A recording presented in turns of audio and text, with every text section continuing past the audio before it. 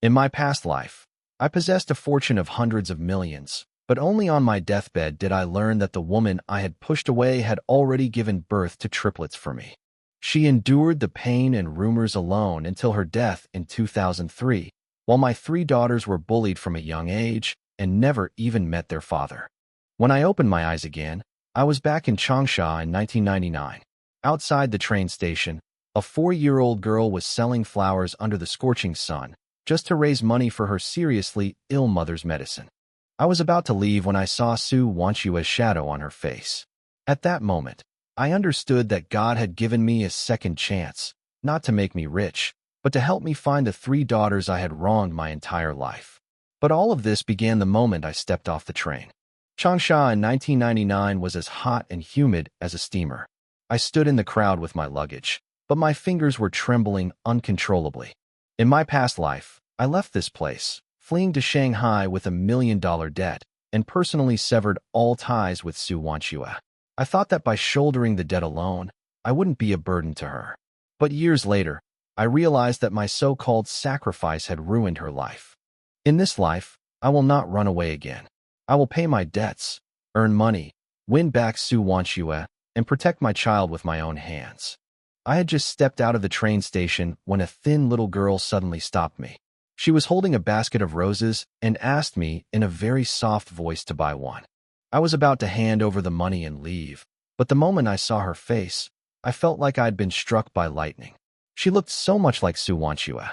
The girl forced a smile and said all the roses were only 5 yuan. Without hesitation, I bought all the flowers she was holding on the spot. Her eyes lit up with joy, but her little hands were sunburned and red. She was only 4 years old, yet she had already learned to make a living under the scorching sun. I couldn't help but ask her why she was selling flowers alone at the train station. With so many people coming and going, she was so young. Something could happen to her at any moment. She proudly said that she knew people in the neighborhood and wasn't afraid. But when I asked about her parents, the smile on her face vanished instantly. She lowered her head and told me that her father had passed away long ago. Her mother was seriously ill, and she wanted to earn money to treat her mother's illness. Those words pierced my heart like a knife. I bought her an ice pop, and although she was clearly drooling with desire, she still shook her head and refused. She said her mother had taught her not to take things from strangers. The more sensible a child is, the more heartbreaking it is to see them. The girl politely thanked me and prepared to leave, clutching her empty flower basket. Watching her small, thin figure, I couldn't shake the feeling of unease. Just as I turned the corner, I saw her being blocked by several boys. They insulted her, calling her a fatherless, unwanted orphan. The boys tried to snatch her flower basket and shoved her. The girl's eyes were red, but she clung tightly to the basket, refusing to let go even as she fell. Just as the fist was about to land, I rushed forward and stood in front of her. At that moment, the anger in my chest exploded completely. I pointed at the children and yelled at them, saying they had parents who gave them life but no one to teach them, that all they did was bully weaker girls, and that they were worse than animals. The boys turned pale with fright and quickly ran away crying. Only after they left did I realize that my hands were trembling with anger. I knelt down to check the girl's injuries. Her calf was scraped and bleeding, but she was still enduring the pain and smiled at me instead. Her name was Sue Bauer. Hearing that surname made my heart skip a beat. The character Sue was like a key, unlocking my nightmare. I offered to take her home. She hesitated for a moment, but finally nodded obediently. But the first thing she did was go to the florist to return the flower basket. The florist's eyes immediately lit up when she saw me with Bauer. I told her the truth. I was from Yongzhou and had only helped the child. The proprietress then lowered her guard. While wrapping roses, she said that Bauer was so sensible that it broke her heart, and that it was too hard for her mother to raise a child alone. I didn't ask any more questions, just turned around and went to the pharmacy to buy disinfectant and spray. When I came back, Bauer's eyes lit up instantly when she saw me. She sweetly called me Uncle Jiang. That sound hit me like a hammer blow to my heart, bringing warmth to my previously cold, reborn life for the first time. I cleaned her wound very gently. Her little face turned pale with pain, but she gritted her teeth and didn't cry, as if she was used to enduring it. After I finished treating her wound, I was about to leave, But Bauer suddenly grabbed me and earnestly invited me to take her home, and even said she wanted to buy me some water. I knew it was just the child expressing their gratitude, but I still agreed. It was as if an unseen force was pushing me to make this trip. All the way up, her calves were in terrible pain, but she pretended to be fine. It wasn't until we reached the top of the stairs and her face turned pale that I squatted down and carried her on my back. She lay quietly on my back, her little hands gently resting on my shoulders. In that instant, I felt a long-lost sense of peace. She suddenly asked me if I had a girlfriend. I was taken aback for a moment, and could only smile and tell her that I was still single. She earnestly praised me for being handsome and kind, saying that many girls would definitely like me in the future. I wanted to laugh, but a strange pang of sadness welled up inside me. In my past life, it wasn't that no one approached me. It was just that I shut out all feelings to repay debts and to survive. But the person I rejected may have ended up bearing my child alone and then living out the most painful part of their life alone. When we arrived at her door, Bauer handed me the key. I opened the door and gently placed her on the sofa. The house wasn't big, but it was very clean. There were no unnecessary decorations on the table, and the old fan in the corner was still creaking. Just then, a photo under the TV cabinet suddenly caught my eye. I only glanced at it, and I froze instantly. The woman in the photo was none other than Su Wanchua. Even if I had died once, I would never mistake that face. And standing beside her were three almost identical little girls. One of them was Sue Bauer, the one I had just carried home. I stared intently at the photo, my mind exploding. Triplets, for years old, 1999, everything matched up. If they were 4 this year, then Su Wanchua would have given birth to them in 1995.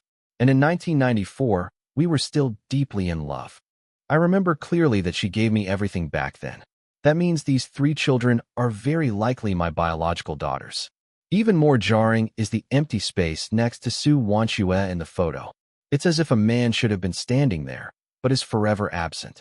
I looked through the photos. Every single one featured Su Wanchua and her 3 children, but the children's father was never in the picture.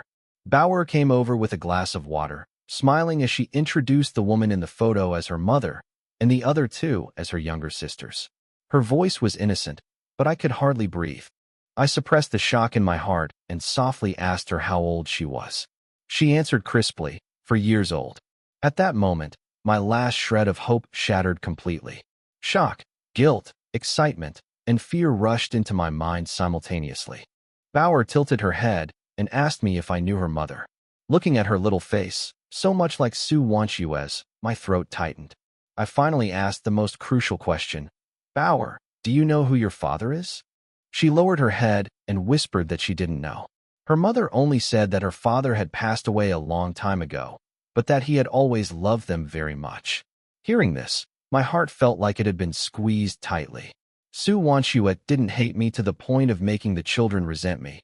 She had even preserved my dignity as a father. But I, this so-called father, made her suffer alone for 5 years, leaving my 3 daughters without a father since birth. I asked her again if she had her mother's phone number. Bauer shook her head, saying that her family couldn't afford a cell phone, and her mother was currently on a business trip and wouldn't be back for a week. Then I remembered that it was 1999. Cell phones were ridiculously expensive, and life was going to be even harder for a woman raising 3 children on her own than I had imagined. Bauer also said that her second sister is currently staying at Aunt Lin Zhao's house. Hearing that name, I immediately snapped out of my daze. Lin Zhao is Su Wanchua's best friend. She must know what happened back then, and she must know the background of these 3 children. But Bauer still has an injury on her leg, so I decided to take care of her first.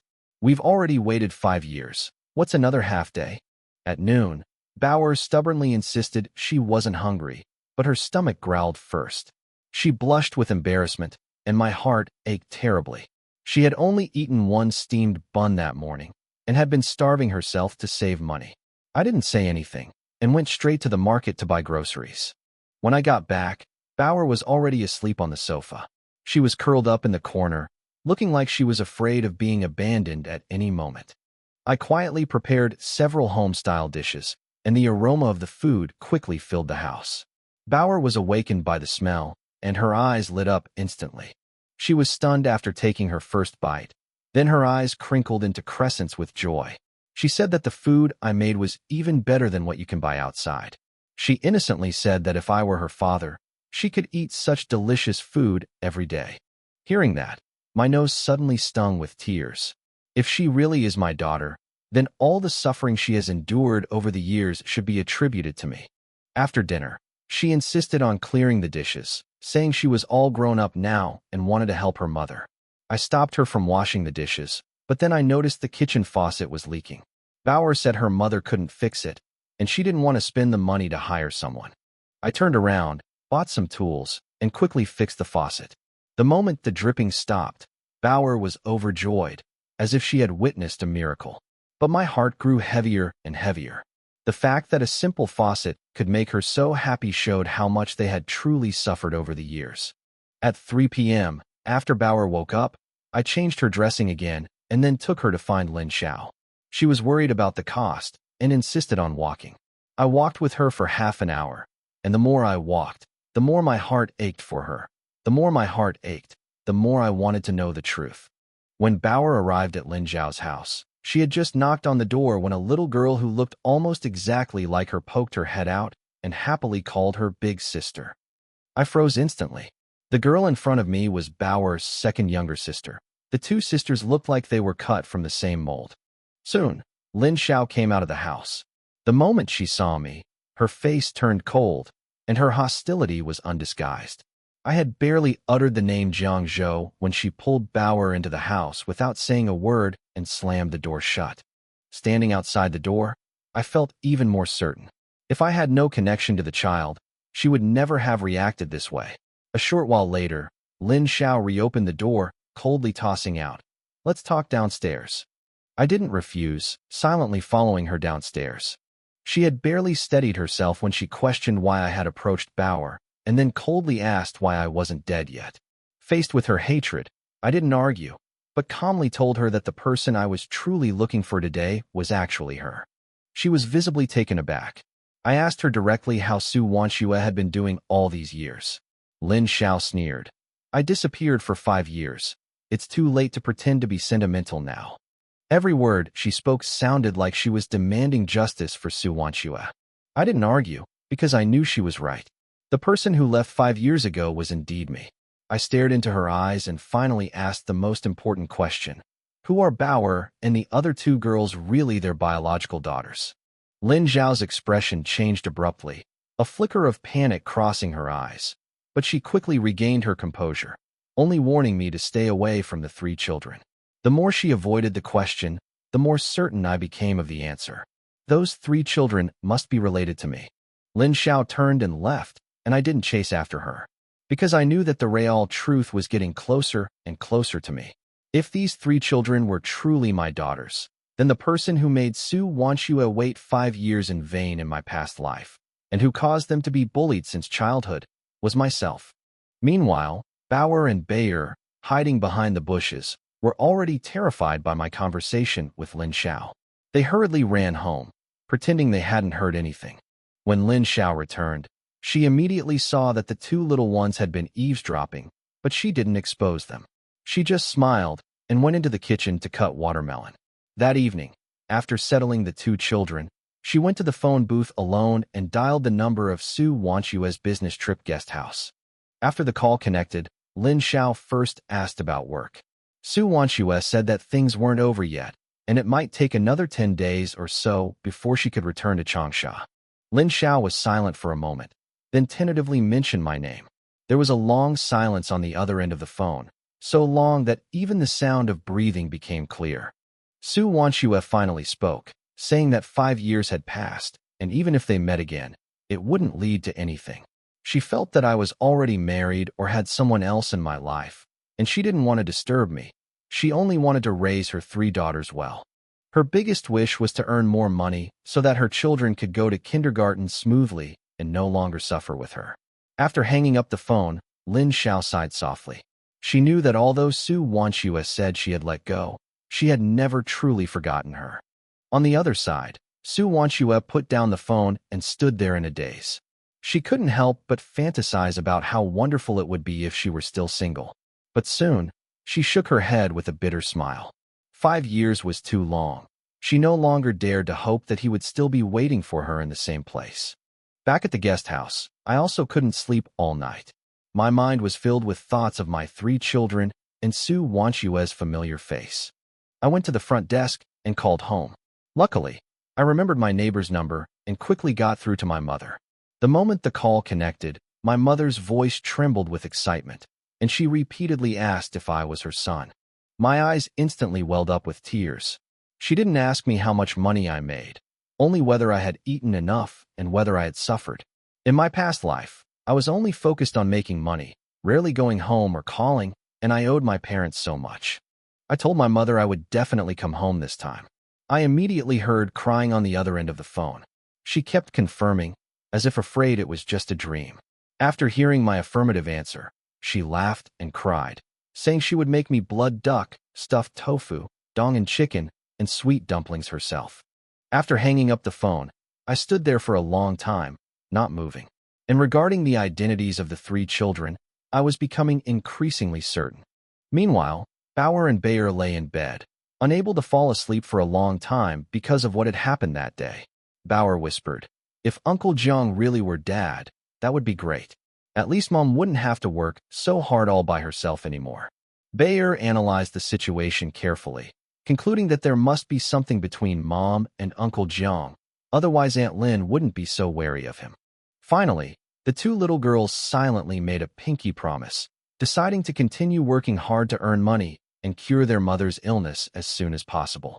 I was completely unaware of all this. All I knew was that I couldn't let them continue living such a hard life. The next morning, I waited outside the residential area. Sure enough, Lin Xiao quickly took Bauer and Bayer away on the bus. I didn't follow. Instead, I started thinking about more practical issues. Right now, what I lacked most was money. I only had 200 yuan, which couldn't change anyone's fate.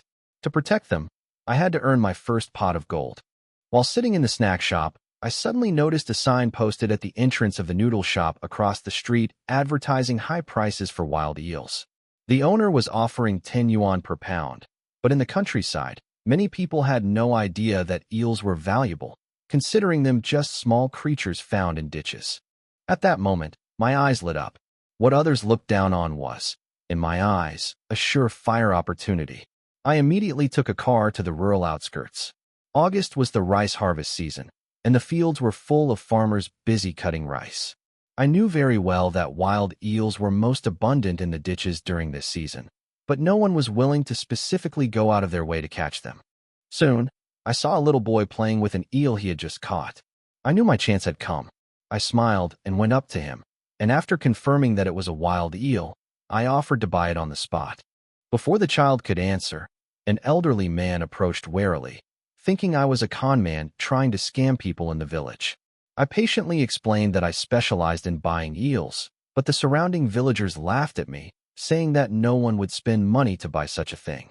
I didn't argue and just quoted the price. For yuan per gene, 500 G, I'd buy as many as I wanted, cash on the spot.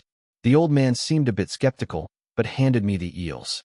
I weighed them in my hand and immediately took out 1 yuan and 20 cents and handed it to him. Upon receiving the real money, the old man was stunned. He immediately urged his grandson to continue catching eels in the field, and his attitude changed drastically in an instant. A dozen minutes later, the little boy ran back, carrying a bag of eels. After checking them, I handed him 20 yuan. I deliberately shouted out the price. 5 gene of eels, 20 yuan in cash. As soon as I said that, the entire rice paddy fell silent. Everyone stopped what they were doing and stared in shock at the 2 10-yuan bills. No one thought I was a liar anymore. I struck while the iron was hot and announced loudly that I would only be buying 50 gene today, first come, first served, and I would stop immediately once I had bought enough. The moment I finished speaking, the entire village erupted in excitement. Those who had just been laughing at me dropped their sickles and rushed into the ditches to catch eels. Eels that no one wanted suddenly became hot commodities. Old people, children, and young people alike rolled up their trousers, afraid of missing out on a chance to make money. Before long, bags of eels were piled up at my feet. After collecting 50 gene, 25 kilograms, I knew my first pot of gold was finally starting to roll in. I carried the eels back to Changsha and went straight to that noodle shop. After the proprietress inspected them and confirmed they were all wild eels, she bought them all on the spot. 50 caddies of eels, 10 yuan per caddy. I received a full 500 yuan in cash. After deducting costs, I made a net profit of 300 yuan on this trip. Seeing that my goods were good and I was straightforward, the shop owner offered to let me deliver every day from now on, with a maximum of 50 caddies per day. After that, I found a few more eel restaurants. They weren't big, but they were enough to consume the eels I collected each day. For the next 2 days, I kept traveling back and forth between the countryside and Changsha, collecting eels from the ditches and selling them to restaurants in the city. In just 2 days, my savings grew to over 2,000 yuan. But the more I earned, the more I worried about Su Wanxue and the 3 children. These days, I wait outside Lin Zhao's apartment complex every day. But she always has Bauer and Bayer with her, making it impossible for me to have a chance to see them alone. That morning, Lin Zhao left her 2 children in the residential area, repeatedly telling them not to run around and not to trust strangers.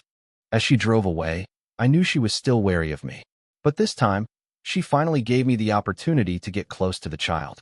As soon as Lin Zhao walked away, Bauer pulled Bayer along, preparing to go to the flower shop to pick up flowers to sell. Hearing this, my heart ached again. While other children were still being pampered, these girls were already thinking about earning money to support their families. The more I understood them, the more guilty I felt. As I walked over, Bauer recognized me immediately and happily called out, "Uncle Jiang." That smile warmed my heart. She asked me where I'd been these past few days. I smiled and said, "Uncle has been busy, and I came to see you as soon as I finished." During our conversation, I noticed that the sisters' old clothes were faded from washing. At that moment, I became even more determined to make it up to them. I took them straight into the children's clothing store. Bauer immediately waved her hands nervously, saying that she didn't need to buy clothes and that it was too wasteful of money. I patted her head and told her not to worry about spending money. Just pick out what she liked, and I would take care of the rest. I picked out a pink dress for Bauer and a blue overalls for Bayer, and had them try them on. When the 2 sisters came out after changing, I was completely stunned. They looked like 2 little angels, so beautiful that I couldn't take my eyes off them.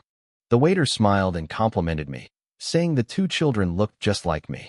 My nose stung, and I almost lost my composure. Belle earnestly explained that I wasn't their father. But more than ever, I hoped it was true. Hearing that 2 sets of clothes would cost 60 yuan, Bauer immediately pulled her younger sister back to change into her old clothes, saying she couldn't let me spend so much money. While changing, they secretly glanced back at the new dress. Their love for it was impossible to hide, yet they still stubbornly resisted the urge to give it up. I stood outside the door and saw everything. When they came out, I told them directly that the clothes had been bought. Bauer hurriedly told me to return it. I smiled and said, "This is a gift from your uncle. Don't worry about the money." She hesitated for a long time before gently nodding.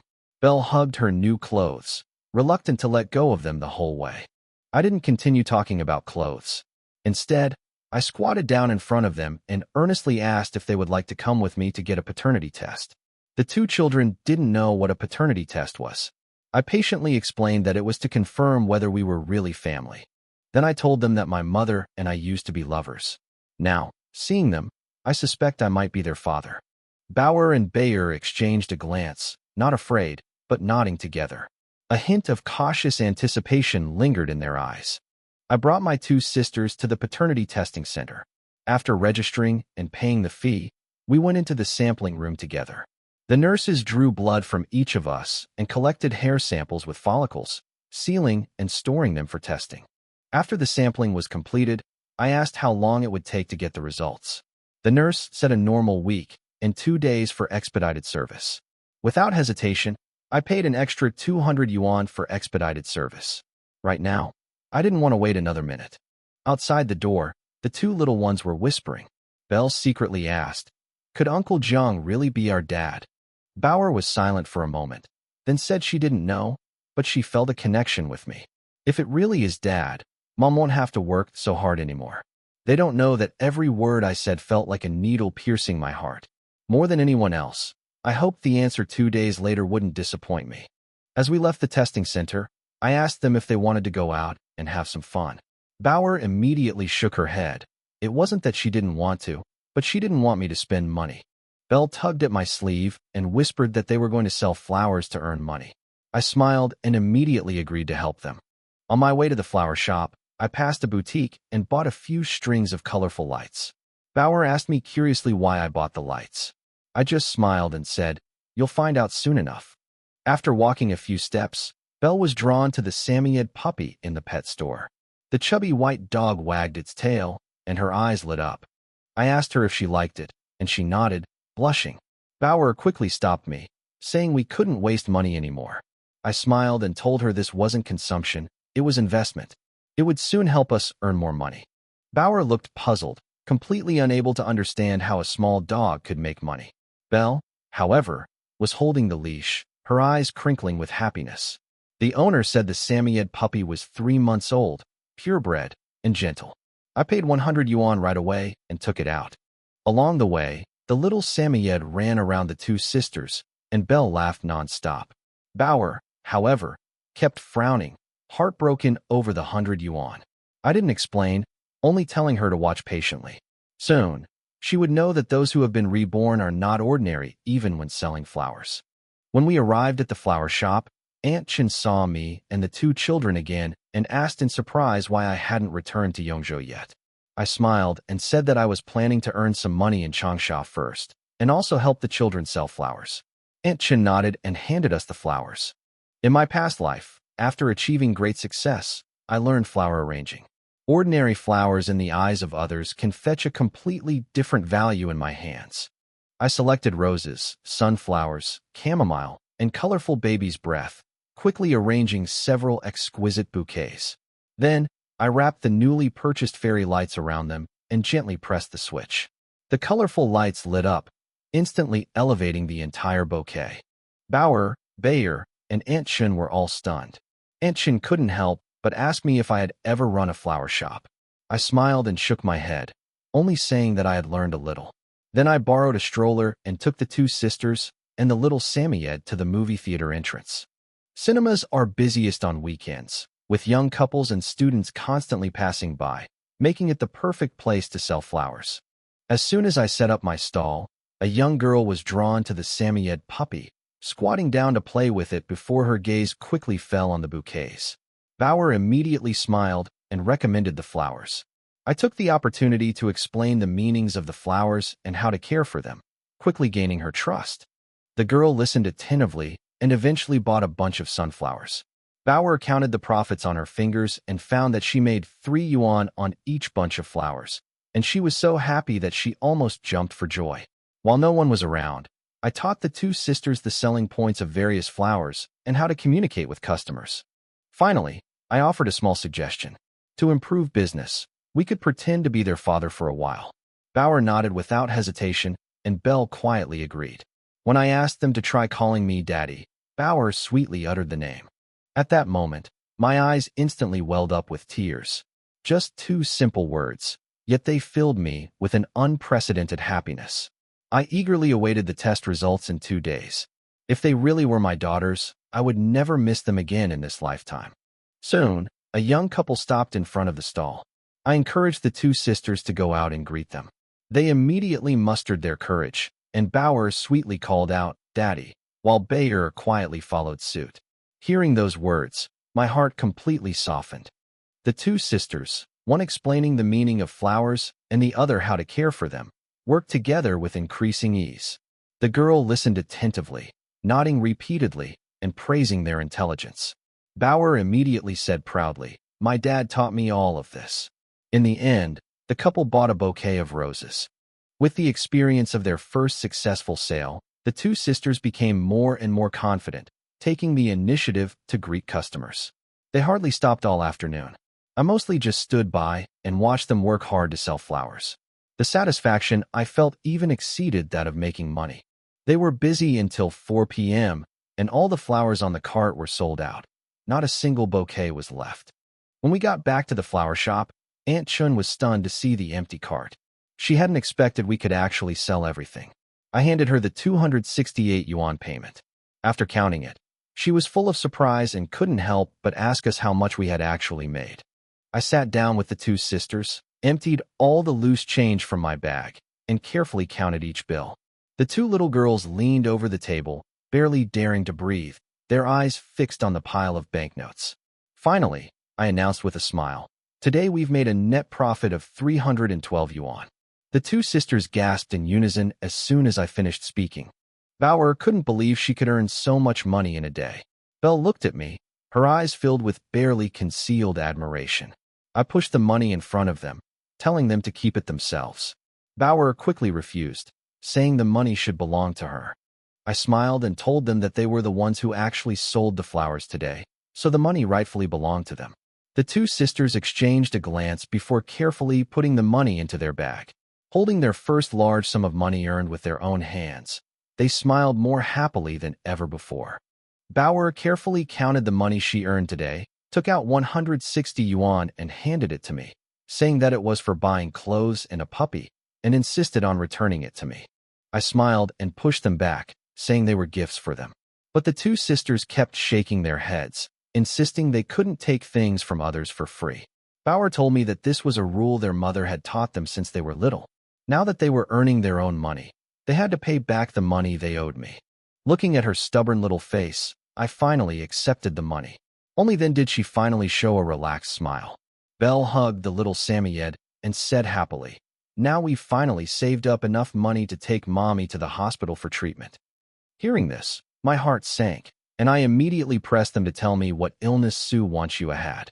The two sisters shook their heads, knowing only that their mother coughed incessantly every night, but had always been reluctant to go to the hospital for a checkup. I instantly understood that it wasn't that she didn't want to get treatment, but that she simply couldn't bear to spend the money.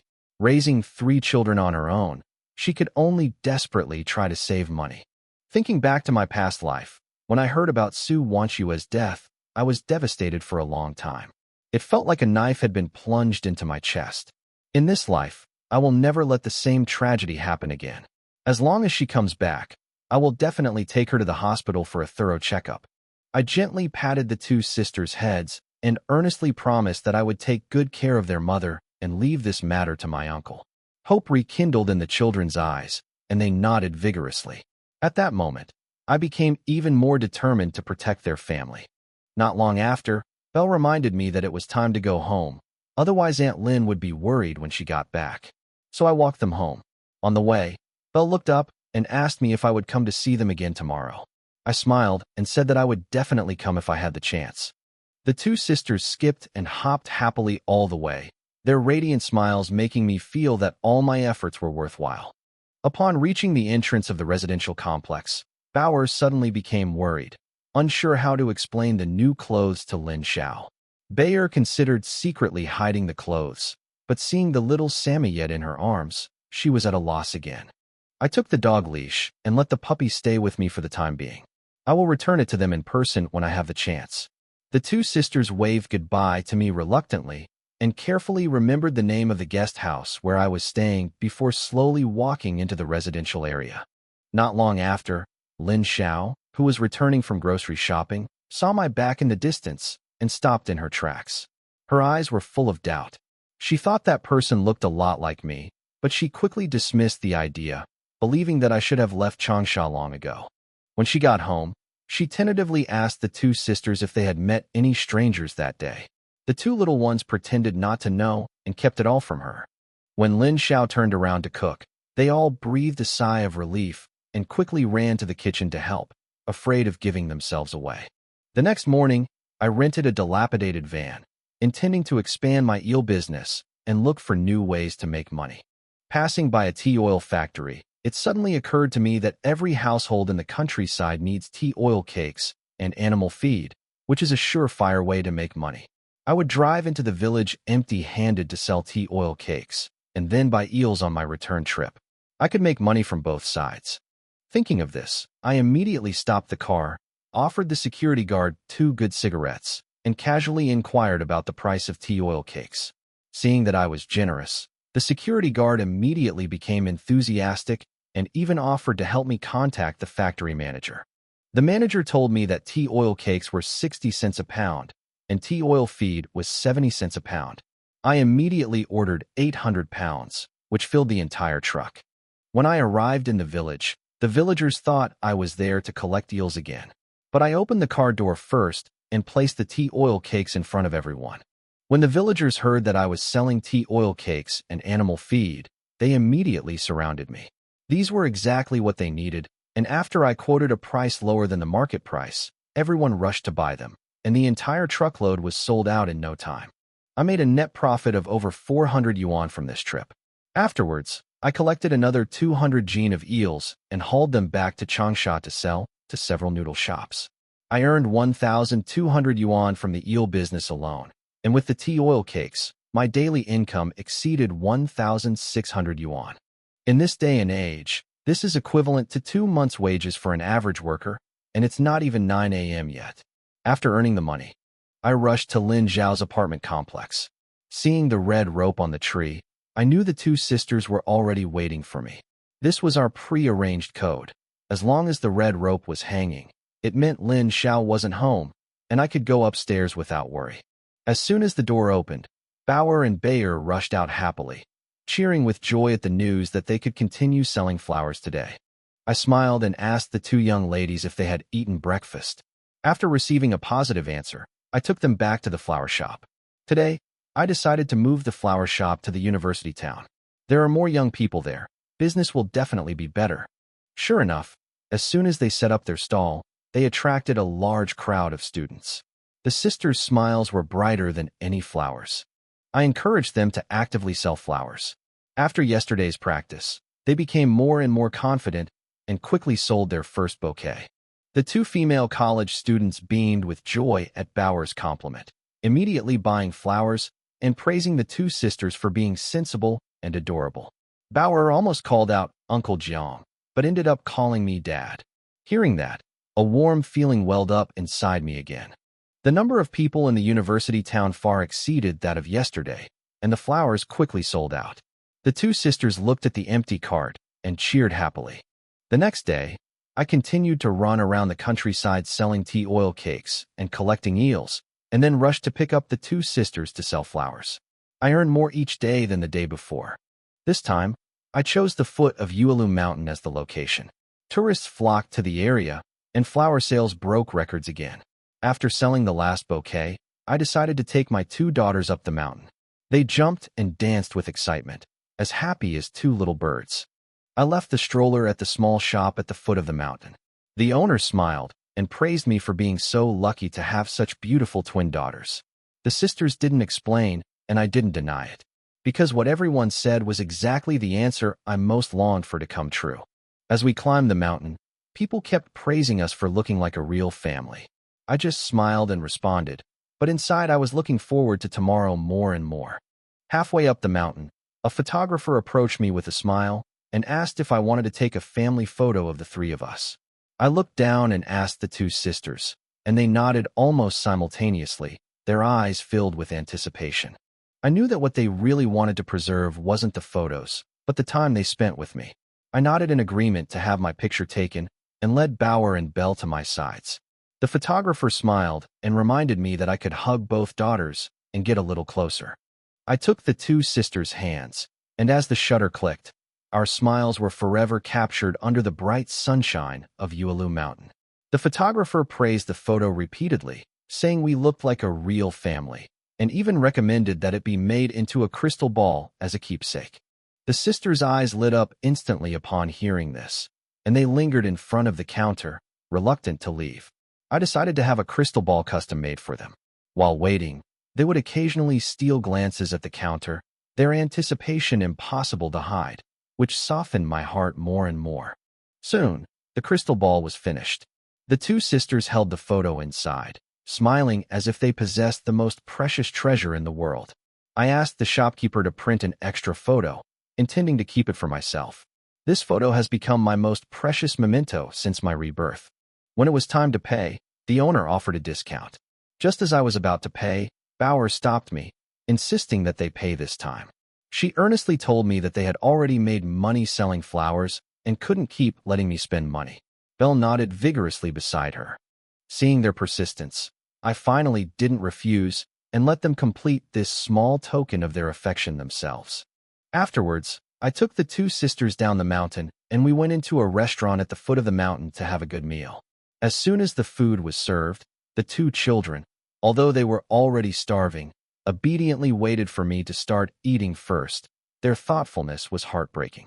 I put beef on their plates, and Belle ate it with a satisfied look on her face. Bauer, however, laughed and said that even the best food couldn't compare to the aroma of my cooking. Hearing this, I couldn't help but smile and promise to cook for them often in the future. The two sisters immediately ate half a bowl more happily. After dinner, we went back to the flower shop to pay the bill. We made another 400 yuan selling flowers today, and I gave it all to the two sisters to keep for themselves, as usual. Aunt Chen stood there, stunned. In just a few days, the money I earned with the two children was almost equal to her monthly income. What shocked her even more was that I hadn't taken a single penny. I'd given it all to the two children. The way she looked at me completely changed. After leaving the flower shop, I took them into the supermarket, intending to buy some things the two little ones liked. I told them to pick out any toys and stationery they wanted, but Bauer gently shook her head, saying that the money should be saved for her mother's medical treatment. Belle kept staring at the Barbie dolls on the shelf, her little face full of love, but she didn't dare to say anything. Bauer immediately advised her sister to give up, saying the toys were too expensive and not worth the money. She was so mature for her age. I gently stroked Bauer's head and told them that as long as I was there, they wouldn't have to compromise themselves for money anymore. In the end, I bought them toys and a few sets of stationery. Seeing the two children's happy smiles, I felt it was all worth it. On the way home, we ran into the same boys who had bullied Bauer again. They recognized me from afar. One of them deliberately mocked the two sisters, asking if I was their new father, which caused the other children to join in the teasing. Belle, her eyes red, retorted loudly, saying that I was their father, and if anyone bullied them again, their father would stand up for them. I merely gave them a cold glance, and the children turned and ran away in fear, none daring to utter another word. But I felt no relief at all. I couldn't imagine how much suffering the two sisters had endured over the years. I secretly vowed that once the paternity test results came out, I would never let anyone bully them again. When we got home, Belle didn't say a word. She ran straight into her room and slammed the door shut, which made my heart tighten. I was about to ask her something when Belle gently shook her head and said that her sister was just sad and that I shouldn't worry. I remained silent for a moment, then turned and left the house. Since I didn't know how to comfort the child, I could only try to find a way to make her happy again. Inside the room, Bauer gently pushed open the door and saw Bayer lying on the bed, secretly crying, her shoulders trembling. Seeing her sister come in, Belle couldn't hold back any longer and threw herself into her sister's arms, bursting into tears and letting out all her grievances. Bauer gently patted her, telling her to be strong. But as she spoke, her own eyes slowly reddened. Belle sobbed as she asked if they had a father. Bauer gently wiped away her tears and whispered, "I might be your father." She earnestly told her sister that if that were true, they would also be children with a father's love, and they would never be laughed at again. Just as the two sisters were talking, the door suddenly opened. I walked in carrying a large cake, and the two children were instantly stunned. They had never eaten cake before, and had no idea why I had suddenly bought it. They could only stare at me blankly. I just smiled and said that I'd heard that when girls are unhappy, eating something sweet makes them feel much better. I cut the cake and handed it to them. Belle had just taken her first bite when Bauer suddenly secretly smeared some cream on her sister's face. I also smeared some cream on Belle's nose and gently dotted it, instantly turning her into an adorable little kitten. Belle quickly realized what was happening and grabbed the cream to retaliate. Belle laughed and dodged, and the living room instantly erupted into chaos. I joined them, and the three of us chased each other, laughing, smearing cream everywhere. For the first time, the room was filled with laughter. Seeing the two sisters finally smile again, I felt a huge weight lifted from my shoulders. Even though the cake was wasted and the house was a mess, I felt it was all worth it, as long as they could still laugh so carefree. After they'd had their fun, Bauer felt bad about the remaining cake, saying she'd spent almost all of it playing with. I smiled and promised to buy it whenever she wanted. The two children nodded happily and then tidied up the living room on their own. I helped them tidy up and we quickly restored it to its original state. After I finished, I was covered in sweat. Bauer handed me a towel, and Bayer brought me a water glass. The two of them quietly took care of me. Seeing how considerate they were, I felt both heartbroken and warmed. The more considerate they were, the more I wanted to make up for all the things I had done to them. I escorted them back to their room to rest, but Bauer gently took my hand, inviting me to lie down and rest with her. Eventually, I lay down on the bed with the two sisters. Soon, they fell asleep peacefully, nestled gently in my arms. That night, I dreamt that Su Wanxue and her 3 daughters were all by my side, and we were living happily together as a family. When I woke up, I gently covered the 2 sisters with the blankets, quietly got up and left, hoping that the dream would one day become a reality. When they woke up, they found I was no longer beside them. Belle sat up groggily, her first words being a soft question to her sister. "Daddy, is he gone?" Last night, eating cake and playing around together felt so real, they even thought it was just a beautiful dream. The 2 little girls pushed open the door and saw me standing on a stool changing a light bulb. They immediately ran over happily and sweetly called out, "Uncle Jiang." I smiled and told them that several lights in the house were broken, so I bought new bulbs to replace them, making it safer to see things at night. The 2 sisters nodded obediently and thanked me together.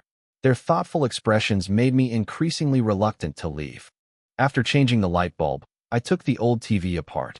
The screen kept flickering static, and it took me ages to fix it, so I just fixed it anyway. Soon after, the TV lit up again, and the picture became clear and stable. The 2 sisters looked at me, their eyes filled with barely concealed admiration. Belle couldn't help but praise me for being able to do everything, and Bauer looked at me with admiration, as if I were an omnipotent superhero. After finishing everything, I took them back to Lin Zhao's house. Because the next day was the day the paternity test results would be available. The next morning, after finishing my business selling eels and tea oil cakes, I couldn't wait to rush to the paternity testing center. The testing center hadn't opened yet, but I was already standing at the door waiting. The closer it got to 9 o'clock, the faster my heart was beating. The staff recognized me and quickly led me into the office. As soon as I sat down, I couldn't help but ask about the test results. The staff smiled and told me to wait a moment, then turned to get the report. I sat on the sofa, so nervous I could barely light a cigarette. Those few minutes felt longer than 2 lifetimes. Su Wanxue and Bauer and Bayer's smiling faces kept flashing through my mind.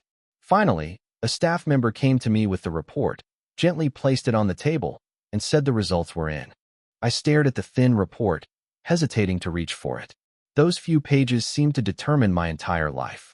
After a long silence, I finally mustered the courage to open the report and slowly read it word by word, starting from the first page. I deliberately covered the final conclusion with my hand, my heart pounding faster and faster.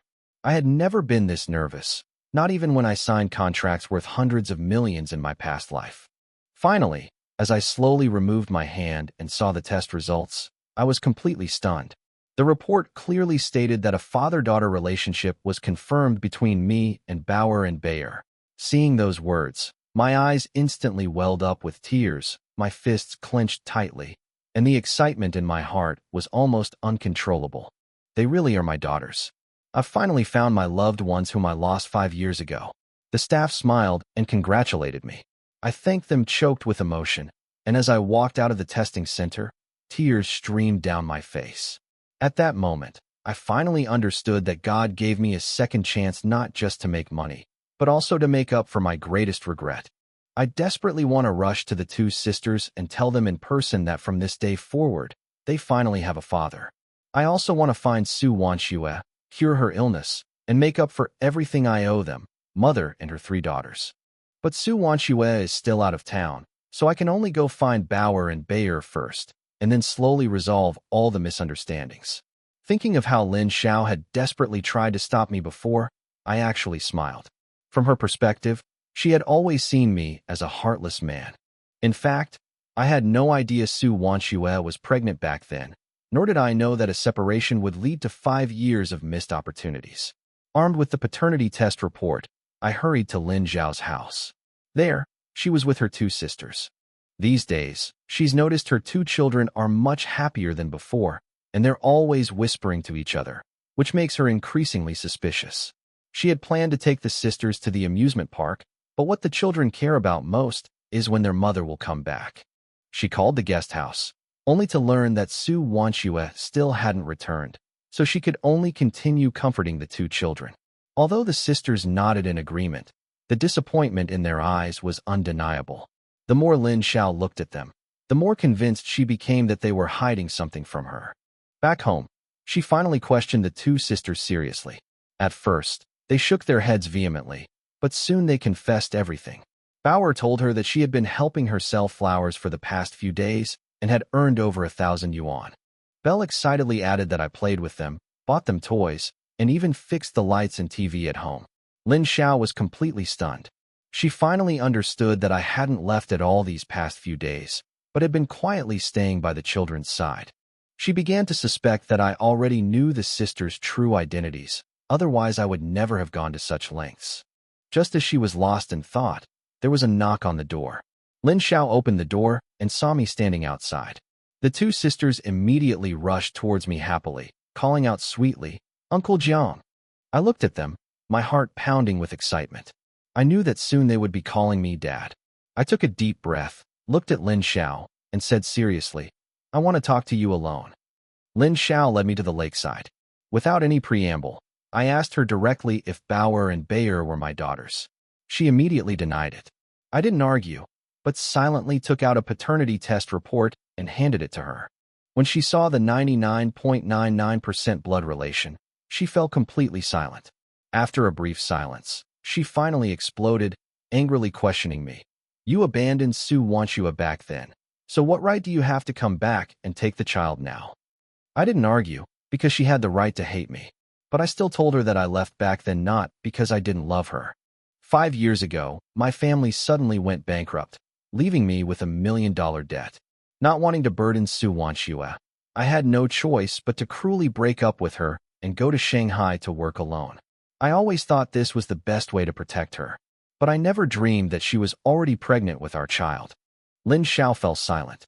For the first time, she realized that I wasn't heartless, but rather that I was bearing everything in the most foolish way. I continued to tell her that this rebirth back in Changsha was due to Bauer bringing me back to Su Wanchua's side, and it was also she who led me to discover the truth. It wasn't until I saw the two sisters and the paternity test results that I finally confirmed they were my biological daughters. Finally, looking at Lin Xiao, I promised, word by word, that although I currently have $1 million debt, I will pay it all off within 3 months. I will take Su Wanchua back and care for our 3 daughters, ensuring that the 4 of them will never have to suffer any more grievances. I told Lin Xiao that in the 5 years since I separated from Su Wanchua, I have never been in a relationship and have always been alone. This is not an explanation, but a fact. Hearing this, Lin Xiao's cold expression finally softened somewhat. She knew that Su Wanchua hadn't accepted anyone over the years either. Many eligible men had pursued Su Wanchua over the years, and even knowing she had 3 children, they still refused to give up. She refused them all, and if anyone continued to bother her, she would call the police. Eventually, no one dared to approach her anymore. She could have stayed in Beijing or gone to Shanghai or Guangzhou to develop her career, but she chose to come to Changsha, simply because I'm from Hunan province. Lin Xiao always knew that Su Wanchua had never truly let go of me. She stayed in Changsha, only hoping to meet me again someday. After a long silence, Lin Xiao finally relented. She told me that as long as she paid off all the debts within 3 months and proved that she was capable of supporting the family, she would no longer stop me. I nodded solemnly and agreed on the spot. This was not only a promise, but also a goal I set for myself. When I got home, the 2 sisters were already waiting anxiously. As soon as they saw me return, they ran over, but stopped in their tracks because of Lin Xiao's serious expression. I stopped Lin Xiao, who was about to take the children back to their room. Now that the paternity test results were in, there was no need to continue hiding the truth. Lin Xiao looked at the 2 sisters, remained silent for a moment, and finally spoke, telling them that I was their real father. Upon hearing this, the 2 sisters froze, their eyes widening as if they couldn't believe their ears. The next second, they jumped up excitedly, shouting that they finally had a father, tears already streaming down their faces. I went over and gently hugged them, my own eyes welling up with tears. In that moment, I finally rediscovered the family I had lost for 5 years. The two sisters looked at me at the same time and called out "Dad" earnestly. This time, it wasn't pretending, it was a truly genuine way of addressing me. Bauer hugged me tightly, saying she finally had a dad. Belle waved her little fist, saying that from now on, if anyone bullies them, their dad will protect them. Standing beside her, Lin Xiao couldn't help but smile. This was the first time she had seen the two children so happy. She then went downstairs to contact Su Wanxue, but received the same message. The other party had not yet finished her business trip and returned to Changsha. When we got back, Lin Xiao suggested we go out to celebrate. I immediately offered to treat everyone. But Bauer raised her hand first, saying that they were little rich girls now and wanted to treat their dad and Aunt Lin to dinner. I smiled and patted her little head, telling them that now that they have a dad, this kind of thing should naturally be his responsibility. Lin Xiao was worried that I was still in debt and didn't want me to spend money recklessly. But I told her seriously that earning 100,000 a month wasn't difficult for me right now. Bauer immediately vouched for me, saying that her father had taken them to sell flowers for 3 days and earned over 1,000 yuan, which he had given them all. Bayer nodded repeatedly. Lin Xiao didn't believe it at first, but when Bauer brought out a small cloth bag full of change, she was completely stunned. The bag contained over 900 yuan, a sum of money the two children had never possessed before. Looking at the change, Lin Xiao finally began to believe that she really had the ability to earn money, though she still couldn't believe that she could pay off 1,000,000 yuan debt in 3 months. Just as I was about to leave, Belle suddenly stopped me and whispered that it would be cheaper to cook at home instead of going to a restaurant. I burst out laughing. I knew it wasn't that she was reluctant to spend money, but rather that she had been longing for my cooking. Bauer immediately nodded in agreement, saying that she also wanted to eat the food her father cooked. Lin Xiao was a little surprised. She hadn't expected me to know how to cook. I just smiled and said we'd see after we tried it. In the end, Lin Xiao stayed behind to cook dinner in advance.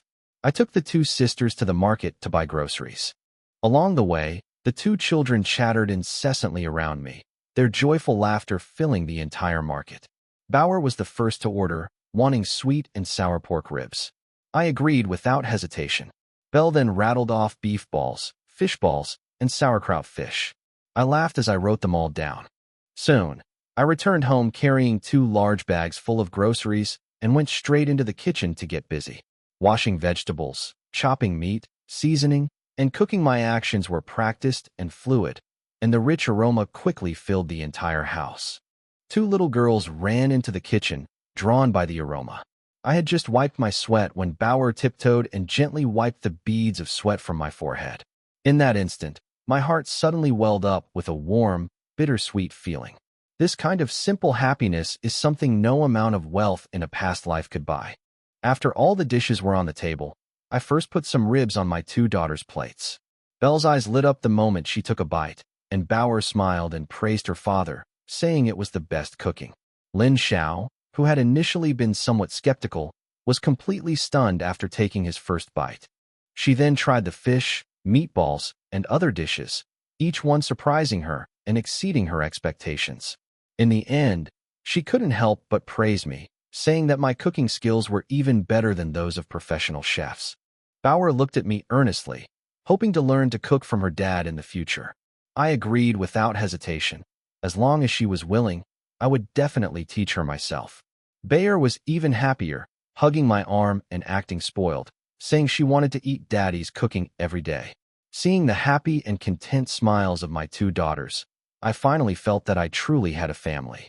After dinner, I went into the kitchen, hoping to take the 2 sisters back to my side to take care of them, but Lin Xiao refused outright. I didn't insist, only saying that I would take the children out to play in the afternoon and would definitely bring them back on time in the evening. Lin Xiao was silent for a moment, then finally agreed. She then told me that Su Wanxue would probably be back in about a week. I didn't press for her contact information. I knew that the most important thing now was to prove myself through actions. After leaving the kitchen, I told the 2 sisters that their father was taking them out to play in the afternoon. Belle jumped up excitedly, and the first thing she asked was if she could see the little Sammy yet. I smiled and nodded, leading my two daughters to the Bayun guest house. As soon as we entered, the landlady asked with a smile if these two pretty little girls were my daughters. I smiled and nodded in acknowledgement. The two sisters obediently called her auntie, making the landlady beam with joy. The proprietress liked the two sisters more and more as she looked at them, and asked with a smile if they were twins. Belle immediately explained seriously that they were actually triplets, with an additional younger sister. The proprietress was stunned, repeatedly exclaiming how blessed I was to have three such adorable daughters. Hearing her words, my heart ached. Even though I am their biological father, it was only today that I truly stood by their side.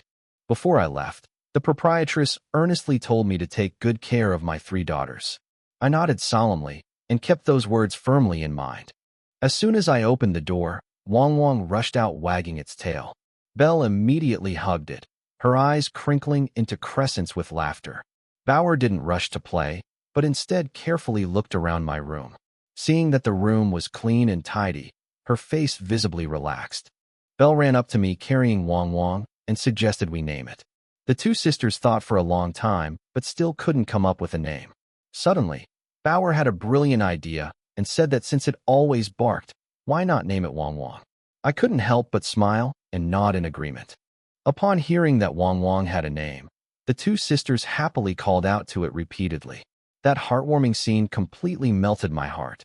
Afterwards, I took my two daughters and Wong Wong out the door, intending to buy dog food for Wong Wong first, and then buy some new clothes.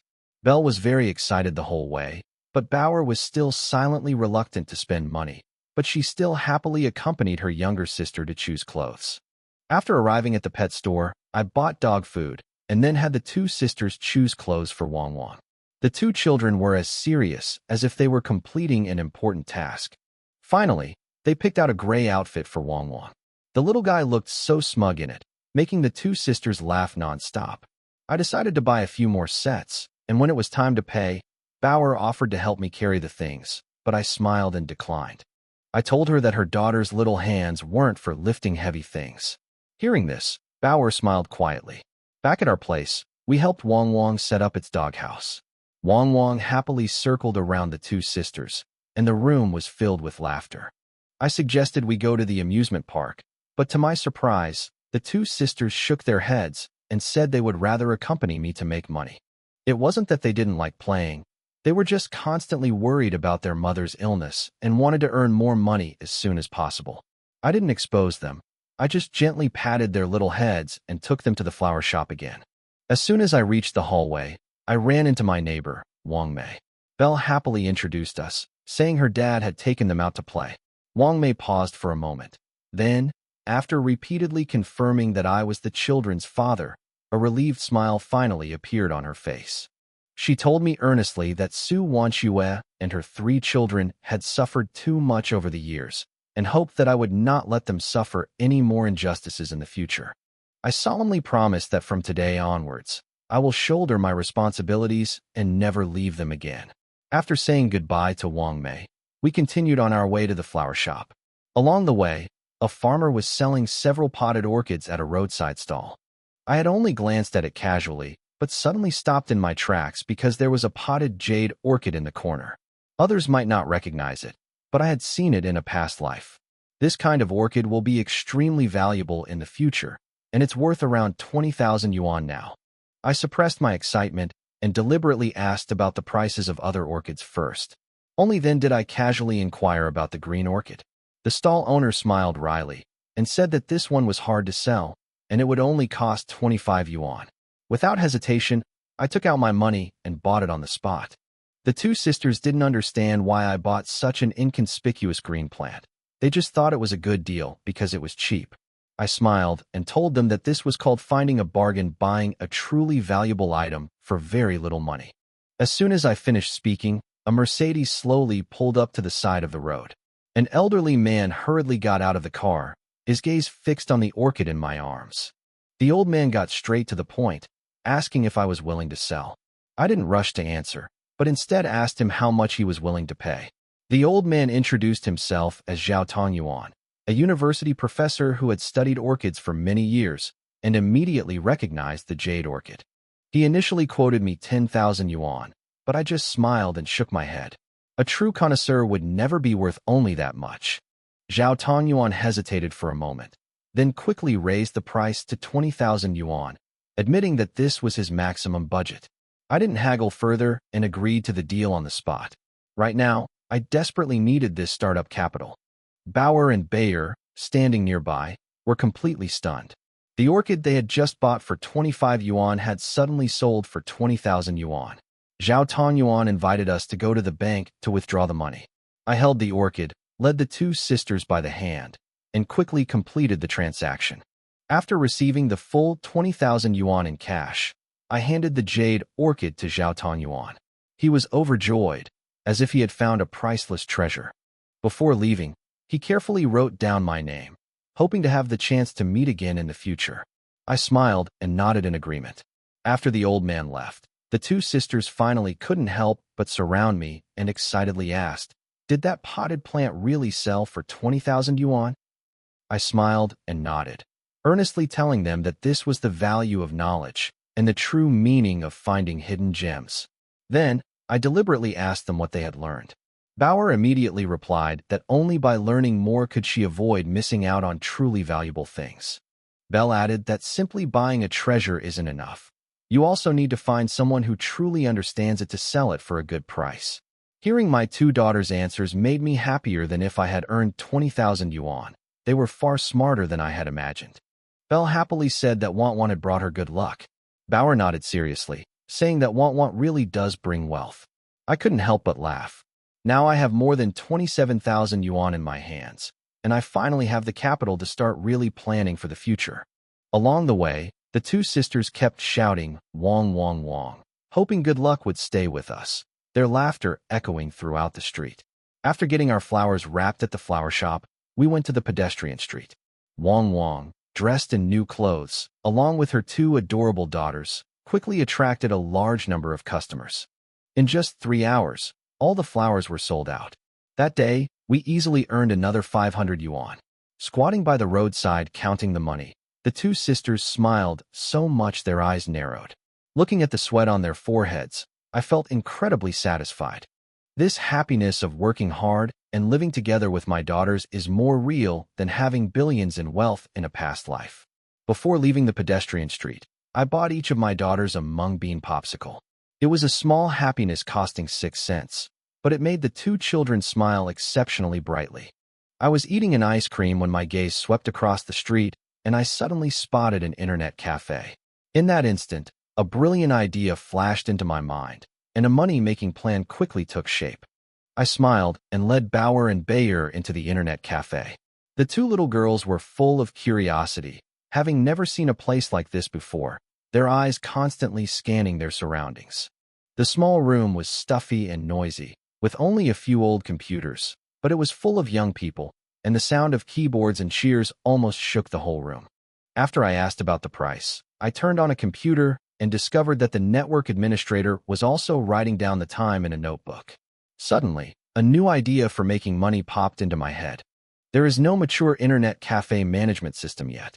Others find it troublesome, but I see a gold mine that no one has discovered. I sat down at the computer with my two daughters and told them with a smile that Daddy would play games with them today. The two little girls immediately surrounded me excitedly. The desktop only had Red Alert and Counter-Strike. Without hesitation, I opened Counter-Strike, skillfully controlled my character, and charged into the battlefield, taking down several enemies in a row.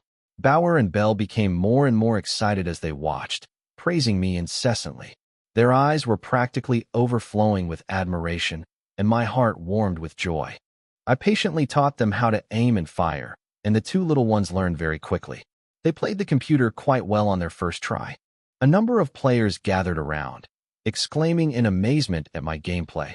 Almost everyone in the internet cafe was drawn to me. But I didn't get engrossed in the game. Instead, I quietly observed the business. 5 yuan an hour. All the computers were full, and there were still many people waiting in line. I quickly did the math. One computer can earn nearly 100 yuan a day, and the more computers you have, the higher the profit. This is practically a golden opportunity. I only have a little over 20,000 yuan right now, so I can't afford too many computers for the time being. But once I get them up and running, it won't be long before I can generate even more capital. This was the eve of the internet cafe boom. While others were still observing, I knew what the future held, and I knew I had to make this money. The 2 hours passed quickly, and I paid and left. Bauer was upset about the 10 yuan internet fee, but I smiled and told her that the more expensive the business, the more money you make. I told my two daughters directly that their dad was planning to open an internet cafe. Their eyes widened instantly. They hadn't expected me to have such a plan. I patiently explained what an internet cafe was and what connecting to the internet meant. After listening, the two little girls quickly grasped the key to making money. Bauer said there was always a queue inside, and there simply weren't enough seats. Bell suggested even more earnestly that they should install more games, and the number of customers would definitely increase. I couldn't help but laugh. She's truly my daughter. At such a young age, she understands the essence of business, more astute than many adults. When we got home that evening, the two little ones kept asking when the internet cafe would reopen, their eyes full of anticipation, seemingly even more excited than I was. During my walk after dinner, I unexpectedly ran into Songja, a high school friend I hadn't contacted in years. He was so excited when he saw me that he almost rushed up to me. After a brief exchange of pleasantries, his gaze fell upon Bauer and Bayer. I introduced them directly, saying, "This is my daughter. Please call him uncle." Bauer greeted everyone politely, while Bayer stood quietly to the side. Songja was completely dumbfounded, never expecting that I already had a child. He asked me in surprise if I had become a father 5 years ago. I didn't explain much, just smiled and nodded. Songja exclaimed in surprise that I had twins, but Bauer immediately corrected him earnestly, saying that they were actually triplets, and the younger sister had gone on a business trip with their mother. Songja was stunned after hearing this, and his gaze towards me completely changed. He repeatedly marveled at how rare triplets were. I let my two daughters play on the slide, and only continued chatting with Songja after making sure they were within sight. He said that after graduating, he joined a bank and is now in charge of loan business, with a monthly loan target of 200,000 yuan, which puts him under a lot of pressure. Hearing the word loan, a thought suddenly struck me. Internet cafes desperately need startup capital, and this opportunity had presented itself. I immediately asked him what the requirements for a loan were. Songja immediately became wary and asked me in return if I was planning to take out a loan to start my business. I didn't hide anything and frankly told them I wanted to borrow money to start a business. Although I had no assets to pledge, I knew that acquaintances were my biggest opportunity. Songja earnestly advised me not to take out a loan lightly, because if the business failed and the bank came knocking on my door to collect the debt, my whole family would be affected. I patted him on the shoulder and told him that I had a wife and children to support, and I had to seize this opportunity to make money. Songja was silent for a moment, then finally asked me what I planned to do. Without hesitation, I calmly uttered 3 words: "Open an internet cafe." Upon hearing this answer, Songja was visibly taken aback. He knew that internet cafes could make money, but he also knew that the investment was enormous, with a single computer costing tens of thousands of yuan. He worried that business would decline after the hype died down, and all his investment would be wasted or even total loss. But I was adamant. Opportunity only comes once. If I don't act now, it will be too late to enter later. I would never give up. After finishing his last puff of cigarette, Songja finally nodded and agreed to help me. He told me that he could find a way to get a loan of up to 100,000 yuan. The opportunity was fleeting, so without hesitation, I asked Songja to help me get a loan of 100,000 yuan. He was stunned on the spot, clearly not expecting me to have such a big appetite. I told him that I could definitely repay the money and that I would never let him take any risk. But he shook his head, saying that he wasn't worried about himself, but rather that I might lose everything. He felt that business seemed easy, but in reality, it was full of pitfalls, and many people only realize this after paying a hefty price. I smiled and told him that I already knew this. This wasn't a gamble, but rather seizing a golden opportunity. He finally agreed to help me apply for a loan the next day. Songja even proactively negotiated the lowest interest rate for me, trying to get it down to 3% per annum. My heart warmed. This kind of timely help is true brotherhood. Then, he smiled and inquired about the children's mother, saying that someone who could give birth to 3 such beautiful daughters must be no ordinary person.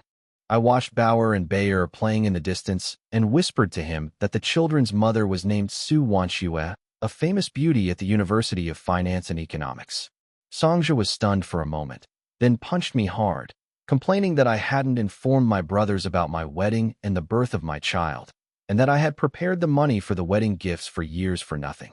I smiled bitterly and recounted all the misunderstandings from back then, including how she gave birth to triplets alone and raised them all by herself. Songja listened in silence for a long time, then earnestly told me, "You must never let a woman like that down in your life." I nodded solemnly. Since God has given me a second chance, I will definitely marry Su Wanxue and make up for everything I owe them, mother and daughter. Meanwhile, Lin Xiao dialed the guest house again, but Su Wanxue still hadn't returned. He could only leave his contact information and continue waiting. That evening, I took Bauer and Bayer home as agreed. The 2 little girls held my hands, repeatedly reminding me to come early the next day. I smiled and agreed, but as I turned to go downstairs, I could still feel their reluctant gazes following my retreating figure. After I left, the 2 children were visibly disappointed. Lin Xiao noticed this and couldn't help but tease them, asking if they were reluctant to part with their father. Bauer immediately started showing off, saying that she earned another 500 yuan selling flowers with me today and also played a lot of fun games. Lin Xiao was stunned when she heard 500 yuan. An ordinary person might not earn that much even after working hard for half a month. She never imagined I was truly capable. Then Bauer added that I took them to an internet cafe and taught them how to play computer games, which made Lin Xiao frown. But Bayer immediately chimed in, describing my marksmanship vividly, her eyes full of admiration. Then, Bauer brought up the jade orchid again, saying that she bought the orchid for 25 yuan and then resold it for 20,000 yuan. Lin Xiao was utterly shocked. She finally realized that this wasn't luck at all, but genuine insight and skill. She suddenly began to believe that when she said she could earn 1 million in 3 months, she might not have been exaggerating, though she still couldn't completely believe it. At 11 p.m., Aunt Chow suddenly knocked on the door, saying that Su Wanxue had finally called back. Lin Xiao immediately rushed over to answer the phone and told Su Wanxue everything about how I met Bauer, did the paternity test, and was reunited with my daughter. There was a long silence on the other end of the phone. When she heard that I had no idea she was pregnant or that the triplets existed, she finally couldn't hold back her tears. Lin Xiao added, "I've been single all these years, not dating any other women, only thinking about paying off my debts. Now I just want to make it up to them, mother and daughters." Hearing this, Su Wanxue's last line of defense finally crumbled. For the first time, she realized that their separation back then wasn't betrayal, but protection. Lin Xiao didn't make the decision for me. He only told her that I promised to take responsibility, marry her, and take care of our 3 children for the rest of my life. After a long silence, Su Wanxue finally relented and asked Lin Xiao to give me the guest house's phone number, thus giving us a chance to start over. Before hanging up the phone, Lin Xiao told her that she had been taking Bauer and Bayer to sell flowers to make money these past few days, and they had already earned more than 1,000 yuan in just a few days.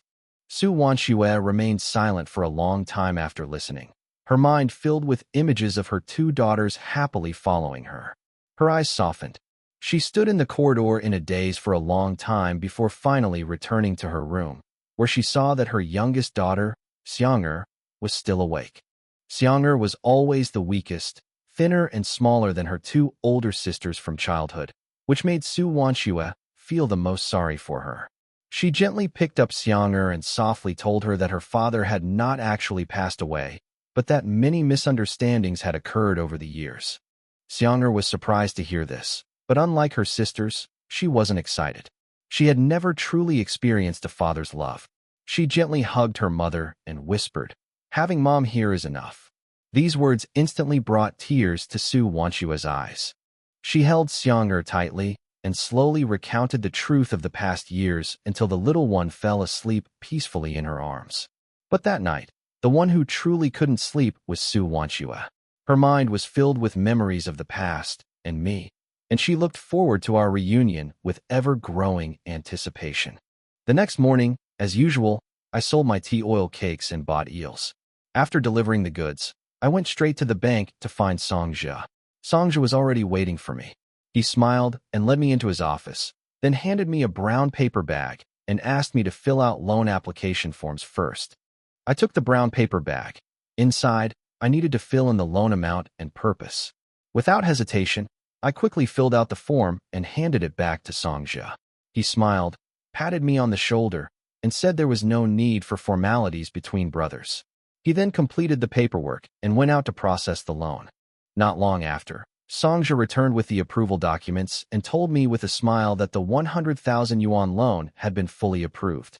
I breathed a sigh of relief and opened a bank account to deposit the 100,000 yuan loan and the 27,000 yuan I had earned in the past few days. I only had a little over 2,000 yuan in cash on me. It's not safe to carry too much money when doing business. A bank card is more convenient for future transactions. After finishing the formalities, it was already past 9 o'clock. I thanked Songjia, made an appointment to treat him to dinner another day, and then rushed to Xiangdi Community to pick up my 2 daughters. Songjia stood at the bank entrance watching me leave. He wasn't envious. He was only worried that my business would fail. After all, I still had 3 daughters to support. As soon as I knocked on the door, Bauer's happy voice came from inside.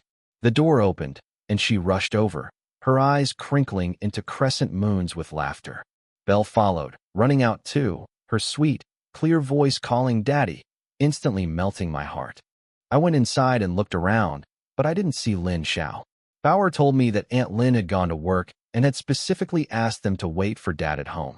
I took my 2 little girls out the door. Bauer whispered to me if we were going to sell flowers again today. She was still worried about her mother's medical expenses. I smiled and shook my head, telling them we weren't selling flowers today. We were going to buy a computer and prepare to open our own internet cafe. Belle was so excited she almost jumped for joy, immediately asking if it was the internet cafe we talked about yesterday. I nodded, and she cheered all the way home. But Belle was worried the computers would be too expensive. I told her Daddy has money now, so this investment isn't a problem, and she finally relaxed. Soon, we arrived at the computer mall. Relying on my memories from my past life, I had prepared a configuration list in advance, and the cost of one computer was about 8,500. As I walked into a computer store, the owner, Hu Daong, greeted me warmly. Without exchanging pleasantries, I went straight to explaining that I was planning to open an internet cafe. Hu Daong looked me up and down, clearly not believing I really had the ability, so he tentatively asked me how many I wanted to buy. I simply held up my hand, showing the number 11. Hu Daong was clearly taken aback. Back then, many internet cafes only had 3 to 5 computers, and I was asking for 11 right off the bat. He immediately asked if I had enough money. I smiled and told him that money wasn't an issue, just give me a quote. Hu Daong immediately began describing the various configurations, but I handed him the configuration list I had prepared. He looked at it more and more carefully, and soon realized that this configuration list was so professional that it was impossible for an ordinary customer to write it. I asked him if he could include everything. He immediately nodded, as if afraid I would turn around and go to another store. He then quoted me 9,000 per unit, and then offered a discount to 8,600. I smiled and shook my head. I knew better than him how much this configuration was worth. Hu Daong immediately realized he'd met an expert and had no choice but to lower the price again to 8,300. I still didn't budge, only offering one sentence. 8,000 per unit. Do it now if you can. After a brief standoff, he finally gritted his teeth and agreed. Although the profit margin was lower, 11 computers were still a big deal. I didn't pay immediately. I just told him to come pick up the goods as soon as the shop was confirmed and to prepare all the machines in advance. After leaving the computer mall, Hu Daong shook his head repeatedly as he looked at the configuration list. The order of 88,000 yuan was larger than the size of many internet cafes. On the way home, Bauer quietly handed me the money she had earned from selling flowers, hoping to help her father buy a computer. I immediately pushed it back. That was my daughter's hard-earned pocket money. No matter how difficult things are for me, I would never spend their money. After getting home and preparing lunch, I watched the 2 little girls eat happily, and I started thinking about where to find an internet cafe. After lunch, I prepared to go out to look for shops. Belle immediately grabbed my hand and said that they knew the area well and could help Daddy find some. I didn't refuse and took my two daughters to look around. We quickly found a large two-story shop near the train station. The customer flow was stable, even more so at night, and there wasn't a single internet cafe nearby. Although the location wasn't the most central, the area was nearly 200 square meters, perfect for getting things done in one go. Bauer suddenly told me that she knew the landlord and could help her father negotiate the rent. She led us to Uncle Yi. After the old man learned that I was the biological father of 3 children, he was very welcoming to me. Through Uncle Ye's introduction, we met the landlord, Lin Wu. I immediately expressed my intention to rent the shop to open an internet cafe. Lin Wu asked for 2,300 yuan per month, with a deposit of 3 months' rent and 1 month's rent in advance. I didn't rush to agree. Instead, I slowly negotiated the terms. Uncle Yi spoke on my behalf, and Bauer and Bayer kept speaking up for their father. In the end, the rent was reduced to 2,000 yuan per month, and the payment method was changed to 1 month's rent as deposit and 1 month's rent in advance, which saved me a lot of startup capital. The moment I signed the contract and the keys were in my hands, I knew that my first internet cafe had finally taken the most crucial step. The 2 little girls pushed open the roller shutter and ran around excitedly in the empty shop, their eyes full of anticipation. After settling them in, I immediately rushed to the business bureau to apply for a business license. I happened to run into Song Zhu at the entrance. Knowing I had already rented the shop, he immediately used his connections to help me with the paperwork. The originally tedious process was quickly completed, and all that remained was to pick up the business license the next day. I sold the tea oil cakes as usual, gave away the eels, and earned another 2,000 yuan, which I deposited into my bank account. After obtaining the business license, I immediately realized that renovation was the next crucial step. So I took a car to Wancheng to find Chen Hai, the renovation worker I had always admired in my past life. In my past life, my family went bankrupt and owed him 5,000 yuan in wages. Not only did he not press for repayment, he also took the initiative to give my family 20,000 yuan to help us through the crisis. More importantly, he was honest and kind, never cut corners, and was the person I trusted most. After arriving in Wancheng, I asked around based on my vague memory and finally found Chun Hai's old house. I knocked on the iron gate, and footsteps sounded from inside. When the gate opened, a man with a full beard paused for a moment, then exclaimed my name with delight. Jiangzhou, how did you find my way here? I found Chen Hai, offered him a cigarette, and told him directly that I was planning to open an internet cafe and hoped he could help me with the shop's decoration. Chen Hai was stunned. He knew that internet cafes could make money, but he also knew that the cost of computers, rent, and renovations was a bottomless pit, and he couldn't help but ask me if I had thought it through. I nodded and told him that the startup capital was ready. This wasn't an impulsive decision, but rather the first step I had planned long ago. Chen Hai didn't try to persuade me anymore, but patted my shoulder in support and then asked about my parents. I told them that they were still working hard to pay off their debts back in their hometown, and although it was tough, their health was still pretty good. As we chatted, he also mentioned his difficulties. Since he stopped working on my projects and insisted on using genuine materials, his business has actually dwindled. Those who cut corners stole the market, but he would rather earn less money than cheat people against his conscience. I told him seriously that sticking to quality is the real skill, and those who make money by selling inferior products will eventually ruin their reputation. Chen Hai was silent for a moment, then finally smiled.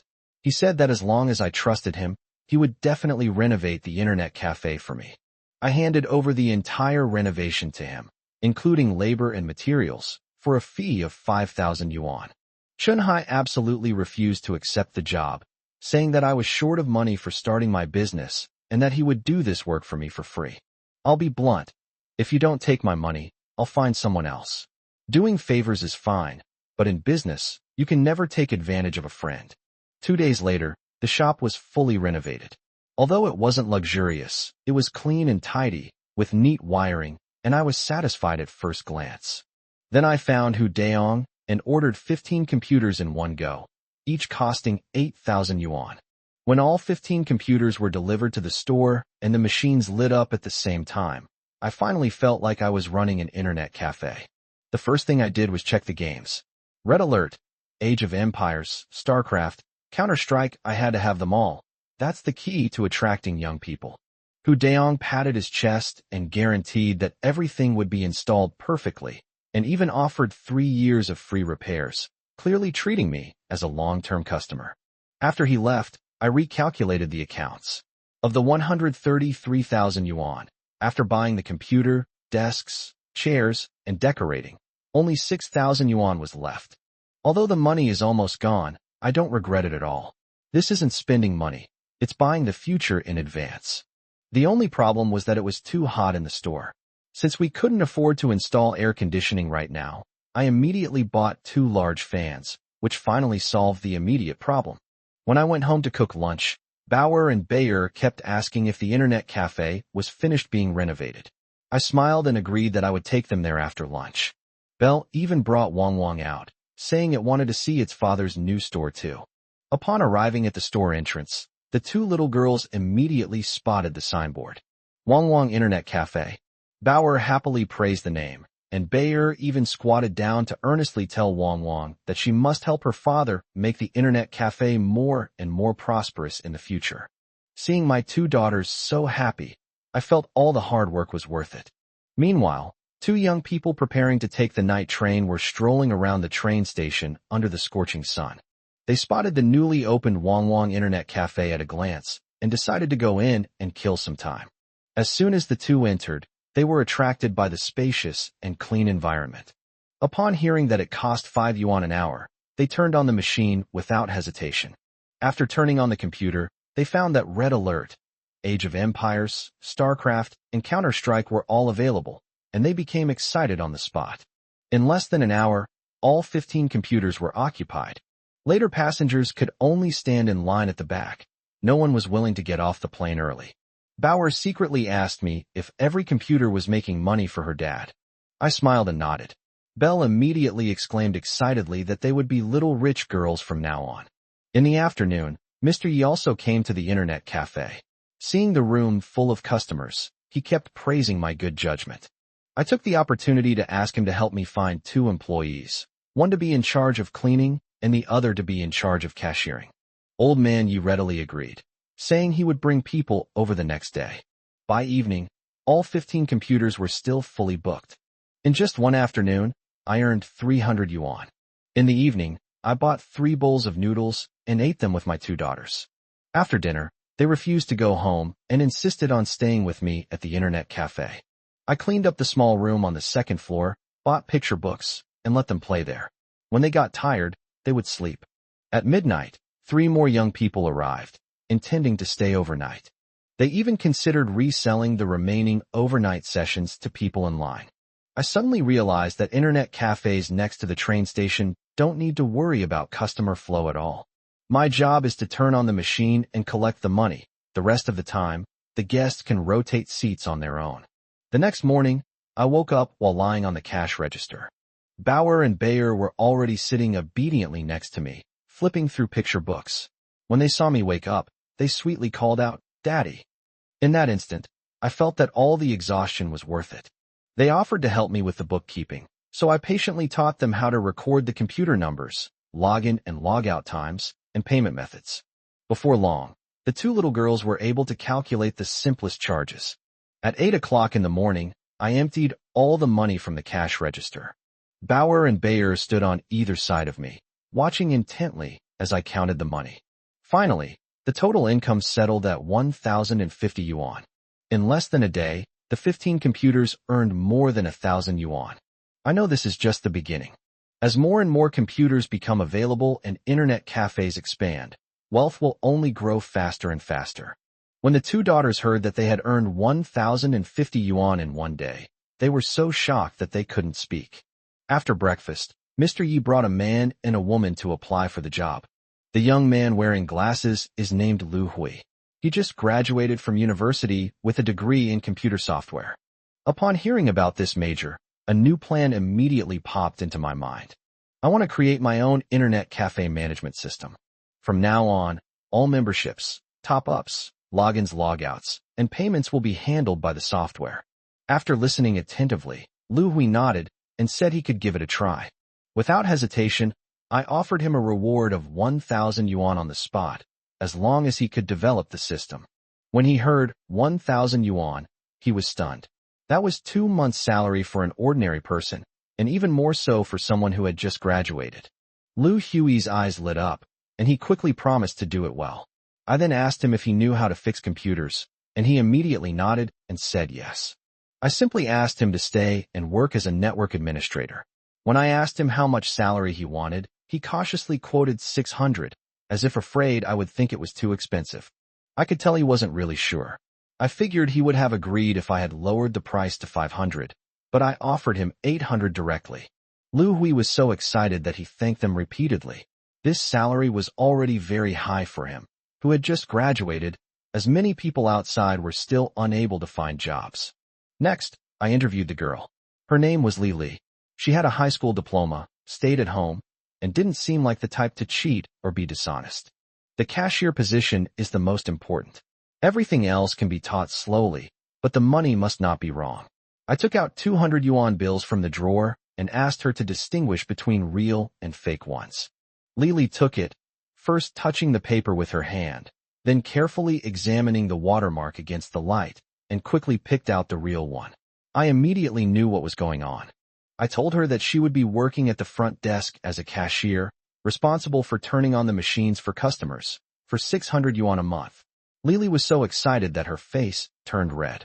With her qualifications, she would typically earn around 400 yuan elsewhere, so earning 600 yuan is already quite an achievement.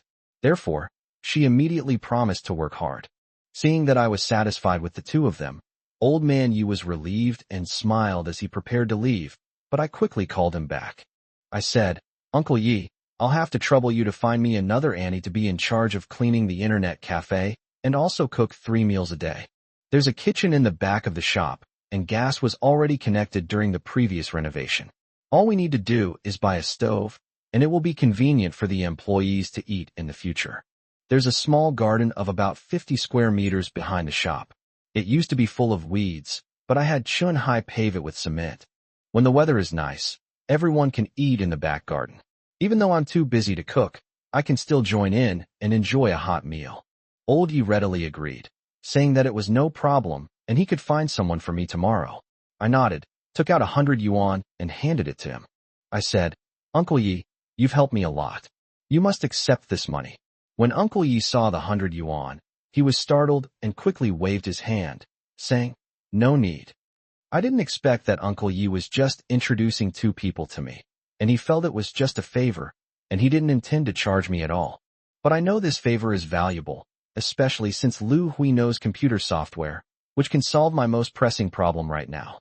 I stuffed 100 yuan into Uncle Ye's hand and said with a smile, "Uncle Yi, you should take this money. Don't be polite with me." Uncle Yi wanted to decline, but I didn't let go, because Lu Hui and Li Li, whom he introduced, were both very suitable and saved me a lot of time. More importantly, if Lu Hui can really create an internet cafe management system, my internet cafe can get ahead of the competition. Internet cafes still rely on manual timekeeping and payment collection, which is troublesome and prone to errors.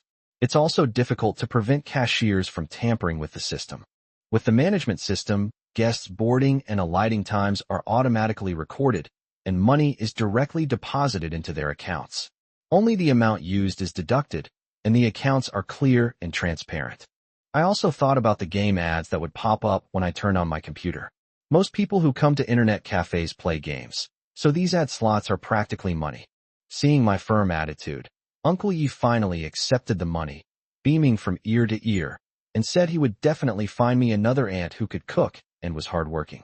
After he left, Lu Hui and Lily got busy with their own things.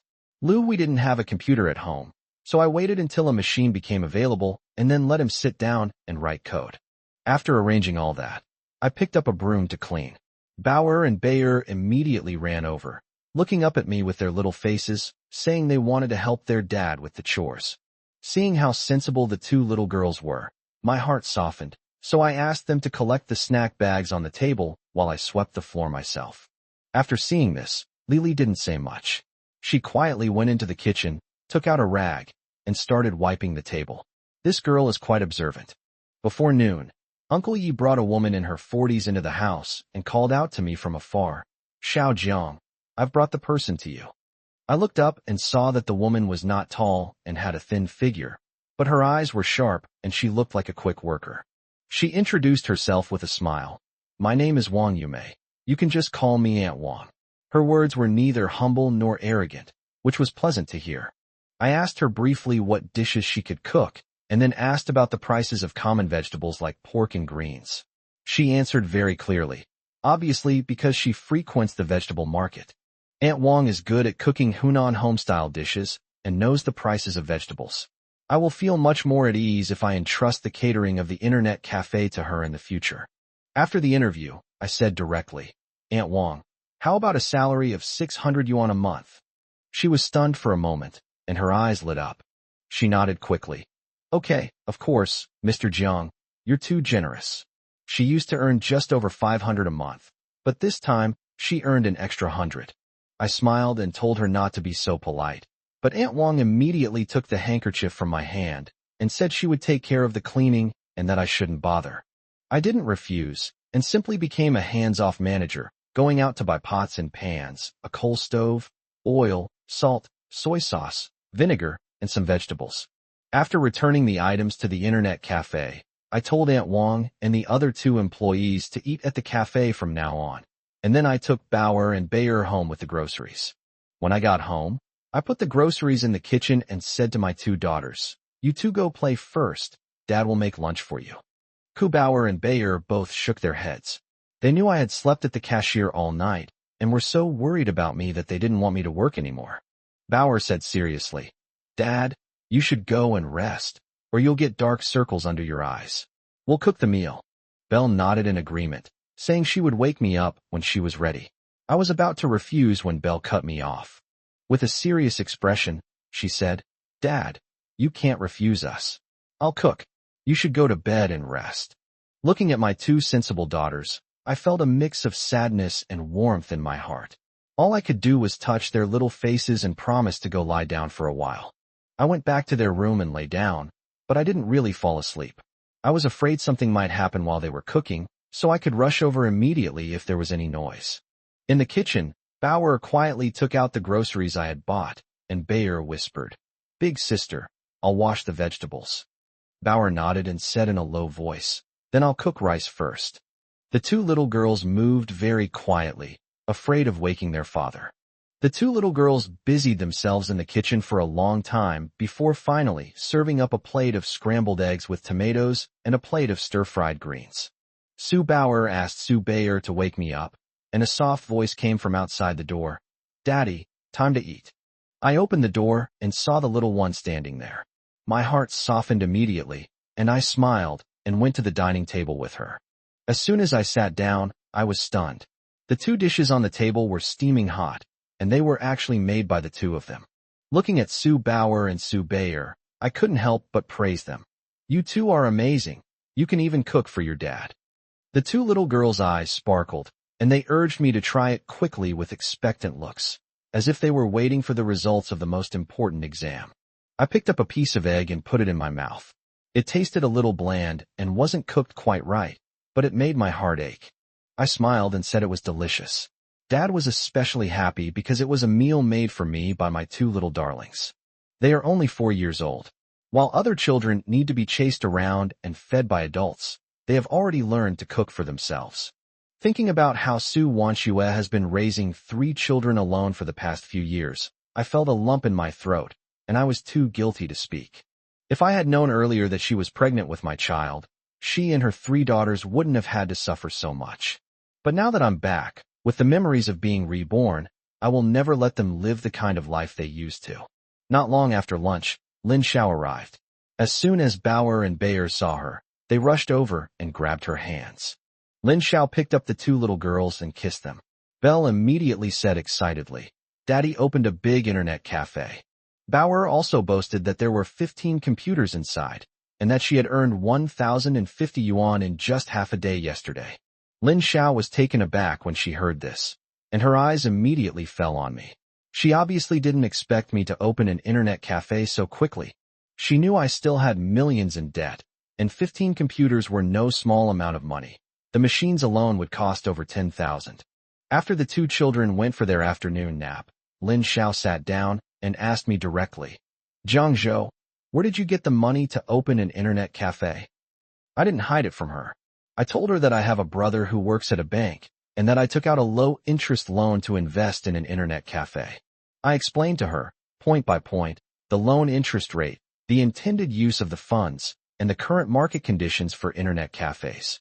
Lin Xiao is Wan Xue's best friend, and I must put her at ease, otherwise a single word from her could disappoint Wan Xue. After listening, Lin Xiao frowned and asked, Are you really that optimistic about internet cafes? With such a large initial investment, can you recoup your costs? I did the math for her. Internet cafes are packed day and night now. Young people are really into playing games online. One computer earns 100 yuan a day, 15 computers earn 1,500 yuan a day, and about 45,000 yuan a month. I have invested a total of 127,000 so far. At this rate, I should be able to earn back my principal in about 3 months. Lin Xiao herself had been to internet cafes and knew that there was always a queue to get a computer. After hearing my explanation, her expression finally softened. I looked at her seriously and said, Don't worry, I'm a father of 3 now. I won't do anything reckless again. Lin Xiao nodded and didn't press further. As long as I didn't squander the loan recklessly, she wouldn't interfere. Then she took out a piece of paper and handed it to me, on which was written the phone number of the guest house where Su Wanxue stayed during her business trip. I took the paper, my fingers tightening slightly, and a surge of overwhelming excitement welled up inside me. Lin Xiao finally gave me Wanxue's phone number, and I whispered a thank you to her. She stood up, looked at me, and said there was no need to thank me.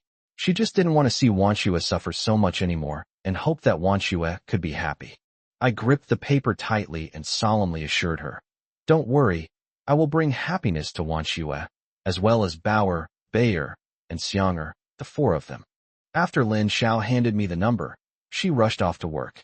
Clutching the piece of paper, I felt a jolt in my heart. 5 years had passed, and I had finally heard from Su Wanxue again. I went downstairs to the convenience store and borrowed a phone from the owner. Looking at the guest house number on the slip of paper, my palms were sweaty. It was just a few numbers, but it felt like a debt I owed her for 5 whole years. Back then, my family went bankrupt and I owed over 1 million yuan in debt. Afraid of burdening her, I cruelly broke up with her. After she nodded, I didn't explain much, went back to school to drop out, and that very night I boarded a slow train to Shanghai. I took a deep breath and dialed the number with trembling fingers. The moment the call connected, I said in a low voice, I'm looking for Su Wanxue. The receptionist at the guest house told me to wait a moment, but my heart was already pounding in my chest. Not long after, the receptionist knocked on Su Wanxue's door, saying someone was looking for her, and this time it was a man.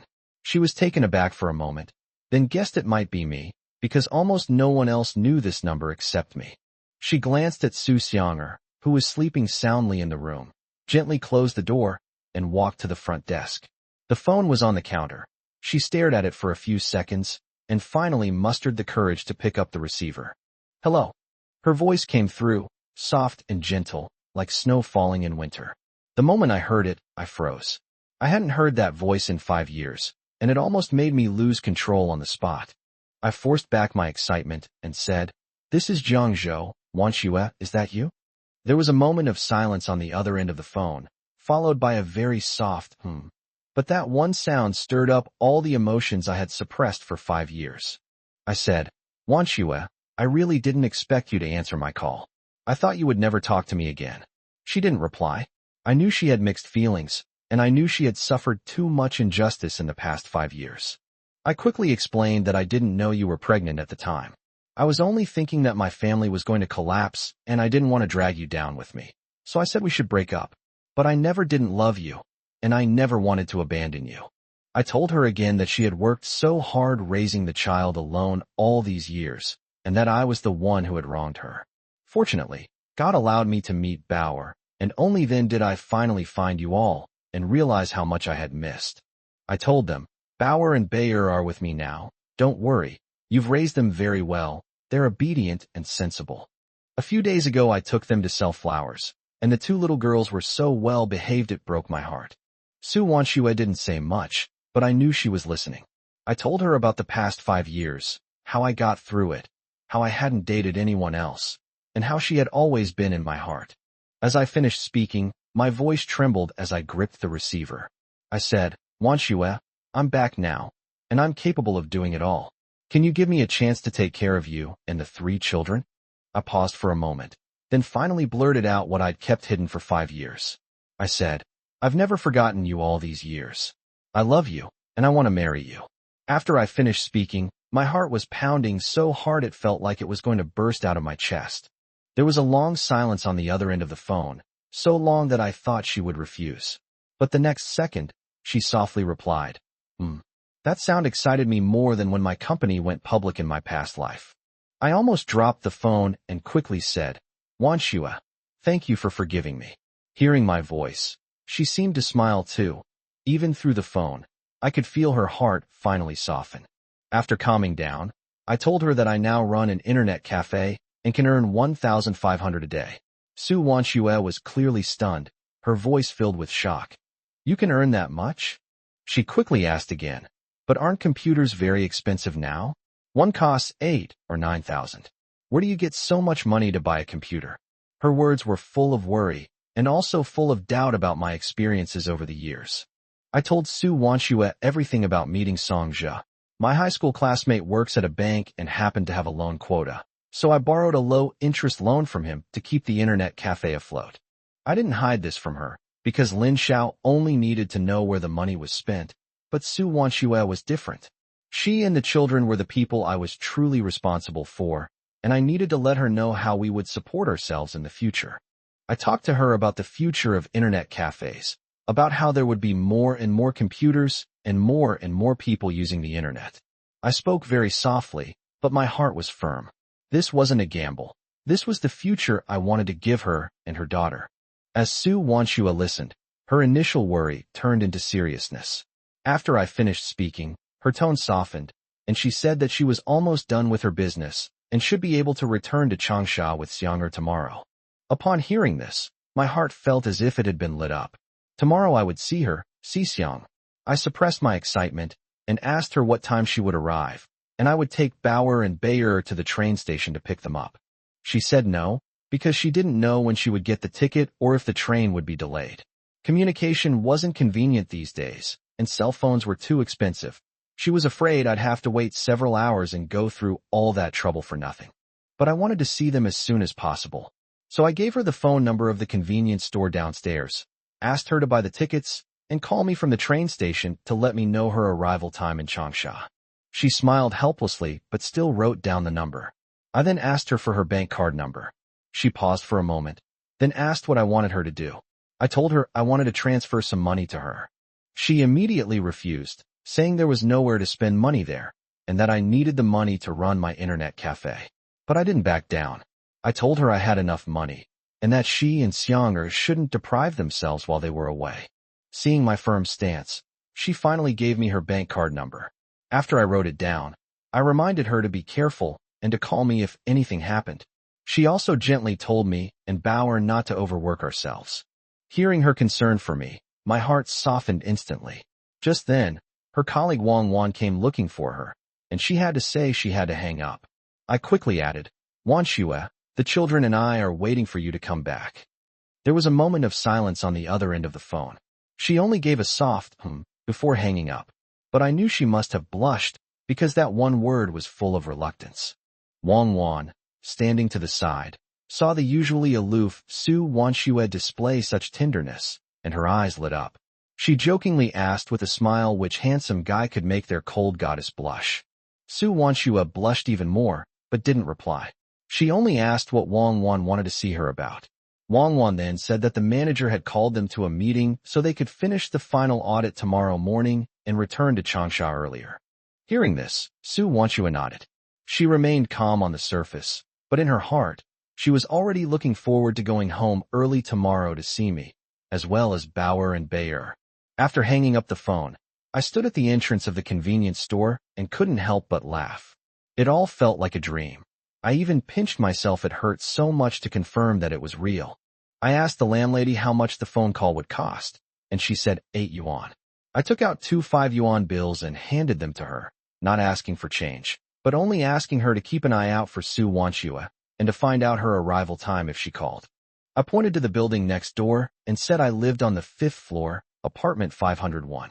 The landlady nodded in agreement, then looked at me again and suddenly asked, "You're the father of those 3 children, right?" I nodded and said, "Absolutely."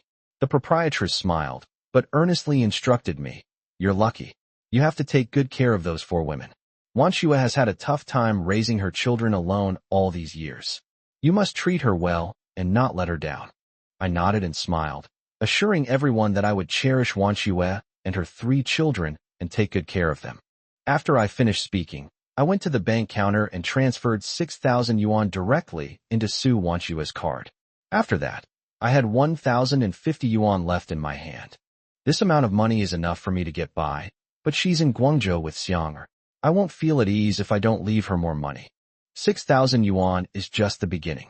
In the future, I will make sure that she has more and more money in her card, so that she will never have to hesitate for half a day over a few cents again. At 6 o'clock in the evening, Su Wanxue returned to the guest house after finishing her meeting. As soon as Xiang'er saw her, she rushed into her arms and softly called her mom. Holding her petite daughter, Su Wanxue felt a pang of sadness. Xiang'er was already 4 years old, but she still couldn't fit into the clothes her older sisters had outgrown. She asked Xiang'er what she wanted to eat for dinner. Xiang'er looked longingly at the popsicle stall by the roadside and whispered that she wanted to eat popsicles. As soon as she said it, Xiang'er quickly changed her mind, saying that popsicles were too expensive and she wasn't used to them. Her thoughtfulness brought tears to Su Wanxue's eyes. Su Wanxue smiled and took her hand, saying it wasn't expensive and that she would buy it for her. She added that she would receive a 400 yuan bonus when the project ended tomorrow. Xiang'er's eyes lit up immediately. Su Wanxue bought her a 2-cent popsicle and then took her out for a hot meal of dumplings. After finishing her meal, Su Wanxue thought that this was her first time on a business trip to Guangzhou for so long, and Bauer and Bayer must be hoping that she would bring something back with her. But she didn't have much money, so she took Xiang'er to an ATM at the China Construction Bank to withdraw some cash. When she inserted the card and the balance popped up, Su Wanxue was stunned. There was a full 6,000 yuan more in her card. She immediately thought of me and couldn't help but mutter, "Why did you transfer so much money all at once?" Xiang'er looked confused and asked her mother what she was talking about. Su Wanxue suppressed her shock and said that her father had transferred 6,000 yuan to them. Xiang'er didn't fully understand the weight of the word father, yet she just blinked, as if wondering if her father had already returned. Su Wanxue stared at the balance for a long time, but in the end she didn't touch the 6,000 yuan, only taking out 200 yuan. She took Xiang'er to buy chicken biscuits from Guangzhou, and then went to a cheap toy store to pick out some building blocks for the 3 little girls, spending only 50 yuan in total.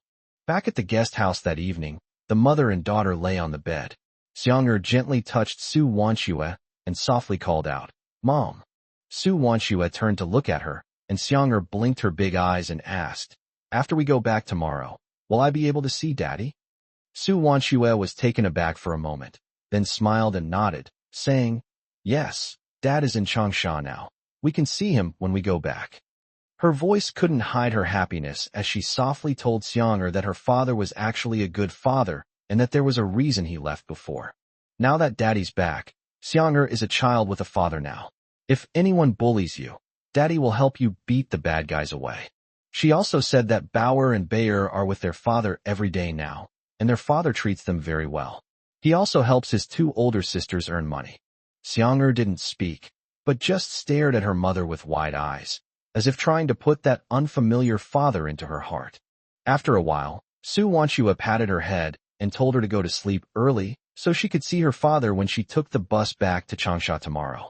Xiang'er nestled in her mother's arms, slowly closing her eyes as she smelled the familiar scent, but Su Wanxue couldn't fall asleep, no matter what. She remembered that I had come back, remembered what I had done with Bauer and Bayer, and remembered me saying on the phone that I wanted to marry her.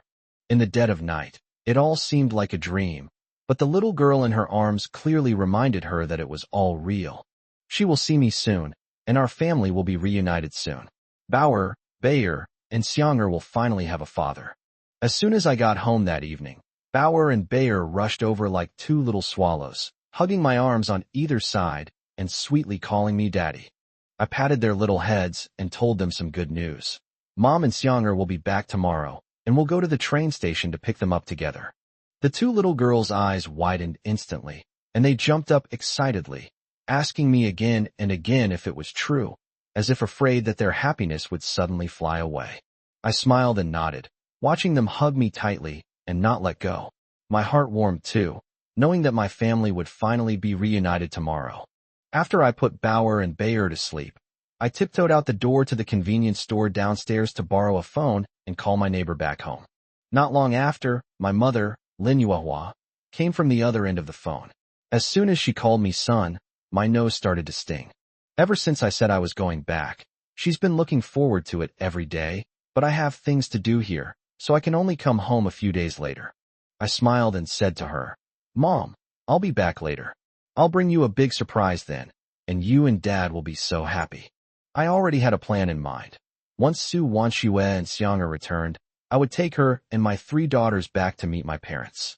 The 3 children want to be recognized by their ancestors, and I also want to tell them about my marriage to Su Wanshue. This surprise will definitely leave them stunned. When my mom heard the word surprise, her voice lit up, and she kept asking me what it was. But I deliberately kept her in suspense and said I'd find out when we got back. These past few years since our family went bankrupt, my parents have suffered terribly. Every day before dawn, they go out to set up a food stall and sell snacks, just wanting to pay off the debts as soon as possible. In the past 5 years, all they've heard is debt collection and sighs. There's no surprise in sight. For my mother, it's enough that I come home safely. I asked my dad what he was doing, and my mom immediately said he was right next to me.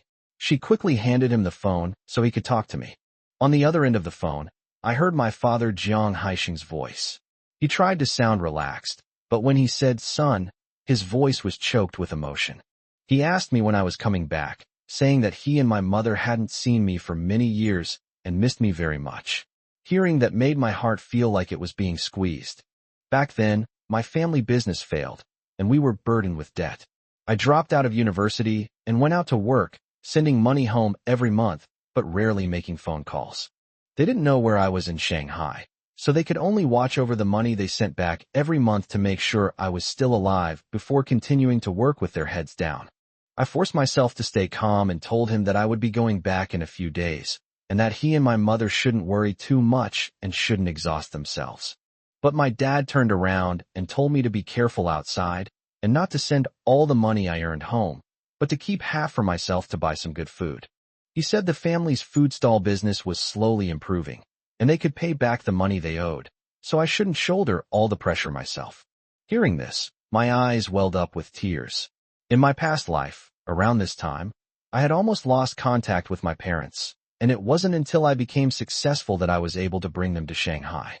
That was the darkest time for our family, but I've returned in this life, and I want to take over the burden from my parents' shoulders as soon as possible. I told him in a deep voice, Dad, I found a way to make money. I'll tell you all about it when I get home. Things will get better from now on. My dad immediately became serious and asked me if I was on the right path. He also said that no matter how poor the family was, we couldn't stray from the right path or go astray. I quickly assured him, Dad, don't worry, it's definitely the right path. Only then did he breathe a sigh of relief, and a hint of a smile finally appeared in his voice.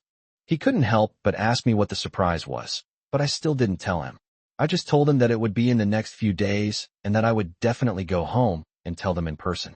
After hanging up the phone, my mother kept asking me questions, but my father just smiled and said to go home first.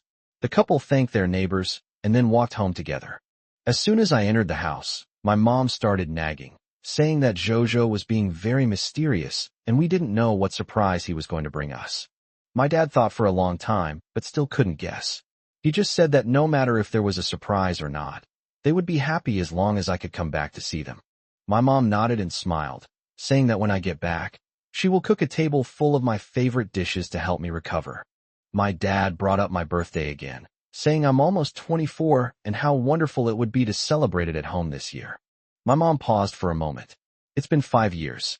She hasn't celebrated my birthday in 5 years. What she really wants is for me to stay by their side.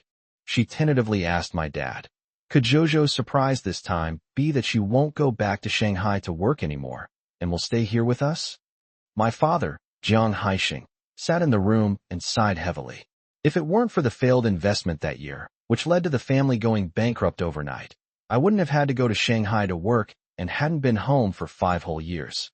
My mother, Lin Yuehua, had long since stopped blaming him. She simply advised him gently that there was no use regretting the past, and that the most important thing now was to turn things around and bring Jiang Fan and me back to his side as soon as possible. Over the years, they had been trying to save up some capital to try again, but as soon as they saved a few dollars, relatives and friends who had lent them money came to their door, demanding repayment. They had no choice but to pay them back first, and after 5 years, they were still penniless. My dad nodded, smoking, his eyes filled with exhaustion. Suddenly, my mom grabbed his arm, as if she'd just remembered something important, and asked him if the surprise I mentioned was about bringing his girlfriend home. My dad stopped smoking, his eyes lit up, and he said it was really possible. My mom immediately became happy, as if she could already see her daughter-in-law standing at the door calling her mom. But this happiness didn't last long. My dad shook his head again. The family still owed over 1,000,000 yuan. What girl would want to suffer with me? My girlfriend from college broke up with me because of bankruptcy. My mother fell silent after hearing this. She knew it wasn't that I didn't want to date, but that I was afraid of burdening others. In the end, she only said one thing. We need to quickly find a way to make money and pay back the money. Otherwise my marriage with Jiang Fan will be in jeopardy. The next morning, I got up at 5 o'clock. I made breakfast at home and put it in the rice cooker to keep warm so that the 2 little girls could eat as soon as they woke up without having to wait for me on an empty stomach. After finishing my chores at home, I bought some tea oil cakes to sell in the countryside.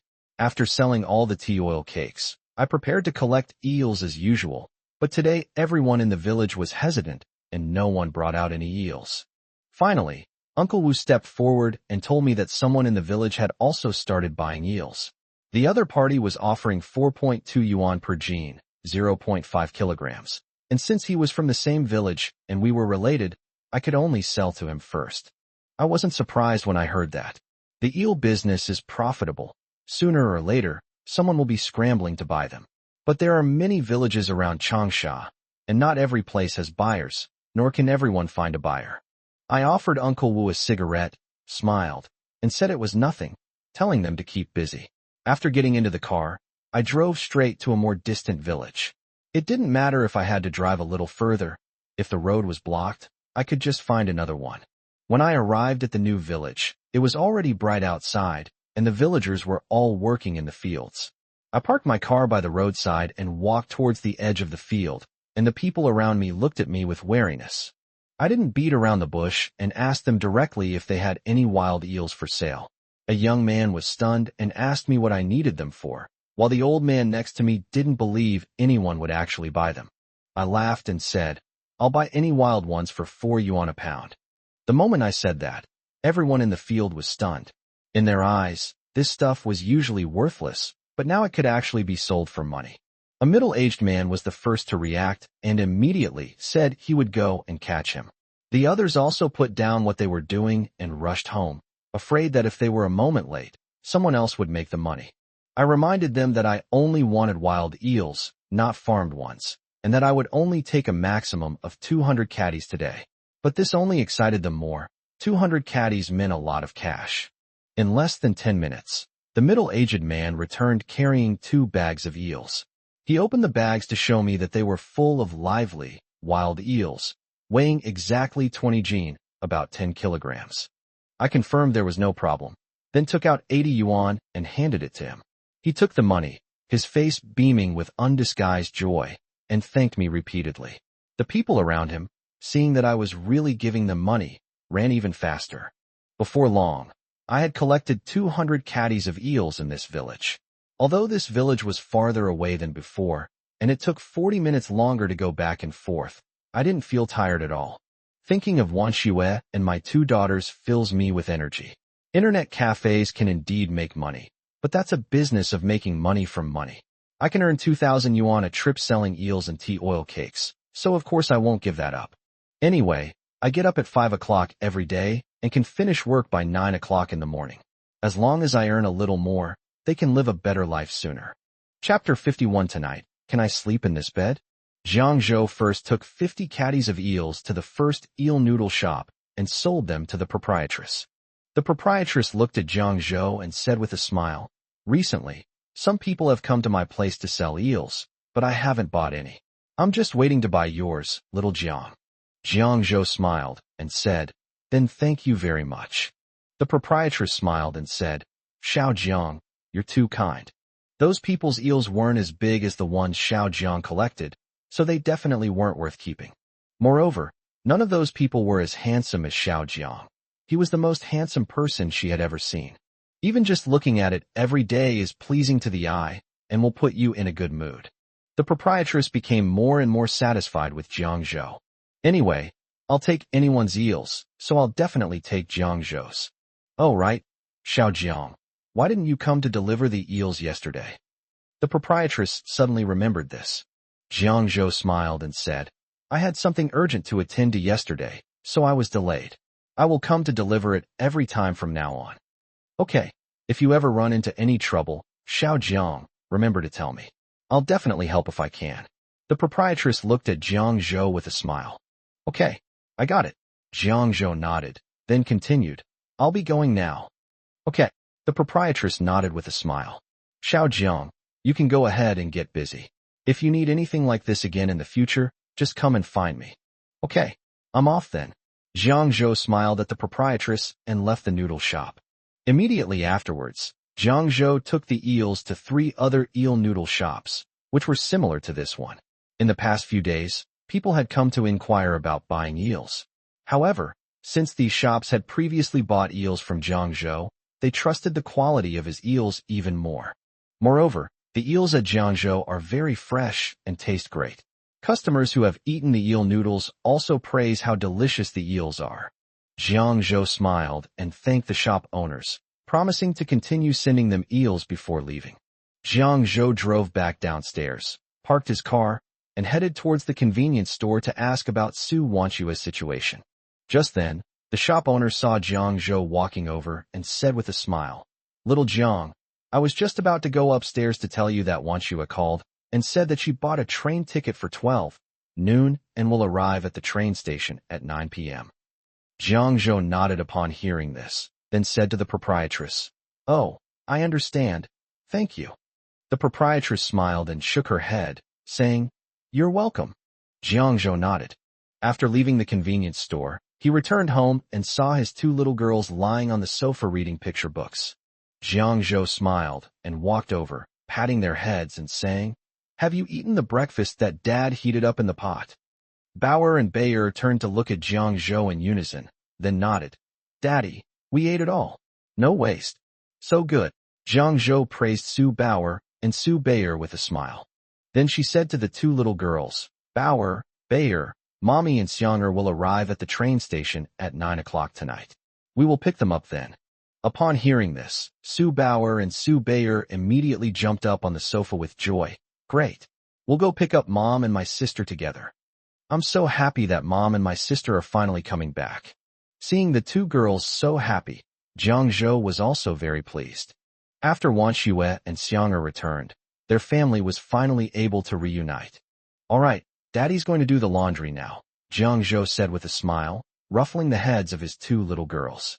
Su Bauer and Su Bayer stood up and looked at Jiang Zhou, saying, "Dad, we're with you." Jiang Zhou shook his head, then smiled and said, "No need, Dad can wash it all by himself." "But we want to help Daddy do the laundry," Su Bauer and Su Bayer said in unison.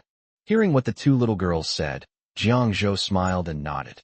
He put his clothes, as well as Bauer's and Bayer's clothes, into a large bathtub. However, Jiang Zhou felt that his home was too small. Although it had 2 bedrooms, a living room, a kitchen, and a living room, it was only 30 square meters, which was very cramped. There's hardly any room to move around when washing clothes now. 3 people are huddled around a large bathtub to wash clothes. It's really cramped. While washing clothes, Jiangzhou said to the 2 little girls, "Daddy is planning to rent a bigger house so that it will be more spacious for our whole family to live together. This house is a bit small now." Upon hearing this, Sue Bauer immediately shook her head and said, "Dad, let's not waste money. You have many expenses right now. Renting a bigger house would definitely cost a lot of money, and they are reluctant to spend that money." Sue Bauer shook her head and looked at Jiangzhou earnestly, saying, "Dad, the house we live in now is pretty good. Although it's a bit small, we're very happy to have Mom and Dad here with us." Hearing Bauer and Bayer's words, Jiangzhou felt very gratified. His 2 youngest daughters, though different in personality, are both very sensible. Jiangzhou smiled at the 2 little girls and didn't say anything more.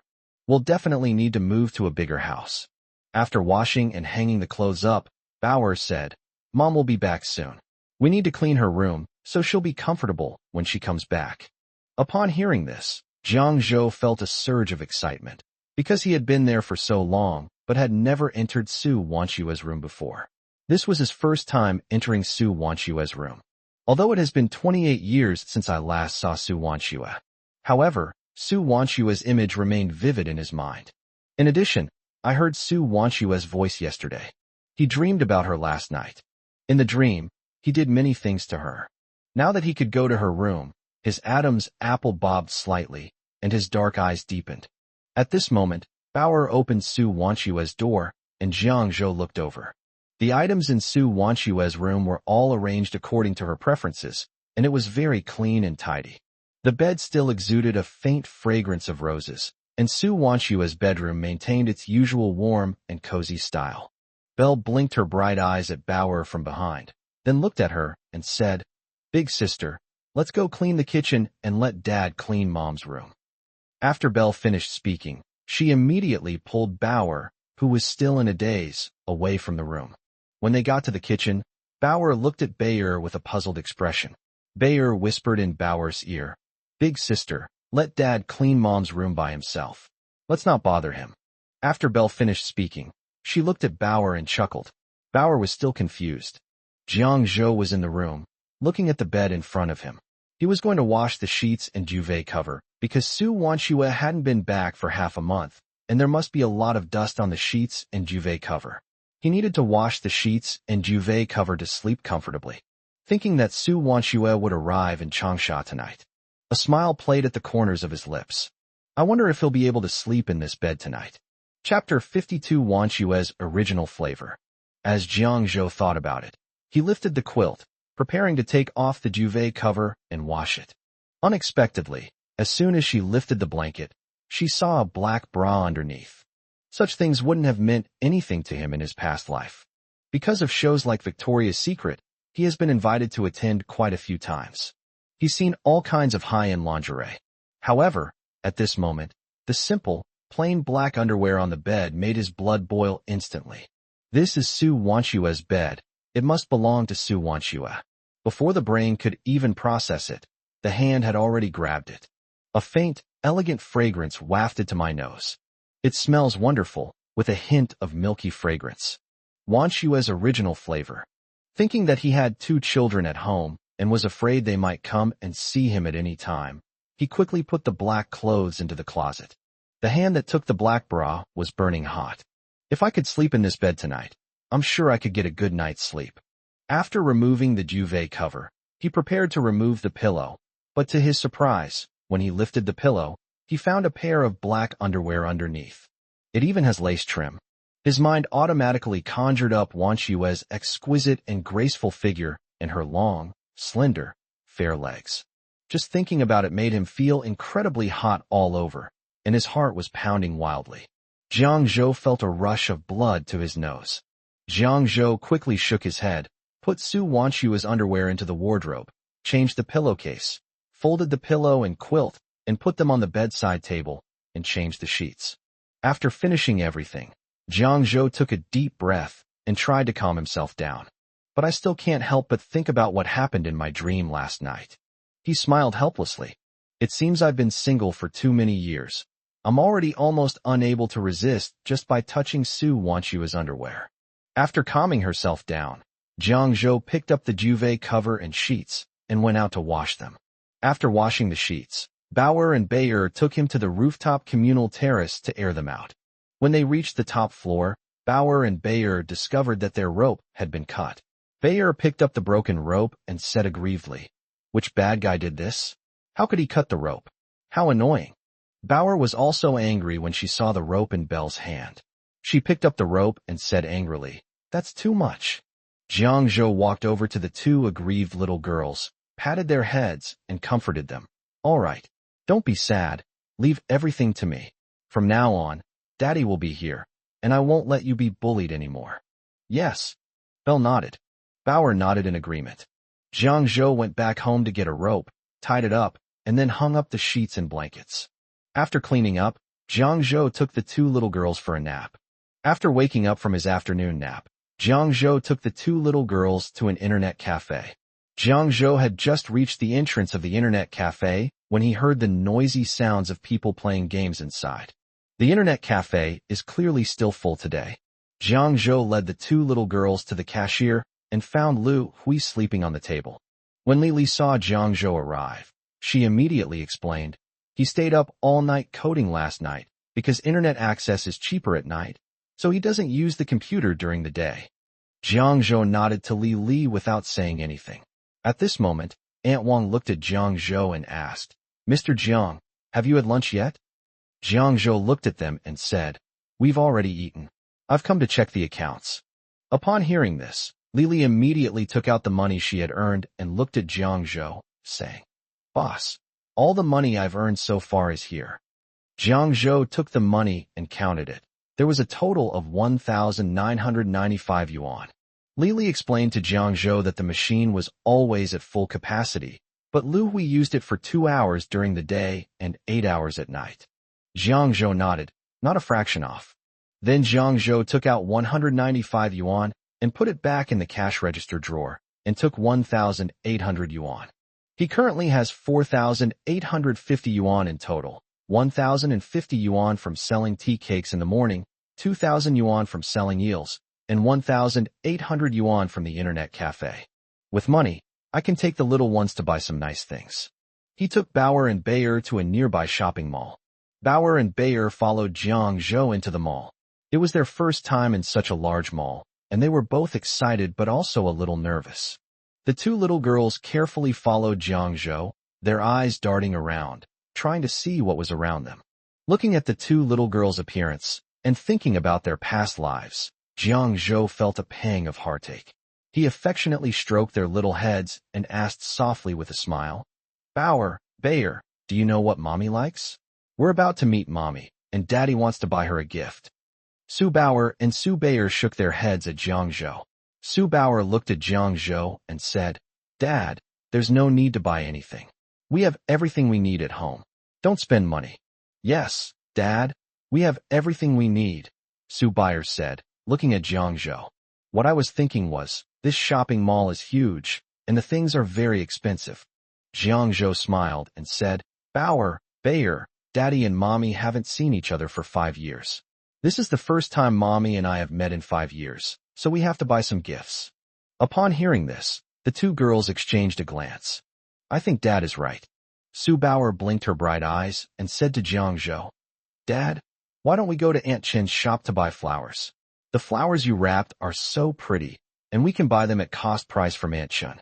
Upon hearing this, Su Bayer immediately agreed, grabbed Jiang Zhou's arm, and dragged him outside, saying, "Dad, the things here are too expensive. Let's go to Aunt Chen's shop to buy flowers. Mom likes flowers." Su Bauer echoed this. The two men, one on each side, pulled Jiang Zhou out of the mall, and Jiang Zhou smiled helplessly.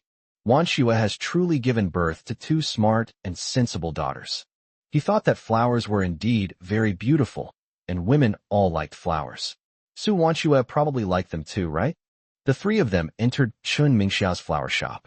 Chun Mingxiao thought they were there to buy more flowers and said with a smile, "You can choose for yourselves." Jiang Zhou smiled and nodded, then walked over and began selecting the beautiful big red roses one by one. They even personally cut the branches and packed them up. Belle and Bauer, the two little girls standing nearby, were very envious when they saw Jiang Zhou wrapping roses. They wanted to help, but Jiang Zhou refused. They could only stand obediently to the side and watch Jiang Zhou pack roses. Jiang Zhou placed the roses in the box and even arranged them into a heart shape. Inside the heart, she used roses of other colors to spell out the English words, "I love you," making it look even more romantic and warm. When Chun Mingxia saw Jiang Zhou's heart-shaped bouquet, her eyes widened in shock. She had never seen such a bouquet before. Chapter 53 Brave Belle. Although she knew Jiang Zhou was good at flower arranging, she didn't expect him to be this good. He arranged the roses so beautifully, and the style was so novel. If she could learn to display and sell these in her own shop, they would definitely be a hit. Chun Mingxiao looked at Jiang Zhou and asked, "Mr. Jiang, can you teach me this?" "Okay." Jiang Zhou nodded and said. He knew that Chun Mingxia took good care of Bauer and Bayer. A few days ago, when he took the two girls to sell flowers to make money, Chun Mingxia always gave them the purchase price and never raised the price because they made money. Chun Mingxia looked at Jiang Zhou excitedly and said, "That's great. But Mr. Jiang, you could open a flower shop. With your excellent skills, you'd definitely make a lot of money. But please don't open one next to me. Otherwise, I'm afraid I won't have any business and I'll have to close down." Jiang Zhou smiled upon hearing this. Su Bauer and Su Bayer, who were standing nearby, stared at the roses Jiang Zhou had wrapped, clearly surprised. Then the two little girls looked at Jiang Zhou and exclaimed, "Wow, Daddy, you're so amazing." "Yes, Dad. How did you wrap it so beautifully? Mom will definitely love it." Su Bayer looked at Jiang Zhou. Jiang Zhou felt very pleased to hear the two little girls' praise. Jiang Zhou patted the two little girls' heads, smiled, and said, "What kind of flowers do you like? Daddy will wrap one for you as a gift." "I like sunflowers," Su Bayer said to Jiang Zhou with a smile. "I love baby's breath," Su Bauer said happily to Jiang Zhou. Jiang Zhou smiled and nodded, then said, "Okay, then Dad will make one sunflower and one baby's breath cake for the two of you." "Thank you, Dad. You're amazing. By the way, what kind of flowers does Xiang'er like?" Jiang Zhou asked with a smile. The two little girls immediately started thinking, and then Su Bauer pointed to a white flower and said, "That one." Jiang Zhou turned his head and saw Bai Jieging smiling at the two little girls, saying, "This is Bai Jieging." The two little girls nodded, and then Jiang Zhou selected the flowers that the three little girls liked and started wrapping them. After buying the flowers, Jiang Zhou and the two girls took them home. "Bauer, Bayer, let's go out to buy groceries. Tonight, Dad will cook a meal to welcome Mom and Xiang'er back." Upon hearing this, the two little girls nodded happily, then reluctantly put down the bouquets Jiang Zhou had wrapped for them and followed Jiang Zhou out of the house. Walking along the road, Jiang Zhou asked, "Bauer, Bayer, what dishes do Mommy and Xiang'er like to eat?" "Mom likes shredded potatoes, sweet and sour pork ribs, and braised eggplant." Su Bauer earnestly recited the names of the dishes. "What does Xiang'er like to eat?" "Xiang'er can't eat spicy food. She prefers very bland flavors. But her favorite foods are steamed egg custard and stir-fried meat," Su Bayer said. "Okay, Dad will take you grocery shopping, and then Dad will cook you a nice meal." The two little girls nodded happily. Jiang Zhou took the two little girls to the market and bought potatoes, ribs, eggs, and some vegetables and seasonings. He also specially bought an old hen, intending to give Xiaoxue and the three children a good boost of nutrition. After the two girls bought the groceries, Jiang Zhou led them home. Along the way, Su Bauer and Su Bayer chattered incessantly, while Jiang Zhou watched them with a smile. After arriving home, Jiang Zhou first took out the things he had just bought. Su Bauer and Su Bayer followed behind Jiang Zhou, helping to wash the vegetables. Jiang Zhou chatted with the two girls while picking the vegetables, and the atmosphere was very harmonious. After Jiang Zhou finished washing the vegetables, he prepared to kill the old hen. Upon seeing this, Bauer immediately ran over, grabbed a bowl, and looked at Jiang Zhou, saying, "Dad, I'll fill it with chicken blood for you." Seeing how considerate the little girl was, Jiang Zhou nodded and said, "Okay." Su Bayer stood to the side, staring wide-eyed at Jiang Zhou. "Dad, will this chicken feel pain?" Su Bayer asked Jiang Zhou, pointing at the chicken.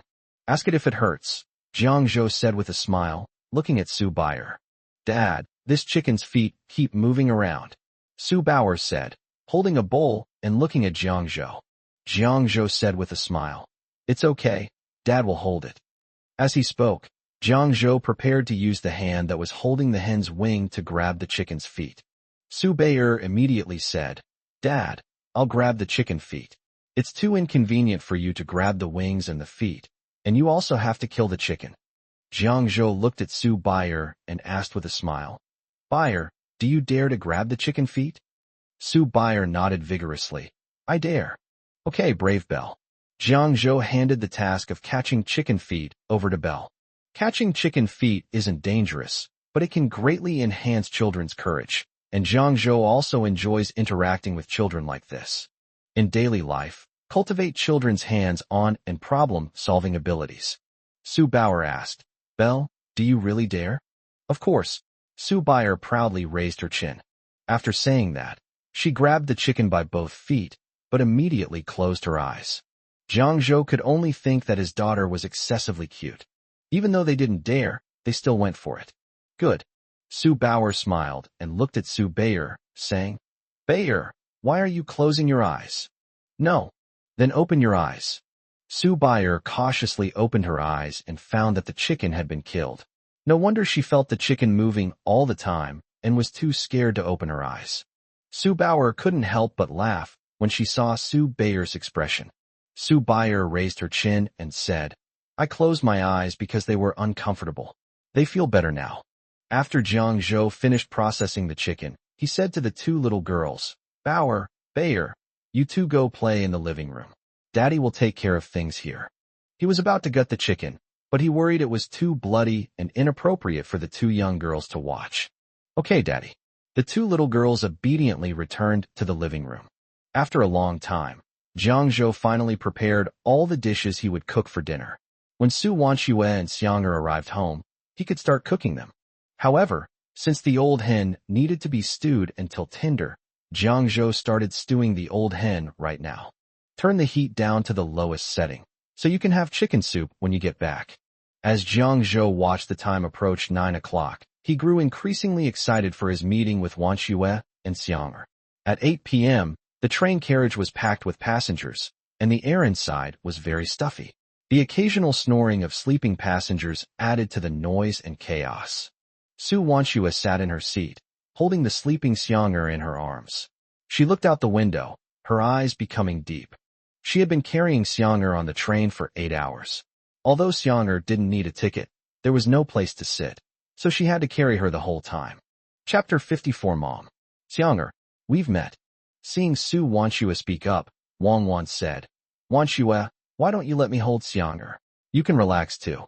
Su Wanxue shook her head and said, It's okay, I'm not tired. She didn't want to trouble others, and besides, everyone was sitting in hard seats, and she knew everyone was tired. Sitting opposite Su Wanxue and Wang Wan was Li Lin, who was 8 years older than Su Wanxue. Seeing how hard Su Wanxue was working with the children, she said, Wanxue, I'm not saying this to be mean, but it's too hard for you to take care of 3 children by yourself. You need a man to help you. My cousin's son is very handsome and works in a government agency. He has a stable job, and his parents also have formal jobs. They are a bit older, almost 30, but they have good incomes and are good men. Would you like to take some time to meet him? Su Wanxue shook her head and said, No need. Wang Wan looked at Li Lin and said, Sister Li, don't play matchmaker. Wanxue already has a boyfriend. You don't know. I went to see Wanxue yesterday afternoon and happened to see her on the phone. She was blushing. It was the first time I'd ever seen Wanxue so shy. When Li Lin heard Wang Wan say that, she looked at Su Wanxue with some surprise and asked, Really? Wanxue? Yes, really, the children's father is back. Su Wanxue nodded, her cheeks slightly flushed. She looked out the car window, her heart suddenly racing. As soon as Su Wanxue spoke, Wang Wan, Li Lin, and the other colleagues stared at her in shock. The father of Wanxue's 3 children is back. They had never met the children's father before. All they knew was that Wanxue had been raising her 3 children alone for many years, and that she had a very hard life. They had thought the children's father was dead, but he actually came back. Who is the children's father? Wang Wan asked curiously. Su Wanshue said, he will come to pick up my daughter and me later. Then we'd better take a good look. That's right. We need to find out who kidnapped Wanshue. Exactly. And they still haven't shown up. They're really mysterious. When everyone heard Su Wanshue say that she would come to pick them up later, they all chimed in. By the way, Wanshue, you're from Beijing, so why did you choose to work in Changsha? Someone asked curiously. Su Wanshue's aloof face gradually warmed up a little, and even the corners of her mouth turned up slightly. Because I like Changsha. Where is the father of your child from? Li Lin asked. He's from Hunan province, Su Wanshue said. Wanshue, do you know that the children's father is from Hunan province, so you brought the children here specifically to wait for him? Someone asked with a smile, as soon as Su Wanshue finished speaking. Upon hearing this, Su Wanshue did not continue speaking, and the others did not ask any further questions, though they were very curious. What kind of person could capture Wanshue's heart, making her wait here for that man, and even bring her children from Beijing to this place? This man must be quite charming. As Su Wanshue watched the scenery rushing past the window, her mind was filled with Jiang Zhou's image. As she thought about it, a happy smile appeared on her lips. I wonder if Jiang Zhou's appearance has changed in the past 5 years? I don't know what to say to him when we meet later. Thinking of Jiang Zhou, Su Wanshue felt a little nervous. But what I'm even more looking forward to is how Jiang Zhou will react when he sees her and the child. Thinking of Jiang Zhou, Su Wanshue's heart was filled with happiness. At 8:40 p.m., Jiang Zhou, carrying flowers for Su Wanshue, and Bauer and Bayer, carrying flowers for themselves and Xiang'er, arrived at the exit of the train station. Selling popsicles. Selling candied hawthorns. Selling stinky tofu. The place is filled with the sounds of vendors hawking their wares, and there are many stalls selling all sorts of trinkets. Moreover, a lot of people had already gathered at the exit, most of whom were there to pick up others, while others were queuing to board the train. Bauer, Bayer, hold on tight to Daddy's clothes, don't get lost, Jiang Zhou said, looking at Bayer and Bauer in front of him. Bauer and Bayer nodded obediently, the two little girls clinging tightly to Jiang Zhou's clothes. Jiang Zhou smiled at the two little girls, then looked towards the exit with anticipation in his eyes. We'll be able to see Wanshue and Xiang'er soon. Jiang Zhou couldn't help but imagine the scene of the two of them meeting. Dad, when will Mom and the others arrive? Su Bauer tugged at Jiang Zhou's clothes and asked. I'll be there at 9 o'clock. How much longer? Belle asked anxiously. About 15 minutes left. Okay. Belle lowered her head and quietly played with the flower in her hand. Bauer kept looking at Jiang Zhou, her big eyes blinking, and said happily, Great. We'll see Mommy soon. I'm so happy. Yes, Mom has been away on a business trip for a long time, more than half a month. I miss Mom and Xiang'er so much, Su Bayer said, looking in the direction of the exit. Jiang Zhou nodded and said, Yes, we'll be able to see your mother soon. Yes, the two girls nodded at the same time. As soon as it hit 9 o'clock in the evening, Su Bayer and Su Bauer jumped up and looked in the direction of the exit. Su Bayer said happily, It's 9 o'clock. Is Mommy's train about to arrive? Jiang Zhou looked in the direction of the exit. He hadn't heard the train whistle yet, so he guessed it hadn't arrived yet. Let's wait a little longer, Jiang Zhou said. After a while, still hearing no sound, Jiang Zhou looked at the two little girls and said, Let's go ask, Mom's car might be late. Yay, let's go quickly, Belle and Su Bauer said in unison. Jiang Zhou brought the two little girls to the service center and asked the attendant, Could you please check when the train from Guangzhou to Changsha departs at noon? Sir, please wait a moment. Upon hearing Jiang Zhou's words, the waiter nodded quickly and then turned to go and inquire.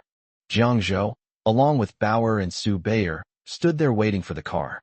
After a while, the waiter came over and said, Sir, the train you mentioned is delayed. Late? How much longer until we arrive? We're 20 minutes late. Please be patient. The train will be here soon, the waiter said. Okay, thank you. Jiang Zhou thanked the waiter. You're welcome. The waiter smiled politely. The waiter then went off to attend to other tasks, and Jiang Zhou continued to wait at the exit with the two young girls. Time passed second by second.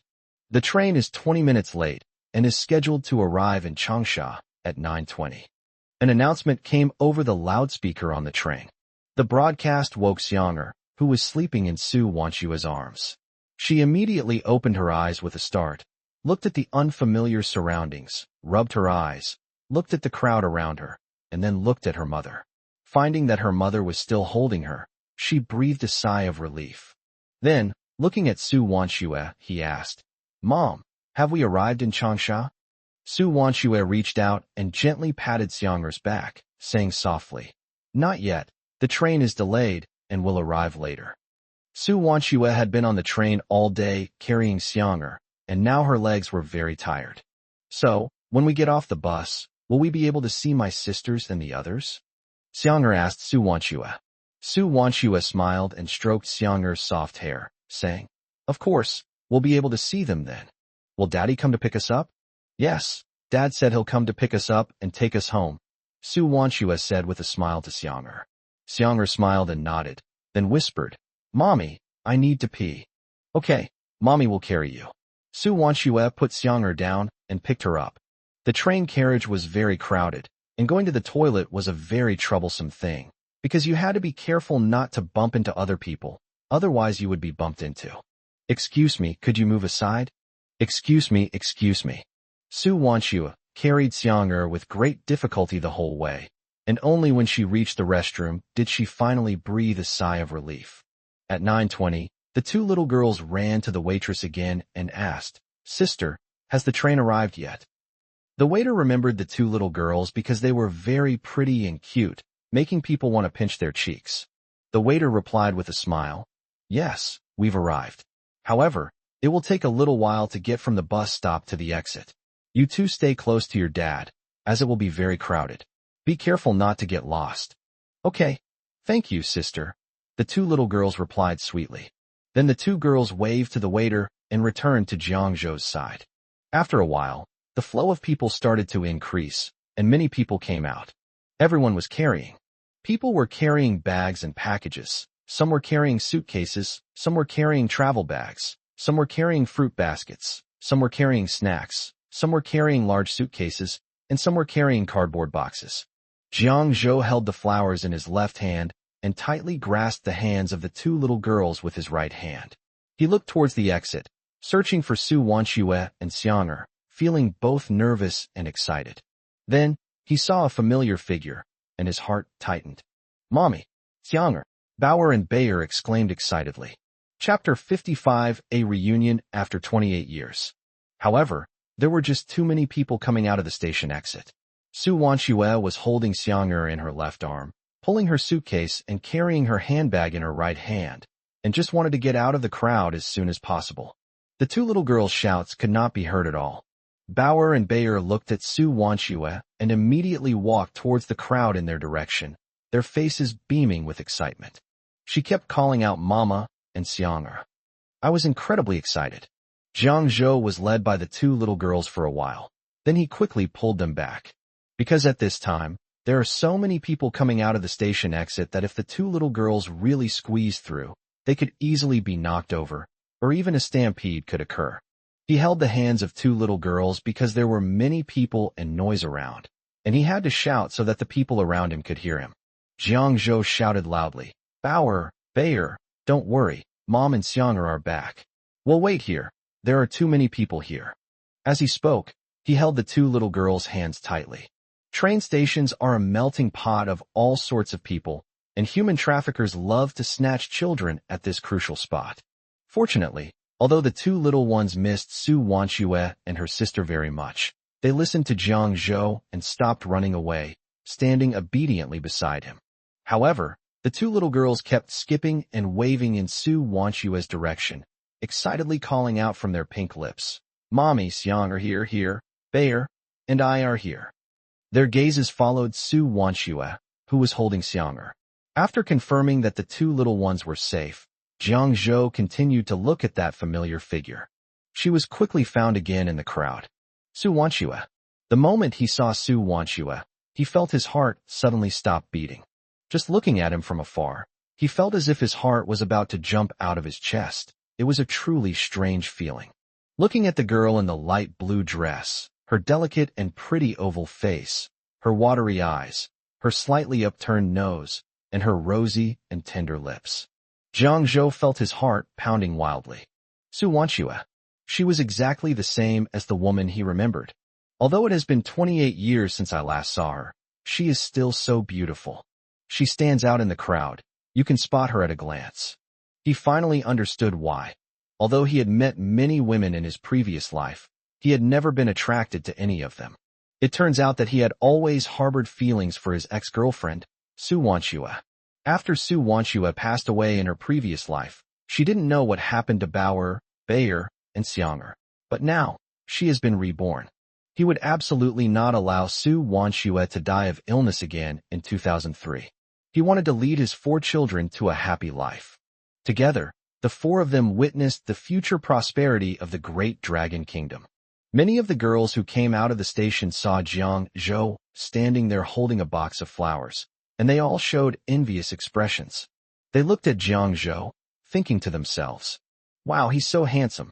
He's absolutely stunning." The roses in his hand were more vibrant than the last. "I'm so envious of his girlfriend. I really hope my boyfriend can give me a bouquet like that. How romantic. And he's so handsome too." Many young girls are starting to feel restless. They all hoped their boyfriends could be as handsome as Jiang Zhou.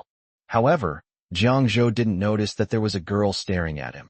His attention was entirely focused on Su Wanxue and Xianger.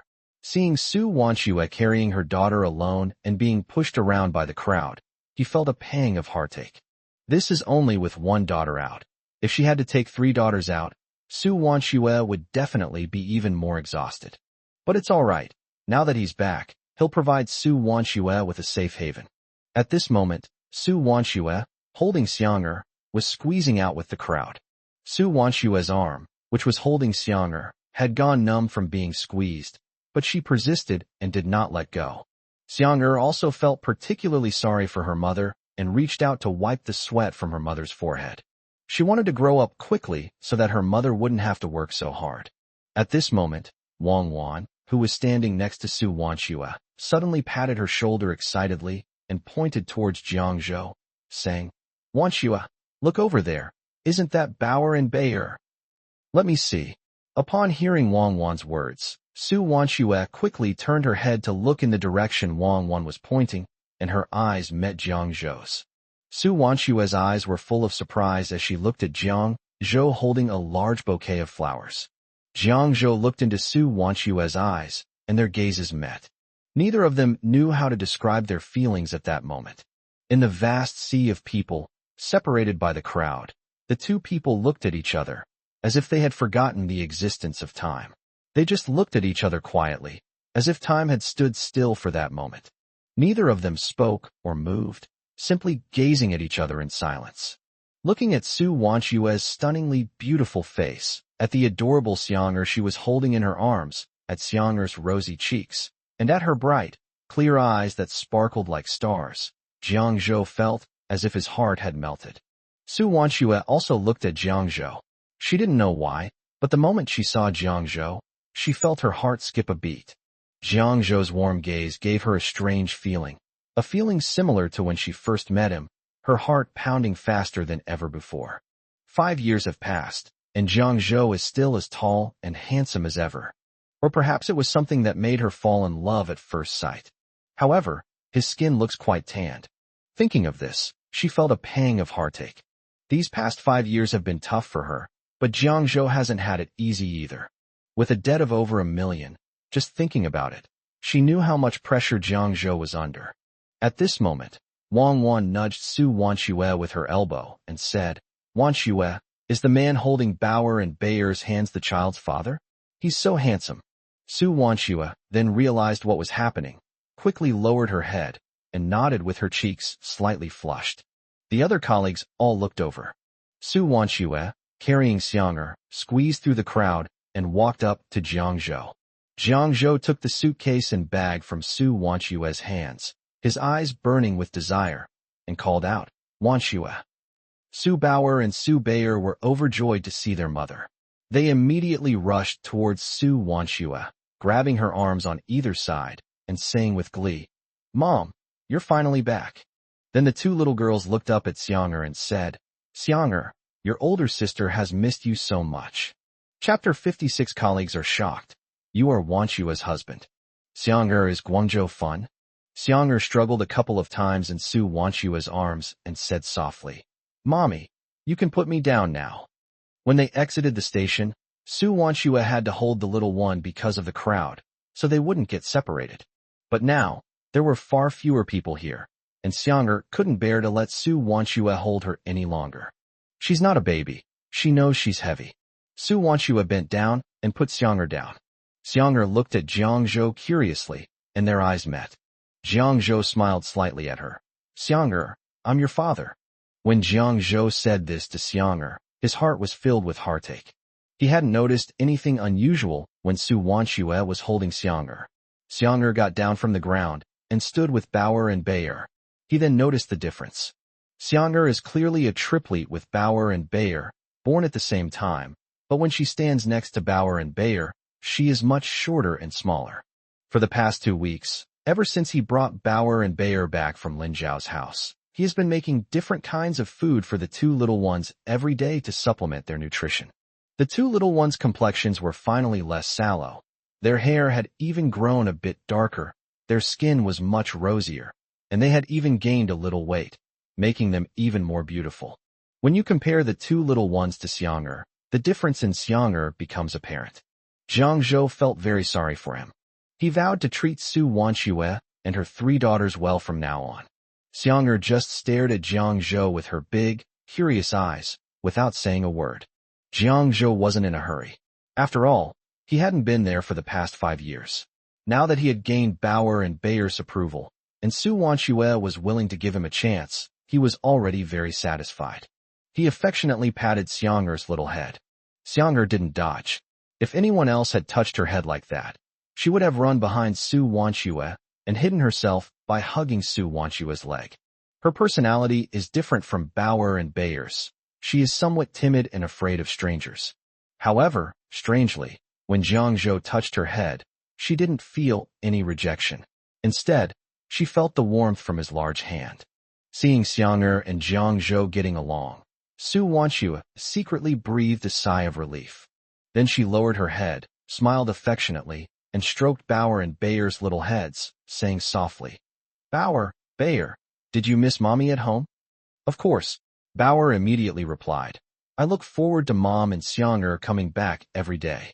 Su Bayer handed the white lisianthus to Xiang'er with a smile and said, Little sister, this is a bouquet that Daddy wrapped by hand. It's for you. Xiang'er immediately looked up at Jiang Zhou. Jiang Zhou gave him a gentle smile. She looked down at the bellflower in front of her and blinked her big, bright eyes. This bouquet was made by Dad himself. It was a gift for her. It's very pretty. Xiang'er, Su Bayer raised her arm holding the bouquet of white lily bulbs. Xiang'er stretched out her 2 little hands, took the bouquet, bit her lip, and said in a very soft voice, Thank you. Although Jiang Zhou didn't hear it, he understood lip reading and knew that his youngest daughter said, Thank you. Third sister, do you like it? Xiang'er didn't speak, but nodded her little head. Seeing this, Bauer smiled happily and then gestured to Jiang Zhou to quickly give the flowers to her mother. Jiang Zhou handed the rose gift box in his left hand to Su Wanshua, smiling as he said, Wanshua, welcome back with Xiang'er. This is for you. The rose gift box was open, and you could clearly see the English letters, I love you, written in rose petals inside. Su Wanshua took the rose gift box from Jiang Zhou with both hands. Especially when she saw the English letters written in roses inside the box, she felt her heart beat faster again, and her face turned slightly red, because she knew what those 3 letters meant. Thank you, Su Wanshua said shyly, her head bowed. Looking at her blushing face, Jiang Zhou could only lament how foolish he had been in his past life, missing out on such a wonderful girlfriend and 3 little ones. Fortunately, God gave him a chance to be reborn. Do you like it? Jiang Zhou asked, looking tenderly at Su Wanshua. Su Wanshua nodded, then looked up at Jiang Zhou and met his deep eyes. His gentle gaze and handsome face made her heart pound even harder. She felt so happy at that moment. Wang Wan, who was standing next to her, watched Su Wanshua and Jiang Zhou interact, and saw their sweet gazes and intimate gestures. She covered her mouth and smiled secretly. At this moment, Li Lin came out, looked at Jiang Zhou and Su Wanxue standing beside her, and said with a smile, "Oh my, who is this? Wanxue, introduce them to us." Jiang Zhou and Su Wanxue exchanged a glance after hearing Li Lin's words, and a blush crept onto Su Wanxue's pretty face. Seeing that Su Wanxue was shy, Jiang Zhou smiled and looked at Li Lin and the others, saying, "Hello, my name is Jiang Zhou. I am Wanxue's husband and the biological father of Bauer, Bayer, and Xiang." Su Wanxue suddenly looked towards Jiang Zhou. He actually said he was her husband. They're not married yet. So embarrassing. Bauer and Bayer proudly puffed out their little chests, smiling happily. Xianger quietly watched the boats on the river. The other unsuspecting colleagues stared at Jiang Zhou in shock after hearing this. Jiang Zhou's female colleagues were shocked by his good looks. He was the most handsome man they had ever seen. Who would have thought Wanxue had such a handsome husband? And Wanxue's husband has such a great physique. He's just wearing a simple summer t-shirt, but he looks incredibly sunny and handsome. And she also has a pair of long legs. She's even more dazzling than a model walking the runway. He's even more handsome than those movie stars on TV. Actually, they saw Jiang Zhou when they came out of the station, but they didn't expect that Jiang Zhou was Su Wanxue's husband and the father of their child. Moreover, Jiang Zhou is so gentle and romantic towards Su Wanxue. They looked at the roses in Su Wanxue's hand.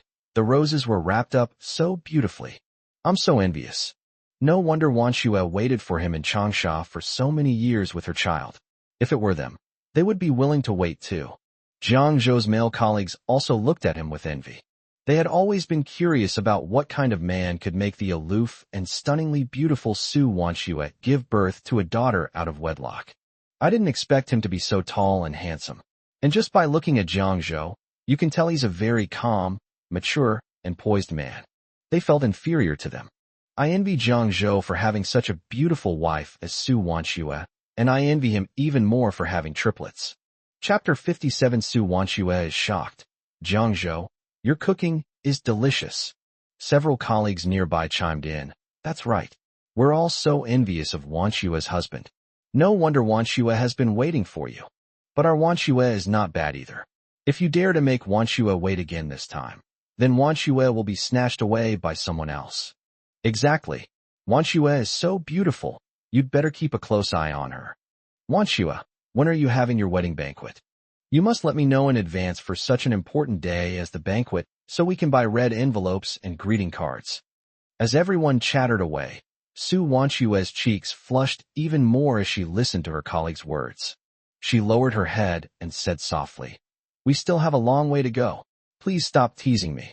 But deep down, I felt a sweet warmth. Seeing Su Wanxue's shy demeanor, Jiang Zhou couldn't help but smile, his eyes filled with doting affection. Then he turned to his colleagues and said, "I understand. I definitely won't make Wanxue wait for me anymore. I will cherish her dearly.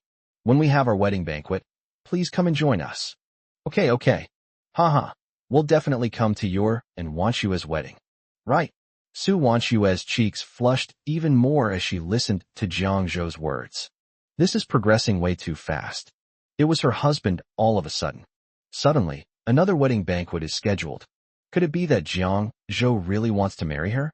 Jiang Zhou looked at Su Wanxue, who had her head down. Her beautiful face flushed, and she looked incredibly cute. He smiled and looked at everyone, saying, "You've all worked hard today, so I won't take up any more of your time.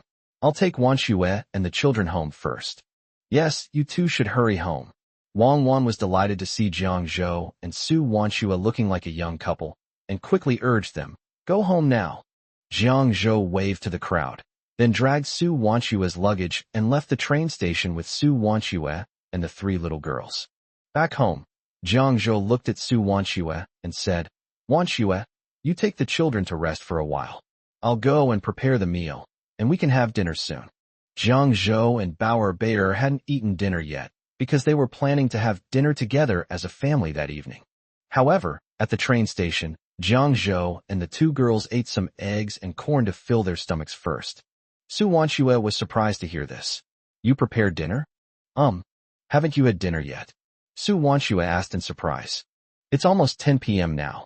She and Xianger ate the egg she had prepared in advance on the way, but now they were both quite hungry.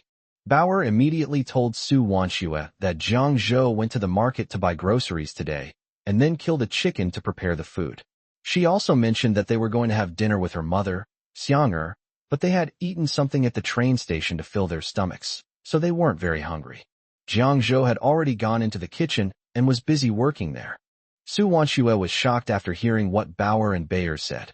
She never expected that Jiang Zhou, a grown man, would prepare so much for her and Xianger's return. 5 years have passed, and Jiang Zhou has grown up into a mature man. Su Wanxue looked up and noticed that the lights in the living room were no longer flickering. Is the light working again? Su Wanxue asked, looking at the light in the living room with a puzzled expression. Su Bayer looked at Su Wanxue with a smile and said, Dad helped us set it up. Yes, and Dad fixed the TV for us too, and he even fixed the dripping faucet in the kitchen. Dad is super awesome.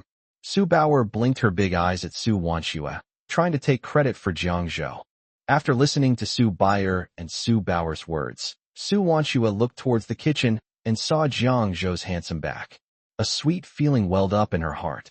Lin Xiao called her these past few days to tell her that Jiang Zhou had brought Bauer and Bayer home. Seeing that Bauer and Bayer looked much healthier than before her business trip, and that the two little ones had even gained a little weight. She knew that Jiang Zhou had been taking good care of the two little ones these days. She asked softly, Baby, Belle, is Daddy's cooking delicious? Delicious. Especially delicious. Su Bauer and Su Bayer nodded and said. Su Wanxue smiled as she listened to the two sisters' words. After a while, Jiang Zhou came out of the kitchen carrying a large bowl of chicken. As he walked, he said, Wanxue, the food is ready. Wash your hands first, then come and try it. I've made a lot of dishes for everyone. The aroma of chicken soup filled the entire room. It has a particularly pleasant fragrance. Upon hearing this, Bauer and Bayer took a deep breath and exclaimed, Daddy, the chicken soup smells so good. Xianger's eyes also got stuck to the chicken soup. It smells so good.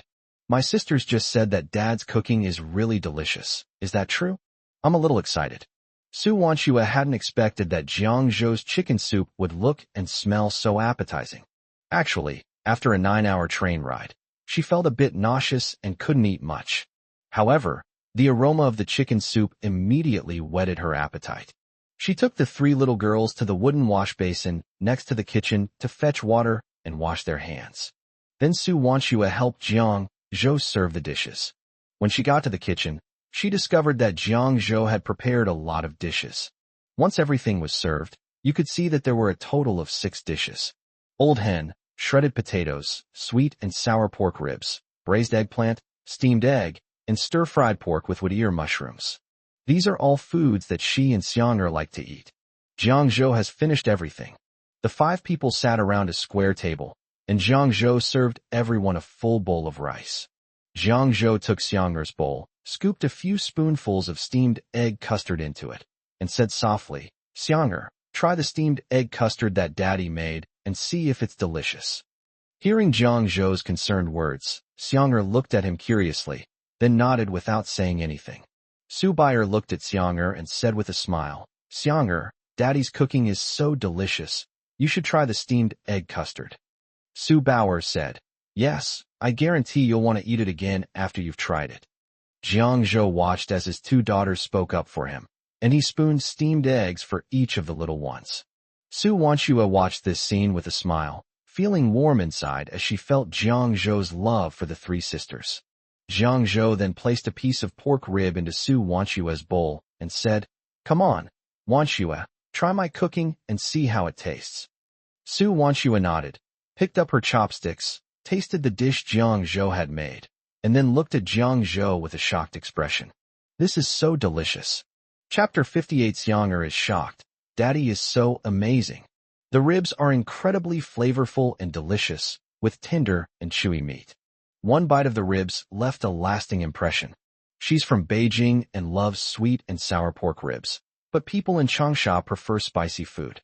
She had eaten sweet and sour pork ribs at her workplace cafeteria, but they didn't taste like the ones from the north. However, The sweet and sour pork ribs that Jiang Zhou made were authentic northern-style sweet and sour pork ribs, and they were especially delicious. It's no exaggeration to say that this is the best pork ribs she has ever eaten. Looking at Su Wanshua's expression, Jiang Zhou smiled and said, "How is it? Tastiest, right?" Su Wanshua nodded, looking at Jiang Zhou and saying, "Wow, I didn't know you could cook so well." Jiang Zhou looked at Su Wanshua and said with a smile, "There are many things you don't know. You'll discover them slowly in the future." His gaze deepened in that instant, his eyes revealing boundless tenderness. Su Bauer was very happy to see Su Wanshua and Jiang Zhou like this. From now on, their family can live happily together, and Mom won't have to work so hard anymore. She looked at Jiang Zhou and said, "Dad's cooking is so delicious. We should all eat more later." "Okay." Jiang Zhou nodded at Su Bauer, then looked at Su Wanshua and continued, "Wanshua, you should eat more too." Su Wanshua nodded as well. She looked at the food on the table, then at Xiang'er who was eating quietly beside her, and noticed that Xiang'er's rice was almost empty. Su Wanshua looked at Xiang'er with some surprise, because Xiang'er usually ate very little, but now she was able to finish all the food and eat so much at that. It seems that Jiang Zhou's cooking suits Xiang'er's taste quite well. Thinking it over, Su Wanshua picked up a piece of sweet and sour pork ribs and put it in Xiang'er's bowl. "Xiang'er, this is sweet and sour pork ribs that your father made for you. Eat more." Xiang'er saw the ribs in the bowl, then looked up at Su Wanshua and said, "Thank you, Mom." Su Wanshua smiled but didn't say anything, then started eating, and the family enjoyed a harmonious time together. After finishing their meal, Su Wanshua cleared away the dishes and prepared to wash them. Jiang Zhou quickly went over and took the bowls from her hands, then looked at her and said, "Let me wash them. You sit down and rest for a while. You've been on the train all day and must be exhausted." Su Wanshua shook her head and looked at Jiang Zhou, saying, "I just ate, so I'm not tired. But you must be exhausted after cooking such a big meal. You should go and rest. I'll do the dishes." Jiang Zhou wouldn't let Su Wanshua wash the dishes. Although he was tired, Su Wanshua had been traveling alone with the child for so long by train, which was even more tiring for her. Under Jiang Zhou's insistence, Su Wanshua compromised. Jiang Zhou then smiled. Then he started washing. He put the bowl aside, filled a basin with cold water, and poured the hot water that was heating on the gas stove into the basin. After mixing them together and getting the temperature to a suitable level, he finished washing. He squeezed dish soap into the basin, then picked up the rag next to him and began washing the dishes. The apartment that Su Wanshua is currently renting doesn't have hot water, only cold water. If you want hot water to wash the dishes, you have to use a kettle. Standing behind Jiang Zhou, Su Wanshua watched his skillful movements and handsome profile, and thought that Jiang Zhou was absolutely stunning at this moment. The kitchen lights shone perfectly on Jiang Zhou, making him look exceptionally charming. Looking at Jiang Zhou's tall and straight back and his broad shoulders, she felt as if there was an extra layer of protection under the sky above her home, and she felt safe in her heart. This little home is also very cozy. Bauer, Bayer, and Xiang'er, the three little girls, were huddled in their room playing with the building blocks and Barbie dolls that Su Wanshua had bought for them. Bauer looked at Xiang'er, then suddenly got up, ran to the wardrobe, opened it, took out a bag, and said to Xiang'er, "Xiang'er, this is the new clothes Daddy bought for you." Xiang'er glanced at the bag, then lowered her head to look at the things in her hands, without saying a word. Seeing that Xiang'er ignored her, Bauer pouted, and then said, "Xiang'er, Daddy bought this for you. Why don't you open it and take a look?" Xiang'er glanced at the clothes in Bauer's hand and said indifferently, "Not interested." After saying that, Xiang'er turned around, went back to her bed, and started playing with the building blocks. Seeing Xiang'er like this, Bauer walked over to her and said, "Xiang'er, Daddy bought this dress especially for you. Do you want to try it on? You'll see that your dad is a good person once you get to know him." Su Bayer got up and looked at Xiang'er, saying, "Dad bought some for me and my older sister too. We both have some." "Really?" Xiang'er asked Su Bayer after hearing what she said. "Of course, Daddy picked out these clothes for me himself, and we both look so pretty in them. Daddy always picks out the best clothes for us," Su Bayer said, pulling Xiang'er's arm to her side. "Xiang'er, come here quickly. Let's look at our new clothes together, okay? After hesitating for a moment, Xiang'er walked over and sat down next to Su Baier. Then she took the paper bag from Bauer's hand. She glanced at the paper bag and looked at the clothes inside. Xiang'er was slightly stunned and couldn't help but feel a little surprised. This dress is so pretty. These clothes are so exquisite. This one is pink, and the others are all white, and they're all princess dresses. They look so beautiful and lovely. Xiang'er looked at the clothes in her hand and couldn't help but reach out and touch the beautiful clothes, feeling a little happy. These are the clothes her dad bought for her. Bauer saw Xiang'er touching her new clothes, and she looked at Xiang'er with a grin, asking, "Xiang'er, does it look good?" Hearing Su Baier's question, Xiang'er looked at Su Baier, nodded, and then softly replied, "Beautiful." Bauer smiled and nodded when she heard Xiang'er's words. She knew that her younger sister Xiang'er had always been very dependent on her mother and didn't have a good impression of her father. It's okay, Xiang'er will gradually accept her father eventually anyway. "Xiang'er, let me tell you, Daddy is very powerful," Su Baier said to Xiang'er with a smile. Su Xiang'er looked at Bauer and Baier with a puzzled expression. "Dad took us to sell flowers before, and we earned several hundred yuan a day," Su Baier said proudly to Xiang'er. Hearing Su Baier's words, Xiang'er looked at her with surprise and asked, "Really? That's amazing. Earning several hundred yuan a day. How many popsicles can you buy with that?" Chapter 59, taking Wan Xue and her daughters for a medical checkup. "That's right, and Dad has opened an internet cafe now, earning over 1,000 a day. We'll be little rich ladies from now on," Su Bauer said to Xiang'er with a smug look on her face. "Also, the bouquet of flowers you received today and the flowers Mom received were both hand-wrapped by Dad. Isn't that amazing?" Su Baier said excitedly to Xiang'er. Xiang'er looked at Bauer and Baier in shock. "I never knew my dad was so amazing. Dad can even wrap flowers. The bouquet he made today was the most beautiful she'd ever seen." She thought her father bought it, but she didn't expect him to have wrapped it by hand.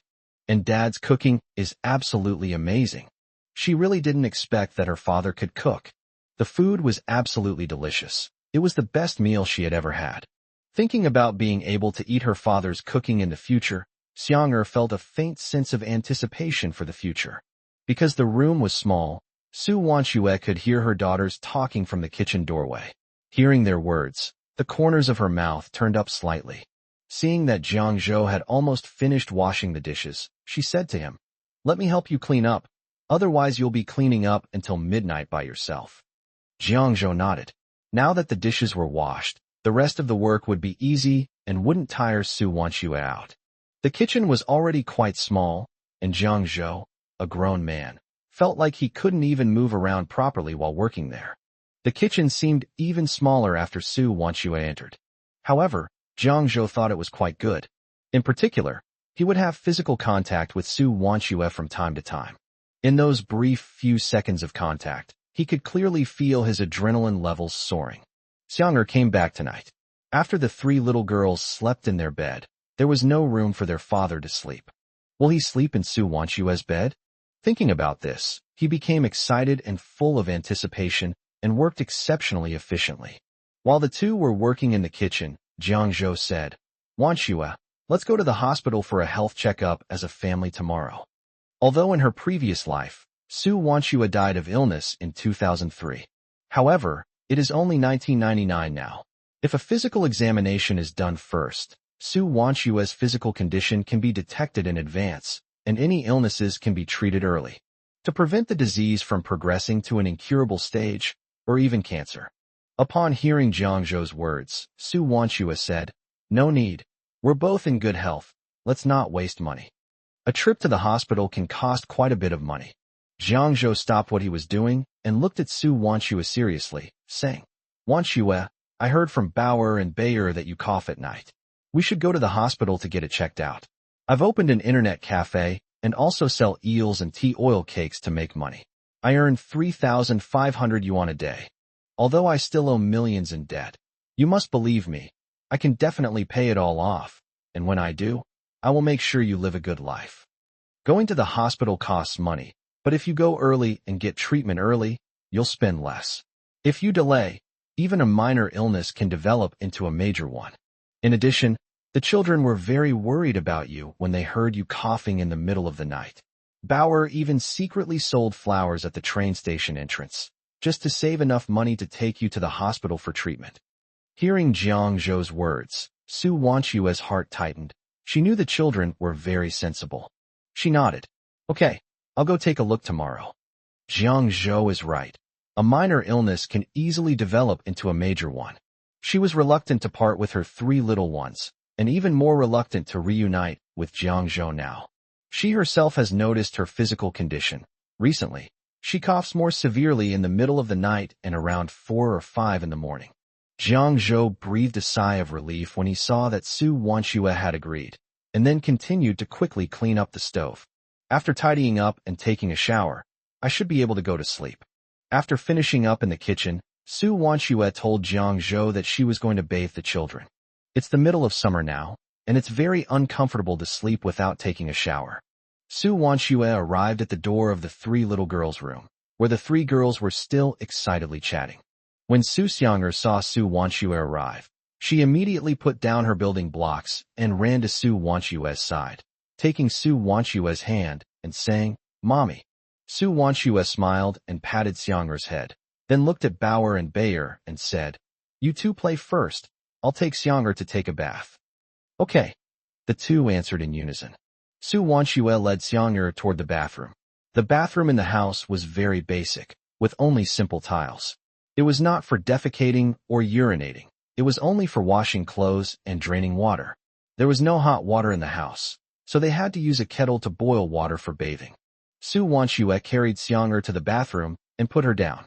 Jiang Zhou happened to bring over the hot water, which Su Wanshue took and poured into the bathtub. Jiang Zhou gently reminded her, "Wanshue, this is boiling water. You and Xianger should be careful not to get burned." Okay. Su Wanshue nodded. Jiang Zhou carried the kettle back to the kitchen and continued boiling water. As Su Wanshue watched Jiang Zhou's retreating figure, a wave of emotion suddenly welled up in her heart. Jiang Zhou was truly very considerate. She looked away, poured some cold water into the basin, tested the water temperature, and found it was fine, then called Xianger over to take a bath. Xianger sat obediently in the bathtub, gently rubbing her little feet with her tiny hands, humming an unknown song. Xianger has now learned to wash herself, take a bath, eat, and use the toilet by herself. All she needs to do is keep an eye on things from the sidelines. Bathing her 3 little ones used to be like a battle, but since they started learning to bathe themselves when they were 3, her life as a mother has become much easier. It's easier now. Watching the girls grow up little by little warmed her heart. After giving each of the 3 little girls a bath, I dried their wet hair and then used a hairdryer to dry it until it was about 70–80% dry. Jiang Zhou also cleaned up the house. Looking at the cramped home, the warm yellow light, and Su Wanshue taking care of 3 little girls in the room, Jiang Zhou wondered how Su Wanshue had managed to raise 3 children all by herself for the past 5 years. Su Wanshue has to take care of 3 little girls and also go to work to earn money. Is she able to manage all that? Tonight, he helped Su Wanshue with most of the burden, such as cooking, washing dishes, cleaning the kitchen, and cleaning the living room. However, before he was gone, Su Wanshue had to do all of this by herself. I bet Su Wanshue is exhausted and has a sore back every day, right? Thinking of this, he felt boundless pity and heartache for the mother and her 3 daughters. Chapter 60. Su Wanshue takes a bath. He knocked on the door, his tall figure smiling as he walked into the room of the 3 little girls. When Bauer and Bayer saw Jiang Zhou walk in, they immediately ran to his side and threw themselves into his arms, sweetly calling out, "Daddy." Xianger stood next to Su Wanshue, not moving, but staring at Jiang Zhou with wide eyes. Jiang Zhou affectionately ruffled the hair of the 2 little girls, then walked to Su Wanshue's side and reached out to rub Xianger's head with a smile. Xianger poked her head out and looked at Jiang Zhou curiously. Jiang Zhou smiled gently at Xianger, then looked at Su Wanshue and said, "Wanshue, I'm going to take a shower." Su Wanshue nodded. Jiang Zhou turned and walked out of the room. He glanced at Su Wanshue's room across the street, and his heart stirred slightly. I wonder if I'll be able to sleep in the same bed with Wanshue tonight. Thinking of this, his heart inexplicably skipped a few beats, and he began to feel a faint sense of anticipation. He even had the energy to take a bath. After Su Wanxue finished blow-drying the three little girls' hair, Belle excitedly pulled Su Wanxue's hand and led her to the living room. Pointing curiously at the rose gift box that Jiang Zhou had given Su Wanxue that day, she blinked and asked mischievously, "Mommy, what does this English mean?" She always felt that these English letters had a different meaning. When she was at the flower shop, she quietly asked Aunt Chin about it, but Aunt Chin smiled and told her that it was an adult matter and children shouldn't know. She knew that the meaning of these letters must be extraordinary. Su Bauer also ran out, very curious. She looked at the rose gift box and read out the letters on it. A love. Su Wanxue began teaching them basic pronunciation when they were 3 years old. So Su Bauer knows these letters. She read all the letters aloud. However, she didn't know what the combination of letters meant. I'm curious too. At the train station, she asked her father, but he didn't tell her, saying she would know when she grew up. When she saw Belle asking her mother about the meaning of the letters in the living room, she immediately ran out to see. Xiang'er also started reciting the letters along with her sister. As her daughters recited the alphabet, Su Wanxue's cheeks flushed, and she quickly glanced in the direction of the bathroom. Luckily, Jiang Zhou is taking a shower right now, so he probably can't hear me, right? However, the house is only so big, and the doors are all wooden, so the sound insulation is not very good. Jiang Zhou must have heard it. Su Wanxue said to the three little ones, "Time to sleep, time to sleep." The more Su Wanxue tried to avoid talking, the more curious Bayer and Bauer became. They grabbed Su Wanxue's arms on either side and said coquettishly, "Mommy, please tell us, what does this mean?" Jiang Zhou, who was taking a shower in the bathroom, overheard the children's words. He smiled slightly. I also want to see how Su Wanxue will respond. He quickened his shower, wanting to check on Su Wanxue's condition. Su Wanxue's shy demeanor was the most touching he had ever seen. Su Wanxue glanced in the direction of the bathroom and said in a low voice, "If you don't go to sleep, Mommy is going to spank you. It's already past midnight. Something's up." After she finished speaking, Su Wanxue pretended to be a ghost to scare the three little girls.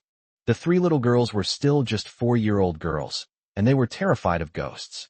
Upon hearing Su Wanxue's words, they immediately felt a chill run down their spines and scurried back to their rooms, burrowing into their blankets.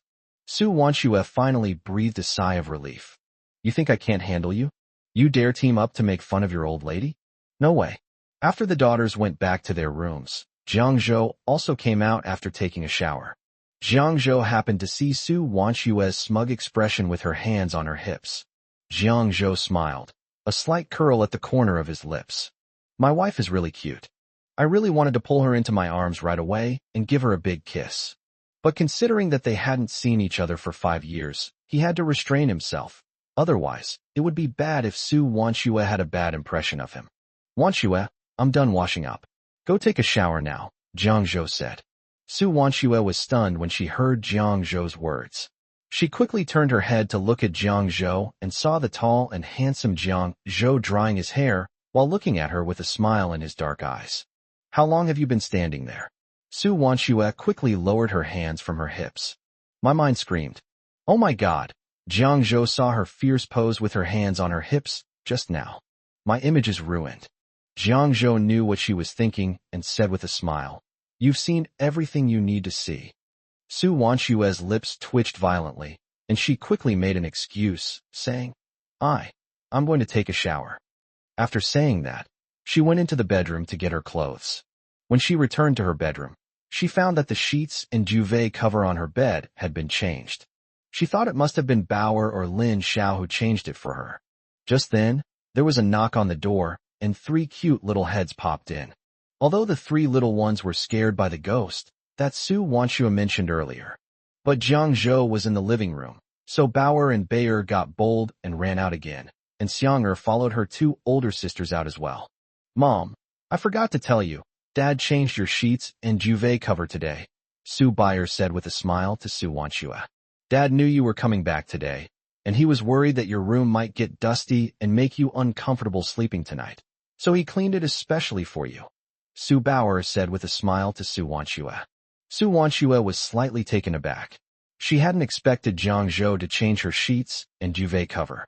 She felt a mix of emotions, including a sense of joy and gratitude. She hadn't expected Jiang Zhou to be so thoughtful. She even went out of her way to change her sheets and duvet cover. Su Wanqing glanced at her bed again. The whole room felt exceptionally cozy. I felt a sweet warmth in my heart. After 5 years apart, Jiang Zhou always brings a different kind of surprise every time they meet again. Thinking of this, Su Wanqing unconsciously raised the corners of her lips. Mom, we're really going back to our room to sleep now. You should go to sleep early too. Su Bauer said with a smile to Su Wanqing. Su Wanqing nodded and said with a smile to the three of them. Okay, you guys go to sleep. The three of them said in unison. After the three people returned to their rooms, Su Wanqing took her change of clothes and went to take a shower. While taking a bath, she closed her eyes and felt the warm water soaking her body.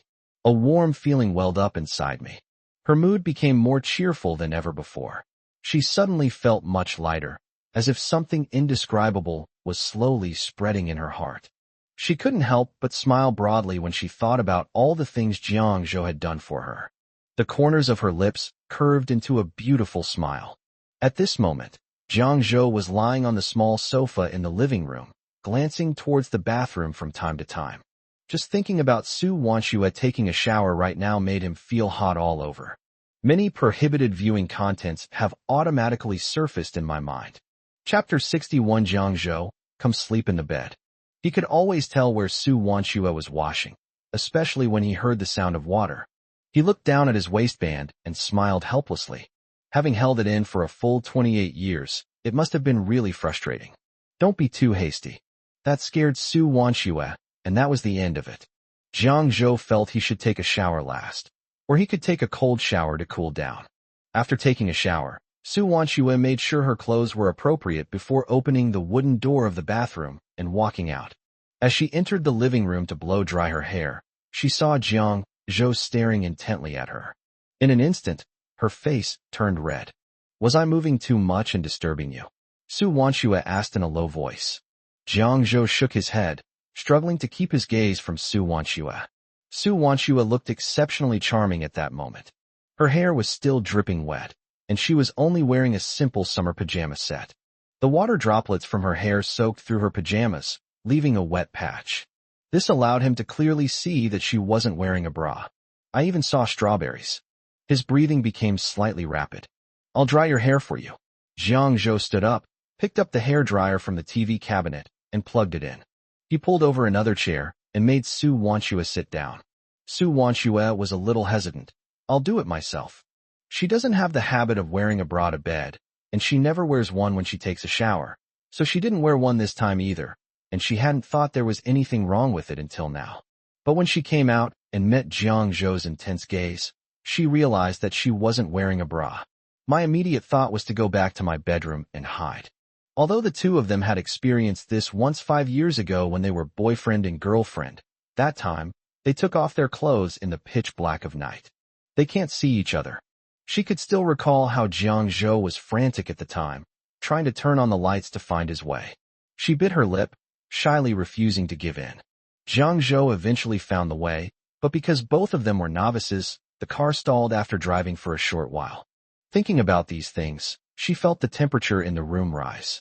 Jiang Zhou said softly, your hair is long, and it's easy for your arm to get sore from holding it up to blow dry.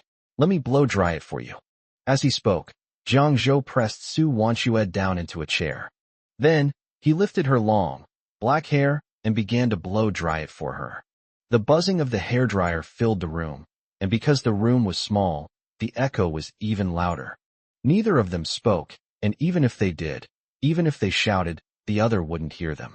Jiang Zhou's mind was filled with thoughts of whether he would fall asleep on top of Su Wanqing's beautiful black hair.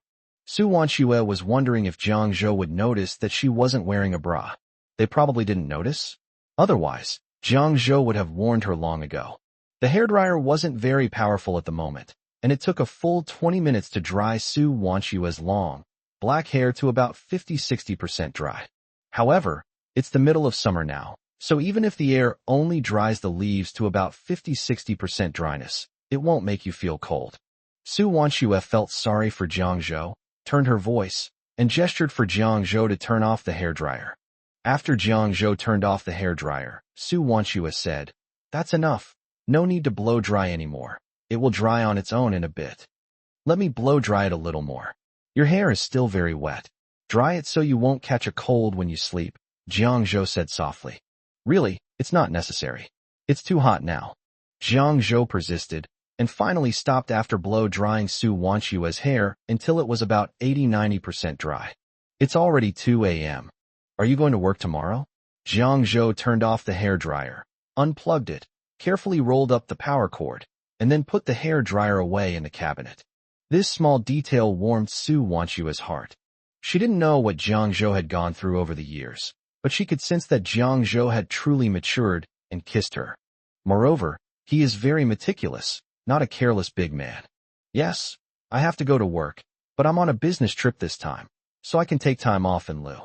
I need to go for a medical checkup tomorrow, so I'll tell the company and ask for tomorrow morning off," Su Wanshue said. Jiang Zhou nodded. Actually, he wanted Su Wanshue to quit her job and stay home to recuperate. However, he still had millions of dollars in debt, which prevented him from saying such a thing. Even if he did, Su Wanshue would not agree. But it doesn't matter, his initial capital has already begun to accumulate. As long as he has some time, he can definitely pay off all his debts within 3 months. That way, Su Wanshue won't have to work so hard anymore. "Where am I sleeping tonight?" Jiang Zhou asked. Su Wanshue was taken aback. She hadn't really thought about that. Her gaze fell on the sofa. "Why don't you sleep on the sofa?" Jiang Zhou remained silent for a moment. Su Wanshue looked at the tall Jiang Zhou, whose head almost touched the ceiling light. It was too small for the 1.83-meter-tall Jiang Zhou to sleep on their small sofa, which was only 1.5 meters long. But the house is really small. The 3 little ones are already a bit cramped sleeping in one 1.5-meter bed. Jiang Zhou definitely won't be able to sleep. The other room contained her bed, which was also a 1.5-meter bed. But she slept with Jiang Zhou? Thinking about it, she felt that this was not a good idea. While Su Wanshue was hesitating, Jiang Zhou said, "Okay, I'll sleep on the sofa." Su Wanshue moved her lips, as if she wanted to say something more. But in the end, she didn't say a word. She shrugged, then took a blanket from the bedroom and handed it to Jiang Zhou, telling him to cover himself with it that night so he wouldn't catch a cold. At 3 in the morning, Su Wanshue lay in bed, tossing and turning, unable to fall asleep. I wonder if Jiang Zhou is asleep yet? The sofa in his own home is too hard and too small. Jiang Zhou definitely won't be used to sleeping on it. Thinking of this, a hint of worry flashed in her eyes.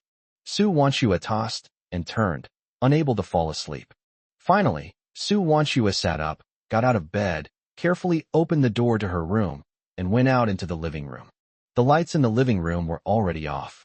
Jiang Zhou opened his eyes the moment Su Wanshue's bedroom door opened. "Wanshue!" Jiang Zhou called out to Su Wanshue in confusion. Upon hearing this, Su Wanshue asked, "You're still awake?" "I can't sleep," Jiang Zhou said. Su Wanshue nodded.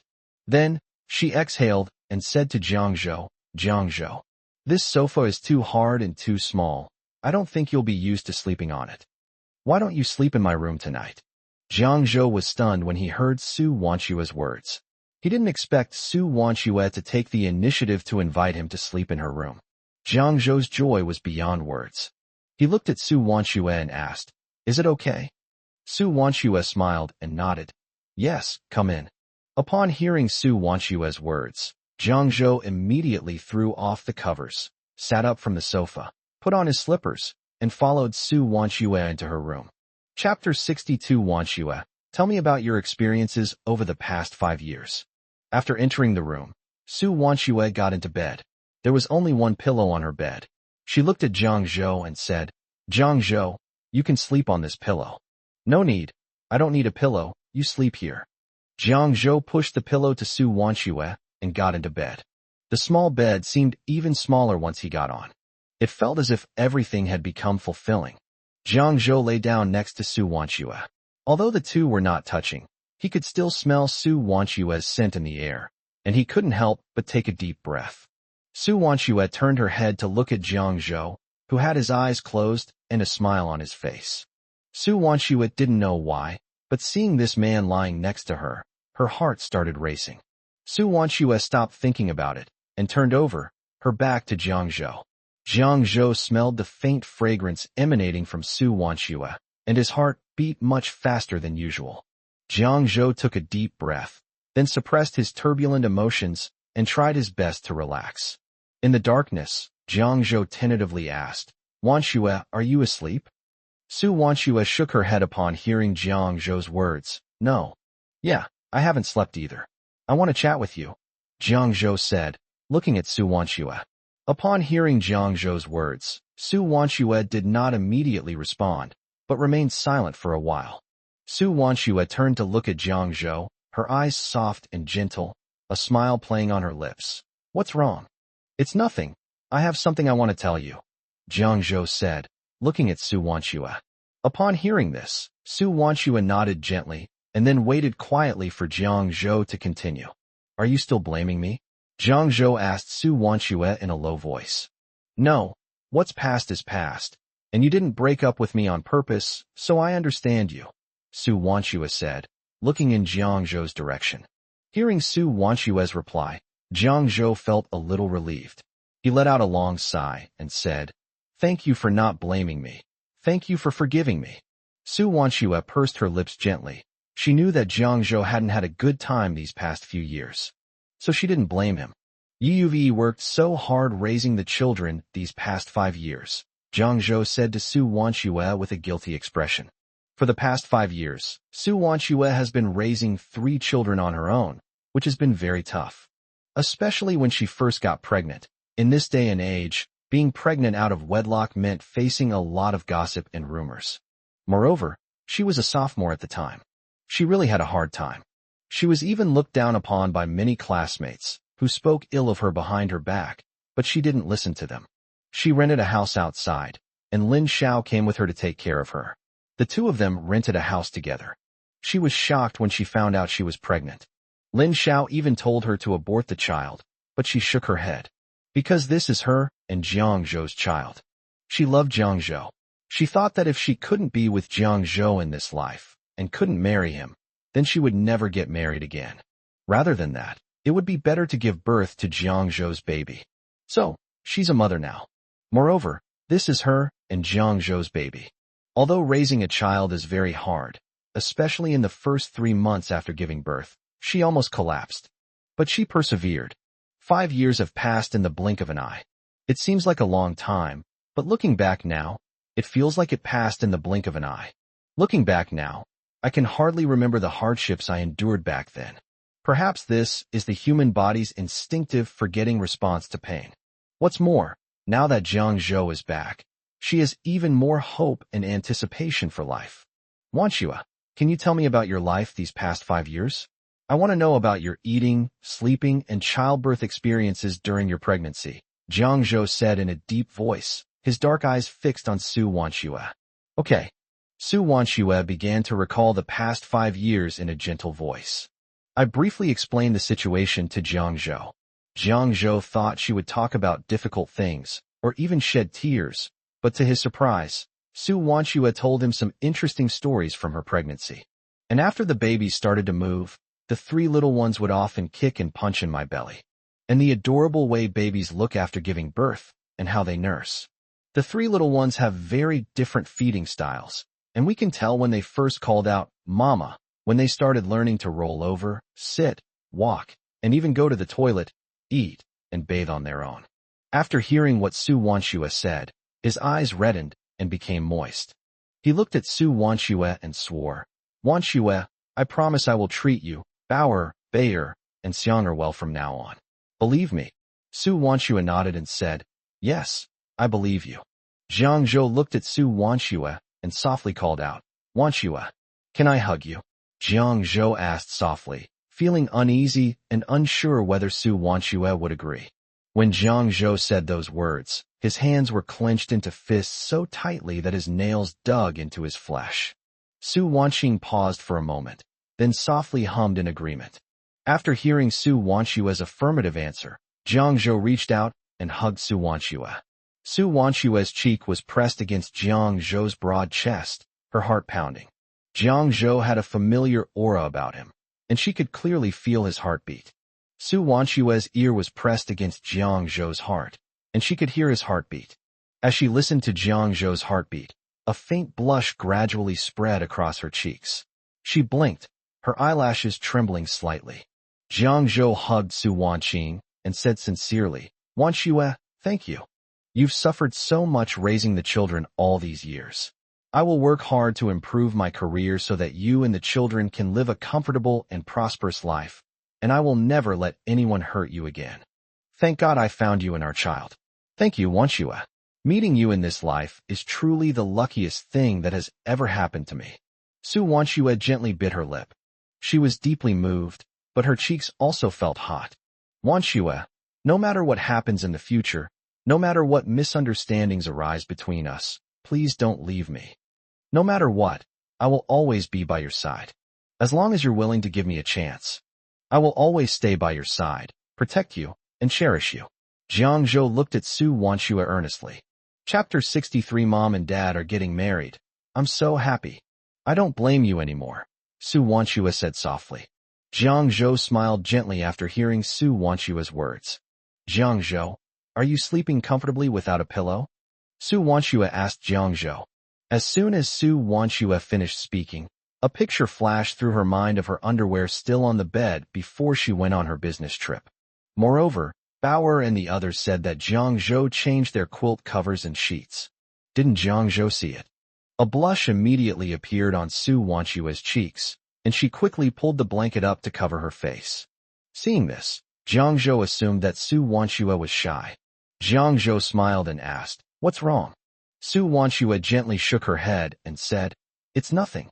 Jiang Zhou noticed the two blushes on Su Wanshue's cheeks and said with a smile, "Wanshue, why are your cheeks so red?" Upon hearing Jiang Zhou's words, Su Wanshue quickly shook her head, then moved a little further in and said, "Move in a little more, or you might fall off." After hearing Su Wanshue's words, Jiang Zhou smiled gently and said, "Okay."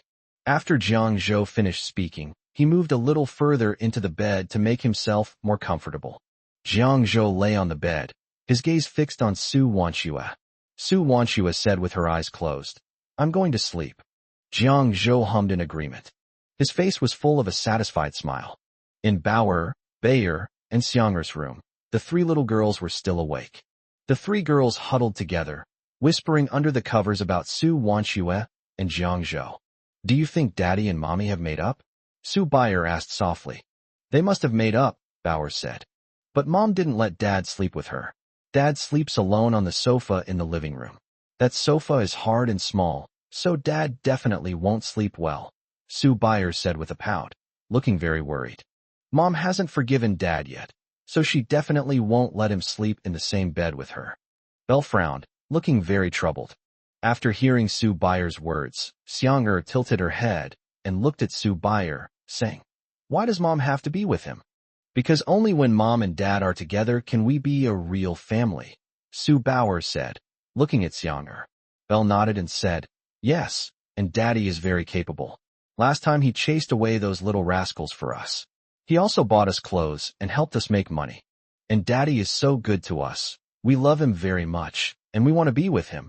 So want Mommy and Daddy to make up," Belle muttered softly. Xiang'er nodded thoughtfully upon hearing this. "Do you like the food your dad cooks?" Su Bauer asked Xiang'er. Xiang'er nodded. "From now on, Dad will live with us, and you can eat Dad's delicious cooking every day," Su Bauer said happily. Xiang'er nodded. Her feelings towards Jiang Zhou had also changed somewhat. "But Dad was talking to Aunt Wang and the others about the wedding banquet at the train station today. Does that mean Dad and Mom are getting married?" Su Bayer said excitedly to Bauer and Xiang'er, remembering what happened at the train station today.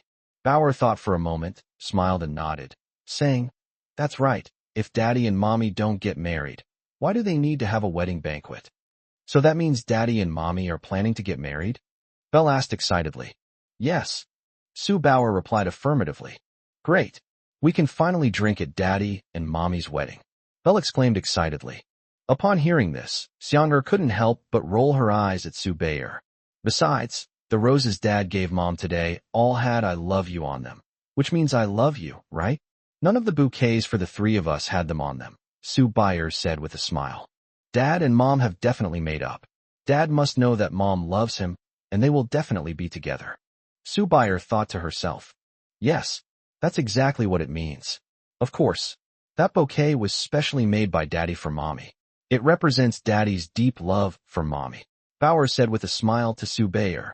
Sue Byers nodded with a grin and said, yes, that's what I thought too. None of the bouquets for the three of us had them. That definitely proves that Dad and Mom have really made up, Sue Byers said happily. If Dad and Mom make up, it means we can stay with Dad forever. Moreover, the tone of Mom's voice today didn't seem to indicate that she particularly disliked Dad, which means that Mom is no longer angry. If things continue like this, Dad will eventually win Mom over, and then the five of us can be together forever. The three little girls were secretly making plans in their hearts, their faces beaming with happy and sweet smiles. Around 3 a.m., Sue Wanshua suddenly woke up, feeling an itch in her throat and wanting to cough. But when she thought of Jiang Zhou sleeping next to her, she was afraid of waking him up, so she forced herself not to cough. After a while, Sue Wanshua felt her throat was extremely uncomfortable, and her lungs felt like they were about to burst. She couldn't help but cough. Cough. Moreover, because she suppressed her cough, when she finally coughed, she couldn't control her voice at all and coughed very loudly. Upon hearing Sue Wanshua's cough, Jiang Zhou was immediately awakened. He got out of bed and saw Sue Wanshua covering her mouth as she coughed, her face flushed red. Each cough sounded as if she were about to cough up her lungs. His heart ached for her, so he immediately got out of bed, poured a glass of water for Sue Wanshua, and handed it to her, asking with concern, "Wanshua, drink some water. It will make you feel better. This cough is really bad." No wonder Sue Wanshua passed away from illness in 2003. Tomorrow I'm going to take Sue Wanshua to see a doctor. I hope her illness is just a minor one and can be completely cured. I remember the first time I met Bauer. She was squatting by the roadside selling flowers. She said she wanted to sell flowers to earn money so she could take her mother to the hospital for a checkup. It must be because Bauer and the others often heard Sue Wanshua coughing in the middle of the night. The little ones feel sorry for their mother. Thinking of this, he felt even more sorry for Sue Wanshua. Sue Wanshua took the water glass and drank a sip, which slightly relieved the itching in her throat, but she still couldn't stop coughing. Jiang Zhou stood by the bed and saw Sue Wanshua coughing. He was very worried and immediately went to the bedside to gently pat Sue Wanshua's shoulder. "Are you feeling better now?" Chapter 64. My heart aches for Sue Wanshua. Hearing Jiang Zhou's concerned question, Sue Wanshua nodded. Much better. She coughed several times in quick succession after she finished speaking. "Have you been to the hospital for this condition? What caused it?" Jiang Zhou asked, not knowing much about the illness. Sue Wanshua said, "I haven't been to the hospital.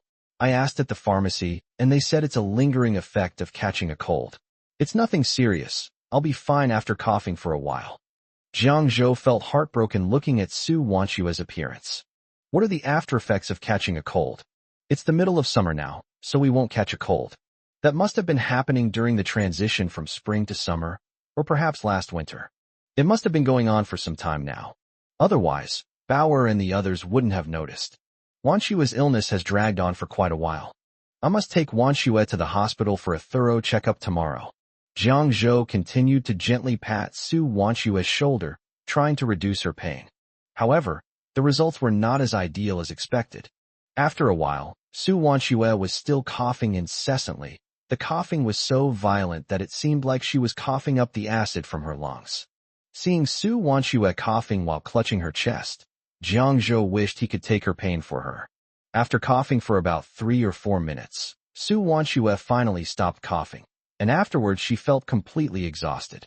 She said softly to Jiang Zhou, who was looking at her with concern, "Don't worry, we'll go to the hospital for a checkup tomorrow. It's nothing serious, it can be cured." Jiang Zhou nodded, then took the water glass next to him and handed it to Sue Wanshua, saying, "Wanshua, have some more water." Sue Wanshua nodded, took the water glass from Jiang Zhou, and slowly drank it. "The water is warm. The warm water soothed my throat. giving me a very comforting feeling. My dry, cracked throat feels much better now. At the same time, she felt a warm feeling in her heart. On nights when she coughed, she was always alone. Occasionally, she would wake up the little ones. One of them would pour her hot water, another would hug her and cry, and the third would massage her shoulders, trying to shake the illness out of their mother's body. Now Jiangzhou is by my side. Jiangzhou's gentleness and thoughtfulness made her feel very warm. I don't even feel uncomfortable from coughing anymore. She lay down on her side to sleep. Because she was lying down, she felt uncomfortable as if something was stuck in her lungs. The next day, early in the morning, Jiangzhou opened his eyes and saw Su Wanxue sleeping soundly next to him, and he felt a surge of excitement. He was so worried about Wanxue's cough last night that he didn't sleep a wink. This morning, he saw Su Wanxue's sleeping face and felt very content. Jiangzhou glanced at his watch. It was only a little past 5, still very early. He quietly lifted the covers and got out of bed. The movements were very gentle, so as not to wake Su Wanxue. She went to bed too late last night and coughed for more than 10 minutes. She needs to rest and get a good night's sleep. After getting up and washing up, he prepared breakfast for the whole family.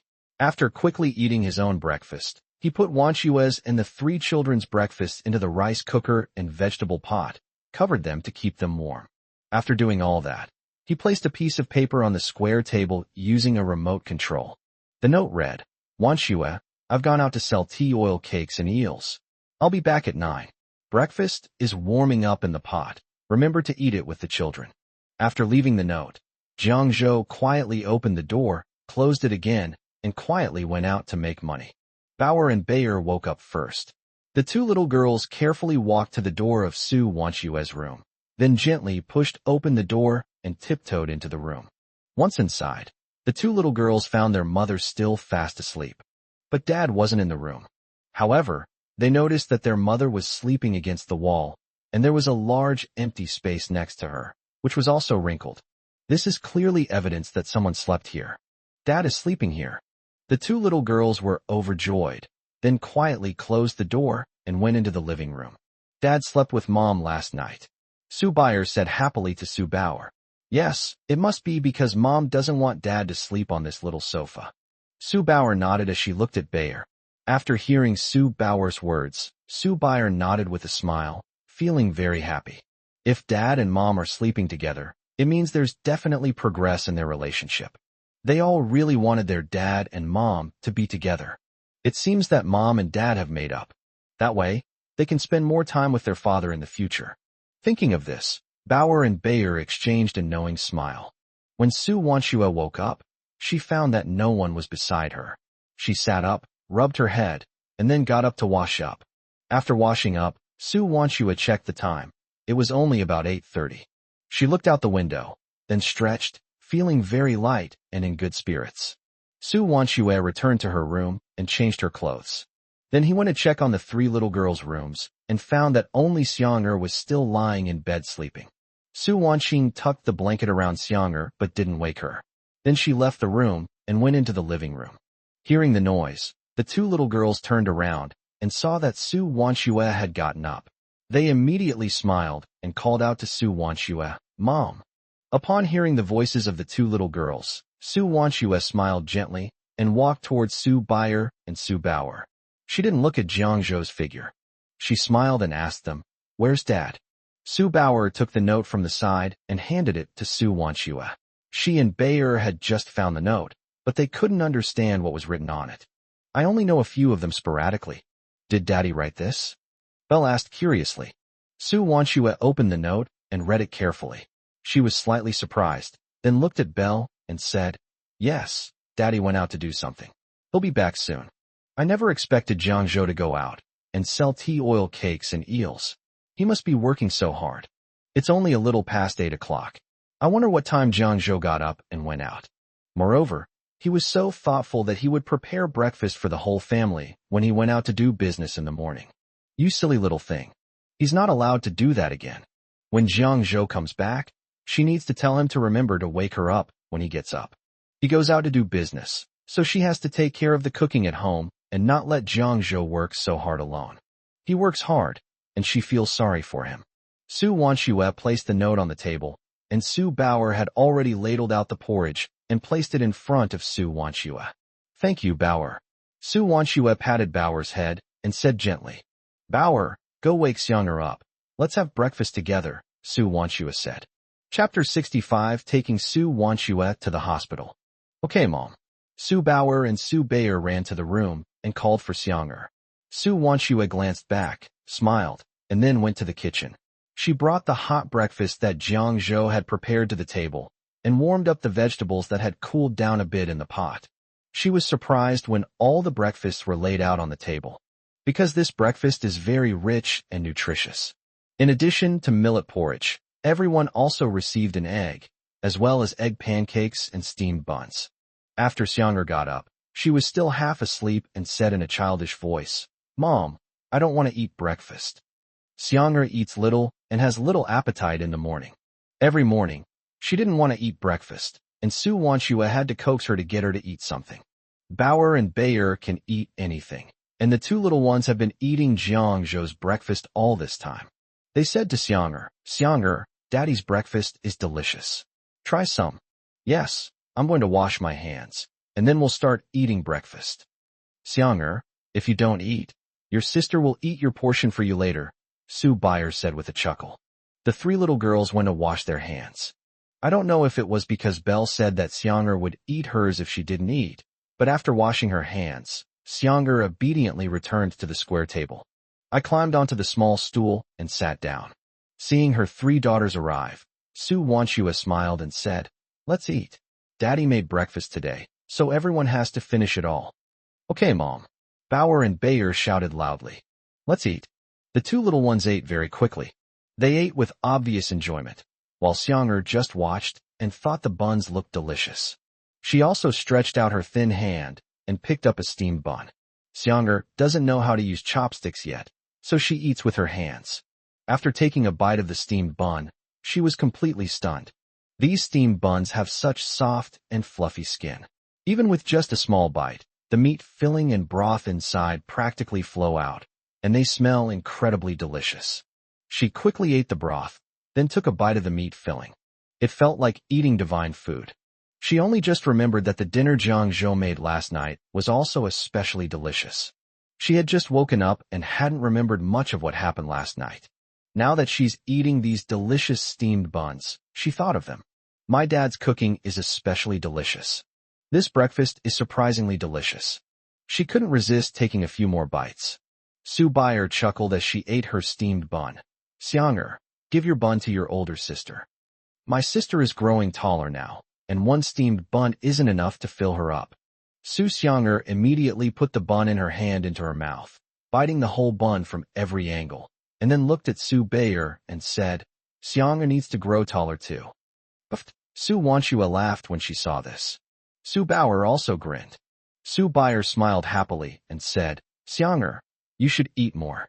You should eat a lot so you can grow tall, just like me and your older sister. Su Xianger nodded her head and continued eating. Su Wanshue ate the breakfast that Jiang Zhou had made himself, feeling very emotional.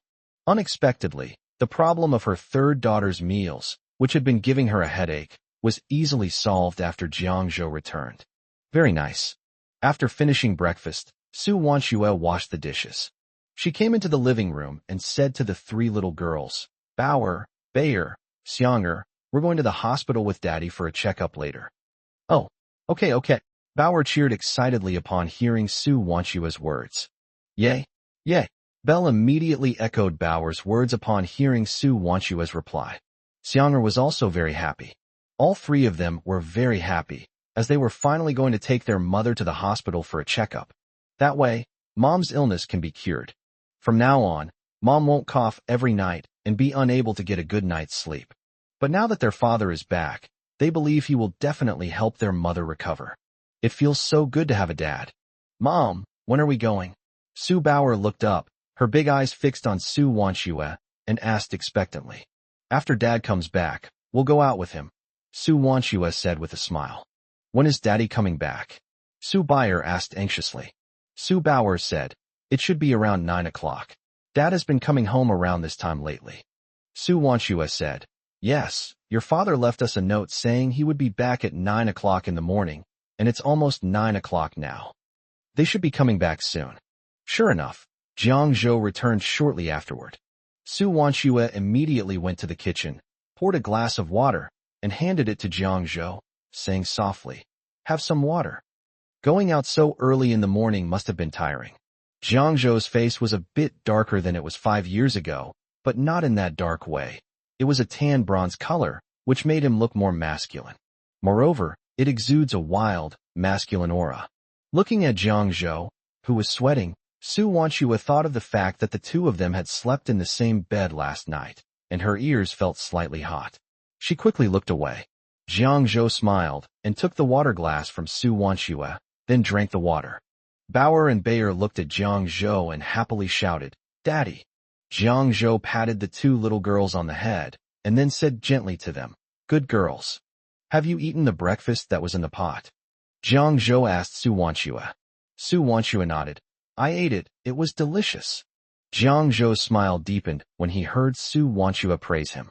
"Dad, when are we leaving for the hospital for a checkup?" Su Bauer asked Jiang Zhou, concerned about Su Wanxue's illness. Jiang Zhou looked at Bauer and said, "Let's go over there now." "Yay." Bauer nodded and said. Then, Jiang Zhou took Su Wanxue and the three little girls straight to Xiangya Hospital. "Dad, let's get Mom treated first," Bauer said to Jiang Zhou. Jiang Zhou nodded. That was exactly what he was thinking too. Upon arriving at Xiangya Hospital, Jiang Zhou first led everyone to the consultation desk. "Hello, I'd like to ask, my wife often coughs at night. Which department should we go to?" Jiang Zhou asked the nurse. The nurse looked at Su Wanxue, asked her about the specific situation, and said, "Go to the respiratory department. Based on what you've said, it might be bronchitis." "Thank you." Jiang Zhou said thank you, and then led Su Wanxue, Bauer, Bayer, and Xiang'er toward the registration area. They found the registration desk and discovered that many people were already queuing up. The line was very long, with an estimated number of over 100 people. Because online appointment registration wasn't popular at that time. To register, you must go to the registration window on site. Chapter 66, giving Su Wanxue a full physical examination. Changsha is the capital city of Hunan Province, and Xiangya Hospital is the most famous hospital in Hunan Province. This has led to many patients from across the province flocking to Xiangya Hospital for treatment. Therefore, this place is overcrowded. There were so many people registering that a long queue formed. Such a long line. How long will we have to wait?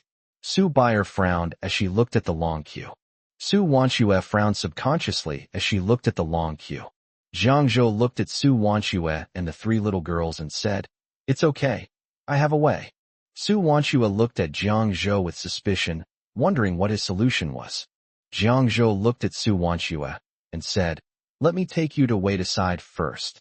After Jiang Zhou finished speaking, he took Su Wanxue's hand and led Su Wanxue, Bauer, and Bayer aside.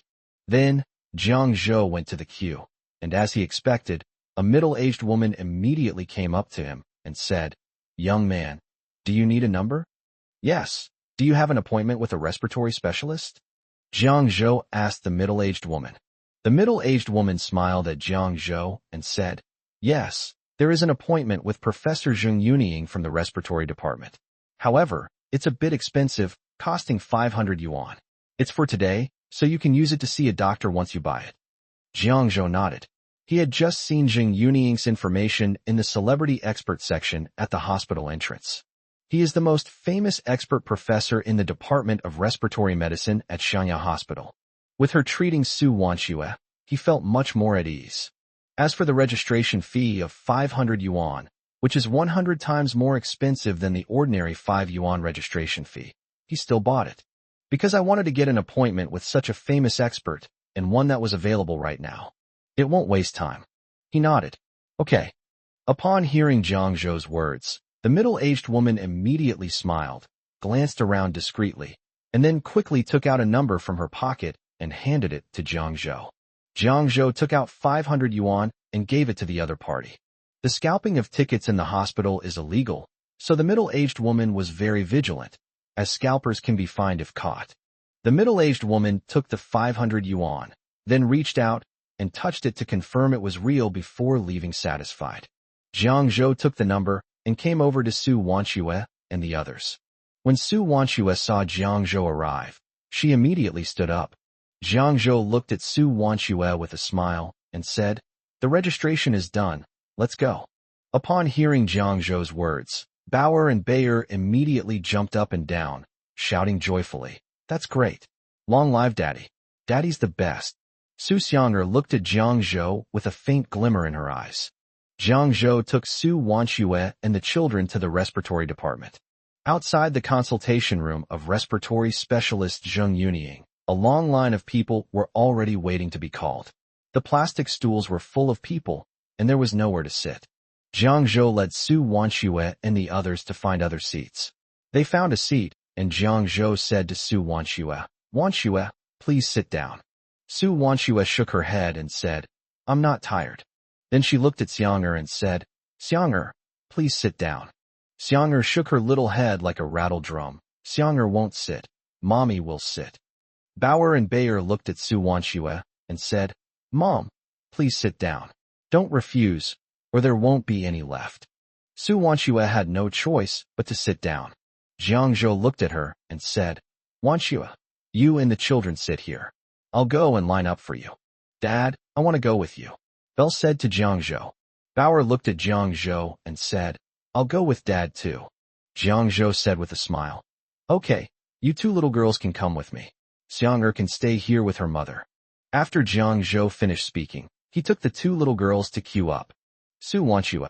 After a while, the nurse's voice came out. Jiang Zhou responded and told the nurse to wait a moment while he went to call his wife. Su Wanxue couldn't see Jiang Zhou from where she was sitting, so Jiang Zhou ran over to call her. A little while later, Jiang Zhou brought Su Wanxue and the three maids to the door of the consultation room. Jiang Zhou handed the registration number for Su Wanxue to the nurse. After receiving her number, the nurse glanced at Su Wanxue and said, "Come in." Su Wanxue nodded, then glanced at Jiang Zhou before walking into the consultation room. Jiang Zhou followed closely behind with three little girls. Inside the consultation room sat a woman in her 40s or 50s who was looking down at medical records. This was Zheng Yunying, a renowned expert in respiratory medicine.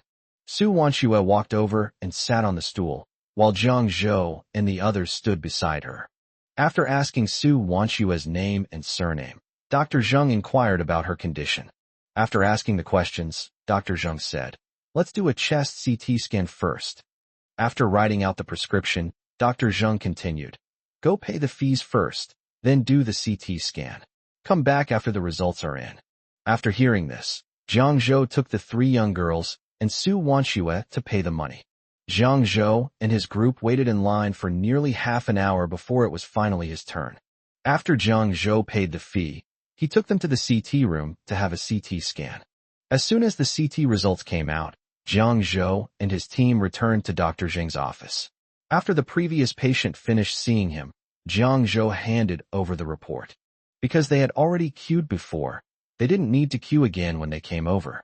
Dr. Zheng held up the CT scan report, hung it on the wall, and pointed to a spot, saying, "Look, although the bronchial wall is a bit thicker than usual, it's not serious.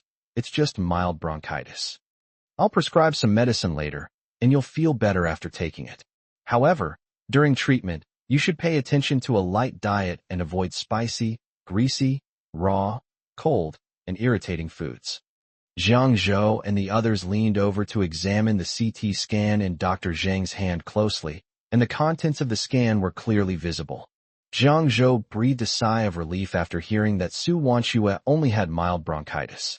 But then he thought, if Wanxue in her previous life only had this disease, then why did she suddenly leave this world? It's definitely not as simple as just bronchitis. Bronchitis cannot develop into any cancer, nor can it develop into pneumonia. Jiang Zhou said to Dr. Zheng, "Dr. Zheng, I'd like to have my wife undergo a comprehensive physical examination. Can you write up the prescription?" Seeing Jiang Zhou's worried expression, Dr. Zheng said, "I can issue a referral for a full physical examination, but are you sure you want to do it? It's quite expensive." Su Wanxue quickly said to Jiang Zhou, "Jiang Zhou, there's no need for another full-body checkup. Dr. Zheng just said I'm fine. I just need to take some medicine and pay attention to my diet. Su Wanxue didn't want Jiang Zhou to waste money because of her. I just had a lung CT scan, and it already cost 100 yuan. If I get a full body scan, it will cost even more. Jiang Zhou still has debts to pay off, so he naturally has to be careful with his money.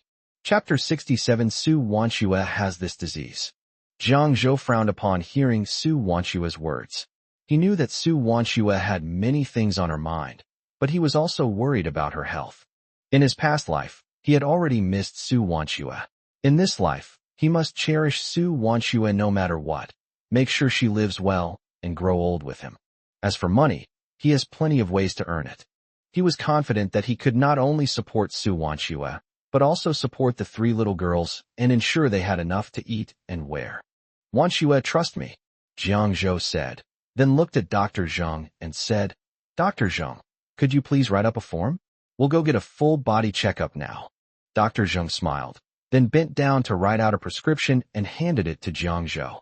After Jiang Zhou and the others left, Su Wanxue hurriedly caught up with him and said, Jiang Zhou, you really don't need to get a full body checkup.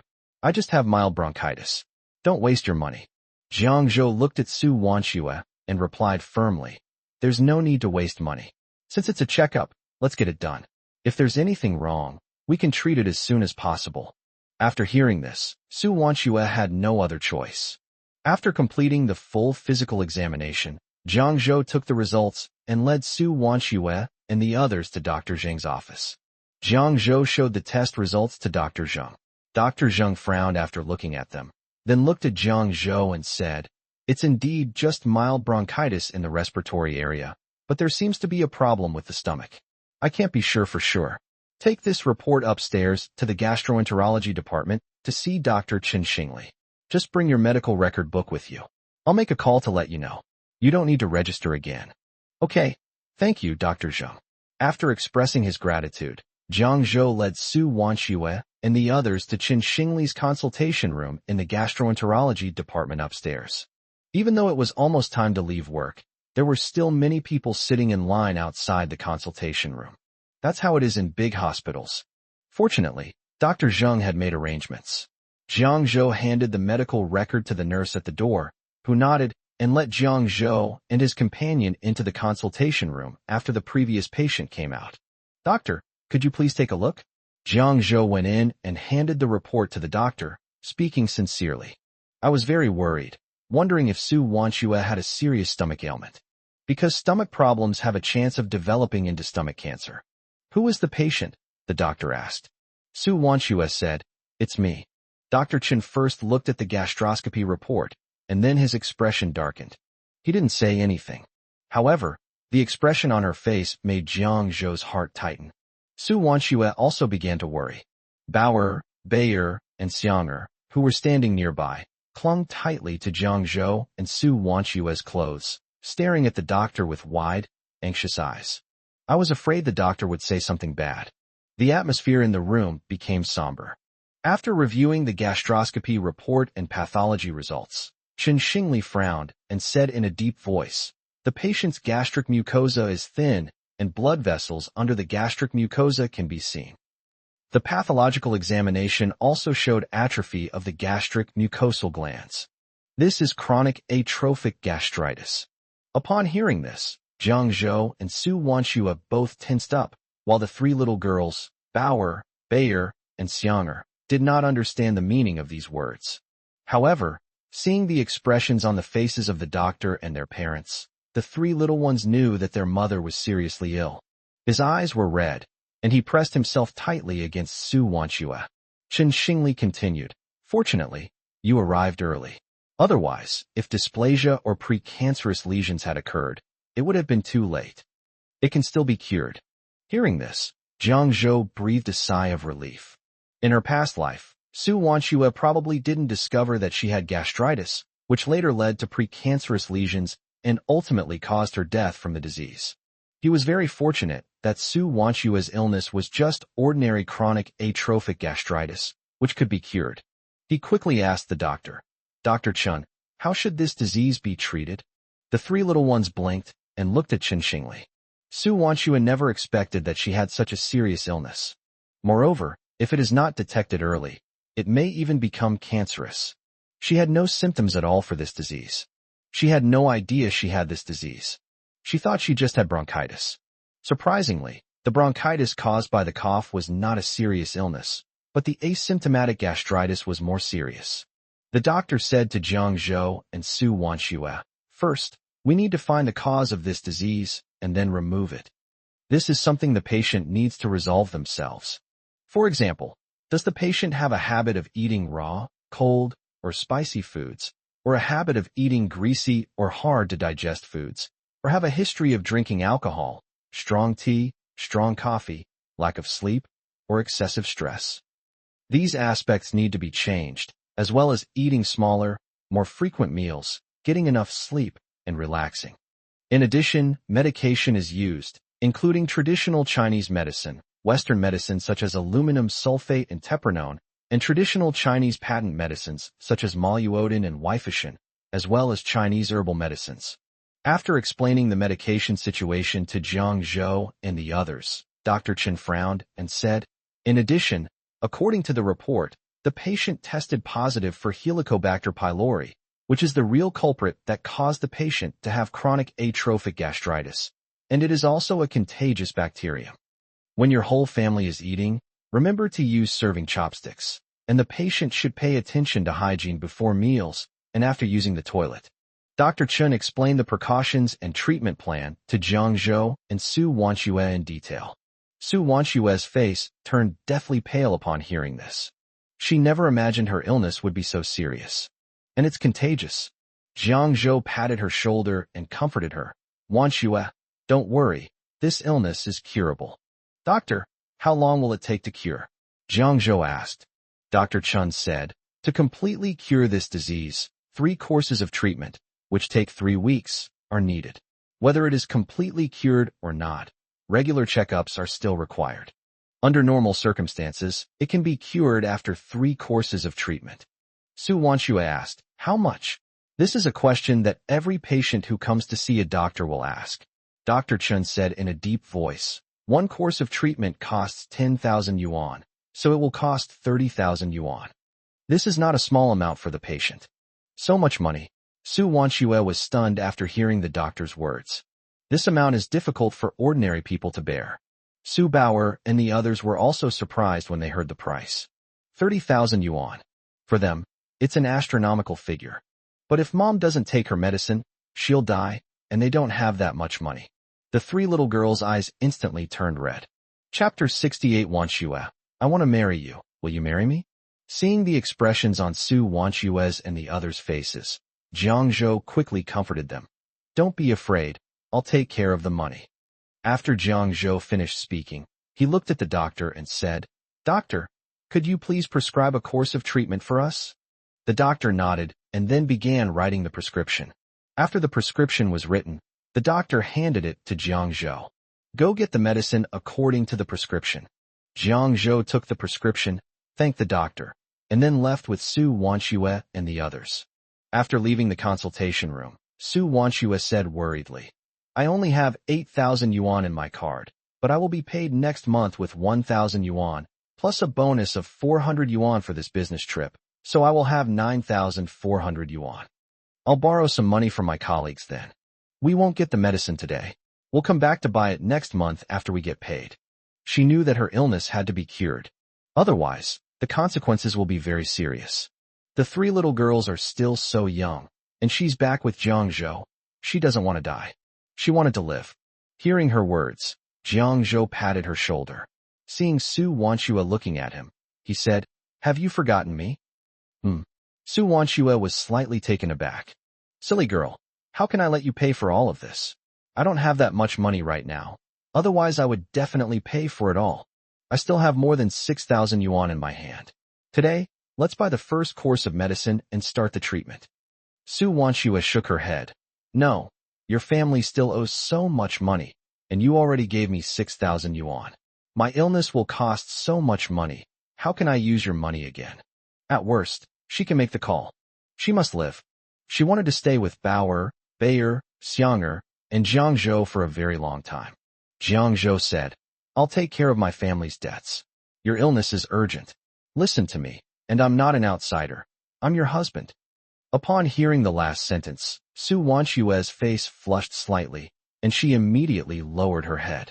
She and Jiang Zhou haven't gotten their marriage certificate yet. Jiang Zhou once again said that he was her husband.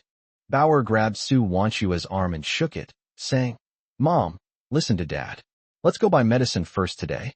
Bauer wants Mom to get better soon. Bauer doesn't want Mom to be in pain.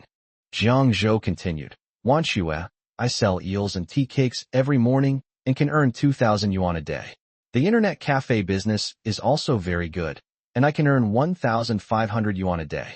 I can earn 3,500 yuan a day, and this is just the beginning. Later, I will earn even more. You don't need to hesitate anymore. Come on, let's go pay for the medicine. After listening to Jiang Zhou's words and seeing the expectant looks in the eyes of the three little girls, Su Wanshue finally nodded. She felt she owed Jiang Zhou a lot. I was thinking that I had to get my body back in shape as soon as possible and try to cure the disease completely in 3 courses of treatment. Otherwise, if I had to continue spending money, it would be too expensive. She will definitely be a burden to Jiang Zhou at that time. She didn't want to be a burden. She carefully repeated Dr. Chen's words in her mind again. After Jiang Zhou paid for and received the medicine, he followed Dr. Chen's advice and took his 3 little girls to get tested for Helicobacter pylori. The final results showed that all 4 of them tested negative and were not infected. Su Wanshue breathed a sigh of relief when she saw the result. I'm planning to have Lin Xiao get tested tomorrow, otherwise she'll feel uneasy. Back home, Su Wanshue was somewhat sullen. Seeing Su Wanshue's expression, Jiang Zhou comforted her. Don't worry too much. Everything will be all right. Su Wanshue nodded. She blamed her poor health for contracting this disease without her body even noticing it. And it will cost such a large sum of money. Just thinking about it made Su Wanshue feel extremely sad. Jiang Zhou knew what Su Wanshue was thinking, so he looked at the 3 girls and gestured for them to keep Su Wanshue company. Bauer looked at Jiang Zhou and nodded. Jiang Zhou then went to the kitchen and started boiling the Chinese medicine that the doctor had just prescribed. After preparing the medicinal broth, Jiang Zhou carried it to the living room and said to Su Wanshue, Wanshue, drink this medicine while it's hot. Jiang Zhou sat down in front of Su Wanshue with the medicinal soup in his bowl, and Su Wanshue took the bowl with both hands. The smell of Chinese medicine filled the air, and Xiang'er frowned slightly when she smelled it. Bauer blinked and said, It smells so good. Belle said, Yes, Mom, drink your medicine quickly. It smells so good. It makes me want to drink it too. Mom will get better soon after she takes the medicine. Upon hearing her 2 older sisters' words, Xiang'er immediately relaxed her furrowed brows and quickly said, Mom, this medicine smells really good. Please drink it quickly. Jiang Zhou smiled and said, The smell of Chinese medicine is indeed very fragrant. It is made from many kinds of precious medicinal materials, and the aroma is very strong. Su Wanshue started drinking Chinese medicine. The Chinese medicine tasted somewhat bitter, but she still endured it and drank it all, because this traditional Chinese medicine is very expensive. However, after drinking the Chinese medicine, her bronchitis flared up, and she started coughing. Jiang Zhou immediately handed a glass of water to Su Wanshue. Su Wanshue took the water and drank half of it in one gulp before she felt a little better. After Su Wanshue finished drinking, Jiang Zhou wanted to clean up. I can do it myself, Jiang Zhou. You should go and rest.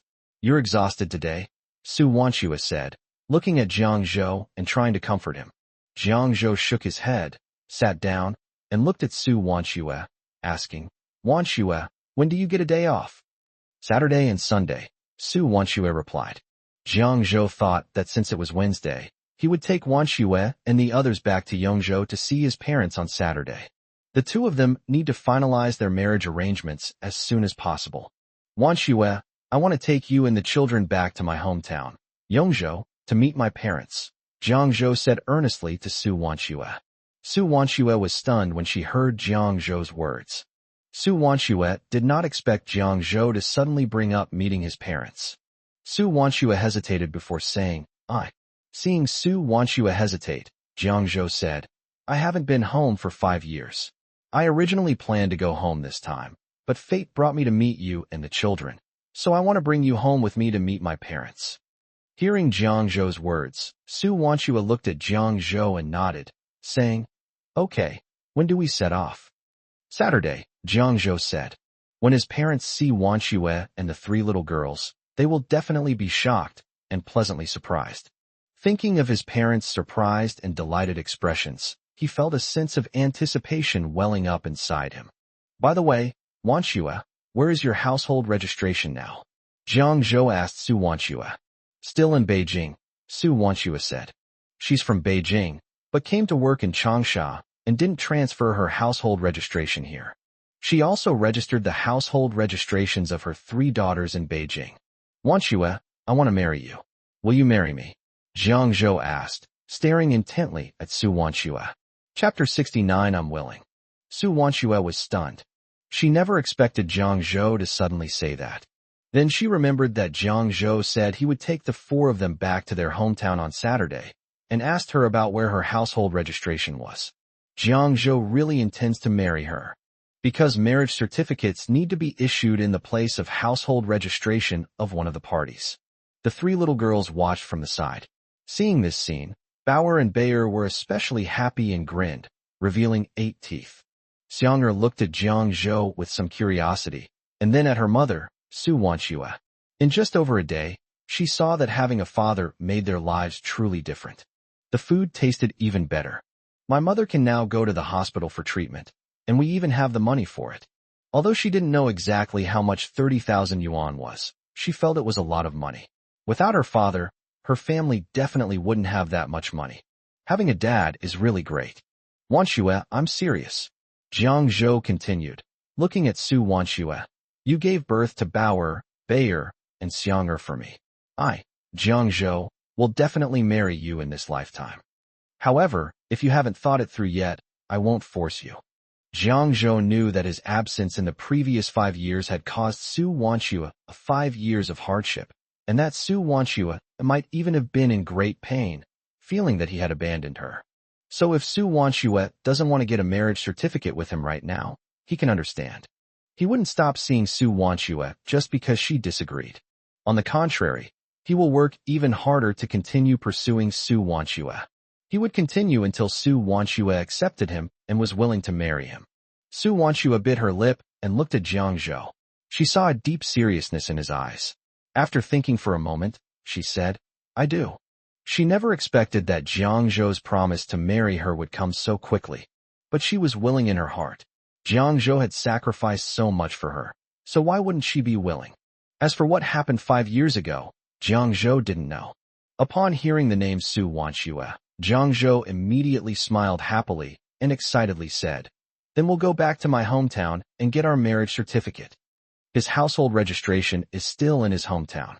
When he went to Beijing to study, he did not transfer his household registration along with his school registration. Bauer and Bayer immediately started jumping and skipping happily in the room. "Great news. Mom and Dad are getting married. Happy. Looking forward to it. You can go back to see Grandpa and Grandma now, Dad." Is Dad's dad called Grandpa, and Dad's mom called Grandma. The small home was filled with warmth and joy, sweeping away the gloom brought about by Su Wanchua's illness. In the afternoon, Su Wanchua returned to work. She had only taken a morning off. When Li Lin and Wang Wan saw Su Wanchua arrive for work, they immediately went over to her, full of gossip. "Wanchua, what did you do this morning?" Li Lin asked Su Wanchua with a smile. "Yeah, it seems your guy is quite charming, managing to get our aloof goddess to take half a day off for him." Wang Wan chimed in. "Is your man particularly good in that area? So good that you couldn't get out of bed all morning?" Li Lin whispered with a smile as she approached Su Wanchua's ear. Married women are bold when they speak. Su Wanchua's ears turned bright red. She gave Li Lin a light push and said, "What nonsense are you thinking? I'm not going to chat with you guys anymore. I haven't been to work all morning. I need to get back to work." After saying that, Su Wanchua hurriedly went to her workstation. Li Lin and Wang Wan exchanged a glance, and both smiled. Li Lin whispered to Wang Wan, "When I saw Jiang Zhou yesterday, I noticed that his nose was very prominent, so his size must be quite large." Li Lin is a few years older than Wang Wan, and her son is already in junior high school. Although Wang Wan is older than Su Wanxue, she is neither in a relationship nor married. Wang Wan immediately became interested and asked inquiringly, "Sisterly, how can you tell a man's sexual prowess by looking at his nose?" "Sisterly, let me pour you some coffee." Friday arrived quickly. Jiang Zhou had been very busy these past few days, but the busyness also made him feel a special warmth and happiness. He was originally planning to make breakfast. However, every day when he gets up at 5 in the morning, he sees that breakfast has already been prepared on the table. He knew that it was Su Wanxue who got up and did it. He didn't want Su Wanxue to work so hard, but every time he saw Su Wanxue sleeping in bed, he couldn't bear to disturb her. The mutual effort between the two might make Su Wanxue feel more comfortable. He didn't mention this to Su Wanxue. However, he insisted on cooking lunch and dinner himself. Ever since Su Wanxue learned that she had gastritis and Helicobacter pylori, she has stopped eating at the company. I felt a little inferior. Jiang Zhou sensed it, and specially bought Su Wanxue a beautiful lunchbox, personally delivering lunch to her every day at noon. The internet cafe earned 4,500 yuan in 3 days. In addition to his eel and tea oil cake business, Jiang Zhou now has 9,000 yuan in his hands. 5 o'clock in the afternoon. After depositing all the money he had earned in the past few days into his bank card, Jiang Zhou went to Wang Internet Cafe. The internet cafe was still packed with computers. Jiang Zhou sat at the cashier, looking at the data from the past few days, and then checked the bills again. No problem. Opening an internet cafe these days is like making money while lying down. Comfortable. In just 3 days, I earned 4,500 yuan. If I buy more machines and open more internet cafe branches, I will make even more money. Lili looked at Jiang Zhou and said with a smile, "Boss, this internet cafe has been packed every day since it opened. Business is booming." Jiang Zhou nodded slightly. At this moment, Lu Hui walked over and looked at Jiang Zhou, saying, "Boss, I've finished the internet cafe management system. Would you like to take a look?" In the end, Lu Hui seemed a little insecure. After all, it was the first piece of work I had submitted. I wonder if Jiang Zhou will be satisfied. However, he has already devoted all his energy to this task. Jiang Zhou nodded. Only 4 days had passed, and Lu Hui had already developed the internet cafe management system, which would also give Lu Hui dark circles under his eyes. It's clear that this kid has been working on this day and night for the past few days. Very thoughtful. He nodded. Lu Hui took Jiang Zhou to see the system he had created. Lu Hui found an empty computer, sat down, and began operating it. While operating the computer, he explained to Jiang Zhou, "Boss, this is the automatic scanning function. Due to my limited capabilities, I can only perform rapid monitoring of up to 50 computers for the time being. It can monitor the usage, check out, whether the computer is turned on, and whether it is not in use of these 50 computers." Chapter 70. Son, are you going to bring your daughter-in-law back? And regarding the computer time you mentioned, there's a module for that. Just click and you can see how much online time you have left. And here, you can recharge directly on it, and it will then be shown in their account balance. Lu Hui explained the internet cafe management system he had created to Jiang Zhou. Although it wasn't as advanced as the internet cafe management systems popular in later generations, it had all the functions Jiang Zhou wanted, just a bit rudimentary. It doesn't matter. That's enough. Using this system initially will make internet cafe management much more convenient. After Jiang Zhou had Lu Hui install the internet cafe management system on all the computers in the internet cafe, he went to the train station. While the station was still open, they bought bus tickets for them to return to Yongzhou tomorrow. He then called home. "Son, what's wrong?" Lin Yuehua asked immediately upon hearing her son's voice. "Mom, I'm going back tomorrow," Jiang Zhou said happily on the phone. "Great." Lin Yuehua on the other end of the phone was pleasantly surprised, then asked, "When will you arrive?" "At 1 o'clock in the afternoon. I bought the car that was supposed to be driven at 8 o'clock in the morning," Jiang Zhou said. Lin Yuehua nodded happily. 5 years had passed, and her son had finally come home. She was happy and excited to see her son tomorrow. "By the way, son, you said you were going to bring us a surprise last time. What is it?" "Your dad and I have been looking forward to it these past few days," Lin Yuehua said. Jiang Zhou thought of Su Wanxue and the three little girls, and said with a smile, "You'll find out tomorrow." Jiang Zhou wondered what his parents' expressions would be when they saw Wanxue and the children tomorrow. Mom and Dad will definitely love the three little girls and Wanxue.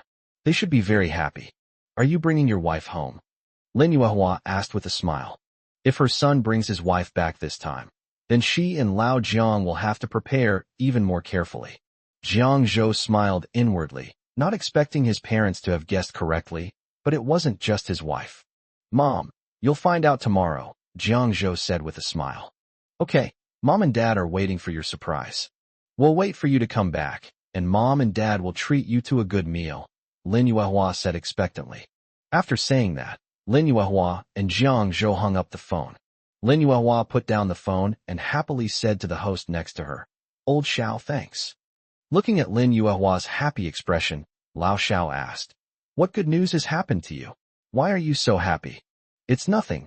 It's just that my son is finally coming home tomorrow," Lin Yuehua said with a smile. Old Xiao said with a smile, "We've been waiting for so long, and your son is finally back." "Haha, yes." Lin Yuehua laughed happily. "Then you're in luck," Old Xiao said, looking at Lin Yuehua. Lin Yuehua waved her hand and said, "I'm happy as long as my son is back. I'll stop here for now. I need to go home and tell Lao Jiang. We still need to sort things out properly." After saying that, Lin Yuehua left. Her mind was filled with the thought of her son finally coming home tomorrow, and a smile unconsciously appeared on her face. Their steps were also much lighter. Lin Yuehua returned to the shop and looked at Jiang Haixing, who was reading a newspaper, and said with a smile, "Old Jiang, our son just said he'll be here at 1 o'clock tomorrow afternoon. Let's hurry back to the old house to pack our things." The two of them are now living in a shop in the city. The rented shop is only 1 floor, but the ceiling is 5 meters high. So, in order to make it easier to do business and to save on rent, the couple specially partitioned off a small loft in the shop and lived upstairs. The upstairs area is quite cramped. It can only fit a bed and a cabinet. It's all right for the couple to live there. If Jiang Zhou comes back, he won't be able to live with them. So we'll still have to go back to Jiangjia village eventually. Over the past 5 years, not only has Jiang Zhou worked hard to earn money outside, but he and his wife have also been busy with their snack business all day long. "I get up very early in the morning and work until late at night before closing up. I rarely go back to my hometown.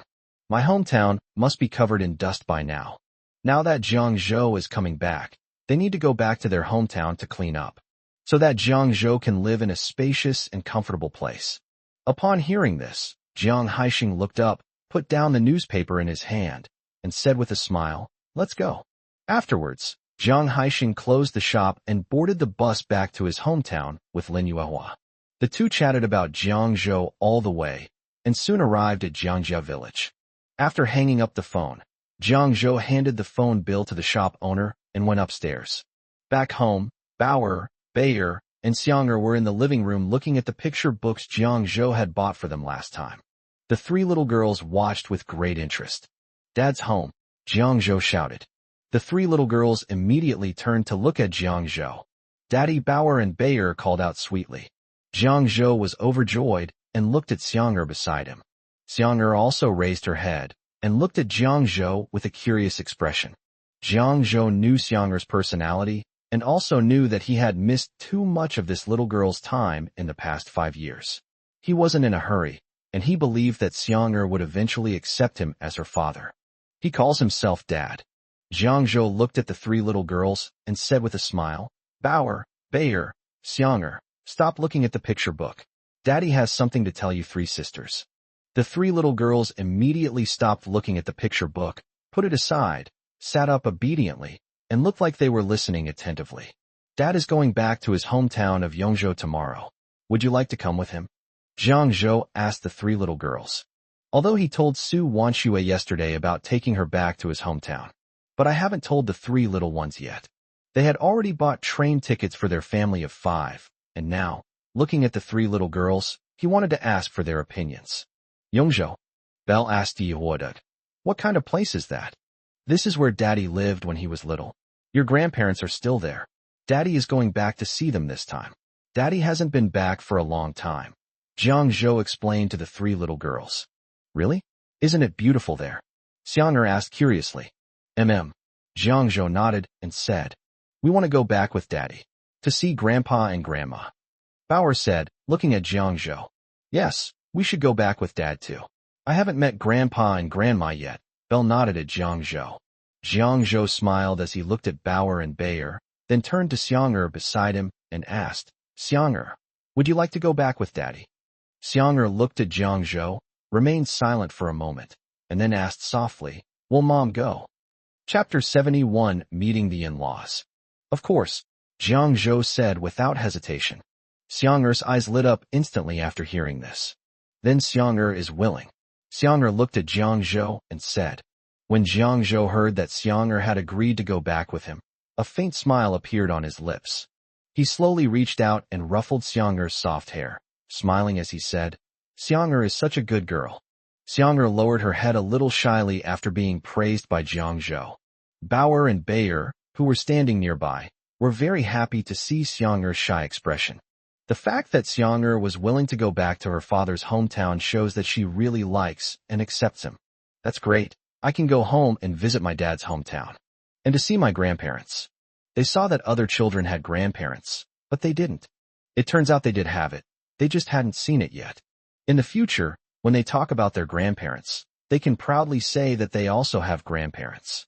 After a while, Su Wanxue returned home. Mom, you're back. The three little girls immediately ran to Su Wanxue and shouted happily. Su Wanxue knelt down, hugged the three little girls into her arms, and said with a smile, Bauer, Bayer, Xiang'er, did you miss Mommy? Of course. We all miss our moms. Xiang'er said with a smile. Jiang Zhou stood to the side watching Xiang'er be so close to Su Wanxue, and he also secretly hoped that Xiang'er would be so close to him in the future, hugging his leg, acting coquettishly, and saying, Daddy, I want to eat an ice pop. Just thinking about it makes me really look forward to it. Belle blinked at Su Wanxue and said mischievously, Daddy misses you too. Su Wanxue gently pinched Belle's cheek. Little girl, you're so clever and mischievous. They're so young, yet they already know how to talk about adults' love affairs. She glanced up at Jiang Zhou quickly, and her eyes met his gentle gaze. Her face flushed. Although she has 3 daughters, the chance eye contact between the two made her feel her heart flutter. She forced herself to calm down. Stand up. Jiang Zhou handed a glass of water to Su Wanxue and said with a smile, You've had a hard day. Su Wanxue took the water, smiled, shook her head, and said, It's no trouble at all. Compared to Jiang Zhou's early mornings and late nights, her work was nothing. Afterwards, Su Wanxue brought the 3 little girls to the living room. Jiang Zhou followed behind and said to Su Wanxue, Wanxue, I've already bought the tickets home for tomorrow. It's for 8 a.m. and we'll arrive at 1 p.m. Okay. After saying that, Su Wanxue thought of something and asked Jiang Zhou, should we go out and buy some things to take back to your parents? This was, after all, her first time going home with Jiang Zhou to meet his parents, and it would seem impolite of her to go empty-handed. No need, my parents don't care about those things, Jiang Zhou said, shaking his head. But, Jiang Zhou said with a smile, it's okay. When we get back, we'll see what they need, and then we'll buy it for them. That would be even better, wouldn't it? Su Wanxue thought about it, and thought it was a good idea. She nodded and said, Okay, then I'll go pack my luggage first. Mom, let me help you tidy up, Bauer said. Belle will help Mommy pack her luggage too. Xiang'er also stood up, her eyes sparkling as she looked at Su Wanxue. Although she didn't say anything, she clearly wanted to help Su Wanxue pack her things. Seeing how sensible her daughters were, Su Wanxue smiled and said, Okay, come and help Mom tidy up. Jiang Zhou was very happy to see how enthusiastic the 3 children were. He smiled and said, You guys go ahead and get busy. I'll go make dinner. Su Wanxue nodded, then led the 3 little girls back to their room to pack their clothes and toys. Jiang Zhou returned to the kitchen, picked up an apron, and began to get busy. At 9 o'clock in the evening, Su Wanxue was taking a shower. Jiang Zhou looked at the 3 little girls and said, It's time to go to bed. The 3 little girls nodded obediently and then climbed into bed. Jiang Zhou couldn't help but smile as he looked at the 3 little girls' well-behaved appearance. After gently helping them turn off the lights, he left the bedroom and returned to Su Wanchue's room. Lying on the bed, Jiang Zhou stared at the ceiling, his mind filled with images of Su Wanchue with the three little girls. After a while, Su Wanchue finished showering and came out of the bathroom, returning to her room. Looking at Su Wanchue's fair skin and shapely figure, Jiang Zhou suddenly felt his throat go dry. He took a few deep breaths to suppress the lustful fire within him and said, "Wanchue, get some rest early tonight. We'll set off first thing tomorrow morning." Su Wanchue felt the burning gaze in Jiang Zhou's eyes, and her delicate body trembled slightly. It's the middle of summer now, and although the two of them sleep on a narrow bed that's only 1.5 meters wide every night, Jiang Zhou always behaves very well. Her gaze remained perfectly normal. But at this moment, the fiery look in Jiang Zhou's eyes made her ears burn. She tried her best to avoid looking at Jiang Zhou. She climbed onto the bed from the foot of the bed, and once inside, she turned to her side. Then she slowly parted her red lips and asked, "Are Bauer and the others asleep?" Unbeknownst to her, by leaning her back against Jiang Zhou, she revealed her fair back and elegant, slender neck to him. There was a black mole on her neck, which made Jiang Zhou's gaze deepen. There was a primal urge to kiss that mole. However, he managed to restrain himself. He was already incredibly lucky to be able to sleep in the same bed as Su Wanchue. If he frightens Su Wanchue, he won't even have the privilege of sharing a bed with her anymore, and then he'll have nowhere to turn for regret. He took a deep breath and reached out to turn off the light. The ripples in the room were also turned off. "Jiang Zhou." Not hearing a reply from Jiang Zhou, Su Wanchue asked again. "She's asleep." Jiang Zhou breathed a sigh of relief, finally feeling a little better, and replied, "Okay," Su Wanchue replied. After that, neither of them spoke again. Night, darkness. The summer breeze blows in through the window, slightly cool. The wind brought Su Wanchue's mind back to normal, and she began to think. Jiang Zhou is taking her and the children back to his hometown to meet his parents tomorrow. Thinking of Jiang Zhou's parents, she felt a little nervous. After all, I'll be meeting my in-laws soon. I don't know if my in-laws are easy to get along with. Moreover, she was born out of wedlock, and it's unknown whether her in-laws will think she's an immoral woman, etc. She had a lot on her mind, so she lay in bed for a long time without being able to fall asleep. Moreover, because Jiang Zhou was sleeping next to her, she didn't dare to move around unnecessarily. Chapter 72 Returning to Yongzhou. "Jiang Zhou, are you asleep?" After a while, Su Wanchue asked softly. "Not yet, what is it?" Jiang Zhou asked in a hoarse voice. His mind was filled with the beautiful image of Su Wanchue after her bath. "I felt no sleepiness whatsoever."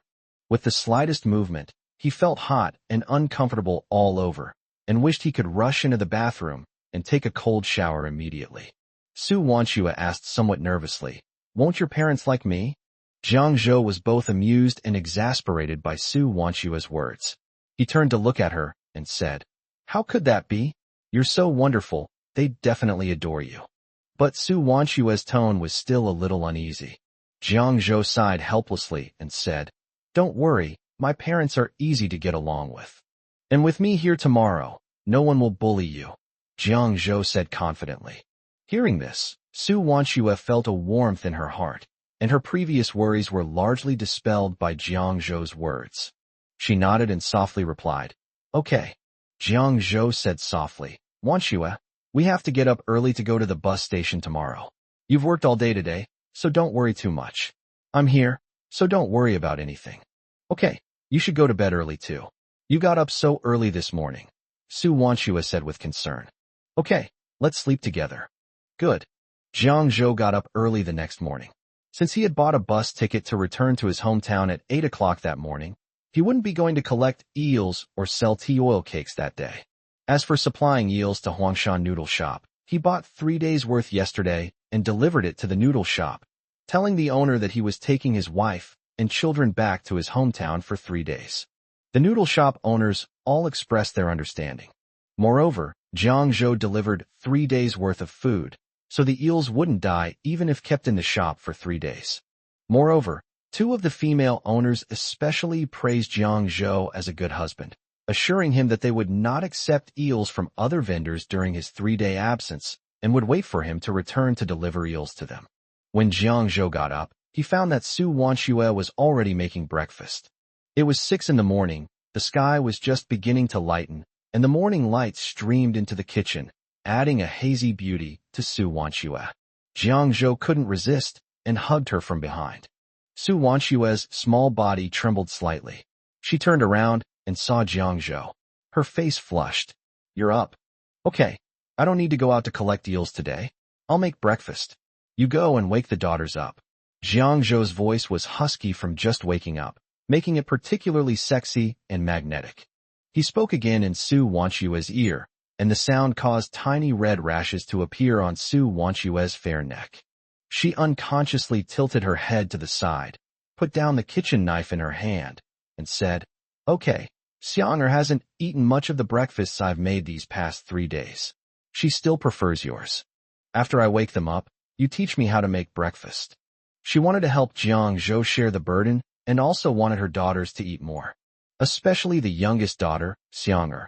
Jiang Zhou nodded and said with a smile, "Okay, no problem. Teaching my wife to cook is no problem at all." Su Wanxue washed her hands and went to the bathroom to freshen up. After she finished washing up, she went into the room of the 3 little girls. Seeing the 3 little ones lying haphazardly on the bed, she first picked them up one by one and put them down. Then, sitting on the edge of the bed, looking at the lovely girls, a warm smile unconsciously appeared on her face. "Today, I'm taking the 3 little ones back to Jiang Zhou's hometown to meet Jiang Zhou's parents. Hopefully, Jiang Zhou's parents will like the 3 little ones." However, she heard from many people that her in-laws preferred their grandsons to their granddaughters. They are very sexist. Her family is the same in this respect. I didn't know Jiang Zhou's family would react this way. But then she remembered what Jiang Zhou had told her last night, that he was there for them and wouldn't let anyone bully them. She felt relieved again. An ugly daughter-in-law will eventually have to meet her in-laws. Moreover, Jiang Zhou said that he wanted to go back to Yongzhou this time to get their marriage certificate there. Thinking about this, she felt hopeful again. His gaze returned to the 3 little girls who were sleeping soundly, and he began to call to them. "Wake them up one by one. Bauer, Bayer, Xianger, wake up. We're going back to Daddy's hometown today. Go wash your face and brush your teeth." When Bauer and Bayer heard that they were going back to their father's hometown, they immediately got out of bed and ran into the bathroom to brush their teeth. Su Wanxue pinched Xianger, who was still half asleep in bed, and said, "Xianger, get up quickly. The sun is already high in the sky." "Ugh, Mom, I don't want to get up," Xianger said, frowning and pouting. "Hurry up." Su Wanxue picked up Xianger and carried her directly into the bathroom to wash up. After the 3 girls finished washing up, Su Wanxue had them look at the letter pronunciations and practice their pronunciation. She then went to the kitchen. Learn how to make breakfast from Jiang Zhou. Jiang Zhou taught her carefully, for example, how to make pan-fried buns, how to mix the meat filling so that the filling would taste better, and how to wrap pan-fried buns to make them look better, etc. Su Wanxue studied very diligently. After breakfast, Jiang Zhou took Su Wanxue and the 3 little girls to the bus station.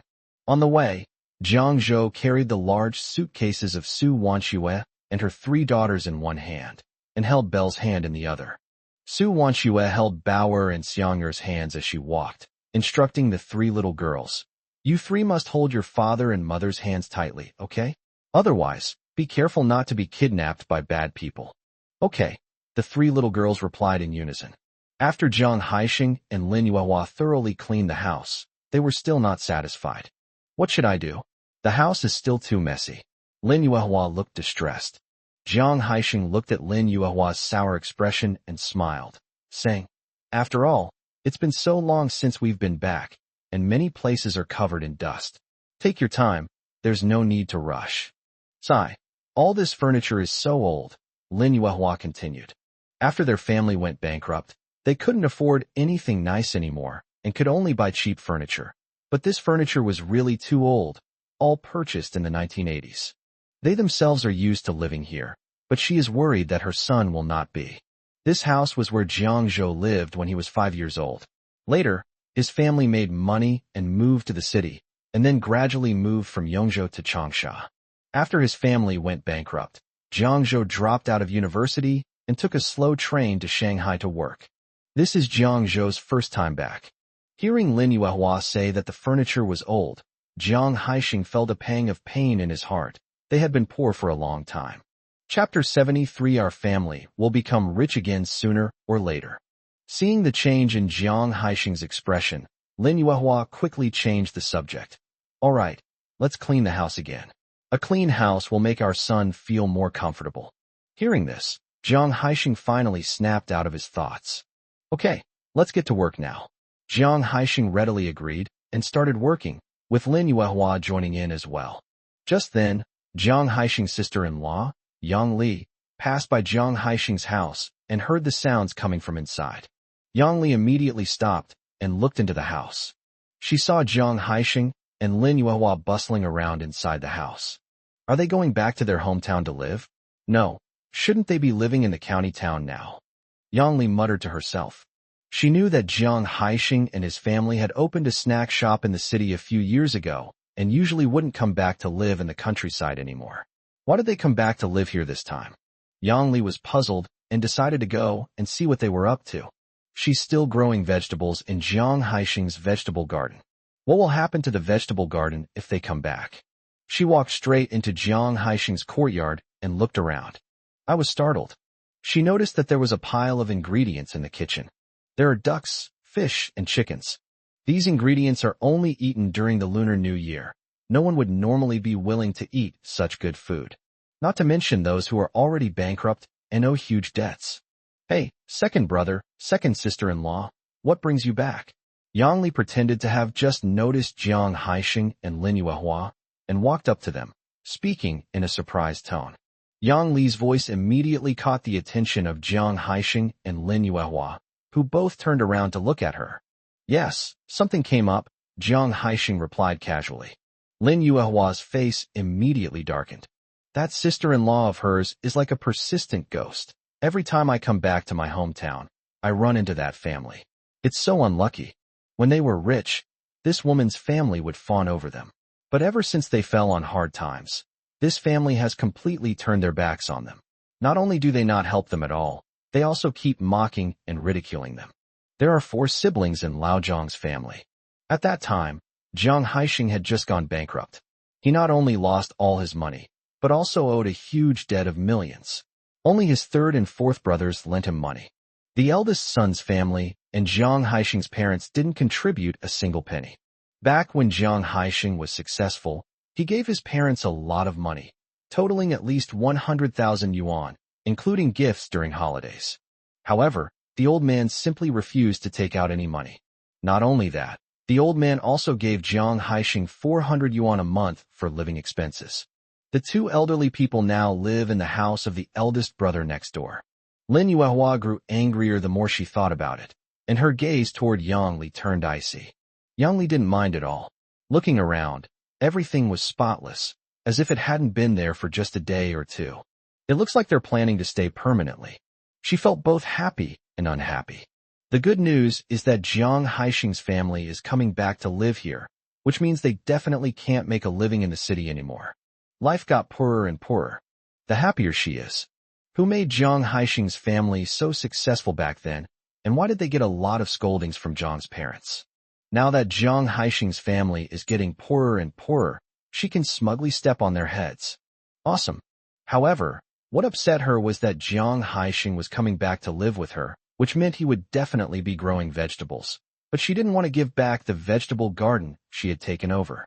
She asked with a smile, "Are you planning to stay here permanently this time?" Thinking of something, Lin Yuehua didn't reply to Yang Li's words, but turned to Jiang Haixing and said, "Haixing, I just saw a lot of vegetables in our vegetable garden. I wonder which kind person planted them for us. I'll go pick some later and stir-fry a small dish for lunch." Yang Li's expression immediately changed. She gave an awkward smile and said, "Yuehua, those are vegetables I planted. You two haven't been back for so long, and I thought the vegetable garden was just going to sit idle, so I planted some vegetables. If you want to eat them, I'll pick them for you. After all, we're family." Lin Yuehua exclaimed in surprise, "Sister-in-law, did you plant these? Thank you so much. My Jiang Zhou is coming back soon, and I was worried he wouldn't have any vegetables to eat. I saw that we have planted quite a few sweet potatoes, water spinach, edamame, and cucumbers in our vegetable garden. My Jiang Zhou is so lucky. Yang Li was immediately put down when she heard this. Before she could say anything more, Lin Yuehua said, "Oh dear, sister-in-law, the house is so dirty. We still have to clean." As Lin Yuehua spoke, she vigorously waved the handkerchief in her hand, constantly brushing the dust off the porch. All the photos were taken of Yang Li. Yang Li screamed. She was wearing brand new clothes that she had just bought. Startled, she quickly ran out of the main room. However, after running into the courtyard, she stopped as if she had thought of something, turned around and called out to Lin Yuehua with a smile. "Yuehua, Jiang Zhou is coming back. That is indeed a great thing to celebrate. He's been working in Shanghai for 5 years and hasn't come back. Did he make a lot of money in Shanghai? Then he'll have to take good care of you. Jiang Zhou's grandparents live with us. Jiang Zhou must be thinking about them and will bring them gifts. I'll go back and tell them about it." After saying that, Yang Li brushed the dust off her clothes with disgust and walked away. Lin Yuehua didn't reply and simply threw the rag in her hand outside. His face was puffed up with anger. "You bastard." Not only did they seize their family's vegetable garden to grow vegetables, but they also made Jiang Zhou bring gifts to visit those two people. Hateful. Seeing his wife being wronged, Jiang Haixing felt very uncomfortable. He patted Lin Yuehua on the shoulder and said, "Yuehua, don't be angry. It's not worth ruining your health over a woman like that. Trust me, our family will be rich again sooner or later." When he spoke his last sentence, Jiang Haixing's gaze was very firm. Lin Yuehua calmed herself down a bit and nodded. Jiang Zhou sighed. He, along with Su Wanxue and the 3 young girls, were already on the bus back to Yongzhou. The 3 little girls didn't originally need to buy tickets, but Jiang Zhouxiang wanted Su Wanxue and the children to be more comfortable, so he bought 3 extra tickets. When Su Wanxue found out, she felt it was a waste of money, so she asked Jiang Zhou to refund one of the train tickets. Jiang Zhou couldn't refuse Su Wanxue, so he agreed to refund one of the train tickets. Bauer and Bayer sat in the front row. Su Wanxue, holding Xiang'er, sat with Jiang Zhou in the row behind them. Chapter 74, bringing his wife and daughter back to Jiangjia village. Bell and Bauer were both very well behaved, not making a sound the whole way, just curiously looking at the scenery outside the window. Su Wanxue sat in her seat holding Xiang'er, who was already asleep. Su Wanxue looked out the window, still feeling a little uneasy. I wonder if they will be able to gain the approval of Jiang Zhou's parents when they arrive at the Jiang family home. Seeing that Su Wanxue hadn't said much along the way, Jiang Zhou said to her, "Wanxue, relax, don't be nervous." "I'm not nervous," Su Wanxue said, trying to appear calm. Jiang Zhou smiled slightly as he looked at Su Wanxue's tense face, but he didn't expose her. "Wanxue, let me hold Xiang'er. You must be tired from holding her all this time. Let me hold her," Jiang Zhou said. Upon hearing this, Su Wanxue handed Xiang'er, whom she was holding, to Jiang Zhou. Jiang Zhou carefully took Xiang'er into his arms and let her lean against him. Xiang'er nestled in Jiang Zhou's arms, fast asleep, a sweet smile on her little face, looking incredibly adorable. Jiang Zhou felt an unusual warmth in his heart as he looked at Xiang'er's adorable sleeping face. He looked at Xiang'er in his arms, and a faint smile appeared on his lips. After arriving in Yongzhou, Jiang Zhou carried the luggage and led Su Wanxue and the others off the bus. As soon as they got out of the car, a group of drivers who were picking up passengers surrounded them. "Young man, where are you going?" "Hitch a ride." "Young man, need a ride?" Listening to people speaking in Yongzhou dialect and shouting various phrases, and seeing the mottled walls all around that have been weathered by time, it felt very different. I, Jiang Zhou, returned to my hometown of Yongzhou in 1999. Although Yongzhou at this time was not as developed as it would be in later years, the traffic was still quite congested, especially near the bus station, where people came and went. The old-fashioned bicycles sped through the streets, accompanied by the sounds of bells and the rumble of motorcycles. Street vendors selling corn, sweet potatoes, sugar figurines, pancakes, and other snacks can be seen everywhere on both sides of the street. The place was bustling with noise. People's clothing at this time was not as flashy as it would be in later generations. Most people wore factory uniforms. There are no tall buildings rising up around here yet. Only 2 or 3 houses about 5 stories high. Looking at these familiar yet somewhat unfamiliar scenes, Jiang Zhou smiled slightly. It's so good to be reborn. After expressing his feelings, he took Su Wanxue and the children and got into the car back to Jiangjia village. After Jiang Haixing and Lin Yuehua finished tidying up the house, Jiang Haixing checked the time. It was already midnight. Our son should be home soon. We need to hurry up and prepare the meal so he can eat when he gets back, Jiang Haixing said. Okay, I'll cook lunch for my son today and make him a delicious meal, Lin Yuehua said happily. After saying this, Lin Yuehua went into the kitchen and started working. Jiang Haixing assisted Lin Yuehua, helping her kill ducks and wash vegetables. Old Jiang, when do you think my son will be able to find a wife? Lin Yuehua asked while picking vegetables. Lin Yuehua thought to herself, if the surprise my son mentioned was bringing home a daughter-in-law, how wonderful that would be. However, she also felt it was somewhat unlikely. After all, their family still owed millions of dollars. Which woman would dare to marry into their family? Jiang Haixing said with a smile, what's the rush? Zhou is still young, only 23 years old this year. No need to rush. Besides, finding a girlfriend for Zhou now would only hurt the girl, wouldn't it? I think the surprise Zhou mentioned must mean that he has really found a way to make money. He told us about it on the phone last time. Hopefully this is a good path, and our family can make a fortune again through this.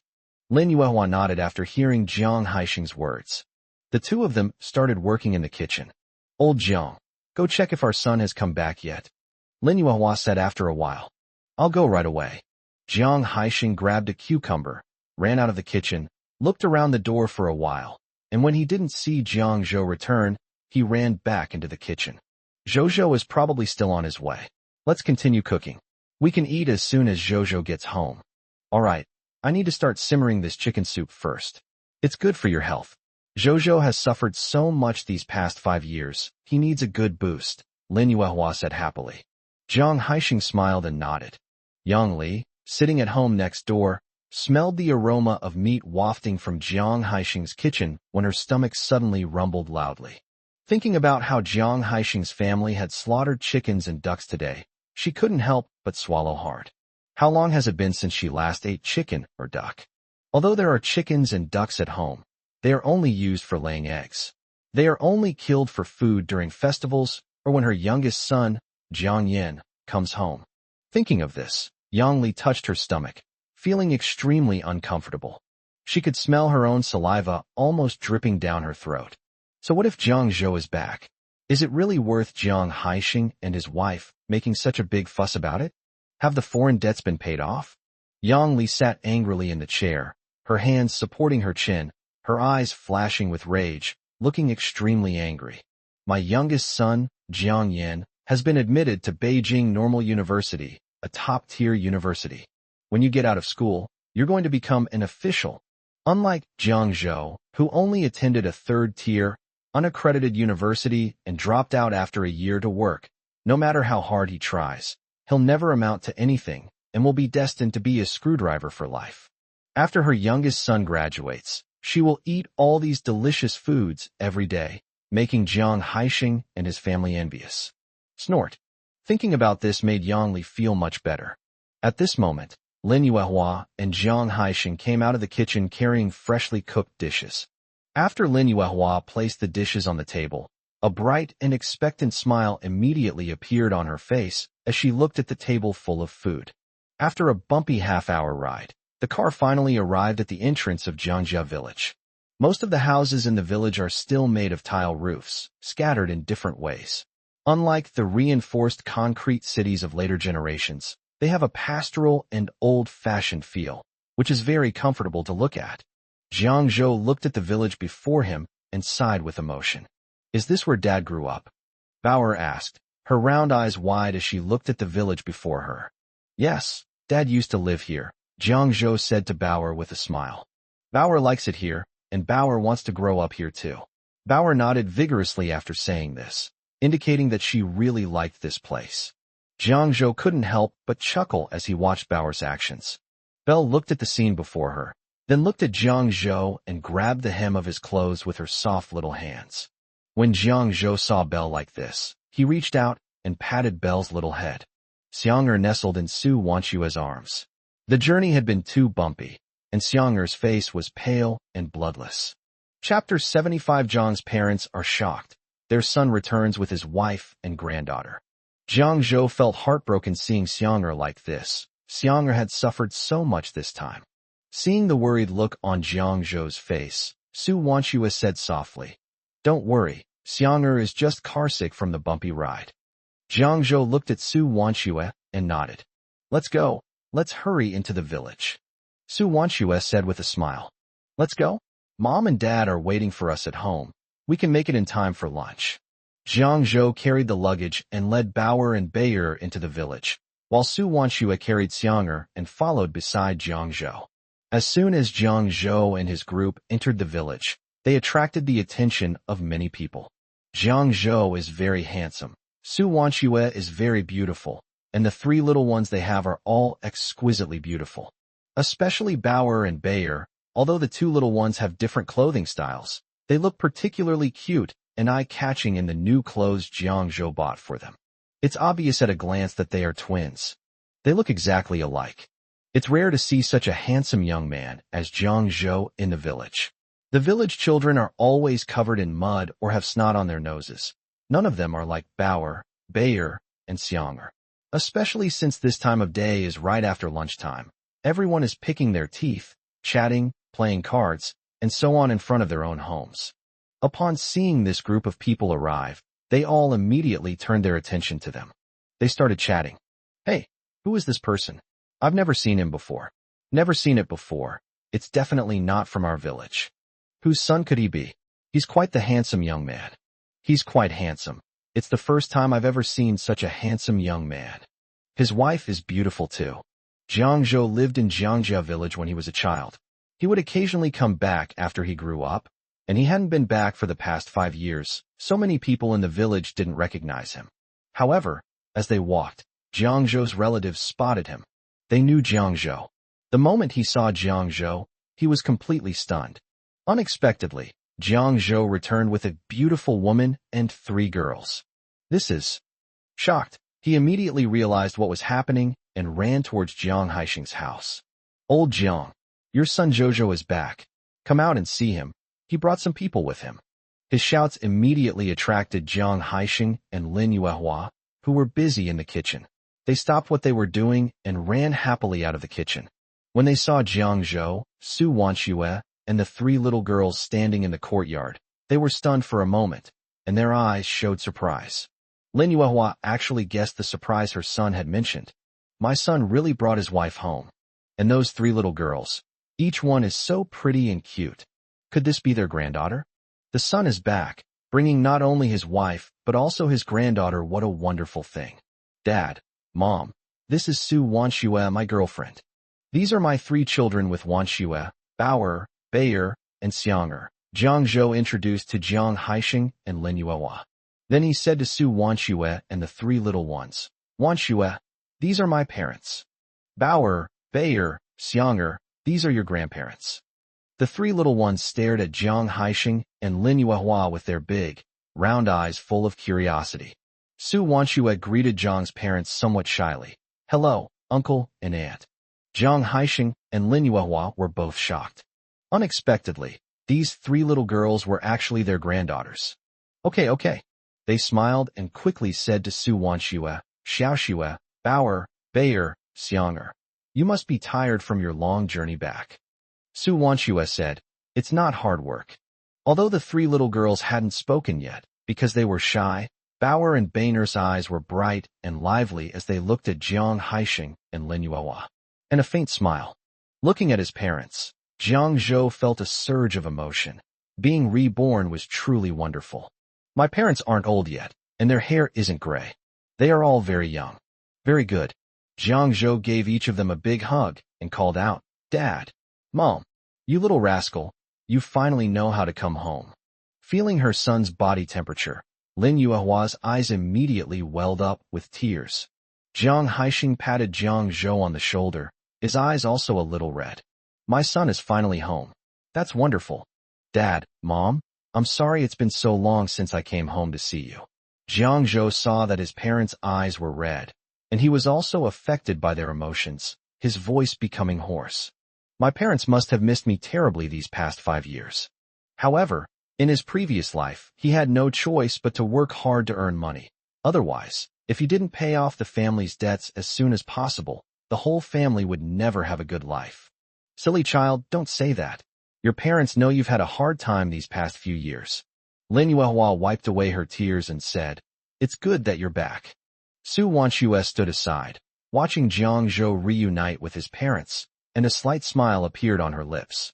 Jiang Zhou and his parents have a very good relationship, which warms her heart and makes her feel happy. It also reminds her of her own family. Thinking of her family, her face stiffened slightly. Upon hearing the news of Jiang Zhou's return, Yang Li quickly came out of her house. Seeing the Jiang family enjoying themselves, she felt a pang of jealousy and bitterness. That brat Jiang Zhou actually came back. And he even brought back such a beautiful wife and 3 daughters. But that woman was really foolish. She actually followed Jiang Zhou and even had 3 children with him. Jiang Zhou's family still owes over 1 million yuan in debt, and she'll have a lot of trouble to deal with later. Could it be that the woman is unaware of Jiang Zhou's family's debts? If that woman knew about this, why would she be willing to live a miserable life with Jiang Zhou, a poor boy, burdened by an endless debt? A thought suddenly flashed through her mind. She curled her lips into a mocking smile. He immediately put aside his thoughts and went straight into Jiang Haixing's house. Zhou's back. Jiang Haixing heard the voice, turned around, and saw that it was Yang Li. He immediately frowned. When Lin Yuehua saw Yang Li, her expression changed slightly. This woman is here again. It's definitely not going to be good. Jiang Zhou noticed the unusual situation between his parents. He turned his head, glanced at the person who had come, and then remained silent without saying a word or greeting them. Because the person who came was his aunt, Yang Li. Yang Li is a snob. When her family was doing well, she asked them for help and took advantage of them in various ways. But ever since her family went bankrupt, this aunt has always taken advantage of their misfortune and made sarcastic remarks to her parents. Chapter 76, Call Me Grandma. Zhou, it's been several years since you've been home, hasn't it? When you do come home, spend more time with your parents. They've missed you a lot these past few years. Yang Li looked at Jiang Zhou with a forced smile on her face. Then she looked at Su Wanxue and sighed inwardly, thinking that Su Wanxue was even more beautiful up close. Her skin was snow white and delicate, and her features were so exquisite that they seemed to have been sculpted by the goddess Manhwa herself. It's absolutely gorgeous. That woman could possibly be with Jiang Zhou. She was secretly jealous. After nodding to Su Wanxue with a smile, she continued to Jiang Zhou. Zhou, is this your girlfriend? She's really beautiful. You have to cherish her, Zhou. Don't let her suffer with you. Jiang Zhou narrowed his eyes and looked at Yang Li. Auntie, you don't need to worry. I will naturally treat Wanxue well and won't let her suffer with me. I wonder how much money your aunt has secretly given to your brother over the years. I heard that your brother already has a cell phone and a car. The Jiang family is unaware of this matter at the moment. It wasn't until 2 years later that this issue came to light, and it caused quite a stir at the time. Yang Li spent a total of over 100,000 yuan of her family's money. At that time, his uncle Jiang Dai and Yang Li fought so badly over this matter that they were both bleeding from head wounds. Jiang Dai and Yang Li lived a very frugal life, only killing chickens and geese on holidays, and eating meat only once every 2 weeks on weekdays. Despite living such a hard life, Yang Li actually saved all her money and gave it to her younger brother. What a blatant brother-obsessed monster. As soon as Jiang Zhou said this, Yang Li's expression changed immediately. She immediately said, What did you say? At most, I just bring some gifts to my family during holidays. I've never given anything to my family. As for my brother having a cell phone and buying a car, I've never heard of that. Where did you hear that? I'll have to make a call and ask him where he's made his fortune. After saying that, Yang Li left in a hurry. Lin Yuehua looked at Jiang Zhou and asked, Really? Jiang Zhou smiled and said, Mom, think about it. How many favors did Uncle's family ask us for back then? After our family went bankrupt, they didn't lend us any money. How could they still be living such a hard life in the countryside? Lin Yuehua thought about it for a moment and then understood. Where did the money go? It must have ended up in the pockets of Yang Li's family. She didn't say much more. That was Jiang Dai's family matter. However, if Yang Li dared to show off in front of her again, she wouldn't mind stirring things up. Thinking about this made her feel relieved. My son is really something else. He managed to subdue Yang Li the moment he got back. Otherwise, I don't know how Yang Li would have bullied me. She quickly looked at Su Wanxue and the three little ones and said with a smile, "Come on. It's hot outside. Let's not talk in the yard. Let's go inside and enjoy the fan. Old Jiang, go to the kitchen and cut the watermelon." Now that her daughter-in-law and granddaughter have returned, she doesn't have any extra time to think about Yang Li. Hurry up and greet your daughter-in-law and granddaughter first. Jiang Haixin grinned and went to the kitchen to cut a watermelon. Jiang Zhou led Bauer and Bayer into the house with Su Wanxue. Upon entering the house, Jiang Zhou looked at the familiar furnishings and furniture. Although these things are a bit old, they look so warm and harmonious, full of a strong sense of home. Moreover, the house was very clean and tidy, so it must have been cleaned by my parents. Wanxue, you and the children, sit down quickly. Don't be shy. This is your home. Lin Yuehua looked at Su Wanxue and the three little girls with a kind smile on her face. Thank you, Auntie. Su Wanxue gently thanked Lin Yuehua. Her voice was clear, melodious, and very pleasant to listen to. Good boy, don't be shy, we're family now. Lin Yuehua's face was full of smiles. She really adores this child. He's so beautiful and seems so clever. I just don't know if Zhou told the other party that their family still owes millions in debt. Su Wanxue quickly looked at Jiang Zhou, who smiled gently at her. Jiang Zhou smiled and said to the three little ones, Bauer, Bayer, Xiang'er, call her grandma. Lin Yuehua felt a little awkward when she saw the three little ones calling her grandma. The three little ones are really cute. She looks remarkably like Su Wanxue. Moreover, she discovered that the three little ones looked exactly alike. Although the other one looks a bit smaller, they look exactly the same. This. Jiang Zhou smiled when he saw the shocked expression on Lin Yuehua's face. She knew then that her mother had finally found out. He said with a smile, the three little ones are triplets, but because Xiang'er was a little weak after she was born and didn't eat much, she looks smaller than Bauer and Bayer. Lin Yuehua looked at the three little ones and Su Wanxue, feeling both shocked and heartbroken. She herself has given birth. I know how agonizing it is for a woman to be pregnant for 10 months, especially when giving birth. The pain can be unbearable. This is just about getting pregnant and giving birth to one child. Su Wanxue was pregnant with triplets and gave birth to triplets. Just thinking about the hardship and pain made her heart ache. There were also three little ones, especially Xiang'er, who looked a bit smaller than Bauer and Bayer, thin and small, and her eyes were timid when she looked at her. This made her feel even more heartbroken. She said to Su Wanxue with concern, Xiaoxue, you've worked so hard. Su Wanxue shook her head. It's not hard work. Everything is over now. Her body seems to have an automatic ability to block out pain. She gave birth to triplets naturally, and she can no longer recall how painful it was. All I remember is that I gave birth for 3 days and 3 nights straight, and I almost lost all my strength. It was Lin Xiao and the nurses who constantly encouraged her and cheered her on, and the thought of Jiang Zhou also gave her motivation.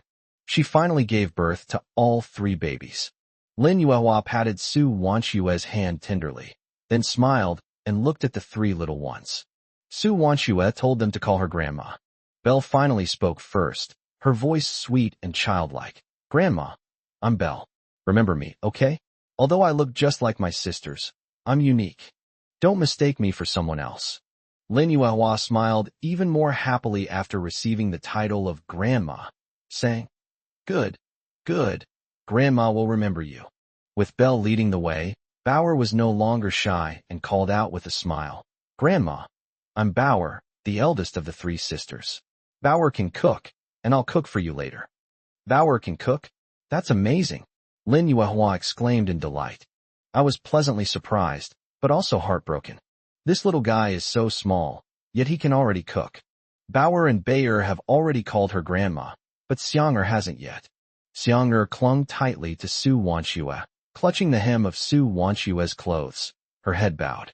Little sister's words. Thank you for your support, my darlings. Chi-Chi updates every day at 0:01 and 0:02 a.m. Welcome, my little ones, to check out Chi-Chi's long and classic novels. They're great reads, featuring a loving father. You can search for Taking Advantage of My Wife's Innocence to Have a Second Child, also known as From Scumbag to Dad, Back to the Day My Wife Died Postpartum, or Taking Advantage of My Wife's Innocence to Trick Her into Having a Second Child for Me, a story about a reborn father who dotes on his wife in 1988. Love you all, Chi-Chi. Chapter 77. Zhang's father was shocked. Son, you're amazing. Su Wanchua patted Xiang'er's head and said to Lin Yuehua with a smile. Xiang'er is rather shy. Xiang'er, call her grandma. Xiang'er raised her head and looked timidly at Lin Yuehua. She mustered her courage and spoke softer than Bauer and Bayer, but her voice was still audible. Hello, grandma. Good boy, girl. Lin Yuehua smiled and patted Xiang'er's head, her face full of affection. Xiang'er lowered her head shyly as Lin Yuehua patted her head, her small hands clutching her trouser leg, clearly at a loss. Lin Yuehua looked at her three little granddaughters with eyes full of love. Unlike others, she doesn't hold patriarchal views. She loves any child of her son, regardless of gender. Moreover, given their family situation, Su Wanchua was still willing to give birth to triplets for her son. Such a daughter-in-law is truly hard to find even with a lantern. She must cherish it. Inside the main room, Lin Yuehua invited Su Wanchua and her three daughters to eat. She bought a lot of food. Jiang Haixing, who was cutting a watermelon in the kitchen, called out to Jiang Zhou to help carry the watermelon. When Jiang Zhou entered the kitchen, Jiang Haixing immediately pulled him inside, lowered his voice, and asked, Zhou, what exactly is going on? The three little girls look very alike to me. Are they triplets? Yes, they are all my children, Jiang Zhou said. Jiang Haixing was shocked. They really were triplets. He quickly asked, what happened between you and Xiaoxue? The three little girls look about 4 years old. Could it be that 5 years ago? Jiang Zhou nodded and told Jiang Haixing about his relationship with Su Wanchua. Including the past 5 years, Su Wanchua has been raising her child alone. He only met Bauer by chance in Changsha after returning from Shanghai this time, and then discovered that Bauer was his child. He told Jiang Haixing everything, including the paternity test he did with Bauer and Bayer. He didn't want his parents to think the child wasn't his. Therefore, he needs to make this clear. Jiang Haixing was utterly shocked after hearing these things. Then she pinched Jiang Zhou hard, her eyes reddening. Xiaoxue has really worked hard. If your mother and I had known about this earlier, we could have helped take care of the children. You can imagine how tiring it must be for her to take care of 3 children by herself. No wonder she looks so thin. And Xiang'er, she also looks thin and small, even smaller than Bauer and Bayer. They have had such a tough 5 years. At this point, Jiang Haixing thought of something else and asked Jiang Zhou, does Xiaoxue know that our family went bankrupt and owes millions in debt? We can't keep this from her. Although he also longed for a daughter-in-law and granddaughter, he couldn't bring himself to ruin that girl's life. Therefore, this matter must be explained to Xiaoxue. Jiang Zhou knew his father's worries, so he said, Dad, Wanchua knows. I told her that the family still owes more than 1 million yuan in debt. I also told her that I would pay off all my debts within 3 months, and I would never let her suffer with me again. Upon hearing this, Jiang Haixing's eyes widened in disbelief. 3 months. Is he listening to tall tales? He immediately said sternly, You absolutely mustn't do anything illegal or against the rules. You're a father of 3 now. You absolutely cannot do anything illegal, understand? I'll figure out how to deal with the family's debt. Jiang Zhou knew his father wouldn't believe him, so he smiled and said, Dad, don't worry. I'm definitely doing legal business. I won't do anything illegal or against the law. Let me tell you. As he spoke, Jiang Zhou quickly told Jiang Haixing what he had been doing in Changsha during this period. This includes discovering business opportunities in eel, tea oil cakes, internet cafes, and so on. This also includes the fact that he borrowed 100,000 yuan to open an internet cafe. Jiang Haixing felt like he was listening to a light novel. This was just too easy. As for Jiang Zhou's loan, he didn't think it was anything special because he was also a businessman, and being able to get a loan from a bank required real ability. Otherwise, the bank would not lend money at all.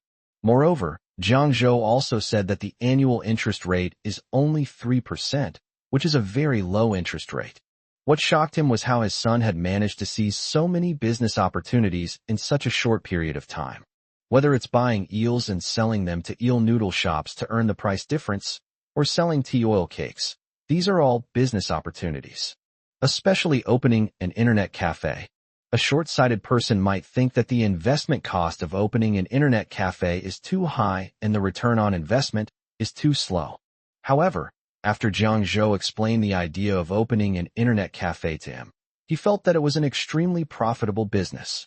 In particular, when internet cafes open chain stores, the profit-making effect is so great that it's no exaggeration to call them money-printing machines. However, even so, it is still difficult to earn $1 million in 3 months, since it is too difficult to accumulate initial capital. However, after Jiang Zhou said those words to him, and after achieving so much in Changsha in just over half a month, he felt that things were worth looking forward to. Let alone paying off a debt of over $1 million in 3 months. Paying it off within 3 years is still something to dream of. He patted Jiang Zhou on the shoulder with satisfaction and said, "Son, you've really made something of yourself. It seems you've learned and grown a lot in Shanghai these past 5 years. I'm sorry you've suffered. Dad's investments failed, and he owes money that you'll have to help pay off." Jiang Zhou said, "Dad, this is what I should do. You and Mom have given me a comfortable life since I was a child. The bankruptcy of our family is not something you can control. I will lead our family to a happy life in the future." Jiang Haixing nodded. Then, he looked towards the main room and saw Lin Yuehua chatting and laughing with Su Wanxue. He said to Jiang Zhou, "You're lucky and fortunate to have met such a wonderful girl like Wanxue. You must treat her well and not let her down. If you dare to betray her, I'll be the first to punish you. I'll definitely break your legs, you understand?" By the end, Jiang Haixing's eyebrows had stood up. "I'm serious." Jiang Zhou nodded solemnly and said, "Dad, don't worry. For the past 5 years, I didn't know that Wanxue had given birth to my child. She suffered so much alone. From now on, I will definitely take good care of Wanxue and not let her suffer any grievances." That's more like it. Jiang Haixing nodded in satisfaction after hearing Jiang Zhou's promise. "By the way, Dad, I wanted to get my marriage certificate with Wanxue this time I came back," Jiang Zhou said to Jiang Haixing earnestly. Upon hearing this, Jiang Haixing's face lit up with joy, and he said, "Great. Not only do we need to get a marriage certificate, but we also need to hold a banquet. This girl came to our Jiang family with you, and has given birth to your children. We certainly can't let her suffer. We have to hold a banquet for you too, so that relatives and friends can witness your happy event. Also, Bauer, Bayer, and Xianger, those 3 sisters, we also need to hold a ceremony for them to recognize their ancestors and return to their ancestral home. Let everyone know that these 3 sisters are children of our Jiang family." Chapter 78 Double Happiness, Wedding Banquet, and Ancestral Recognition Feast. At this point, Jiang Haixing's eyes reddened again, and he sighed. "In these 5 years, I don't know how many scornful looks and gossips Xiaoxiu has suffered outside while raising 3 girls out of wedlock. This time, we must make these 2 banquets a grand affair, giving the 4 of them a proper and respectable status." Jiang Zhou nodded. "Dad, you go and take care of these 2 things. Don't worry about the money. I brought back 17,000 yuan this time." Jiang Haixing nodded. "Okay, but Zhou, this time we can only make it lively, not too extravagant. After all, our family still owes so much money. If we make it too extravagant, it will make the people who lent us the money uncomfortable." Jiang Haixing was also quite helpless about this. But there's no way around it. If they hold an extravagant event, the people who lent the money will feel disheartened and think that their family is rich but won't repay the money. After all, those who lent him money back then and filled the hole were his true relatives and friends. Jiang Zhou nodded. "Dad, I understand. Wanxue won't mind. We can hold it at home. We'll go grocery shopping ourselves, and I'll be in charge of cooking. You and Mom will help me out, and our family can manage. It won't cost much." Jiang Haixing looked at Jiang Zhou in surprise. "You can cook?" Jiang Zhou nodded. Jiang Haixing said with a smile, "That's good. It's good that you can cook. This way, Xiao Xue can have an easier time. Otherwise, she would be very tired if she had to go to work and cook at the same time. But leave the cooking for the banquet to me and Mom. We'll ask your fourth aunt and uncle to help. They can make the food. You can just play with Xiao Xue, Bauer, Bayer, and Xiang. This is their first time visiting our Jiang family. They don't know anyone here. If you stay with them, they will feel more at ease. Jiang Zhou nodded, and then discussed the date for the banquet with Jiang Haixing. Because Su Wanxue only took 1 day off, plus the weekend, she can stay in Yongzhou for a total of 3 days. We're having a banquet tomorrow, but we can't get through to everyone. Therefore, the father and son finally decided to hold the banquet on Monday noon. They'll have a wedding banquet at noon, a family reunion dinner in the evening, and after dinner, Jiang Zhou and his group will have to return to Changsha. Seeing that Jiang Zhou had been gone for so long and the watermelon still hadn't been served, Lin Yuehua, who was in the main room, walked into the corridor and called out, "Old Jiang, where's the watermelon? The daylily is getting cold. I can't let my precious daughter-in-law and granddaughter get thirsty." Coming. Jiang Haixing shouted quickly. Smiling, he and Jiang Zhou carried the watermelon out.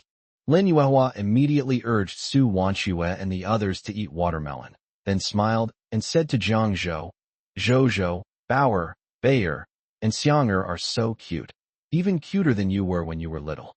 "Grandma, what did Dad look like when he was little?" Bauer looked up at Jiang Zhou with her big eyes full of curiosity. "Yes, Grandma, I want to know too," Belle chimed in.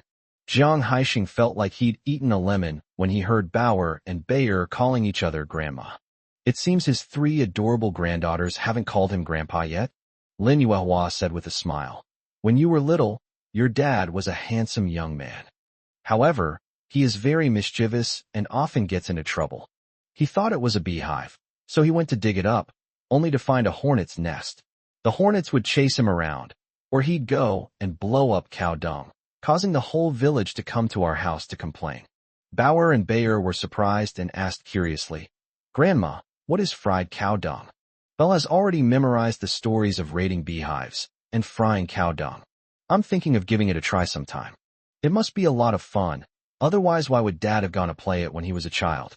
Jiang Zhou was genuinely worried that his 3 daughters might end up frying cow dung, so he quickly said with a smile, "Mom, let's eat quickly. Bauer and the others must be hungry." Upon hearing this, Lin Yuehua lost the urge to continue recounting Jiang Zhou's embarrassing childhood stories and quickly stood up, saying, Yes, let's eat." After saying that, Lin Yuehua quickly went into the kitchen and, together with Jiang Haixing, reheated the cold dishes and served them one by one. "Here, you 3 little girls, have a chicken leg to replenish your nutrition." Jiang Haixing called to the 3 children, constantly piling food into their bowls. "Thank you, Grandpa," the 3 children said in unison. "Oh my, what a sweet tongue. Grandpa loves it." Jiang Haixing looked at the child with a big smile on his face. He was overjoyed to hear the 3 little girls call him Grandpa. Jiang Zhou sat to the side, feeling gratified as he watched his parents so happy. "Wanxue, Zhou, you 2 should eat more. Look how thin you've become. Hurry up and eat more." Lin Yuehua looked at Jiang Zhou and Su Wanxue and said with concern, "Yes, hurry up and try your mom's cooking. I guarantee you'll want to eat it again and again."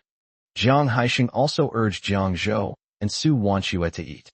Su Wanxue smiled and nodded, but did not touch her chopsticks. Her illness made her afraid to pick up food with her chopsticks.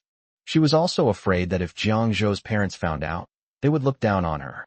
Jiang Zhou noticed Su Wanxue's reaction, glanced at the table, and found that there were no serving chopsticks, so he knew that Wanxue was embarrassed to eat because she was afraid of catching her disease. Jiang Zhou first picked up his new chopsticks, placed a piece of sweet dumpling into Su Wanxue's bowl, and said with a smile, "Wanxue, quickly try this sweet dumpling. It's a local specialty." Su Wanxue immediately raised her head and looked at Jiang Zhou. Jiang Zhou smiled and shook his head at her, indicating that she shouldn't overthink it. "Yes, Xiaoxue, eat up, eat more. Zhou really likes this pastry." Lin Yuehua quickly echoed her sentiment. Su Wanxue smiled and agreed, then picked up the sweet dumpling and put it in her mouth, savoring it carefully. Her eyes lit up. These sweet dumplings are crispy on the outside and tender on the inside, even tastier than fried dough sticks. How is it? Is it delicious? Lin Yuehua asked, somewhat uncertainly, looking at her daughter-in-law's reaction. If her daughter-in-law thinks it's too sweet, she'll adjust the recipe. Auntie, it's delicious. The outer layer is crispy, and the inside is sweet and soft. I had been traveling all day and didn't have much of an appetite, but after eating this, I suddenly have one. It's very appetizing, Su Wanshua said with a smile. Lin Yuehua and her husband used to run a snack shop. After going bankrupt, they opened another snack shop in the city. They specialize in selling these snacks, so their culinary skills are absolutely top-notch. Upon hearing Su Wanshua's words, Jiang Haixing and Lin Yuehua couldn't stop smiling. As long as my daughter-in-law likes to eat it. I want to eat too. Belle happily reached for her chopsticks, but her arms were too short to reach them. Chapter 79. Jiang Zhou's thoughtfulness touched Su Wanshua's heart. Lin Yuehua smiled indulgently, picked up a piece of food and put it in Bainer's bowl, then picked up another piece and put it in Bauer's and Xianger's bowls. The three little ones started eating the pastries that their father also liked. It's really delicious, Bauer exclaimed. Grandma's cooking is amazing, Belle exclaimed. Although Xianger didn't say anything, it was obvious that the little girl was eating very happily, her cheeks puffing out. I'm going to the kitchen to get something. Jiang Zhou got up and left the main room, then took a pair of chopsticks and went back into the main room. He used serving chopsticks to put some light dishes, such as stuffed tofu and stir-fried sweet potato tips, into Wanshua's bowl. Because Su Wanshua is still taking medication and treating her illness, she cannot eat spicy or stimulating foods. The dishes he picked up were all light and bland. Su Wanshua was slightly taken aback when she saw the dishes Jiang Zhou handed her. At this moment, Jiang Zhou smiled slightly at her. Hurry up and try it. Su Wanshua felt a warmth in her heart. Then, Jiang Zhou used the serving chopsticks to pick up a few pieces of food for himself and put them into his own bowl. Then he said to Lin Yuehua and Jiang Haixing, Dad, Mom, we'll use serving chopsticks to pick up the food later. It's popular to use serving chopsticks when eating out now, and we'll do it at home too. It's clean and hygienic. Lin Yuehua and Jiang Haixing were stunned for a moment, because they never use serving chopsticks when they eat at home. But if it's my own son who says it, then I'll definitely listen to him. After all, his son had been to Shanghai and seen the world in the metropolis, and since it was his daughter-in-law's first time visiting, he probably had some customs to observe. So Lin Yuehua smiled and said, Zhou, what you said is right. After all, they like to lick their chopsticks clean with their mouths before picking up food. In fact, there is a lot of spit on the chopsticks, which looks very clean, and no rice is stuck to the chopsticks. However, if you think about it carefully, it is indeed a bit unclean and unhygienic. They should both develop this habit and pay close attention to it from now on. Su Wanshua lowered her head and quickly glanced at Jiang Zhou. She never expected that Jiang Zhou would bring up the idea of using serving chopsticks in such a way. At this time, no one has the concept of using serving chopsticks. People feel that using serving chopsticks is disrespectful to the other person. Dislike the other person. Jiang Zhou was willing to tell her parents to use serving chopsticks for her own sake, and her reason was that they were clean and hygienic, rather than criticizing her. She was touched by Jiang Zhou's thoughtfulness. Looking at the simple food in the bowl, she felt a warmth in her heart. Jiang Zhou was thinking of her. She had lived in Changsha for 3 years and knew that people from Hunan province especially loved spicy food. They've even reached the point where they can't live without spicy food. When she first arrived, she couldn't get used to the food here. In the north, the food always has some sugar added, or they eat noodles and only eat white rice once a day. She can't eat spicy food. Gradually, she was able to eat some spicy food, but only to a mild level. Any spicier, and I can't handle it. Seeing that Su Wanshua hadn't eaten much of the main dishes like blood duck and dongan chicken, Lin Yuehua kept it in mind, but didn't say anything more. After dinner, I plan to ask Jiang Zhou privately if xiaoxua is not used to their local food. We'll have to ask xiaoxua what she likes to eat then. While xiaoxua was at home, I made her a variety of delicious meals. Xiaoxua, let Zhou get you whatever you like to eat. Don't be shy, Lin Yuehua said with a smile. Su Wanshua, holding her rice bowl, nodded her little head and said, Okay. Lin Yuehua looked at Jiang Zhou and said with a smile, Zhou, try this blood duck and see how it tastes. Okay. Jiang Zhou picked up a piece of blood duck meat. The first bite is a taste straight out of my memory. Tasty. The duck blood and duck meat mixed together, along with seasonings of red chili peppers, ginger, and scallions, make for a truly delicious treat. How is it? Lin Yuehua asked with anticipation. Jiang Zhou nodded. It's delicious, and I've noticed that Mom's cooking skills have improved. Lin Yuehua, pleased with the compliment, glanced smugly at Jiang Haixing, then grinned from ear to ear, telling Jiang Zhou to eat as much as he liked. Belle happily munched on a chicken wing and said, No wonder Daddy is such a good cook. He learned it from Grandma. Bauer and Bayer grew up in Changsha and are used to the local cuisine, especially spicy food. This blood duck was absolutely delicious.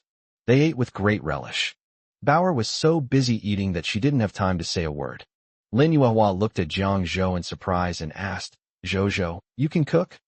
Jiang Zhou smiled and nodded. Lin Yuehua exclaimed in surprise, her face filled with disbelief. This is unbelievable. Then she thought of the past 5 years, during which Jiang Zhou had worked alone to earn money and experienced all sorts of hardships, even learning to cook. She felt a deep pang of heartache. However, she, as a mother, was also happy that her son had grown up and learned to cook. She gave Jiang Zhou a thumbs up and praised him. Zhou, you're really great. My son is awesome. After finishing her meal, Su Wanxue took the initiative to clean up the dishes and put the utensils in the kitchen. Xiaoxue, don't tire yourself out. Let me do the washing. Lin Yuehua said with concern as she saw Su Wanxue busy at work. Auntie, it's all right, I can handle it. Su Wanxue smiled and shook her head, indicating that she didn't need Lin Yuehua's help. Lin Yuehua stepped forward and grabbed Su Wanxue's hand, stopping her from continuing to tidy up. Xiaoxue, don't bother, just leave this to Auntie. I'll tidy up in a bit. Upon hearing this, Su Wanxue had no choice but to stop what she was doing. Go on, go and rest in the main room. With that, Lin Yuehua smiled and pushed Su Wanxue out of the kitchen. This side of the main room. Bauer and Bayer wanted to see Jiang Zhou's room and were talking to him about it. Just then, Su Wanxue returned. Bauer immediately called Su Wanxue to come and see her father's room as well. Su Wanxue was very curious about Jiang Zhou's room and nodded. Jiang Zhou hasn't been back to this home for 28 years. This house was built by his parents in 1985 when they came back, demolished the original wooden house, and rebuilt it as a red brick house. Back then, their family had a little money, so they built the most impressive house in the village at the time.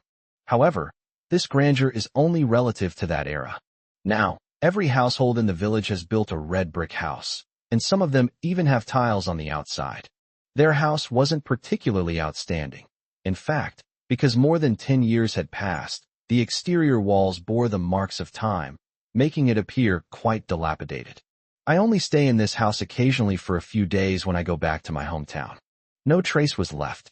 The room was very spacious and grand in 1984, but now it seems rather small. Approximately 12 square meters. There was a wooden bed in the room, and next to the bed was a 3-door wooden wardrobe that reached the ceiling. One of the wardrobe doors had a mirror inlaid on it. There is a small desk by the window. The room was very clean. Newspapers were even pasted on the walls. Because they hadn't lived there for many years, when they returned, the walls of the house were already moldy. Covering a room with newspaper can make it look cleaner. It's clear that his parents put a lot of effort into tidying up. On the desk sat an old tape recorder. Jiang Zhou opened the tape recorder's cassette slot and took out a cassette tape. This is Jackie Chung's Goodbye Kiss. Chapter 80. Dad, what is cow dung? Seeing this cassette tape brought back memories of the past, and he remembered. This was during the summer after his college entrance exam. He stayed at home for a while and brought along Jackie Chung's newly released song, Goodbye Kiss. This song was incredibly popular in 1993. The line, I kissed you goodbye on an empty street, became a nationwide sensation. Jackie Chung is also one of his favorite singers. In his past life, after he became successful, he collaborated with Jackie Chung on a brand endorsement and had met Jackie Chung in person. She sang songs with Jackie Chung. Now, seeing this Kiss Goodbye cassette tape again, a faint smile appeared on his lips. Daddy, are there songs on this cassette tape? Belle jumped up and asked. Because she was still very young and short, she couldn't see the cassette tape Jiang Zhou was holding. But I'm curious, is this a song? These little girls also love listening to music. Jiang Zhou smiled and handed the cassette tape to Belle. Belle took it, as if she were holding a treasure. Bauer came over and looked at it with her, and Xiang'er also showed a curious look. Su Wanshue's gaze fell on it, and saw that it was Jackie Chung's goodbye kiss. Suddenly, she remembered the kiss she and Jiang Zhou had shared in the dimly lit street 5 years ago. That was her first kiss. Even after 5 years, she still remembers it vividly. Her cheeks flushed instantly. Daddy, can I play this tape? Belle held up the tape and handed it to Jiang Zhou, jumping up and down, clearly eager to cheer. Dad, give it a try. This tape recorder hasn't been used for so many years. I don't know if it still works. This cassette tape hasn't been used for many years. I don't know if it can be played. Jiang Zhou put the cassette into the tape recorder's slot, plugged in the power, and pressed the play button. Suddenly, a piercing sound came from the tape recorder. He tapped the tape recorder a few times, but it didn't work. The noise was still loud and jarring, and the song was off-key. Xiang'er's face turned pale, Su Wanshue covered her ears, and Jiang Zhou turned off the recording. He said to Bauer and Bayer, Bauer, Bayer, the tape recorder is broken. The tape must have gotten damp, so it can't be played. Daddy will fix the tape recorder later and buy some new tapes so I can play some songs for you, okay? Okay. Xiang'er yawned, and Jiang Zhou looked at her and asked softly, Xiang'er, are you sleepy? Xiang'er nodded her little head. After a long day of travel and having just finished eating, Xiang'er was a little sleepy. Jiang Zhou gently suggested that Su Wanshue and the children sleep in this room. Bauer and Bayer said they weren't sleepy. The two little girls were full of energy and were very curious about their father's hometown. They wanted to see and play in many other places. Belle was particularly concerned about the fried cow dung incident. It must be really funny to think about. Otherwise, why would the whole village come to Grandpa and Grandma's house to complain about the explosion? After Jiang Zhou left with Bauer and Bayer, Su Wanshue carried Xiang'er to bed, covered her with a blanket, and then lay down on the bed herself, closing her eyes. She had just closed her eyes when she seemed to smell a familiar masculine scent, which made her cheeks blush even more, like a ripe tomato, radiating an alluring red. She felt her mind was in complete chaos, filled with images of Jiang Zhou. Images of them together kept flashing through Su Wanshue's mind, swirling and refusing to leave. Stepping into the yard, Belle and Bauer still had bright smiles on their faces, looking incredibly cute. Daddy, where are we going to play? Belle looked up at Jiang Zhou and asked curiously. It was their first time visiting the countryside, and they were very curious about everything there. The rural scenery was unique, with many things they had never seen before. The little ones have lived in Changsha for as long as they can remember. The most fun place we've ever been to is Yuelu Mountain, which Jiang Zhou took them to climb last time. I'll take you guys to do something fun, Jiang Zhou said mysteriously. Let's go check first. I don't know if they have that thing. Wow, what's so fun? Bauer asked curiously. Dad will take you to get the bucket first. With that, Jiang Zhou led the two little ones into the kitchen to get a bucket. Lin Yuehua was busy in the kitchen and asked Jiang Zhou and the others what they were doing with the buckets. Jiang Zhou said he would take the two little girls out to play. Lin Yuehua told him to be careful, as the rice harvest had just been completed and there was a lot of cow dung on the paddy field ridges, and they should avoid stepping in it. Jiang Zhou agreed. Before leaving, he happened to see an uncooked pig liver on the stove, said goodbye to Lin Yuehua, and took the pig liver with him. Lin Yuehua was curious about why her son brought pig liver, but she didn't ask any further questions. Jiang Zhou led the two little girls along a country road, and the two little girls were very excited. Daddy, what is cow dung? Belle asked curiously. Growing up, they still didn't know what cow dung was. I was thinking it must be something like poop, right? There happened to be a pile of cow dung right next to it.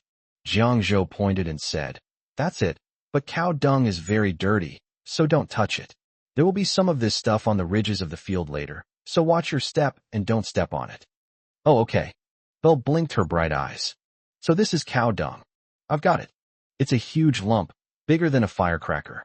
But I don't know how to blast it. The two children chattered away the whole way. 1 minute she's saying how beautiful the bird song is, The next she's saying how pretty the wildflowers by the roadside are, and she even picks the prettiest one to take home to give to her mother. Passing by a cornfield and a field of sweet sorghum, Bauer pointed curiously and asked, "Daddy, what's that? It looks so magnificent." "One piece at a time. Those are corn and sweet sorghum." "Corn? What is corn?" "Corn is the kind of corn we eat at home for breakfast." "Wow, it's corn. So much corn." "Dad, what is sweet sorghum?" "Sweet sorghum is a delicious thing. When we get back later, I'll ask your grandma to cut some for you. It's very sweet." He loved eating sweet sorghum when he was a child, and even now, many years later, he still fondly remembers it. Okay. Before long, Jiang Zhou brought the two little girls to a large pond. "There are some children fishing by the pond right now. I caught a frog.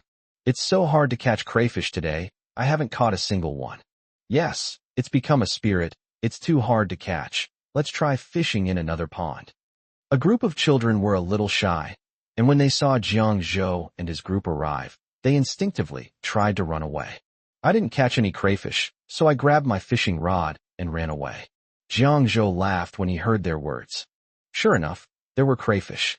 At this time, crayfish have become popular in the city. Although farmers don't eat much, they need crayfish because it's popular in the city, and they can sell the crayfish they catch to make money. Therefore, during the peak season for crayfish in the height of summer, people are very active in catching crayfish. There are also many wild crayfish around now. Bayer, Daddy will take you crayfish fishing.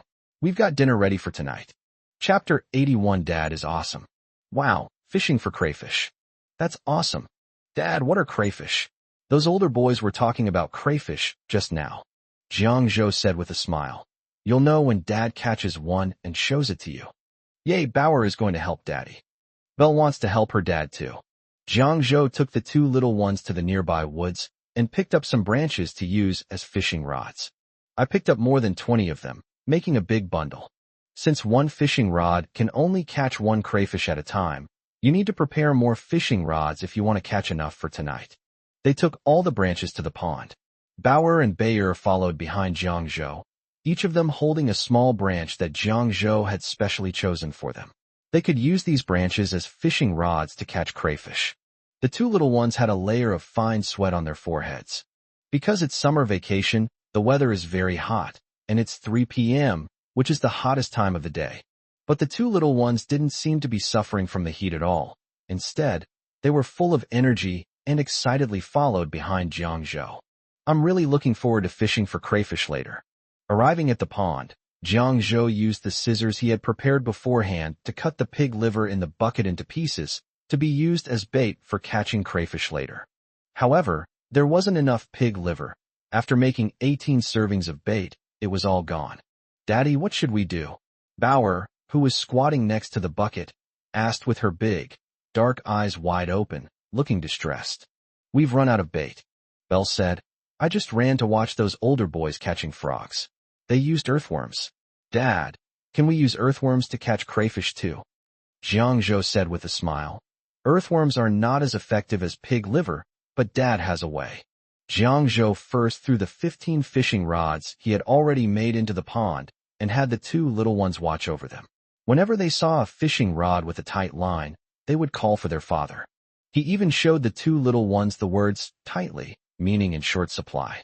The two little ones immediately nodded vigorously, patting their chests excitedly and saying, "Dad, leave it to us." "Then Daddy's going to catch the bait," Jiang Zhou said with a doting smile. Jiang Zhou didn't go too far. He just stayed in the vegetable garden next door, where he could see the two little ones just by looking up. Bauer is sitting obediently next to the fishing rod, while Bayer runs back and forth between the rods, her eyes fixed on the cotton line. Bao called out to Bayer, "Bayer, don't run away, you'll scare the crayfish." "That's right, eldest sister is so smart." Belle quickly stopped, suppressing her restless heart, squatted down next to a fishing rod, and stared at the pond with her big, round eyes. Suddenly, she saw something climbing on a reed stalk. Pointing at it, she quietly asked Bauer, "Big sister, what's that?" Bauer blinked her beautiful big eyes, shook her head, and then unconsciously moved away from the little red thing with big pincers, telling Belle to stay away from it too. "Big sister, Do you think that's a crayfish? Bauer thought about it seriously for a moment, then shook her head. A shrimp is a very small one. A crayfish is even smaller than a shrimp, probably only the size of a fingernail. As she spoke, Bauer even carefully gestured to her smallest fingernail. Belle was completely dumbfounded. Huh? It's so small. Bauer nodded seriously. Belle said, then we have to keep our eyes wide open, lest we catch crayfish and then misjudge the situation. Just then, Jiangzhou caught 5 frogs and came over. Hearing the 2 little ones talking so earnestly, I chuckled softly. Dad, the 2 little ones saw Jiangzhou return and immediately got up excitedly and ran to his side. Curious, she looked at the discarded nylon bag that Jiangzhou had found in the vegetable garden. The nylon bag was covered in dirt. The nylon bag moves because there are frogs inside. It startled Bauer. Belle was bold. Instead of being scared away, she reached out to grab him. But they didn't catch it. Daddy, what's in here? Belle asked curiously. Frog. Jiangzhou smiled and opened a hole in the nylon bag. The 2 little ones immediately poked their round heads over. Looking at the frog in the nylon bag, their eyes widened. It really is a frog. It looks just like the frog in the book. It's huge. Jiangzhou told the 2 little guys to keep watching the fishing rod while he found a spot where they couldn't see him and dealt with the 5 frogs. The scene was a bit bloody, and he didn't want the little ones to see it. Only after using all the frog's legs as bait and hooking them onto the remaining 7 fishing rods did he return to the 2 little creatures with the rods. As soon as she arrived, Belle stared at the pond and whispered, Daddy, we caught one. We caught this fishing rod. The little hand pointed to one of the fishing rods, wanting to grab it, but afraid that if it grabbed the rod, it would disturb the crayfish it had caught. They look especially cute. Jiangzhou put down his fishing rod, walked over with a smile, picked up the fishing rod with the tight cotton line, and pulled hard with his arm. Sure enough, I caught a crayfish. And judging by its appearance, it's quite large, at least 10 coins. When Jiangzhou pulled the crayfish over, the 2 little ones saw it, and Bauer immediately took several steps back and shouted, Dad, you caught the wrong one. Jiangzhou said with a smile, Baby, you didn't catch the wrong one. It's a crayfish. Huh? These are crayfish? And they're so big. Bauer exclaimed in shock. Belle exclaimed with delight. Great. The crayfish is huge. Belle shared with Jiangzhou that they had just seen crayfish crawling onto the reeds. Jiangzhou put the crayfish into the bucket, and Bauer and Bayer gathered around. They stared curiously at the crayfish in the bucket.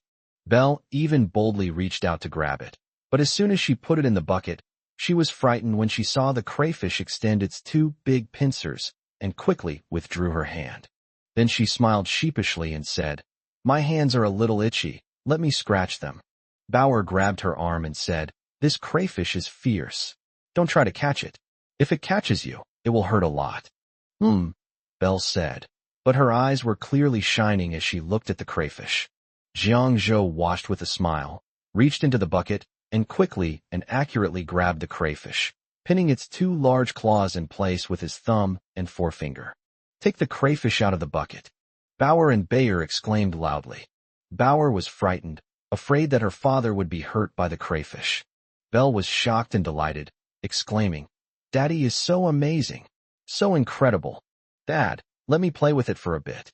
Belle grabbed a blade of grass from the ground and started scratching the crayfish's little claws.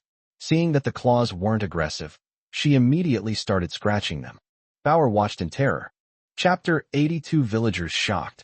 Jiangzhou, you gave birth to triplets. Chapter 082. Jiangzhou. At that moment, a surprised voice came from behind Jiangzhou. Jiangzhou turned his head and saw a middle-aged man standing behind him. The man was over 1.7 meters tall, wearing ordinary clothes, and was thin.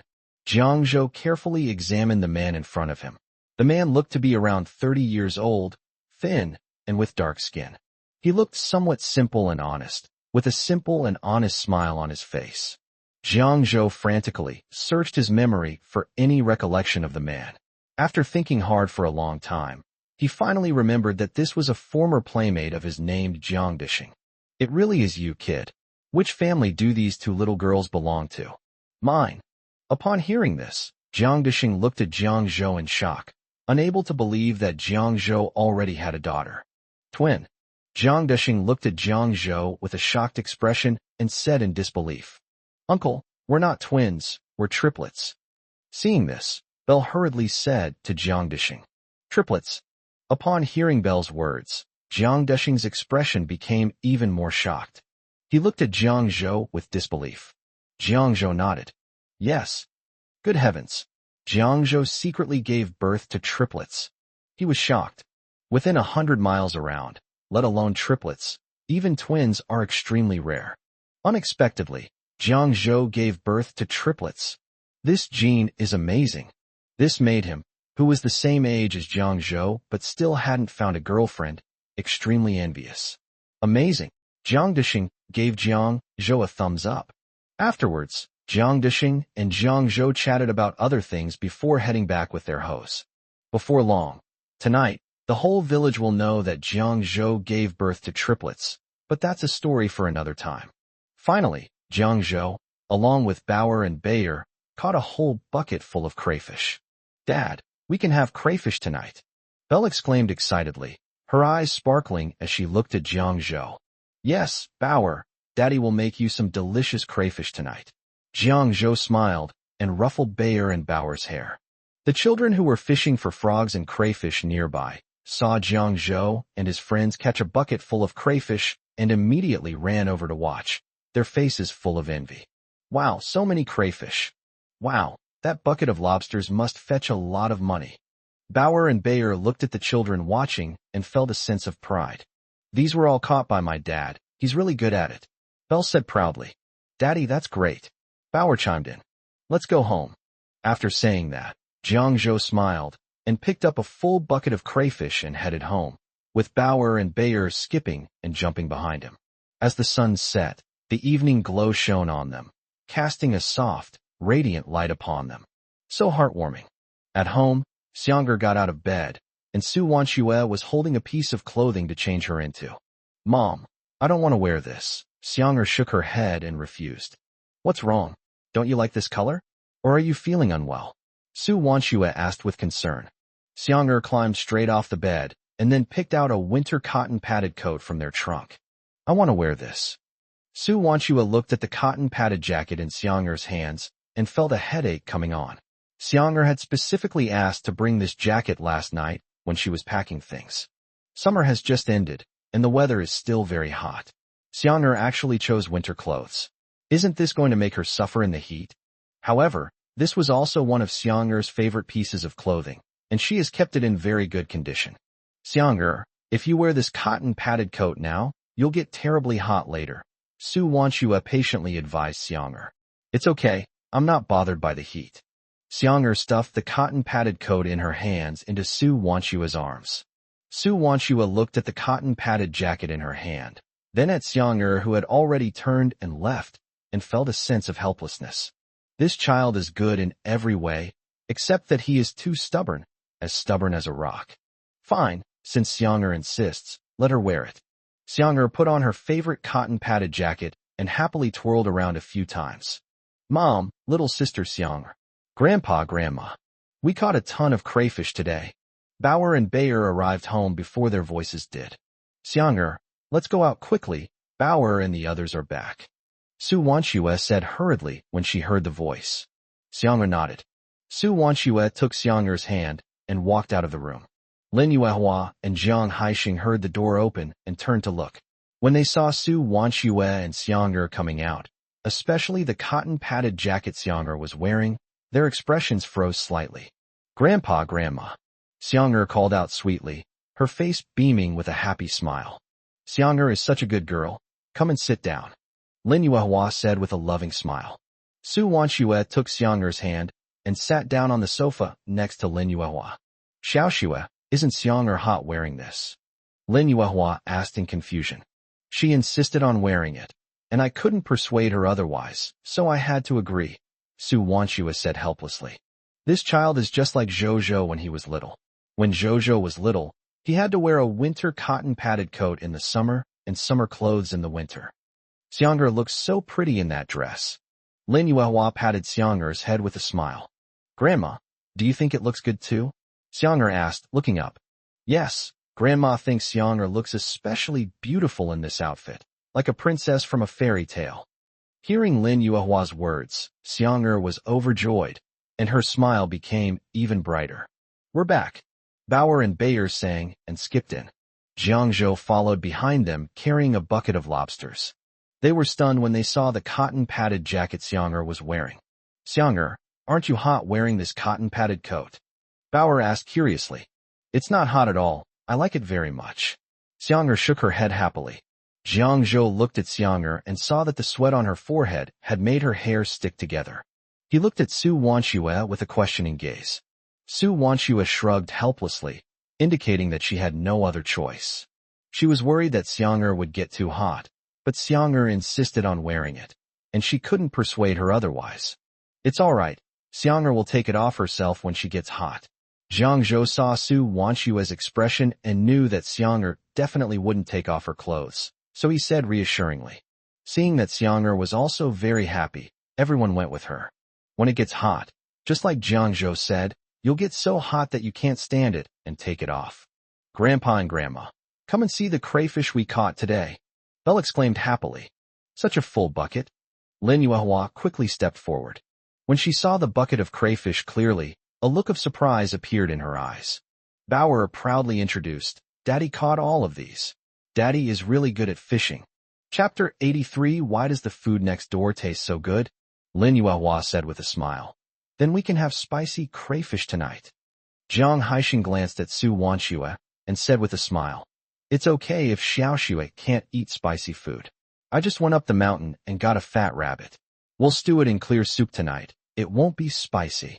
Thank you, Uncle. Su Wanxue felt a warmth in her heart. Jiangzhou's parents were so thoughtful. No need to thank me. I also chopped some red sorghum and corn. I'll cook them for you guys later. Lin Yuehua said with a happy expression. Okay. Grandpa and Grandma are so kind. Belle jumped up with joy upon hearing this. Look at you. You're almost a little monkey, and you're still jumping around. Jiang Haixing laughed as he looked at Xiang'er. Afterwards, Jiangzhou took the crayfish to the well to brush them. Lin Yuehua came over to help. Zhou, your dad told me about you and Xiaoxue this afternoon. You have to treat her well, Lin Yuehua said earnestly. I understand. Jiangzhou nodded. By the way, are you two able to manage 3 kids in Changsha? How about I come over and help you for a while until the 3 little girls start kindergarten? Lin Yuehua suggested while cooking crayfish. Jiangzhou thought for a moment and asked, Mom, what are you and Dad doing right now? It's not tiring to run a small snack shop in the city. How's your income? It's a job that requires getting up early and working late, and it's a small business that doesn't earn much money, but it still brings in about 1,500 yuan a month. Upon hearing this, Jiangzhou suggested, Mom, you and Dad should settle things at the shop here soon, and then come with us to Changsha to make some money. My parents' job is too tiring. They work from dawn till dusk all month long, and they only earn this little money. It would be better if he went to Changsha with me. He could then hand over the business of buying and selling eels and selling tea oil cakes to his parents, and they could earn 2,000 yuan a day without having to work so hard. This way, he can also pursue other ventures. Okay, I'll talk to your dad about this tonight. Lin Yuehua nodded when she heard Jiangzhou's words. At the dinner table, it smells so good. Bauer, Bayer, and Xiang'er stared intently at the crayfish and rabbit meat in the middle of the table, their mouths practically watering. Let's get started. Lin Yuehua invited everyone to start eating. For this dinner, Lin Yuehua prepared serving chopsticks in advance and placed them in each bowl. Su Wanxue also noticed this, and she genuinely felt that Jiangzhou's parents were really good people. Bauer, Bayer, and Xiang'er nodded vigorously. Jiangzhou had already peeled one for each of the 3 little girls and put it in their bowls. So delicious. This lobster is large, spicy, and numbing, and the meat is very tender and fresh, making it taste wonderful. Watching the 3 little girls eat with relish, Su Wanxue unconsciously swallowed, really wanting to taste it herself. Wanxue, eat more rabbit meat. Jiangzhou picked up a piece of rabbit meat and put it into Su Wanxue's bowl. Su Wanxue glanced at Jiangzhou, smiled helplessly, took the rabbit meat, and put it in her mouth. It tastes amazing. The rabbit meat was more tender and delicious than any she had ever eaten before. Right now, in the neighboring yard, Jiang Zhou's grandparents, Jiang Ming and Lu Yumei, were sitting at the dining table, smelling the aroma of dishes coming from the neighboring yard. They couldn't help but swallow their saliva. Lu Yumei glanced at the watercress and pickled radishes on the table and immediately felt unhappy. What's so good about this? There's no meat at all, Lu Yumei complained. Jiang Ming looked at the dishes on the table, his expression turning somewhat grim. He also craved meat, but he hesitated when he thought about his attitude towards Jiang Haixing's family back then. He knew he hadn't done a good job, so how could he possibly dare to shamelessly beg for food now? Mom, we can eat meat in 5 days. Let's be patient for Jiang Yan's living expenses, Yang Li said, her face slightly embarrassed. Although Lu Yumei felt a little uncomfortable after hearing Yang Li's words, she didn't say anything more for the sake of her beloved grandson. She lowered her head and shoveled rice into her mouth. Dad, Mom, if you ask me, Zhou is such an insensible child. He hasn't come to see you since. You are his grandparents, after all. Yang Li continued to embellish the story. Lu Yumei snorted coldly, said nothing, and continued eating. Jiang Ming glanced at the next room, but didn't say anything more. Seeing that they ignored her, Yang Li didn't say anything more and continued to pick at the rice in her bowl. After Jiang Zhou and the others finished dinner, they cleaned up the table. Zhou, your mother and I are going out to make a phone call to tell our relatives that we're having 2 wedding banquets the day after tomorrow, Jiang Haixing said to Jiang Zhou as he walked out. Okay. Jiang Zhou nodded. After Jiang Haixing and Lin Yuehua left, Bauer and Bayer ran around wildly in the yard, having a great time, while Xiang'er watched from the side. Jiang Zhou and Su Wanxue sat in the corridor, watching the children. Su Wanxue said, Xiang'er's forehead is covered in sweat, but she still refuses to take off her cotton-padded coat. It's okay, she'll tell you if she's feeling hot, Jiang Zhou reassured her. Su Wanxue nodded, and then told Jiang Zhou about some things about Xiang'er, such as how Xiang'er insisted on wearing a summer dress when she went out last winter. Now it's summer, but we have to wear winter coats again. She was quite helpless. Last time in winter, Xiang'er almost caught a cold from wearing a skirt. Jiang Zhou also had no experience in raising children. He said, maybe children's aesthetic sense is very different from ours. Just then, Belle ran over and called to Jiang Zhou. Dad, I saw cotton candy being sold in the city today. Shall we go to the city to play? From their vantage point, they can see the city. They rode in the car for a few minutes, and then they arrived at the main road at the entrance of the village. She thought it shouldn't be too far. Jiang Zhou smiled and looked at Su Wanxue. Is there anything you want to buy? Su Wanxue thought for a moment and said, yes, we did. We forgot to bring washcloths for the children. Okay, let's go to the city to buy it. After Jiang Zhou finished speaking to Su Wanxue, he then told Bauer, Bayer, and Xiang'er that their father was taking them to the city to play. As Jiang Zhou spoke, he locked the door and led his wife and children toward the gate of the courtyard. Belle and Bauer ran ahead, their faces beaming with excitement. Xiang'er was gradually motivated as well, jumping and skipping along with the 2 little girls, which was very cute. Jiang Zhou and Su Wanxue couldn't help but chuckle as they watched their retreating figures, their faces showing indulgent smiles. On the way to the city, they ran into several villagers, who all greeted Jiang Zhou with smiles. Oh, Jiang Zhou, you've become quite famous in our village today. You must be one of your triplets, right? A middle-aged woman asked with a smile. Jiang Zhou nodded. Yes, I have 3 daughters. It's Chi-Chi's birthday today, sorry it's so late. Chapter 84 Buying cassette tapes and seeing CDs. Those 3 children are so beautiful, the woman continued to compliment. The other villagers nodded in agreement after seeing this. Old Jiang is so lucky to have 3 such beautiful granddaughters, another person chimed in. That's right, such a pretty young girl is a first in our village. Oh dear, look at these 3 children, they look just like their mother. A middle-aged woman standing nearby looked at Belle, Bauer, and Xiang'er and exclaimed in surprise. Hearing the woman's words, Jiang Zhou looked at Su Wanxue, who was following behind him. He noticed that Su Wanxue's cheeks were flushed, and she seemed a little shy. Your wife is beautiful, so pretty and lovely. Jiang Zhou, you're so lucky. Su Wanxue felt a little embarrassed by everyone's praise, and she lowered her head with a blush on her face. Along the way, they encountered many villagers walking on the road or sitting in their own corridors to cool off. Although some of them did not recognize Jiangzhou, they all knew about Jiangzhou immediately because of the triplets, a fact that shocked the whole village. Seeing the three pretty little girls, I knew they belonged to Jiangzhou's family. Once inside the city, the streets were bustling with activity, teeming with people. Some vendors set up stalls to sell things, while others pushed carts to sell small commodities, all shouting enthusiastically. "Daddy, what's that?" Belle asked, pointing to a cart of pigs not far away. Xiang'er and Bauer looked over curiously. They didn't know what it was either. It was the first time they had ever seen a pig. "That's a piglet, and it smells really bad," Jiangzhou explained. Upon hearing this, Xiang'er, Bauer, and Bayer immediately covered their noses. However, they still stared curiously at the truckload of pigs until it drove away before turning their attention away. "Where do you want to go?" Jiangzhou asked with a smile. "Anything is fine with me," Belle said casually.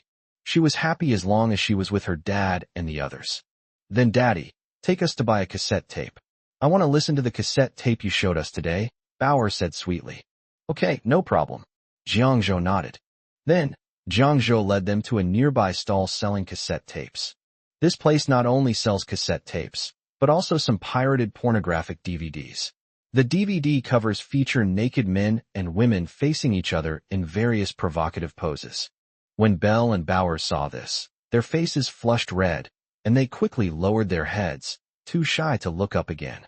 "How embarrassing, these are so revealing." Bauer blushed and muttered softly. Seeing this, Su Wanchue quickly turned the three little girls' faces towards her.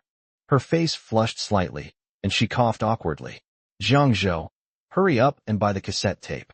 After you're done, let's go buy some cotton candy for the kids." Under the moonlight, the shy Su Wanchue was exceptionally charming. Jiangzhou's Adam's apple bobbed as he watched. Composing himself, he told Su Wanchue to take the children to the cotton candy stall next door to buy cotton candy, while he would buy the cassette tapes there. "Okay." Su Wanchue quickly led the three little girls to the side to choose cotton candy.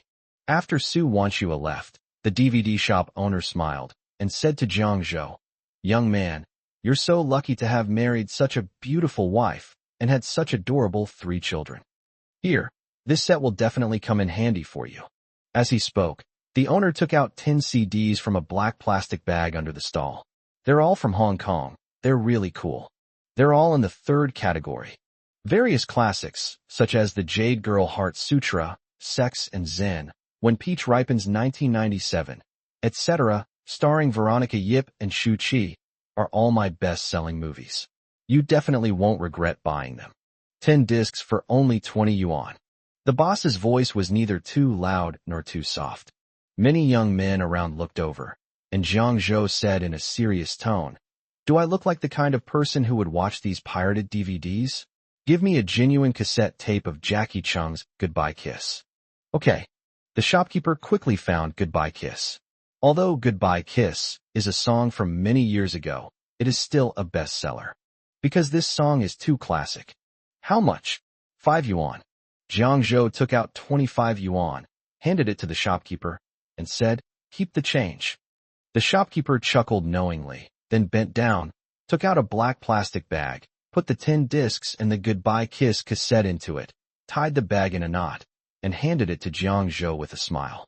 "Young man, come by often when you have time. As long as a new movie comes out in Hong Kong, I'll have it in stock within 2 days at most."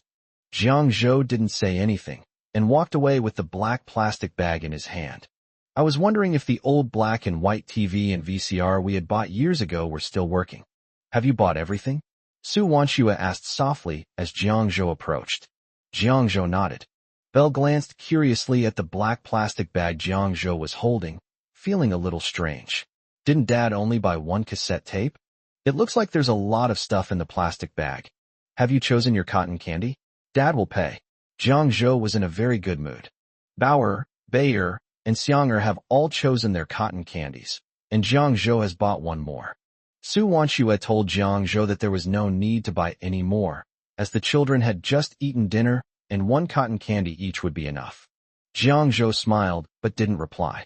After giving the shopkeeper 80 cents, he handed the cotton candy in his hand to Su Wanshue, saying, "You're one of our little ones too.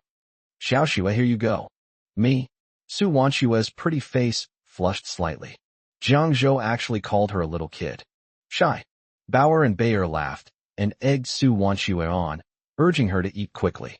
People around looked over, and Su Wanshue quickly lowered her head and accepted the cotton candy that Jiang Zhou offered her. She hadn't done anything like a child in a long time.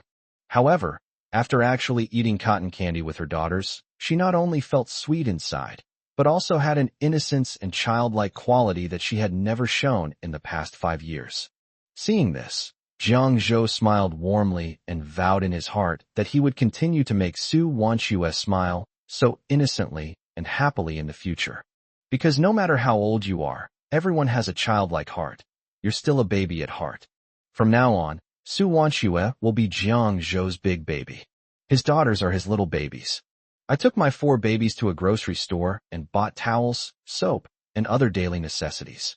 Then some children were playing with firecrackers by the roadside, throwing them on the ground, which would explode and make a loud noise. Belle found it fascinating and thought it would be fun to throw this thing onto that big pile of cow dung. She immediately grabbed Jiang Zhou's arm and said in a coquettish tone, "Daddy, what is that thing? It looks so fun. Belle wants to play with it too." Su Wanshue frowned. "It's too dangerous." "Mom, we can throw it further away. It won't be dangerous," Belle said. Bauer also wanted to play, but she held back and didn't say anything. Xiang'er found it scary and huddled next to Su Wanshue, keeping a distance from where they were playing with firecrackers. Jiang Zhou knew that children like to play with firecrackers, fireworks, and the like, so he smiled and said, "Those are called firecrackers. Dad will take you to buy some to play with." Chapter 85. The Neighbor's Aunt. Jiang Zhou made a fortune. After buying firecrackers and 3 boxes of fireworks, I returned home. "Mommy, I want to take off these clothes," Xiang'er said softly, her face flushed. She noticed that many people were looking at her strangely when she was outside, which made her feel a little uncomfortable. Moreover, after wearing these clothes outside, I felt extremely hot, covered in sweat, and felt sticky and uncomfortable. "Okay, I'll take it off for you now." Su Wanshue went over and helped Xiang'er take off her cotton-padded coat, and Xiang'er immediately felt much more comfortable. "Thank you, Mom," Xiang'er said sweetly. "Let's go out and play with Dad and the others." After saying that, Su Wanshue took Xiang'er's hand and walked outside. Jiang Zhou was playing with firecrackers with Bauer and Bayer at the door when they saw Su Wanshue and Xiang'er coming over. Bayer happily waved to Xiang'er. "Xiang'er, come quickly. Let's play with these firecrackers. They're so much fun." After Belle finished speaking, she threw a firecracker into the open space next to her. Slap! The firecracker exploded. Startled by the sound, Xiang'er quickly hid behind Su Wanshue. "Xiang'er, don't be afraid." Su Wanshue comforted Xiang'er. Xiang'er nodded, but still clung tightly to Su Wanshue's clothes. "Don't be afraid, Xiang's little sister. I'll avenge you." After Bauer finished speaking, she took a firecracker and threw it near Belle's feet. Slap! Another firecracker exploded. Belle was bold. She retaliated directly. Slap, slap. The 2 children were throwing firecrackers at each other and having a great time. "You two be careful not to hurt yourselves." Seeing how much fun the 2 children were having, Su Wanshue worriedly reminded them to be careful. "Okay." Bauer obediently agreed, and then continued playing with Belle.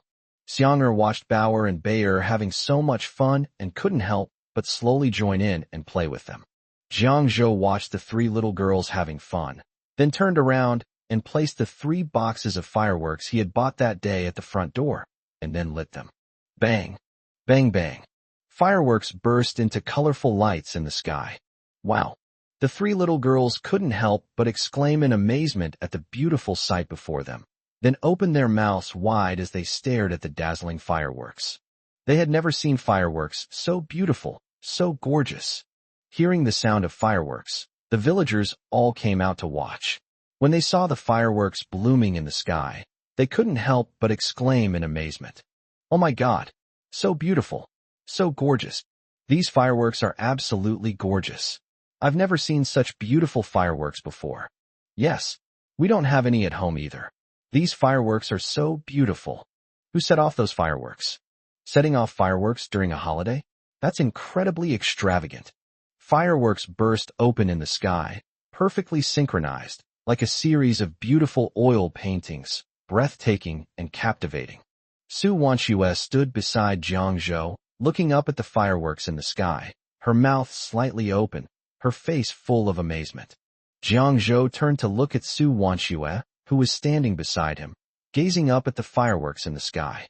He felt a surge of emotion, and his heart pounded.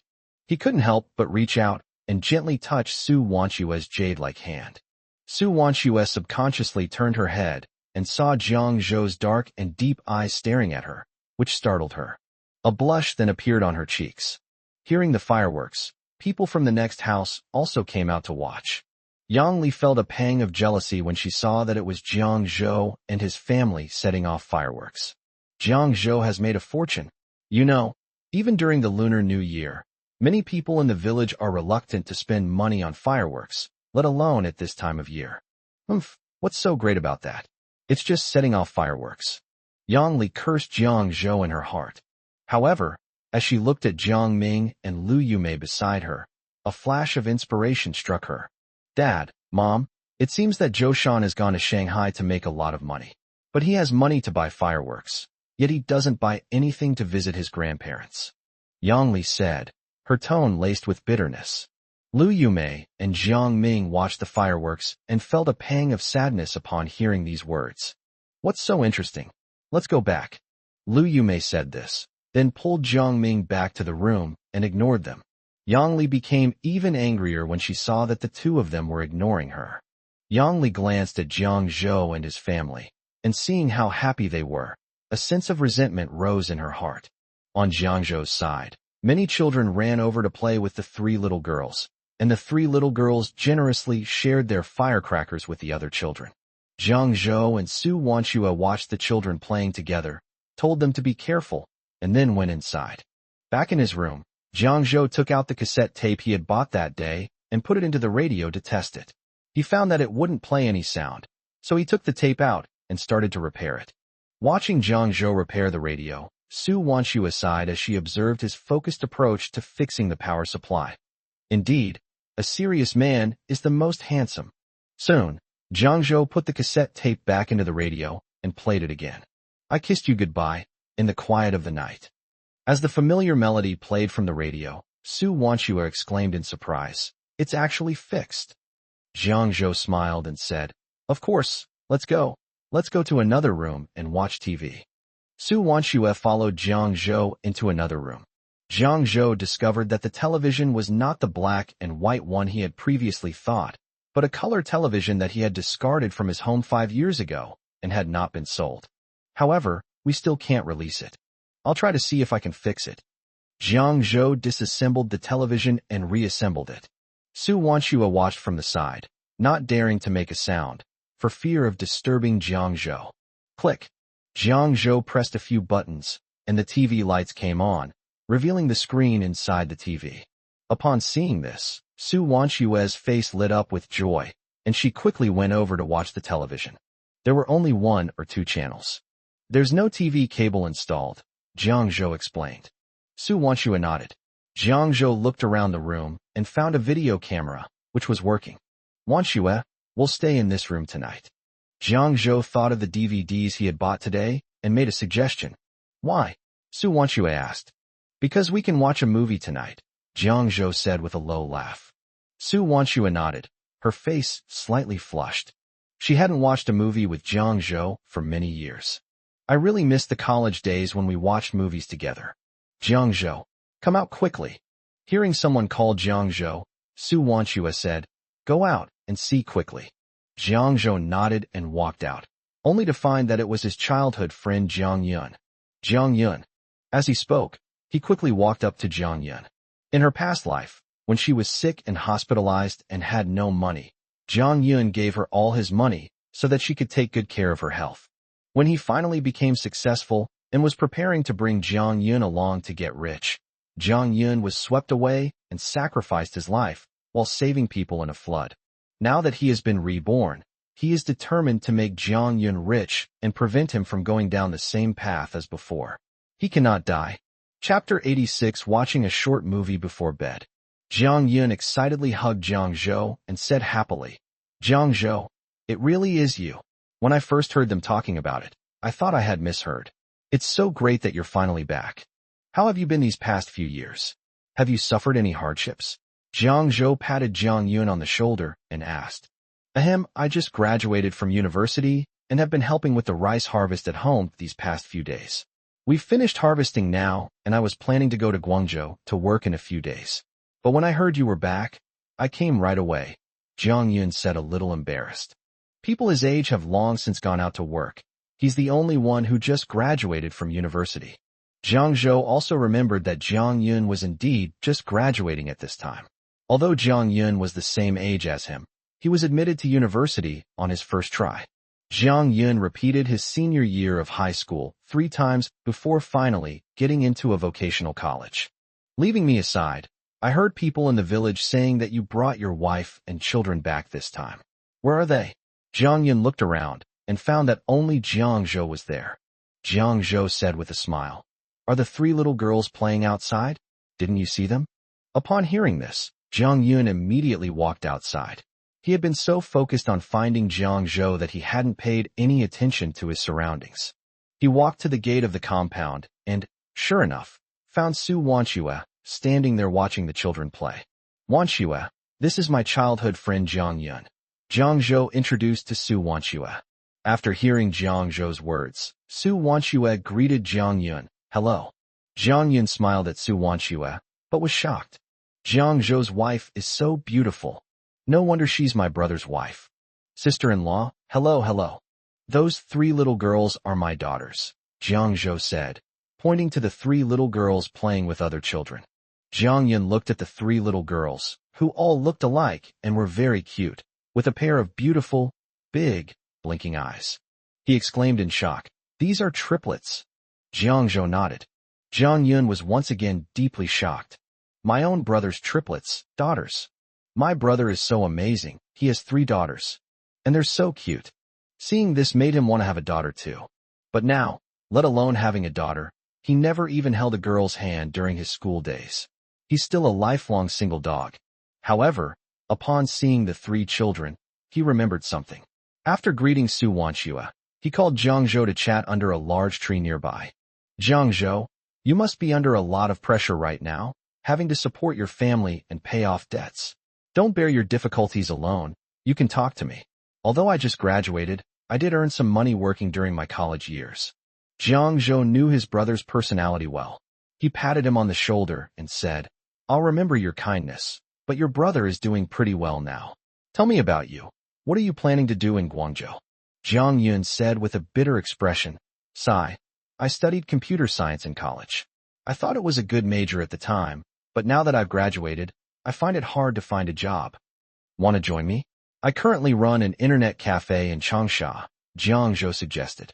That just so happens he's currently short of computer talent. What's more, these are the brothers he wanted to bring along to get rich after he became successful in his previous life, but he never had the chance. Now that he's been reborn, he definitely has to take him with him. Jiang Yun asked in surprise. You opened an internet cafe yourself? These days, you need at least tens of thousands of yuan in initial capital to open an internet cafe. Where did Jiang Zhou get so much money? Jiang Zhou nodded. Sure, Jiang Yun readily agreed. He trusted Jiang Zhou, and the job was related to his major. Doing what he liked was much more motivating than doing what he didn't like. And it would be even better if I could work with Jiang Zhou. Jiang Zhou then told Jiang Yun that he planned to hold a wedding banquet with his wife the next day, as well as a ceremony for his 3 daughters to recognize their ancestors. After that, he would return to Changsha. He told Jiang Yun to come with him. Jiang Yun nodded and said no problem. Then he looked at the 3 little girls and asked Jiang Zhou, What's going on? Why is there a ceremony for recognizing ancestors and returning to one's clan? Jiang Zhou gave Jiang Yun a rough explanation, and Jiang Yun was shocked. Then, with deep emotion, he said, Hello, sister-in-law. Afterwards, Jiang Zhou and Jiang Yun chatted for a while longer. Because it was getting late, Jiang Yun reluctantly left. Bayer, Xianger, it's getting late, hurry home. Su Wanshue called out to the three little girls who were playing happily. Okay. The three little girls responded immediately when Su Wanshue called them, and after saying goodbye to their friends, they ran to Su Wanshue's side. After Su Wanshue bathed and coaxed the three little girls to sleep, she then washed herself. After washing up and returning to the room, I happened to see Jiang Zhou take a CD out of a black plastic bag. The CD was called Sex and Men. Jiang Zhou, what are you putting on? As soon as she finished asking the question, Su Wanshue saw the photos of the man and woman printed on the CD cover, and her face immediately turned red. Jiang Zhou put the disc into the VCR, pressed play, and said with a smile, "A little movie before bed." Su Wanshue sat on the bed, her face flushed even more, her heart pounding. It turns out that the movie Jiang Zhou mentioned watching that night was actually this kind of low-budget film. Wah! Although she is already a mother of three, she has only had sex with Jiang Zhou once, and that night it was dark, and she felt dizzy. In my memory, I felt nothing but pain. Moreover, since it was also Jiang Zhou's first time, their first time together wasn't as smooth as depicted in TV dramas or Taiwanese romance novels. Things like 3 days and 3 nights, 7 days and 7 nights, 8-hour battles, etc. That's simply unrealistic. Although the first time wasn't very pleasant, now that the TV has started playing, her cheeks still turned red. Thinking that something might happen between her and Jiang Zhou tonight, she felt a little nervous. Jiang Zhou turned off the light, got into bed, and felt a little excited. As the plot unfolds, the male and female leads begin to kiss. What followed was an indescribable scene. The temperature in the room was gradually rising. She could even hear Jiang Zhou's breathing gradually becoming heavier. Her hands, which were under the covers, were clenched into small pink fists. I felt a little nervous, but also a little excited. Out of the corner of his eye, he unconsciously glanced at Jiang Zhou. By the dim light from the television, she saw Jiang Zhou looking at her. The moment their eyes met, she saw a huge fire burning in his dark eyes. It was as if the heat was about to melt her away. Her delicate body trembled slightly, and her small frame involuntarily went limp. My heart was racing, my breathing was rapid, and I felt as if I was about to suffocate. Especially now, the male and female leads in the movie haven't said a word, but the sounds they make have already made the atmosphere in the room even more ambiguous. Su Wanshue's face grew increasingly red. Jiang Zhou couldn't stand it, so he rolled over and covered Su Wanshue with his arms, afraid of crushing her. Wanshue, his Adam's apple bobbed, his voice hoarse. Jiang Zhou. Su Wanshue murmured softly. Wanshue, is that all right? Chapter 87. He kissed her. Su Wanshue's delicate eyebrows furrowed slightly, and she said with some self-consciousness, My illness is not cured yet, and I will infect you. Although Jiang Zhou and his 3 children underwent Helicobacter pylori testing during their last hospital checkup, the results were negative. However, she was still worried about infecting them. So she was very careful when eating, and even asked Jiang Zhou to mark her own rice bowl and chopsticks at home so that they wouldn't be mixed up with everyone else's. Jiang Zhou gently tapped her cheek with his hand and said with heartache, Silly girl, you won't get infected from sleeping together. Su Wanshue opened her eyes wide in confusion and blushed with embarrassment because Jiang Zhou had directly said the words share a room. Really? Of course I checked. Su Wanshue gently nodded her head. Jiang Zhou lowered his head, about to kiss Su Wanshue's lips. He had been tempted by her for a long time and had always wanted to kiss her. My wish has finally come true. Just as they were about to kiss, Su Wanshue placed a finger between their lips. Su Wanshue pried open Jiang Zhou's lips and said softly, We can't kiss. Kissing can definitely transmit the virus. Jiang Zhou said, I'm healthy, I won't get infected. Give me a kiss. Su Wanshue gave Jiang Zhou a charming glare, but still shook her head. Jiang Zhou insisted, Without this step, I don't think it's complete. Wanshue, be good. We ate together before, and I didn't get infected. There's a chance of that. I'm healthy, so you won't infect me. Su Wanshue persisted. Jiang Zhou gave up. Fine. Kiss other places instead. Su Wanshue finally relented. Outside the window, the moonlight was like water, and the summer heat was intense. In the room, the whirring of the fan, the low volume of the television, and the sounds of Jiang Zhou and Su Wanshue exhaling mingled together. A passionate summer romance unfolds. Suddenly, her skirt was lifted up, and Su Wanchua felt a chill, but her head was still spinning. She wrapped her arms around Jiang Zhou's neck, letting him take her as he pleased. The next second, Jiang Zhou stopped and hugged Su Wanchua. "What's wrong?" Su Wanchua asked, puzzled. "Why did you stop?" Jiang Zhou chuckled softly and said helplessly, "You silly girl, you're still on your period." "Huh?" Su Wanchua exclaimed softly. Then I remembered that, apparently, that game has to be played when you're not on your period. Immediately, the base of her ears turned bright red. She had completely forgotten that. So shy. Jiang Zhou affectionately patted Su Wanchua's head, then lowered his skirt and said softly, "Let's earn some other interest first." After saying that, he kissed her again. By the middle of the movie, Jiang Zhou was really getting restless. He got out of bed, covered Su Wanchua with the blanket, got out of bed, and went to the bathroom to take a cold shower. Su Wanchua lay on the bed, a movie playing on the TV. She blushed and grabbed the blanket next to her to cover her face. There was a slight regret on her exquisitely beautiful face. "Oh dear, I never expected to be on my period. It's a little disappointing. But after my period ends, will it be okay?" The next morning, Jiang Zhou was awakened by the sound of firecrackers. This was the latest and most comfortable night he had slept since his rebirth.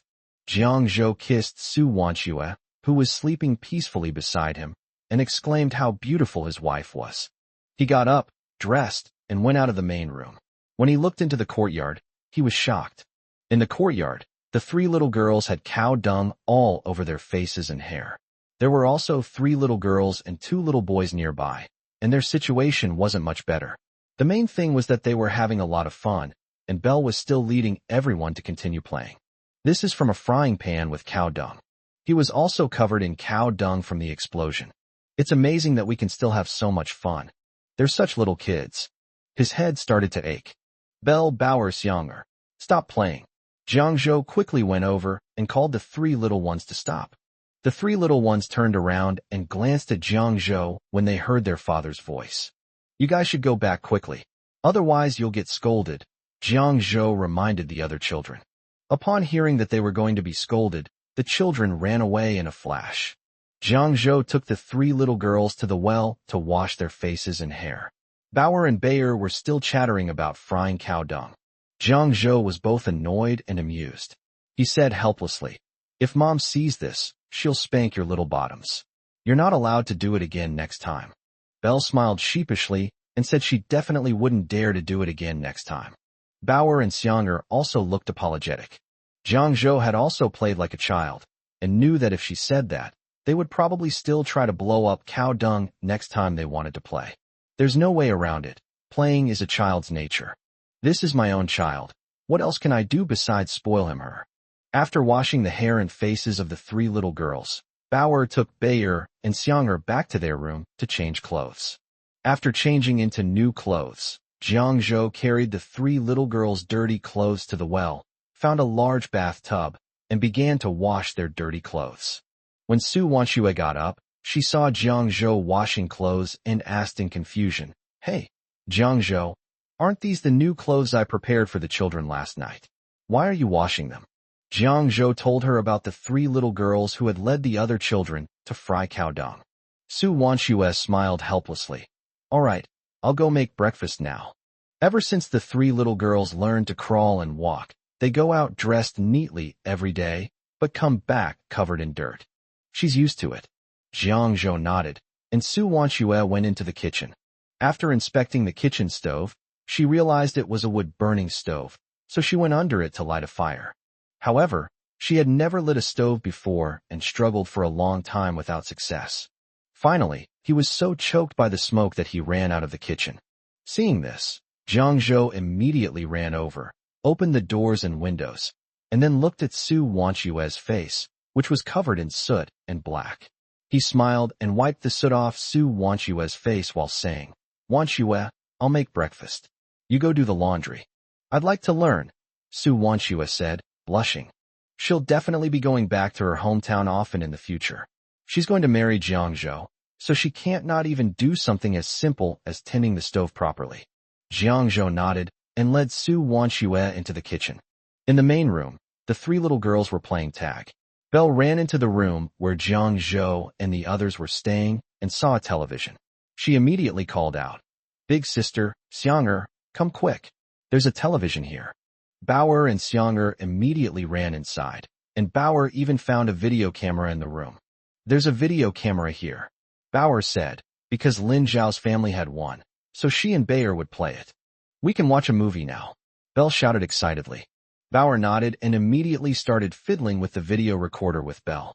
Chapter 88, Taking Out the Marriage Certificate. Belle saw a CD next to her, picked it up, and looked at it. She couldn't read, so she handed it to Bauer and said, "Big sister, there's a CD here. Let's play this." "Okay."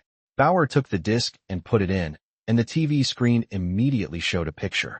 The three little girls huddled together, staring intently at the television. At first, everything seemed normal. Then, they saw the two people inside kissing. Bauer and Xianger immediately covered their eyes, while Bayer looked at the screen with curiosity. "You can't look." Xianger stretched out her other little hand and covered Belle's eyes. Bauer chimed in, "Exactly. Belle, you should turn this off right away." Belle pushed Xianger's hand away, then quickly ran to the door and looked outside. Seeing that no one was around, she closed the door. Belle ran to the TV, turned the volume down, and said to Bauer and Xianger, "Shoo, Daddy and Mommy are cooking. Let's watch quietly, and turn off the TV when we hear footsteps." Bauer and Xianger shook their heads in unison, but they couldn't resist their curiosity. They opened their fingers a little to peek at the screen on the television. The man and woman on the TV started undressing each other. Bauer immediately went up and turned off the TV, saying, "You can't watch this anymore." This time, Belle didn't argue. She and Xianger nodded, and then the three little girls ran out of the room with blushing faces. Before leaving, she made sure to put everything back in its place, afraid that her parents would find out. "Dad, Mom, we're going out to play."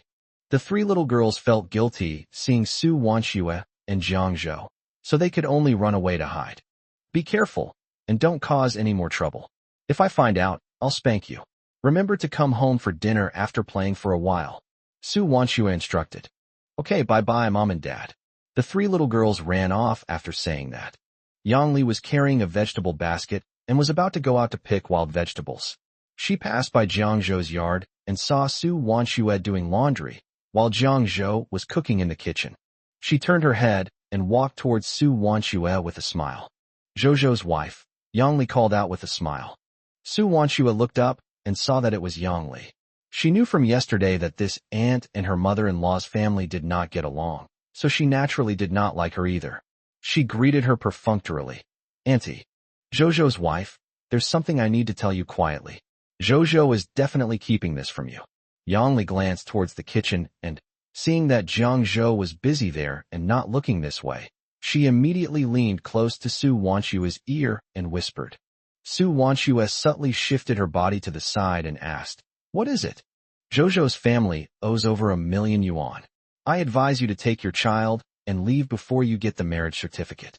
Otherwise, you'll be stuck in this family for the rest of your life. I'm telling you this because I think you're a good girl, and I don't want you to be deceived by Zhou." Yang Li looked at Su Wanxue with deep sympathy, as if she were genuinely helping Su Wanxue. He thought to himself, "I don't believe this girl can resist breaking up with Jiang Zhou when she hears about $1,000,000 debt." The thought of the uproar that would engulf Jiang Zhou's family filled her with a secret thrill. Upon hearing this, Su Wanxue sneered inwardly. This aunt really couldn't stand not causing trouble for a day. "Aunt, Jiang Zhou told me about this from the beginning. I don't care about it at all, and I will work hard with Jiang Zhou to pay off the debt. However, I advise you, Aunt, to mind your own business and avoid causing trouble for others." Su Wanxue's tone was calm, but every word was insightful and to the point. Upon hearing this, Yang Li's face flashed with embarrassment. "I wonder if your aunt called your brother? Has your brother become successful?" Su Wanxue asked deliberately. Yang Li's expression changed repeatedly. She never expected that Jiang Zhou would tell his wife about the $1,000,000 debt his family owed. Moreover, his wife was actually willing to live a hard life with Jiang Zhou. However, on second thought, Su Wanxue might be too young and only care about feelings, not reality. Once she actually spends a few years with Jiang Zhou, this penniless guy, and is constantly being harassed by debt collectors. She'll know how tough it is. Oomph, you little girl, you really don't know what's good for you. I'm doing this for your own good, and you still provoke me with your words. You deserve to be so unlucky as to marry Jiang Zhou, Yang Li said irritably, and then turned and left angrily. Because Yang Li spoke very softly, and Jiang Zhou was stirring the meat sauce in the kitchen, making a lot of noise, he didn't hear the commotion outside. Su Wanxue wasn't angry when she heard this, and continued washing clothes with her head down. A short while later, Lin Yuehua and Jiang Haixing returned home from outside. Looks like I'm in for a treat this morning, getting to eat breakfast made by my son, Lin Yuehua said with a smile as she glanced into the kitchen. Jiang Zhou smiled at Lin Yuehua. Su Wanxue went out and called the three little girls back. When I returned, breakfast was already laid out on the table, including fried eggs and steaming noodles. The noodles were made both spicy and non-spicy. The non-spicy version was specially made for Su Wanxue. Grandpa, Grandma. The three little girls called out obediently.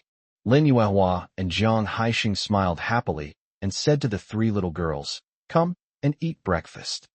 The three little girls nodded obediently, and Su Wanxue had already used serving chopsticks to put a bowl of noodles and a fried egg on each of their plates. Lin Yuehua took a bite of the noodles and exclaimed in surprise, "Wow, delicious.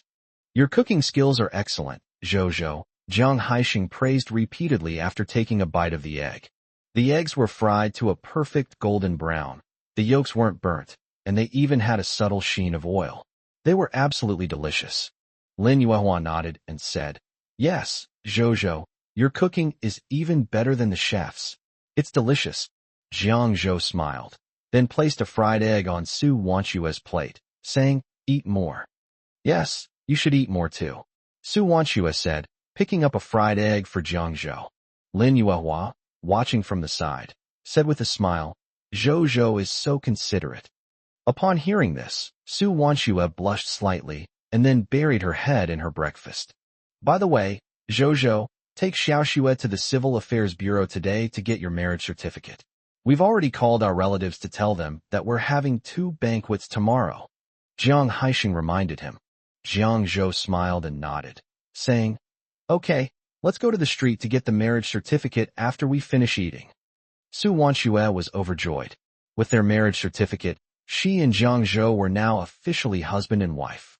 Chapter 89, Preparing for the Grand Wedding.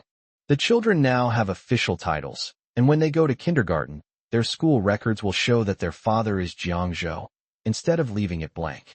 She had worried about this before, fearing that the children would be bullied by other children at kindergarten, who would say they were children without a father. You don't need to worry about this anymore. Very nice. After breakfast, the 3 little girls stayed at home, with Jiang's parents helping to look after them. The 2 elders told Jiang Zhou and his wife to go out without worry.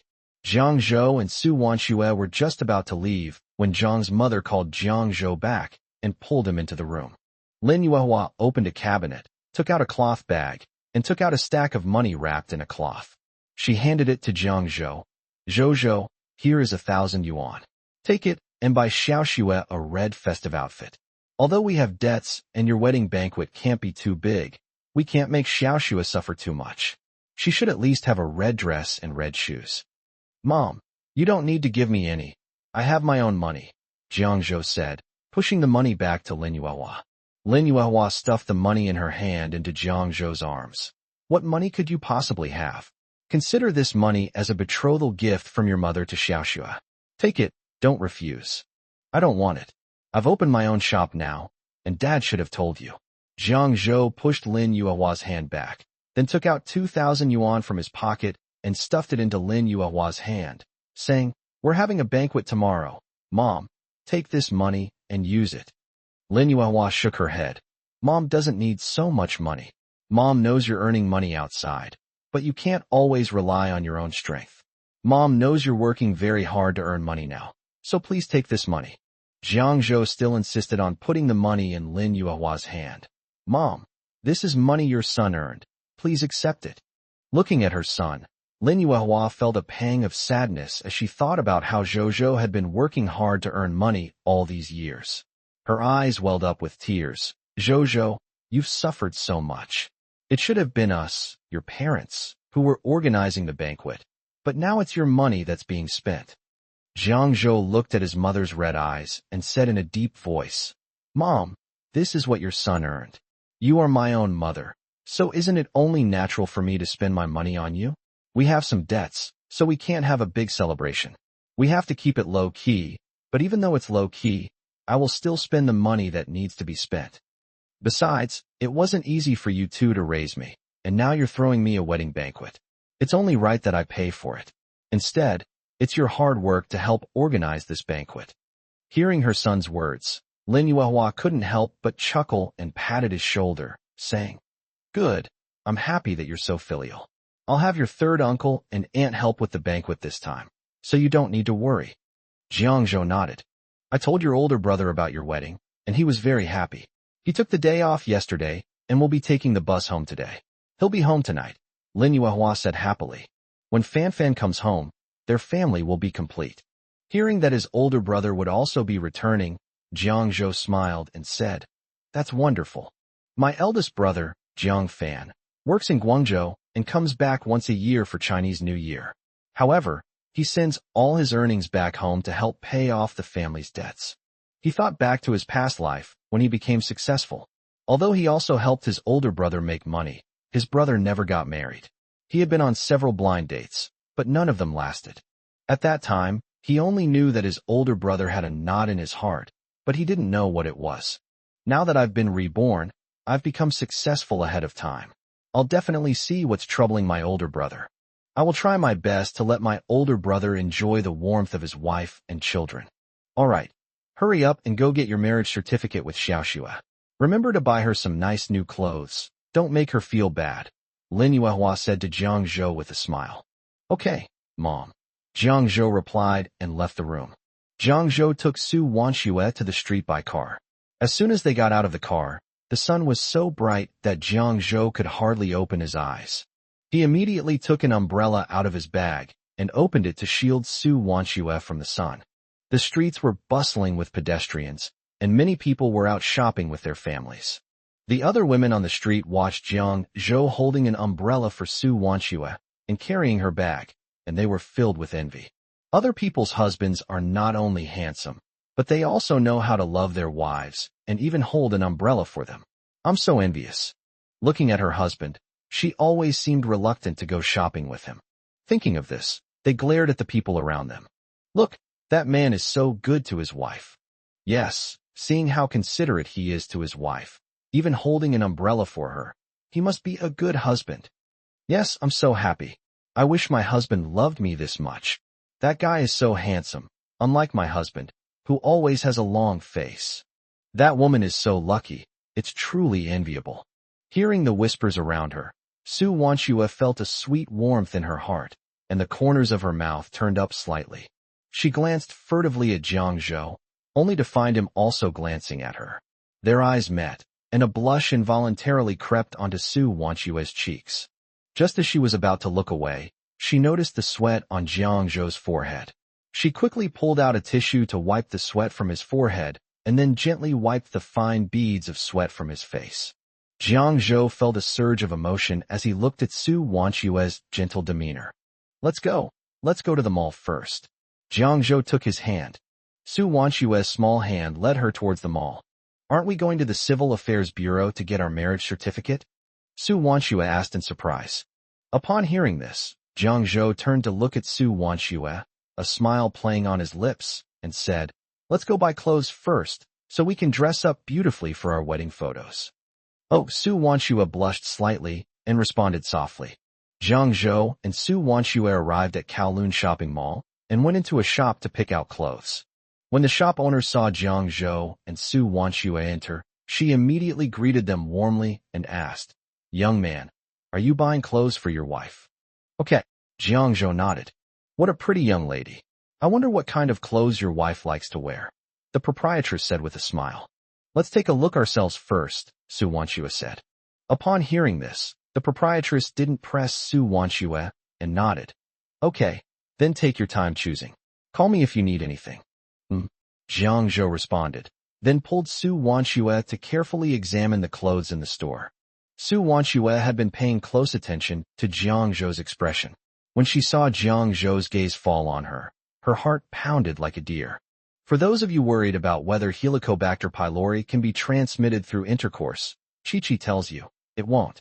However, eating together and kissing can, so please use separate bowls and chopsticks, and use serving chopsticks.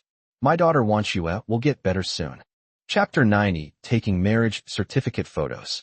What do you think of that one? Su Wanxue asked shyly. Jiang Zhou glanced at Su Wanxue's finger and saw a white dress that Su Wanxue was pointing to. The dress looked ethereal and suited her very well, showing off her figure. It's quite pretty. You should try it on, Jiang Zhou said. Su Wanxue nodded and went into the fitting room to change her clothes. Jiang Zhou looked at Su Wanxue as she came out of the fitting room, his dark eyes filled with amazement. Su Wanxue's skin was as white as snow, and her oval face was exquisite and perfect. The white dress she wore made her look even more noble and elegant, with an ethereal beauty. Jiang Zhou was mesmerized. No words to describe beauty could adequately describe Su Wanxue at that moment. It's absolutely gorgeous. This stunningly beautiful woman is about to become his wife on his household registration. Just thinking about it made him excited, and he felt a little smug. Seeing Jiang Zhou staring at her, Su Wanxue lowered her head shyly. Jiang Zhou, am I pretty? Beautiful. Jiang Zhou snapped out of his daze and smiled at Su Wanxue. My wife looks beautiful in anything. Su Wanxue's face flushed slightly. Try on some other clothes. Jiang Zhou pulled Su Wanxue to try on other clothes again.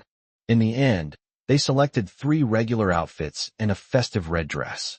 Su Wanxue looked at the 4 outfits, then hesitated before glancing at Jiang Zhou. Jiang Zhou, I think buying that red dress is enough. These 4 sets must have cost quite a bit of money. She has her own clothes to wear. Why buy so many clothes? It's a waste. Jiang Zhou could tell from Su Wanxue's expression that she was reluctant to spend money, so he couldn't help but laugh. I've already bought them all. You rarely buy clothes, so it's a rare opportunity to buy a few more. Besides, Mom told me that I must buy you a few more new outfits. Su Wanxue wanted to say more, but Jiang Zhou called over the proprietress and asked about the price. The proprietress walked over with a smile, and when she saw that Jiang Zhou and his group wanted to buy 4 sets of clothes, her smile grew even wider. Smiling, he said to Su Wanxue, Girl, you're so lucky to have found such a wonderful man, and so handsome at that. You're truly blessed. Hearing this, Su Wanxue lowered her head shyly, not knowing what to say, but feeling sweet inside. Then, the proprietress smiled at Jiang Zhou and said, This is a total of 1,000 yuan, but since you love your wife so much, I'll give you a 10% discount, so it's 900 yuan. The proprietress looked at Jiang Zhou with a smile, and then handed him the calculator. Upon hearing that it cost 900 yuan, Su Wanxue felt a pang of heartache and asked, Madam, how much is this red dress? 200 yuan. This is too expensive. Her usual clothes don't cost more than 50 yuan, but considering that she and Jiang Zhou are having their wedding banquet tomorrow, she definitely has to wear this red dress. She said, Then we'll take this red dress, and we don't need anything else. Jiang Zhou squeezed Su Wanxue's small hand and said, Boss lady, give me new sizes and wrap them all up. After saying that, Jiang Zhou took out 900 yuan from his pocket and handed it to the proprietress. Okay. The proprietress smiled and took the 900 yuan. After touching it to confirm that it was real, she began to pack the clothes. Jiang Zhou, it's too expensive, I don't want it. Su Wanxue frowned. Jiang Zhou smiled and said, It's not expensive. I earn money to buy you clothes. Exactly. What's wrong with a woman spending her man's money? Your man treats you so well, even buying you clothes. Unlike my husband, who never offers to buy me anything. I really envy you. The shopkeeper chimed in. Upon hearing this, Su Wanxue blushed. Wanxue, go change into a new dress.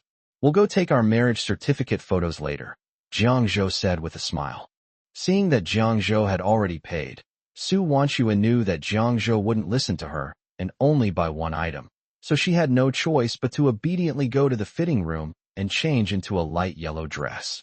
After changing, Jiang Zhou carried the newly bought clothes and led Su Wanxue out of the mall. After leaving the mall, Su Wanxue saw a men's clothing store. Remembering that Jiang Zhou hadn't bought any new clothes yet, she immediately said to him, "Jiang Zhou, the clothes in that men's clothing store are nice. Let's go in and take a look. I also need to buy you some new clothes." Jiang Zhou shook his head. "There's no need. My casual outfit is fine." Su Wanxue insisted. After all, Jiang Zhou had bought her so many clothes. How could she not buy him some? "Really, there's no need. I'm a grown man. I don't care about these things." Jiang Zhou shook his head and said. Seeing that Jiang Zhou was unwilling, Su Wanxue had no choice but to give up.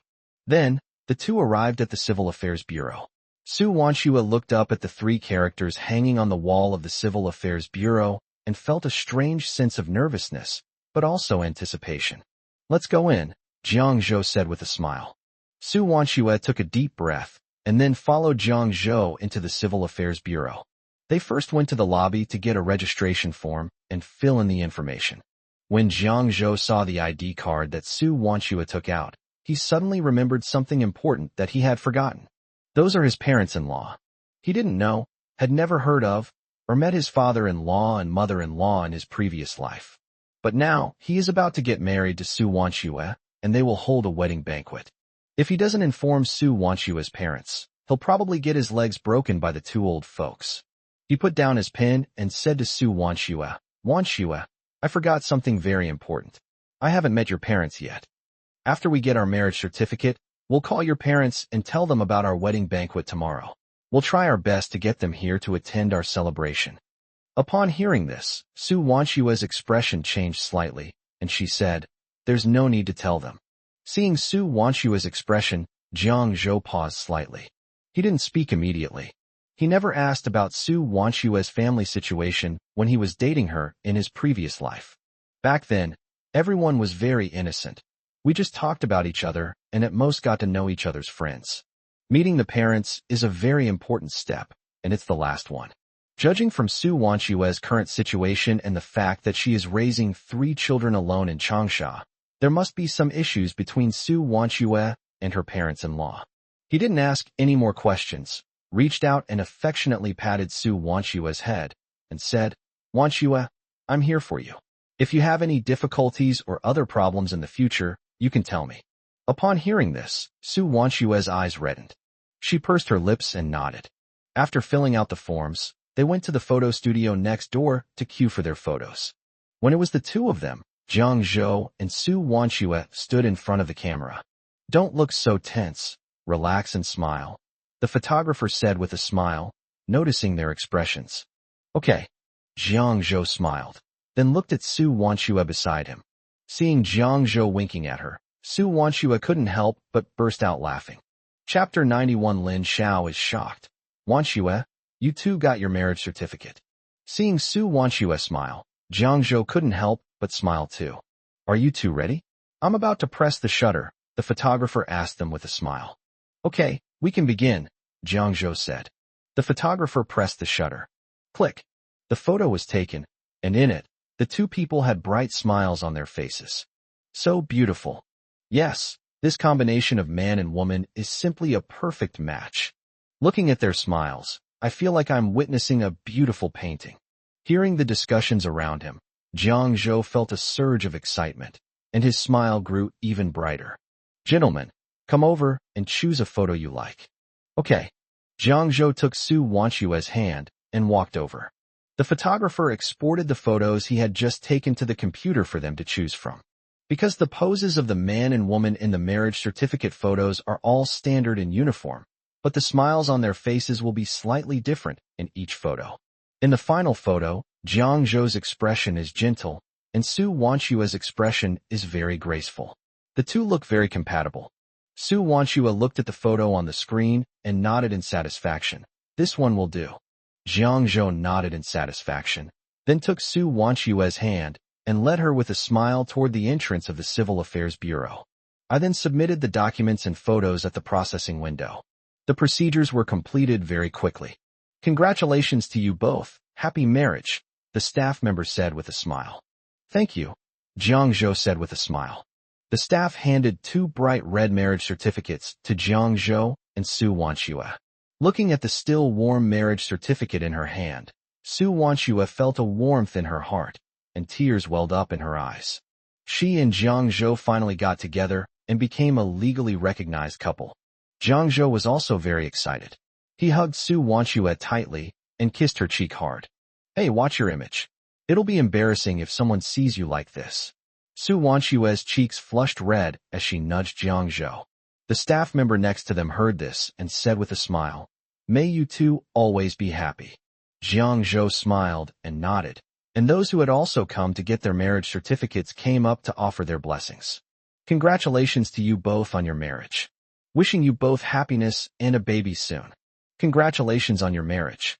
May you grow old together in harmony and be forever united in heart." "You too," Jiang Zhou said, then happily led Su Wanxue away. After leaving the Civil Affairs Bureau, Su Wanxue said with a smile, "Jiang Zhou, I want to make a phone call to tell Lin Xiao." Jiang Zhou immediately nodded. "No problem." They walked to a nearby public phone booth. Su Wanxue went in, inserted her card, and made a call. Jiang Zhou knew that Su Wanxue must have a lot to say to Lin Xiao, so they went into the nearby fruit shop to buy fruit. Su Wanxue dialed Lin Xiao's number. "Hey, Xiaoxue, how are things going on your end? Jiang Zhou's family hasn't given you any trouble, has they?" Lin Xiao's voice came through the phone immediately. "No, his parents are very nice." Su Wanxue smiled. She was very happy. That's good. That's good." Lin Xiao breathed a sigh of relief. "By the way, Xiao, Jiang Zhou and I have already gotten our marriage certificate," Su Wanxue said. As she said this, Su Wanxue looked at the red marriage certificate in her hand, and her smile became even brighter. "What?" Lin Xiao exclaimed in shock.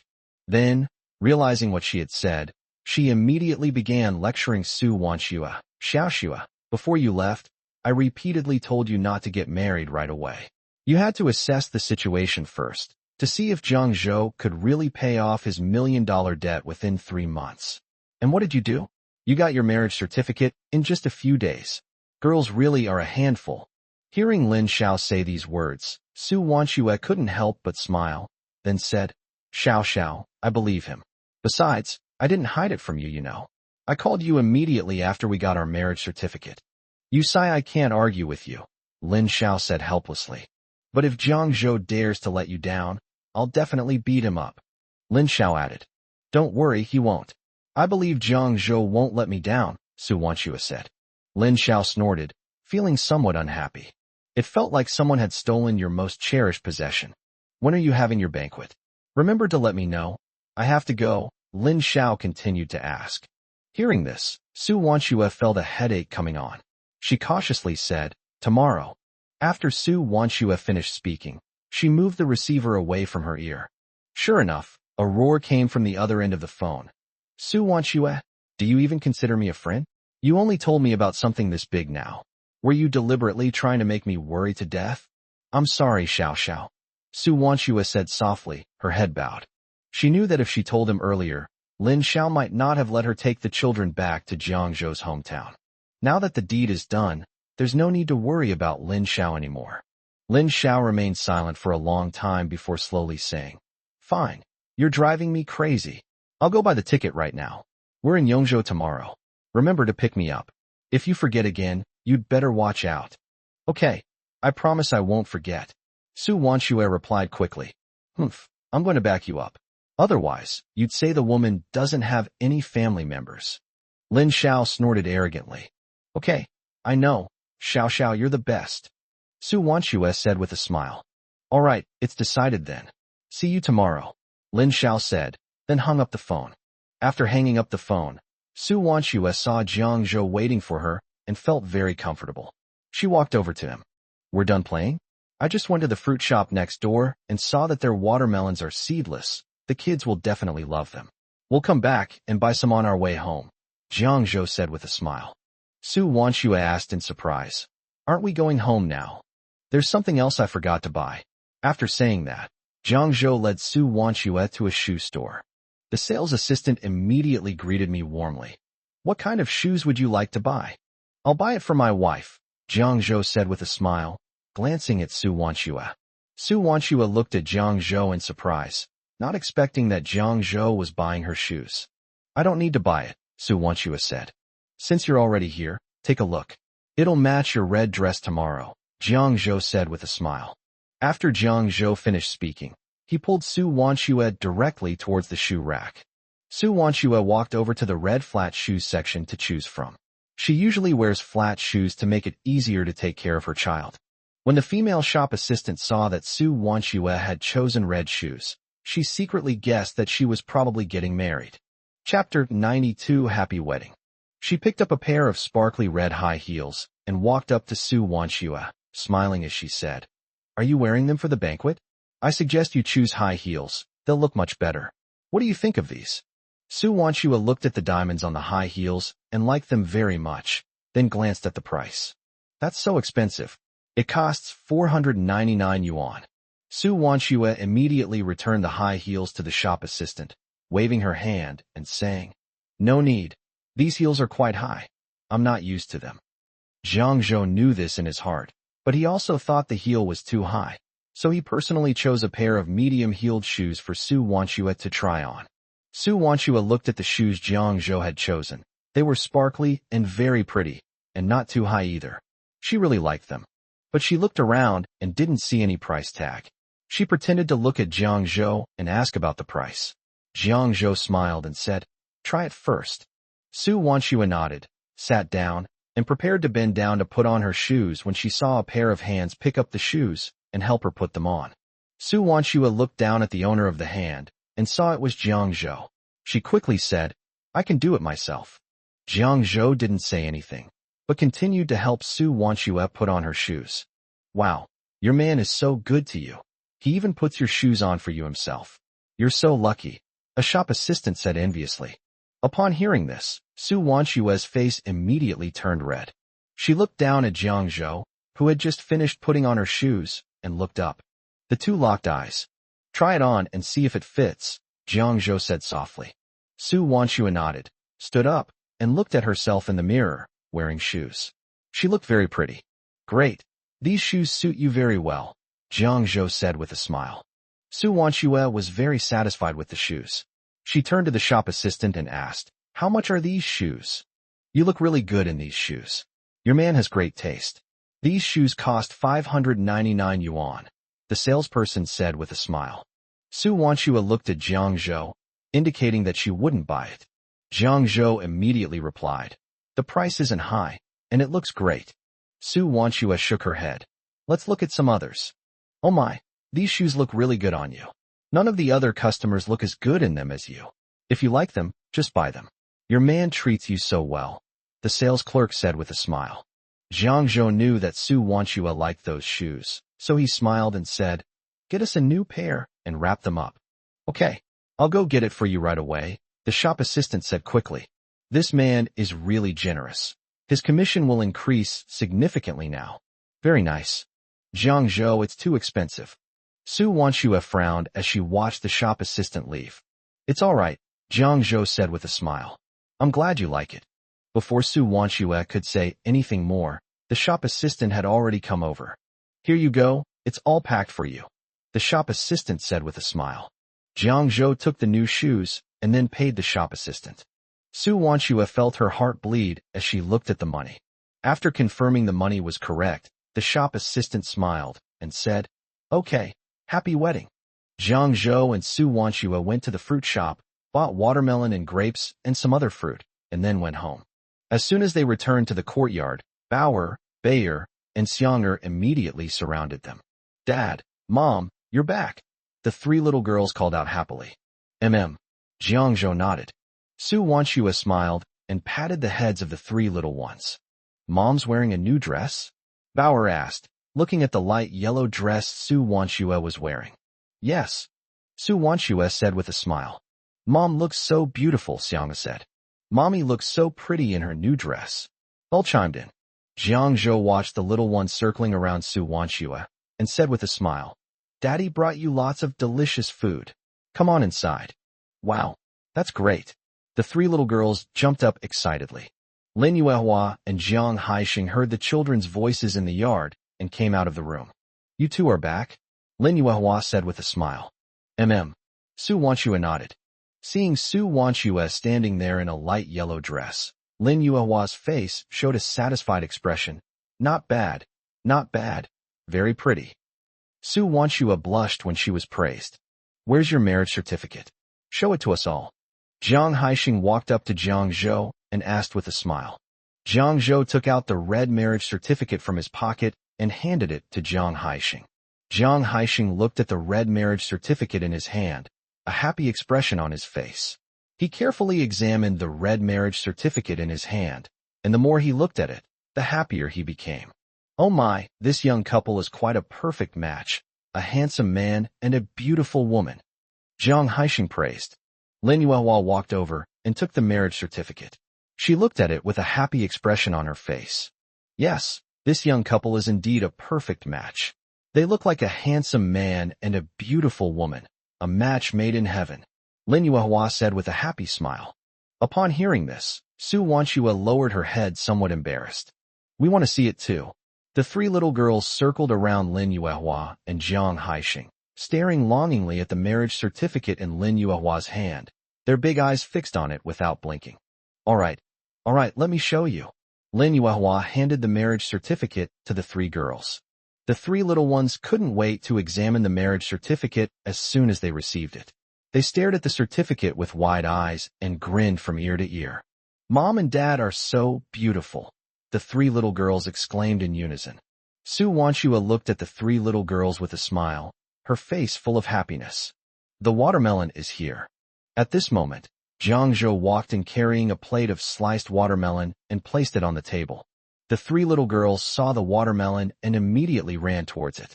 Su Wanshua carefully put away the marriage certificates left behind by the three young girls. I want to eat, the three little girls said in unison. Go wash your hands first, Jiang Zhou said with a smile. The three little girls ran to the well to wash their hands, then ran back to the main room, where the family sat around the table eating watermelon. The scene was very heartwarming. After dinner, Lin Yuehua found Jiang Zhou and said, You're having your wedding banquet tomorrow, so I'll take you to your maternal grandparents' house tonight. Okay, Jiang Zhou readily agreed. He also wanted to visit his maternal grandparents. He remembered that his maternal grandparents were very good to his family. After the family went bankrupt, his grandparents took out all their money and gave it to his mother to pay off her debts. Me too. Me too. The three little ones responded enthusiastically. Jiang Zhou smiled when he saw the three little girls. All right, let's go together. Yay! Chapter 93 Big Brother is back. Won't this tire the children out? Lin Yuehua asked worriedly. After all, there are no cars now, so it would take half an hour to walk. She was afraid of tiring them out. No, they're used to walking. They can manage a half-hour walk. Besides, walking more is good for their health, Jiang Zhou explained with a smile. Lin Yuehua was relieved. All right then, go early and come back early. Get some rest, Lin Yuehua said. Understood, we'll get ready to leave now. Then, Lin Yuehua, Jiang Zhou, and Su Wanshua took the three little girls to the next village to visit Jiang Zhou's maternal grandparents. Jiang Zhou even bought a watermelon when he saw one being sold on the way. When the group arrived at the maternal grandparents' house, they found that neither of them was home, so they waited outside. Many people in the village knew Lin Yuehua, and when they saw her and her group waiting outside, they all came up to greet her.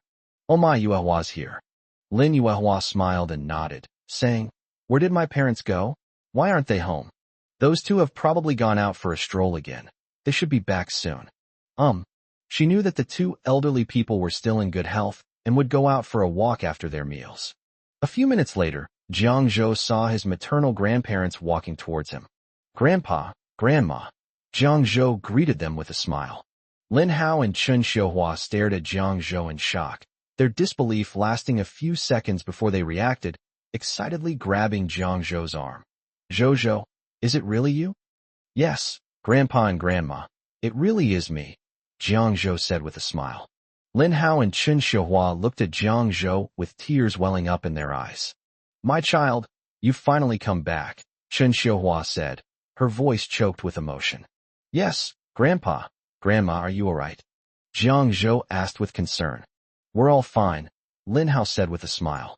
Jiang Zhou nodded, and then introduced Su Wanxue and the three little girls to Lin Hao and Chun Xiuhua. Lin Hao and Chun Xiuhua nodded with smiles. They knew that Jiang Zhou was going to hold a wedding banquet, but they didn't expect him to suddenly bring his family. "Come on in, don't just stand at the door," Chun Xiumei said with a smile, gesturing for everyone to come inside. Everyone walked into the house together. "That's wonderful. Our Zhou is married now, and she even has children," Chun Xiuhua said, looking at Jiang Zhou. Lin Hao looked at Jiang Zhou and nodded with a smile. When Lin Hao saw Jiang Zhou this time, he felt that Jiang Zhou was much thinner than before. His face was thinner and he looked a bit darker, but he was in good spirits. "Grandpa, Grandma, I promise I'll work hard to earn money and pay off the loan as soon as possible, so I can take you all to enjoy a better life," Jiang Zhou earnestly promised. Lin Hao smiled and patted him on the shoulder, saying, "Grandpa believes you can do it." "Great. Grandma is waiting for you to make a lot of money so that we can all live a good life," Chun Xiuhua said with a smile. Jiang Zhou nodded. Having been reborn, he was determined to make sure his family lived a good life. Jiang Haixing informed Yang Li that Jiang Zhou was holding a banquet the next day and then left. As soon as Jiang Haixing left, Yang Li glared at Jiang Dai and the other two and said angrily, "This second brother really doesn't take us seriously. You know, his son is having a wedding banquet and a family reunion feast tomorrow, and he's only telling us this now." Yang Li's tone was very displeased, and her face was also filled with anger. Jiang Haixing's actions clearly showed him disrespect. How could she possibly accept that? Jiang Ming and Lu Yumei sat there, feeling very uncomfortable as they thought about Jiang Haixing's cold attitude towards them. But what more can they say? "You should say less. After all, this is my second brother's family's happy occasion." Jiang Ming sighed, his tone tinged with helplessness. Yang Li became even more furious upon hearing this. "Why should we? We are members of the Jiang family. How could we only be told about my second brother's happy occasion now? I really don't know what he's thinking. If you hadn't always caused trouble at my second brother's house, would he have been so cold to our family?" Jiang Daming said angrily. Yang Li was rendered speechless by Jiang Daming's reprimand, and her expression became somewhat embarrassed. Jiang Daming ignored her and turned away. Around 10 p.m., the children were asleep.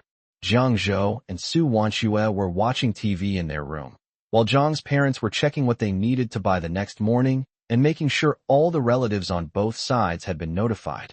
Suddenly, there was a knock on the door. "You're here." Jiang Haixing got up and went to open the door. Then came Jiang Haixing's joyful voice, "Fan Fan, you're back."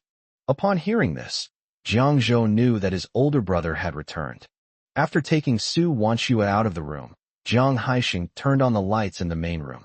Jiang Zhou almost didn't recognize his older brother, Jiang Fan, when he saw him. "It's gotten so much darker. I've lost a lot of weight." After greeting his parents, Jiang Fan smiled at Jiang Zhou. Without saying a word, he first went up to Jiang Zhou, hugged him, and patted him on the back, saying, "You little rascal, you're finally back. You haven't come back for 5 years, you're really stubborn. I told you, I'll take care of things at home. And this is..." After releasing Jiang Zhou, Jiang Fan smiled and looked at Su Wanxue. Jiang Zhou introduced, "Brother, this is my wife, Wanxue. Wanxue, this is my older brother, Jiang Fan." "Hello, sister-in-law." Jiang Fan greeted her with a smile.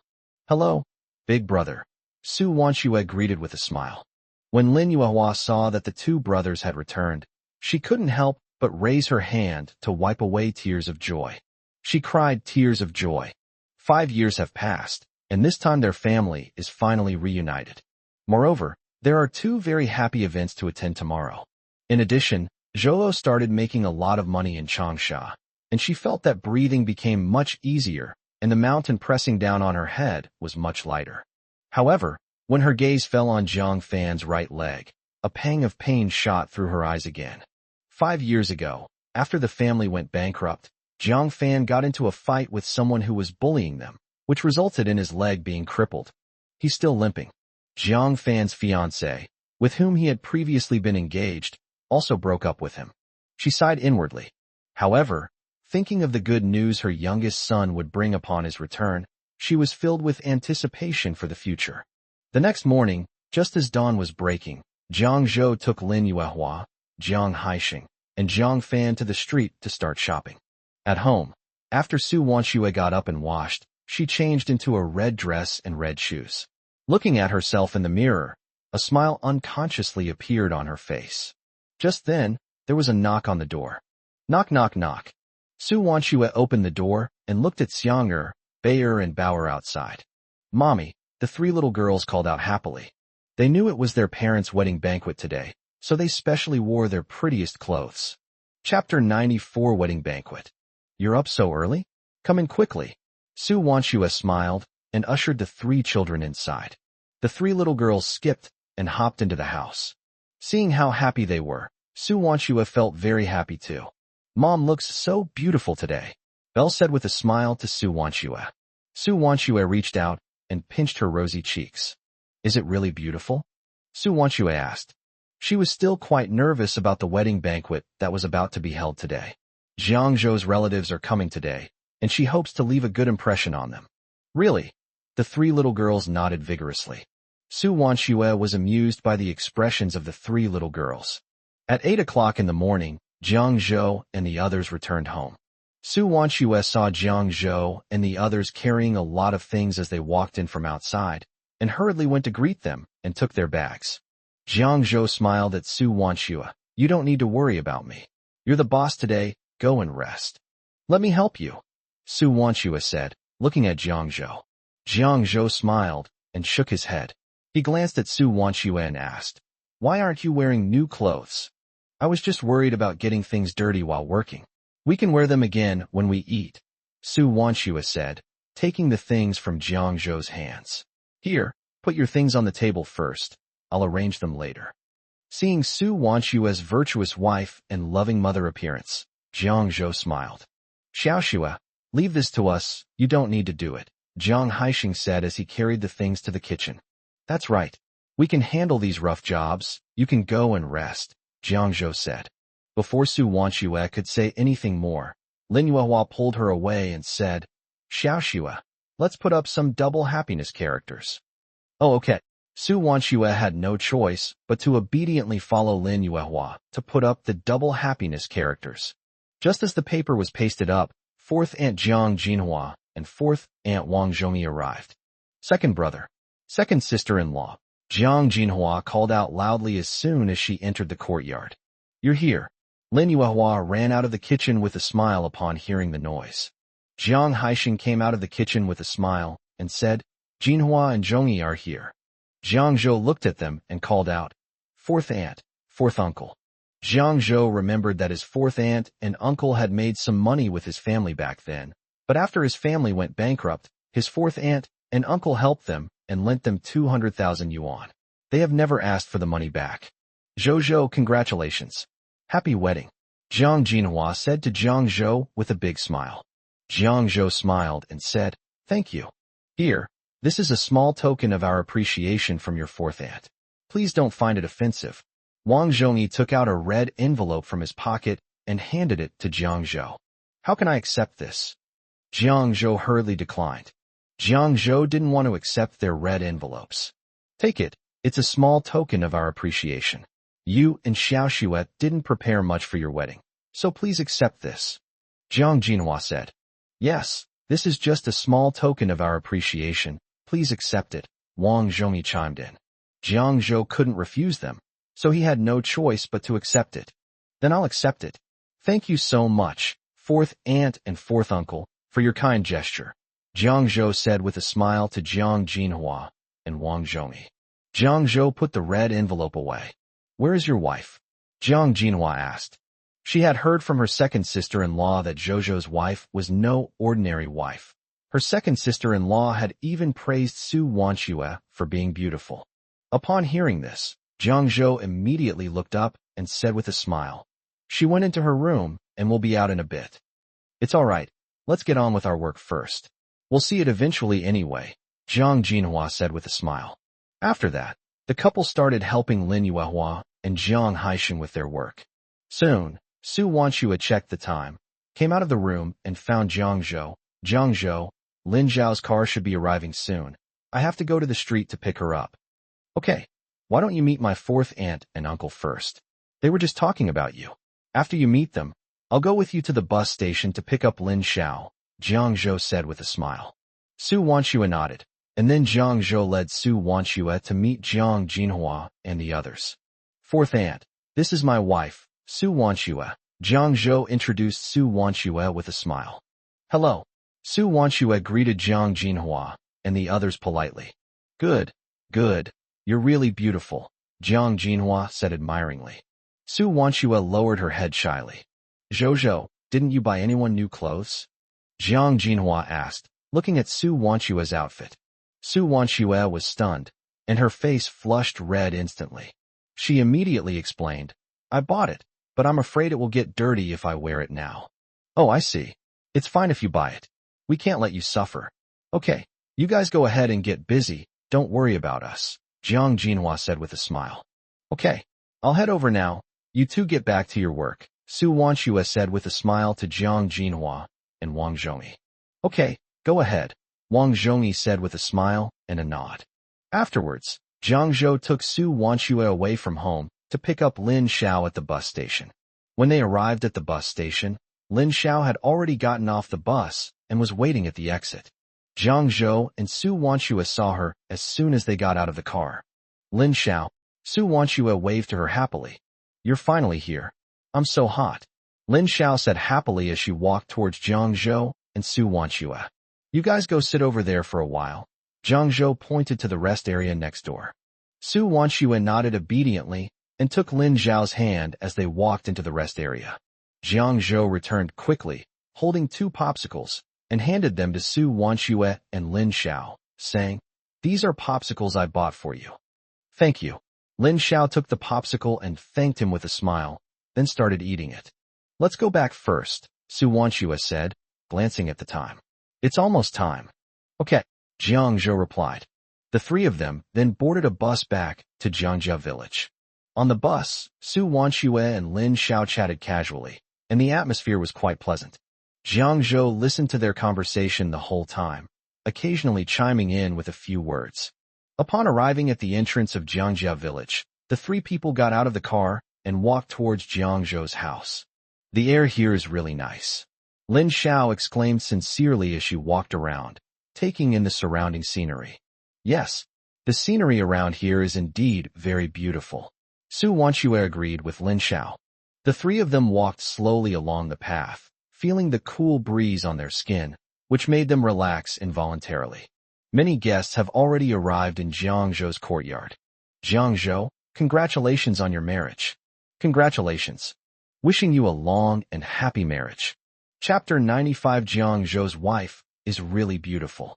When the people in the courtyard saw Jiang Zhou and his 2 companions, they greeted them with bright smiles. Thank you everyone, Jiang Zhou replied with a smile, his eyes revealing a satisfied expression. Bauer, Bayer, and Xianger immediately ran out of the house to greet Lin Xiao when they saw him coming. Aunt Lin. The 3 little girls ran up to Lin Xiao and called out to her happily. Bauer, Bayer, Xianger, how have you been lately? Have you missed Aunt Lin? Lin Xiao squatted down and looked at the 3 children's faces. Yes, we miss Aunt Lin so much, Bauer said sweetly. Upon hearing this, Lin Xiao reached out her right hand and patted Bauer's head. Aunt Lin, we missed you so much. Belle chimed in. I miss Aunt Lin too, Xianger said from the side. Lin Xiaoxiang was a little surprised by this. I didn't expect Xianger to become so much more cheerful and lively after just a few days here.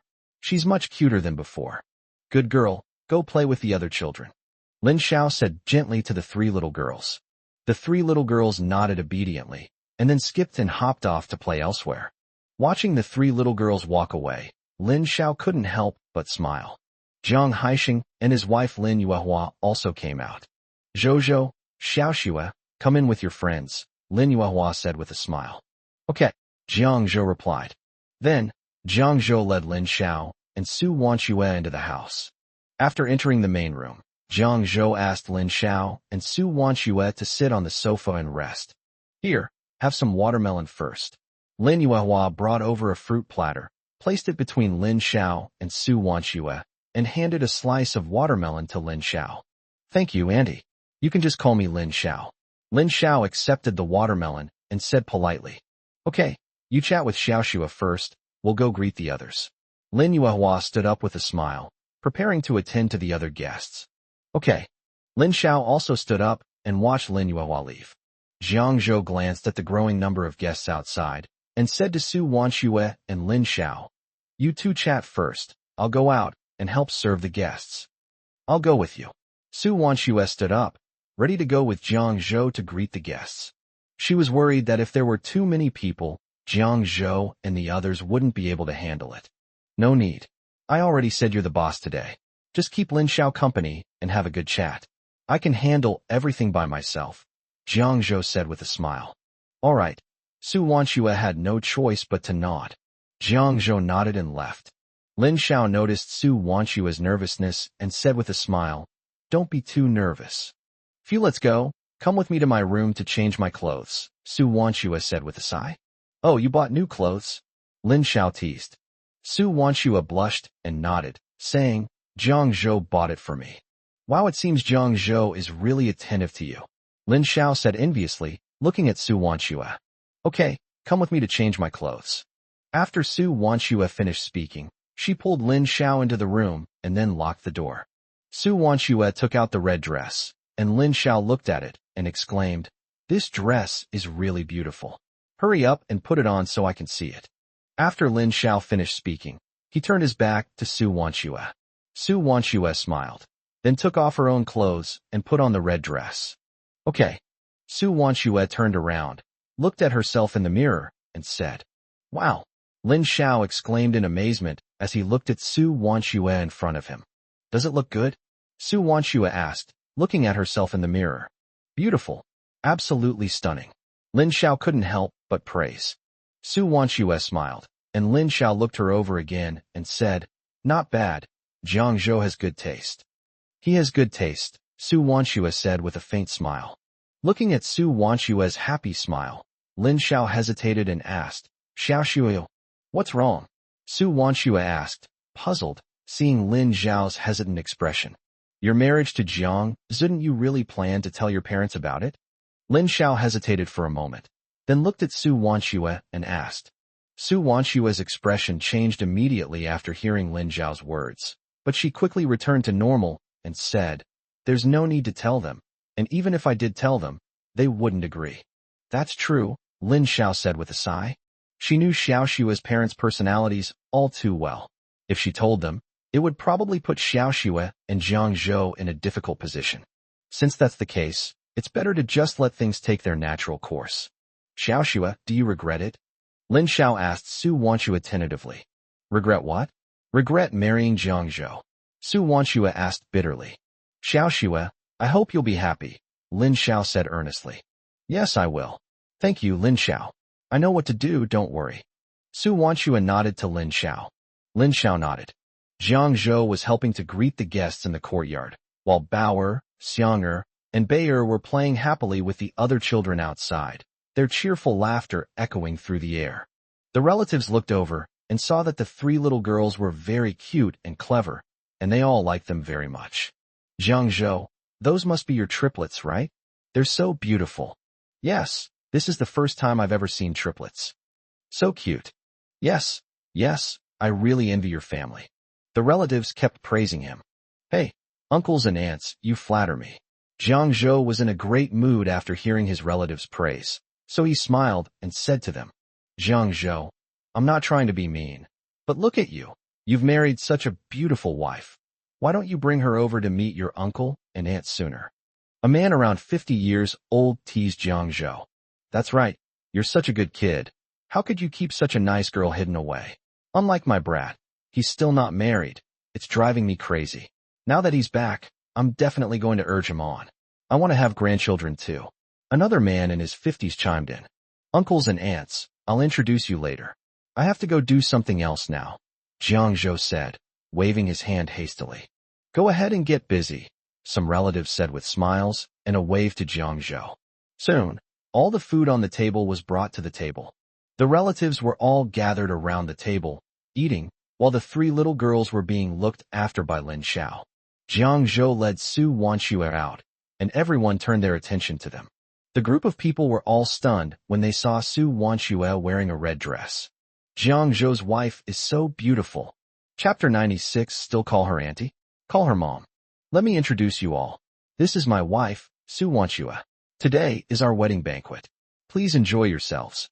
Jiang Zhou raised his glass and announced loudly. Upon hearing Jiang Zhou's words, everyone raised their glasses and shouted, "Congratulations! Your wife is really pretty." Yes, I've never seen such a beautiful girl before. Zhou, you are so lucky. Hearing everyone's congratulations, Su Wanxue's cheeks flushed, making her look very cute. All right, everyone, eat and drink to your heart's content. Xiaoxue and I are going to go and greet the others. Jiang Zhou smiled at everyone and raised his glass to toast the others. Everyone raised their glasses and drank. Jiang Zhou then took Su Wanxue to greet the others.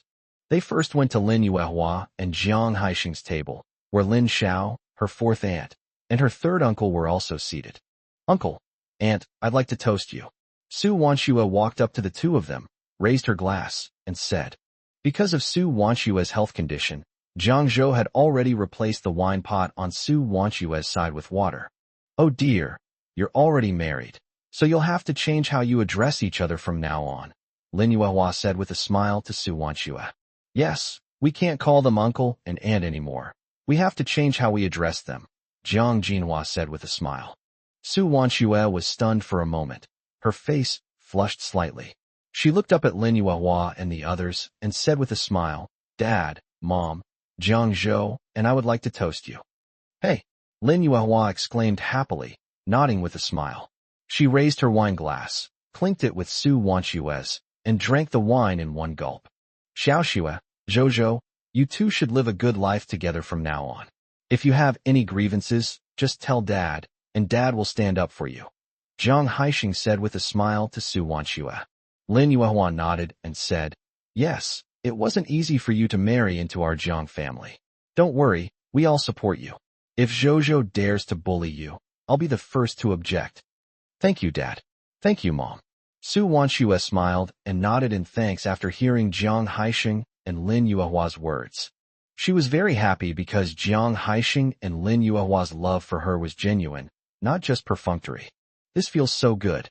Seeing Jiang Zhou's family enjoying themselves so happily at the next table, Yang Li couldn't help but sneer and feel very uncomfortable. How come their family owes millions in debt, yet that Jiang Zhou can still marry such a beautiful wife and give birth to 3 such beautiful triplets? Why is she so resentful? The more Yang Li thought about it, the more resentful she felt, so she picked up her wine glass and took a big gulp of wine. Seeing her like this, Jiang Dai frowned and whispered a reminder. You'd better behave yourself. Today is Zhou's happy occasion. Yang Li snorted coldly upon hearing Jiang Dai's words. Seeing that Yang Li wouldn't listen to him, Jiang Dai didn't bother with her anymore. After Jiang Zhou and Su Wanxue toasted each table, they finally sat down. After dinner, Jiang Zhou was forced to drink quite a bit of alcohol, and because Su Wanxue couldn't drink, he also drank a lot for her, so he's not in good shape right now. Jiang Zhou, what's wrong? Su Wanxue asked with concern, noticing Jiang Zhou's unsteady steps. It's nothing. I probably drank a bit too much just now. I'll be fine after a rest, Jiang Zhou said with a smile, rubbing his temples. Xiaoxue, take Zhou back to her room to rest. We'll take care of the guests outside, Lin Yuehua said, walking up to Su Wanxue and patting her shoulder.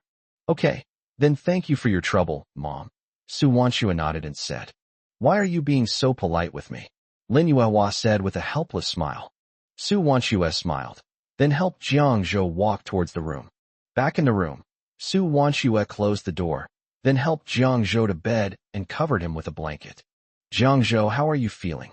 Su Wanxue asked Jiang Zhou with some concern. It's all right. I'll be fine after a rest, Jiang Zhou said with a smile. You should get some sleep first. You'll be fine when you wake up, Su Wanxue said with a smile. Jiang Zhou nodded. Su Wanxue turned and left the room, then went to the bathroom to fill a basin with hot water, wrung out a towel, and prepared to use warm water to wipe Jiang Zhou's face and hands. Jiang Zhou, come here, let me wipe your face. It will make you feel more comfortable, Su Wanxue said, gently wiping Jiang Zhou's face with a towel. Jiang Jiang Zhou responded with his eyes closed. Jiang Zhou, you sleep for a while, I'll wake you up later.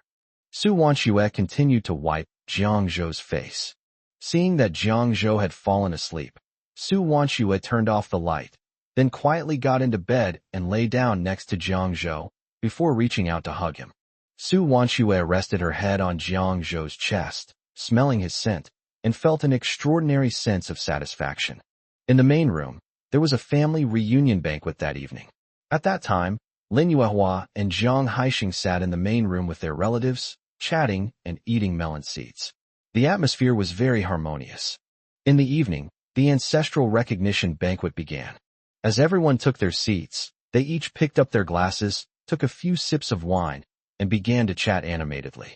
Zhang Haixing and his family sat at the main table of the Zhang family home. Zhang Haixing raised his wine glass, stood up, and said to everyone, "Tonight is the banquet for my 3 granddaughters, Bauer, Bayer, and Xianger, to recognize their ancestors. Today is a good day, so let me first toast everyone." After saying that, Zhang Haixing tilted his head back and drank the wine in his glass in one gulp. "Grandfather," the 3 little girls called out obediently. Zhang Haixing nodded kindly.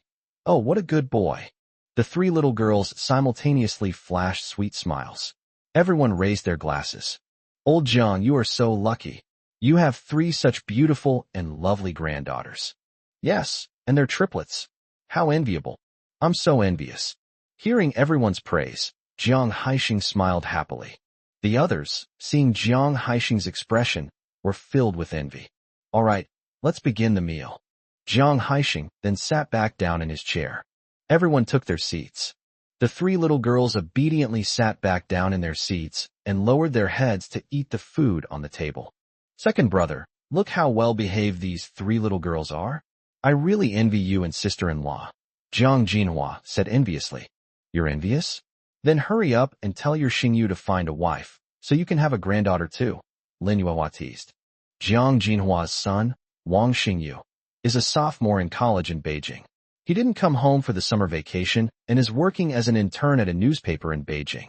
Chapter 97 Parting, Returning to Changsha. "That kid Xingyu, it's not that easy. I'd love for him to find a wife soon, but he still hasn't come home." Sigh. Jiang Jinhua sighed and shook her head, looking disappointed. Lin Yuehua, who was standing to the side, said with a smile, "You should be content. I heard that Xingyu is now an intern at a newspaper. He might already have a girlfriend. Don't worry about it. If that's the case, then I can have some peace of mind," Jiang Jinhua said. "All right, let's eat quickly, stop overthinking," Zhang Haixing said. Okay. After dinner, Lin Yuehua and Zhang Haixing saw all the guests off. Because Jiang Zhou and his family's bus was scheduled to return to Changsha at 10 p.m., the couple hurriedly went inside to pack a bunch of food for them, including cured meat, sausages, sweet potato chips, and other snacks. Basically, anything usable was packed up by Lin Yuehua. Jiang Zhou and Su Wanxue also came out after packing their things. Lin Yuehua stuffed the bags and packages into their hands and said, "Zhou, Xiaoxue, these are some food that your parents packed for you. Take them home and eat them. Be careful on the road." "Mom, why did you pack so much for us?" Su Wanxue said. "You children, is this much food? No, it's not. You need to eat more. Look how thin you've become," Lin Yuehua said. "Mom, I understand," Su Wanxue said, a happy smile flashing in her eyes. "Zhou, you're a man. You need to take good care of Xiaoxue and the children when you're out here," Lin Yuehua said, turning to Jiang Zhou. "Mom, don't worry, I know what to do," Jiang Zhou replied. "Okay, Mom can rest assured." Lin Yuehua nodded with relief. Jiang Zhou looked at his older brother next to him and said, "Brother, why don't you come to Changsha with Mom and Dad to help me out?" "Okay." Jiang Fan readily agreed. He didn't know why Jiang Zhou had asked him to do it, but he believed his brother wouldn't harm him. And now that his younger brother has finally come back, their family can finally reunite, which is great. Jiang Zhou patted his brother on the shoulder. The two looked at each other, feeling a sense of emotion. They were finally able to reunite. Over here, Lin Yuehua held Lin Xiao and Su Wanxue's hands. "Lin Xiao, these past few years, we've been so grateful to you for being there for Xiaoxue and those 3 children. It's Xiaoxue's blessing to have a sister like you." Auntie, you're too kind, Lin Xiao said quickly with a smile. You should come visit me often in the future. Don't be shy with me, Lin Yuehua said with a smile to Lin Xiao.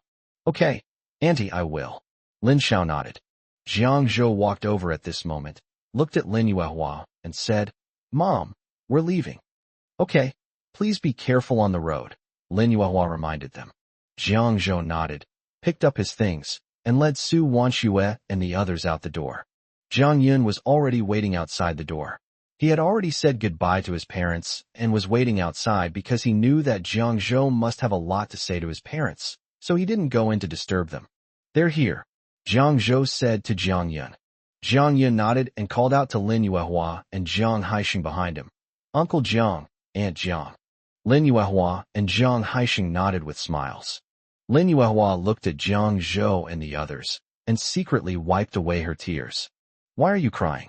We're going there in a few days, and we'll see each other again soon, Jiang Haixing said with a smile.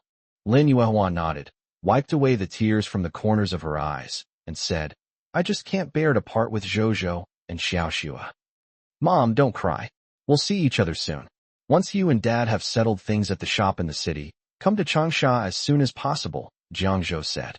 Jiang Haixing and Lin Yuehua nodded.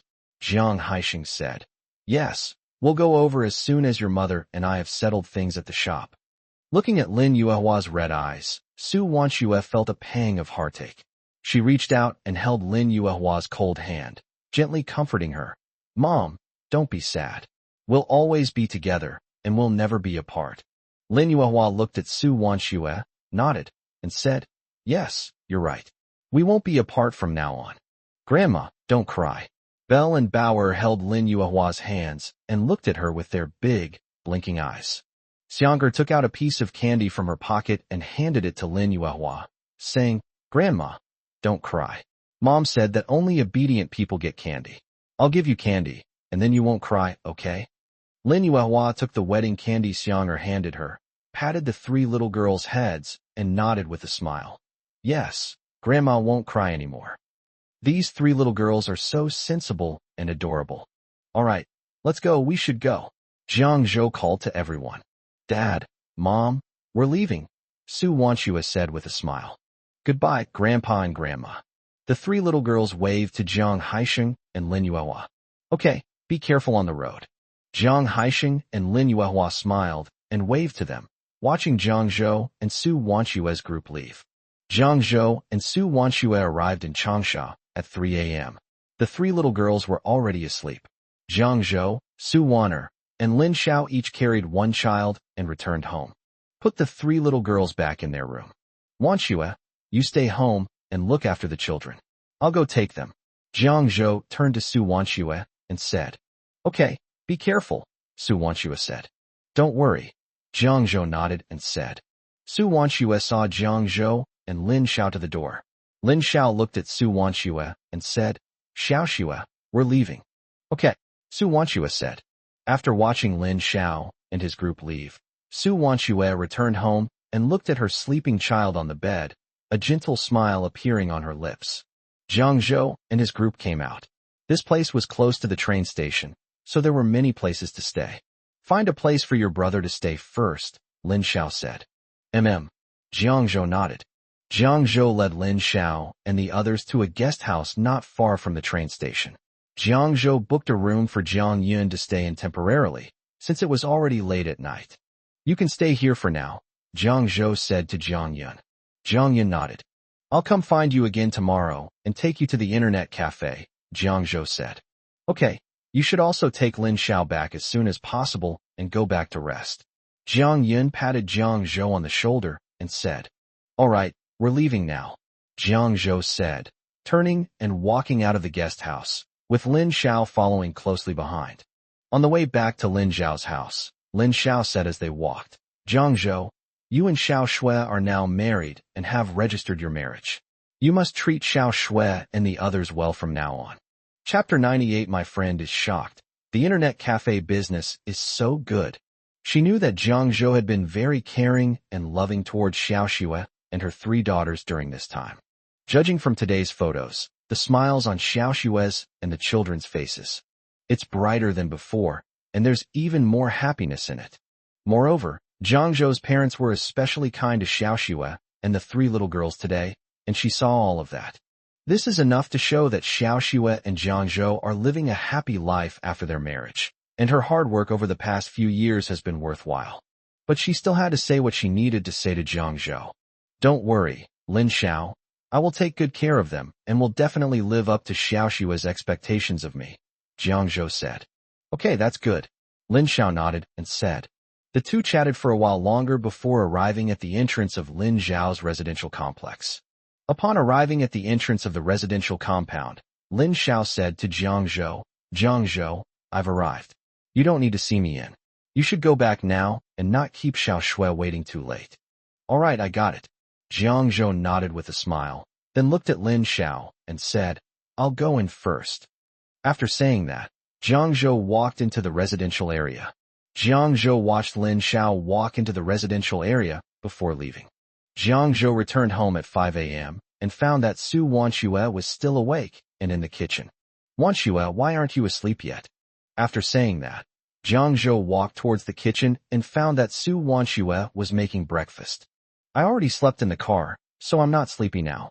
Besides, aren't you going to collect eels this morning? I'll make you some breakfast to tide you over, Su Wanxue said, turning to Jiang Zhou. After saying that, she continued with her work. Jiang Zhou watched Su Wanxue's busy figure and felt a surge of emotion. He thought to himself that he was incredibly lucky to have married such a wife in his life. But then I thought of Su Wanxue's health. She's still taking medication and can't stay up late. Wanxue, you're not feeling well, so don't keep busy. Go to sleep. You have to go to work later. I'll just grab something quick for breakfast outside, Jiang Zhou said, watching Su Wanxue busy at work. Su Wanxue stopped what she was doing, turned to Jiang Zhou and smiled sweetly. Jiang Zhou, I'm not tired. You go wash up first, and you can have breakfast when you come out. Jiang Zhou nodded, and then went into the bathroom to wash up. A dozen minutes later, Jiang Zhou finished washing up and came out. Just as he sat down at the table, Su Wanxue brought over a bowl of noodles and placed it in front of him. Wanxue, thank you for your hard work, Jiang Zhou said to Su Wanxue. Su Wanxue shook her head. It's nothing. It's nothing.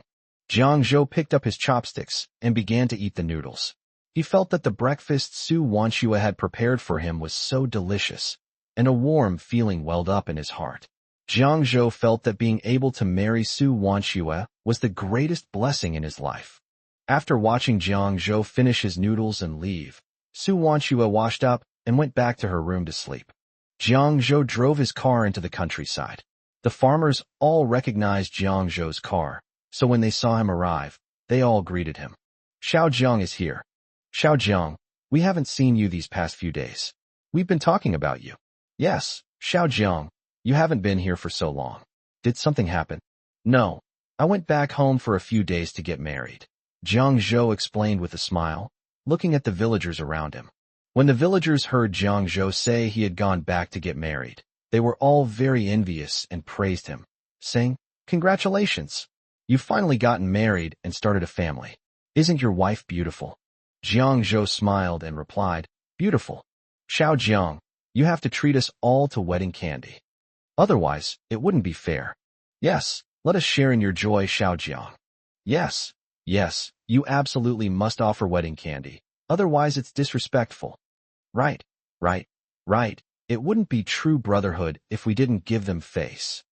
The villagers all chimed in, hoping that Jiang Zhou would invite them to share the wedding candy.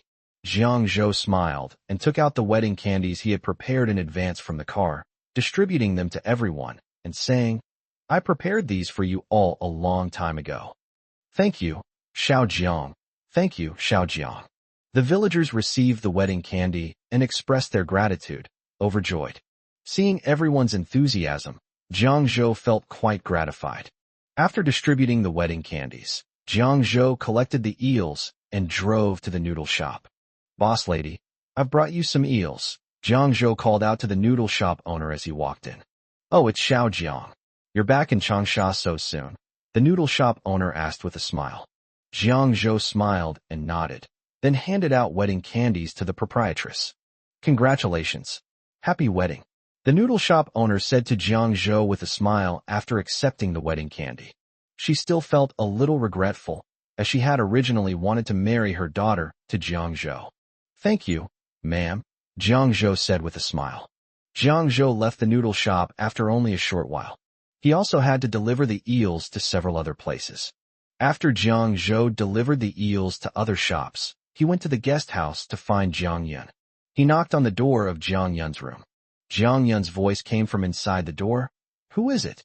Jiang Zhou replied, I am Jiang Zhou. Upon hearing that it was Jiang Zhou, Jiang Yun quickly opened the door. Let's go. I'll take you to the internet cafe first, Jiang Zhou said to Jiang Yun with a smile. Jiang Yun nodded.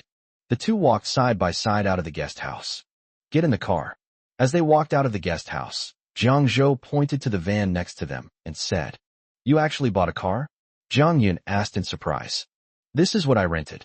It's usually used to transport eels and tea oil cakes, Jiang Zhou explained. Jiang Yun nodded. He knew some of Jiang Zhou's situation.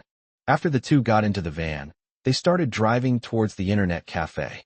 We're here, Jiang Zhou said to Jiang Yun, who was sitting in the passenger seat, after parking the car in front of the internet cafe.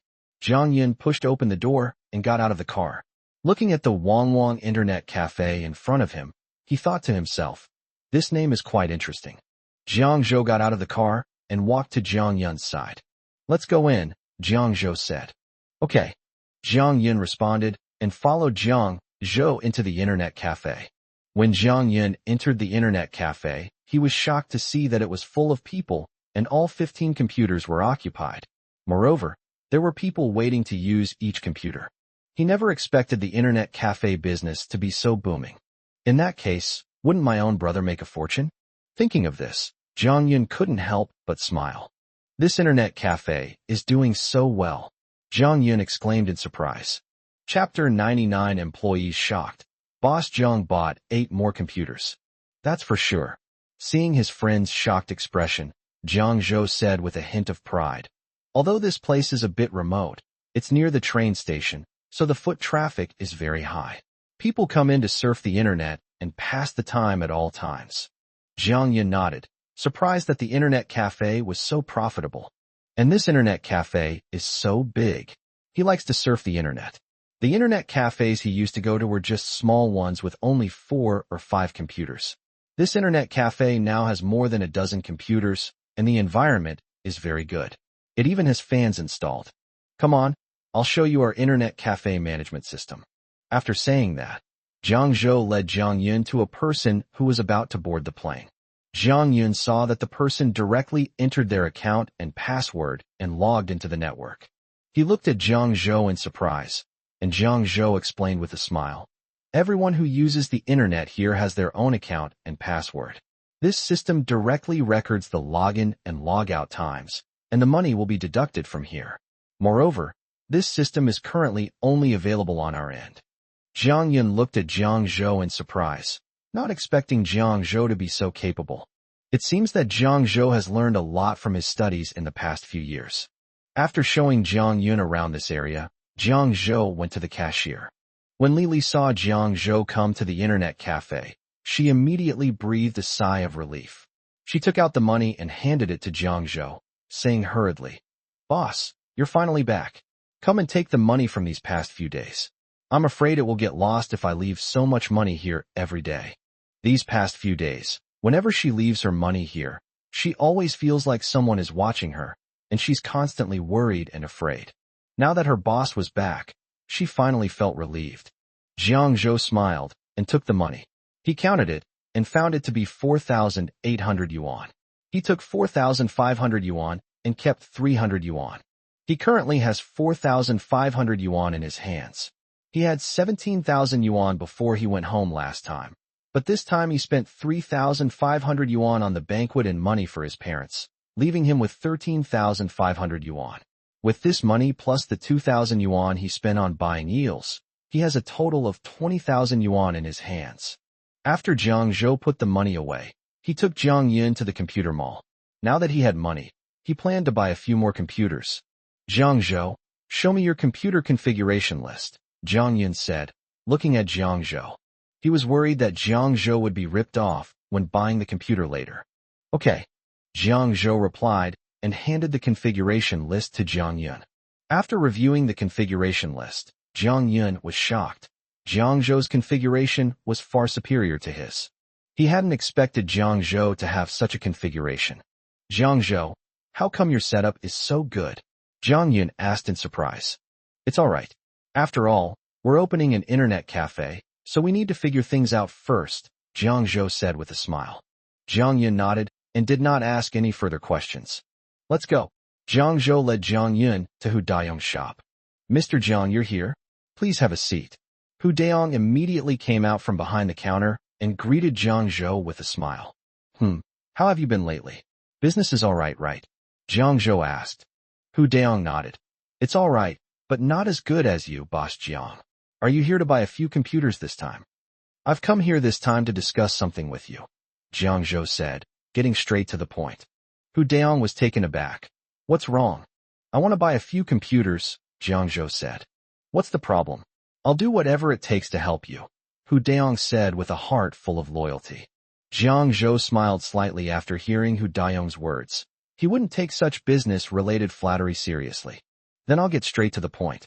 I'm planning to buy a batch of computers recently.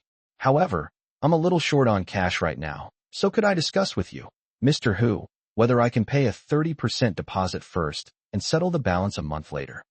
Jiang Zhou said directly. He plans to buy 8 computers this time, but he doesn't have enough money right now. That's why he came up with this idea. Hu Daiyong hesitated. He hadn't expected Jiang Zhou to make such a request, a computer costing several thousand yuan, and not even the full amount, so he hesitated. He didn't know whether he should agree to Jiang Zhou's request. He's a businessman, and once he's done a business deal, he has to be trustworthy. He can't do a losing business, especially since the computer is so expensive. If Mr. Hu finds it difficult, I won't force him, Jiang Zhou said, looking at Hu Daiyong. Hearing Jiang Zhou's words, Hu Daiyong gritted his teeth and said, Okay, I'll agree. How many computers will you buy? He can't afford to lose Jiang Zhou, such a big client. 8 computers, the same configuration as before, Jiang Zhou said, glancing at Hu Daiyong. No problem, but the price is still the same as before, 8,000 yuan, Hu Daiyong said. No, I'm a long-time customer. I'll give you 7,800 per unit. Is that okay, Mr. Hu? Jiang Zhou said to Hu Daiyong. All right, 7,800 it is then, Hu Daiyong sighed and said. Okay, Mr. Hu is so straightforward, Jiang Zhou replied with a smile. Finally, Jiang Zhou paid Hu Daiyong 18,720 yuan on the spot, and he would have to wait a month to pay the remaining 43,680 yuan. After buying the computers, Jiang Zhou returned all 8 computers to the internet cafe. Li Li, Lu Hui, and Wang Yumei watched in shock as the workers brought in 8 computers. Boss Jiang is so generous. He actually bought 8 more computers. Wang Yumei exclaimed in shock. Yes, but recently there are more and more people in the internet cafe, so we need to buy a few more computers, Li Li said. Yes, Lu Hui agreed with Li Li's statement. Those waiting to use the computers showed delighted expressions when they saw 8 new computers arrive at the internet cafe. Boss, that's great. You bought a new computer again. Yeah, your internet cafe is great. I'll have to come here often from now on. Now we can avoid the long queues. Jiang Zhou listened to what the people around him were saying, smiled at them, and then immediately had someone set up the computer network cables. He then said to Lu Hui, install the system on these 8 computers as well. Lu Hui nodded and quickly followed Jiang Zhou's instructions to install the internet cafe management system on the 8 computers. After Lu Hui finished setting it up and said it was ready to use, the people rushed over and immediately logged in with their accounts and passwords to start playing. Some people were a step too late and missed out, so they just had to keep waiting. They also wanted to play with the new computer, but they couldn't. They were a step behind the others. Jiang Zhou smiled as he looked at the situation inside the internet cafe. Then he called Jiang Yun outside. Jiang Yun, I'd like you to help me make a website. Can you do it? Jiang Zhou asked. Jiang Yun looked at Jiang Zhou with some surprise upon hearing his words, not expecting that Jiang Zhou would ask him to make a website. What kind of website do you want to create? Jiang Yun asked, puzzled. Chapter 100, Creating a Text Message Alliance. I've already thought of a name for the dating website. A line connecting men and women. Everyone who enters the website will have to fill out a profile first.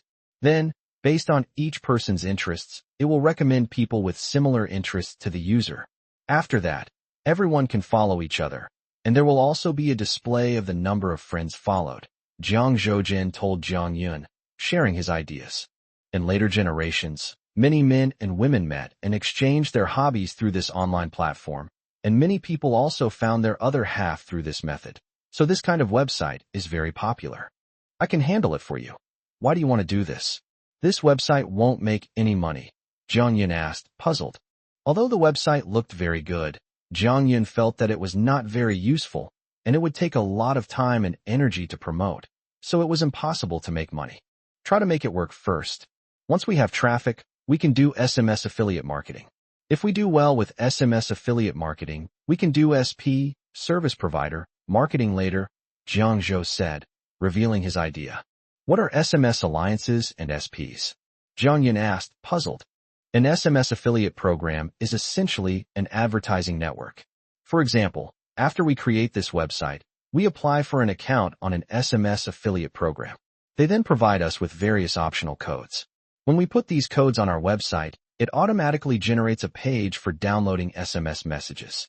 Whenever a visitor successfully downloads or subscribes to SMS services through our website, we can collect a commission from the visitor's service fee. Basically, our website is like advertising for others, Jiang Zhou explained. He remembered that in his previous life, around 2001-2002, most websites turned their fortunes around and made a lot of money by doing SMS alliances. Now that I've been reborn, I must seize this opportunity to make money. Moreover, China Mobile only started operating as a service provider, SP, and launched SMS services in 2000. It's August 1999 now. He'll first build up his website's user base, and when China Mobile launches its SP, service provider, service, he can directly cooperate with SMS alliances and SPs. He believes he'll make a fortune then. But we need to promote this website first to get traffic, Jiang Yun said. Don't we have a ready-made customer flow in our internet cafe? Jiang Zhou said with a smile. The internet cafes are currently experiencing a huge flow of customers, with a constant stream of people coming in to surf the internet every day. Once Jiang Yun has created this website, he can use his internet cafe to promote this Love Connection website. After the website reaches a certain user base, he can then launch it to the wider market, at which point he will definitely make a fortune. Jiang Yun listened to Jiang Zhou's long speech. Although he didn't understand everything, he knew that the website could make money. He nodded and said, "Okay, don't worry, I will definitely make this website well for you." Hearing Jiang Yun's reply, Jiang Zhou patted him on the shoulder with satisfaction and said with a smile, "Yes, thank you for your hard work. Get the website set up first." "Okay, I know what to do," Jiang Yun said. "Okay, I'll be going now. Do you want to come over for lunch?" Jiang Zhou asked. "No need. I'll just stay in the internet cafe and figure out how to make this website even better," Jiang Yun said with a smile. Since Jiang Zhou said this website can make money, he needs to get it up and running as soon as possible so he can make money from it. "Okay, I've hired a cook at the internet cafe, so you can have lunch there too," Jiang Zhou reminded him with a smile. Jiang Yun nodded, and then Jiang Zhou and Jiang Yun went into the internet cafe together. After telling Wang Yumei, Li Li and Lu Hui that Jiang Yun would be working at the internet cafe, they left. Not long after Jiang Zhou returned home, Su Wanxue also came back. "Wanxue, why are you back? Are you feeling unwell?" Jiang Zhou asked hurriedly when he saw Su Wanxue return. He was worried that Su Wanxue's body might not be able to handle the strain from the car ride last night, and the fact that she didn't get to rest until 6 a.m. Su Wanxue shook her head, then smiled slightly and said, "No, it's because my supervisor found out I got married and gave me 3 more days off." As Su Wanxue spoke, she recalled the teasing words her colleagues had made when she handed out wedding candies to everyone at work that morning, and her face flushed slightly. "That's good. That way I can rest a bit longer," Jiang Zhou nodded and said.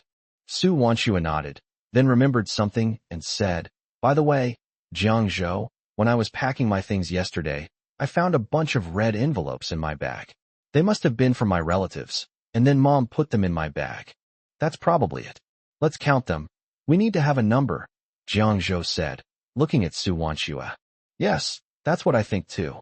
Su Wanxue nodded, then went into the room, took out the bag, and sat on the sofa with Jiang Zhou to count the money everyone had given as gifts. Wow, that's quite a lot. Su Wanxue counted them, and found that there were a total of 6,300 yuan. This surprised her greatly. She never expected her relatives to bring so many gifts. Jiang Zhou rummaged through the bag, and, sure enough, found a list of recorded gift money inside. He took it out and looked at it. My third uncle and fourth aunt each gave 1,000 yuan. Jiang Zhou read aloud, looking at the gift list. Isn't this too much? Su Wanxue said in surprise. She knew that her third uncle and fourth aunt were genuinely good relatives to Jiang Zhou's family. But their family isn't exactly wealthy, so this gift money is a bit too much. Jiang Zhou nodded, also remembering the kindness shown by his third uncle and fourth aunt. Su Wanxue thought of her uncle's family. She glanced at the gift list and found that her uncle's family had only given 10 yuan. The difference is just too big. Moreover, people from other villages gave more gifts than my uncle's family. Su Wanxue thought to herself that her uncle's family was really stingy, but that was normal, since they knew what kind of people her uncle's family was. Su Wanxue shook her head, putting all the matters concerning her uncle's family out of her mind. She continued reading and discovered that her older brother had also made 500 yuan. Although it wasn't as much as her third uncle and fourth aunt, she knew it was probably all the money her eldest brother had. This moved Su Wanxue once again. After Su Wanxue finished reading the list of gift money, she asked Jiang Zhou to put all the money away.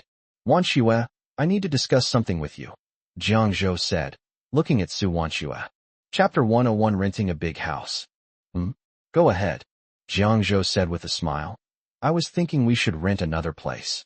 In a few days, after Mom and Dad finish dealing with things at home, they will come over with my older brother. Also, Zhang Yun can't always stay in ghost houses, so we need to rent a place too. Su Wanxue nodded after listening. She had thought about it too. This time, however, I have too much money, and the cost of renting a house is definitely not cheap. I'm thinking of renting 3 apartments, all in the same building, so it will be more convenient for all of us, Jiang Zhou said, revealing his thoughts. Sure, that's a great idea. Su Wanxue agreed without hesitation. Thinking about the money, Su Wanxue continued. How about we rent this building? She knows the owner of the house, so they can negotiate the price later. No, these are all small apartments, only 40 square meters. We need to rent larger apartments, at least 100 square meters or more, Jiang Zhou said. The house was indeed a bit small for them. It was a bit cramped for the whole family to live in. He wanted Su Wanxue and the 3 little girls to be more comfortable. But that would make the rent more expensive. Su Wanxue frowned. Their family is indeed facing difficulties and is not very wealthy. I know that. Don't worry, I'll take care of it, Jiang Zhou said with a smile, trying to reassure him. Su Wanxue looked at Jiang Zhou. She didn't want Jiang Zhou to work so hard. Although the house was small, it was still manageable. It was better than Jiang Zhou having to go out and work hard every day. Moreover, as long as Jiang Zhou and the 3 little girls are by her side, she is fine even if the living space is small. Jiang Zhou knew what Su Wanxue was thinking. He knew that Su Wanxue cared about him, so he smiled and said, Don't worry, I plan to hand over the eel and vegetable pancake business to my parents after they come. I'll just take care of the internet cafe. I'm currently having Jiang Yun develop a website, and the internet cafe business will continue to expand. So don't worry about money. Really? Su Wanxue finally felt relieved when she heard Jiang Zhou say that. Jiang Zhou smiled and nodded. Don't worry. Yes, I believe you. Su Wanxue smiled and looked at Jiang Zhou. After lunch, Jiang Zhou took Su Wanxue and the 3 girls to a real estate agency to look at apartments. He needed to resolve this issue as soon as possible. When the real estate agent saw Jiang Zhou and his group arrive, he quickly and warmly greeted them. He looked at Jiang Zhou with a smile and asked, How can we help you? Jiang Zhou smiled slightly and said, We'd like to rent a place. Can you recommend one? Upon hearing Jiang Zhou's words, the real estate agent immediately perked up and quickly began to introduce the properties. I have a very complete range of listings here. It just depends on what type you are looking for. We want to rent a bigger house, at least 100 square meters or more, Jiangzhou said. Oh, I see. The real estate agent nodded. All right then, let me show you the available properties here. You can choose whichever one you like, and I'll introduce it to you. After saying that, he took out a stack of papers and handed them to Jiangzhou. Jiangzhou took the stack of papers and casually flipped through them. Su Wanxue and her 3 little maids also went over to watch. The properties introduced by the real estate agency are mostly in ordinary neighborhoods, and some are older buildings. Look here, these are older style apartments, which should suit you. The prices aren't too high either. This building is in the Old Town area, so the apartments are spacious, well decorated, and in an elegant environment. Most importantly, there are several farmers' markets nearby, making grocery shopping very convenient, the agent said. Su Wanxue nodded after listening to the agency's words, and then looked at Jiangzhou, seeking his opinion. She also hopes to rent in this neighborhood because the rent for such apartments isn't too expensive, which would save her some money. Let's go take a look at this house first, Jiangzhou said.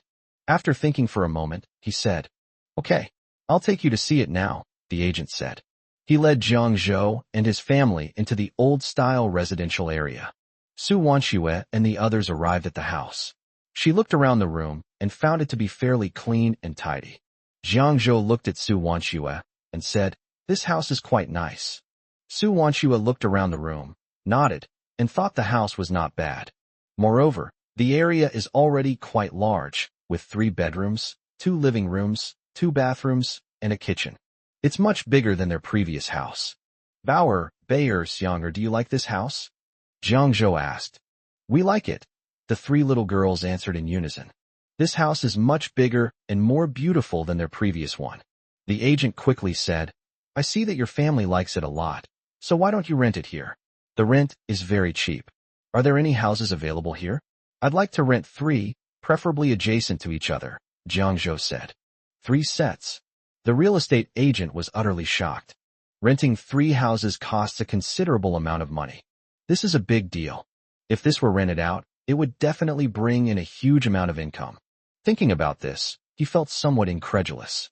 Well, my parents moved here after they arrived, and I was thinking that if we could rent together, we could look after each other, Jiangzhou said. You're so good to your parents. But if you want to rent here, it might not be possible. There are only 2 large apartments like this available for rent. The rest are already rented out, the agent said. When Jiangzhou heard the agent say that there were no more available, he couldn't help but frown. He felt the neighborhood was quite nice because of its good environment, and it would be a shame if he couldn't live there. Moreover, it's very close to Wanshua's workplace and her own internet cafe. Does this complex have any smaller apartments? Like a 1-bedroom, 1 living room, 1 kitchen, 1 bathroom unit?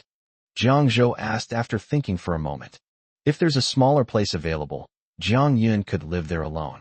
Yes, it is, but it's not in the same building as yours. It's in the building next door, the agent said, pointing to a building not far away. Jiangzhou nodded and said, Then can you take us to see it?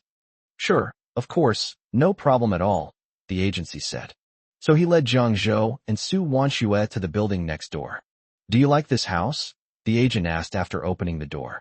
Jiangzhou stepped inside and carefully observed the layout of the room, finding it quite nice. The house here is much smaller than Jiangzhou's place, but it's enough for Jiang Yun to live in alone. Moreover, the furniture sets I've seen are all very complete. Chapter 102 Staying at the New Home Tonight. It's pretty good, Jiangzhou replied with a smile. If you like it here, you can rent it, the real estate agent said. He hadn't expected Jiangzhou to buy it so readily. It was beyond his expectations. Su Wanxue and the children looked at the layout of the house and felt that the environment here was indeed quite nice. How is the rent calculated? Jiangzhou asked. When the agent heard that Jiangzhou was planning to rent a room, he was immediately delighted and quickly invited them to sit down. Our rental policy here starts at least 6 months. The 3-bedroom, 2 living room type you initially looked at costs 720 yuan a month, while this type is 250 yuan, the agent said, taking a folder out of his bag and opening it. Upon hearing this, Su Wanxue realized that although the price was a little cheaper than the others, it was still quite expensive. The 3 sets together would cost 1,690 yuan per month. Look, we're renting 3 apartments at once. Can you give us some discounts? Su Wanchua said. If you're going to rent, I'll give you our employee rate. After all, you're a big client, so I'll give you a discount. I'll give you 20% off, the agent said with a smile. He felt that this time the performance could be improved significantly. All right then. Jiang Zhou didn't argue with the agent. He thought the price was reasonable anyway, so he asked the agent to give him a 20% discount. After signing the contract with the intermediary, Jiang Zhou and his team began the handover procedures. After the agent completed all the tasks assigned by Jiang Zhou and his team, he handed the 3 keys to Jiang Zhou and said, "If you have any questions later, you can come to me." Okay. Jiang Zhou nodded. The agent mentioned some precautions and other things before leaving. Let's go, we're going back to move. Jiang Zhou said happily, looking at Su Wanxue and the 3 little girls. Yes. The 3 little girls nodded vigorously in unison. Let's go then, Su Wanxue said with a smile. Jiang Zhou smiled and nodded, then turned and walked towards his car. Back at their old home, Su Wanxue and the others began packing their things. They took out their clothes one by one and put them into their suitcases, preparing to move. Daddy, we can move into our new house today, Belle exclaimed excitedly. Yes, have you packed all your things? Jiang Zhou asked, turning around. It's all packed. I'm going to take this doll to the new house, Xiang'er said, pointing to a large plush doll on the bedside table. The plush doll was exceptionally beautiful, with big, blinking eyes. It was a birthday gift Lin Xiao had given her. At this moment, Su Wanxue also brought out a bunch of things, preparing to move them into the new house. Seeing this, Jiang Zhou quickly ran over to help. The 2 of them quickly packed everything up. After finishing tidying up, Su Wanxue and her family got into the car and drove towards their new home. After arriving at their new home, Su Wanxue and the others first put their luggage away, then did a quick cleaning of the room, and finally moved their belongings in and put them in the bedroom. The 3 little girls were running around happily inside the house. They were having a great time. At 5 o'clock in the afternoon, Jiang Zhou and Su Wanxue had almost finished tidying up the house. That's about it. Wanxue, you and the children stay home. I'll go buy groceries and cook dinner. Jiang Yun will come over for dinner tonight, Jiang Zhou said to Wanxue. Su Wanxue nodded and said, then drive carefully and be safe. Jiang Zhou nodded and then left home. He went to the internet cafe and saw Jiang Yun building a website on a computer. When Jiang Yun saw Jiang Zhou coming over, he immediately said, Jiang Zhou, could you cancel my room at the guest house? I think this place is quite spacious, so I'll stay here. I can just find a sofa to lie on tonight. He knew that Jiang Zhou's family still owed more than 1,000,000 yuan in debt, and he didn't want to add to Jiang Zhou's burden.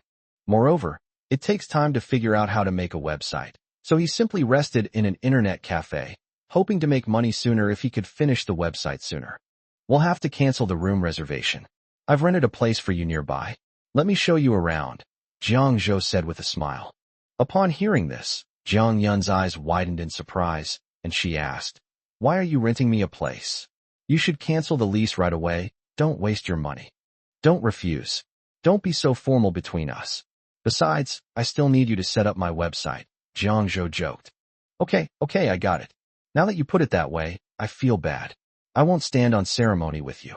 Jiang Yun shook his head helplessly. He felt embarrassed to refuse Jiang Zhou again. Otherwise it would seem too pretentious. Let's go, Jiang Zhou said with a smile. Jiang Yun nodded, then followed Jiang Zhou outside. After Jiang Zhou took Jiang Yun to check out of the room, he took him to the house he had rented for him. The furniture here is all complete, so you don't need to buy anything else, Jiang Zhou said to Jiang Yun. Thank you, Jiang Yun said with a smile. Do we need to be so formal with each other? Jiang Zhou said. Jiang Yun laughed and punched Jiang Zhou lightly. Let's go buy groceries and then eat at our place. Jiang Zhou, he said with a smile. Jiang Yun replied. Jiang Zhou and Jiang Yun went to the nearby vegetable market. After Su Wanxue had thoroughly tidied up the house, she told Bauer, Bayer, and Xiang'er to stay home, and then went downstairs to the nearby convenience store to make a phone call to Lin Xiao. Hello, Wanxue, what's up? Lin Xiao asked after answering the phone. Su Wanxue said with a smile. We moved to our new house this afternoon. Why don't you come over for dinner? We just moved all our things from our old place to the new house, and everything is settled. Great. I definitely have to come and celebrate with you guys. Lin Xiao said happily. Okay, then remember to come over, Su Wanshue reminded her. Don't worry, I'll be there in a bit. I still need to take that dog over to you. This dog really can't stay in my house any longer, or I'll go crazy, Lin Xiao said with a troubled expression. She remembered when she came home last night and opened the door to find the whole house in a mess, and the dog lying in the middle of the room, snoring soundly. The sight made her so angry that she gritted her teeth. She would never allow that dog to stay in her house again. She had to send Jiang Zhou and the others back. Otherwise, they might tear her house down. What dog? Lin Xiao, when did you get a dog? Su Wanshue asked curiously, because she had never heard her mention that Lin Xiao had a dog. Chapter 103 Zhang's parents are preparing to come to Changsha. Don't you know? This isn't my dog. It's yours, Wang Kai. You went back to Jiang Zhou's place last time, right? He sent it over for me to take care of for a few days, but it's been a nightmare. This dog is so hard to take care of. It's made a mess of my house, and it's acting all silly. Lin Xiao complained. Upon hearing this, Su Wanshue immediately laughed. Haha, I see. It seems you really have been working hard. I'll make you something delicious to make it up to you later. Then you guys have to cook a lot of good food today. I'm going to eat my fill tonight. Lin Xiao said happily. Okay, Su Wanshue readily agreed. After exchanging a few more pleasantries, the two hung up the phone. Soon, Lin Xiao found the apartment they rented using the address Su Wanshue had given her. When Lin Xiao reached the door, she heard bursts of laughter coming from inside the house. It was quite lively. She knocked on the door. Not long after, Bauer ran over and opened the door for her. Aunt Lin, Bauer called out sweetly. Quick, quick, give me this. Lin Xiao handed the bag in her hand to Bauer. Bauer handed the bag to Lin Xiao, then turned and walked into the house, calling out, Mommy, Aunt Lin is here. Hearing Bauer's voice, Su Wanshue quickly came out of the kitchen. Seeing the large bags in Lin Xiao's hands, she immediately went over to take them and said with a smile, Why did you bring so much stuff? I have to buy you something to congratulate you on moving to your new house. Besides, there are also things for your dog, Wang Kai. Lin Xiao put the things down and sat down on the sofa next to her. Su Wanshue smiled, and Bauer poured a glass of water and placed it in front of Lin Xiao, saying, Aunt Lin, have some water first. Oh, what a good girl. Lin Xiao praised Bauer. Belle and Xianger had already run out of the room by then. Aunt Lin. The two little girls called out to Lin Xiao in unison. Lin Xiao happily agreed. Belle then saw Wang Kai beside her and immediately rushed over, hugging him with her chubby hands, saying in her childish voice, Wang Kai, I missed you so much. Wang Kai barked, Wong Wong Wong at Belle. Su Wanshue couldn't help but laugh as she watched Belle's expression. Bauer also ran over and petted Wang Kai. Lin Xiao smiled at them, then stood up and looked around the house. This house is decorated quite warmly. It's nice and pretty, and it looks clean and tidy. Plus, it's much bigger than your previous house, Lin Xiao said with satisfaction. The house where Su Wanshue and the others lived before looked nice, but it was a bit dilapidated. This house is now decorated very luxuriously, with all the furniture, and it looks very comfortable and has a lot of charm. It was all arranged by Jiang Zhou, Su Wanshue said with a smile. Looking at Su Wanshue's happy face, Lin Xiao teased. TSK. Married women are really different. Su Wanshue's face turned red instantly upon hearing Lin Xiao's words.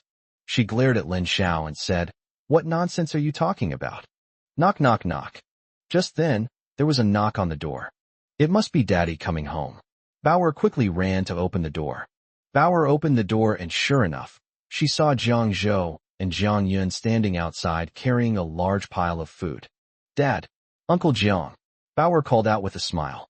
When Su Wanshue saw Jiang Zhou and the others return, she immediately went over and helped take the groceries from Jiang Zhou's hands. Jiang Zhou and Jiang Yun entered the house and saw Lin Xiao, greeting her in greeting.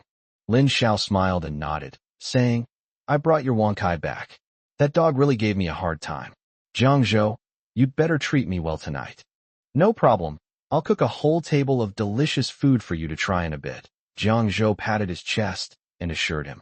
All right, you guys sit here. Jiang Zhou and I will go cook, Su Wanshua said to them. You can go ahead and cook without worry, Lin Xiao said. She knew how delicious Jiang Zhou's cooking was, so she couldn't bear to miss this opportunity to try it.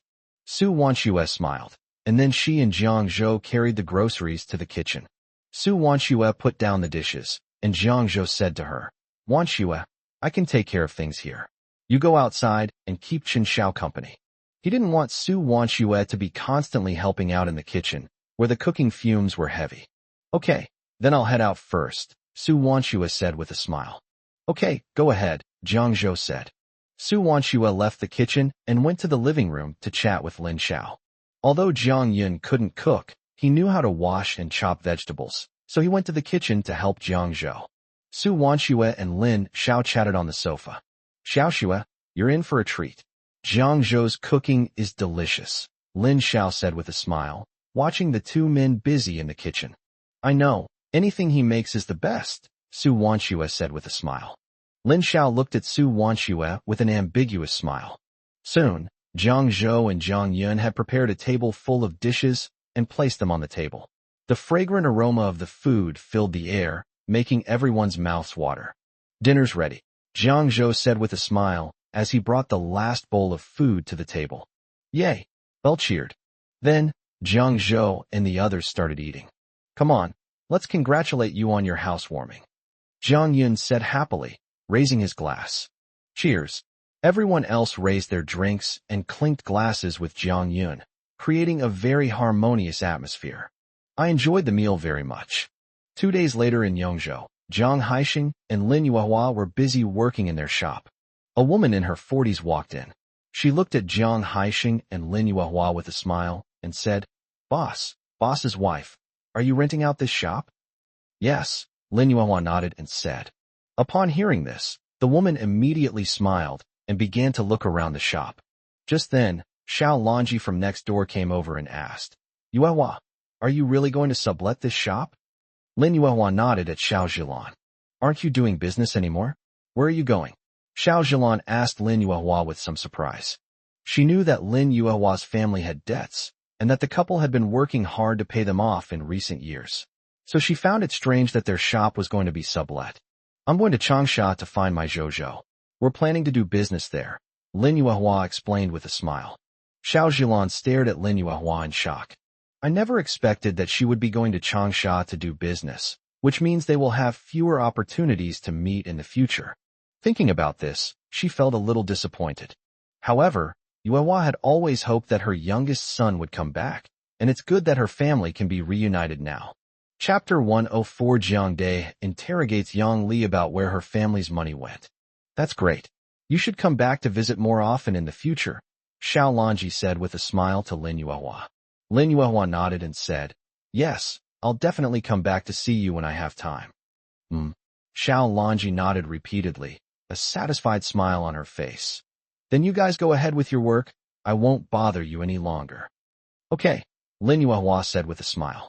Xiao Longji left Lin Yuehua's house, where the woman was discussing the transfer of the shop with Jiang Haixing. Lin Yuehua didn't go over to disturb them and went to tidy up the things in the shop. It's settled. After a while, Jiang Haixing walked over and said.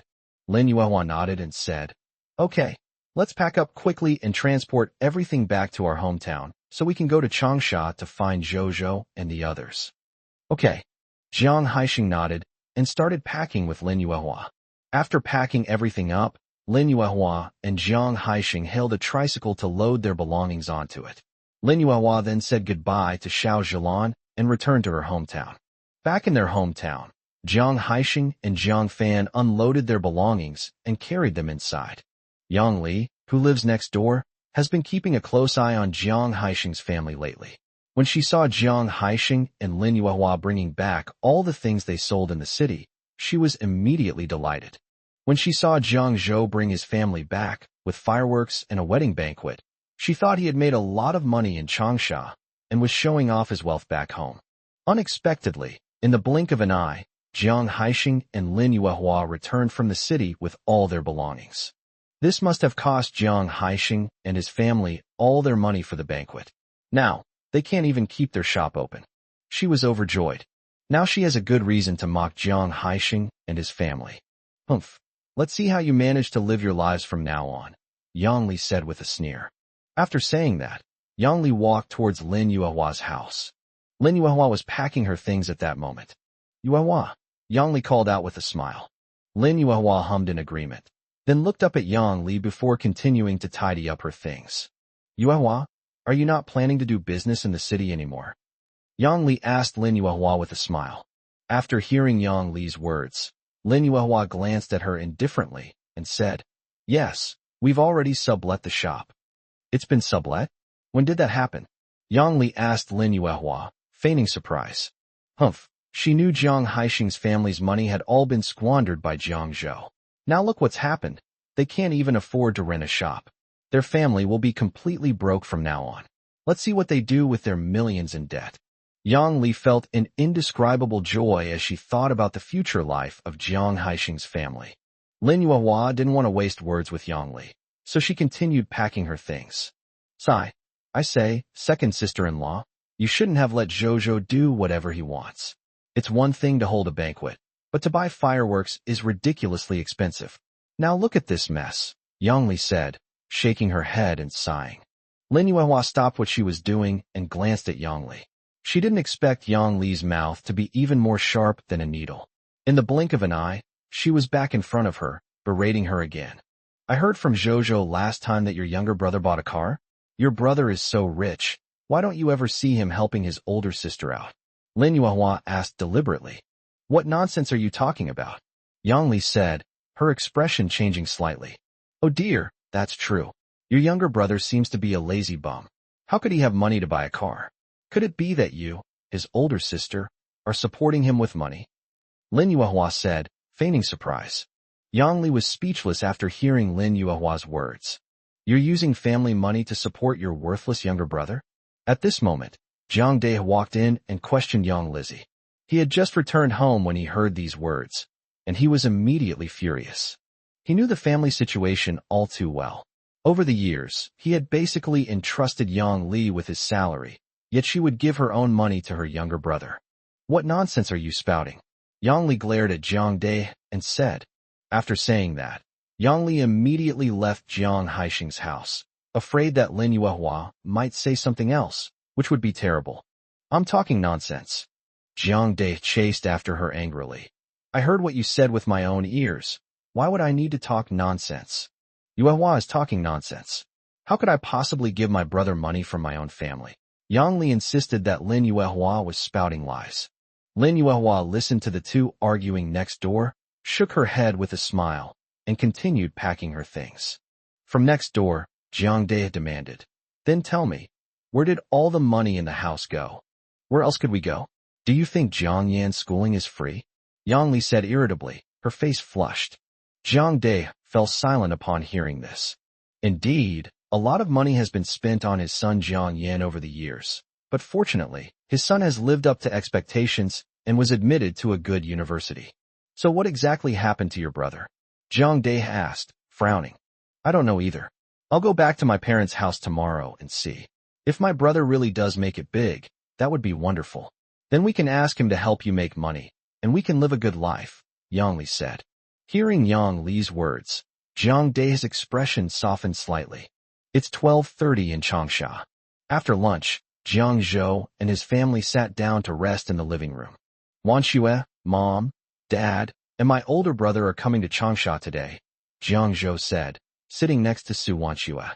What time are you arriving? You didn't even tell me beforehand. After hearing Jiang Zhou's words, Su Wanxue turned to ask him. I wouldn't dare.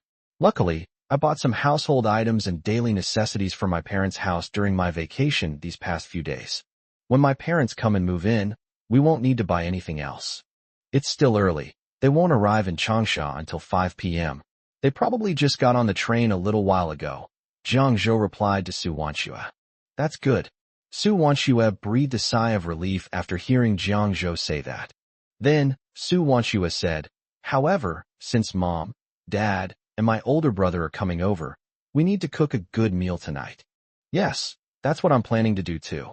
I'll go to the market downstairs to buy groceries and eat at home. Jiang Zhou said with a smile after hearing Su Wanchua's words.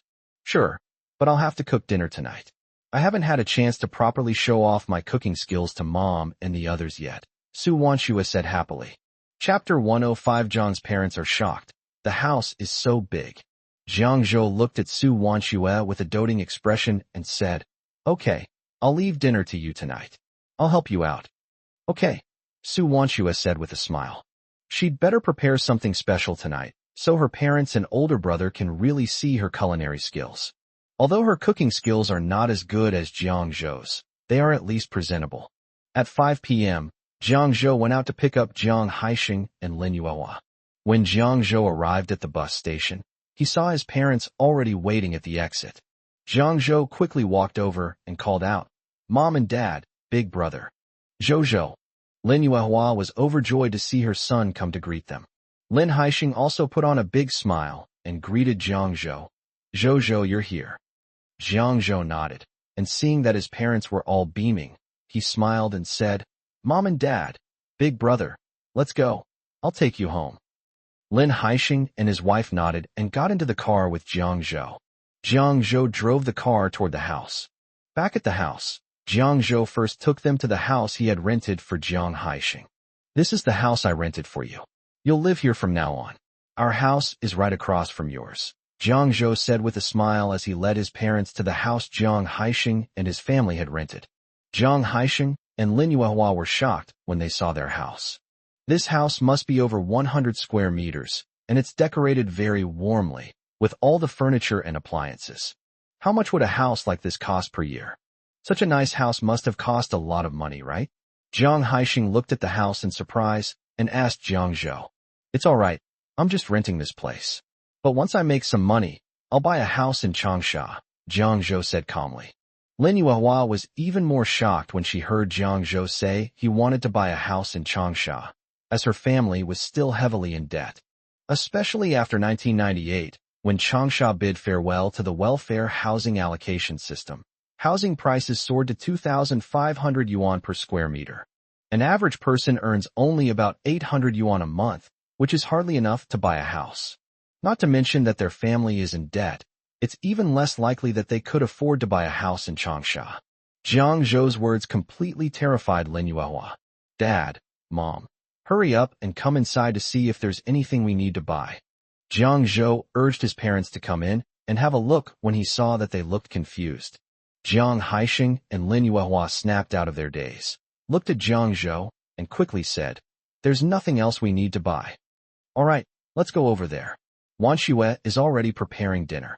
After saying that, Jiang Zhou led them to his house across the street. As soon as the door opened, Bauer, Bayer, and Xianger greeted Lin Yuehua and Jiang Haixing with Grandpa, Grandma, Uncle. Come here, sweeties, come to Grandma's side. Lin Yuehua's smile widened as she looked at the three beautiful and adorable children. The three little girls ran over and hugged Lin Yuehua. Belle said affectionately, Grandma, have you missed us lately? Upon hearing this, Lin Yuehua burst into laughter and said, Of course. Look, Grandma has come to find you. Upon hearing the sound, Su Wanchua immediately came out of the kitchen and called out with a smile, Dad, Mom, big brother. Oh, Xiaoxua, Lin Yuehua said with a smile when she saw Su Wanchua. Mom, please sit down first. I'm cooking, Su Wanchua said with a smile. Jiang Zhou stood up and said, I'll help you. No need, I'll go help Xiaoxua, Lin Yuehua immediately said, grabbing Jiang Zhou's arm. After saying that, she went into the kitchen. When Lin Yuehua went into the kitchen, she saw Su Wanchua chopping vegetables, and Lin Yuehua immediately reached out to help. Mom, there's no need for that. Go and rest in the living room, Su Wanchua said quickly as she saw Lin Yuehua enter the kitchen. It's okay, Mom will help you, Lin Yuehua said with a smile. Su Wanchua had no choice but to let Lin Yuehua help her. When cooking, Su Wanchua noticed that Jiang Zhou's family liked spicy food when she went back to Yongzhou last time, so she specially prepared spicy dishes for Lin Yuehua and Jiang Haixing this time. However, she usually eats very bland food, so making dishes with strong flavors like this is actually quite difficult for her. Cough, cough, cough. Su Wanchua choked on the chili peppers twice and couldn't help coughing. What's wrong? Are you all right? Lin Yuehua asked with concern. It's nothing. Su Wanshue wiped away her tears and shook her head with a smile. However, the chili peppers were so pungent that Su Wanshue couldn't handle it and started coughing. Lin Yuehua knew that Su Wanshue didn't eat spicy food, so she immediately went over, patted Su Wanshue's back to help her catch her breath, and said, "Okay, go outside and get some fresh air. I'll take care of things here. You can continue cooking later." Su Wanshue nodded and went outside for some fresh air. A short while later, Lin Yuehua brought out a plate of spicy diced chicken from the kitchen. After seeing that the dish was ready, Su Wanshue went back into the kitchen to finish the rest of the dishes. After the dishes were served, Jiang Yun also came over. The family enjoyed their meal together happily. "Try it. This dish was made by Xiaoxue herself today." Lin Yuehua picked up a piece of food with her chopsticks and brought it to Jiang Haixing's mouth, gesturing for him to eat quickly. "Delicious, delicious. My daughter-in-law's cooking is really good," Jiang Haixing praised after taking a couple of bites. Jiang Zhou and Su Wanshue laughed when they heard Jiang Haixing say that. "Delicious. I didn't expect Xiaoxue to be such a good cook," Jiang Fan praised with a smile. Upon hearing Jiang Fan's words, Su Wanshue lowered her head shyly. After everyone finished their meal happily, Jiang Zhou looked at them and said, "Dad, Mom, let me take you to see my internet cafe." Lin Yuehua and Jiang Haixing nodded. "By the way, Zhou, what are we here to help you with?" Jiang Haixing asked curiously. They didn't want to be a burden to Zhou when they came here. "I was thinking of having you, Mom, and my older brother take charge of the vegetable pancake and eel business first," Jiang Zhou said to them. This was his plan from the beginning, to hand over the eel and vegetable pancake business to the three people to manage, while he would go do other things. Jiang Haixing thought for a moment, then said, "The three of us are too much for this business. It's enough for your mother and me to handle it. As for your older brother, let him manage the internet cafe or do something else for you. We've worked in Changsha before, so we know this area well. You don't need to worry about your mom and me getting lost or anything else. As long as you explain to us how to do business, your mother and I will not hold you back." Jiang Zhou thought about it and realized that the business of selling tea oil cakes and eels was actually quite simple, plus his father had obtained a driver's license years ago and knew how to drive. Moreover, his parents made their fortune from small businesses and are quite skilled at business. Moreover, the two of them had spent a lot of time in Changsha before and were familiar with the city, so they wouldn't get lost. He nodded, agreeing to Jiang Haixing's suggestion. Chapter 106. Jiang's parents are shocked. Their son's business is so profitable. "Okay, you can show me around these two businesses over the next few days. Once I'm familiar with them, I can work with your mother on my own," Jiang Haixing said with a smile. "Okay then." Jiang Zhou nodded. "Shall we go to an internet cafe now?" Jiang Yin suggested. "Good." Then, Jiang Zhou led a group of people toward the internet cafe. "Is this internet cafe far from here?" Jiang Haixing asked. "It's not far, only about 10 minutes away. When I rented the place, I specifically chose this one because it's close to Wanshue's workplace and my internet cafe," Jiang Zhou explained. "Oh, that's not bad." Jiang Haixing smiled. They arrived at the internet cafe, and Lin Yuehua looked at the name of the internet cafe and joked with a smile. "Who came up with this name? It's quite interesting." "Dad named it after Wang Kai," Belle replied with a smile. "Oh, it's Wang Kai." Lin Yuehua nodded. She could also hear the joy in Belle's tone. Then, a group of people walked into the internet cafe and heard a lot of noise coming from inside. They saw that all the computers in the internet cafe were occupied, and there were also people waiting on the side. The internet cafe was packed with customers, which surprised them. They hadn't expected it to be so popular. "This internet cafe seems to be doing good business," Jiang Fan said with some surprise when he saw this. "It's normal for business to be good here, because there are plenty of customers. Although our location is a bit remote, it's still pretty good," Jiang Zhou said with a smile. He was very satisfied with the internet cafe he had started. "Not bad, Zhou. It's really impressive that you were able to spot this business opportunity," Jiang Haixing exclaimed. "Although this place looks a bit remote, anyone who pays a little attention will know that this location is very profitable for an internet cafe." He had just noticed on the way that there was a train station near the internet cafe, with people coming and going by train every day, which would greatly increase the internet cafe's customer base. Lin Yuehua was naturally pleased to see so many customers in the internet cafe. The more people there are, the more money they can make. Jiang Zhou felt very proud when he saw his parents praising his internet cafe and smiling. Although he was very successful in his business in his previous life. But in this life, with family by my side to start a business together, everything has become much better. The next morning, Jiang Zhou got up and took Lin Yuehua and Jiang Haixing to sell vegetable pancakes and eels. He drove to the vegetable pancake stall first, bought the pancakes, and then drove into the countryside. Now the villagers all know that Jiang Zhou comes to buy eels at a certain time every morning. So they have prepared the eels in advance and are waiting for him to come and buy them. Jiang Zhou parked his car on the side of the road and watched as groups of people gathered around his vehicle. Looking at the enthusiasm of the group of rural farmers, he felt a sense of emotion. Although some of the rural women here are quite old, they still insist on working every day to make a living. Moreover, their work is very arduous. They did farm work while also taking on other jobs. Xiao Jiang, you're here so early. We've already prepared the eels, a middle-aged farmer said as he stepped forward.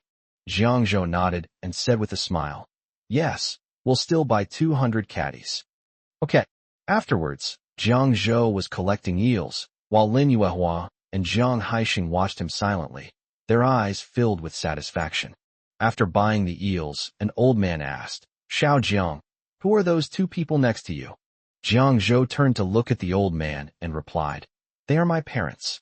I plan to hand over the business of buying eels and selling tea oil cakes to them in the future. What big thing are you planning to do, kid? An older woman said with a smile. Although she didn't know what Jiang Zhou did, she could tell from his demeanor that he was definitely not an ordinary person. I do need to do something else. My parents just happened to come to Changsha to help me, so I'm planning to have them help manage this business of buying eels and tea oil cakes, Jiang Zhou said, sounding very relaxed. That works too, the villager said with a smile and a nod. As long as they can make money, they don't care about anything else.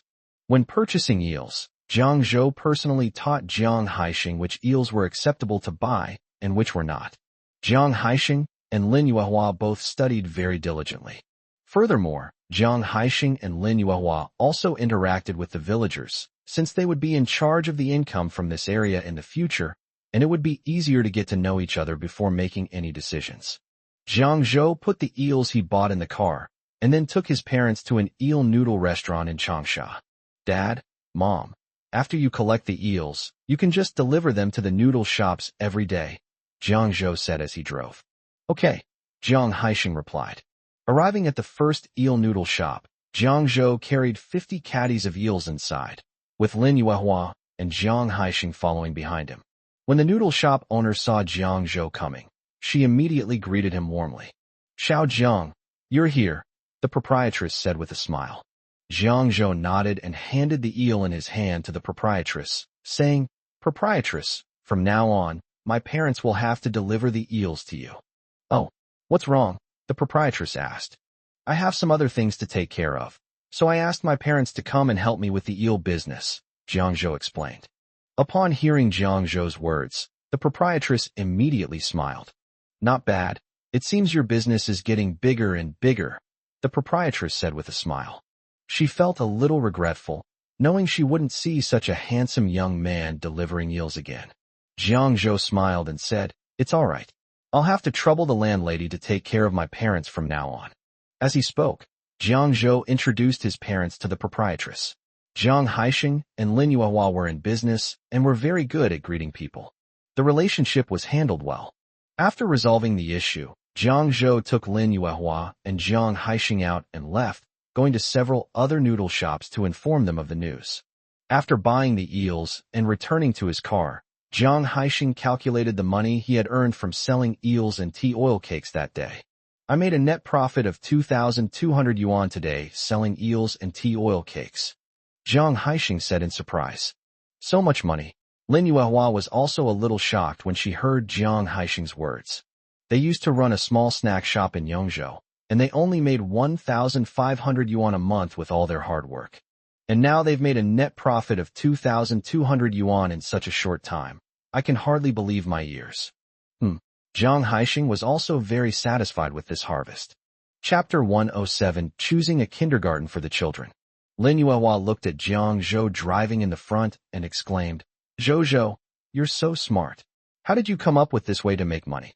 I've done some things outside these past few years and met a group of people. Those people taught me some things." Jiang Zhou said after thinking for a moment. "I see." Lin Yuehua thought about how difficult it must have been for Zhou to work outside these past few years. Jiang Zhou secretly breathed a sigh of relief. He couldn't possibly tell his parents that he was a reincarnated person. Next, Jiang Zhou continued to take Lin Yuehua and Jiang Haixing to sell vegetable pancakes and eels. 5 days later, after Jiang Haixing and Lin Yuehua had become completely familiar with each other, Jiang Zhou let them handle the business themselves.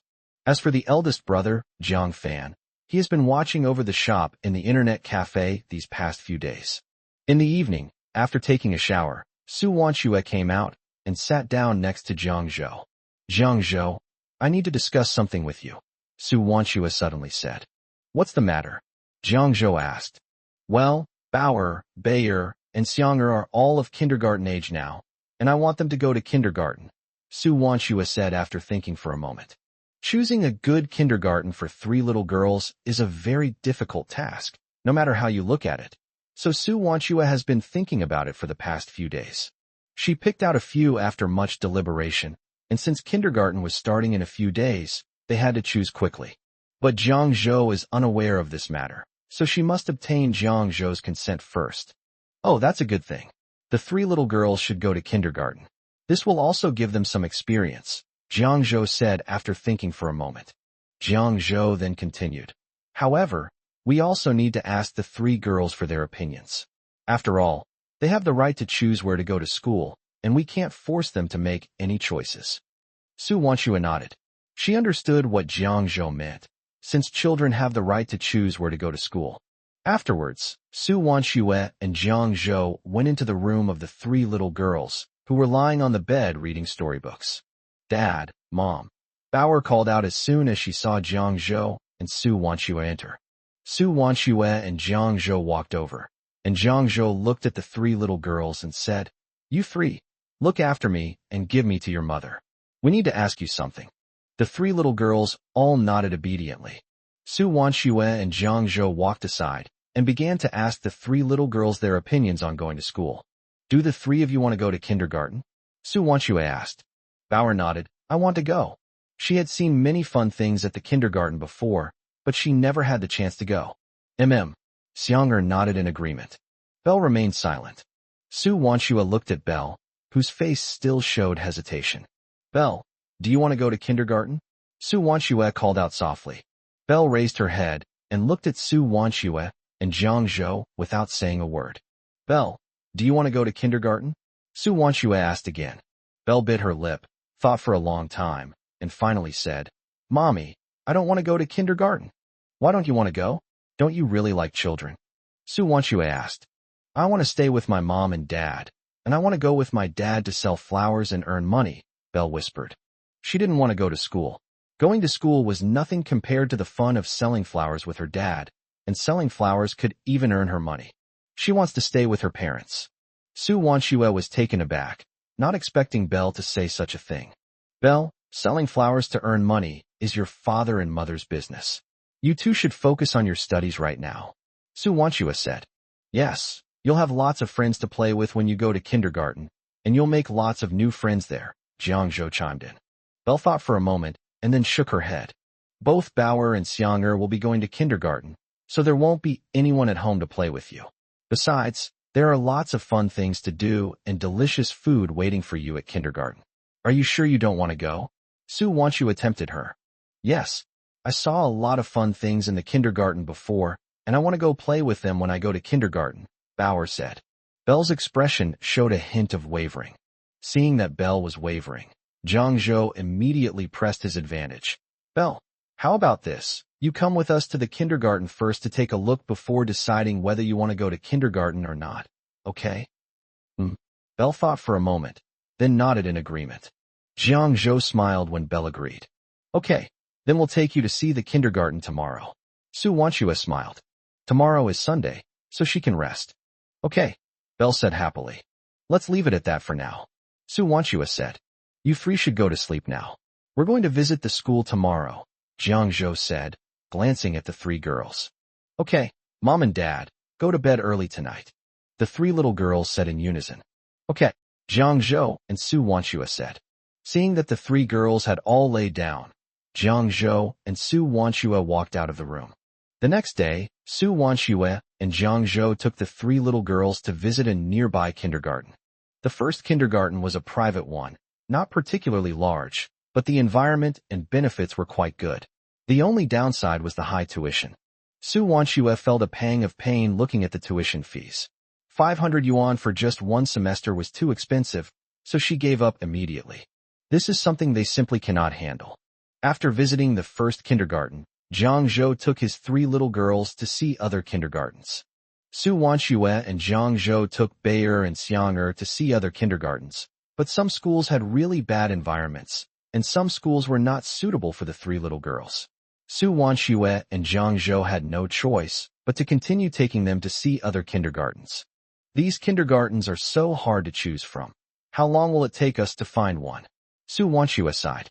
Wanchua, don't worry, we can take our time choosing from so many kindergartens. We'll definitely find a school that's suitable for our three little girls, Jiang Zhou comforted her. Then, Jiang Zhou and Su Wanchua took the three little girls to visit various kindergartens. Finally, we chose a kindergarten called Sunflower Kindergarten. This is a kindergarten that is not very large, but it meets the criteria of Jiang Zhou and Su Wanchua's ideal kindergarten. The environment here is not only very good, but the educational resources and food are also quite good. It's close to home, only a 10-minute walk away. When Su Wanchua and Jiang Zhou led Beiyar, and Xiang'er into Sunflower Kindergarten, there were many other children from other schools inside. Chapter 108 Colleagues shocked. Wanchua, you're resigning? When Su Wanchua and Jiang Zhou entered the kindergarten with their three little girls, they attracted everyone's attention. These three little girls are so beautiful. Wow, all three of them look exactly alike. Their clothes are so pretty. When some children saw the three little girls, they exclaimed in surprise and ran to them, circling around them. Bauer and Beiyar weren't scared when they saw the children circling around them. Instead, they were quite excited. Xiang'er is a little timid, and she felt a bit shy being surrounded by so many children. Xiang'er, don't be afraid. The children here are all very cute. They like you. That's why they're circling around you, Jiang Zhou said to Xiang'er. Xiang'er nodded. Belle is already playing with a group of children. Seeing that Belle and the others were having a lot of fun, Su Wanchua and Jiang Zhou did not disturb them, but instead negotiated with the head of the kindergarten. Finally, it was decided that my child would attend this kindergarten. When it was time to leave, Belle looked longingly at the kindergarten gate. Seeing Belle's expression, Su Wanchua couldn't help but reach out and pinch her nose, saying, Mommy and Daddy weren't lying to you, were they? The children in kindergarten are all very cute and easy to get along with. Belle looked around and found that it really was as Su Wanchua and Jiang Zhou had described. The children inside looked cute and fun. So she nodded and said, Yes, Mom and Dad. What you said is true. Let's go to this kindergarten then. Okay, Jiang Zhou said with a smile. When they got home, Jiang Haixing and Lin Yuehua had just returned from outside. Dad, Mom, let's go out for a walk, Jiang Zhou said. He wanted to buy some new clothes for everyone in his family. Okay, Lin Yuehua said with a smile. Jiang Zhou nodded. As long as his mother agreed, that was fine. They first went to an internet cafe to find Jiang Fan, and then set off for the mall. What are we doing here? Jiang Fan asked, puzzled. Let's go shopping and buy new clothes for everyone, Jiang Zhou replied. What's the point of buying this? My clothes are fine, Jiang Fan said. Su Wanchua frowned. She had just bought several new outfits not long ago, and buying more now seemed like a waste of money. However, Jiang Zhou insisted, so she didn't say anything more. The three little girls were the happiest. They were all overjoyed to hear that they were going to get new clothes. Jiang Zhou bought 2 sets of little dresses for Belle and Xiang'er, and also bought Xiang'er a dress and a pair of pink little leather shoes. Then I bought clothes for each of the 4 of them, including Jiang Haixing. Jiang Zhou, you should go buy yourself a new outfit, Su Wanchua said. Jiang Zhou bought clothes for each of them, but he didn't buy anything for himself. No need, my clothes are fine. I don't need to change, Jiang Zhou said. Su Wanxue insisted that he go. Jiang Zhou couldn't persuade Su Wanxue otherwise, so he had no choice but to compromise. Jiang Zhou ended up buying a tracksuit and a pair of sneakers. Su Wanxue was very happy to see that Jiang Zhou had finally bought it. After buying these things, Jiang Zhou took Su Wanxue and the three little girls to the vegetable market and bought a bunch of vegetables. That evening, Jiang Zhou personally prepared a table full of delicious food. That night, Su Wanxue and Jiang Zhou put the children to sleep together. Wanxue, I have something to tell you. Jiang Zhou pulled Su Wanxue into the bedroom. What is it? Su Wanxue asked, puzzled. I think you should quit your current job, Jiang Zhou said. Why do you suddenly want me to resign? Su Wanxue asked. If she quits her job now, the family will lose another source of income. Jiang Zhou already has a heavy workload. If she were to resign, he would be overwhelmed with work. Here's what I'm thinking. You're not fully recovered yet, so it's not good for you to overwork yourself. I don't want you to work so hard. Besides, if you quit your job, you can stay home and take good care of Bauer and the others, Jiang Zhou said earnestly to Su Wanxue. This was a decision he had considered for a long time before making it. He wanted to relieve Su Wanxue from such hard work and make things easier for her. Su Wanxue remained silent after hearing Jiang Zhou's words. Wanxue, I know it's difficult for you to quit your job right now, and I understand how you feel, Jiang Zhou continued. Jiang Zhou knew that Su Wanxue had concerns, but he really couldn't bear to see her so tired. After a long silence, Su Wanxue looked up at Jiang Zhou and slowly said, Okay, I agree to resign. I'll go back to work after I feel better, don't worry. After hearing Su Wanxue agree to resign, Jiang Zhou smiled and nodded. The next day, Su Wanxue went to the company and submitted her resignation to the manager. Looking at Su Wanxue's application, the manager exclaimed in surprise, What's going on? Why are you resigning? You're doing a great job here. And women can't be without a job. I know you got married recently, but you can't rely on a man forever. It's okay at the beginning of marriage, but what if he doesn't take responsibility after the honeymoon period? So you still need to have a job. She was very satisfied with Su Wanxue's work. Su Wanxue's work attitude and ability were obvious to all, and she hoped that Su Wanxue would continue to work under her. Su Wanxue smiled and explained, I'm not feeling well, so I plan to rest for a while. Besides, I have 3 children at home who need my care. I see. The manager nodded. I understand your situation. Since you're not feeling well, I won't force you. You're welcome to come back anytime you want. Su Wanxue smiled and thanked the manager before leaving the manager's office. After returning to her seat, Su Wanxue began packing her things. When her colleagues saw Su Wanxue packing her things to resign, they all gathered around. Congratulations, Xiaoxue. Yes, you found a good husband. You'll definitely be happier and happier in the future. Li Lin looked at Su Wanxue and said, Xiaoxue, why did you suddenly resign? Yeah, is it because your husband won't let you work? Wang Wan said. Su Wanxue shook her head and said, He's not the kind of person who's unreasonable. It's just that I'm not feeling well right now, so I want to rest for a while. You need to rest well? But remember, the manager values you so much, so come back when you're feeling better, Li Lin said to Su Wanxue. Su Wanxue nodded to Li Lin, then said goodbye to Wang Wan and the others. After Su Wanxue left, Wang Wan and the others gathered together to chat. Wanxue's husband treats her well. He used to bring her lunch every day at noon. Now he doesn't let her go to work. It seems Jiang Zhou earns a lot. Yes, I also want my husband to earn more money to support me so I don't have to work so hard. I have to commute to work every day. It's so tiring. The most important thing is having such a handsome husband. Even if I just look at him at home every day, I'll still be in a good mood.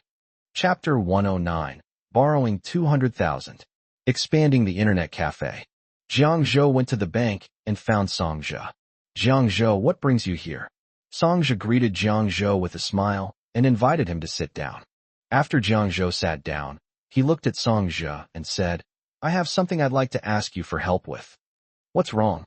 I'll definitely help you if I can, Song Zhe said immediately. Jiang Zhou nodded and said, It's like this. I want to use the computers in my internet cafe as collateral to get a loan from the bank. The computers in my internet cafe are all new and worth about 100,000 yuan. Is business bad for internet cafes? Songja asked, frowning. Jiang Zhou hasn't paid off his previous loans yet, and now he's using the internet cafe to take out another loan. Is the internet cafe business not doing well? He couldn't let Jiang Zhou make one mistake after another. Jiang Zhou shook his head. No, the internet cafe is doing quite well. It's precisely because the internet cafe is doing well that I want to expand its scale. Hearing this, Songja breathed a sigh of relief and said, as long as the internet cafe business is good, that's fine. How much money do you need? 200,000. Jiang Zhou thought for a moment and replied. Songja looked at Jiang Zhou in surprise. 200,000 is no small sum. It's equivalent to more than 10 years' wages for an average person. Despite working at a bank, he didn't have the authority to make such a large sum of money, so he wasn't sure if Jiang Zhou could get a loan of 200,000. Here's the thing. I'll give you a few forms later. Fill them out, submit the application, and then come back to talk to the bank. I can't make the decision on a loan of 200,000, but this time is different. You have physical collateral worth over 100,000, so there's a high probability they'll approve the loan, Songja said after thinking for a moment. Jiang Zhou glanced at Songja, nodded, and said, okay, thank you for your help. Songja shook his head and said, of course, please sit down for a moment. I'll go get the form for you. After finishing his sentence, Songja turned and left. A moment later, he brought over several documents and handed them to Jiang Zhou, saying, here are a few forms. Fill them out yourself, and then I'll submit them to the bank for you. Jiang Zhou took the document, nodded, and began filling in the information. While Jiang Zhou was filling out the forms, Songja advised him to slow down his expansion, but Jiang Zhou shook his head and refused. He knew that loan interest rates were low at the time, while internet cafes were a highly profitable industry. Of course, being able to borrow more money means you can earn more money. Jiang Zhou then handed the completed form to Songja. After taking the documents and glancing at them, Songja nodded and said, okay, come back in 2 days.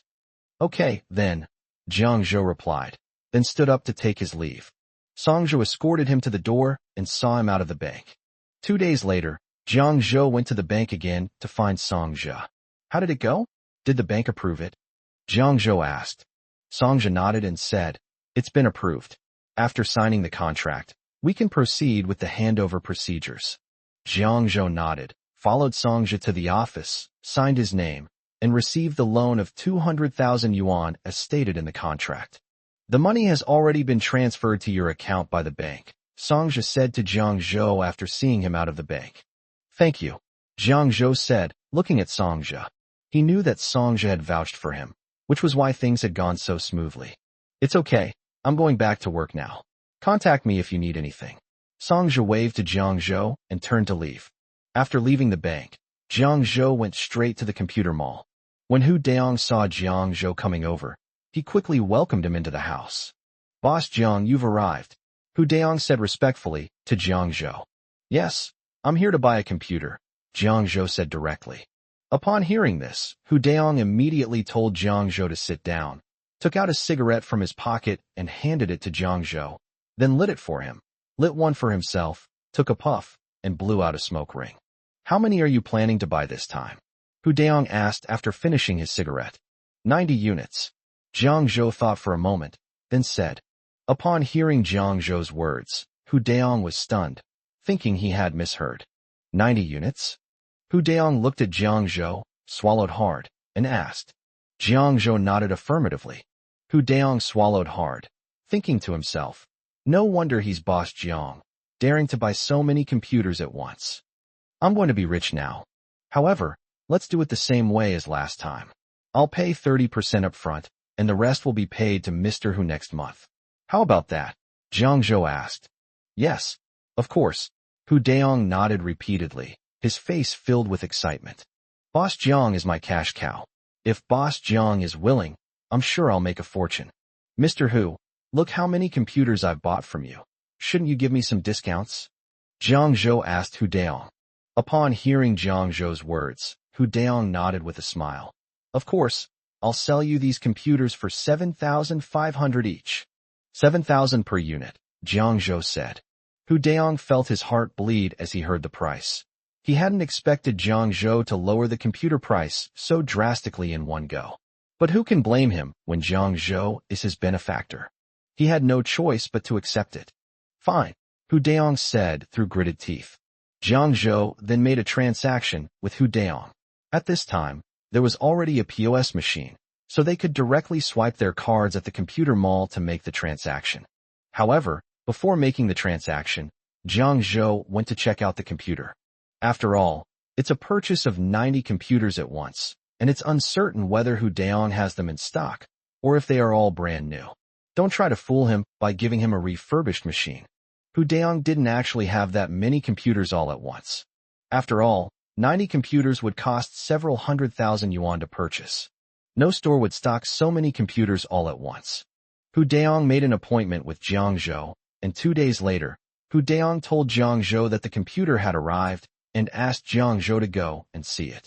Jiang Zhou took Jiang Yin to look at computers. Jiang Zhou carefully inspected each computer and confirmed that there were no problems with the configuration and that they were all brand new machines before paying on the spot. Then Hu Daong was instructed to send someone to transport the computer back.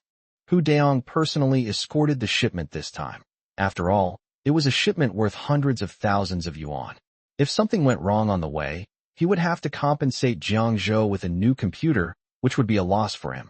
In no time at all, the truck arrived at Wangwang Internet Cafe. Boss Jiang, there might not be enough room for this computer, Hu Daong said, looking down at the first floor. Put what you can't put on the second floor, Jiang Zhou said. Hu Daong immediately had the computers moved to the second floor, and soon the entire shop had computers on both the upper and lower floors. Those waiting for others to disembark stared wide-eyed at the new computers. They no longer need to wait for the new computer, they can play on it now. Once Lu Hui installed the Internet Cafe management system, those people immediately rushed to claim the new computers, afraid that if they were a step too slow, someone else would take them. Chapter 1. Tinjiang's parents are shocked, earning tens of thousands of yuan a day. Jiang Zhou watched this scene with satisfaction. After a while, Li Hao led a group of people into the Internet Cafe, and his eyes widened in surprise. This Internet Cafe has so many computers. It's still new, and it was completely full of people. Brother Hao, this computer actually has CS on it, someone said, pointing at the screen. Holy crap, there's even CS. Li Hao exclaimed in surprise when he saw the CS game on the computer. The others chimed in, expressing their own fondness for the game. They immediately went to the cashier to get a card, waiting for others to log off so they could play the game. As Jiang Zhou watched the increasing number of visitors to the Internet Cafe, he thought for a moment and went to find Uncle Lin to ask him to help introduce 2 bodyguards, in case there was trouble caused by the large number of people in the Internet Cafe, which would affect the normal operation of the Internet Cafe. A day later, Jiang Zhou brought Jiang Haisheng, Lin Yuehua, and Jiang Fan to the Internet Cafe. Jiang Haisheng and his group walked into the Internet Cafe and were stunned to see so many computers suddenly appearing, and each computer was occupied. Zhou, what's going on? Why did you buy so many computers again? Jiang Haisheng asked Jiang Zhou in confusion.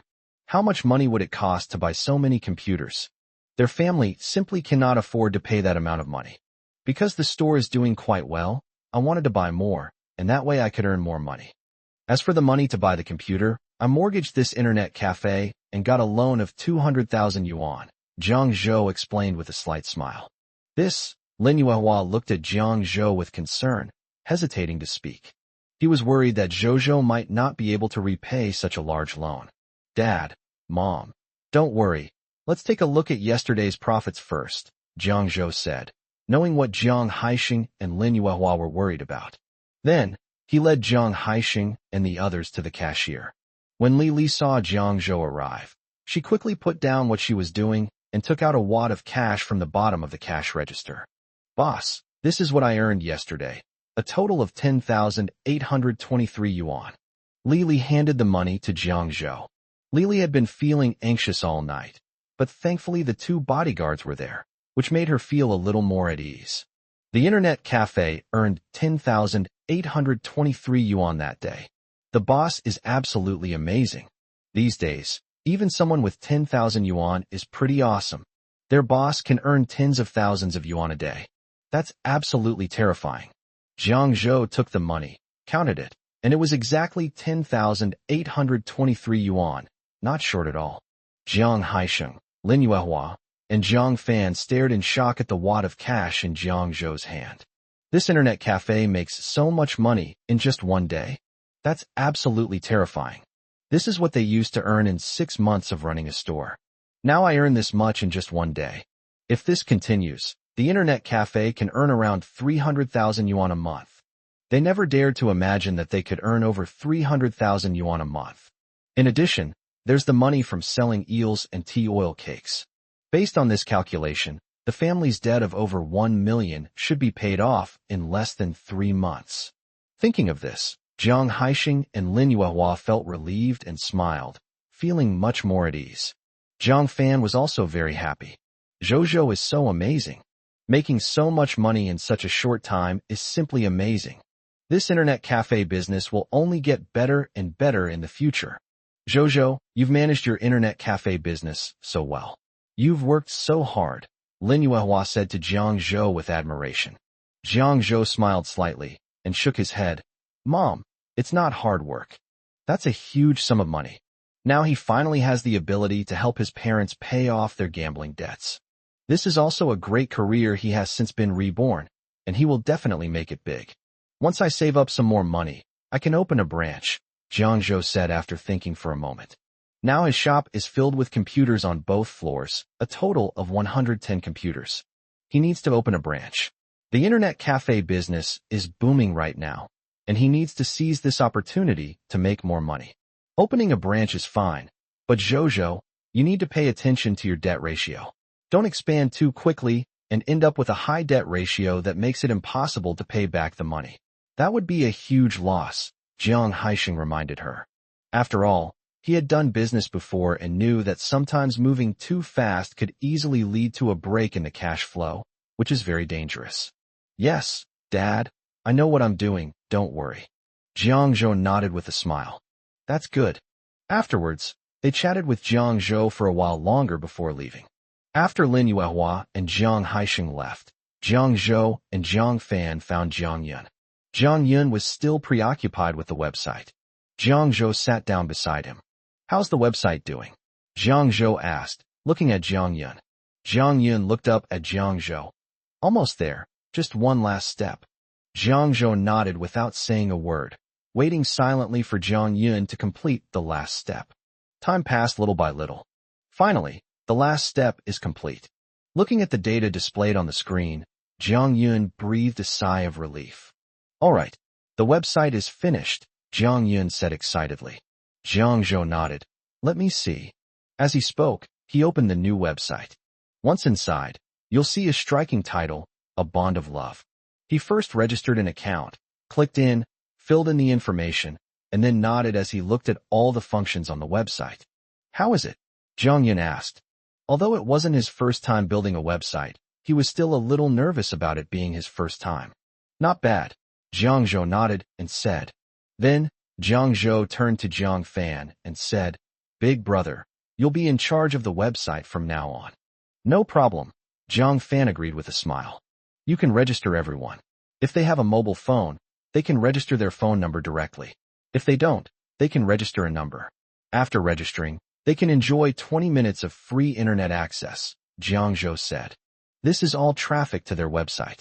Moreover, these people are all young people, and he believes that as long as he recruits them, he can attract more people to the website.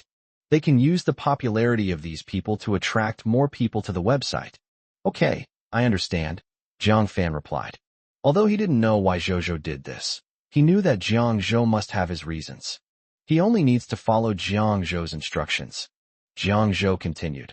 Also, brother, you need to find some beautiful women to take some photos of, a set of all kinds of beauties, and you must get the exclusive right to use the photos.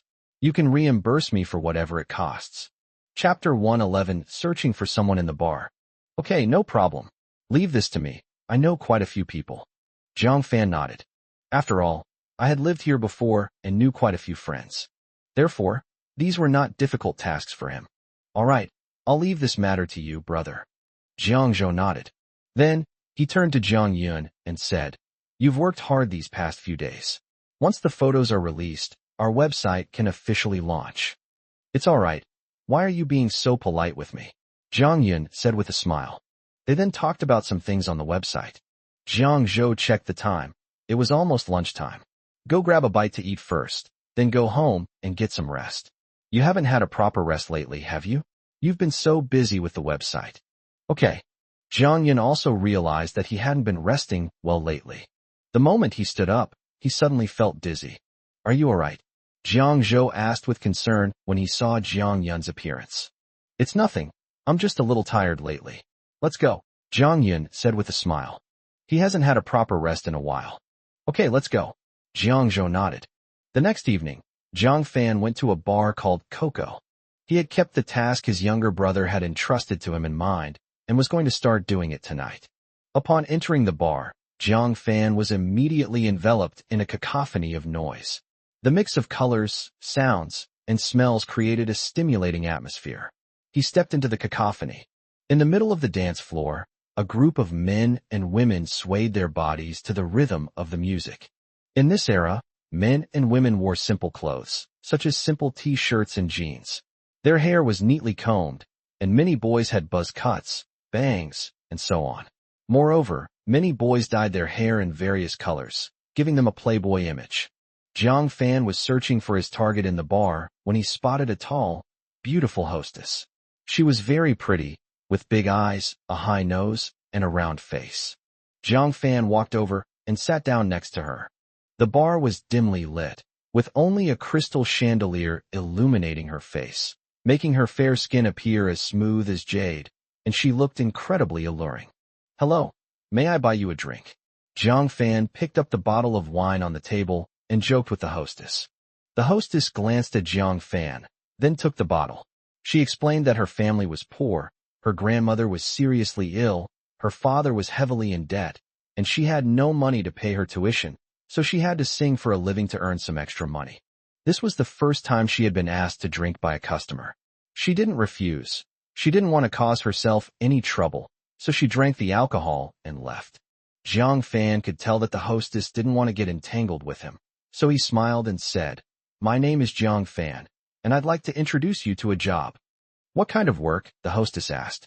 She needs money now, and she needs medicine to treat her grandmother, so she doesn't mind finding herself another job, since she still needs to earn extra money. "I want to hire you as a model, so I can take a set of photos and put them on our website to attract more users," Jiang Fan said. "Taking photos? What kind?" the hostess asked, puzzled. "Don't worry, we're doing a proper shoot. We won't take any explicit photos. And we will give you 500 yuan to acquire ownership of this set of photos, meaning that this photo can only be used by us," Jiang Fan explained. Upon seeing the payment, the hostess immediately nodded and said, "Okay, I agree." Her usual monthly salary is only 400 yuan, but now that she has 500 yuan for this job, it's a very lucrative job, so of course she's willing to take it. "Okay, what's your name?" Jiang Fan asked with a smile, looking at the hostess. "Just call me Fei Fei," the hostess said with a smile. "Okay, wait for me here tomorrow. I'll come find you," Jiang Fan said with a smile. Fei Fei nodded and said, "Okay, see you tomorrow." The following afternoon, Jiang Fan met Fei Fei. He had played with cameras before, so he was quite good at taking simple photos. Fei Fei also specially wore a pure and innocent-style short-sleeved shirt and skirt, with her hair tied up at the back of her head, revealing her smooth and white forehead. Although her face was not very beautiful, it was very pleasing to the eye and gave people a very comfortable feeling. "Fei Fei, you're looking at me with a slightly innocent expression, then you stick out your index finger and point to your lips," Jiang Fan said with a smile. Fei Fei nodded slightly after hearing Jiang Fan's words and pointed her index finger to her lips. Jiang Fan nodded and smiled. "Okay, that's it." Jiang Fan immediately snapped a few photos of her with his camera. Great results. Your poses are fantastic. Let's keep going." Jiang Fan faced the camera, pressed the shutter, and snapped a picture. Click, click, click, click. After taking about 10 photos in a row, Jiang Fan stopped and turned to Fei Fei, saying, "That's about enough." Fei Fei looked at the photos she had taken and nodded. Here's your money, take it. Jiang Fan took out 500 yuan from his pocket and handed it to Fei Fei. Fei Fei smiled and took the 500 yuan, then counted it. Thank you, Fei Fei said softly. You deserve it. Do you want to be our customer service representative? Our website is a dating site.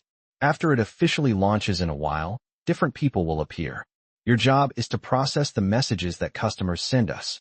If you come, you'll get 1,000 yuan a month, and if you do well, you'll get a commission, Jiang Fan explained. This was the first time he had ever heard of the customer service position. Zhou had to explain it to him. He could only repeat what Fei Fei had said. Really? I want to try it.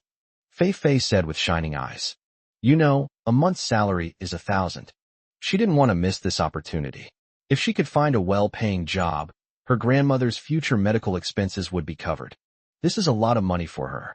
Okay, come find me at the Wangwang Internet Cafe next to the train station. Do you know any hot beauties? We need to photograph women of different styles. If you know any, could you introduce us? Jiang Fan said with a smile. Fei Fei nodded and said, That's no problem. I can help you with the introduction. That's great. Jiang Fan said joyfully. He had already seen hope. I know a woman named Lan Lan. Although she works in a bar, she takes good care of me. If you need, I can take you to her right now. Fei Fei said with a smile. Then I'll have to trouble you. Jiang Fan nodded hurriedly. If he had Sister Lan as an acquaintance, it would definitely be much more convenient for him. Chapter 112, Taking Photos. Fei Fei led Jiang Fan to the bar and found Sister Lan. I'll go talk to Sister Lan first. Fei Fei waved to Jiang Fan, indicating that he should wait for her there and that she would be back in a little while. Jiang Fan nodded and said, Oh. He sat down in the chair and took out a cigarette to smoke. After a while, Fei Fei walked over with a tall woman wearing a red dress and red high heels. The woman had a hot figure, a very delicate face, and an outstanding temperament, like a beautiful rose. You must be Sister Lan? Jiang Fan asked with a smile. Lan Lan nodded and said, Yes. Fei Fei just told me about taking pictures. I'm okay with it. Shall we take them now? Great. Let's take pictures here. Jiang Fan glanced around the bar. The lighting was dim, and there weren't many people around, making it perfect for taking photos. Sister Lan, just sit on that sofa and strike a pose, Jiang Fan said, beckoning to Lan Lan. Lan Lan glanced at Jiang Fan, smiled, and nodded, saying, Okay, I'll sit here. She sat on the sofa, leaning back against it, her hair cascading over her shoulders, her figure curvaceous, her eyes slightly closed, exuding a languid air. Jiang Fan snapped a bunch of photos of Lan Lan, and he was very satisfied. After filming, Jiang Fan also told Sister Lan about making her a customer service representative. When Sister Lan heard that it was 1,000 yuan, she readily agreed. Jiang Fan was delighted and immediately placed the order. After taking photos of Fei Fei and Sister Lan, Jiang Fan still had to go and take photos of 2 other types of beautiful women. He figured that the place with the most beautiful girls must be a school, so he went straight to Hunan Women's Vocational University. When Jiang Fan arrived at the school, it was exactly 6:30 p.m. Students were leaving the campus one after another, and he observed them from the gate. He suddenly saw a pair of girls, and his eyes immediately lit up. The tall girl looked to be around 1.7 meters tall. She was dressed very coolly, wearing black skinny jeans, a black t-shirt, black leather boots, and a ponytail. She gave off a capable and efficient vibe. The girl next to her was sweet-looking, with short, ear-length hair, big, dark eyes, a straight nose, cherry-like lips, and faint dimples at the corners of her mouth. These 2 beautiful women are named Lu Bingqin and Zhou Xiaoke. Jiang Fan looked at the 2 beauties and secretly marveled. Wow, these 2 beauties are so elegant. Hey ladies, wait for me. Jiang Fan called out to the 2 beauties. Upon hearing the call, Lu Bingqin and Zhou Xiaoke immediately turned around and looked over. When they saw Jiang Fan, they stopped in their tracks and stared at him in confusion. What can I do for you? Lu Bingqin asked with a smile, but there was a hint of wariness in their eyes. I was hoping to invite you 2 to take a set of photos to promote our Love Connection website, Jiang Fan said with a smile. I'm sorry, we're not interested in taking photos, and we're just students, so it's not appropriate for us to deal with things online. You should find someone else. Lu Bingqin said, frowning. After saying that, she pulled Zhou Xiaoka and turned to leave without saying a word to Jiang Fan. Jiang Fan hurriedly ran to the tall, beautiful woman and reached out to block Lu Bingqin and Zhou Xiaoka's path. Don't rush to reject me. This is a legitimate website. We're just taking photos to promote our site. And we do pay you. You'll get 500 yuan for a set of photos. Jiang Fan said with a smile. 500 yuan. Zhou Xiaoka asked, her eyes wide. 500 yuan is my monthly living expenses. Now I can earn 500 yuan just by taking a set of photos, so this job is quite easy. Yes, you'll get 500 yuan if you're willing to take the photos, but that 500 yuan is also the buyout right for your photos. That means the photos you take can only be published on our website, Jiang Fan explained. Zhou Xiaoka was tempted by Jiang Fan's words. This was a good thing, 500 yuan. I can save 3 or 4 days worth of living expenses. I won't have to eat instant noodles every day anymore. And I'll have a good job too. What type of photos are we taking? Zhou Xiaoka asked hesitantly. Although she wanted the 500 yuan, she wouldn't just take the picture. She needed to figure things out first. Don't worry, we're a legitimate photography studio. Since you're the cute type, we'll take cute photos of you, while your friend will be taken to look cooler, Jiang Fan quickly explained. He knew that young girls were wary these days, so he had to explain things clearly. Zhou Xiaoka nodded, then turned to Lu Bingqin and whispered, Bingqin, I think this guy's suggestion is good. We can consider it. Lu Bingqin looked troubled and shook her head, saying, Xiaoku, I don't think this guy is very reliable. What if he sells you off? But it's 500 yuan. There are 2 of us together, and he's all alone, and there are people all over the place outside. I don't think he's lying, Zhou Xiaoka said, frowning. All right then, we can only film near the school, Lu Bingqin said helplessly. 500 yuan is indeed a lot of money for her. We agree, but we can only film near the school, Zhou Xiaoka said. No problem, I promise to film near the school. Jiang Fan nodded. Afterwards, Jiang Fan led Zhou Xiaoka and Lu Bingqin to a less crowded area near the school. Is this place all right? Jiang Fan asked with a smile. Okay, you can stay here. Zhou Xiaoka nodded. Jiang Fan nodded. Okay, which of you 2 wants to go first? I'll do it, Lu Bingqin said first. Jiang Fan nodded, gestured for Lu Bingqin to stand under a tree, picked up his camera, and said, Make your expression a little more serious, and your eyes a little sharper, so that the effect I take will be more impactful. Your posture doesn't need to be too stiff, just stand normally. Lu Bingqin followed Jiang Fan's instructions and struck a few poses. That looks cool. Step back a little more.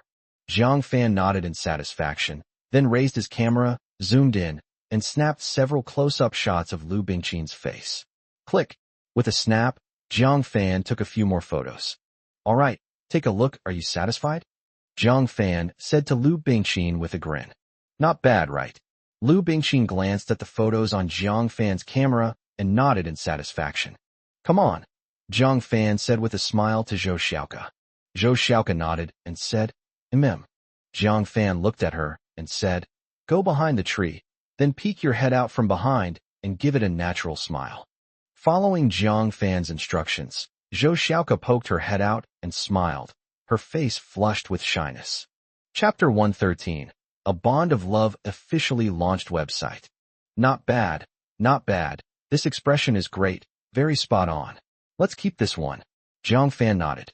Jiang Fan then took out his camera and snapped 2 photos. Then, Jiang Fan had her sit on the grass and started adjusting the camera. The scenery here is quite nice. Move a little closer. Click. Jiang Fan continued adjusting the camera. Click. The camera captured Zhou Xiaoka's expression once again. All right, Jiang Fan said with a smile, putting away his camera. How's the result now? Lu Bingqin stared at the camera screen, quite surprised. She found the photos to be very beautiful, especially the one Jiang Fan captured of Zhou Xiaoka's smile, which gave her a sense of youth. She felt that this photo was sure to become a hit. It's great, Lu Bingqin said with a smile. Jiang Fan put away his camera, took out 1,000 yuan from his pocket, and gave 500 yuan each to Lu Bingqin and Zhou Xiaoka. Lu Bingqin and Zhou Xiaoka took the money, exchanged a glance, and were secretly pleased. This money was too easy to earn. Thank you, Zhou Xiaoka said happily. You're welcome. Jiang Fan said with a smile. Then, turning to Lu Bingqin and Zhou Xiaoka, he continued, I have another job here. I can become a customer service representative for our website. The salary is 1,000 yuan a month, and there will be commission if I do a good job. After Jiang Fan finished speaking, he explained to them the main tasks of customer service and their working hours. Lu Bingqin and Zhou Xiaoka were overjoyed. They never expected Jiang Fan to introduce them to such a great job, one they had never encountered before. 1,000 yuan. That's a lot of money. So the two of them readily agreed. After leaving Hunan Women's Vocational School, Jiang Fan immediately found Jiang Zhou. Zhou, I've found and taken photos of all the types of beautiful women you wanted. Take a look. Jiang Fan took out his camera, opened the photos, and handed them to Jiang Zhou. Jiang Zhou took the camera and immediately began flipping through the pages. This one is called Fei Fei. She's the innocent type. This one, taken in the bar, is called Lan Lan. The other two, the handsome one is called Lu Bingqin, and the cute one is called Zhou Xiaoka. Jiang Fan introduced to Jiang Zhou, pointing to the 4 beauties in the photos. Very good. Those are the 4 of them. Jiang Zhou nodded in satisfaction. Okay, by the way, Zhou, didn't you ask me to talk to them about customer service? I did, and all 4 of them agreed, Jiang Fan mentioned. Jiang Zhou nodded, smiled, and patted Jiang Fan on the shoulder, saying, That's good. I'll let them know when I've made up my mind. We have more important things to do right now. What's the important thing? Jiang Fan asked. Come with me. Jiang Zhou smiled mysteriously. Jiang Zhou brought Jiang Fan to the internet cafe, where Jiang Yun was currently checking for vulnerabilities in the Love's Bond website. Jiang Yun. Jiang Zhou called out, and Jiang Yun looked up. All right, stop what you're doing, and let's register accounts for the 4 of them first, Jiang Zhou said to Jiang Yun. Okay, Jiang Yun replied, quickly putting down his work and restoring the computer to its original state. Okay, first open the website for Love at First Sight, Jiang Zhou said. Jiang Yun nodded and, following Jiang Zhou's instructions, opened the website, which led to the Love's Bond website. Register an account, Jiang Fan said to Jiang Yun. Jiang Yun clicked on the account login, then clicked on the Register Account button below, and a window immediately popped up. The form asks for your username, password, gender, age, etc. How do I fill it out? Jiang Yun asked. Fill in the first girl's name first, and name her Fei Fei. She likes to sing. Her gender is female and her age is 20-inch. Jiang Zhou thought for a moment and said to Jiang Yun. Okay, please wait a moment, Jiang Yun replied. 2 minutes later, Jiang Yun finally confirmed that Fei Fei liked to sing, was female, and was 20 years old, and registered an account. Try logging in, Jiang Zhou said. Jiang Yun returned to the login page, entered his username and password, and logged in directly. Soon the screen popped up with an options box. Your hobbies: singing, watching dramas, playing video games. Let's choose to sing, Jiang Zhou said. Jiang Yun chose to sing, and after clicking confirm below, he was taken to the profile page of the Love's Bond website. The profile page displayed the account's information, and there was also a photo wall below. Here's the thing, you take this set of photos of Fei Fei from this camera, and put them on Fei Fei's main profile page, but you have to choose a classic one and put it at the very top of the homepage, so that people can see it at a glance. That way, when someone clicks into our website, they will immediately see Fei Fei's photo, Jiang Zhou said. Good. Jiang Yun looked through the photos taken by Jiang Fan, and Jiang Fan pointed to the first person in the photo and said, That's Fei Fei. Great job, Brother Fan. You found everyone and got all the filming done in just 1 day, Jiang Yun praised, giving a thumbs up. Jiang Fan chuckled and said, Of course, this is nothing to me. Jiang Yun smiled, then uploaded Fei Fei's set of photos to her account's photo wall, and selected a photo of her pointing at her mouth with her finger and looking at the camera innocently as her homepage. Jiang Zhou, take a look, is this okay? Jiang Yun asked. Yes, very good. Jiang Zhou nodded in approval. Jiang Yun then registered accounts for Lan Lan, Lu Bingqin, and Zhou Xiaoka and uploaded photos for them. Each of them had an eye-catching photo on their homepage. All done. Jiang Yun breathed a sigh of relief after finishing all this. Let me see. After saying that, Zhang Zhou took the mouse and reopened the Love Connection website. As soon as he opened the login page, photos of 4 beautiful women appeared, along with their account names. The photo of Lan Lan shows her lounging on a sofa in a bar, legs crossed, one hand supporting her chin, her eyes fixed on the screen with a relaxed expression. The photo of Lu Bingqin is a close-up of her face, with a deep gaze. Zhou Xiaoka's is very cute, with big eyes, a pout, and an angry look on her face. That's good. This will attract more people to visit our website, Jiang Zhou said with a smile. Yes, this is a great idea. We'll definitely have a lot of customers visiting our website then, Zhang Fan said happily. Yes, Jiang Yun, you need to promote this website to all 110 computers in our internet cafe right now. The website page must automatically pop up as soon as the computer is turned on and logged in, Jiang Zhou said. Okay, I'll start right away, Jiang Yun said, immediately beginning to operate the mouse. 15 minutes later, Jiang Yun stopped operating. Done, Jiang Yun said happily. Chapter 114, Walmart Network Technology Company, Limited. Great. Let's just stay here and see how things go, Jiang Zhou said with a smile, patting Jiang Yun on the shoulder. Jiang Yun nodded, his eyes fixed on the screen. There were many people using the internet in the cafe now. It was just a matter of whether anyone would be willing to click on this website. He was a little nervous. At this moment, a boy walked into the internet cafe. Upon closer inspection, it turned out to be Li Hao, who had brought a group of people to the internet cafe last time and happened to catch Jiang Zhou returning from buying a new computer. Li Hao paid the money directly, found a computer, turned it on, and immediately saw the pop-up page of the Love Connection website. He looked at the photos of the 4 beautiful women, his eyes suddenly sparkling. Then his gaze lingered on Fei Fei's face, and he couldn't help but think to himself, wow, what a beautiful girl. He glanced at the account login page next to him and immediately registered an account. He registered very quickly. Then, he clicked on the Love Connection website and directly opened Fei Fei's profile page. When he saw Fei Fei's photos on the screen, Li Hao's eyes widened immediately. What a beautiful woman. So gorgeous. Wow, what a beautiful woman. Li Hao exclaimed excitedly. Li Hao, what are you looking at? A chubby boy next to Li Hao looked at him curiously. There are just too many beautiful women on this website, Li Hao exclaimed. Upon hearing Li Hao's words, the chubby boy's eyes immediately lit up with greed. He craned his neck to look at Fei Fei's photo on the screen. Wow, this is so beautiful. What website is it? The chubby boy exclaimed. A thread of fate connects us.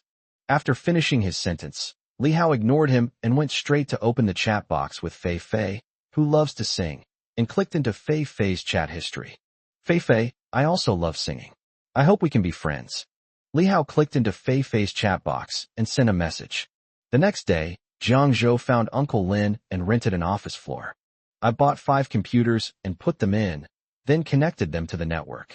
Jiang Zhou glanced around and felt that the office was still too monotonous.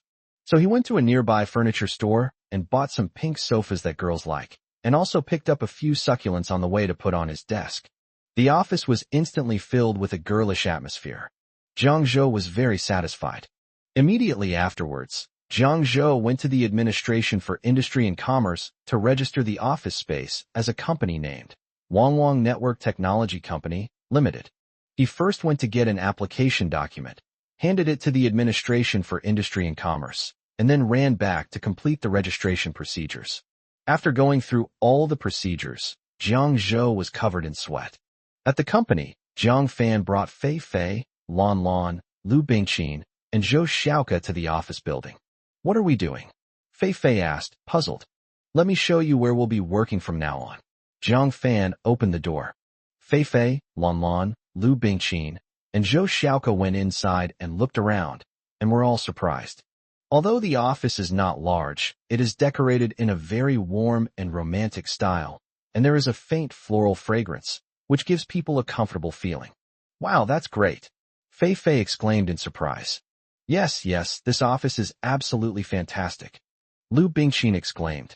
I like it here too, Zhou Xiaoka said. Zhou Xiaoka's gaze fell on the pink sofa, and his eyes immediately lit up. This sofa is so cute, Zhou Xiaoka exclaimed. Her family's living conditions were decent, and they even had a computer, but compared to the computers in this office building, they were nothing, utterly insignificant. The computers here all look great, and they're so much better than hers. Fei was very happy with the office environment. If she could work here, she wouldn't need to go to the bar anymore, and the salary here would be higher than at the bar. Boss, what are we going to do now? Zhou Xiaoka asked Jiang Fan expectantly. I'm not the boss. You guys familiarize yourselves with the place first. The boss will be here in a bit, Jiang Fan said. Yes. Zhou Xiaoka and the others nodded in agreement, all very excited, as they had been looking forward to being here. After a while, Jiang Zhou walked into the office building, holding the company registration documents in his hand, with a bead of sweat on his face. Zhou, you're here. Jiang Fan greeted him with a smile. Jiang Zhou looked up when he heard the sound and saw 4 girls staring at him. He was stunned for a moment. Zhou, these are our 4 customer service representatives, Jiang Fan said immediately. Jiang Zhou nodded, looked at the 4 beautiful women, and said with a smile, We are Wangwang Network Company, Limited. Welcome to our website. You are now our members. He chose to rent another office floor because the website couldn't be set up in an internet cafe. After all, the internet cafe environment isn't very good, and it's full of girls. Hello, boss. Zhou Xiaoka and the others shouted in unison. Fei, Lu Bingqin, and Zhou Xiaoka, the 3 girls, didn't dare to look up at Jiang Zhou because they thought he was very handsome, so handsome that their hearts were racing. There's also a mature, masculine charm that makes him very attractive. Lan, being a worldly woman, sized up Jiang Zhou. I have to admit, this man is quite handsome. Most importantly, she could sense a unique quality about him that made her feel very comfortable. Okay, this will be your workplace from now on. Let's have a meeting now and introduce your jobs, Jiang Zhou said with a smile. Zhou Xiaoka immediately became excited upon hearing this. Boss, we'll all work hard, Zhou Xiaoka said with a grin. Lan, Lu Bingqin, and Fei nodded with smiles. Jiang Zhou looked at the 4 girls and said, The 4 of you need to use the accounts the company set up for you to chat with other people. Someone will send you messages from the back end, and you need to reply to them. But there are techniques to replying, because you need to attract the other person's attention and make them interested in you. As Jiang Zhou spoke, he turned on a computer and logged into Fei's account. He saw that Fei's account already showed 99 plus messages and nodded to himself. Come and look here, this account belongs to Fei. You've already received many messages from people. Just open one at random and see how you would reply, Jiang Zhou said to the 4 people with a smile. Zhou Xiaoka and the other 3 gathered around, and when they looked at the information on the account, they were all stunned. So many messages? Lan exclaimed in surprise. Yes, that's right. Zhou Xiaoka nodded. Chapter 1:15 Kindergarten starts. How am I supposed to reply to so many messages? Fei asked, puzzled. Let's see if anyone is interested in you first. Take a look, and if anyone is interested, reply. If not, don't reply, Jiang Zhou said with a smile. Fei nodded. There were many messages from other people, most of whom expressed their admiration for her. She randomly clicked on one and saw the message. Fei, I like you. Will you be my girlfriend? She immediately wanted to click the X button, but Jiang Zhou stopped her, saying, This is it. Everyone was attracted here by your beauty. What would you say if it were this? Of course we refused. Fei said hurriedly. Jiang Zhou shook his head and said, Refusing is definitely not an option. If you refuse, wouldn't we lose our users? Then how should I answer? Fei asked, perplexed. We can reply like this, Jiang Zhou said, typing a few lines on the keyboard, and soon a message appeared on the computer screen. We don't know each other very well yet. Let's get to know each other better first, and then see if we're a good match. After Jiang Zhou finished playing, he looked at everyone and said, You need to arouse their curiosity and make them more interested in you. Oh, I see. Zhou Xiaoka and the other 3 nodded. They all understood what Jiang Zhou meant. Afterwards, Jiang Zhou logged into the accounts of Lan, Lu Bingqin, and Zhou Xiaoka, teaching them how to contact other netizens and how to attract attention. After teaching them all, he taught them how to create accounts on various chat platforms, saying, You need to use these accounts to chat in various chat rooms, and when the time is right, you need to bring people to our Love Connection website to increase our customer base. Okay, we'll definitely work hard. We know what to do. We will work hard, Zhou Xiaoka and the other three said in unison. Now that you understand, let's do it, Jiang Zhou said with a smile. Yes, the four replied in unison. After finishing up things here in the evening, Jiang Zhou returned home. Su Wanxue and the others had already prepared dinner and were waiting for him to return. Daddy, when Belle saw Jiang Zhou return, she jumped up from her chair and rushed towards Jiang Fan. Jiang Fan opened his arms and hugged Belle, then gently stroked her nose and said with a smile, Have you been a good girl and listened to Mommy today? Belle nodded and said, I'll be good today. Bauer and Xianger sat on the chairs watching Bayer being held in Jiang Zhou's arms. They were very envious, but they didn't dare to act like Bayer and could only watch silently. Zhou, hurry up and wash your hands and eat, Lin Yuehua said with a smile as she came out of the kitchen carrying a bowl of soup. Jiang Zhou nodded. Okay. After putting Belle down, he patted Xianger and Bauer's heads and said, Bauer, Xianger must have been a good girl too. After saying that, Jiang Zhou went into the kitchen to wash his hands. Bauer and Xianger exchanged a glance, then nodded simultaneously, smiling happily. After Jiang Zhou washed his hands and sat down, the family happily began to eat. After finishing her meal, Su Wanxue went to clear the dishes. Lin Yuehua and Zhang Haisheng also returned to their house. Jiang Zhou accompanied the three little girls to play outside. Jiang Zhou, do you have time tomorrow? Su Wanxue asked as she came out of the kitchen after washing the dishes.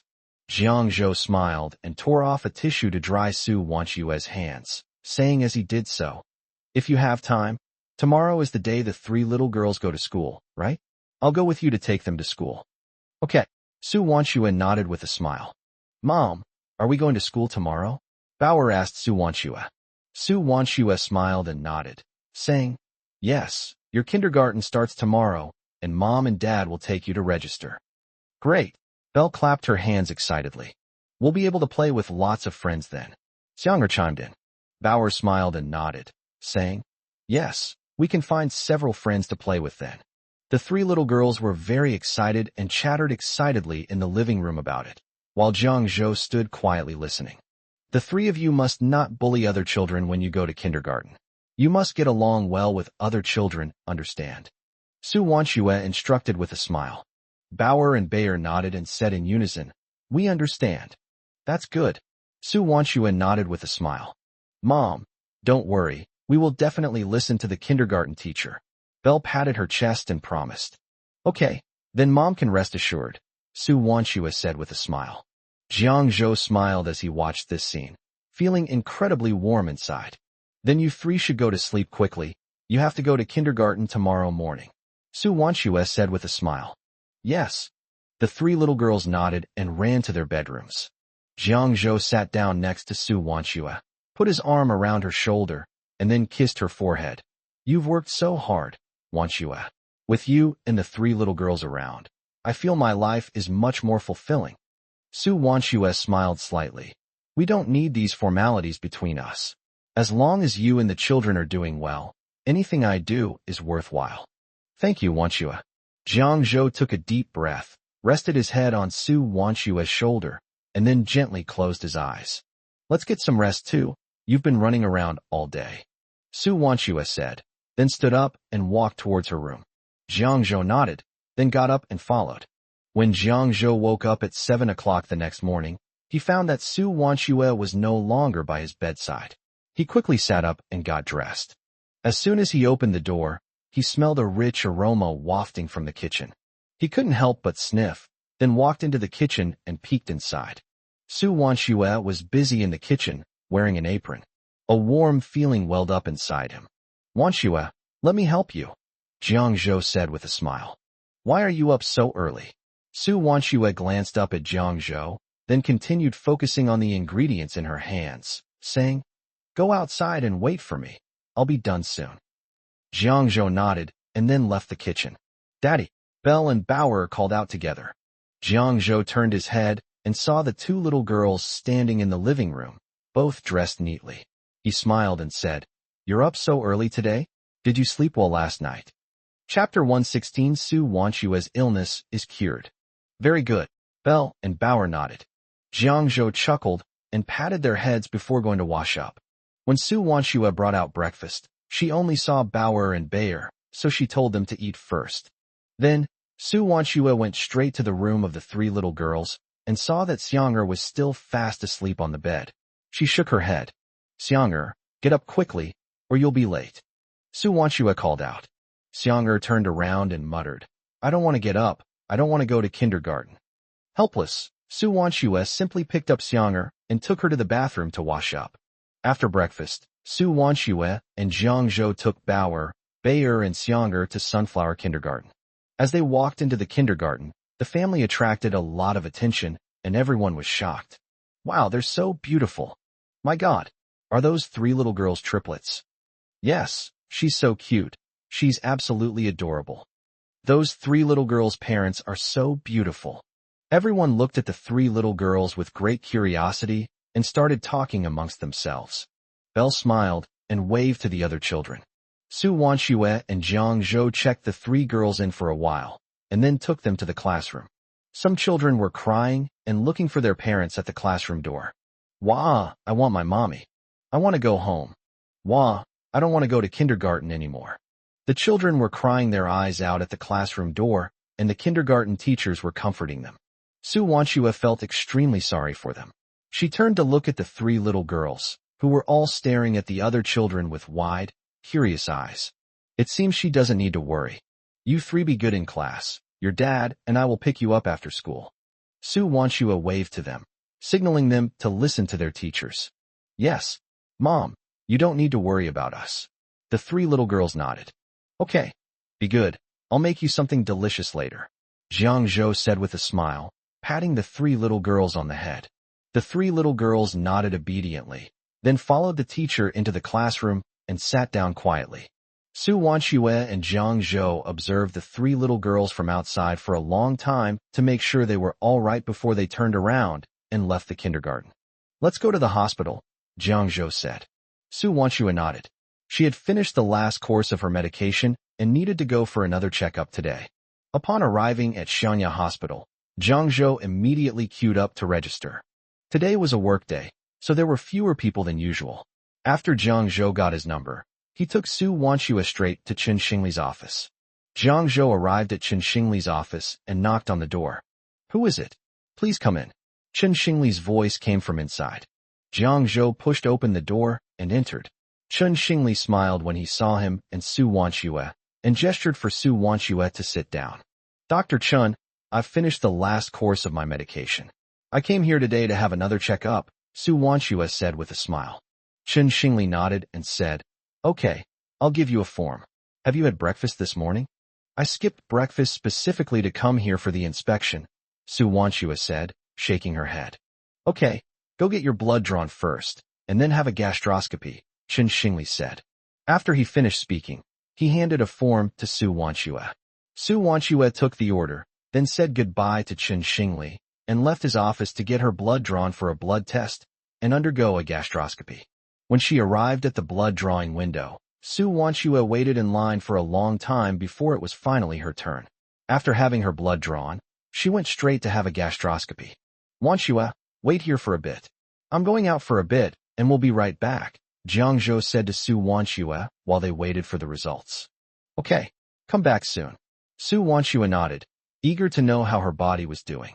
Jiang Zhou exited the hospital and saw a vendor selling breakfast from a cart nearby. He walked over to the stall. Jiang Zhou looked at the various steamed buns, soy milk, and fried dough sticks on the stall, and then at the various items in the vendor's cart. He said directly, Boss, give me a meat bun and a cup of soy milk. Okay, please wait a moment. The vendor immediately agreed and got to work.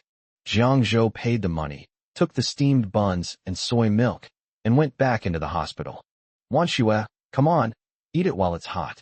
Jiang Zhou walked up to Su Wanshue, took out the steamed buns, and handed them to her. Su Wanshue looked at the steamed buns and soy milk in Jiang Zhou's hand with surprise.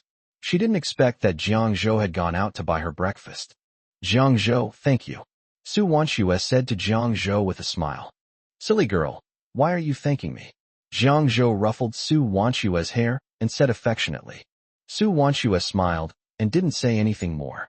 Jiang Zhou handed her the steamed bun. Eat it quickly. Su Wanchue responded, and began eating her steamed buns and soy milk. She hadn't eaten anything all morning, and she was indeed hungry. I didn't feel anything when I had the checkup, but now the smell of steamed buns is making me hungry.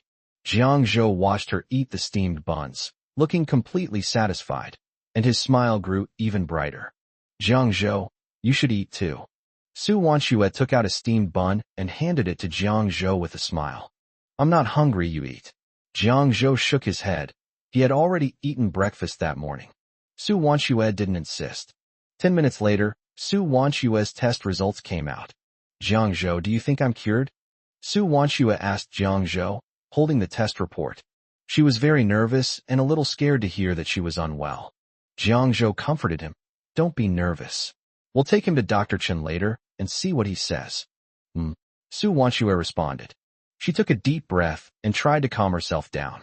Jiang Zhou and Su Wanchue came to Chen Xingli's office again. Chen Xingli looked at them and smiled, saying, How did it go? Dr. Chen, take a look. Su Wanchue handed the examination report to Chen Xingli. Chen Xingli flipped through the test results. Dr. Chen, do you think I'm cured? Su Wanchue looked at Chen Xingli nervously. Chen Xingli closed the examination report and said with a smile, Congratulations, your body has recovered very well. You are basically cured now, but you still need to rest more and not overwork yourself. Really? Su Wanchue said happily. Chen Xingli smiled and nodded. Thank you so much, Dr. Chen. I'm so happy. Su Wanchue said excitedly. You're welcome. It's what I should do, Chen Xingli said with a smile. Su Wanchue smiled and nodded. She turned to Jiang Zhou and said happily, Jiang Zhou, I'm all better. Chapter 117, A Small Celebration. Wanchue, this is wonderful news. Jiang Zhou was also happy for Su Wanchue. He looked at Chen Xingli and continued. Thank you, Dr. Chen. Chen Xingli smiled and waved his hand, saying, You don't need to be so polite. As doctors, we naturally all hope our patients recover quickly. Jiang Zhou smiled and said, Then Dr. Chen, we'll be going now. Okay, I wish you happiness. Jiang Zhou smiled and nodded, then left the hospital with Su Wanchue. Su Wanchue shed the tension she had shown when she first arrived at the hospital, and her face was filled with a happy and sweet smile. Jiang Zhou looked at her and felt very happy. In this life, he seized the opportunity. Wanchue's illness has been cured. Su Wanchue has fully recovered. This is so exciting. Jiang Zhou, this is all wonderful. I'm so happy. But I still want to thank you, Su Wanchue said to Jiang Zhou. During this time, Jiang Zhou was the one who brewed medicine for her and took care of her. Su Wanchue was deeply moved by Jiang Zhou's kindness to her. Jiang Zhou took Su Wanchue's hand, looked at her gently with a smile, and said, We're husband and wife now. Isn't it only natural for me to be good to you? Upon hearing Jiang Zhou's words, Su Wanchue's pretty face flushed slightly. She lowered her head and looked at the large hand holding hers, feeling the warmth emanating from it. Su Wanchue looked up and smiled at Jiang Zhou. Both of them exuded happiness. Come on, to celebrate your recovery, Wanchue, I'll take you out for a nice meal, Jiang Zhou said with a smile to Su Wanchue. Su Wanchue paused for a moment, then smiled and nodded, saying, Okay, what do you want to eat? I'll buy it for you, Jiang Zhou said with a smile. Su Wanchue hesitated for a moment before asking, Can we eat at the food street? During the time she was taking the medication, she avoided spicy food, afraid that her stomach wouldn't be able to handle it. However, she really missed the stinky tofu and sugar-coated glutinous rice cakes from the snack street. Okay, no problem. I'll take you there, Jiang Zhou said with a smile. When he was with Su Wanchue, he always liked to take her to the snack street to eat snacks. Jiang Zhou led Su Wanchue to the snack street. Su Wanchue's eyes lit up when she saw the stinky tofu displayed in the distance. Jiang Zhou, this stinky tofu smells so good. Let's go eat it, Su Wanchue said excitedly, pointing at the stinky tofu. Jiang Zhou smiled and nodded, then bought her a bowl of stinky tofu. Then they continued walking inside, and along the way Su Wanchue suggested what to eat, while Jiang Zhou smiled and accompanied her, paying for her meals. He was also very happy that Su Wanchue had recovered, and he was relieved. Jiang Zhou, you should try this too, it's delicious. Su Wanchue smiled, and put a piece of stinky tofu into Jiang Zhou's mouth. Jiang Zhou chewed a few times and repeatedly praised, Jiang Zhou noticed the grease residue on Su Wanxue's lips, so he took out a tissue and gently wiped it away. Su Wanxue blushed slightly when she saw how delicate and gentle Jiang Zhou was. Wanxue, let's go. You've just recovered, so it's better to eat less, Jiang Zhou reminded her with concern. After all, Su Wanxue was still a patient who had just recovered, so it was better to be careful to avoid a relapse. Okay, I understand. Su Wanxue nodded obediently. The two left the food street and returned home. Lin Yuehua and Zhang Haixing immediately opened their door upon hearing the noise outside. They felt a surge of relief when they saw Jiang Zhou and Su Wanxue holding hands. Zhou, Xiaoxue, come in and sit down. Su Wanxue nodded and followed Jiang Zhou into Zhang Haixing's house. Xiaoxue, how did your checkup at the hospital go? Have the results come out yet? Lin Yuehua asked with concern. They knew that Su Wanxue was going to the hospital for a checkup today, so they were very worried. Mom, don't worry, I've recovered. Su Wanxue smiled and reassured Lin Yuehua. That's good, Lin Yuehua said repeatedly. Mom and Dad, don't worry, Wanxue has fully recovered. You don't need to worry, Jiang Zhou said. Hearing Jiang Zhou's assurance, Lin Yuehua felt slightly relieved. Then she looked at Su Wanxue and said, Xiaoxue, you still need to be more careful in the future. Don't overwork yourself. Health is the foundation of everything. Hearing Lin Yuehua's instructions, Su Wanxue felt a warm current flow through her heart and nodded, saying, I understand, Mom. Lin Yuehua and Jiang Haixing were relieved, as long as their daughter-in-law recovered. By the way, Bauer, Bayer, and Xianger started kindergarten today, right? Jiang Haixing suddenly remembered something and quickly asked. Upon hearing Jiang Haixing's words, Su Wanxue quickly nodded and said, Yes, Dad. They started school today. Did the three little girls cause any trouble? Lin Yuehua asked with a smile. After all, it's the three little girls' first time going to kindergarten, so they're bound to be a little nervous and scared. She's really a bit worried about them. Jiang Zhou smiled and shook his head, saying, No, those three little girls are very well behaved. They didn't cry or fuss at all. In fact, I saw them getting along very well with the other children. That's good. I was worried they wouldn't adapt well to school, Lin Yuehua said repeatedly. Jiang Haixing smiled and said, Of course. How could my three little girls be anything less than excellent? He then laughed. Lin Yuehua laughed when she heard Jiang Haixing's words. The three little girls must be very popular with their classmates at school, which puts her at ease, since all three children are very beautiful, smart, and sensible. All right, Xiaoxue, you should go back and rest now, Lin Yuehua said with a smile. Upon hearing Lin Yuehua's words, Jiang Zhou and Su Wanxue stood up and said, Then, Mom and Dad, we'll be going now. Lin Yuehua nodded and watched them leave.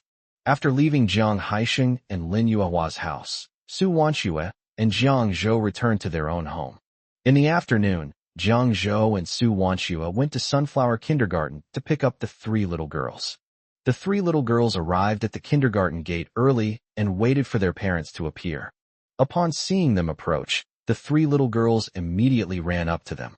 Daddy, Mommy, the three little girls called out in unison. Jiang Zhou patted their heads and said with a smile, Were you good at school today? Very good, the three little girls said in unison. Dad, look. The teacher gave us little red flowers as a reward. Belle proudly showed the red flower to Jiang Zhou. Bauer and Xianger also took out their little red flowers. Jiang Zhou saw that all three of them were holding red flowers, and said with a smile, So well behaved. Chapter 118 Lin Xiao is shocked. Jiang Zhou earns tens of thousands of yuan a day. The kindergarten teacher next to them smiled and praised. Bauer, Bayer, and Xianger are all very well behaved at school. While other children cry and fuss to go home, the three of them never make a fuss. Thank you, teacher. I'll need you to take good care of these three little girls in the future, Su Wanxue said politely. These three little girls are really adorable, and our teachers like them very much too. Don't worry, I will take good care of them, the kindergarten teacher assured her. After exchanging a few pleasantries with the teacher, Su Wanxue prepared to leave the kindergarten with the three little girls. Goodbye, teacher. The three little girls waved. Okay, see you tomorrow, the kindergarten teacher waved. After saying goodbye to their teacher, the three little girls left the kindergarten with Jiang Zhou and the others. Mom, how did your trip to the hospital go? Bauer asked on the way home. Su Wanxue smiled, patted the heads of the three children, and said, Mom's checkup today went very smoothly, and I'm all better now. Hearing Su Wanxue say that she was all better, Bauer and the other two were finally relieved and smiled happily. Great, the three little girls cheered. Jiang Zhou and Su Wanxue exchanged a smile, then took Bauer, Bayer, and Xianger home together. The evening sunset shone on their family, making them look especially warm and beautiful. 2 days later, Lin Xiao, who was on vacation, came to see Su Wanxue. As soon as she entered her house, Wang Kai pounced on her, and Lin Xiao immediately jumped away, saying, You stay away from me. She could never forget how that dog had turned her house upside down. Upon hearing Lin Xiao's words, Wang Kai barked a pitiful woof. Su Wanxue smiled and said, Come and sit down. Are you all alone at home? Lin Xiao asked, slumping down on the sofa. Su Wanxue nodded and said, Yes, Bauer and the others went to kindergarten, and Jiang Zhou went out. I really envy you. I'm exhausted from work every day, Lin Xiao complained. Su Wanxue smiled, knowing that Lin Xiao had been very busy with work lately, and said, I'll make you something delicious later. By the way, I went to the hospital for a checkup last time, and my illness is cured. Upon hearing Su Wanxue's words, Lin Xiao's eyes widened immediately, and she exclaimed, Really? Are you really cured? Yes, the doctor said there are no problems at all now, Su Wanxue said, her eyes filled with excitement. Lin Xiao was very happy to hear Su Wanxue's words. That's good. It's all thanks to Jiang Zhou taking care of me. Otherwise, I wouldn't have recovered so quickly, Su Wanxue said gratefully. Lin Xiao smiled and nodded. Besides, Jiang Zhou's internet cafe business is booming right now, bringing in over 10,000 yuan a day. I believe he'll be able to pay off his million yuan debt soon, Su Wanxue said. Lin Xiao stared at Su Wanxue in shock. Earning 10,000 yuan a day. I work myself to the bone for a year and only earn 10,000 yuan. The difference is quite significant. Looking at Su Wanxue's happy face, she said, That's wonderful. Xiaoxue, you've married a good husband. You're going to have a wonderful life from now on. Lin Xiao's words warmed Su Wanxue's heart. Yes, Jiang Zhou is so good to me, and I feel like I married the right person, Su Wanxue said with a smile. TSK, I was just praising you, and you're already showing off. I'm all alone, and I don't want to keep eating your dog food, Lin Xiao teased with a smile. Hearing Lin Xiao's words, Su Wanxue blushed and said coquettishly, I'll make you eat dog food. Why don't you hurry up and find a partner to bring over to see? Looking at Su Wanxue's charming and adorable appearance, Lin Xiao reached out and pinched her rosy cheek, teasingly saying, You woman really. Your husband treats you so well, and you're practically trying to push me away. Su Wanxue was amused by Lin Xiao and giggled. Lin Xiao and Su Wanxue talked for a long time before ending their conversation. Afterwards, Lin Xiao received a phone call from home as soon as she got home. Dad, Lin Xiao saw the familiar number and carefully called out into the phone. Lin Xiao, have you forgotten about me and your mother because your father hasn't called you? Look how long it's been since you last called us. An angry voice came from the receiver. Lin Xiao muttered softly. Didn't we just get it done last week? What did you say? Lin's father asked in response to Lin Xiao's words. Lin Xiao immediately changed her tune, saying, I've been so busy with work this week, and I finally got some free time. I was just about to call you when you called, Dad. We're really on the same wavelength. All right, stop flattering me. You're coming home for the Mid-Autumn Festival no matter what, or I'll personally go to Changsha to arrest you, Lin's father threatened. Upon hearing his words, Lin Xiao immediately surrendered, saying, Dad, I understand. I will definitely go back. She hasn't gone home for the holidays in the past 2 years, so she really should go back and see her parents. That's more like it, Lin's father said with satisfaction. He has missed his daughter very much these past 2 years, but since she doesn't come home, he can't force her. By the way, Dad, I want to start my own business in the future. I don't want to work for someone else anymore, Lin Xiao said at the start of the lesson. Upon hearing this, Mr. Lin was overjoyed and quickly asked, Really? Xiao, Are you coming back to inherit the family fortune? Dad supports you. He had always hoped that Lin Xiao would inherit his family business, so he was naturally happy that his daughter had brought up this idea. Dad, no, Lin Xiao said, shaking his head. Didn't you want to start your own business? Lin's father pressed. Lin Xiao pondered for a moment and said, yes, but I don't want to inherit the family business. I want to start my own business. So what do you want to do? Lin's father asked. I want to open an internet cafe, Lin Xiao said. Jiang Zhou's internet cafe was making so much money that she wanted to own one herself. The money I earned from working hard for a year was earned in just one day by opening an internet cafe. It was incredibly profitable. An internet cafe?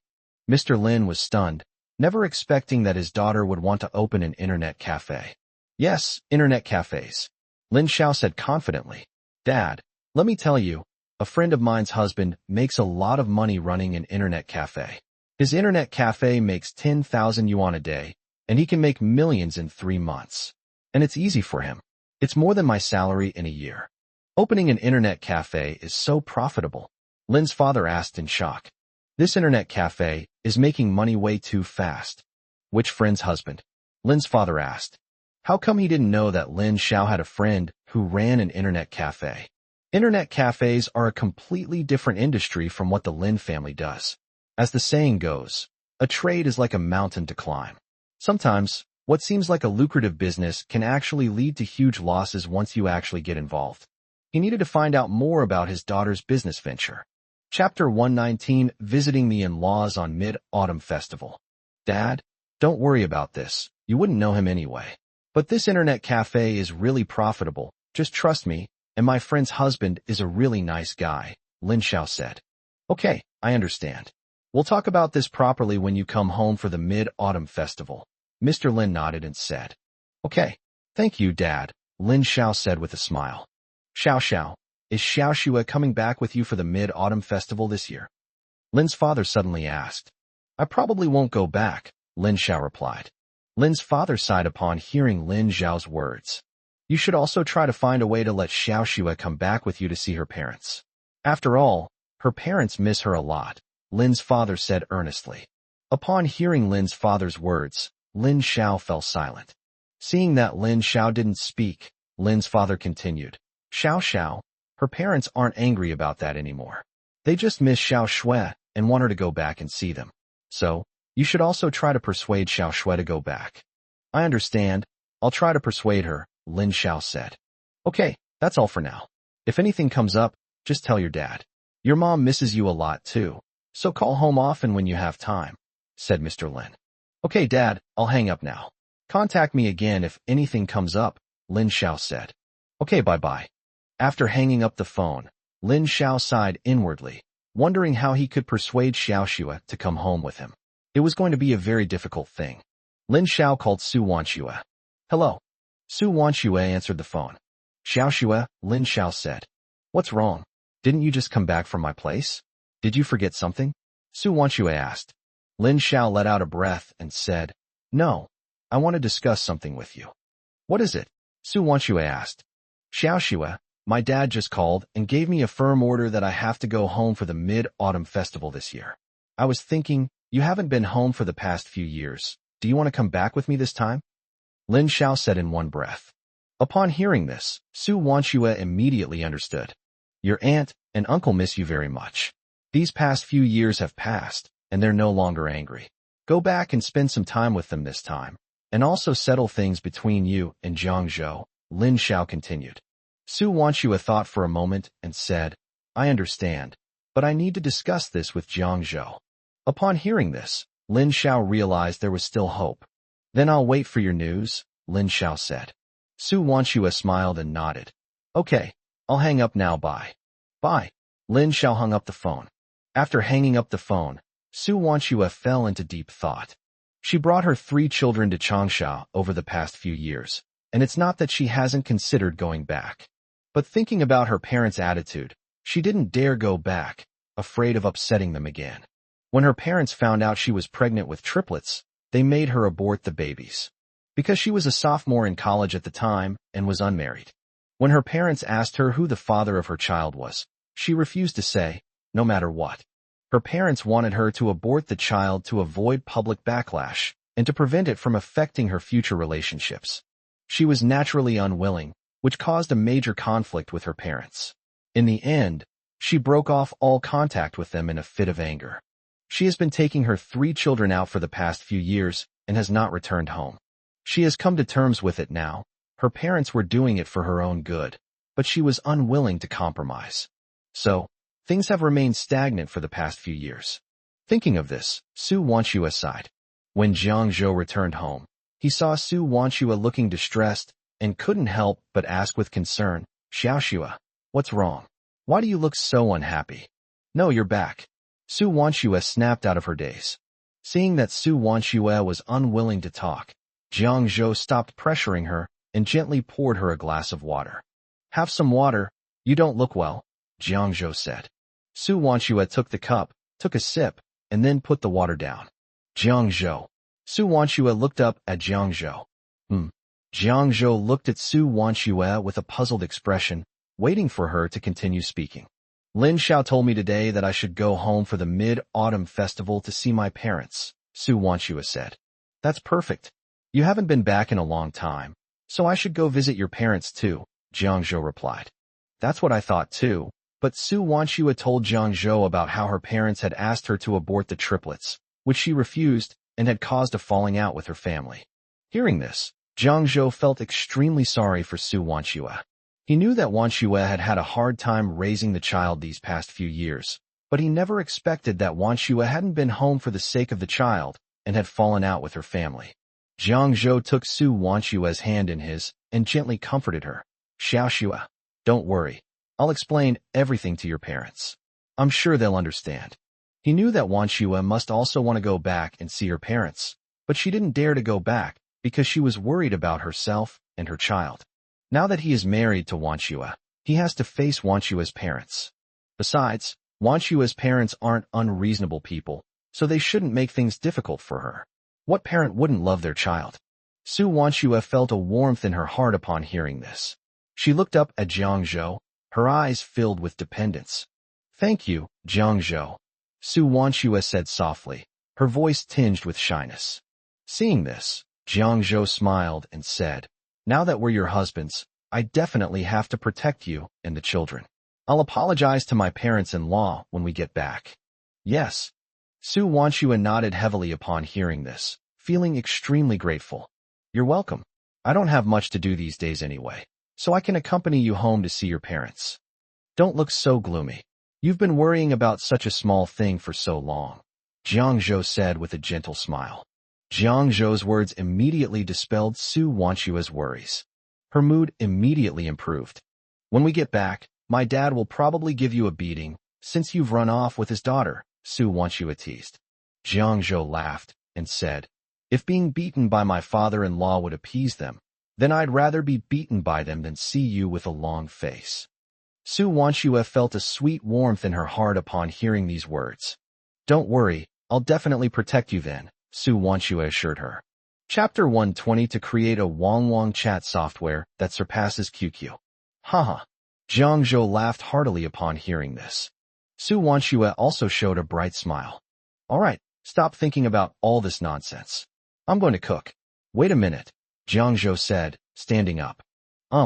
3 days later, Jiang Zhou arrived at Want Company. Now, Fei Fei and the other 3 had become proficient in their work. Zhang Yun also moved his workplace here, and he is mainly responsible for these matters. "Jiang Yun, come here for a moment."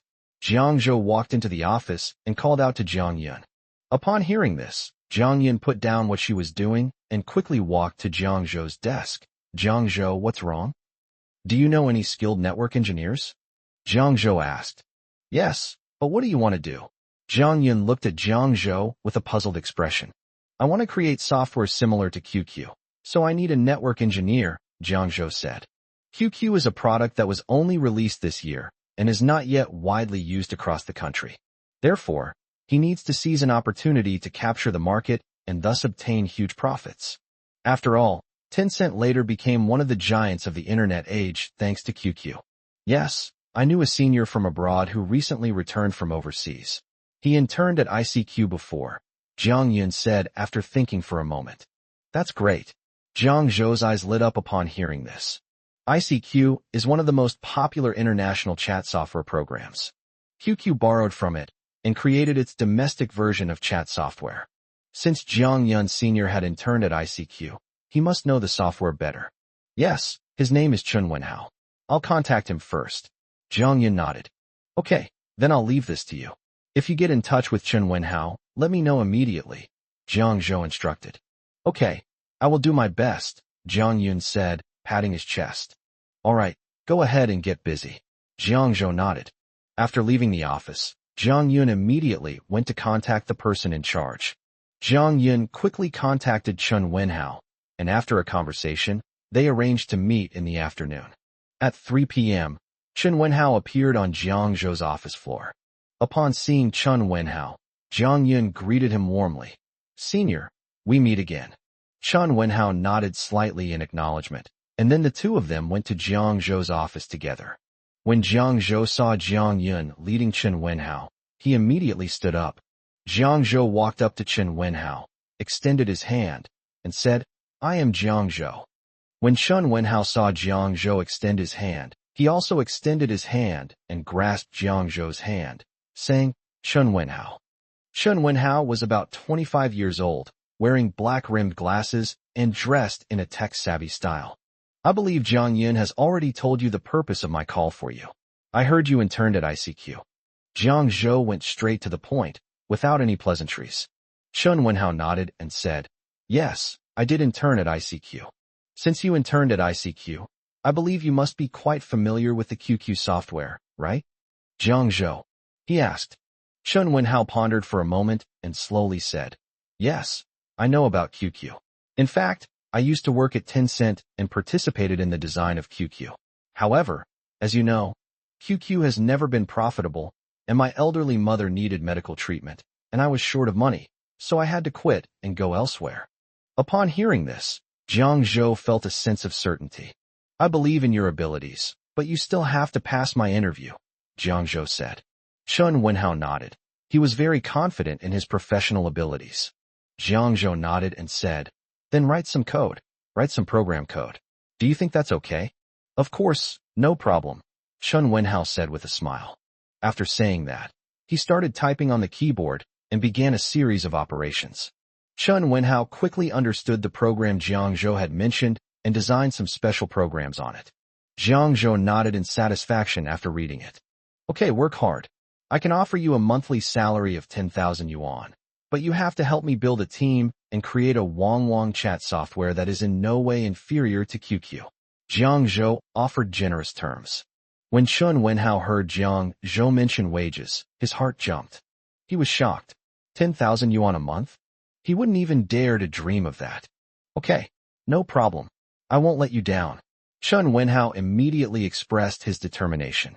Seeing Chun Wenhao's sincerity, Jiang Zhou smiled and patted him on the shoulder, saying, Okay, then I'll wait for your good news.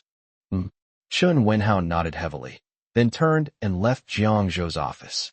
Jiang Zhou then checked the number of customers on the Love Connection website over the past few days. He found that the number of registered users on the Love Connection website had increased from the initial 4 to 1,000. Moreover, among Fei Fei, Lan Lan, Lu Bingqin, and Zhou Xiaoke, Lan Lan has the most fans. Jiang Zhou walked out of the office and looked at Fei Fei and the others who were working.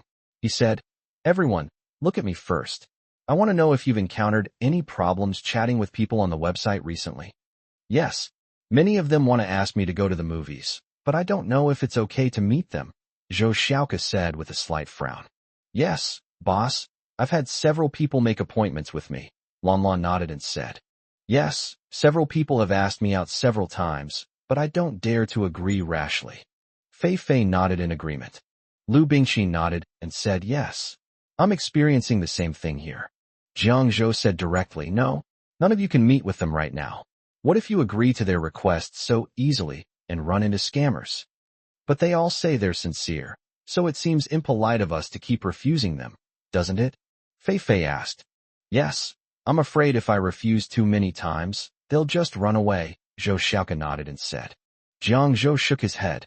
Whether they are sincere or not, you must not easily agree to their requests. If you are deceived, it will be like sending yourselves into the tiger's den. You can give them something to look forward to, make them feel hopeful. But you absolutely cannot easily agree to their invitation. Wait for the right time to discuss everything. Fei Fei and Zhou Xiaoka both nodded. Okay, boss. Okay, boss, we understand. Then you can continue working. Jiang Zhou nodded and returned to his office. Back in the office, I'll be thinking about how to increase the number of customers on the Love Connection website. He felt that the current rate of user growth was too slow and that the pace had to be accelerated. Chapter 121 Goddess Ranking Event. Website traffic explodes. Furthermore, it is essential to find a stable development path so that the Love Connection website can attract more users. After thinking for a while, an idea popped into Jiang Zhou's mind, and he immediately went out and called Jiang Yun into his office. What's wrong? Jiang Yun asked as he entered the office. Jiang Yun, I'm planning an event for the Love's Bond website. This is the only way to increase our customer base. Otherwise, the growth is too slow, which will affect the future development of our website, Jiang Zhou said. Hearing Jiang Zhou say this, Jiang Yun nodded. Jiang Zhou, tell me the specific plan.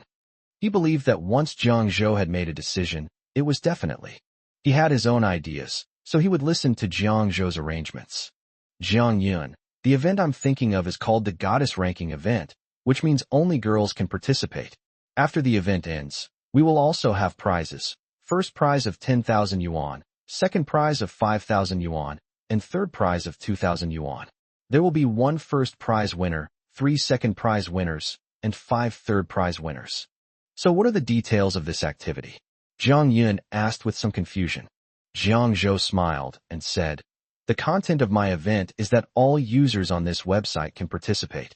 Some users can ask their friends to help them climb the rankings, which will attract more users. Finally, the first, second, and third prizes will be awarded based on the final number of rankings. Upon hearing this, Jiang Yun suddenly realized what was going on. I see. We can definitely organize this event. Jiang Zhou, don't worry, I'll take care of this. Jiang Zhou nodded when he heard Jiang Yun say that. Okay, then I'll leave it to you. You must handle this matter well, Jiang Zhou said. No problem, leave it to me. When do we start this event?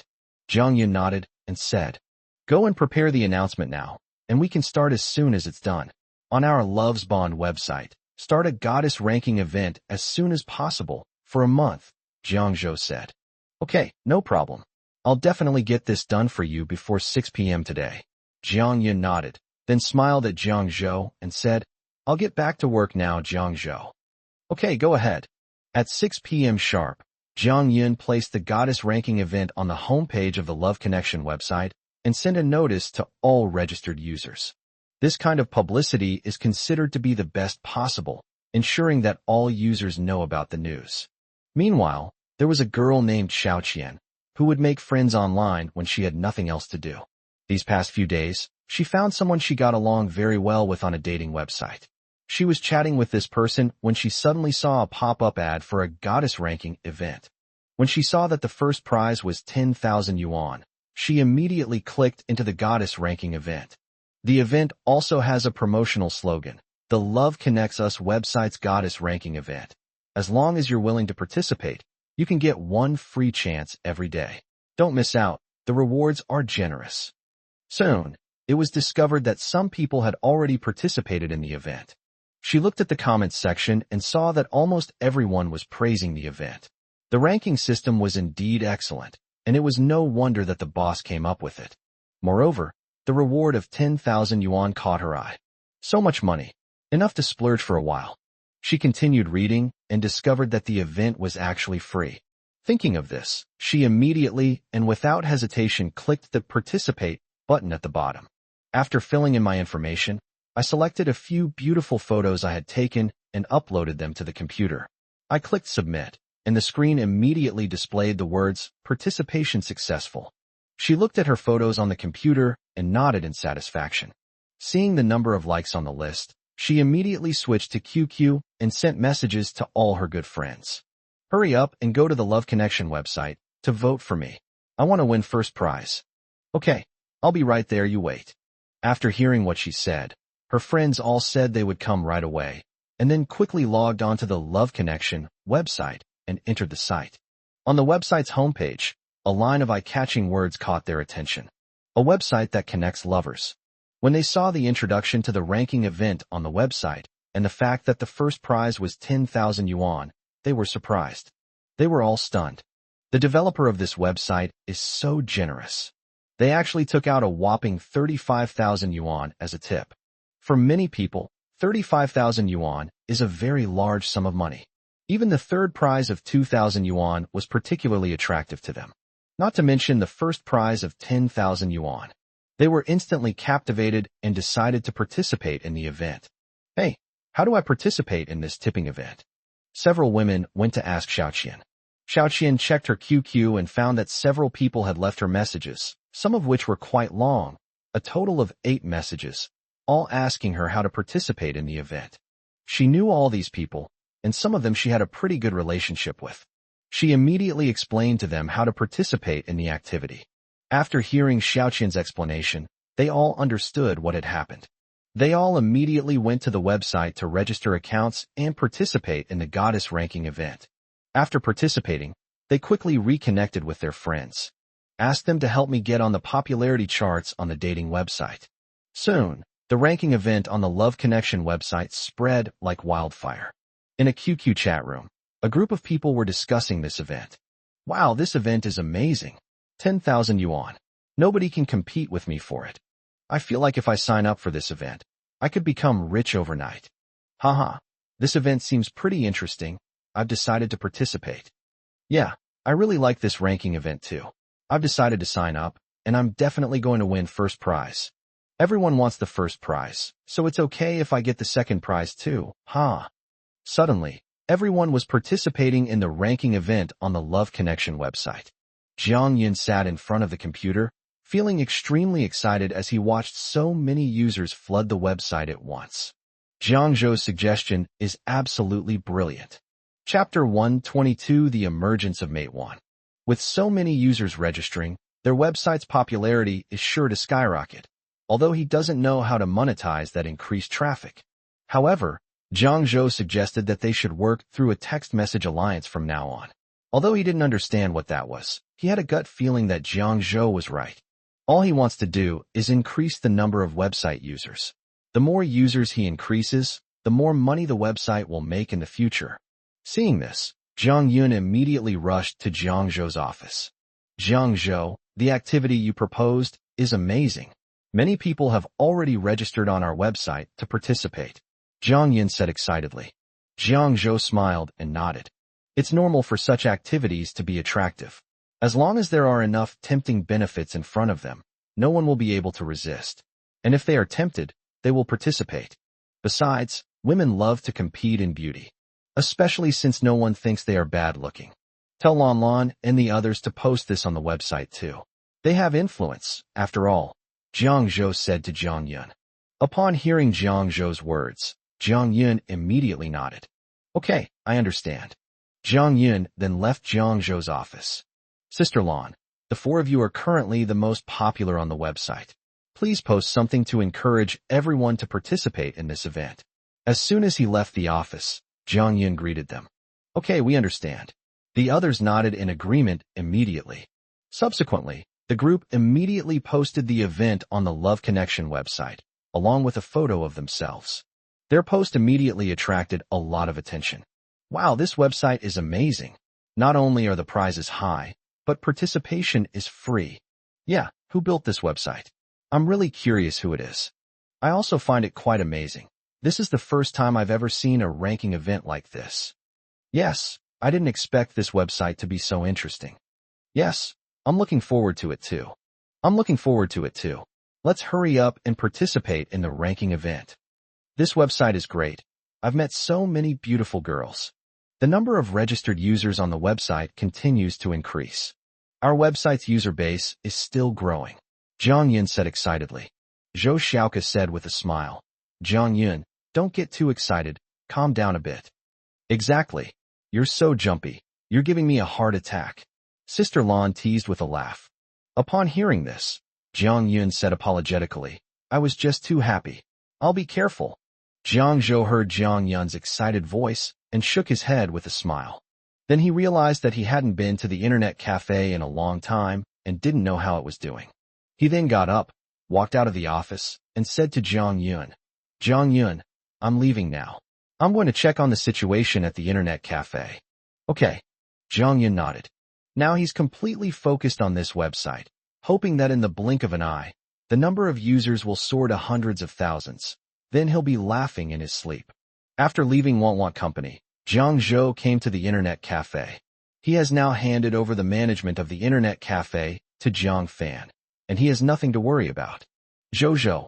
Jiang Fan smiled slightly when he saw Jiang Zhou, and then waved to him. Jiang Zhou saw Jiang Fan waving and nodded with a smile.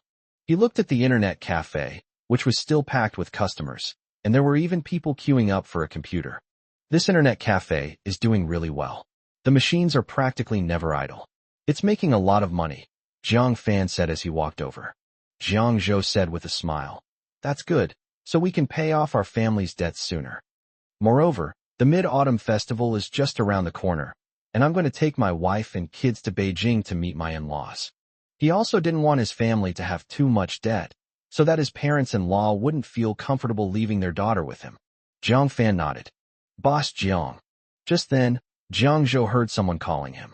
He turned around and saw a dark-skinned man with a bare chest, sweat dripping from his forehead, and a muscular physique walking towards him with a simple, honest smile on his face. Jiang Zhou knew him. He was Wang Daqing, the owner of a fried rice stall near his internet cafe. What's wrong, Mr. Wang? Jiang Zhou smiled and nodded to the person who called him. Wang Daqing smiled as soon as he saw Jiang Zhou. Hee, Mr. Jiang, your business is booming right now, Wang Daqing said with a simple smile. Really? Mr. Wang, your business is doing quite well too. Jiang Zhou looked at Wang Daqing politely. That's nothing compared to you, Mr. Jiang. Actually, I came here today to discuss a collaboration with you, Wang Daqing said with a fawning smile. Jiang Zhou couldn't help but chuckle at his fawning manner. Mr. Wang, please just tell me what you need.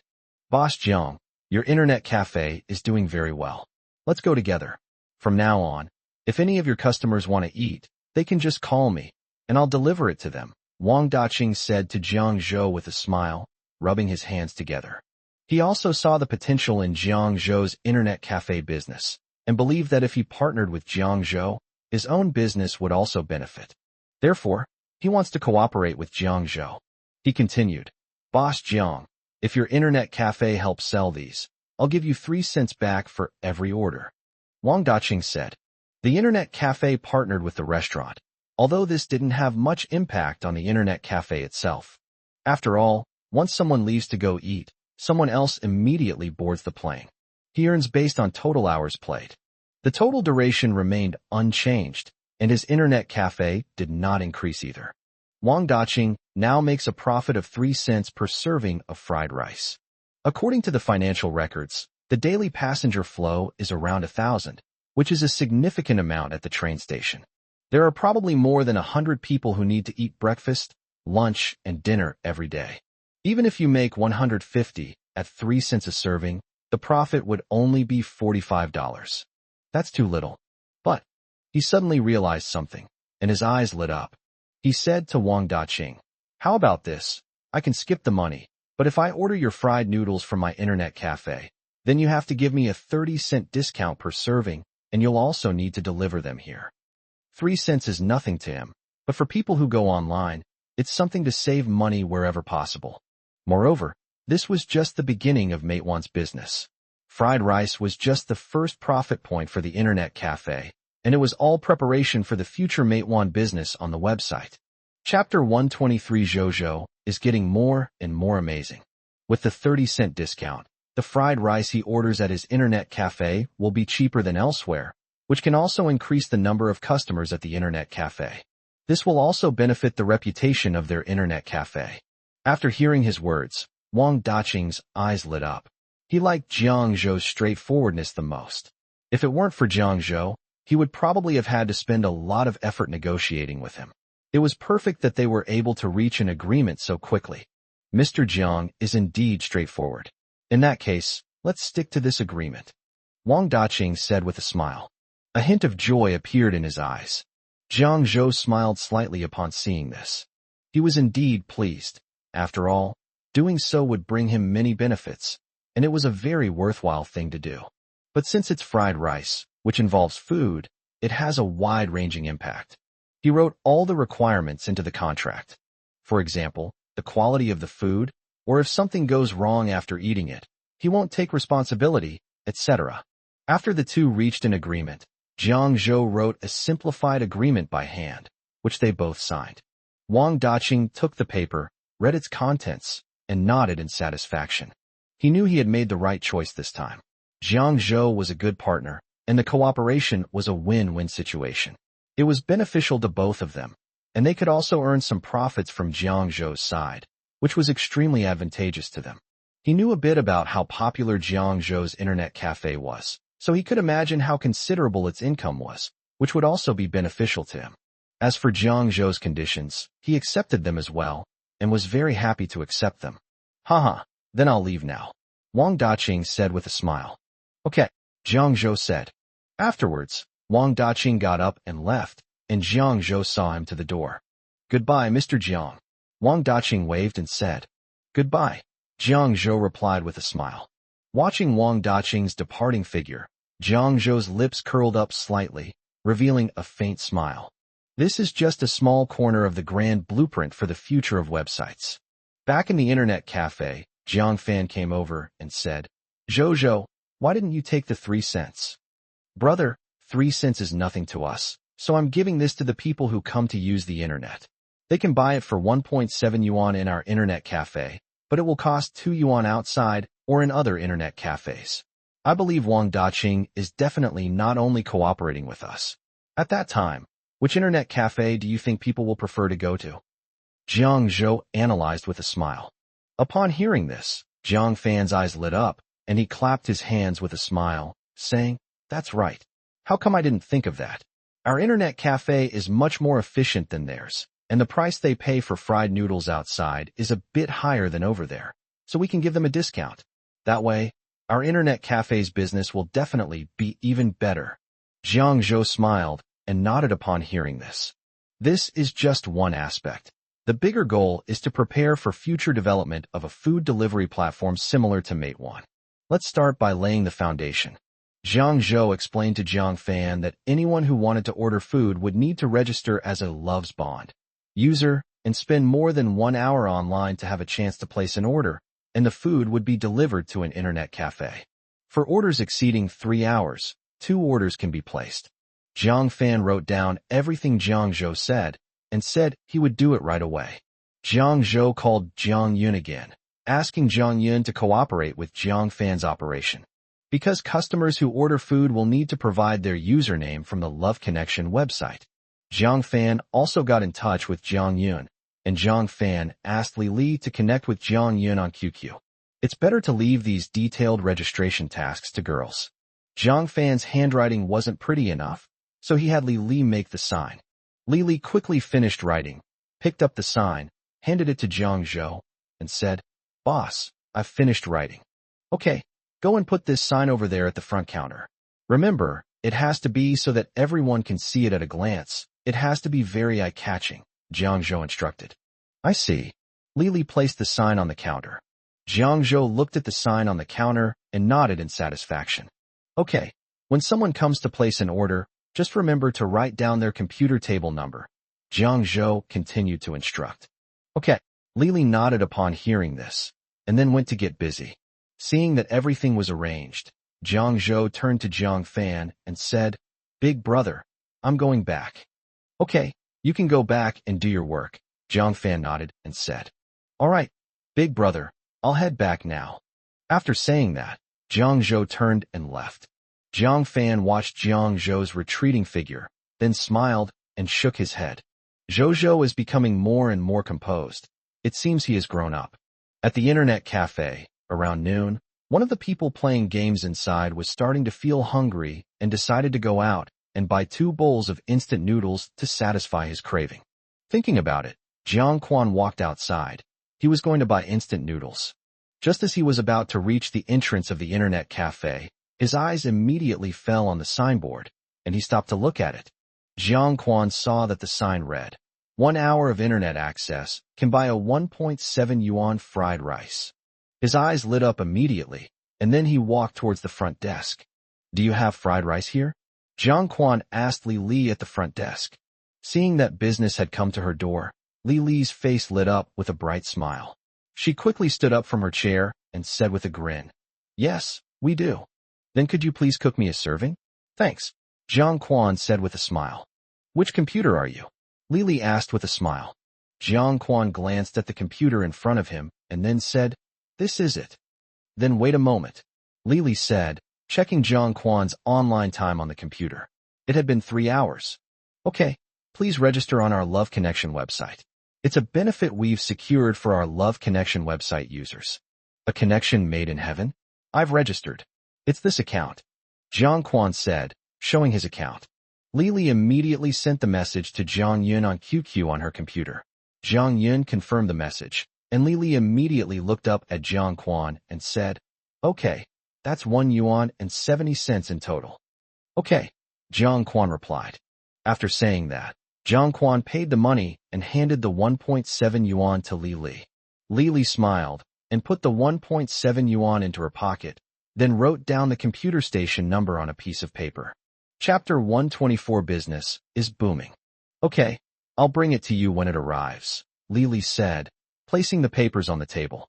Thank you, Jiang Quan said, then left. Afterwards, Li Li put away the 1.7 yuan and continued working. After a while, Wang Daqing's group brought over the fried noodles.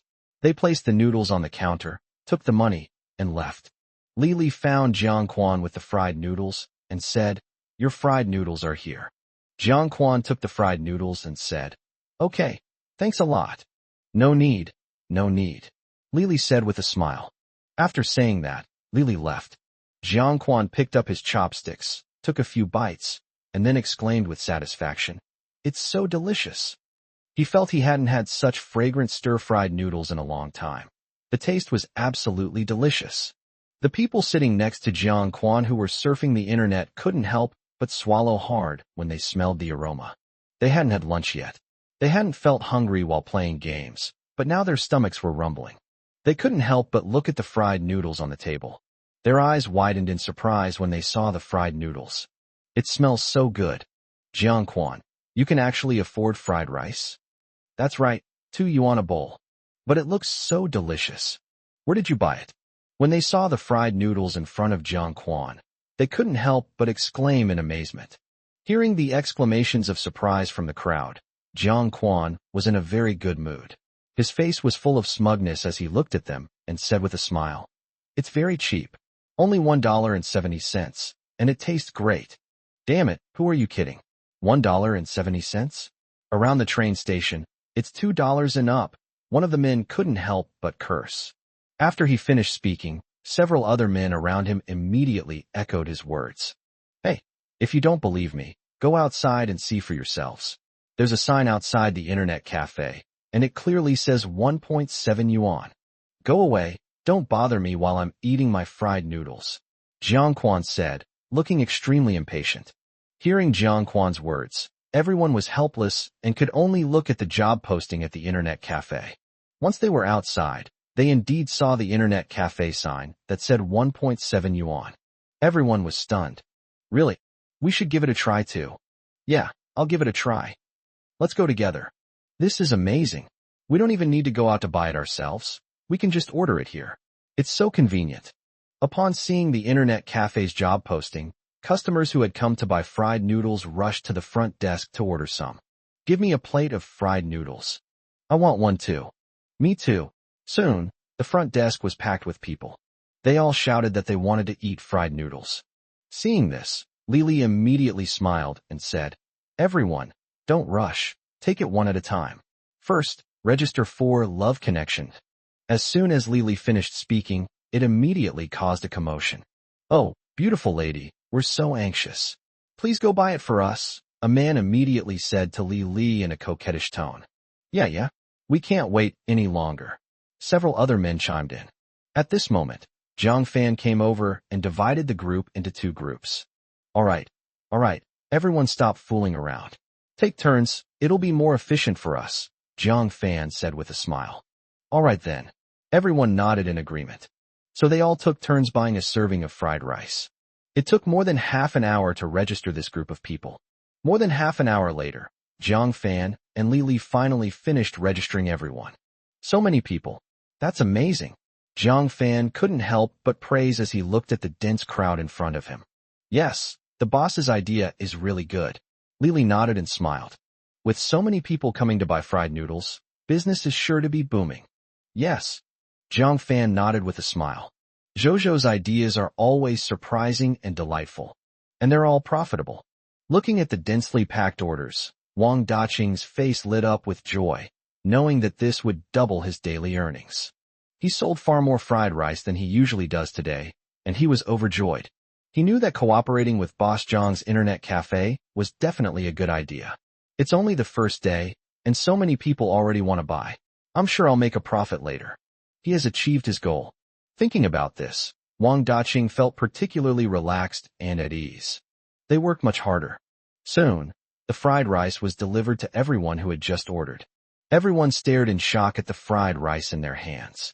My God, it's actually true.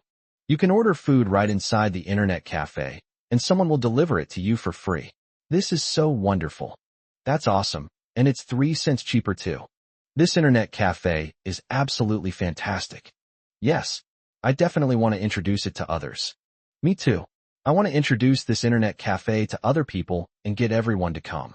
With the Mid-Autumn Festival approaching, Zhang Zhou kept in mind that he was going to accompany Su Wanxue back to visit her parents during the festival. That evening, Zhang Zhou and Su Wanxue went to bed after washing up. Wanxue, what are your parents like? Zhang Zhou suddenly asked. Huh? Su Wanxue was taken aback when Zhang Zhou suddenly asked about her parents' preferences. She hasn't been back to her parents in the past few years because she had a falling out with them, and she doesn't know if their preferences have changed. All she knew was that her father used to enjoy drinking, and that he had even secretly drunk alcohol once in the middle of the night because her mother wouldn't let him. I don't know what he likes anymore.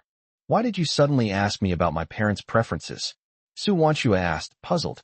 I'd like to know what your parents like, so I can prepare a gift for them, Zhang Zhou said. After all, he had caused a falling out between Su Wanxue's parents and his own parents because of his own actions, so he had to do something to express his apology. This was his first time meeting Su Wanxue's parents, so he needed to prepare something.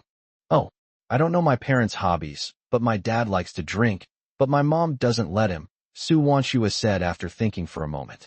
Okay, let's go shopping tomorrow. These are gifts I bought for my parents, Zhang Zhou said. Su Wanxue responded softly. Let's go to sleep, Zhang Zhou said, then hugged Su Wanxue, closed his eyes, and began to fall asleep. Zhang Zhou's hands were warm and pressed tightly against Su Wanxue's body, giving Su Wanxue a strange sense of security.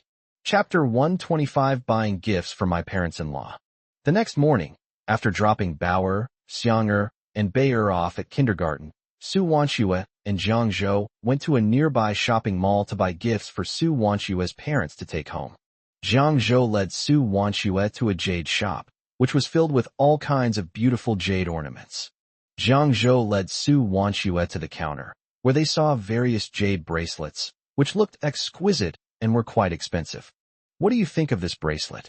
Zhang Zhou asked, pointing to one of the jade bracelets. This jade bracelet is beautiful, crystal clear, and emits a faint glow, exuding an air of nobility. It's beautiful, Su Wanxue nodded and said. This bracelet is very beautiful, and Su Wanxue likes it very much. This jade bracelet is of very good quality and very valuable. I'd like you to help me pick out one I like and give it to Annie, Zhang Zhou said to Su Wanxue after looking at the jade bracelets in the display case. This is too expensive. Su Wanxue quickly shook her head. She had no intention of accepting the gift Zhang Zhou had bought for her. Such a valuable item is far too precious. How could she possibly accept it? This is what I use to please my parents-in-law, Zhang Zhou explained with a smile. I don't want it. It's too expensive. Upon hearing Zhang Zhou's words, Su Wanxue quickly shook her head and refused Zhang Zhou's offer. Wanxue, I know what you're worried about, but this is my sincerity. Jiang Zhou looked at Su Wanxue with a resolute expression. This gift was not only a token of his affection, but also a way of showing his filial piety. He wanted to make his parents-in-law happy. He wanted his parents-in-law to accept him as their son-in-law and to acknowledge his worth. In this way, Wanxue won't feel troubled, and she won't need to bear any pressure. Well, all right. Seeing Jiang Zhou's sincere gaze, Wanxue finally nodded in agreement. Seeing that Su Wanxue had agreed, Jiang Zhou immediately said to the waiter, "Could you please show us those jade bracelets?" "Okay," the waiter replied. The waiter then brought out the jade bracelets that Jiang Zhou had mentioned and showed them to Jiang Zhou and Su Wanxue. "How about this red jade bracelet?" Jiang Zhou asked, pointing to a jade bracelet. "That's great. This piece of red jadeite is the highest grade, and the color is superb. I'm sure it will look absolutely stunning on you," the salesperson quickly praised. Su Wanxue shook her head and said, "My mother doesn't like this kind of red jade. It's not suitable for her." "How about this one? What do you think of this one?" Jiang Zhou took out another jade bracelet. Jiang Zhou specially chose this jade bracelet because he wanted his mother-in-law and father-in-law to like it very much. "This one." Su Wanxue looked at it carefully and thought that the color of this jade bracelet was quite bright and the quality was also very good. It looked very beautiful. Furthermore, the price of this jade bracelet was reasonable. Although it wasn't the most expensive, it was very suitable for Su Wanxue's mother to wear. So Su Wanxue accepted the jade bracelet. "This jade bracelet is quite beautiful. Let's keep this one," Su Wanxue said. She thought the jade bracelet was very beautiful in color, and that it was a simple design without any extra decorations or fuss. "Then I'll pay first, you wait a moment," Jiang Zhou said, then took out his card to pay. The waiter quickly wrapped up the jade bracelet and handed it to Jiang Zhou. "Thank you," Jiang Zhou said with a smile. "You're welcome," the waiter said with a smile. Jiang Zhou took the jade bracelet, then took Su Wanxue's hand and left the jewelry store. Then, Jiang Zhou and Su Wanxue went outside and bought a set of clothes for Su Wanxue's father. After making the purchase, Jiang Zhou stopped at a mobile phone store. "Wanxue, let's go to that mobile phone store and buy a phone," Jiang Zhou said with a smile. He felt that Wanxue didn't have a mobile phone yet, so he bought one for her to use, which would also make it easier for them to contact each other in the future. "You want to buy a cell phone?" Jiang Zhou's suggestion surprised Su Wanxue. She didn't expect Jiang Zhou to want to buy a cell phone. "Okay, I'm going to buy you a cell phone so it'll be easier for me to contact you," Jiang Zhou said, looking at Su Wanxue earnestly. "No need. I rarely make phone calls anyway." Su Wanxue quickly shook her head and said. After all, Jiang Zhou had just bought gifts for his parents, which already cost a lot of money. And since she didn't need another phone, how could she let Jiang Zhou spend money to buy her another one? "Let's go inside and look at some phones." Su Wanxue quickly pulled Jiang Zhou towards a nearby mobile phone store. "Jiang Zhou, I think we should forget about it. It's too expensive," Su Wanxue advised. "It's okay. Let's go in and take a look. We don't necessarily have to buy anything." Jiang Zhou took Su Wanxue's hand and walked straight towards the mobile phone store. "All right then." Su Wanxue nodded helplessly and had no choice but to follow Jiang Zhou to the mobile phone store. After Jiang Zhou and Su Wanxue entered the mobile phone store, the staff immediately greeted them with smiles. "Excuse me, what kind of mobile phone are you looking to buy? Would you like a new model or an older one?" the staff member asked. "The new model, I guess," Jiang Zhou said after thinking for a moment. "Okay, please follow me, both of you." The staff member led Jiang Zhou and Su Wanxue toward the mobile phone sales area. Jiang Zhou looked at the mobile phones in the store. At that time, all the mobile phones were flip phones. There were no mobile phones that could directly access the internet like in later generations. This reminded Jiang Zhou of the high-end mobile phones of later generations. Those phones were generally capable of communication, not only making calls but also sending text messages to people in the contact list. Moreover, the phone has internet access, and you can download apps. You can also make phone calls without worrying about others overhearing your private conversations. "Please take a look. We have all our newest products, including Nokia and Ericsson phones," the staff member said enthusiastically. Let's go with this Nokia one. I think it looks pretty good," Jiang Zhou said to Su Wanxue, pointing to a Nokia phone. "This Nokia is made in China. The quality is pretty good, and this brand has the latest model. It's very popular, the staff member recommended. Okay, take it out and let me see, Jiang Zhou said. As soon as Jiang Zhou finished speaking, a staff member took the phone out of the counter and handed it to him. Jiang Zhou picked up the Nokia phone and looked at it, then handed it to Su Wanxue. How is it? Do you like it? Su Wanxue saw the Nokia phone and thought it was quite nice, so she nodded and said with a smile, "It's very good looking." Chapter 126, Buying Couple Phones. How about we buy a pair? Jiang Zhou asked with a smile. Jiang Zhou knew that this Nokia phone was the latest model and was very popular. When buying things, people usually buy new rather than old, and Jiang Zhou just saw a black one next to it, which would make a matching couple color with this one. Su Wanxue glanced at the Nokia phone, then at Jiang Zhou, and said with a smile, "Buying a couple set? I think they're a good match. What do you think?" Jiang Zhou nodded and looked at Su Wanxue. "Then let's buy a pair for couples," Su Wanxue said with a smile. After Su Wanxue finished speaking, she looked at the staff and asked, "How much is this?" "We're having a promotion on our new model. It was originally priced at 700 yuan per unit, but now it's only 560 yuan after the discount," the staff member explained. "Can it be any less?" Su Wanxue asked. The staff member shook his head and said with a smile, "This is already our lowest price. We can't go any lower." Jiang Zhou nodded, then said to the staff, "Please get me a pair of these phones, wrap them up, and then get 4 more phones of the same model. There are 6 in total, right?" The staff member looked at Jiang Zhou in disbelief. Buying 6 phones at once is incredibly extravagant, and it's the latest Nokia model. Jiang Zhou nodded and said, "That's right, it's Platform 6. Okay, just a moment." The staff member nodded excitedly and then went to get the phone. Not long after, the phones were delivered, and the staff placed 6 identical phones in front of Jiang Zhou and Su Wanxue. Jiang Zhou picked it up, looked at it, nodded, and said, "Could you show us the little smartphone too?" He wanted to buy a PHS phone for his 3 little girls. PHS is a personal handheld wireless telephone system. PHS phones have low power consumption and minimal electromagnetic radiation, posing little risk to human health. However, their network coverage is poor, generally limited to urban areas with weak signals and few base stations, resulting in poor call quality in some parts of the city. Power outages can also completely disrupt communication. However, it's enough for the 3 little girls to contact them. "Okay." The staff member immediately nodded and said, "Jiang Zhou, why did you buy this?" Su Wanxue asked Jiang Zhou, looking at him with a puzzled expression. "Of course, it's to buy cell phones for the 3 little girls." Jiang Zhou replied with a smile. "You bought so much, how much money did this cost?" "We still have millions of yuan in debt to pay off," Su Wanxue said, frowning. "Don't worry, I know what I'm doing. We need to buy this phone. It'll make communication easier in the future. Besides, my internet cafe is doing better and better, so we're making more and more money. Wanxue, you don't need to worry. I've also started a website, and it's very popular right now. This will also be profitable in the future.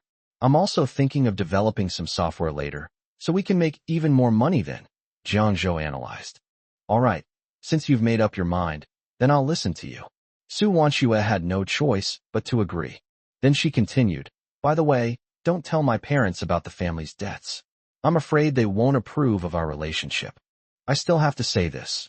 I want to be an honest son-in-law, and I will make my parents-in-law trust me so they can entrust you to me with peace of mind," Jiang Zhou said with a smile. Upon hearing Jiang Zhou's words, Su Wanxue couldn't help but chuckle, then smiled and said nothing more. The staff brought over the mobile phone. Jiang Zhou and Su Wanxue looked at it and thought it was good, and the price was reasonable at only 240 yuan. In the end, Jiang Zhou bought 6 mobile phones and 3 PHS phones. Back home, after dinner, Su Wanxue took her phone out of the bedroom and handed it to Lin Yuehua, Jiang Haixing, and Jiang Fan. "Dad, Mom, Big Brother, this is a cell phone I bought for you so we can stay in touch," Su Wanxue said with a smile. Lin Yuehua and the others stared in shock at the phone in their hands. "Why did you buy such a phone?" Lin Yuehua exclaimed in shock. "These phones must have cost a lot of money." "Yeah, Zhou, are you really willing to spend so much money on a phone?" Jiang Haixing looked at the phone in his hand and felt a little heartache. Jiang Zhou nodded and said, Anyway, I've made some money now, so buying a phone isn't a problem. Our family's financial situation is pretty good right now. Then, Jiang Zhou gave the mobile phone to the three girls and taught them how to use it. Wow, Daddy is so good, the three little girls exclaimed excitedly as they looked at the little mobile phone. Jiang Zhou smiled, and Lin Yuehua said, Zhou, go and return this phone. We don't usually need a phone. Yeah, Zhou, this phone is way too expensive. Jiang Fan nodded in agreement.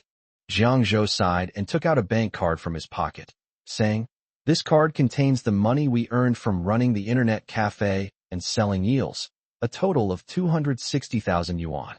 So many, Jiang Haixing exclaimed in shock. 260,000 yuan, are you sure? Lin Yuehua stared at Jiang Zhou with wide eyes. It's already reached 260,000 yuan. They've only sold a few eels, and they already have so much money. This is unbelievable. Jiang Zhou smiled and nodded. Then, Jiang Zhou took his phone and found Jiang Yun. Upon seeing Jiang Yun, Jiang Zhou immediately handed him his phone, saying, Jiang Yun, this is for you. Jiang Yun's eyes widened instantly when he saw the phone, his face filled with excitement, and then he took the phone. Why did you buy such an expensive phone? Jiang Yun asked in surprise. He knew about this phone. It was a new Nokia model that would cost at least 700 or 800. Having a cell phone is more convenient. If you have any urgent matters in the future, you can just call me directly, Jiang Zhou said with a smile. This is too valuable, Jiang Yun said, still somewhat embarrassed. It's all right, Jiang Zhou said, waving his hand. All right then. After hearing Jiang Zhou say that, Jiang Yun stopped refusing, took the phone, and then put it in his pocket with a smile. Next, Jiang Zhou took his family to the business hall to apply for SIM cards for them. When the staff at the service center saw Jiang Zhou arrive with his family, they immediately greeted him with smiles. Hello, how can I help you? The sales clerk asked with a smile. Yes, I want to get a phone card, Jiang Zhou nodded and said. Looking at Jiang Zhou's family of 5, the sales clerk sighed inwardly. What a handsome man and beautiful woman. Please follow me, the sales clerk said with a smile, then turned and led Jiang Zhou and his family to the computer desk. Jiang Zhou and his family followed the salesperson to the computer desk. The sales clerk sat in a chair, reached into a drawer, took out a box, opened it, and found a bunch of cards inside. Chapter 127 Shock. Paying back the money? You earned it so quickly? I think you're a couple. Why don't you get a couple's card? The sales clerk said with a smile. Jiang Zhou smiled and nodded. Now he and Wan Xue have matching phones and SIM cards, which is pretty good. Then I'll get PLM cards for my daughters, Jiang Zhou said with a smile. The current PLM card is not a SIM card. Okay, please show me your ID cards, the sales clerk said with a smile. Okay. Jiang Zhou nodded and handed over his ID card. Su Wanxue took out her ID card and handed it to the sales clerk. After checking and confirming, the salesperson nodded and said, Okay, please wait a moment. Thank you. Jiang Zhou nodded. Please sit here for now. The sales clerk smiled, then turned and left. Shortly after, the sales clerk returned and handed Jiang Zhou a phone card. Your card. Thank you. Jiang Zhou took the card, then inserted the SIM card into the phone, and then inserted his own card as well. Ding. A notification sound rang out, and Jiang Zhou's phone rang once. Su Wanxue took the card and inserted it. Then she also put the cards into the 3 little girls' mobile phones. Dad, Mom, we can make a phone call now. Tell me your phone numbers and save them for us. Belle said eagerly. My number is 155XXXXXX. Jiang Zhou immediately recited his phone number. I am 156X times X times X. Su Wanxue gave her phone number. After everyone had saved their phone numbers, Bauer picked up her mobile phone and called Jiang Zhou. Jiang Zhou's phone lit up quickly. Jiang Zhou wanted to answer it, but Su Wanxue held her hand and said with a smile, Don't answer it, it'll cost you money. Jiang Zhou smiled and withdrew his hand. Bauer picked up the phone again and dialed Su Wanxue's number. Su Wanxue held up the lit screen and shook it at them. Bauer, Bayer, and Xianger were all very excited when they saw it. Jiang Zhou smiled and reached out to ruffle the hair of the 3 little girls, then asked the sales clerk next to him, Do you have that family group package? This plan makes phone calls very cheap. Yes, we have this package. Calls between family members are only 2 cents per minute, the salesperson explained with a smile. Okay, how much is this set meal?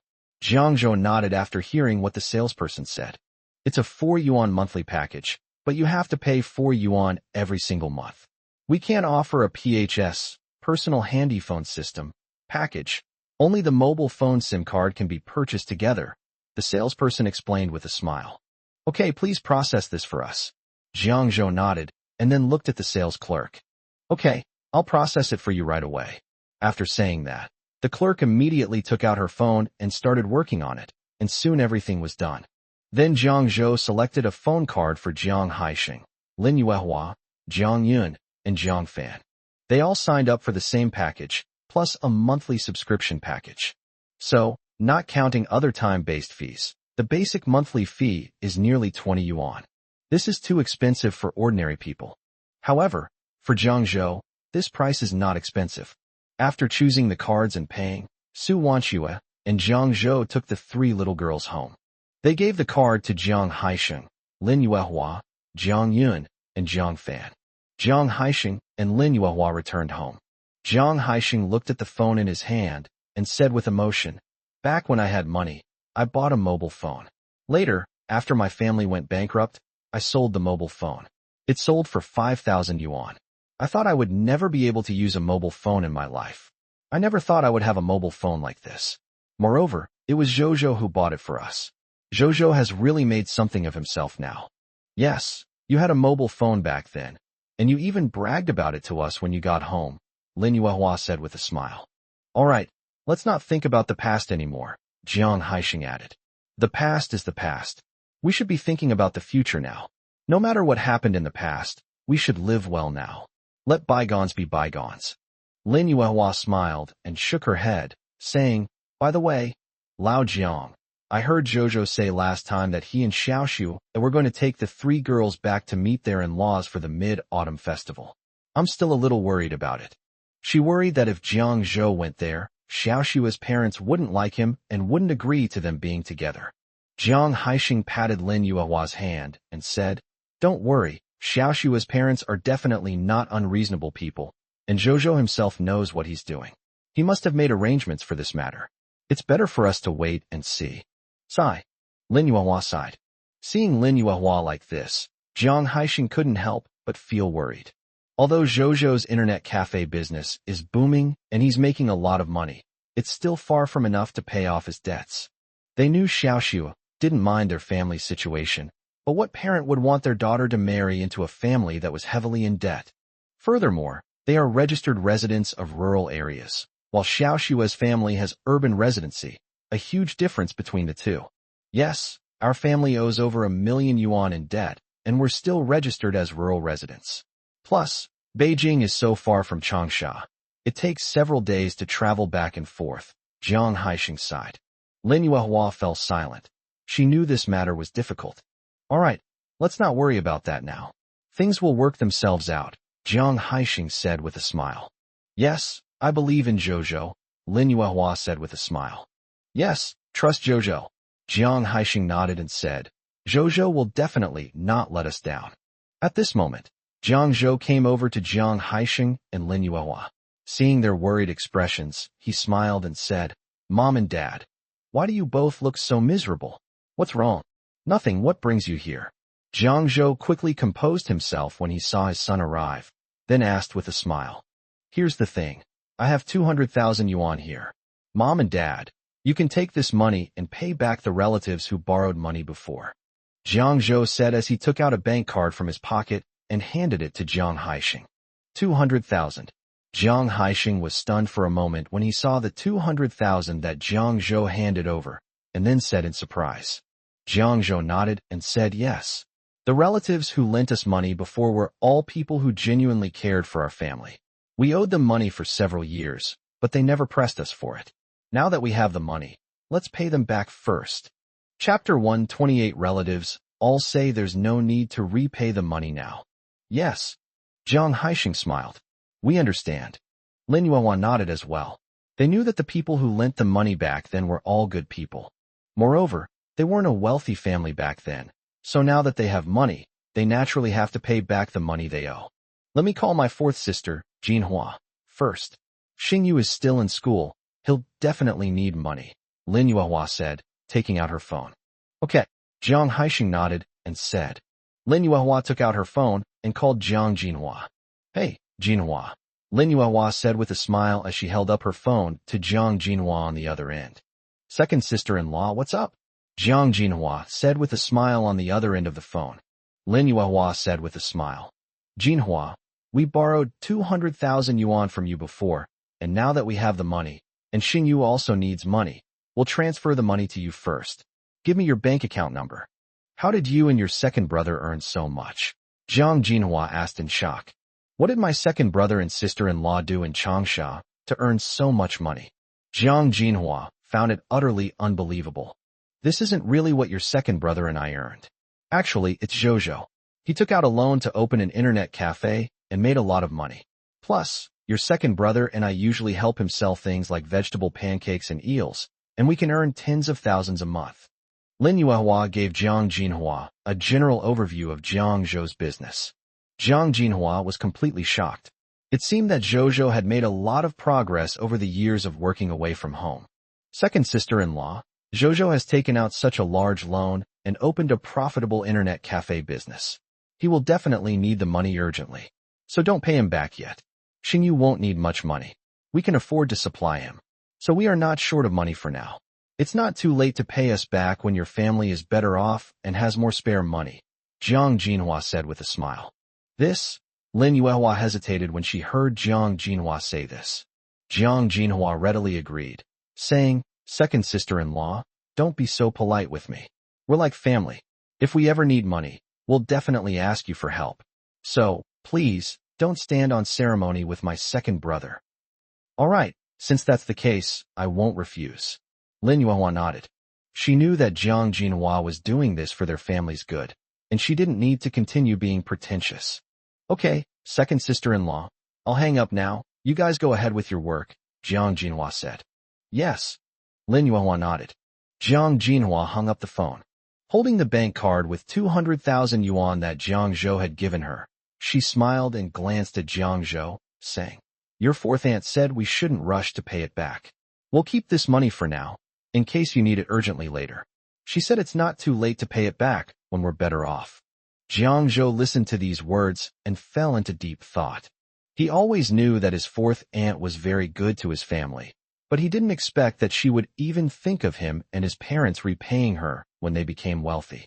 This warmed his heart because he knew that only someone who was truly good to him would care about him so much. Moreover, when they lent the money, my fourth aunt and the others readily agreed. Therefore, he was very grateful to his fourth aunt and hoped that his family would have a good life in the future. All right, then let's do as fourth aunt said, and not pay back the money for now, but pay it back when we have the money later, Jiang Zhou said with a smile. Yes. Jiang Haixing and Lin Yuehua both nodded slightly. Mom, give me the phone, I'll call Auntie C. Jiang Zhou said to Lin Yuehua with a smile. Okay, sure. Lin Yuehua handed the phone to Jiang Zhou. Jiang Zhou dialed Jiang Jinhua's number, and Jiang Jinhua's voice came from the other end. Second sister-in-law. What's wrong? You didn't change your mind again, did you? Fourth aunt, it's me Zhozhou, Jiang Zhou said. Oh, it's Zhozhou. I thought it was your mother coming back to ask for the money back again, Jiang Jinhua said with a smile. Fourth aunt, thank you. I know you don't want to accept our money right now, so I just thought about it. Then let's treat this 200,000 yuan as an investment for your fourth aunt and uncle. You can invest this money in my internet cafe company and own 5% of the shares. You'll also get dividends at the end of the year. My internet cafe will bring in hundreds of thousands of yuan a month. What do you think, fourth aunt? Jiang Zhou said with a smile. He knew his aunt would never accept his money, so he could only tell her this, that she and her family should invest in his internet cafe. After all, this internet cafe is a surefire way to make money right now. Oh, is that so? That's good. Hearing Jiang Zhou say that, Jiang Jinhua immediately said, I knew you were a capable child. You would definitely succeed. All right, I'll hang up now. I still have some things to take care of here, Jiang Zhou said with a smile. Okay, Zhozhou, keep it up, Jiang Jinhua said happily. Jiang Zhou said with a slight smile. After hanging up the phone, Jiang Zhou looked at his parents and said, "Mom, call the other relatives who lent us money before." "Okay," Lin Yuehua said with a smile. Lin Yuehua picked up the phone and called the relatives who had lent money to Jiang Zhou and the others, telling them that she would return the money to them. However, they all said they wouldn't accept money. In the end, Jiang Zhou recorded their statements and calculated all the money he had borrowed from them as shares. He borrowed a total of 1 million yuan, which would give him 25% of the shares in his internet cafe. All of Jiang Zhou's relatives agreed to his proposal. After all, Jiang Zhou's internet cafe business is getting better and better every day, and Jiang Zhou's internet cafe is making more and more money, so everyone naturally hopes that Jiang Zhou's internet cafe will continue to develop. Hopefully, the Jiang family can make a comeback. Jiang Zhou also knew that the more popular the internet cafe was, the higher his popularity would be, and more people would definitely like to go to the internet cafe. The better the business of the internet cafe, the more money his website would make. Although the 25% stake given away this time is certainly worth more than 1 million. But Jiang Zhou felt that this was the way to repay good relatives. They were truly a very kind group of people who were willing to lend money to his family back then. Now that I can earn money, I naturally can't treat them unfairly. Moreover, internet cafes are only one part of his income. He has many other ways to make money. For example, the expansion of internet cafes, website and software development, and a series of other investments. His vision is far-reaching. He hadn't forgotten that he came back this time intending to give his family a better life. He believed that all of this would come true. After dealing with the matter, Jiang Zhou chatted with Lin Yuehua and Jiang Haixing for a while before leaving. Jiang Zhou returned home, where Su Wanxue was playing with her 3 little girls. "Wanxue, are we taking the bus back to your home tomorrow?" Jiang Zhou asked as he walked into the living room. Chapter 129 Father-in-Law and Mother-in-Law. "Yes." Su Wanxue nodded. "Okay, I'll go buy the tickets later." Jiang Zhou nodded and said.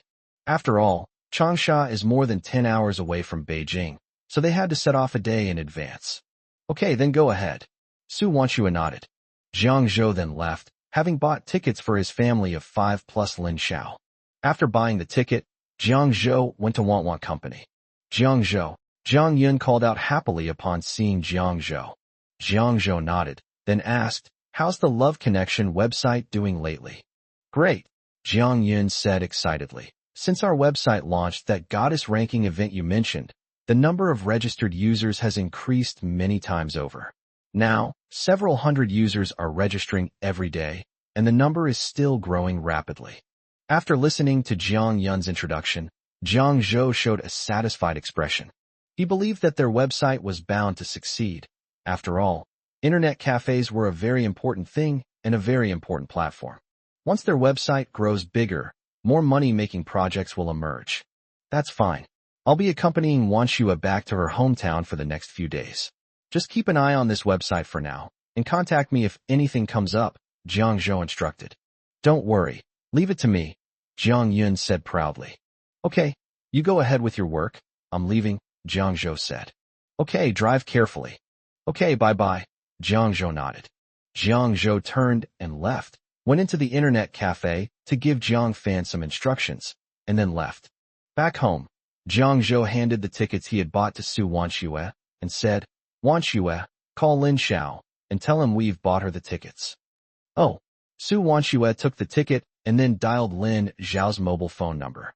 "Hello." Lin Xiao's slightly tired voice came from the other end of the phone. "Lin Xiao, it's me, Wanxue," Su Wanxue said. "Xiaoxue, what's wrong? Is there something you need?" Lin Xiao asked, puzzled. "Jiang Zhou has already bought your ticket home for tomorrow. The train leaves at 8:30 tomorrow. We'll meet at the train station at 8 o'clock, Su Wanxue explained.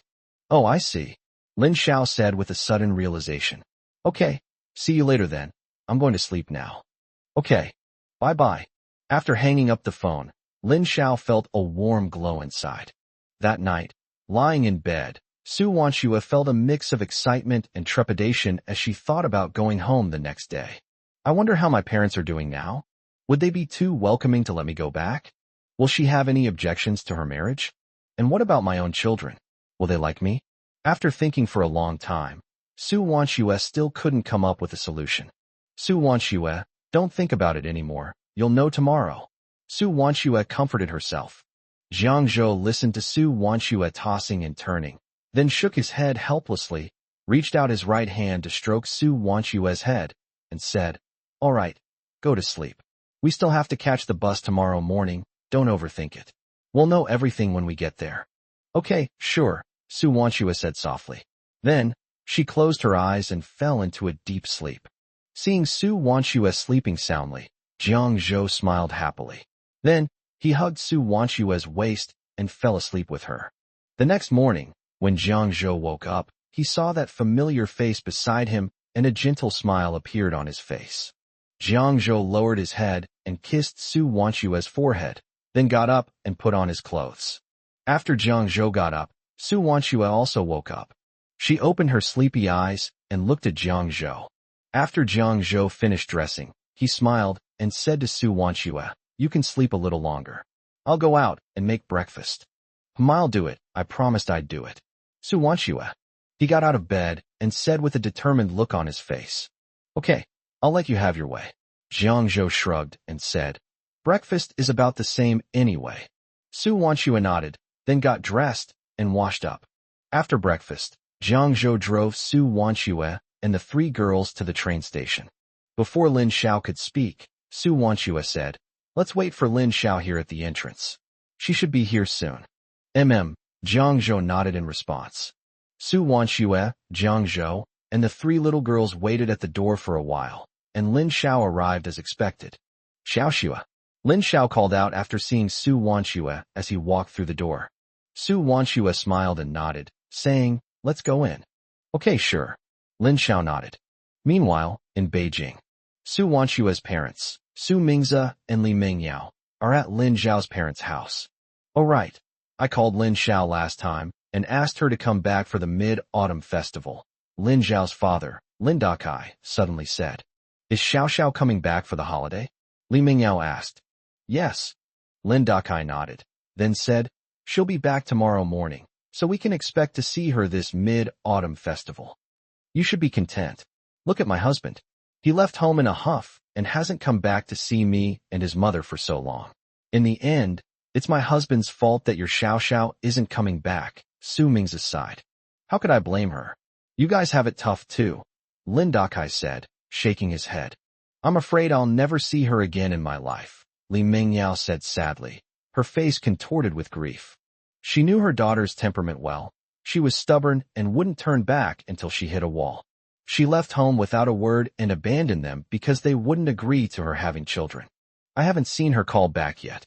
Over the past few years, I have no idea how much suffering my daughter has endured on her own outside." Thinking about all this, Li Mingyao felt extremely distressed. "All right, don't worry about it anymore. If she really wants to come back, she will. We were just trying to help her in the first place, and she didn't appreciate it. Who can she blame?" Su Zemin said. How dare you say that? If you hadn't been so insistent on preventing Xiaoxue from keeping the child, and even threatened to sever ties, would Xiaoxue have been gone for so many years without ever coming back to see us?" Li Mingyao said angrily. "I was only trying to help her back then. How old was she? Getting pregnant like that. What will happen to the child in the future?" Su Zemin said seriously. "Do you think you're the only one who wanted Xiaoxue to come home these past few years? Since she doesn't want to come back, why force her to?" Chapter 130, Returning to Beijing. All right, stop arguing. It's no use saying anything now. Lin Dakai quickly stopped Li Mingyao and Su Zemin from continuing their argument. "Yes, we know what you two are thinking. You're just being stubborn, but deep down you're hoping Xiaoxue will come back to see you," Lin Tingting chimed in. Su Zemin snorted. He did that for his daughter's sake. She was only a sophomore in college at the time, and having a child would be detrimental to her future. It wouldn't do her any good either.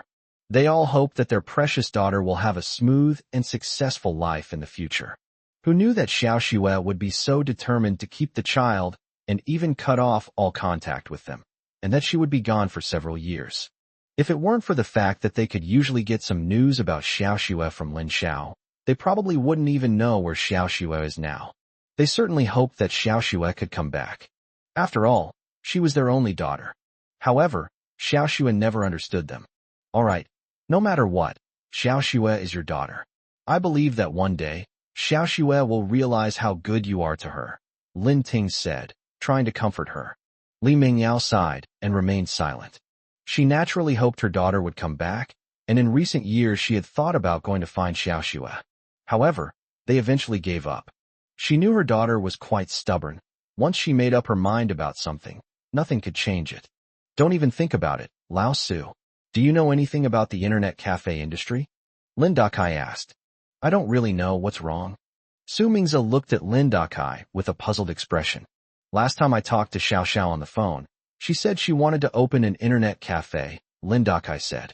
Internet cafe? What's so fun about running an internet cafe? Su Mingze frowned and asked. Yeah, I don't really know much about these things either. I just heard Xiao Xiao mention it last time, so I came to ask you. Lin Dakai said. Why did Xiao Xiao suddenly decide to open an internet cafe? We haven't heard her mention it before, Li Mingyao asked, frowning. I don't know either. Lin Dakai shook his head, indicating that he didn't know either. She just said that a friend of hers owns an internet cafe that makes a lot of money, earning tens of thousands of yuan a day. Really? Li Mingyao asked incredulously. Her friend is amazing, making tens of thousands of yuan a day. I'm not quite sure either, but is Xiao Xiao lying to me? Lin Dakai scratched his head and said uncertainly. Probably not. I know Xiao Xiao's personality better than anyone. If this were true, she would definitely tell us first. She wouldn't hide it from us, Lin Zhao's mother, Lin Ting, said after thinking for a moment. Maybe. Su Mingze nodded in agreement. If internet cafes are this profitable, I think we could try opening one, Li Mingyao said. I know a bit about the internet cafe industry. Although it can be very profitable, it's definitely not easy to actually make it work. The initial costs are quite high, and there's no guarantee you'll make that much money. I'm worried that if I don't make a profit on my investment, I'll end up losing money, which would be terrible, Su Zemin analyzed. Li Mingyao and Lin Tingting both remained silent and did not speak. Su Zemin continued. Think about it. Even at the cheapest price, a computer would cost at least 7,000 yuan. If you open an internet cafe, you'll need at least a dozen computers to make a lot of money. And that's just the computers. There's also the cost of shop decoration and other supplies.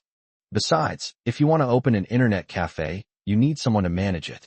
If you don't have anyone, how can you manage it? This is a very expensive business, Su Mingze said. Yes, but it wouldn't hurt to give it a try first, Li Mingyao said. Giving it a try is fine. Xiao Xiao has finally achieved what she wants in her career, so we should definitely support her. However, I think you should wait until Xiao Xiao comes back and have a proper talk with her about opening an internet cafe, Su Zemin said. Lin Dakai nodded in agreement, saying, Yes, Lao Su is right. When Xiao Xiao comes back this time, I have to have a good talk with her to see if opening an internet cafe has any future, any room for development, or any prospects. If it doesn't work out, then we won't open it. Yes, the most important thing is that internet cafes are not a good thing either. So many teenagers go online. What if they get addicted and neglect their studies? If the higher-ups come down and shut down internet cafes all at once, Su Zemin got to the point. Zhang Zhou and his group boarded the train bound for Beijing with the 3 little girls. This train journey will take more than 10 hours, and Zhang Zhou was worried that Wan Xue and the children would be tired, so he specially bought sleeper tickets. Su Wanxue only realized that Zhang Zhou had bought a sleeper berth after she boarded the train. Zhang Zhou, these sleeper tickets are so expensive. You can just buy a hard seat ticket when you go back, Su Wanxue couldn't help but say. Although Zhang Zhou is earning a lot of money now, he still hasn't finished paying off his family's debts. Therefore, Zhang Zhou couldn't afford to spend too much money casually. It takes at least a dozen hours to get from Changsha to Beijing. If you were to take hard seats, you guys definitely wouldn't be able to handle it. Besides, I couldn't bear to buy you hard seats. So, I chose sleeper tickets, Zhang Zhou explained. Zhang Zhou, you're so nice. Su Wanxue smiled and nodded, then reached out and hugged Zhang Zhou. She has now completely accepted Zhang Zhou and has developed a deep attachment to him. She knew that Zhang Zhou wanted them to be more comfortable while traveling, which was why he chose sleeper tickets. She felt warm and touched. Zhang Zhou smiled and put his arm around Wanxue's shoulder, whispering, Wanshua, don't worry, I'll definitely earn enough money. Wanshua looked up at Jiang Zhou, her eyes sparkling. She knew Jiang Zhou was a smart person and believed that he was capable of doing good things. You too? Watch out, there's a single guy here too. I don't want to be fed your lovey-dovey moments. Lin Xiao joked with a smile. Su Wanshua blushed and quickly pushed Jiang Zhou away. Lin Xiao smiled when he saw Su Wanshua like this. She had also seen how good Jiang Zhou was to Su Wanshua. Xiao Xue is very happy now, and Jiang Zhou is a person she can entrust her life to. She is very happy for Xiao Xue. But Xiao Xue's parents sigh. Then you should hurry up and find a boyfriend too. Wanshua teased with a smile. Chapter 131 Arrival in Beijing. Lin Xiao laughed and said, Then let's see which handsome guy can take me in. If a handsome guy is willing to take me in, I'll marry him. Hearing Lin Xiao's words, Jiang Zhou and Su Wanshua both laughed. Lin Xiao could actually make such a joke. Lin Xiao, then hurry up and find someone. When you get married, we'll all be there to celebrate your wedding, Su Wanshua said with a grin. Hearing their conversation, Jiang Zhou chimed in. Yeah, you'd better find one quickly. If you can't, I'll help you find someone.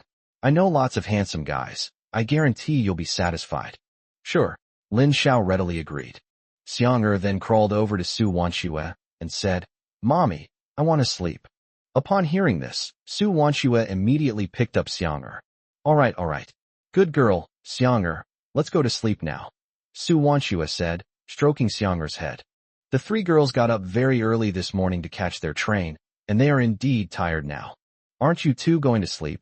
Su Wanshua asked, turning her head to look at Bauer and Bayer while holding Xiang'er. Not sleepy, the two little girls said at the same time. Why aren't you sleepy? Go to sleep. Su Wanshua looked at Xiang'er in her arms, then at Bauer and Bayer. No, the two little girls said in unison. Upon hearing this, Su Wanshua shook her head helplessly. Then you guys play over there, but keep it down, don't be too noisy, Su Wanshua reminded them. Okay. The two little girls answered in unison. After saying that, Su Wanshua carried Xiang'er to the bed next to her and covered herself with the quilt. She held Xiang'er in her arms, then closed her eyes. Soon, Xiang'er fell asleep in Su Wanshua's arms. Xiang'er's breathing became softer and softer until it became even. Su Wanshua opened her eyes, gently placed Xiang'er on the empty bed next to her, and then sat up. Looking at Xiang'er's peaceful sleeping face, Su Wanshua gently stroked Xiang'er's pink little face, her heart filled with tenderness. Just then, Lin Xiao walked over and sat down next to her. Lin Xiao whispered, Xiao Xua, when you go back this time, have a good talk with your parents. They're not unreasonable. Hearing Lin Xiao's words, Su Wanshua smiled and said, Okay. Su Wanshua wasn't stupid. She knew what her parents' tempers were like. Actually, I wasn't prepared to tell them about this. I'll wait until I get back to talk about it, Su Wanshua said with a hint of helplessness. Your parents have cared about you a lot over the years. Sometimes they even call me to ask how you are, but they don't let me tell you. So please don't hold a grudge against them, Lin Xiao continued. Yes, I know. Su Wanshua nodded with a smile. Su Wanshua knew very well that she had to have a proper talk with her parents when she went back this time. She has missed her parents very much since she left home years ago. She also hopes that her parents can forgive her for her decision back then. It's good that you understand. But no matter what you do, I'll always be on your side. Don't be afraid, Lin Xiao said, patting Su Wanshua on the shoulder. Yes, Lin Xiao, thank you, Su Wanshua said sweetly. Back then, Lin Xiao accompanied her to Changsha. Over the years, without Lin Xiao by her side, she wouldn't have lived such an easy and happy life. So much has happened during this time, and Lin Xiao has helped her a lot. We don't need to say things like that between us. No matter what happens, I'll be there to support you, Lin Xiao said with a smile. Su Wanshua nodded, her heart filled with gratitude and a touch of relief. She is truly blessed to have made such a good friend as Lin Xiao in this life. Lin Xiao glanced at Su Wanshua and then said, You should rest for a while. I'll call you when it's time. Okay, you should rest too, Su Wanshua nodded in response. Then, the two lay down on opposite sides and went to sleep. When the train arrived in Beijing, Jiang Zhou and Su Wanshua carried their things out of the train station. In 1999, Beijing was one of the most prosperous cities in China, with bustling streets and a constant flow of traffic. In those days, most families couldn't afford cars, and most people went to work by bicycle. Several pedicabs were parked at the entrance of the train station to pick up passengers.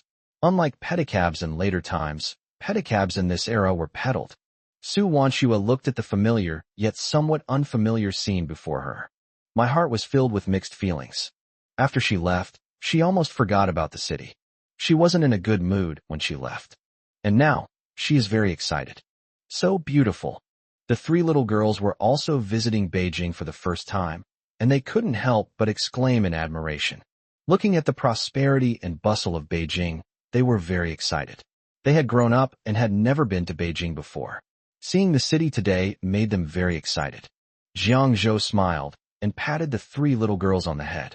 If I don't come back soon, I'll forget the way home, Lin Xiao said with a smile, carrying the luggage beside him. Her gaze swept across the entire train station building, and she was filled with many emotions. All right, you should go back now. Uncle Lin and Aunt Lin must be worried about you, Lin Xiao said to Lin Xiao. Lin Xiao smiled and nodded. Lin Xiao looked at Su Wanshua and the three girls, then said, I'll head back now. Take care of yourselves. Then, Lin Xiao turned to Jiang Zhou and said, Take good care of Xiaoxue and the others. Okay, I understand, Jiang Zhou nodded. Lin Xiao walked out of the train station, held a tricycle, and headed home. Lin Xiao returned home and knocked on the door. Old Lin, I'm back, Lin Xiao shouted. The door opened quickly. Xiao, you're finally back, Lin Ting said with a smile, happily grabbing Lin Xiao's arm. Lin Xiao smiled when she saw Lin Ting and said, Mom, I missed you so much. How have you been? Have you missed me? Hearing Lin Xiao say that, Lin Ting felt a warm glow in her heart.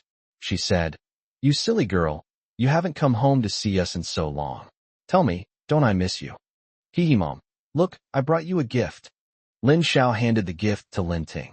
My daughter is so filial. She thought of bringing me a gift so quickly. Lin Ting was overjoyed and pulled Lin Xiao into the house with a smile. Lin Xiao walked into the house and, not seeing Lin Dakai, asked, Mom, where's Dad? He went downstairs to buy groceries and should be home soon. Don't let his stern demeanor fool you. He's been talking about you a lot these past few days since he knew you were coming back, Lin Ting said with a smile. Chapter 132. The neighbors are shocked. Xiaoqing, you're back. I'm back now, so you don't need to worry about me anymore, Lin Xiao said coquettishly, clinging to Lin Ting's arm. Lin Xiao's words immediately amused Lin Ting. She affectionately pinched Lin Xiao's nose. You little rascal. Hee, Lin Xiao laughed. Suddenly, the sound of a lock being opened rang out. Lin Dakai returned carrying a large pile of groceries. Dad, Lin Xiao immediately went over and hugged Lin Dakai tightly. You brat. Do you know how long your mother and I have missed you? Lin Dakai said with a serious expression. Lin Xiao said with a grin. Okay, Dad, I'll come back to see you often from now on. Is that all right? That's more like it. Lin Dakai nodded in satisfaction. Linda opened his things, looked them over, and then asked, Didn't I tell you to bring Xiaoxue back? Lin Xiao picked up an apple from the table, took a bite, smiled, and said nothing. Su Wanshua and Jiang Zhou also checked into the Shanshui Hotel. The Shanshui Hotel is very close to Su Wanshua's riverside residential area. They can walk there directly. To save money, Su Wanshua asked Jiang Zhou to book a double room. As soon as the hotel room door opened, the three little girls excitedly ran inside. Looking around at the decorations and furnishings, their joy clearly evident on their faces. Jiang Zhou and Su Wanshua carried the things inside and put them away. Seeing how excited the three little girls were, Su Wanshua turned to Jiang Zhou and asked, Jiang Zhou, do you think my parents will like Bauer, Bayer, and Xiang'er? Yes, your parents will definitely like them very much, Jiang Zhou said with a smile. Upon hearing this, Su Wanshua nodded slightly, secretly looking forward to the meeting. Mom, are we going to see Grandpa and Grandma later?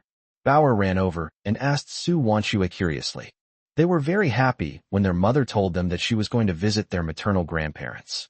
After all, they had never met their maternal grandparents, so they were very curious. Yes, we'll be able to see Grandpa and Grandma soon, Su Wanshua said with a smile. Yay, this is great. I can finally see my grandparents. What do they look like? Belle exclaimed. Su Wanshua was taken aback. She didn't know what her parents looked like now, but she felt that they must have changed. After all, I haven't seen my parents for so long. They must have aged a lot. You'll see when you meet them, Su Wanchua said. Great. Belle and Xianger cheered. Lin Xiao looked at the two little girls and shook his head with a smile. She was very nervous, afraid that her parents wouldn't want to see her. After all, I had left home for so long in a fit of anger. Don't worry, Jiang Zhou said, taking Su Wanchua's hand. Su Wanchua smiled and nodded. Suddenly, she thought of the three little girls' surnames and said, Jiang Zhou, why don't you change the three little girls' surnames while you're back this time? She had mentioned it to Jiang Zhou before, but because the three little girls and her household registration were all in Beijing, she had to come here to change it. She came here with the intention of getting things done. Well, we'll talk about it after we get past your parents' approval, Jiang Zhou said with a smile. Su Wanchua nodded, feeling melancholy. She said, I hope they will see me. I can also transfer the three girls' household registrations at the same time. No need. Let them keep their household registration in Beijing. It will be more convenient for them in the future, Jiang Zhou said. In later generations, a Beijing household registration was very valuable. Whether it's education, healthcare, or buying a house or a car, it offers many advantages. Su Wanchua didn't say anything after hearing Jiang Zhou's words. After all, she respected whatever decision Jiang Zhou made, and she had no objections as long as Jiang Zhou said it was okay. Let's go out and buy some fruit to take to Mom and Dad, Jiang Zhou said with a smile. Su Wanchua nodded, and then the two of them led the three little girls out of the hotel. Just as I stepped out of the hotel, I was stopped by a man with a camera. Want to take a picture? The man asked with a smile, holding up his camera. No photos. Su Wanchua shook her head. Hearing Su Wanchua's words, the man smiled and continued to say to Jiang Zhou and the others, Your family is so good-looking. Why don't you take a picture as a souvenir? It's free. As he spoke, the man held the camera up to Jiang Zhou's eyes and waved it around. Jiang Zhou said, Taking photos is fine, but you have to give us the negatives. This, the man said reluctantly. After all, as photographers, they want to submit their photos to publications. If we don't keep the film, isn't taking photos the same as taking them for nothing? Jiang Zhou then said, I can pay you 100 yuan as a tip for your trouble. He doesn't know when he'll be able to come to Beijing again to see his parents-in-law. This is the first time he's brought his wife and children here, and he wants to take some photos to remember the occasion. Okay, money is everything. So the photographer immediately agreed with a grin. Then came the taking of photos. Jiang Zhou and Su Wanchua stood in the middle, with the three little girls standing neatly in front of them. I took several pictures. Jiang Zhou was very satisfied after seeing the photos. The photographer gave the negatives to Jiang Zhou. The photographer used a film camera, so there are negatives. However, the film was prone to overexposure, so after taking it out, the photographer specially put it in a paper bag and handed it to Jiang Zhou. At the same time, I also deleted the photos from the camera. Jiang Zhou was very satisfied and handed the other party 100 yuan. The three little girls all ran over wanting to see the negatives, but Jiang Zhou said they should wait until the photos were developed before looking at them. Otherwise, if they were exposed, there would be no way to develop them. The three little girls had no choice but to be patient. Then, Jiang Zhou and her family went to the fruit stand and started picking out fruit. Xiaoxua.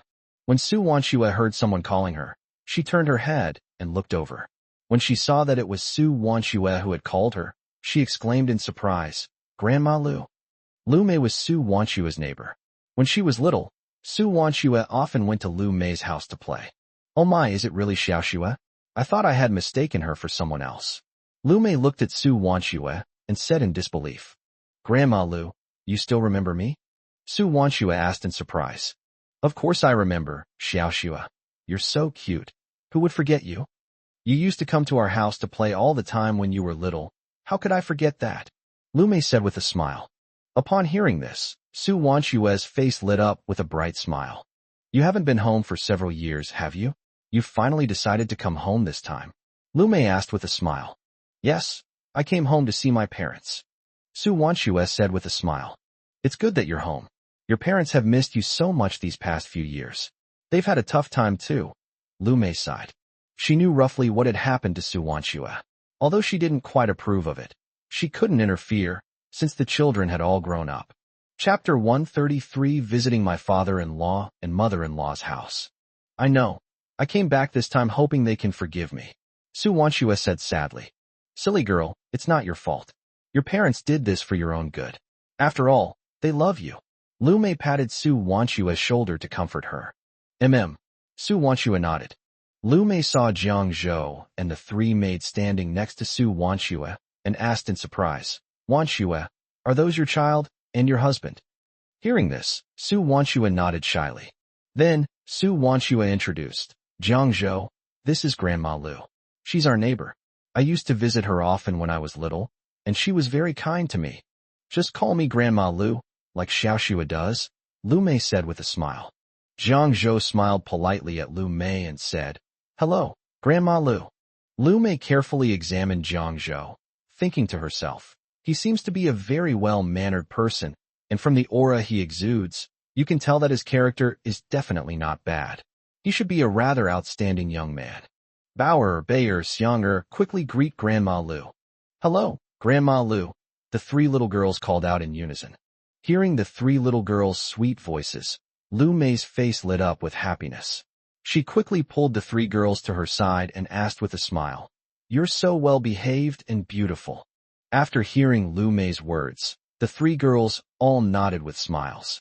Looking at the three little girls, Lu Mei stared at Su Wanshua in shock and said, Xiaoxua, are you triplets?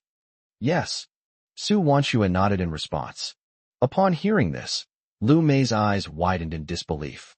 She glanced at Su Wanshua, then looked at the three little girls and said, These three little girls must be 3 or 4 years old, right? Yes. Su Wanshua nodded and said with a smile, That's wonderful. In the blink of an eye, you're already married and have 3 little girls. I'm so happy for you. Lu Mei said with emotion, her eyes welling up with tears. Seeing Lu Mei's eyes redden, Su Wanshua quickly went over to comfort her. Grandma Lu, why are you crying? I'm perfectly fine now. Please don't cry. Oh, Xiaoxua, Grandma Lu is fine. She's just happy. We've all missed you so much since you left all these years, Lu Mei said, wiping away her tears. Su Wanshua said, I miss you all very much too. All right, this old woman won't bother you any longer. You two should go see your parents quickly. Haven't you seen them yet? Lu Mei asked. No. Su Wanshua shook her head and said. Lu Mei took Su Wanshua's hand and patted it to comfort her, saying, Go ahead and don't worry. Your parents will definitely forgive you. They miss you very much. Hearing Lu Mei's words, Su Wanshua was filled with gratitude. She nodded to Lu Mei and said, Thank you, Grandma Lu. Why are you thanking your mother-in-law? You should take these 3 little girls to see your parents. Lu Mei said with a smile. Looking at Lu Mei, Su Wanshua was also moved and nodded. Lu Mei smiled and patted the 3 little girls on the head, then said with a smile, Then I'll head back now. Remember to come to my house for dinner when you have time. Grandma Lu's cooking skills haven't changed at all. Okay, I understand, Su Wanshua replied with a smile. After Lu Mei left, Jiang Zhou looked at Su Wanshua and said, Wanshua, let's go. Let's get our things and go home to see your parents. Su Wanshua nodded to Jiang Zhou, and then she and Jiang Zhou led the 3 children back. Back at the hotel, Jiang Zhou took out the gifts for his parents-in-law.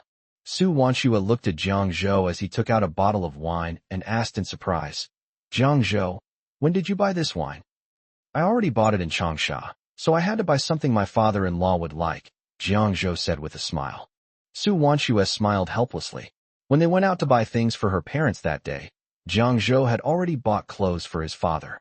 She didn't expect him to also buy wine. He really put his heart into it. After collecting the things, Jiang Zhou said with a smile, Wanshua, let's go. I'll carry the things. You hold the 3 little girls' hands.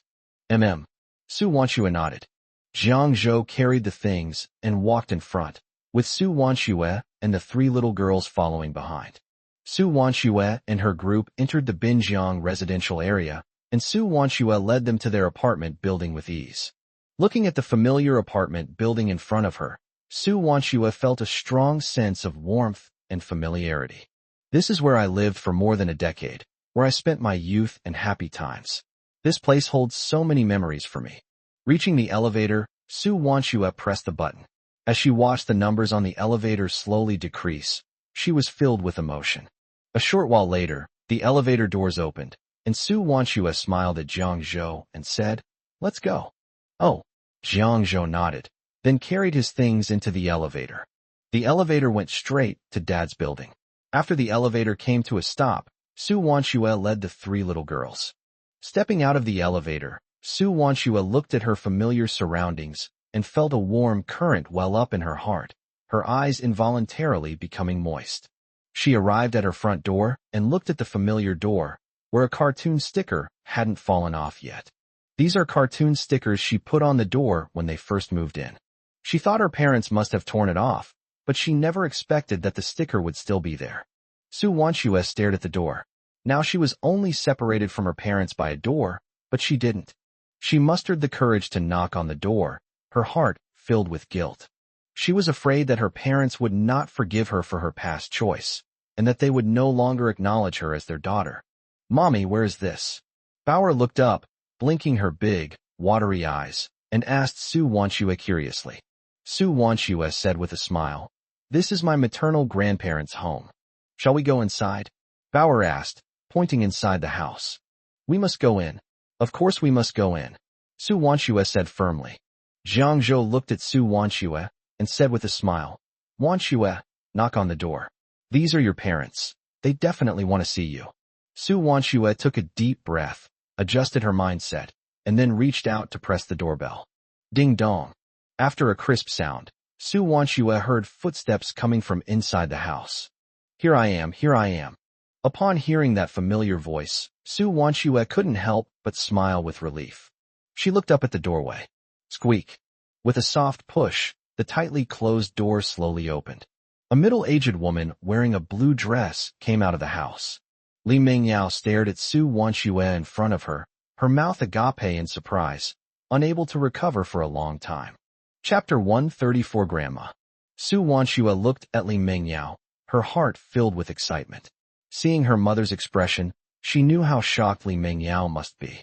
She slowly walked forward, hugged Li Mingyao, and choked out, "Mom, how come you've lost so much weight?" Looking at Su Wanshue in her arms, Li Mingyao exclaimed in shock, "Xiaoxue, is it really you?" Li Mingyao's face was filled with surprise, delight, and disbelief. Her hand involuntarily touched Su Wanshue's cheek, as if afraid that this was just a dream. "It really is Xiaoxue," Li Mingyao murmured to herself. Su Wanshue nodded, looked at her mother, and said, "It really is me. I'm back." Xiaoxue, Li Mingyao looked at Su Wanshue in front of her, her heart filled with overwhelming emotion. She hugged Su Wanshue with trembling hands, tears streaming down her face, and said, "It's good you're back. It's good you're back." Then, Su Wanshue stepped out of Li Mingyao's arms, looked at her, and said, "Mom, I didn't come back alone this time. I brought Jiang Zhou and the children back with me." After Su Wanshue finished speaking, she didn't dare to look at Li Mingyao. Li Mingyao stood there, stunned, looking at Jiang Zhou standing next to Su Wanshue, a complex emotion flashing in her eyes. Grandma Bauer called out to Li Mingyao. Beforehand, Mom had specifically instructed them that when they saw their grandmother, they must greet her and be well-behaved and polite, otherwise their grandmother wouldn't like them. Li Mingyao looked at the three little girls, who looked almost exactly like Su Wanshue when she was a child, and her eyes welled up with tears. "Mommy, this is Bauer, Bayer, and Xiang. This is Jiang Zhou," Su Wanshue introduced, pointing to everyone. "Hello, Auntie." Jiang Zhou greeted Li Mingyao politely first. After all, she was his mother-in-law, and Jiang Zhou naturally had to respect her. Okay, everything is fine." Li Mingyao wiped away the tears from the corners of her eyes and looked at Su Wanshue and Jiang Zhou, saying, "Don't stand there. Come in and sit down." Li Mingyao is already overjoyed as long as her daughter is back. She doesn't care about anything else. All she cares about is her daughter's safe return. Su Wanshue nodded and led the three little girls into the house. Su Wanshue entered the house and did not see Su Mingza. She asked, "Mom, where's Dad?" "Oh, he went out on business. He should be back soon," Li Mingyao said. Su Wanshue nodded. She turned her head and looked around, and suddenly noticed that there were many photos on the coffee table in the living room. All of them were photos of herself from the past. Looking at those photos, Su Wanchua felt as if she had been in another world. She hadn't been back for so long, yet nothing in her home had changed. Li Mingyao walked to Su Wanchua's side, looked at her, and said, "Your father and I often look at these photos, so we've kept them." Hearing this, Su Wanchua felt a warm glow in her heart. "Please sit down, everyone. I'll pour you some water," Li Mingyao said, turning around and going into the kitchen to bring out the brewed flower tea and pour it for Jiang Zhou and the others. "Mom, let me help you." Su Wanchua walked to the kitchen door and looked at Li Mingyao. "No, you guys wait in the living room. Mom will do it," Li Mingyao refused. Hearing her mother's words, Su Wanchua did not insist and sat down on the sofa with Jiang Zhou and the others. Su Wanchua looked around the familiar things in the house, a happy smile on her face, and her eyes slowly reddened. Watching her mother's busy figure, her nose tingled with emotion. Jiang Zhou noticed Su Wanchua's emotions and reached out to hold her hand. Sensing Jiang Zhou's movement, Su Wanchua came to her senses and looked at Jiang Zhou with a gentle smile. Li Mingyao carried the tea tray out of the kitchen, handed the teacups to Su Wanchua and Jiang Zhou, and said, "Xiaoxua, have some tea. Your father will be back soon, and then you can have a good chat." Su Wanchua took the teacup from Li Mingyao and took a sip of tea. "Xiaoxua, how have you been these past few years?"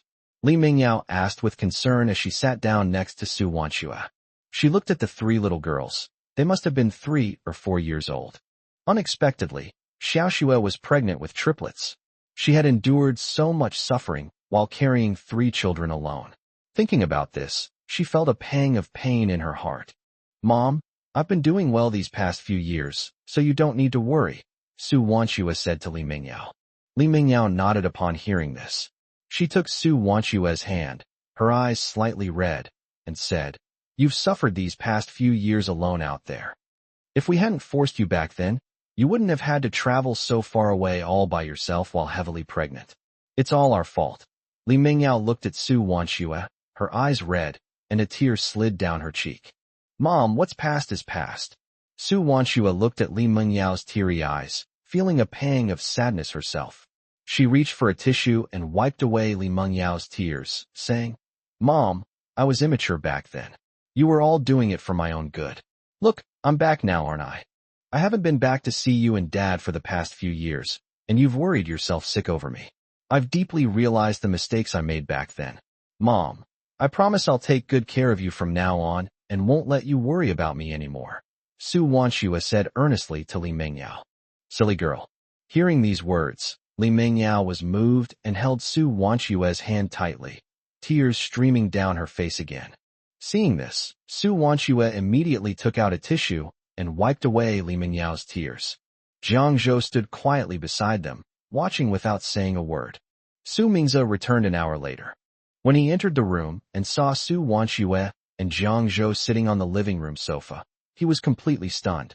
"Dad!" Su Wanchua immediately stood up from the sofa and called out nervously when she saw her father, Su Mingze, return. "Uncle!" Jiang Zhou stood up and greeted him respectfully.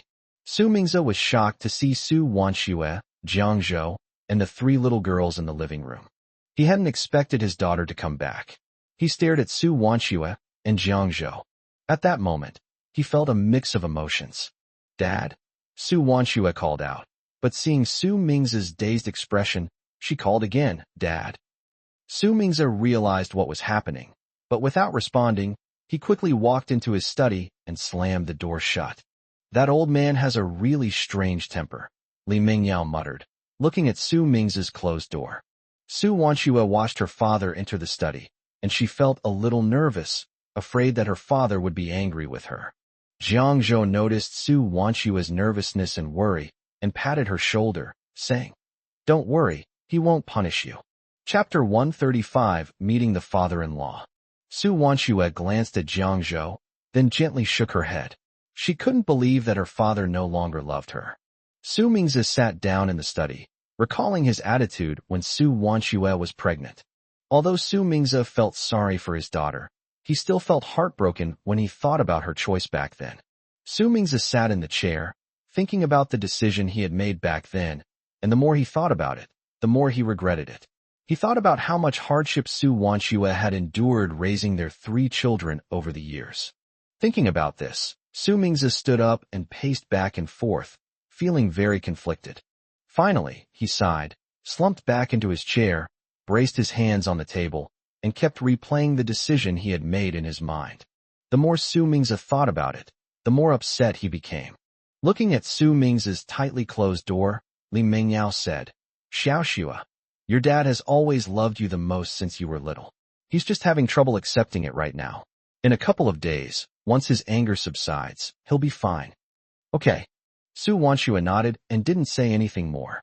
Su Wanchua walked to the study door, knocked, and said, "Dad, may I come in?" Hearing his daughter Su Wanchua's voice, Su Mingzi sighed and said, "Come in." Su Wanchua pushed open the door to the study and went inside. Seeing her father sitting in the study, her eyes welled up with tears, and her heart was filled with guilt. If she hadn't been so stubborn back then, her father wouldn't have been so angry, and she wouldn't have run away from home for so long. Thinking about her past actions, Su Wanchua felt incredibly guilty. "Dad, I'm back," Su Wanchua said softly as she approached Su Mingzi's desk. "Okay." Su Mingzi responded without looking up. Seeing that Su Mingzi ignored her, Su Wanchua felt very wronged. She lowered her head and pursed her lips. Hearing his daughter's voice, Su Mingzi looked up at her, who was standing in front of his desk with her head down. He opened his mouth, but in the end, he didn't say a word. His eyes were slightly moist. "Dad, I was wrong. I shouldn't have run away from home in a fit of anger, making you and Mom worry so much." Su Wanchua sobbed softly, tears falling like pearls from a broken string. All right. Seeing Su Wanchua crying, Su Mingzi's eyes also welled up with tears. He reached out and wiped away Su Wanchua's tears, saying gently, "You're so old already. Why are you still crying?" "Dad," Su Wanchua cried, and threw herself into Su Mingzi's arms, hugging him tightly, her eyes red and swollen. Su Mingzi hugged Su Wanchua, gently patted her back, and comforted her. "It's all in the past. Dad doesn't blame you anymore." Su Wanchua sobbed in Su Mingzi's arms. After crying for a while, she gradually calmed down. "Dad, you don't blame me, but you're still angry with me," Su Wanchua said, sobbing. "Silly child, how could I blame you? I just regret pushing you so hard back then, making you suffer alone with 3 children outside." Su Mingzi gently patted Su Wanchua's back. "It's not bitter. Xiao Xiao has always been by my side, helping me take care of the 3 little girls. Now Jiangzhou is also by my side, so I am very happy. But Mom and Dad, I'm sorry I haven't come back to see you all these years. I've made you worry," Su Wanchua said, her voice choked with emotion. "It's all right. It's good that you're back. We know you're doing well, and your father and mother don't need you to do anything for us. As long as you're doing well, we're at ease." Su Mingzi patted Su Wanchua's head. Upon hearing her father's words, Su Wanchua's eyes began to redden again, turning bright red, and tears welled up in them. "Xiaoxua, is that man outside the child's biological father?" Su Mingzi asked. Su Wanchua paused for a moment, then nodded and said, "Yes, Jiangzhou and I recently got our marriage certificate." "How could you get a marriage certificate with him? He wasn't there for you when you were pregnant, and now that you've given birth, he's back. Is it worth it?" Su Mingzi asked angrily. Su Wanchua glanced at Su Mingzi, who immediately said, "Dad, that's not actually the case. Jiangzhou has his reasons. No matter what his reasons are, he can't abandon you when you're pregnant. Go and call him in here. I want to see what his reasons are that he treats my daughter like this." Jiang Mingzi said angrily as he stood up. "Dad, don't panic." Su Wanchua quickly pulled the furious Su Mingzi aside and said, "Sit down and let me explain." "I won't listen.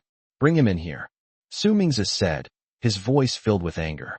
"Okay, I'll call him in right away." Su Wanchua released Su Mingzi's arm and walked outside. Upon arriving in the living room, Jiang Zhou and Li Mengyao were already sitting and chatting.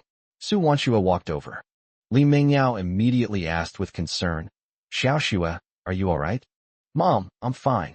Su Wanchua shook her head, then looked at Jiang Zhou and said, "Dad wants you to come in."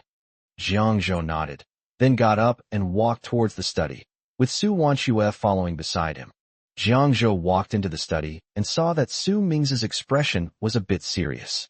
He didn't know what had happened and didn't dare to say anything. "Uncle," Jiang Zhou called out. Su Ming's glanced at Jiang Zhou, then saw Su Wanshue beside him, but he didn't say anything. "Dad," Su Wanshue called softly. Su Ming's turned to Su Wanshue and asked, "Jiang Zhou, why did you and Xiaoxue get your marriage certificate?" Upon hearing Su Ming's words, Jiang Zhou paused for a moment, then immediately said, "I want to give Wanshue and the children the best life. Moreover, marrying Wanshue is also to give her an explanation. I will make her happy." Su Ming's said seriously, "Happiness? Where were you when Xiaoxue was pregnant? You left her alone with 3 children, all alone in another place. Do you think she was happy? How did she live there all alone? Did you even consider her feelings? You're hurting her, do you know that?" Hearing Su Ming's question, Jiang Zhou didn't know what to say. No matter what, Wanshue suffered so much because of him. Moreover, he had indeed failed in his duty. That was his mistake, and he had no excuse. "If you don't speak, it means you agree," Su Ming's said coldly. Seeing that Jiang Zhou didn't speak, Su Wanshue hurriedly said, "Dad." Jiang Zhou had no choice at the time. His family had some trouble back then, and Jiang Zhou didn't want to be a burden to me, so he chose to leave me. Moreover, he didn't know that I was pregnant when he left. Afterwards, Su Wanshue told Su Zemin everything that had happened to Jiang Zhou over the past few years. Chapter 136 Grandfather. After listening to what Su Wanshue said, Su Ming's sighed. He didn't know what to say about Jiang Zhou. That's why the guy chose to leave Xiaoxue back then, so as not to be a burden to her. These past 5 years have been tough for everyone. Now, this kid is back, and he's even married Xiaoxue, something he never expected. But now that he's back, he won't allow him to hurt Wanshue. Thinking of this, Su Ming's gaze fell on Jiang Zhou. "You're getting your marriage certificate with Xiaoxue now, but if I find out you've done anything to wrong Xiaoxue, or done anything to hurt or upset her, I don't care who you are, I will never let you off the hook," Su Ming's said in a deep voice, his gaze fixed sharply on Jiang Zhou. Jiang Zhou quickly assured him, "Uncle, don't worry, I will definitely take full responsibility for Xiaoxue. I will spend the rest of my life making it up to her and the 3 children." Hearing Jiang Zhou's serious words, Su Ming's softened his tone and nodded, saying, "It's good that you know. I also hope you'll keep your word." "Uncle, I will," Jiang Zhou said quickly. Su Wanshue breathed a sigh of relief when she saw that her father had relented. "Dad, thank you for accepting us." Su Wanshue happily hugged Su Ming's arm and said. Su Ming's patted his daughter's head and said, "I'm just saying that. Whether he can reassure me and let me entrust you to him depends on his abilities." Hearing Su Ming's words, Jiang Zhou's heart tightened, and he quickly said, "Uncle, don't worry, I will definitely make you satisfied. All right, let's go out. Your mom's probably getting worried out there," Su Ming's said to Su Wanshue. "Yes." Su Wanshue nodded. The 3 opened the study door and, as expected, saw Li Mengyao waiting anxiously in front of it. Seeing the 3 open the door, Li Mengyao quickly went over to Su Ming's and said, "Old Su, you can't send our daughter away again this time. She's finally back. How can you let her leave? Besides, I think Jiang Zhou is a very nice young man. I like him very much. Which ear of yours heard me say that I let Xiaoxue leave? I just know some things, so don't make wild guesses here," Su Ming's said. Li Mengyao looked at Su Wanshue in surprise, and Su Wanshue smiled and winked at her. That's good," Li Mengyao muttered. Su Ming's ignored Li Mengyao and walked straight into the living room. Su Wanshue followed behind him with a smile. As he walked into the living room, the 3 little girls looked up at him, and Su Ming's stared at them blankly. Su Wanshue said with a smile, "Bauer, Bayer, Xiang'er, hurry up and call him Grandpa." Hearing Su Wanshue's call, the 3 little girls ran over, sweetly calling out, "Grandpa." Su Ming's was overjoyed to hear this voice, but he still put on a serious face. "Grandpa, it's me, Belle." Belle was quite bold. She ran straight to Su Ming's feet, tilted her head up, and said to him, "I am Bauer, I am the oldest," Bauer said. "I am Xiang'er, and I am the youngest," Xiang'er said. Xiang'er has become much more cheerful lately, and is no longer as taciturn as before. Okay, sure. Su Mingza nodded in response. Li Mingyao walked over and pulled the three little girls, saying, "Never mind your grandpa. He's just like that. Grandma will take you to play." After saying that, Li Mingyao took the three little girls' hands and walked out. Su Mingza watched the three little girls' retreating figures, a warm smile appearing on his face. The three little girls have very endearing personalities. The family sat down on the sofa, and Li Mingyao gave the three little girls fruit. "Oh, right, Lao Su, dinner's coming up, but we're out of groceries. Go buy some quickly," Li Mingyao instructed. Upon hearing Li Mingyao's words, Su Mingza immediately stood up, ready to go out, and said, "Okay, I'll go buy it now." "Dad, I'll go with you," Su Wanshua said quickly as she saw her father about to leave. "You stay and play with Bauer and the others for a while. I'll go out by myself," Su Mingza said. "Then I'll go with Uncle," Jiang Zhou offered. When Jiang Zhou said he wanted to go together, Su Mingza didn't refuse, since he also wanted to see what Jiang Zhou's abilities were like. Su Mingza nodded and left with Jiang Zhou to buy groceries at the market. Su Wanshua stayed at home and chatted with Li Mingyao. Li Mingyao looked at her daughter, her gaze softening. Xiaoxue is now a mother with a husband and children. She is happy now, which has finally put her mind at ease. Seeing the happiness radiating from her daughter's face, she felt very happy too. "Xiaoxue, did you and Jiang Zhou have a wedding banquet?" Li Mingyao asked. "Yes." Su Wanshua nodded gently. "It was held in his hometown, and some relatives and friends were invited over." "That's great. Your father and I didn't get to see you get married. Now that you're so happy, your father and I are relieved," Li Mingyao said. Su Wanshua felt a warmth in her heart upon hearing her mother's words. "By the way, Xiaoxue, although Jiang Zhou's family is in debt, now that you're married, your family, you need to help reduce Jiang Zhou's burden. He can't bear everything alone. You need to be understanding and support him." Li Mingyao continued to instruct Su Wanshua. "Mom, I know everything." Su Wanshua nodded. "If anything happens, please let us know immediately. Although we don't have a lot of money, we will definitely help if we can," Li Mingyao said. "Yes." Su Wanshua nodded, her eyes reddening. "Mom, thank you so much," Su Wanshua said gratefully. "No need to thank me. You are our only daughter, our precious darling. We didn't take good care of you before, and you suffered. But now it's all right. You've finally grown up and found true love. We can finally put our minds at ease," Li Mingyao said. Hearing her mother's words, Su Wanshua felt a lump in her throat, lowered her head, and tears streamed down her face. "All right, stop crying. Your dad and I were hoping you'd come home to see us. Now that you've finally come back, we know you're doing well, so we're relieved. Life is peaceful now, and you have three beautiful and adorable granddaughters. Your dad and I are very happy. We also hope you can be happy, so you don't need to thank us. We just want you to be happy. That's what we care about most," Li Mingyao said with a smile. Chapter 137. Su Mingza is shocked. "Jiang Zhou, did you own the internet cafe?" Su Wanshua nodded, wiped away her tears, and said, "Mom, I was immature before and caused you a lot of worry. Silly girl, you're my daughter. If I don't worry about you, who will I worry about?" Li Mingyao said. Su Wanshua nodded gently. Su Mingza brought Jiang Zhou to the vegetable market, and the two of them searched for ingredients after entering the market. "Jiang Zhou, you go grocery shopping. Pick out some things that Xiaoxue and the kids like to eat," Su Mingza said. In recent years, Xiaoxue and the children have been away from home, and he wasn't quite sure what they liked to eat.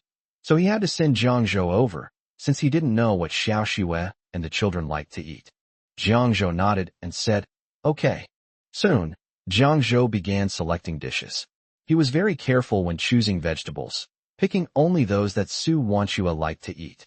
Su Mingza watched Jiang Zhou select vegetables, and seeing how carefully and skillfully he was choosing, he was somewhat surprised, thinking to himself, "It seems that he often comes to the vegetable market to buy vegetables." However, seeing how hard he worked, Su Mingza was quite satisfied. After selecting the vegetables, the two bought a fish, a chicken, and some other meat. Jiang Zhou came out carrying large and small bags of things. "Uncle, let's go," Jiang Zhou said to Su Mingza. Su Mingza hummed in agreement and said, "Okay." Su Mingza and Jiang Zhou carried their things home. "Jiang Zhou, what kind of work are you doing now?" Su Mingze suddenly asked. He knew that Jiang Zhou's family owed millions in debt, and it was unlikely that they would pay it off so quickly.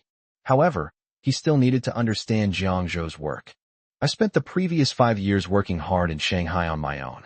After I came back, I mainly opened an internet cafe, Jiang Zhou said. An internet cafe? Su Mingze asked in surprise. Jiang Zhou nodded. But opening an internet cafe requires a lot of initial investment.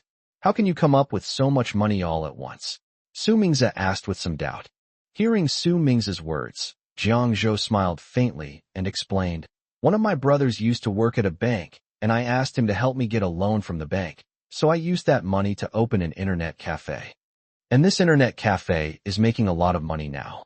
Jiang Zhou didn't want to hide anything. Some things were better explained clearly. I see. Su Mingze understood. He hadn't expected Jiang Zhou to have such abilities. How is your family's debt situation? Su Mingze continued to ask. I no longer need to pay off my family's debts. They've all been converted into shares in the internet cafe. The only debt I still need to repay is the bank loan. But the bank loan will be paid off quickly because the internet cafe earns over 10,000 yuan a day, so it should be paid off in about a month and a half, Jiang Zhou said. Su Mingze was somewhat surprised when he heard this, not expecting that Jiang Zhou had earned so much. This internet cafe is making so much money? Su Mingze asked in surprise. Yes, because a computer these days costs several thousand yuan, which is unaffordable for most families. So most people who want to play games have to go to internet cafes, which is why internet cafes have a good customer base and are very profitable, Jiang Zhou said. Hearing this, Su Mingze understood somewhat. It turns out that the internet cafe industry is so profitable. No wonder Xiao Xiao wants to open one too. Thinking of Lin Xiao, he immediately realized and said, Xiao Xiao is talking about you? Question mark. Jiang Zhou looked at Su Mingze in confusion. Su Mingze explained, when we went to Xiao Xiao's house last time, she said she wanted to open an internet cafe. She said that a friend of hers had a husband who owned an internet cafe and was making a lot of money, so she also wanted to open an internet cafe and didn't want to work so hard anymore. Now that I think about it, that person must be you. As Su Mingze spoke, he became even more satisfied with Jiang Zhou. It was indeed commendable for a man to have such abilities. I see. Jiang Zhou nodded. Su Mingze looked at Jiang Zhou. Jiang Zhou, you must repay the loan from the bank on time. Otherwise it will be very troublesome. Don't worry, I won't forget, uncle, Jiang Zhou said. He knew that Su Mingze said those words for his own good. Su Mingze nodded and continued. I'm just a teacher, so I don't really understand your business dealings. But remember, don't leverage too much, or the education department might crack down on internet cafes and shut them down. That would cause you a huge loss, and it would be a losing proposition. I understand, I know what to do. I don't feel any pressure right now. I'll take things one step at a time and won't use too much leverage, Jiang Zhou said with a smile. Su Mingze also knew that Jiang Zhou had experience in this area, and he trusted Jiang Zhou. The two then carried their things home. When Su Wanxue got home, she was in the living room when she heard the doorbell ring. She rushed out to open the door. Dad, Jiang Zhou, why did you buy so much? Su Wanxue asked, taking some of the bags from them as she saw them carrying large and small packages. Su Mingze smiled and said, our family hasn't eaten together in a long time. Today is a holiday, so of course we have to prepare some delicious food for you. Look, we bought all your favorite dishes. As he spoke, Su Mingze put all the things he had bought into the kitchen. Su Wanxue brought in the things and said with a smile, I didn't expect you to still remember what I like to eat after all this time, Dad. Just as Su Mingze was about to speak, Jiang Zhou immediately said, don't underestimate your uncle. He remembers all the things you like to eat. You brat, Su Mingze said with a laugh. Haha, I'm telling the truth, Jiang Zhou said with a grin. Seeing Jiang Zhou's serious expression, Su Wanxue smiled and said, okay, I trust you. I'll take these things to wash first. Okay, go take a shower, Su Mingze said. Su Wanxue took the things aside to wash, and Jiang Zhou walked over and said, I'll wash them. You go and keep Mom and Dad company. There are so many. I'll go with you, Su Wanxue said with a smile. She couldn't bear to let Jiang Zhou handle so many things by himself. All right. Jiang Zhou shook his head helplessly. He couldn't bear to refuse Su Wanxue. so he could only agree to let her go together.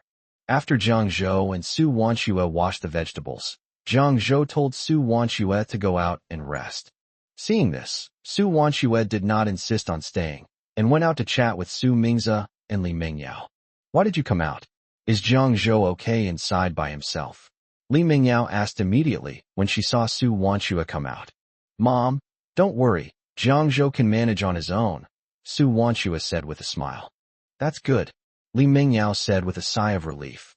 Then, Li Mingyao asked, Xiaoxue, don't you cook at home? Chapter 138, Su Mingze shows off his son-in-law.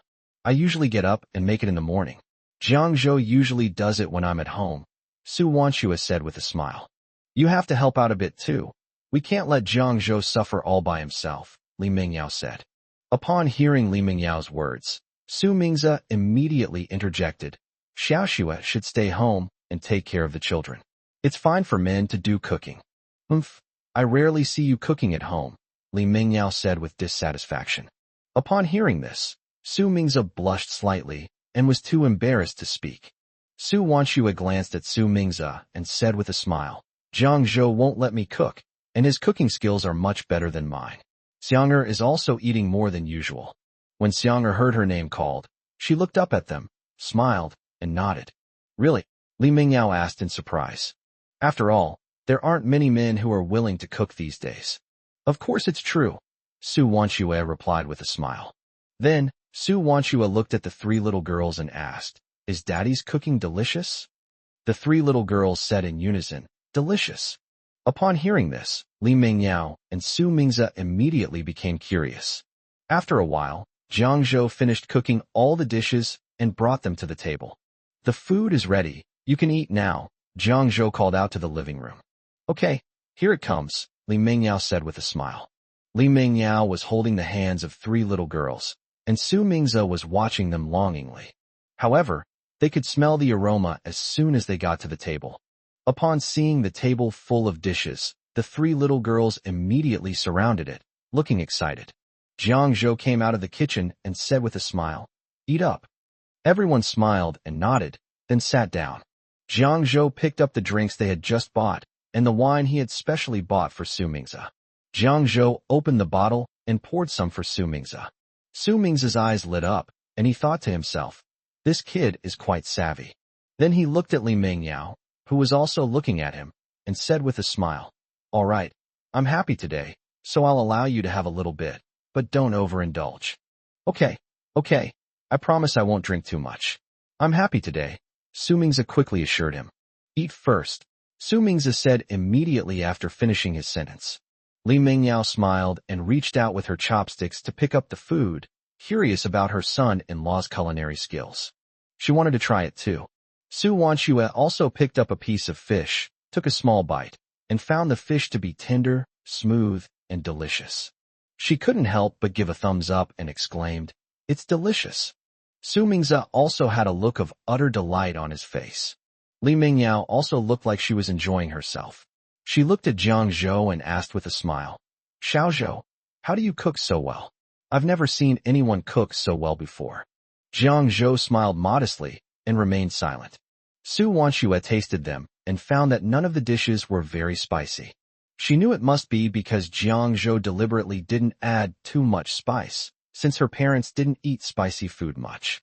It's delicious, you should eat more too. Li Mingyao picked up a piece of food with her chopsticks and put it in her mouth. The flavor is very mild, without any strong, pungent smell. In fact, it tastes quite good. She couldn't help but exclaim, It tastes amazing. Afterwards, the family enjoyed a meal together in harmony, bathed in the warm glow of the overhead lights, creating a cozy and peaceful atmosphere. The next day, Lin Dakai and Lin Ting learned from Lin Xiao that Su Wanxue had returned with her child and husband, and they immediately rushed to Su Mingze's house. Uncle Lin, Aunt Lin, Su Wanxue called out with a smile. Oh my, Xiaoxue has become even more beautiful after all these years. Lin Ting praised Su Wanxue. Su Wanxue smiled shyly. Aunt Lin too. She's getting younger and younger. This time, Lin Ting's face lit up with a bright smile. Come, sit down, Li Mingyao said warmly. Immediately, Lin Dakai and Lin Ting sat down.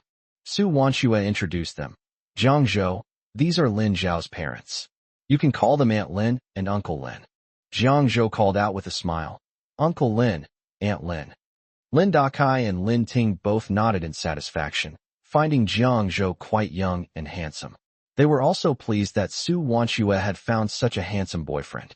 They could tell that Su Wanshue and Zhang Zhou had a good relationship, which was a good thing. Su Wanshue looked at the three little maids and said, Bauer, Bayer, Xianger, quickly greet them. Hello, Grandpa and Grandma. The three little girls called out in unison. Good. What well-behaved and adorable children, good. Lin Dakai and Lin Ting looked at the three children with great affection. At this moment, Li Mingyao came out of the kitchen with a fruit in hand and said with a smile, These three little girls are all so clever. I'm so happy to see them. Yes. Lin Ting echoed with a smile. Lin Dakai looked at Su Mingze sitting smugly on the sofa and said with a smile, Hey, Lao Su, wearing new clothes now. Yes, Zhang Zhou bought it for me. It's so nice, Su Mingze said with a smile, showing off. Really? You're so lucky. So handsome, capable, filial, and sensible. No wonder Xiao Xue likes you so much, Lin Dakai said with a smile. Upon hearing Lin Dakai's words, Su Mingze's face immediately lit up with a joyful smile. Of course, my son-in-law is outstanding. All right, stop showing off, Li Mingyao said with a smile. Now that our daughter is back, and we have a granddaughter and son-in-law, you two should be enjoying your retirement, Lin Ting said with a smile. Yes. Lin Dakai nodded with a smile. Su Mingze was secretly delighted when he heard them say that. You two will be soon too. Once Lin Xiao gives birth to a big, healthy boy, you'll be able to enjoy your retirement, Li Mingyao said, looking at Lin Dakai and Lin Ting. That's completely unrelated. Xiao Xiao doesn't even have a boyfriend right now, Lin Ting said. Su Wanshue smiled and glanced at Lin Xiao, who said with amusement, Mom, you can't blame me for this. If you have time, you can find someone for me. Upon hearing Lin Zhao's words, Li Mingyao immediately laughed and scolded. You brat! You dare to talk back to me like that? Lin Xiao stuck out her tongue. Su Mingze said to Lin Dakai, Old Lin, what do you guys think about Xiao Xiao's idea of opening her own internet cafe? We can talk about it today. Lin Dakai said, We chatted last night, but it's not finalized yet. Xiao Xiao said it would require an investment of at least 200,000 yuan. Su Mingze said, This investment is indeed large. After all, computers are expensive. Perfect timing. Zhang Zhou also opened an internet cafe. He's the friend your Xiao Xiao mentioned before. He told me about the internet cafe yesterday. You two should talk to him. After all, you've invested a lot of money, so you need to pay attention to it. Lin Dakai was shocked. What? Xiao Xiao said before that your son-in-law runs an internet cafe. Chapter 139, Mid-Autumn Festival Reunion. Yes, young people these days are really impressive. They've opened internet cafes at such a young age, and they've built them into something of this scale. Su Mingze exclaimed sincerely. Your son-in-law is really great. Call him over so we can have a chat, Lin Dakai said with a smile. Su Mingze nodded, then called out to Zhang Zhou. Zhang Zhou, come over here and let's talk. Okay, Zhang Zhou replied and quickly walked over. Lin Dakai then called Lin Xiao over. Lin Xiao walked over. Xiao Xiao, is the friend you mentioned last time Zhang Zhou? Lin Dakai asked. Lin Xiao nodded and said, Yes, it's him. His internet cafe is making a lot of money. Unlike me, I work hard for a month and don't even earn as much as he does in a day running his internet cafe. It's better to open an internet cafe. You think opening an internet cafe is that easy? Lin Dakai said with a chuckle. It takes a lot of technical skill. Don't compare yourself to Zhang Zhou. You're not even in the same league. Lin Xiao was unhappy and pouted, saying, How can we not be on the same level? I haven't even started yet. Dad, please don't discourage me. All right, I won't discourage you, Lin Dakai said with a smile. Then, Lin Dakai looked at Zhang Zhou and asked, Zhang Zhou, you also run an internet cafe. I've heard that your internet cafe is making a lot of money. What do you think about that? Zhang Zhou thought for a moment and said, Uncle, my internet cafe is indeed making a lot of money right now. Although internet cafes have been a profitable industry for the past few years, I don't know how long it can last. I see, Lin Xiao nodded thoughtfully, then asked, Jiang Zhou, did the owner of your internet cafe offer you any advice or support, like suggestions or anything? This is related to the future development of the internet cafe. Jiang Zhou replied, as you all know, not every business is profitable. Internet cafes seem lucrative now, but we're not the only ones. You'll face competition when you open an internet cafe, and whether it survives depends on your abilities. Just because we're making money now doesn't mean I'll maintain this high income indefinitely.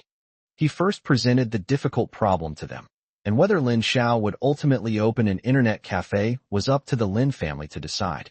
Internet cafes were indeed profitable at the time, but the competition was fierce, and they eventually declined in later generations. You need to be willing to step back at crucial moments. It's the same principle as buying stocks. You need to know when to sell. Lin Dakai and Jiang Mingze nodded thoughtfully. Jiang Mingze said, Jiang Zhou is right. I also told him yesterday that internet cafes need to be controlled and can't be allowed to grow too big. If the education department cracks down on internet cafes, it will be difficult to handle. That's true. It's always good to be reliable when doing business. Xiao Xiao, do you still want to open an internet cafe? Lin Dakai asked Lin Xiao. Lin Xiao pondered for a while. Although the internet cafe might suffer a blow later, according to Jiang Zhou, it was still very likely to make money in the next few years. So Lin Xiao still wanted to open an internet cafe. After all, she didn't want to work herself to death every time. Opening an internet cafe is much easier. Dad, I still want to give it a try, Lin Xiao said after thinking for a while. Since you want to open an internet cafe, I'll support you, Lin Dakai said. Then, Lin Dakai continued. However, I can only give you 100,000 yuan as startup capital. You'll have to figure out the rest yourself. This 100,000 yuan is nothing to him. He can accept it if Lin Xiao fails. However, for Lin Xiao, this 100,000 yuan was already a huge sum of money. With this much money, I could open my own internet cafe.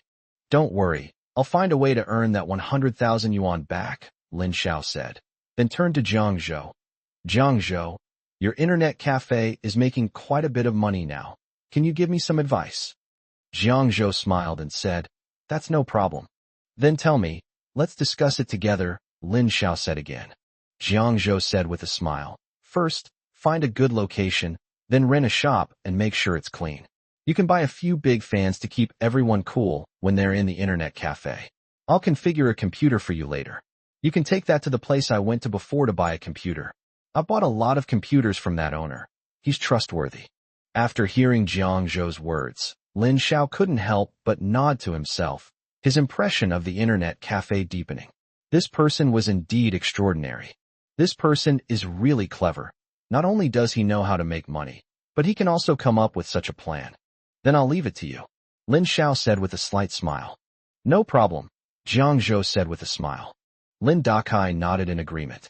After all, 100,000 yuan is not much for their family, and Xiao Xiao has a good chance of earning it back. You two chat. We're going out for a walk and we'll be back in a bit, Jiang Zhou said. Lin Dakai and Lin Xiao both nodded. After Jiang Zhou left, Lin Xiao and his family also left a little while later, because today was the official Mid-Autumn Festival, and everyone had to go home for a reunion dinner. In the evening, after Su Mingze and Li Mingyao finished dinner, everyone sat in the living room to rest. After a while, Li Mingyao brought out 2 boxes of mooncakes from the room. Time to eat mooncakes, Li Mingyao said with a smile. Upon hearing this, the 3 little girls immediately gathered around. Mooncakes? Bauer asked in surprise. Yes. Li Mingyao nodded with a smile. Today is the Mid-Autumn Festival. We're eating mooncakes. Wow, great! Belle exclaimed. Li Mingyao opened the box, took out the mooncakes, and placed them on the coffee table. Wow, this mooncake is huge! Belle exclaimed. Bauer nodded and said, yes, they're bigger than the mooncakes Mom gave us before. Bauer gestured with her hands as she spoke. Li Mingyao smiled and began cutting the mooncake. The 3 little girls looked at the mooncakes, their mouths watering, wishing they could take a bite right away. Su Wanshua said with a smile, you 3 little girls, don't get so close, don't block your grandma's view. Oh, Belle and Bauer responded in unison, and then stepped back. After Li Mingyao divided the mooncakes, She handed one to each of the three maids. Eat up, you three little girls are drooling, Li Mingyao said with a smile. Thank you, Grandma. The three little girls immediately took the mooncakes that Li Mingyao handed them, and said happily. Li Mingyao patted the three little girls' heads, and said with a smile, Don't rush, eat slowly. The three little girls nodded obediently.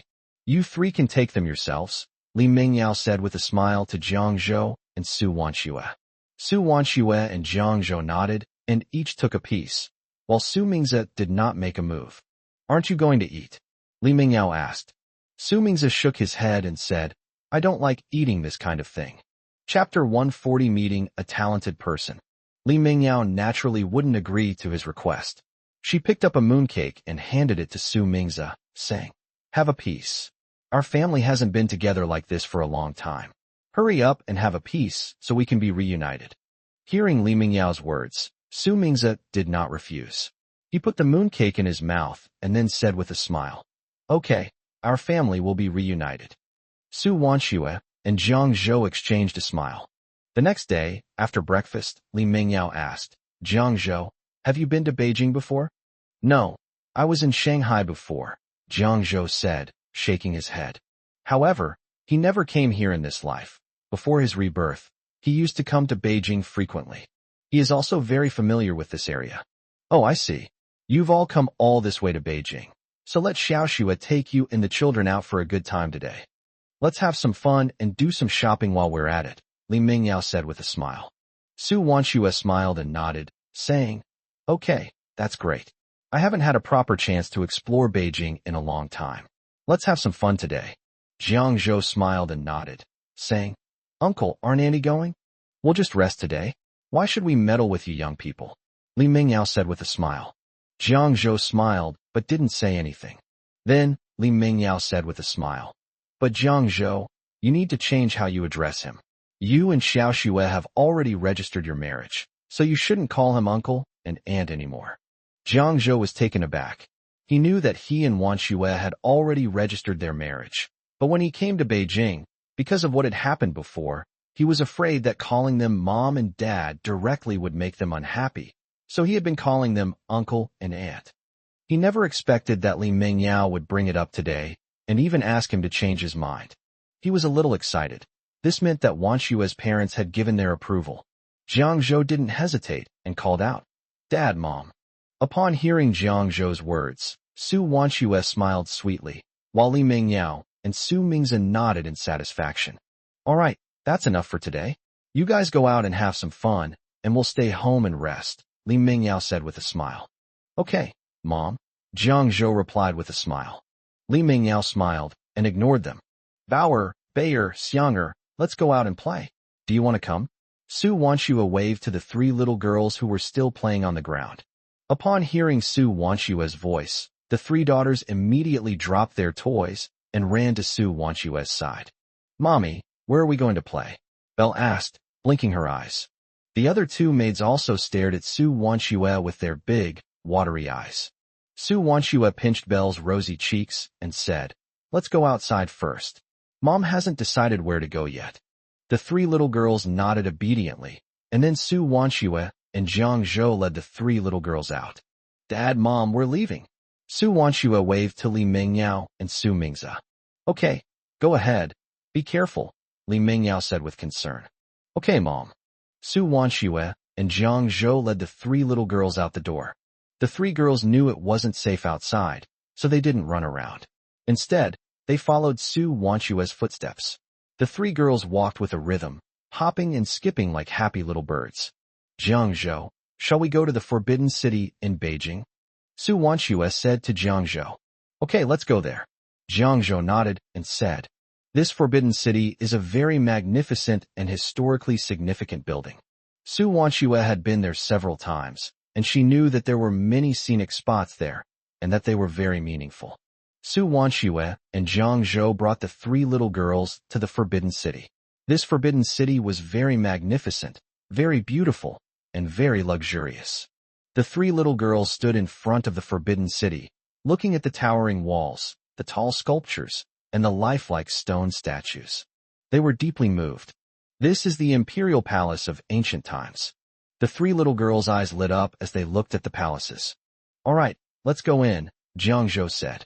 With that, Su Wanxue took the three little girls' hands and walked inside. Su Wanxue and Jiang Zhou brought the three little maids to the largest palace, the Golden Palace. The Hall of Supreme Harmony stands in the center of the Forbidden City, where the emperor ascended the throne. There was also a tour guide in front of the Golden Palace, explaining its history. The Golden Palace, located on the central meridian of the capital city, ascends 3 platforms along the dragon-patterned stone-carved imperial road, passing beneath the emperor's throne. It is the highest standard ancient palace building still existing in China.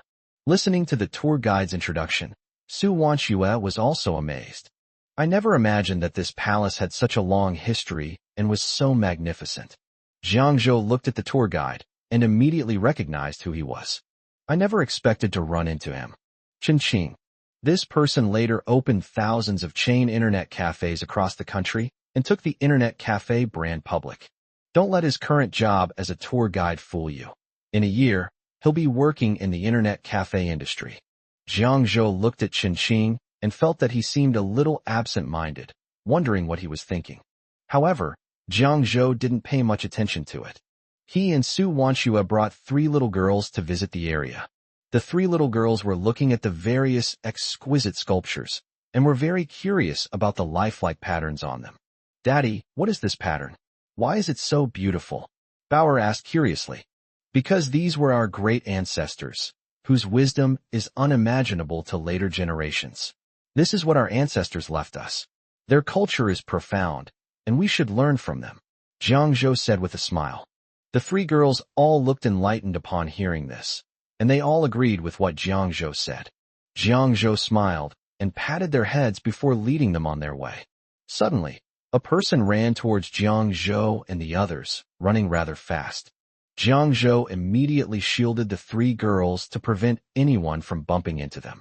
I'm so sorry. I didn't notice you were here. I'm really sorry. Upon seeing Jiang Zhou blocking his way, the person immediately apologized. Jiang Zhou looked up and saw that it was Qing. It's okay. Why are you running so fast? Did something happen? Jiang Zhou asked Qing, looking at him with suspicion.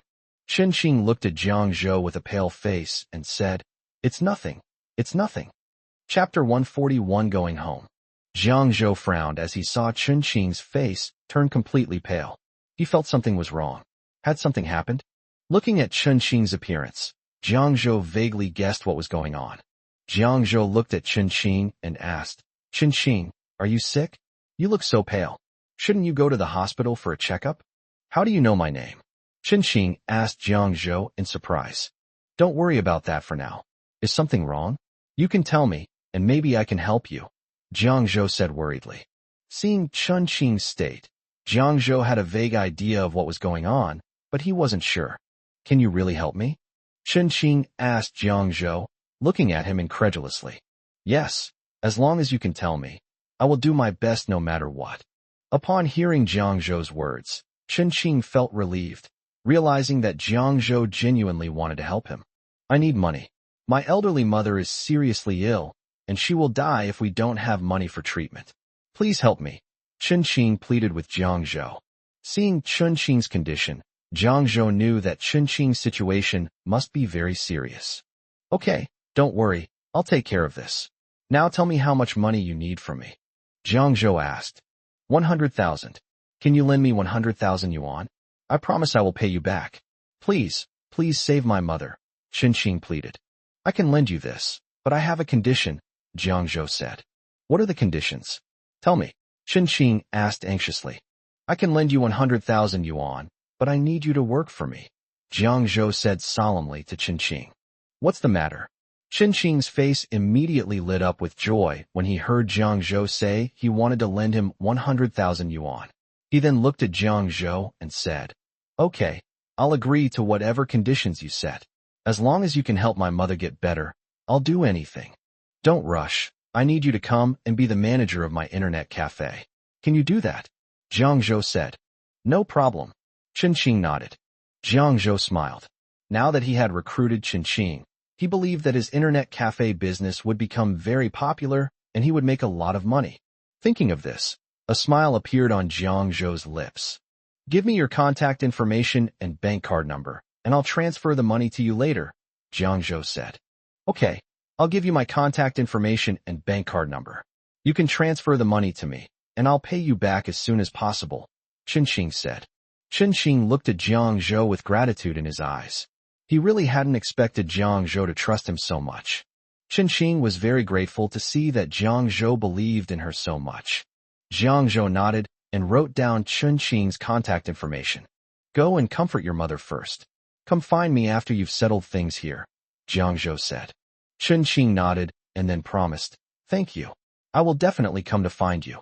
Jiang Zhou smiled and nodded, believing that Qinqing would come looking for him. After all, if you doubt someone, don't use them. After everything was settled, Su Wanshua looked at Jiang Zhou with concern and asked, Jiang Zhou, how could you trust a stranger so much? 10,000 yuan is no small sum. How could he just lend it to Qinqing like that? What if that person runs away with 100,000 yuan? I trust Qinqing's character. He definitely wouldn't lie to me, Jiang Zhou said with a smile. Hearing his certainty, Su Wanshua didn't say anything more. Don't worry, he's not that kind of person. Let's go home, Jiang Zhou said to Su Wanshua with a smile. Su Wanshua looked at Jiang Zhou, nodded, and left with him. Soon, the holiday was over, and Jiang Zhou and Su Wanshua were taking their 3 little girls back home. Li Mingyao and Su Mingze went to see them off. Jiang Zhou, we're entrusting Xiao Shui to you. I hope you won't let me down, Li Mingyao said earnestly, holding Jiang Zhou's hand. Seeing Li Mengyao's serious expression, Jiang Zhou smiled and said, Mom, don't worry, Xiao Shui is my wife. I will take good care of her. You and Dad should also take care of yourselves. Hearing Jiang Zhou's words, Li Mingyao looked at Su Wanshua with tears in her eyes and said, Xiao Shui, take good care of yourself in Changsha. Call me if anything happens. Dad and I can't be with you, but Jiang Zhou will always protect you. Su Wanshua looked at Li Mingyao and Su Mingze and nodded. She knew that Jiang Zhou was a man she could rely on, and with him around, she felt at ease. I will. Su Mingze patted Jiang Zhou on the shoulder, signaling him to treat Su Wanshua well and that he would take good care of his daughter. Dad, don't worry, I will definitely take good care of Xiao Shui. Jiang Zhou nodded solemnly and promised Su Mingze. Su Mingze nodded and looked at Su Wanshua, saying, If you get bullied, remember to tell Dad. Dad will definitely back you up. Upon hearing this, Su Wanshua's eyes instantly welled up with tears. She looked at Su Mingze and nodded. Bauer, Bayer, Xianger, say goodbye to your grandparents. We're going home. Su Wanshua gently stroked the children's heads and whispered to the 3 little girls. When the 3 little girls saw Su Wanshua, they waved their little arms obediently and sweetly called out, Goodbye, Grandpa and Grandma. Su Mingze and Li Mingyao looked at the 3 little girls and felt reluctant to part with them. Good boy girl, come play with your mom and dad more often in the future, Su Mingze said to the children. Okay, we'll come to visit Grandpa and Grandma often, the 3 little girls said in unison. Li Mingyao smiled and patted the heads of the 3 little girls. Dad, Mom, we're leaving now. Jiang Zhou said goodbye to Su Mingze and Li Mingyao. Mom and Dad, please take good care of yourselves. Jiang Zhou and I will come back often, Su Wanshua said to Li Mingyao and Su Mingze. Okay, take good care of yourselves. Go on, don't miss your train later, Li Mingyao said to the children. Okay, let's go. After saying this, Jiang Zhou took the child's hand and walked into the station. As Jiang Zhou and Su Wanshua disappeared from her sight, Li Mengyao's tears flowed uncontrollably. Time flies, and the end of the year is fast approaching. Jiang Zhou has paid off all his bank loans and opened 4 internet cafes in Changsha. After Jiang Zhou paid off the bank loan, he still had a huge sum of 4 million yuan in his hands. That day, Jiang Zhou invited Song Zhe to dinner. Come on, Lao Song, thank you for your help. I was able to get a loan from the bank. Jiang Zhou raised his glass and toasted Song Zhe. You're too kind, Jiang Zhou. Song Zhe also raised his glass and said to Jiang Zhou with a smile. Chapter 142. My friend is shocked. Jiang Zhou, you want to buy a house? Come on, drink, Jiang Zhou said, then downed the drink in one gulp. Seeing Jiang Zhou's generosity, Songja didn't stand on ceremony and also tilted his head back and drank the wine in his glass. After finishing his drink, Songja looked at Jiang Zhou and asked, Jiang Zhou, your internet cafe is doing better and better these days. Songja hadn't expected Jiang Zhou's internet cafe to develop so rapidly. Jiang Zhou said with a smile, I have to thank you for your help. Otherwise, I wouldn't have earned so much. Not at all. You're too kind. It's all thanks to your own abilities that you've made this internet cafe bigger and bigger, Songja said modestly with a smile. If I hadn't met you back then, how could I have gotten a loan from the bank? Jiang Zhou shook his head and said with a smile. Don't be modest, Songja said, then poured himself another glass of wine. Jiang Zhou, no matter what, I still admire you. You managed to turn an internet cafe into such a successful business in such a short time. Jiang Zhou smiled, and Songja patted Jiang Zhou on the shoulder and said, Now that you're slowly getting rich, I'm happy for you too. Songja's words carried a hint of envy, but more than anything, they were blessings. Jiang Zhou could also tell. He patted Songja's arm and said with a smile, Old Song, don't worry, I will never forget your help. Good brother, we're like brothers, no need to be so polite, let's keep drinking. After saying that, Songja raised his glass and clinked it with Jiang Zhou's. The two drank and chatted, and the atmosphere gradually became more harmonious and relaxed. By the end, both Jiang Zhou and Songja were a little drunk. Old Song, I'm going back now. Let's have a good drink another day, Jiang Zhou said, standing up. Songja also stood up, rubbing his forehead, and said, Okay, I'll take you back. No need, I can manage on my own, Jiang Zhou said with a smile. Jiang Zhou has always had a high alcohol tolerance, and although he drank a bit too much tonight, he was still much better than Songja. Jiang Zhou helped Songja, who was walking unsteadily, to his side. Oh dear, I'm really not doing well. My legs are a bit weak, Songja said, shaking his head. Seeing Songja's appearance, Jiang Zhou asked with a smile, Are you really all right? Songja shook his head with a smile, feeling a little dizzy. All right, I'll call you a taxi later. Remember to call me if you ever have any difficulties in the future. I'll do my best to help. Jiang Zhou helped Songja walk towards the door. Songja nodded and said, Okay, Jiang Zhou, you help me meet the target. What indicators? Jiang Zhou asked. Songja did not answer Jiang Zhou.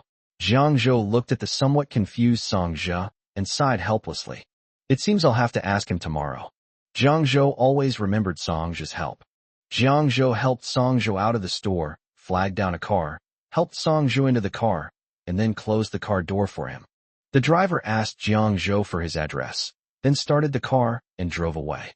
Jiang Zhou watched the car disappear into the distance, let out a breath, and walked towards home. The next day, Su Wanxue got up to make breakfast. Just as she finished, Jiang Zhou opened the door and came out. How are you? Does your head hurt? Su Wanxue asked.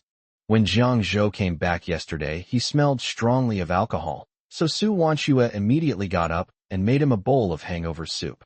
It's nothing, I just drank a little too much. I'll be fine after a rest, Jiang Zhou replied with a smile. That's good, Su Wanxue replied with a smile. Then, Su Wanxue pointed to the dining table and said, I've already made breakfast. Go and eat something. I'll wake up the three little girls. Okay, Jiang Zhou responded and went back to his bedroom to change clothes and wash up. After Jiang Zhou finished washing up, the three maids also got up one after another. Daddy, the three girls called out happily when they saw Jiang Zhou come out of the house. You all slept well today, didn't you? Jiang Zhou gently touched their little faces and said softly. Of course, the three little girls answered in unison. Su Wanxue said with a smile. All right, hurry up and eat breakfast, or you'll be late for school. Okay, the three little girls answered in unison. After dinner, Jiang Zhou and Su Wanxue took the three little girls to kindergarten. Mom and Dad, we're off to class, the three little girls said to their parents in unison. Go on, and be a good girl, Su Wanxue instructed. Jiang Zhou waved to them. The three girls skipped and hopped as they ran towards the school. Jiang Zhou, are you going to the internet cafe? Su Wanxue asked. Jiang Zhou shook his head and said, No need to go, let's go home. Oh, okay, Su Wanxue replied. They then returned home. Back home, Jiang Zhou suddenly remembered what Song Zhe had told him the night before, and he immediately took out his phone and called Song Zhe. The phone rang for a long time before Song Zhe finally answered it. Hello, Jiang Zhou. Song Zhe's voice was a little hoarse. Old Song, are you alright? Jiang Zhou asked worriedly. It's nothing. I just drank too much, and my throat feels uncomfortable after drinking too much. Is there something you need? Song Zhe asked. Jiang Zhou said. What indicators did you mention last night? I asked you, but you didn't explain clearly, so I'm wondering if there's anything I can help you with. Song Zhe rubbed his temples and said, the quota? It's because I approved your loan before, and you paid it off early. The leaders saw that my performance was excellent, so they promoted me. Now I'm in charge of the mortgage business in the real estate sector. Although there are no more loan disbursement quotas each month, there are sales quotas, which is even more painful. A house is so expensive, and it's not like you can just buy it whenever you want. Besides, we now need to sell 2 houses a month, otherwise I can't keep this position. So, I'm willing but unable right now. Oh, okay. Then you can take us to see your houses another day, Jiang Zhou said after thinking for a moment. Song Zhe hesitated for a moment, then said, Jiang Zhou, I know you want to help me, but you shouldn't get involved in this right now. I want to handle it myself. He knew that Jiang Zhou had indeed made a lot of money, but a house in their area would basically cost several 100,000 yuan. This is not a small amount of money. What's the big deal? I've been thinking about buying a house recently anyway, Jiang Zhou said. He really wants to buy a house recently. They are still living in rented houses, and they can't live there forever. They will eventually need to find a house of their own. Now he's made money and can buy a house. Moreover, housing prices are cheap now, so he definitely has to buy. Otherwise, if prices rise later, wouldn't he lose out? You really want to buy it? Song Zhe asked, somewhat surprised. Chapter 143 Buying 4 Houses in a Grand Way. Jiang Zhou nodded and said, of course, why not? Before, we didn't have money and could only rent a place. Now that we have money, we can naturally consider buying our own house. After thinking it over, Song Zhe realized that since Jiang Zhou wanted to buy a house, which would also solve his quota problem, why should he postpone anything else? Then he said, all right, since you want to buy a house, let me know when you have time, and I'll take you to the sales office to take a look. Okay, I'll call you when the time comes, Jiang Zhou said. Jiang Zhou not only wanted to buy it for himself, but he also wanted to buy it for his parents, his older brother, and Jiang Yun. So he wants to find a time when everyone is free to go and see it. Okay, I'll hang up now, Song Zhe said. Jiang Zhou nodded and then hung up the phone. When the weekend came, the 3 little girls had a day off. After breakfast, Jiang Zhou went to find Jiang Haixing and Lin Yuehua. Jiang Fan hadn't left the house yet either. Dad, Mom, Big Brother, we're going out to look at houses later, Jiang Zhou said. Looking at apartments? Lin Yuehua asked Jiang Zhou with a puzzled look. Jiang Fan stopped what he was doing, looked at them, and asked in confusion, what kind of house are you looking at? Big Brother, I want to buy a house, Jiang Zhou said. Jiang Haixing nodded and said, yes, you and Xiaoxue really need to have a house of your own. Lin Yuehua nodded, indicating that she believed Jiang Zhou. Jiang Fan nodded without saying anything more. Then they prepared to go out. Jiang Zhou called Jiang Yun, who said he stayed up all night at an internet cafe and therefore couldn't come. Jiang Zhou and the others arrived at the spot Song Zhe had given them, where Song Zhe was already waiting for them at the door. Uncle, Auntie. When Song Zhe saw Jiang Haixing and Lin Yuehua coming over, he quickly went over and greeted them warmly. Jiang Haixing and Lin Yuehua smiled. Take us to see it quickly, Jiang Zhou said. Okay. Song Zhe nodded quickly. Let's go, Jiang Haixing said. Song Zhe led them into the lobby, where a salesperson approached. Brother Song, you brought a client? The salesperson asked.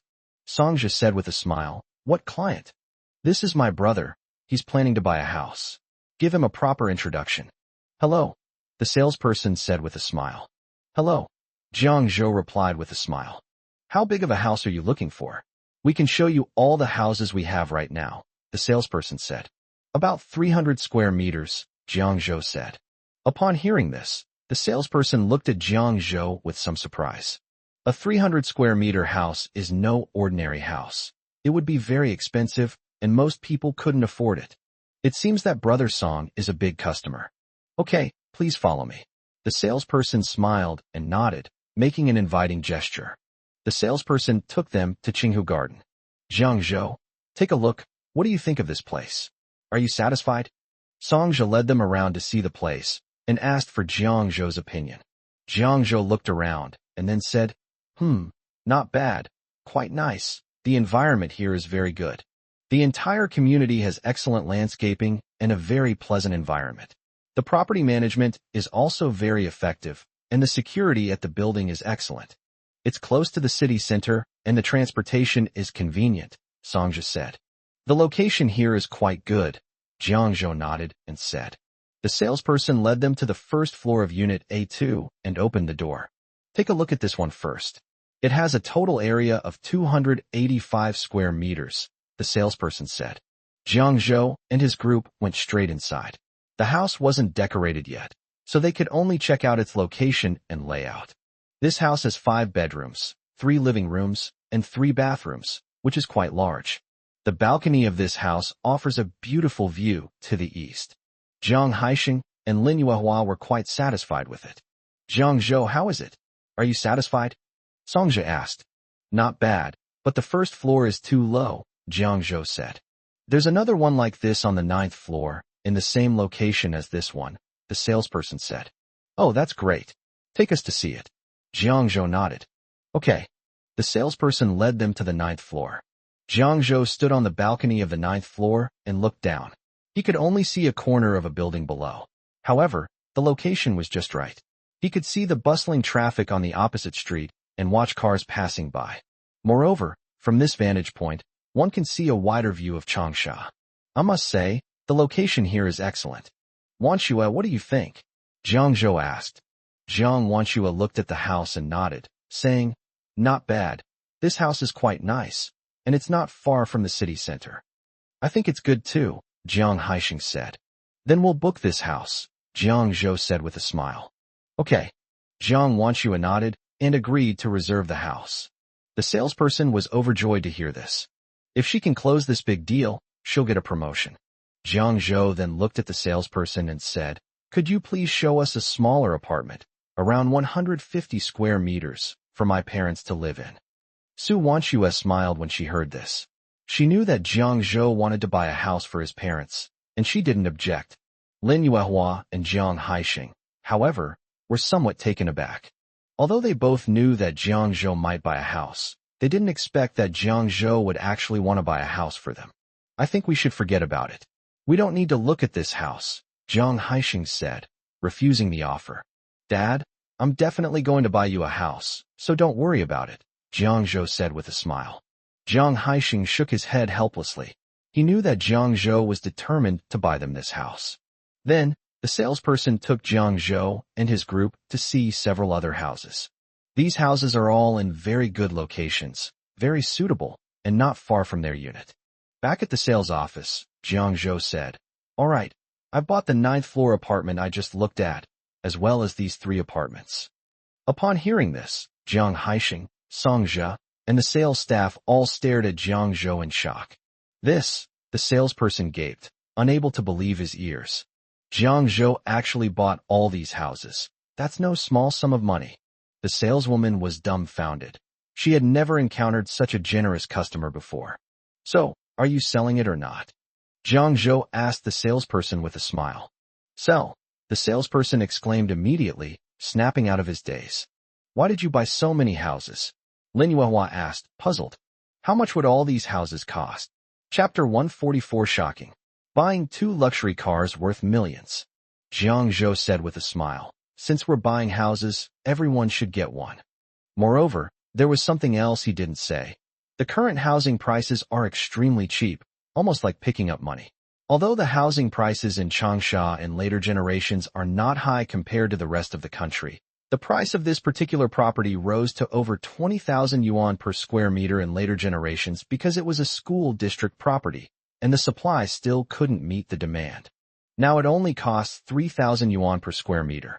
In addition, now that I have money, buying a house for my family is the bare minimum, and it can greatly increase everyone's sense of happiness. When he was reborn, making money wasn't the most important thing. The most important thing was to let his family enjoy a happy life as soon as possible.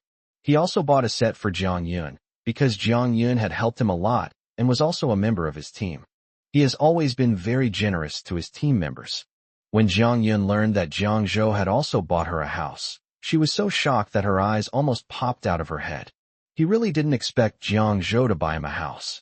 Jiang Zhou, this house is too valuable. It costs hundreds of thousands of yuan. I can't accept it. He had accepted the phone Jiang Zhou gave him before, but this house costs a full 450,000 yuan. It's too valuable. He definitely can't accept it. Jiang Zhou patted him on the shoulder with a smile and said, "It's just a house, nothing. Follow me, work hard, and we'll make a fortune in the future." This time, Jiang Zhou bought a total of 4 houses. He lives in a large 285 square meter apartment, and the other 3 apartments are all 160 square meters each, one for his parents, one for his older brother Jiang Fan, and one for his childhood friend Jiang Yun.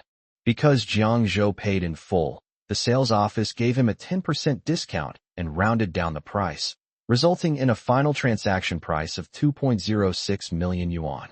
The salesperson was so shocked he couldn't even open his mouth. Song Zhe, who was recommended to buy a house, was also shocked.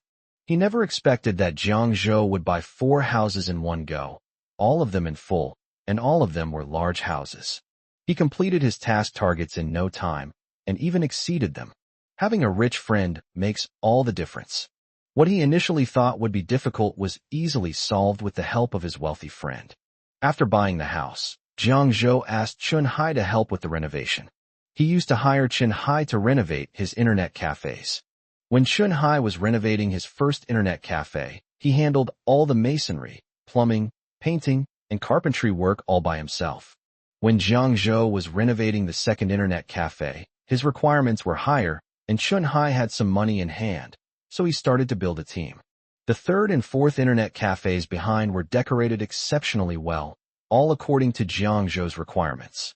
They were all decorated in the style of modern internet cafes, far surpassing other internet cafes. Now that he has bought 4 houses, he directly asked Chun Hai to help with the renovations. There's absolutely no need to worry about the quality of the renovation. Chun Hai's renovation team grew bigger and bigger, and every time he saw Jiang Zhou, he couldn't stop smiling, saying that the Jiang family was his lucky star. Jiang Haixing had helped him before, and now Jiang Zhou was helping him again. Jiang Zhou smiled and said that this was just the beginning. He asked Chun Hai to register a decoration company so that it could be responsible for decoration work and could be more formalized. Chun Hai listened to Jiang Zhou's advice. As the Chinese New Year approached, Jiang Zhou opened his 5th internet cafe in Changsha, generating over 60,000 yuan in revenue daily. Moreover, the Love Connection website has also taken off after the last Goddess Ranking event, with daily traffic reaching tens of thousands. The website is very active. Song Zhe was promoted again because Jiang Zhou had bought 4 large houses in cash last time. Furthermore, he used his network of connections to help Jiang Zhou obtain a payment license for the website. With a payment license, the Love Connection website can now allow users to make payments and purchases on its platform. Immediately, Jiang Zhou developed a group buying service in Changsha. This service was already available at the physical stores of the 5 internet cafes. After seeing the profits from their first collaboration on fried rice, other vendors selling drinks, melon seeds, and movie tickets also came knocking on their door one after another. He has simply moved all these services online, making it more convenient for customers in internet cafes. In this way, they don't need to leave their computers to order fried rice at the counter. They can simply pay for the fried rice on the Love Connection website. Then a restaurant will bring the fried rice to him. This is an incredibly convenient service for netizens who don't want to miss a single second of the game interface while playing online games. Others who didn't come to Jiang Zhou's internet cafe, but were members of the Love's Connection website thought this service was great. However, it was discovered that this service was only available in Changsha and not in other places. One by one, people were posting comments in the comments section, demanding that the boss quickly extend this convenient service to other regions as well. Before returning to his hometown for the Chinese New Year, Jiang Zhou took his parents to a BMW dealership and bought 2 cars. Jiang's parents were both shocked. Mr. Jiang exclaimed with deep emotion. This trip home was truly a triumphant return to our hometown. If 2 BMWs were driven back, wouldn't that shock the neighbors to death? Moreover, Jiang Zhou bought a BMW X5 SUV. This is BMW's first SUV, and it's making its debut this year. The newly arrived model car. In later generations, families with children will generally choose to buy SUVs because SUVs have more space and a higher chassis than sedans. The three little girls sat in the back row without feeling cramped. Jiang Zhou bought his father a BMW 7 Series 750. The total cost of the two cars, including purchase tax and insurance, amounted to a full 2 million yuan. When buying the car, Jiang's mother kept pulling on Jiang Zhou's arm, saying that buying one car was enough, and that she and Jiang Haixing didn't need to buy a car. Jiang Zhou smiled and shook his head, saying that he earns money so that his family can enjoy life. Moreover, he was about to go back to his hometown for the Chinese New Year, and he knew that his parents had been living a very depressed life since the family went bankrupt. Many people who were once overshadowed by his parents when they were successful now jump out to show off in front of them. He made money this time. Although he didn't have much money left in his bank account after buying two cars, as a son, he wanted to make his parents proud and have a good New Year. If we wait until next year to buy his dad a car, his dad won't be as happy during Chinese New Year this year. Of course, we should enjoy ourselves first. Jiang Haixing couldn't stop smiling the whole time, and even when Lin Yuehua was pulling his ear, he continued to grin like an idiot. Because the car his son bought him this time is even more impressive than the Crown sedan he used to drive when he was at his most prestigious. He already imagined the shocked looks people would give him when he returned to his hometown. Just thinking about it makes me incredibly happy. The pain from my wife pulling my ear was nothing compared to these pleasurable sensations. Haha. Chapter 145. Relatives shocked. Internet cafes are so profitable? As the days go by, the Lunar New Year is getting closer and closer, and the weather is getting colder and colder. That day, Jiang Zhou and his family had hot pot at home. Dad, Mom, Wan Xue, and I discussed it yesterday, and we've decided to go back to Yongzhou for the New Year this year. Jiang Zhou picked up a piece of meat and put it in Wan Xue's bowl, then looked at Lin Yuehua and Jiang Haixing and said. Lin Yuehua and Jiang Haixing were overjoyed. They had been talking about going home for the New Year a few days ago, but they were afraid that Su Wanxue wouldn't be used to it, so they hadn't dared to bring it up. Now that Jiang Zhou had mentioned it, they were naturally happy. Jiang Haixing nodded. Okay, Yongzhou is close to here anyway. Let's go back and come back after the New Year. Jiang Zhou smiled and nodded, knowing that his parents also wanted to go home for the Chinese New Year, but they were hesitant to ask. Okay, I'll take care of things here in the next few days, and then I'll go back to Yongzhou for the New Year, Jiang Zhou said. Okay, that's good, Lin Yuehua said happily. She was also looking forward to the New Year.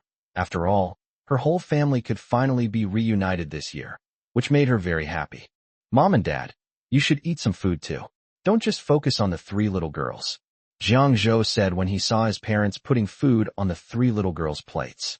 Lin Yuehua nodded. Yes, that's right. Eat more.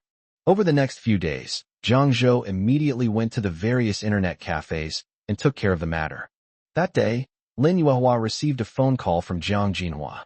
Yuehua, it's almost Chinese New Year. When are you and Haixing coming back? Jiang Jinhua asked on the other end of the phone. Oh, we're also planning to go back home for the New Year, Lin Yuehua said with a smile. That's good. I was worried you wouldn't come back for the New Year, Jiang Jinhua said. I'm going back. I'll be going back in a few days. When we get back, let's all get together. Jiang Zhou is planning to treat you all to a simple meal, Lin Yuehua said. That's great. Xingyu called me a few days ago and said he'd be back in a few days. I reckon he'll be back before you guys, Jiang Jinhua said with a smile. Xingyu, is he coming back too?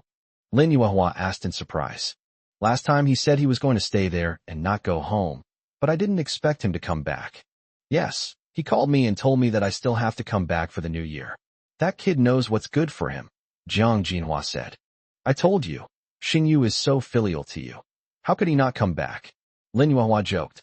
Yes, we're going back tomorrow. You should come back early too, Jiang Jinhua said. Okay, we understand. We'll head back as soon as possible, Lin Yuehua said. Then, Lin Yuehua continued. By the way, Jinhua, let me tell you, Zhozhou Internet Cafe has made a lot of money this year. You invested that money last time, so you'll get dividends this year. What? Really? That's great. Jiang Jinhua exclaimed. Yes, of course it's true. He's not lying to you. There's a 50,000 yuan bonus, Lin Yuehua said. 50,000? That's a lot. Jiang Jinhua exclaimed in shock. Jiang Jinhua had heard Jiang Zhou say that the internet cafe was making a lot of money, but she never expected it to be this much. Lin Yuehua smiled and nodded, saying, That's right. We won't have to worry about anything from now on. Oh my, this child is so capable. This is much better than what we had back then, Jiang Jinhua said excitedly. Yes. Not long ago, Zhozhou even bought us an apartment in Changsha. That child is so filial. If it weren't for him, our family wouldn't be where we are today, Lin Yuehua agreed. Buying a house in the city would cost hundreds of thousands. Jiang Jinhua exclaimed. Yes, a house cost over 400,000 yuan. It really hurts my heart, Lin Yuehua said. More than 400,000. Jiang Jinhua gasped. My goodness, that's an enormous undertaking. That's probably enough for them to live on for a lifetime. Well, he not only bought one for us, but also for his older brother and that kid Jiang Yun. Lin Yuehua said. So many. Jiang Jinhua was even more surprised. This child is incredibly capable. Hee hee. Yeah, I didn't expect that either, Lin Yuehua said with a hint of pride. You finally reaped the rewards of your hard work. This time, I've also made a fortune alongside Jiang Zhou, Jiang Jinhua said with a smile. She was extremely shocked. Jiang Zhou is only in his early 20s, yet he has managed to achieve this level of skill.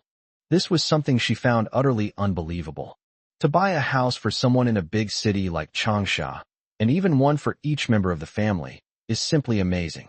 Haha, that's for sure. Lin Yuehua laughed triumphantly.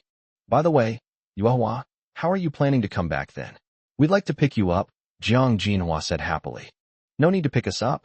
Zhozhou bought us a car a few days ago, and we'll drive it back, Lin Yuehua said. What brand is it? Jiang Jinhua asked. He bought 2 BMWs, one for him and one for us, Lin Yuehua said with a smile.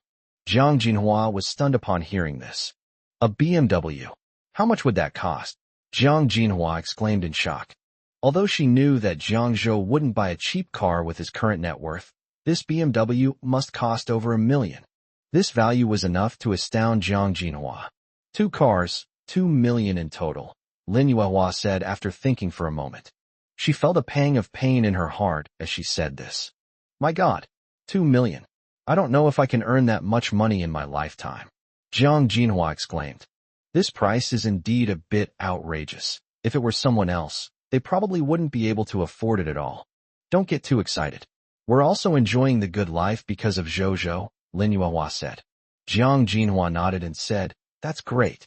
Then those who look down on us will open their eyes and see clearly that we're not just ordinary people. We're wealthy.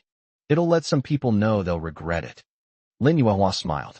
She naturally understood who Jiang Jinhua was referring to, but she didn't intend to reveal it. Jiang Jinhua was overjoyed, as her second sister-in-law's family had been living a miserable life for years. Now that their family is doing better, she is truly happy for them. All right, we'll talk about it properly when we get back. You must be busy now. I'm hanging up, Lin Yuehua said with a smile. Okay, we'll talk again when you get back. Bye-bye, Jiang Jinhua said with a smile. After hanging up the phone, Lin Yuehua felt much better. Then, Lin Yuehua remembered her other relatives and decided to call them to let them know. After all, they were very kind to them. Lin Yuehua took out the list of people who had invested in the company, which read, My third brother's family borrowed 200,000 yuan for 5% of the internet cafe's shares.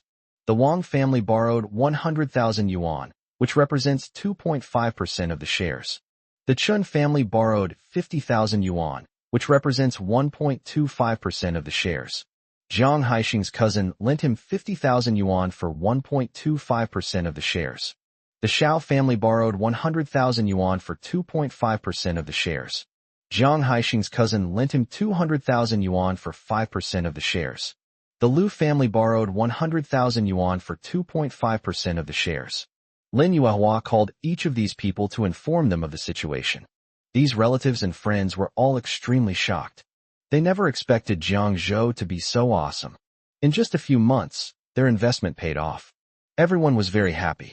Chapter 146, Going Home for the New Year. A few days later, Jiang Zhou and Jiang Haixing each drove a BMW to go home. Jiang Zhou even took the driving test last month. Jiang Zhou was driving a BMW X5 SUV, with Su Wanxue and 3 little girls as passengers. Jiang Haixing drove another BMW 7 Series 750, carrying Lin Yuehua, Jiang Fan, and Jiang Yun. Meanwhile, in Jiangjia village, Yongzhou, Yang Li and Jiang Dai's family are also preparing for the Chinese New Year. Yang Li's youngest son, Jiang Yin, also came home, and the whole family was overjoyed. Jiang Yin was helping Yang Li clean up when Yang Li came over and said with a smile, "Yin Yin, Mom can do this. You should rest well during your vacation and not overwork yourself. Mom, don't worry about me. I'm not a child anymore. I won't get tired," Jiang Yin said. How could Yang Li bear to tire her youngest son out? She took the broom from Jiang Yan's hand and said, "Mom can do it. You're going to be an official someday, and you can't be tired when you're an official." Upon hearing Yang Li's words, Jiang Yan's face immediately turned embarrassed. "Mom, I know. I'm not tired. I'm just helping you clean." "No need.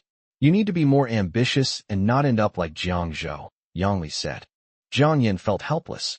He knew that his mother had been prejudiced against his second uncle's family for the past few years. "Mom, don't say that. But tomorrow is the little New Year. Aren't second uncle's family coming home yet?" Jiang Yan said. Since he returned home these past few days, there has been no movement from his second uncle's house next door. You didn't even call your grandparents once. I bet he's in Changsha. He didn't make any money and is too ashamed to come back," Yang Li said sarcastically. They were so arrogant when they left, but now they don't even dare to go home for the Chinese New Year. Yang Li felt relieved. Jiang Dai, who was nearby, heard this and said, "Stop gossiping here. Whether they come back or not is none of our business. Just shut up." "That's true. If they hadn't failed to make money in Changsha, why wouldn't they come home? I just don't like these relatives. Relatives like them will definitely not have a good ending," Yang Li said. "All right, don't worry about these things." Yang Li sneered. "I can't be bothered with it. Anyway, their family's affairs have nothing to do with us. My Jiang Yin will definitely be better off than them in the future." Jiang Dai's face darkened immediately upon hearing this, but he didn't argue with Yang Li. Yang Li looked at the neighboring yard, and a mocking smile appeared on her lips. She thought to herself, "Your son isn't necessarily as capable as my son." After having breakfast, Jiang Zhou called Jiang Haixing and his team to ask, "Dad, are you all ready?" "Yes, we're almost ready," Jiang Haixing said. "Okay, we just finished breakfast. We'll wait for you downstairs," Jiang Zhou said. After saying that, Jiang Zhou hung up the phone and looked at Su Wanxue, saying, "Wanxue, are you done?" "Yes, I'm ready." Jiang Zhou looked at her and said, "Then let's go." "Okay." Su Wanxue smiled slightly. Jiang Zhou picked up his luggage, smiled at the 3 girls, and said, "Let's go. We're going back for the New Year." "Yay!" Su Baier and the other 2 shouted in unison. Jiang Zhou smiled, then took his luggage and went out first, followed by Su Wanxue with 3 little girls in tow. They went downstairs and sat in the car. Jiang Haixing and his group arrived in their car very quickly. "Let's go."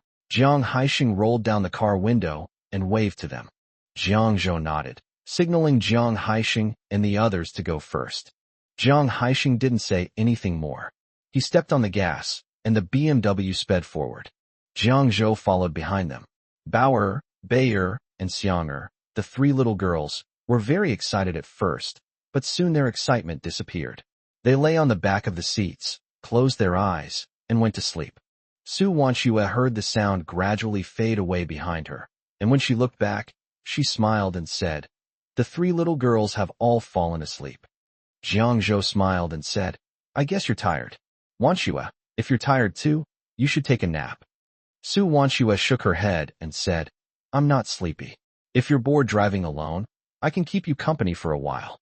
"All right." Jiang Zhou had no choice but to let her have her way. After watching for 3 hours, Jiang Zhou said to Su Wanxue, "Wanxue, call Mom. We're almost at the next cold water service station. Let's stop and rest for a while. Okay, Su Wanshue replied, then took out her phone and dialed Lin Yuehua's number.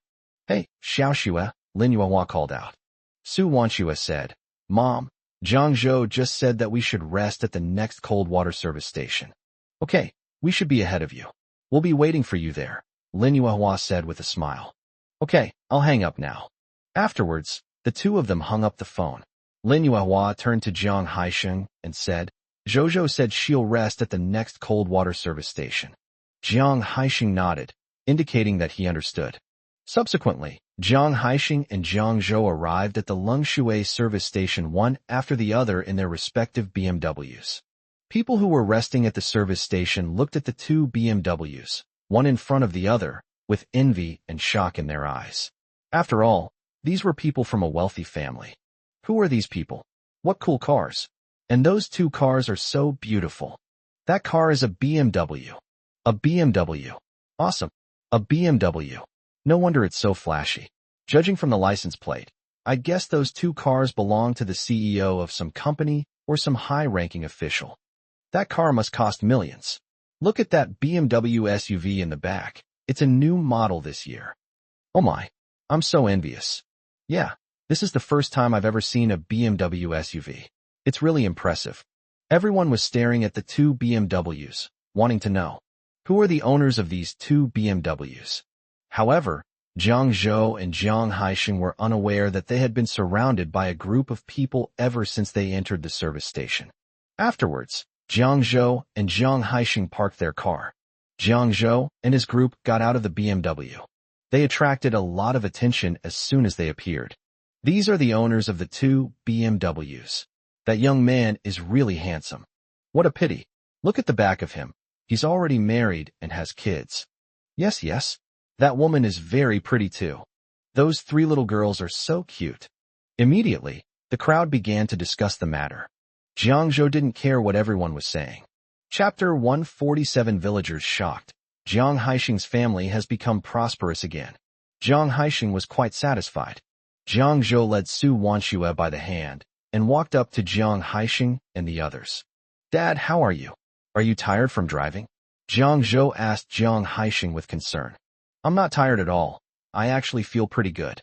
I've driven by myself for even longer than this before. Don't think I'm not as young as I used to be. I can still do it, Jiang Haisheng said with a smile. Jiang Zhou nodded after hearing Jiang Haisheng's words. Let's go inside and rest for a while, Jiang Zhou said to them. Okay.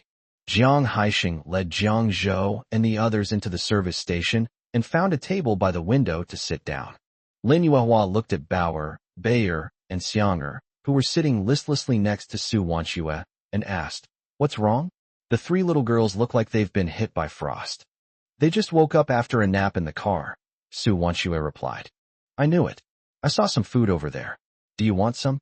Lin Yuehua glanced out the window and pointed to a vendor in the distance. Okay, Su Wanshue replied. Then, Su Wanshue turned to the three little girls and asked, Bauer, Bayer, Xianger, do you want to go buy some food? The three little girls nodded obediently. Then we won't go. You can buy it back later, Jiang Zhou said. Kindness. Afterwards, Lin Yuehua and Su Wanshue led the three little girls toward the place where things were sold. Su Wanshue and the others bought 4 bowls of noodles for Jiang Zhou and the others, and then bought some steamed buns and eggs. The food at this service station is so expensive. These few buns and eggs cost 5 yuan, Lin Yuehua said with a pained expression. Su Wanshue nodded in agreement. After everyone finished eating and resting, Jiang Haisheng said, Let's go. Let's continue our journey. Okay. Everyone set off again. Dad, how much longer until we get there?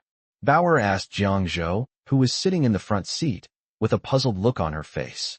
Baby, we're almost there, just hang in there a little longer. You three little girls can eat some snacks if you're bored, Jiang Zhou said. He was worried that the three little girls would be bored, so he went out and bought some snacks. Bauer nodded and said, Yay, not boring at all. I'm so full from eating. Belle nodded and said, Yeah, and I'm not sleepy at all anymore. We're going back to Grandpa and Grandma's place soon. Aren't you happy? Su Wanshue asked with a smile. The three little girls nodded in unison upon hearing Su Wanshue's words, and said, Happy. Su Wanshue couldn't help but laugh as she looked at the three adorable children. Then can we play with those other children again? Belle asked curiously. She felt a warm glow inside as she thought about how she and her friends used to play with firecrackers and blow up cow dung. Su Wanshue smiled and nodded, saying, "Yes, there are lots of children there you can play with." "Great," the three little girls cheered. Their expressions turned excited. Seeing the three little girls looking so happy, Su Wanshue smiled too. The journey back was filled with laughter and joy, creating a lively atmosphere.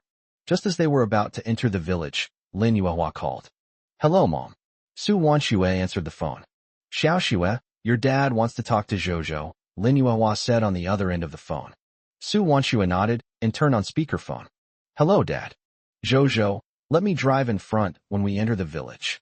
Jiang Haixing's voice came from the other end of the phone. "Okay, Dad." Jiang Zhou nodded and said. He naturally knew what his father was thinking. "I'll hang up now." After saying that, Jiang Haixing hung up the phone. Su Wanshue smiled and looked at Jiang Zhou beside her. Jiang Zhou then slowed down to allow Jiang Haixing to overtake him. Soon, Jiang Zhou and his group saw the entrance to the village. Before entering the village, Jiang Haixing made a point of rolling down the car window so that the surrounding neighbors could see them. Seeing Jiang Haixing do this, Lin Yuehua jokingly asked, "Old Jiang, aren't you cold with this wind blowing?" Jiang Haixing smiled and shook his head, saying, "It's not cold. I like it this way, so everyone can see us clearly. Honestly, at your age, why are you still so concerned about saving face?" Lin Yuehua shook her head helplessly and said. Jiang Haixing said, "Of course. I'll show those who look down on our family back, then that our family has prospered again." As Jiang Haixing spoke, his eyes gleamed. Upon seeing this, Lin Yuehua couldn't help but shake her head and laugh. Jiang Haixing and Jiang Zhou drove two BMWs into the village, and the two luxurious BMWs attracted the attention of the surrounding neighbors. "Look, whose car is that? I don't recognize him. But judging from the license plate, it's definitely not an ordinary car. That's a BMW. Don't you even know that? A BMW. My God, isn't that a car only rich people drive? Could it be some high-ranking official? But that's impossible." Immediately, the villagers started discussing it, and some even craned their necks to look into the car, wanting to know who the person in the BMW was, and whether they were some high-ranking official. Jiang Haixing drove slowly inside, a smug smile on his lips. At this moment, the villagers finally saw who was driving the BMW, and they all widened their eyes. "My God, it's Jiang Haixing. I'm not seeing things, am I? My God, why is Jiang Haixing driving a BMW in? Didn't his family go bankrupt? I wonder if we're seeing things." Jiang Haixing is really something, managing to get his hands on such a luxury car. There was a lot of discussion around, and some people even rubbed their eyes in disbelief, trying to confirm whether the person in the BMW was really Jiang Haixing. Looking closer, they stared wide-eyed at Jiang Zhou's BMW behind them, their mouths agape in astonishment, their faces filled with disbelief. Some people had already recognized that Jiang Haixing was driving the first BMW and greeted him, saying, "Old Jiang, you're amazing, getting such a luxury car. Has your family become rich again? Old Jiang, this BMW isn't cheap. How much did you pay for yours? It's even better looking than the ones I've seen before." Jiang Haixing's smile grew even brighter when he heard these people's compliments. "Oh no, it's all because my Zhozhou is so capable," Jiang Haixing said modestly, waving his hand with an air of pride. His actions surprised those around him once again. Chapter 148. The neighbor's aunt is shocked. Jiang Zhou's family is rich now. "Could that car behind be driven by your Zhozhou?" someone asked. This was exactly what Jiang Haixing wanted to hear. He immediately smiled and nodded, saying, "That's right, the car in the back is driven by my Zhozhou." "My goodness, Lao Jiang, you're amazing. We had no idea this kid was so capable. What can I do? He's my son, ha." When Jiang Haixing heard everyone praising his son, the pride and joy he felt were beyond words. Even he himself couldn't put it into words. He always had a smug smile on his face. "Wow, that's amazing. What big thing did you guys do in Changsha?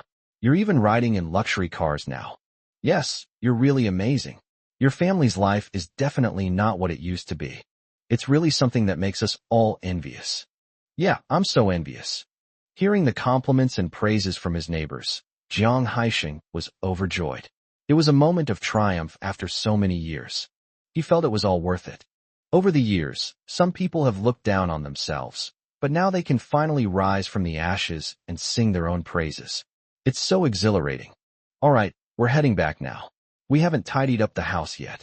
Jiang Haisheng waved to his neighbors and drove away. As soon as their car drove away, the people around started talking about it. Do you think those two BMWs we just saw were Jiang Haisheng and his son? I don't know. Their family is really rich now. They've even bought a luxury car. Sigh, being rich means you can do whatever you want. I'm so envious. If only I had gone to university back then, I could be driving a luxury car like Jiang Haisheng now. Don't even think about it. With your IQ, even if you got into university, you'd just be wasting your life. They must be rich now. When Jojo came back, they set off fireworks and threw a banquet. I bet the Jiang family is wealthy now. Yes, this time when I came back, I even bought such a luxurious BMW. The neighbors' chatter grew quieter and quieter until they all dispersed. Jiang Haisheng and Jiang Zhou drove steadily toward their home. Yang Li was busy in her yard at this moment. Today was the eve of the Lunar New Year, and her family had to prepare New Year's goods and a feast. Yang Li was busy in the yard when she heard the sound of a car outside the gate. Her face immediately lit up with joy and excitement. Yin Yin, your uncle is here. Let's go out and greet him quickly. Yang Li called out into the house. Yang Li thought it was her younger brother Yang Zhang who had come, since only her brother had bought a car a few years ago. Jiang Yin was sitting in his room reading when he heard this, and he immediately ran out of the room. Mom, is uncle here? Jiang Yin called out to Yang Li. When Yang Li saw Jiang Yin walk out of the room, her face immediately lit up with a smile. Yin Yin, your uncle is here. He's waiting outside in the yard. Upon hearing Yang Li's words, Jiang Yin immediately followed her out, and Lu Yumei and Jiang He also came out. When Yang Li and the others came out, they saw two BMWs driving towards them, with several villagers following behind. They were all stunned. Lu Yumei exclaimed in surprise. How can there be such a luxurious car? Mom, these two cars are so cool. Jiang Yin exclaimed. Yang Li's expression was not good. She felt a little uneasy. Soon, two BMWs approached, and Yang Li and the other three immediately recognized that Jiang Haisheng was in the driver's seat of the first BMW. Her head buzzed, and she felt a wave of dizziness, almost fainting. Jiang Haisheng actually owns a BMW and drives such an expensive car. How did he buy it? Impossible. Jiang Haisheng and his family could never afford a BMW. With so much debt, how could they possibly afford such an expensive car? That's impossible. That's absolutely impossible. Yang Li's mind was in complete turmoil. She was shocked and furious at the same time. She felt like she was being overshadowed. This made her feel extremely uncomfortable. She thought Jiang Haisheng and his family were absolutely despicable, absolutely hateful. Why do they own luxury cars? Why do they drive luxury cars to her house and flaunt their wealth? How did they get so much money? When Lu Yumei and Jiang He saw it clearly, they were also very surprised. This time when they came back, Jiang Haisheng and the others' lives had really changed a lot. These two luxury cars were obviously very expensive, something they could never earn in their entire lives. They were already bankrupt. How did they suddenly acquire such a large fortune? Have they become rich again? Lu Yumei, Jiang He, and Yang Li stood there stunned, staring out the car window, their faces filled with shock. Through the car window, Jiang Haisheng could also see the people outside. A smile immediately appeared on his face. Yang Li stared at the two luxury cars and thought to herself, I don't believe Jiang Haisheng's family has become rich again. They must have rented them to show off. Some villagers also saw Yang Li and her family standing outside. They smiled at Lu Yumei and Jiang He and said, Yumei, Lao Jiang, your grandson Jojo has made something of himself. He bought these two BMWs. These cars must cost several million. Exactly. Your grandson is so capable. He'll be a rich man in the future. You two, young and old, will be able to live a life of comfort and security. Yes, you two are going to have a really good time in the future. We can only be envious. Sigh, your Jojo is so lucky. You have such a promising grandson. You'll definitely be rich in the future and never have to worry about food or drink again. Jiang He and Lu Yumei both looked embarrassed. The villagers were saying things that were practically mocking their family.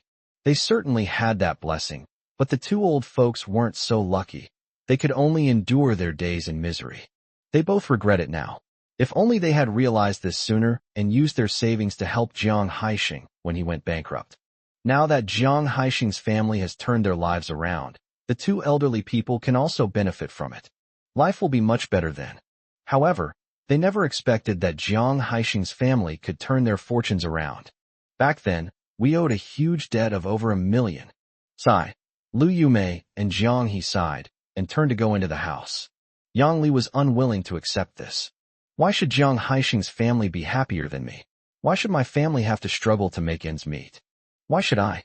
Yang Li's heart was filled with resentment and jealousy. Why do Jiang Haixing and his family have such a good life? Meanwhile, my own family is so poor that we have to budget even for a simple meal of meat. This is unfair. This is unfair. Her gaze shifted from Jiang Haixing's face to his son, Jiang Yan. Chapter 149. Jiang Yan. Yes, her youngest son is just as good. Her youngest son will definitely make a lot of money in the future, enough to buy a house and get married. She will definitely live a better life than Jiang Haixing and his family in the future. Seeing Yang Li's gloomy expression, Jiang Yin knew that she must be very unhappy. He said, "All right, Mom, let's go inside." Yang Li composed herself, then followed Jiang Yin into the house. I wonder what they're showing off. There are plenty of rich people these days. Yang Li sneered. Jiang Dai heard this, shook his head, and didn't say anything. Lu Yumei and Jiang Ming also looked rather unhappy, feeling very uncomfortable. The two elderly people could only rely on their children to earn money for their old age. When Jiang Haixing and his family were wealthy, the two of them benefited a lot from it. Later, when Jiang Haixing and his friends went bankrupt, these two not only didn't help them at all, but also kicked them when they were down. Now that Jiang Haixing's family has become rich again, the two of them feel a sense of shame for being slapped in the face. Seeing her family like this made Yang Li feel even more uncomfortable. Hearing the laughter and merriment coming from Jiang Haixing and his group, she felt even more jealous. "I'm so angry," Yang Li muttered through gritted teeth. Hearing Yang Li's tone, Jiang Dai turned to look at her and said, "Can't you just shut up? Aren't you embarrassed enough already?" "What? Am I wrong?" Yang Li glared at Jiang Dai and said, "Now that their family is rich, I want to see how arrogant they can be. They'll end up with nothing, won't they? Humph. All right, stop talking. What does it matter to us how much money they have? Why are you so concerned? Let me tell you, you'd better avoid causing trouble outside in the future," Jiang Dai said, frowning, his tone becoming impatient. Yang Li felt immediately displeased when she saw that Jiang Dai treated her in such an attitude. She glared at Jiang Dai and said, "What do you mean? I live here, don't I have the right to make some demands?" "Jiang Dai, you're getting more and more backward. I don't believe you're not envious of their family." "Yang Li, you're becoming more and more unbecoming," Jiang Dai said, frowning. "What's all the noise about?" Jiang Ming couldn't help but scold Jiang Dai and his wife as they argued. Jiang Ming's reprimand silenced Jiang Dai and his wife. Jiang Ming looked at Jiang Dai and Yang Li and said, "Can't you two stop arguing? You're both so old. What kind of behavior is this?" Upon hearing Jiang Ming's words, Jiang Dai and Yang Li immediately shut their mouths. Jiang Yin then stepped forward and said, "Dad, Mom, stop arguing. It's not worth it for Uncle's family." Yang Li looked at Jiang Yin and said, "Yin Yin, our family will be counting on you from now on. You have to work hard and not let me down." "Yes." Jiang Yin nodded vigorously. Jiang Dai felt much better when he saw Jiang Yin nod in agreement. He was very relieved about his precious son. Jiang Dai smiled and said, "I believe you can do it well." "Yes. The training courses I run in Beijing are very effective. We already have 100 students. If we weren't planning to expand further, I could have brought a lot of money back home for the new year. Buying a car for my family wouldn't have been a problem," Jiang Yin said. Yang Li and Jiang Dai couldn't stop laughing when they heard this. As long as it works well, that's fine. The students in Beijing come from wealthy families, and you're all college students who got into top universities. I have high hopes for your training program, which is specifically for high school seniors. You've just gone through the college entrance exam, so you have plenty of experience. Do a good job, Mom believes in you. Our Jiang family will be relying on you from now on, Yang Li said excitedly. She was thinking to herself, so what if Jiang Zhou's family made some money this time? If you spend all the money you have, how can you expand your business? My son is smart. He knows to use the money he earns to expand the business. In the future, as their son's training classes grow larger and larger, their family will be living a life of luxury. Jiang Zhou's family is definitely no match for them. Thinking of this, Yang Li finally felt a little better. Jiang Zhou and his group parked the car and took out all their belongings and put them away. I haven't been back for several months, and I really miss it, Lin Yuehua said, looking out at her yard. Yes, the grass in this yard hasn't been tidied up for months, and now it's overgrown with weeds. Jiang Haixing nodded in agreement. Haha, let's clean, Lin Yuehua said with a laugh. Su Wanxue put the things back in the room and then came out to help clean. Bauer, Bayer, and Xianger, the three little girls, also joined in the fun. Grandpa, Grandma, Dad, and Mom, we're here to help you too. The three little girls shouted excitedly at the three of them. All right, come and help us with the work. Jiang Haixing was very happy to see the three little ones arrive and called out with a smile. Let's all help. Bauer and her two little ones immediately ran over to help with the work. Although the three little ones are young, they are very sensible and hardworking. Lin Yuehua and Jiang Haixing were very happy to see the three well-behaved and sensible little ones. Oh my, these little devils are so clever. They're really a pain to deal with, Lin Yuehua said as she helped wipe the tables and chairs. Su Wanxue and Jiang Zhou exchanged a smile upon hearing this and continued working. After a while, Lin Yuehua and Jiang Haixing discussed taking their things to the next room to take a look. Zhou, Xiaoxue, take the children and let's go next door to see your grandparents, Lin Yuehua said with a smile to Jiang Zhou and Su Wanxue.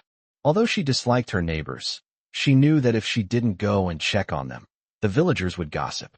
Upon hearing this, Jiang Zhou and Su Wanxue put down what they were doing. Jiang Zhou said, all right then, let's go see Grandpa and Grandma. Bauer, Bayer, and Xianger, come here quickly, Su Wanxue called out. The three little ones put down what they were doing and came over, then stood next to Su Wanxue and Jiang Zhou. Lin Yuehua pulled the three little girls outside and then led them to the next room. When they went next door, Jiang Daming and Yang Li were preparing dinner. Big brother, sister-in-law, Jiang Haixing carried the gifts and went in first. Jiang Zhou and Jiang Fan followed behind, calling out, Uncle, Aunt. Although reluctant, the family relationship meant she had to call him that. When Jiang De saw Jiang Haixing and his family arrive, he put down his work and said with a smile, Haixing, what brings you here? Chapter 150 Shocking. Jiang Zhou earned 7 million. We came to see Dad, Mom, and you all, Jiang Haixing said, handing over the gifts he was carrying. As Yang Li watched them approach, she muttered to herself, humph, showing off again. She couldn't help but feel a little indignant. Jiang De quickly wiped his hands, took the gifts from Jiang Haixing and the others, and said, okay, you guys come in and sit down. Mom and Dad are inside. Okay, Jiang Haixing replied. Lin Yuehua and the others followed them in. Dad, Mom, Jiang Haixing called out as he entered the room, and Lin Yuehua echoed his greeting. Su Wanxue, Jiang Zhou, and Jiang Fan greeted Grandpa and Grandma. When Lu Yumei and Jiang Ming saw that it was Jiang Haixing and his family, they were surprised. Jiang Ming smiled and said, what brings you all here? We came to see you, Jiang Haixing said. Jiang Yan also came out of his room at this time. When he saw that it was Jiang Haixing and the others, he greeted them with a smile. Jiang Haixing and Lin Yuehua nodded.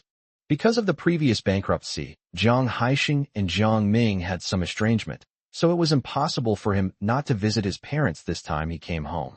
After all, they are still connected by blood. However, he didn't have anything to say to them. So, after sitting there for a while, Jiang Haixing left with his men. After Jiang De and his group saw Jiang Haixing and his group off, Yang Li looked at the gifts in the room and felt uncomfortable. She thought to herself, what are these things? They're just for showing off.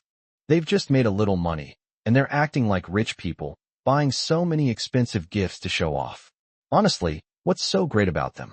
Judging from their appearance, they don't seem like people who can afford 2 BMWs. They must have rented them to show off. Jiang Yin, her own son, is very smart and capable and has a successful career. Once Jiang Yin has made enough money, he can expand the current training institution and make even more money in the future. Back home, Jiang Zhou said with a smile, "We'll have to have a good feast for the eve of the Lunar New Year this year." "Does Daddy cook?" Bauer blinked and asked. "Yes." Jiang Zhou smiled and patted her head. "Daddy, I want to eat the food you cooked too," Belle said with a grin. "Hee hee. Okay, Dad will cook something delicious for you tonight," Jiang Zhou said with a smile. "Great, Daddy. I love Daddy's cooking the most," Belle exclaimed happily, throwing herself into Jiang Zhou's arms and acting coquettishly. Jiang Zhou smiled and then put Belle down. Then, Jiang Zhou and the others started preparing to cook. He planned to make a more elaborate meal for the Lunar New Year's Eve this year, including blood duck, stewed chicken soup, braised fish, green pepper ribs, and so on. Jiang Yun and his family were already preparing to eat at home. "Come on, eat more. You've lost weight these past few months," said Jiang Yun's mother, "Do you, Ma?"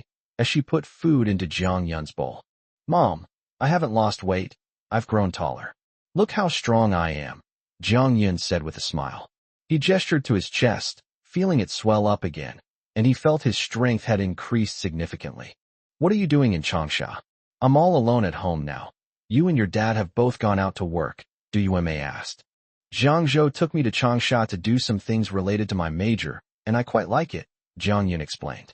"Oh, I see." Du Yueme nodded and said, "By the way, Mom and Dad, wait a moment."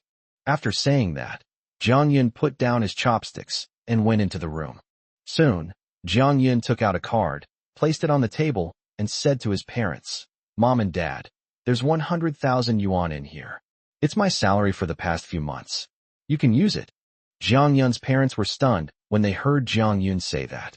They hadn't expected Jiang Yun to have 100,000 yuan. They both found it hard to believe. 100,000 yuan? Jiang Yun's father, Jiang Gang, said in shock. "Yes, Mom and Dad. This is my salary for the past few months, and there's 100,000 yuan in it. You can use it to buy some clothes or other things. Just take it and spend it," Jiang Yun said.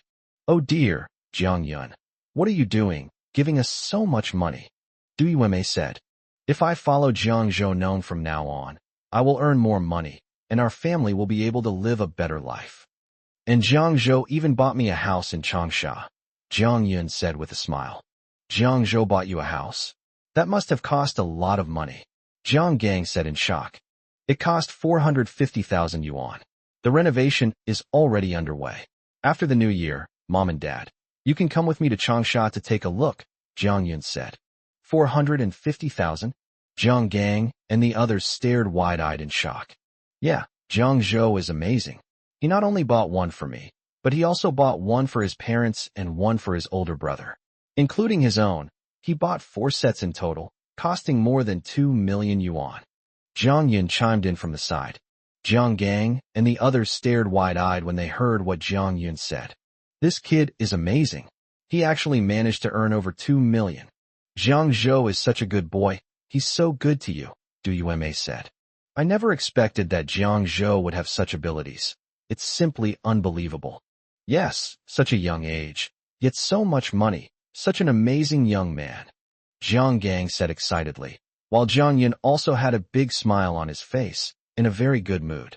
"I heard from others that Jiang Zhou rented that car specifically to show off when they came back," Jiang Gang said. Du Yueme also looked at Jiang Yun with a puzzled expression. Jiang Yun smiled and said, "How could that be? Jiang Zhou spent a total of 2 million on those 2 BMWs. "What? More than 2 million? Du Yueme and the others were startled again. This was the first time they had realized that a BMW was worth so much. 2 million is enough for them to live on for a lifetime. My God, how much money did Jiang Zhou actually make this year?" Jiang Gang asked curiously. "They bought so many houses and such expensive cars, and most importantly, they even bought a house worth 450,000 yuan for their son. How much money must Jiang Zhou be making?" Jiang Yun said with a smile. I heard that they made more than 7 million. What? More than 7 million? Upon hearing this data, Jiang Gang and his team held their breath.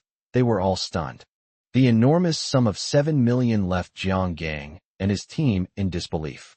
And it's only been less than half a year, yet they've already earned 7 million, and at such a rapid pace, it's truly unbelievable. They used to think that Jiang Zhou was just lucky, but they never imagined that Jiang Zhou could earn so much money. Chapter 151. Everyone in the village knows Jiang Zhou has made a fortune. After dinner, Jiang Gang said goodbye to Jiang Yun and the others, and then went out. I had only been out for a short while when I met Lin Dayo walking towards me. Lin Dayo is about the same age as Jiang Gang and is a gossipy person. She knows almost everything that's going on in the village. Brother Jiang, where are you going? Lin Dayo stopped Jiang Gang and asked. Jiang Gang smiled and said, let's go for a walk after dinner. Your family finished eating so early? Lin Dayo asked with a smile. Jiang Gang smiled and nodded. By the way, I heard that your Jiang Yun is back, but I haven't seen him.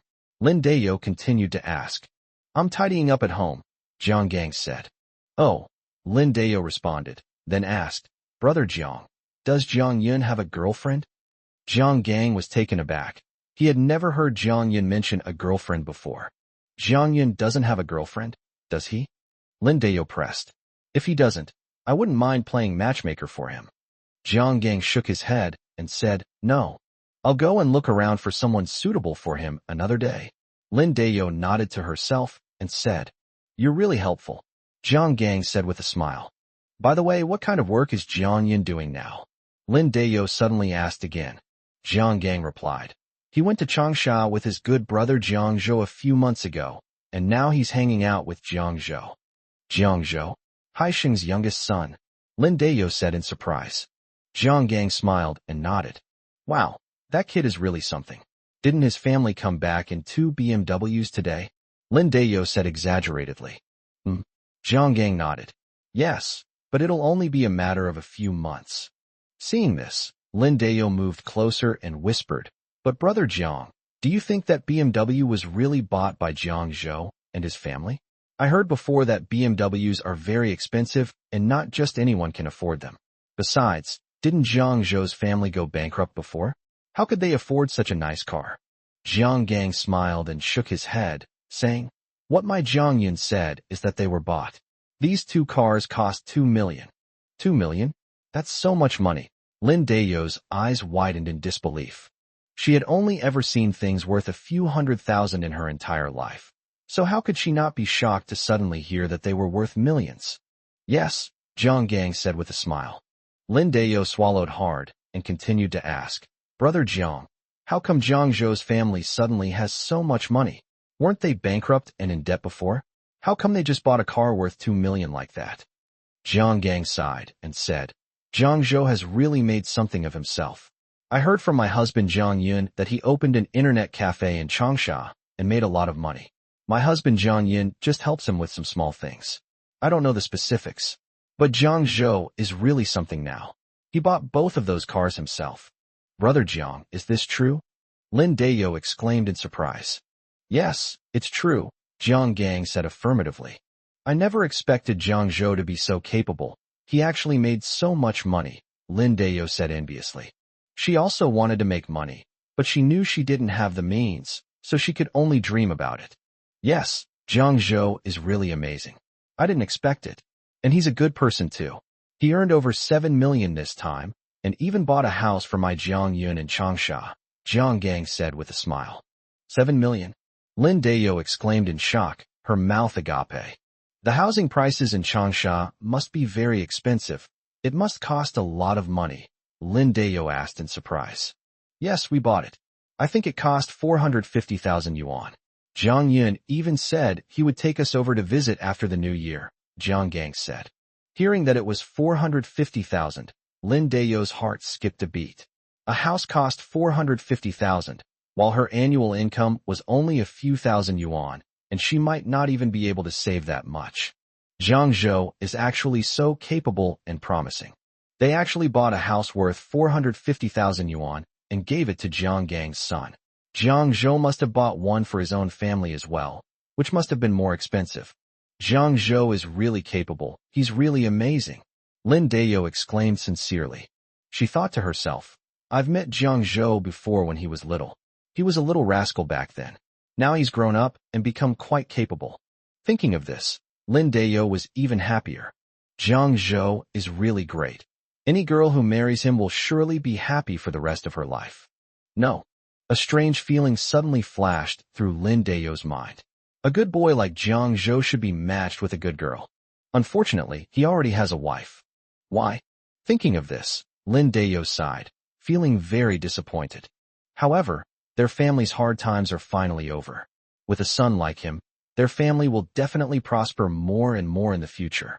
Your Jiang Yun can learn a skill from him, and then your family will be able to live a good life too, Lin Dayo said with a smile.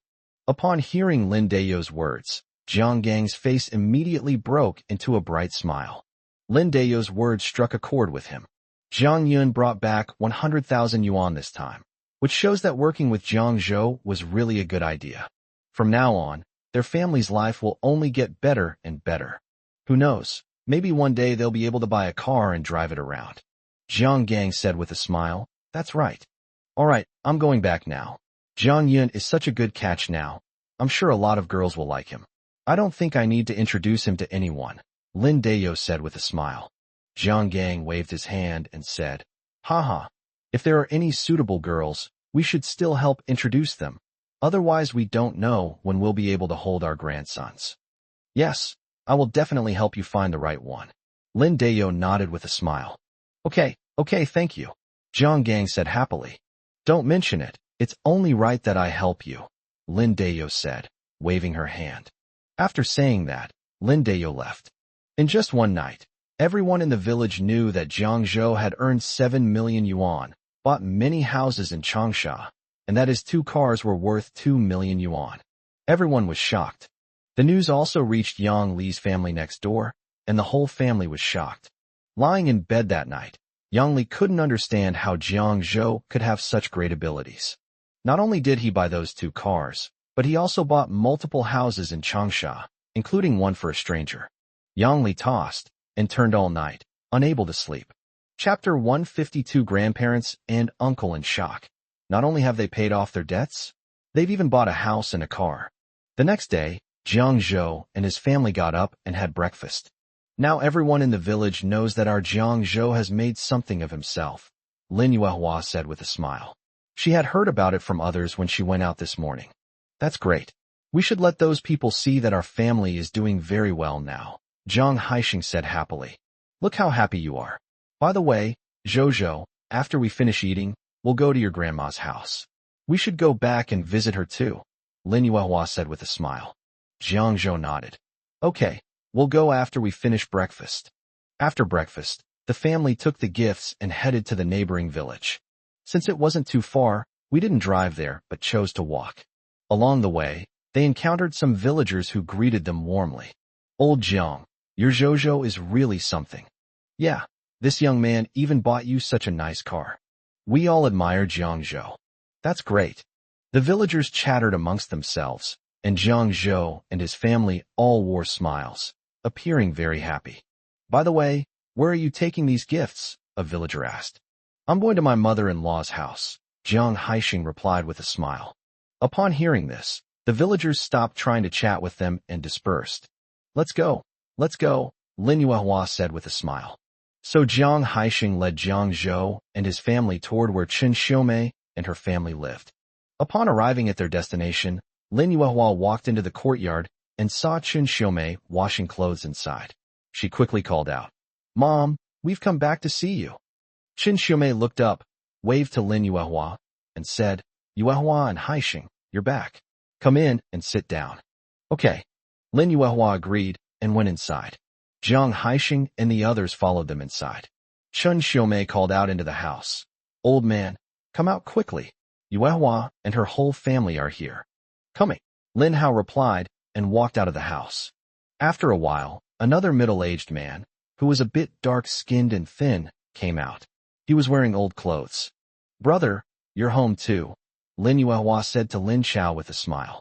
Lin Chao looked at Lin Yuehua and her family and said with a smile, Yes, I just got back a few days ago. What about my sister-in-law and the others? Lin Yuehua asked. He went out this morning, and I don't know when he'll be back, Lin Chao said. Lin Yuehua nodded, and Chen Xiumei looked at Lin Yuehua and the others and said, All right, you should sit down quickly. Lin Yuehua and Jiang Haixing nodded, and Jiang Zhou handed the gift in his hand to Lin Chao, smiling and calling out, Uncle. Lin Chao patted Jiang Zhou on the shoulder and teased, Zhou's really grown up. Jiang Zhou smiled, but didn't say anything. Chen Xiumei and Lin Hao were both overjoyed to see them. Is this Xiao Xue? I saw her once before, and she's gotten even prettier, Chen Xiumei teased. Su Wanxue smiled shyly, then called out, Grandma. Okay. Chen Xiumei replied happily. Chen Xiumei looked at the three little girls again, her heart filled with increasing joy. Yuehua, Haixing, I heard from the villagers that you came back in 2 BMWs yesterday? Lin Chao asked, walking out at this moment. Yes, that's right, Lin Yuehua said with a smile. Lin Chao was a little shocked. This BMW was not cheap. It cost at least several 100,000 yuan. Could it be that my sister and her friends rented it? Did you rent that car? Lin Chao asked. Lin Yuehua said with a smile. Of course not. Zhou bought it with his own money. What? Zhou bought this with his own money? Chen Xiumei looked incredulous. Lin Hao and Lin Chao were both very shocked. Zhou, is this true? Lin Hao asked. Jiang Zhou nodded and said, Yeah. I opened an internet cafe in Changsha and made some money. That's great. All the family's debts have been paid off. Chen Xiumei asked with some concern. She was afraid that their family owed money to others. Jiang Haixing said with a smile. Mom, don't worry. All the money has been paid off, and we even have some left over. Chen Xiumei was relieved. Lin Chao, standing to the side, was filled with shock as he looked at Jiang Zhou and the others. He never expected his nephew to have such abilities. Not only did they pay off their family's debts, but they also bought 2 such nice cars. He thought about his own situation, looked at Jiang Zhou and the others, and didn't know what to say. That's good. From now on, let's live our lives steadily, and things will definitely get better and better, Chen Xiumei said happily. Jiang Haixing nodded and said, Yes, Mom and Dad. Brother, just let us know if you need any help in the future. When my parents-in-law went bankrupt, they gave me money to help me through the crisis. Therefore, Jiang Haixing was still very grateful to them. Upon hearing this, Lin Chao looked up at Jiang Haixing, gritted his teeth, and said, Haixing, Zhou, I really do need your help with something. Brother, just say what's on your mind, Jiang Haixing said. Jiang Zhou nodded. He remembered that this uncle had given him a large red envelope when he got married. It's just that Yang is getting married recently, and it's about the wedding car. Renting a wedding car from outside is too expensive, but I feel it's embarrassing to rent a cheap one, so I was wondering if I could borrow your car. Lin Chao said somewhat awkwardly. Jiang Haixing looked at Jiang Zhou, who smiled and said, It's all right, uncle. We're all family, so just use it. Lin Chao was taken aback when he heard this. He hadn't expected Jiang Zhou to agree so readily, and he felt very gratified. Thank you so much, Zhou, thank you so much. Lin Chao said excitedly. He didn't expect Jiang Zhou to agree so readily, and he didn't know what to say. Jiang Zhou smiled and waved his hand. How long will you stay after you come back? Chen Xiumei asked. It'll probably be after the Lantern Festival, Dad, Mom. Why don't you come and stay with us in Changsha for a while this time, and take a look at our new house? Lin Yuehua said with a smile. The main reason is that there are better hospital resources in Changsha, and she also wants to take her parents for a physical examination. You bought a new house over there? Lin Hao asked in shock. I heard that housing prices in Changsha are still quite high, Lin Chao added. Although Chen Xiumei and her husband didn't know much about housing prices in Changsha, they knew they were very expensive, so they were both shocked. Zhou bought them. He bought 4 sets, and they've already started renovations. We should be able to move in after the Lantern Festival, Lin Yuehua explained with a smile. 4 sets. Lin Hao and Chen Xiumei looked at Jiang Zhou in surprise. Lin Chao looked at his nephew in disbelief. Chapter 153 Internet Cafe Profit Sharing. Friends and relatives shocked. We can get so much money. He never expected that Zhou would buy 4 houses at once, and they were all in Changsha. This guy is such a nouveau riche. Yes, Jiang Zhou said with a smile. Lin Hao and Chun Xiaomei were naturally delighted. Chun Xiaomei asked, "How much will this cost?" Jiang Zhou replied, "The total is 2.06 million. When Jiang Zhou said it, Lin Hao and Chun Xiaomei were shocked. Although they knew that Jiang Zhou must have made money, they did not expect that he had made so much. Chun Xiaomei said with concern, "Zhou, you worked so hard to earn this money. You can't just spend it all at once." "Grandma, don't worry. Our family situation is much better than before, and the house prices aren't too expensive now. Prices will continue to rise, and we're going to buy a house anyway, so buying early will save us money," Jiang Zhou said with a smile.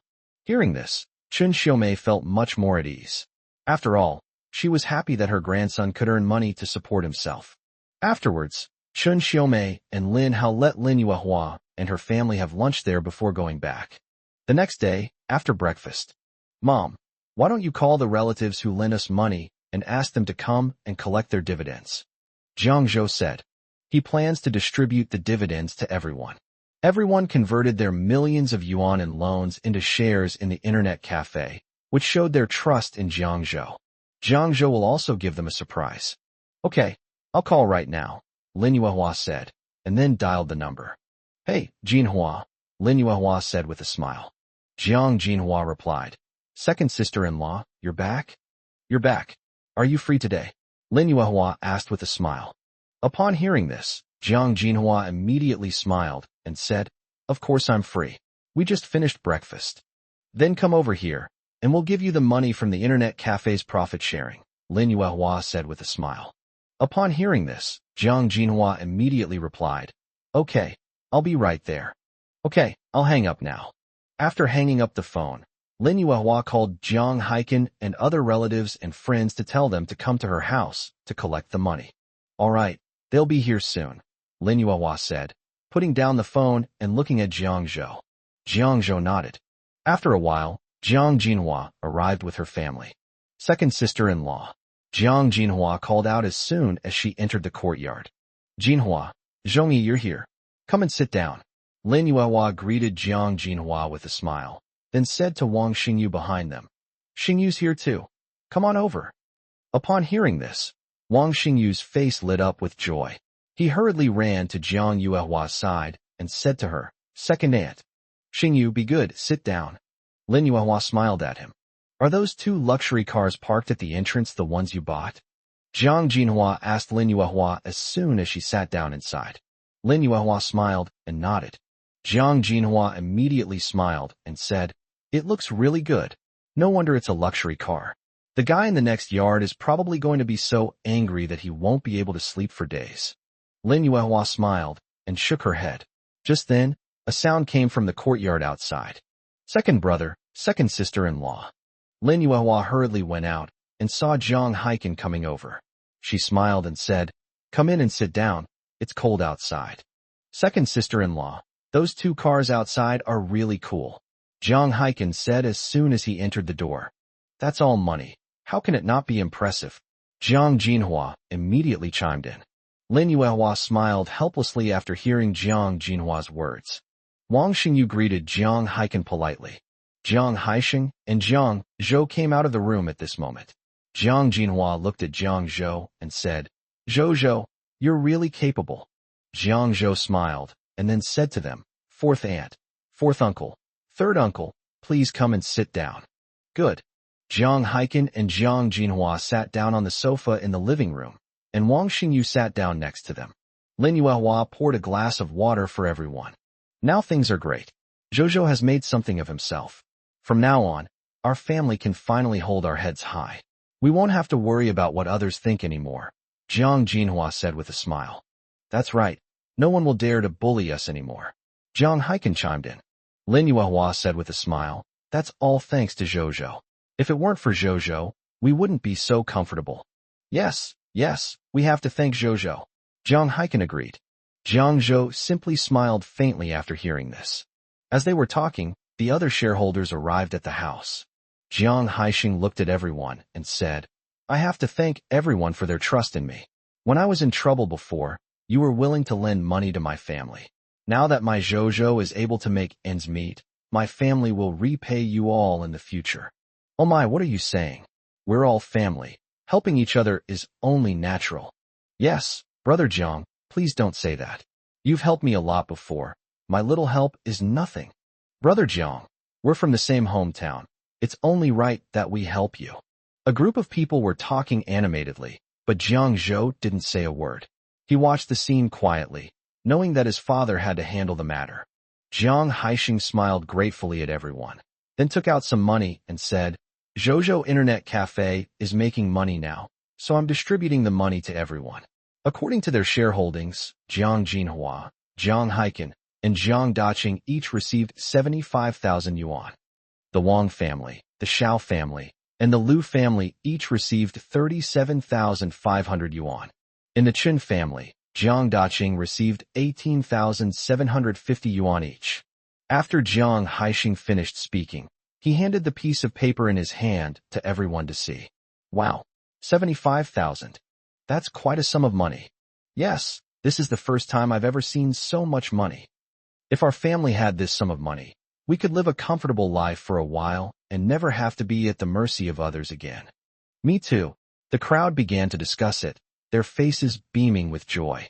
With such a large sum of money, they would no longer have to suffer from poverty and could live a good life for a while. If you don't have any ideas, just tell me your bank account number and I'll transfer the money to you in a bit, Jiang Haixing said with a smile. Everyone nodded, indicating that they understood.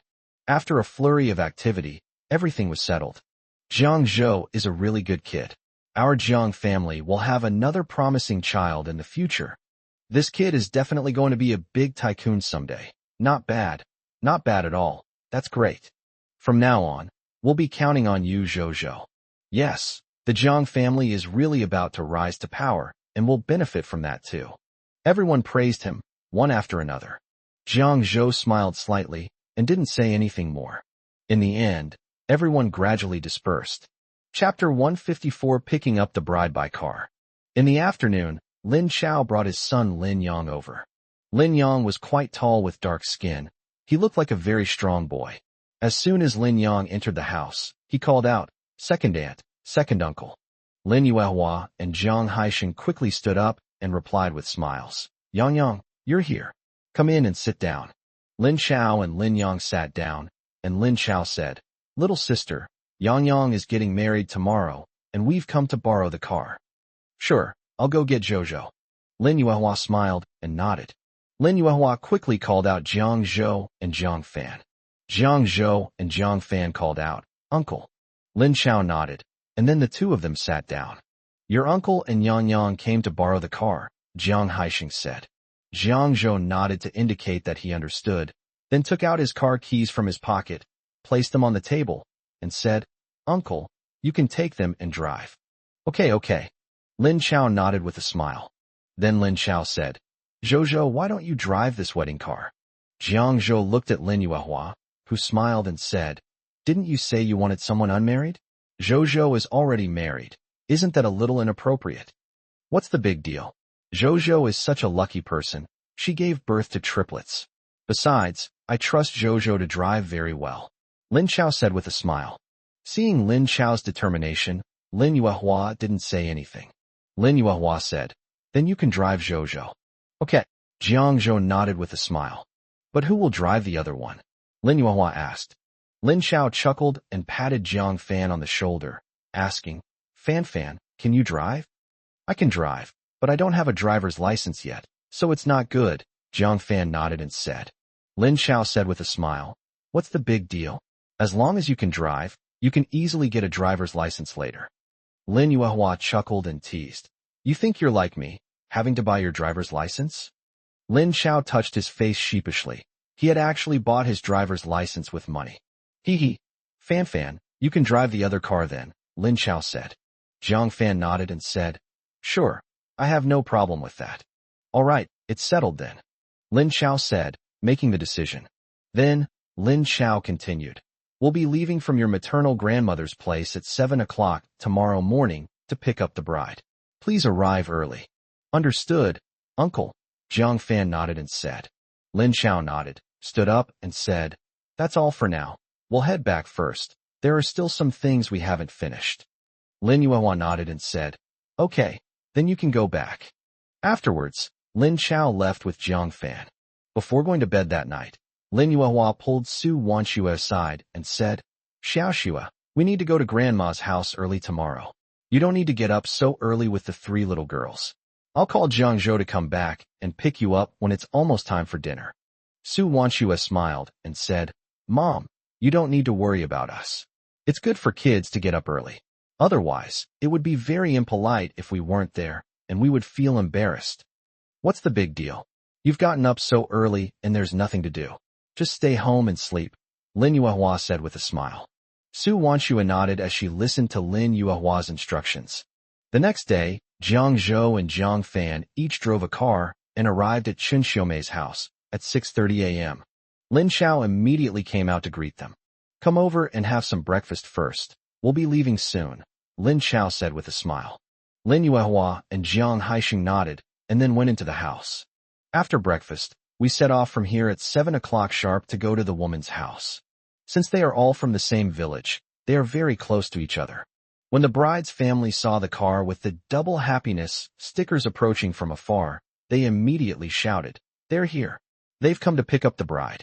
Immediately afterwards, firecrackers went off, and a group of people stood at the door to greet them. Jiang Zhou and Jiang He parked their car at the entrance, and a group of people at the entrance stared at the 2 BMWs with wide eyes. Wow, these 2 cars are so beautiful. I've never seen them before. These 2 cars are obviously expensive. It's not that they're cheap. These 2 cars are definitely worth a fortune. Yes, I wonder who owns the car. Someone who can afford a car like that is definitely not an ordinary person. Yes, that's a BMW SUV, and it's a brand new model that BMW just released this year. I didn't expect to find SUVs in such a small county town. I don't know how Lin Yang got 2 such nice cars. Among the group were some people who knew about Jiang Zhou. Don't you know? It's Jiang Haixing's youngest son, Jiang Zhou, from the neighboring Jiangjia village. Yes, these 2 cars are BMWs. I heard they cost 2 million. Those people were all taken aback and completely shocked when they heard the price. 2 million. That's so expensive. Wow. No wonder they drove such an expensive car to pick up the bride. I'm so envious. My goodness, this car is so luxurious. That's awesome. If I could own one, my life would be complete. Stop dreaming. You might not earn that much in your lifetime. I can only dream about it. But Jiang Zhou is really something, buying 2 such nice cars. His family must be living the high life. Yes, I heard before that their family was in debt, but now it seems that everything is getting better.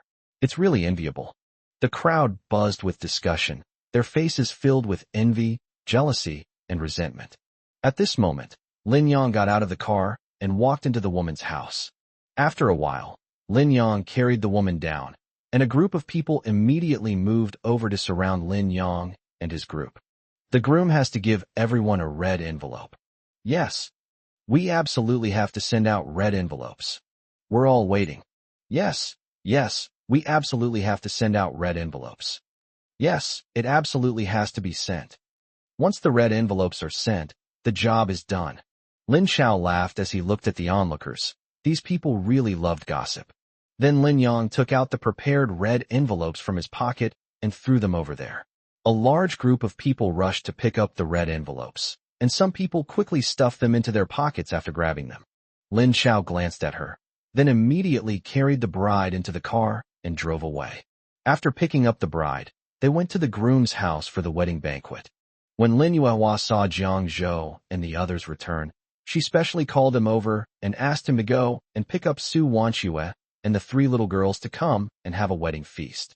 Jiang Zhou nodded, indicating that he understood. Chapter 155 Wang Wang is ready. With the Lunar New Year approaching, Su Wanxue called home. Dad, Mom, Su Wanxue called out. Su Mingze and Li Mengyao immediately responded. Yes. Xiaoxue, are you spending the Spring Festival in Changsha this year? Li Mengyao asked with a smile.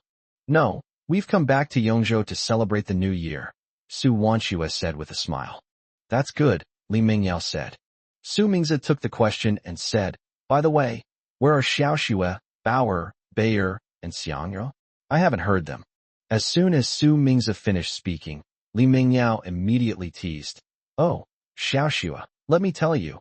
Your dad is just saying one thing and meaning another. When the three little girls were here, he kept a straight face the whole time. But guess what? As soon as you went back, he told everyone he had 3 adorable granddaughters and bragged about them everywhere. As soon as Li Mingyao finished speaking, Su Mingze immediately retorted, "Nonsense. I didn't say that." Yes, you don't, Li Mingyao replied. Su Wanshua listened to their bickering and said with a smile, "The 3 of them are playing with other children outside. They've been having a blast since they came back." Li Mingyao and Su Mingze exchanged a glance and said with a smile, "That's fine then. These kids are always so mischievous." Hearing this, Su Wanshua had already reached the front door of the house and called out to the 3 little girls who were playing happily with their friends. "Bauer, Bayer, Xianger, come back quickly. Your grandparents are calling you." Upon hearing the shout, the 3 little girls immediately stopped playing and ran towards the house. Su Wanshua handed the phone to them and said, "Call someone." Bauer took the phone and called out, "Grandpa, Grandma, hello?" Belle and Xianger then called out, "Grandpa, Grandma, hello." Su Mingze and Li Mingyao were overjoyed to hear the voices of the 3 little girls. Li Mingyao said with a smile, "You're so good. Grandma and Grandpa have missed you so much." "We miss Grandpa and Grandma too," Belle said with a smile. "All right, you guys go play with the other kids," Li Mingyao said. "Goodbye, Grandpa and Grandma." The 3 little girls said and handed the phone back to Su Wanshua. Su Wanshua took back her phone and said, "Dad, Mom, we recently bought a camera. I'll take some pictures of the 3 little girls and send them to you later." "Okay," Su Mingze and Li Mingyao replied in unison. "Are you going back to Beijing?" Su Mingze asked. Su Wanshua said, "Let's go back. Jiang Zhou and I have discussed it and decided to go back on the 2nd day of the Lunar New Year." "Okay, then we'll wait for you to come back," Su Mingze said. Su Wanshua smiled and chatted with Su Mingze and Li Mingyao for a while before hanging up the phone. Meanwhile, Jiang Zhou received a call from Chen Wenhao. "Boss, we've successfully developed Want." Chen Wenhao couldn't wait to report the good news to Jiang Zhou as soon as the call connected. Jiang Zhou looked surprised and said, "That's great. Have you guys tried it yourselves?" "Yes, it has passed the test," Chen Wenhao said excitedly. "This software is the result of several months of research and development by them, and now it has finally been successfully developed." "Great. Send the Wang software installation package to my email address. I'll take a look," Jiang Zhou said. "Boss, I'll take care of it right away," Chen Wenhao said. "Okay," Jiang Zhou replied. Then, Jiang Zhou took out his laptop from the room. He had bought the laptop before returning to Yongzhou, and now it was finally coming in handy. Jiang Zhou placed the computer on the table and then connected it to the network card he had bought. At that time, accessing the internet required dial-up, which was far less convenient than in later times, and there was no Wi-Fi. There was no internet cable installed in Jiang Zhou's hometown either. However, when Jiang Zhou bought the computer, he specifically bought a network card. By inserting the network card into the computer could access the internet. However, network cards are very expensive. However, Jiang Zhou was a big customer of the computer mall, so Hu Daong gave him a high-bandwidth network card. Jiang Zhou logged into his email and saw the software installation package that Chen Wenhao had sent. He immediately opened the installation package and began the installation. These days, internet speeds are still relatively slow, so installation takes a little longer. 15 minutes later, Jiang Zhou was fully installed. When he opened the software, the first thing he saw was a white login page. Jiang Zhou clicked the Register button at the bottom and then entered the registration information section. The registration information section displays Taobao name, slogan, avatar, gender, hobbies, etc. After Jiang Zhou filled in the form and the registration was successful, he returned to the login page to log in.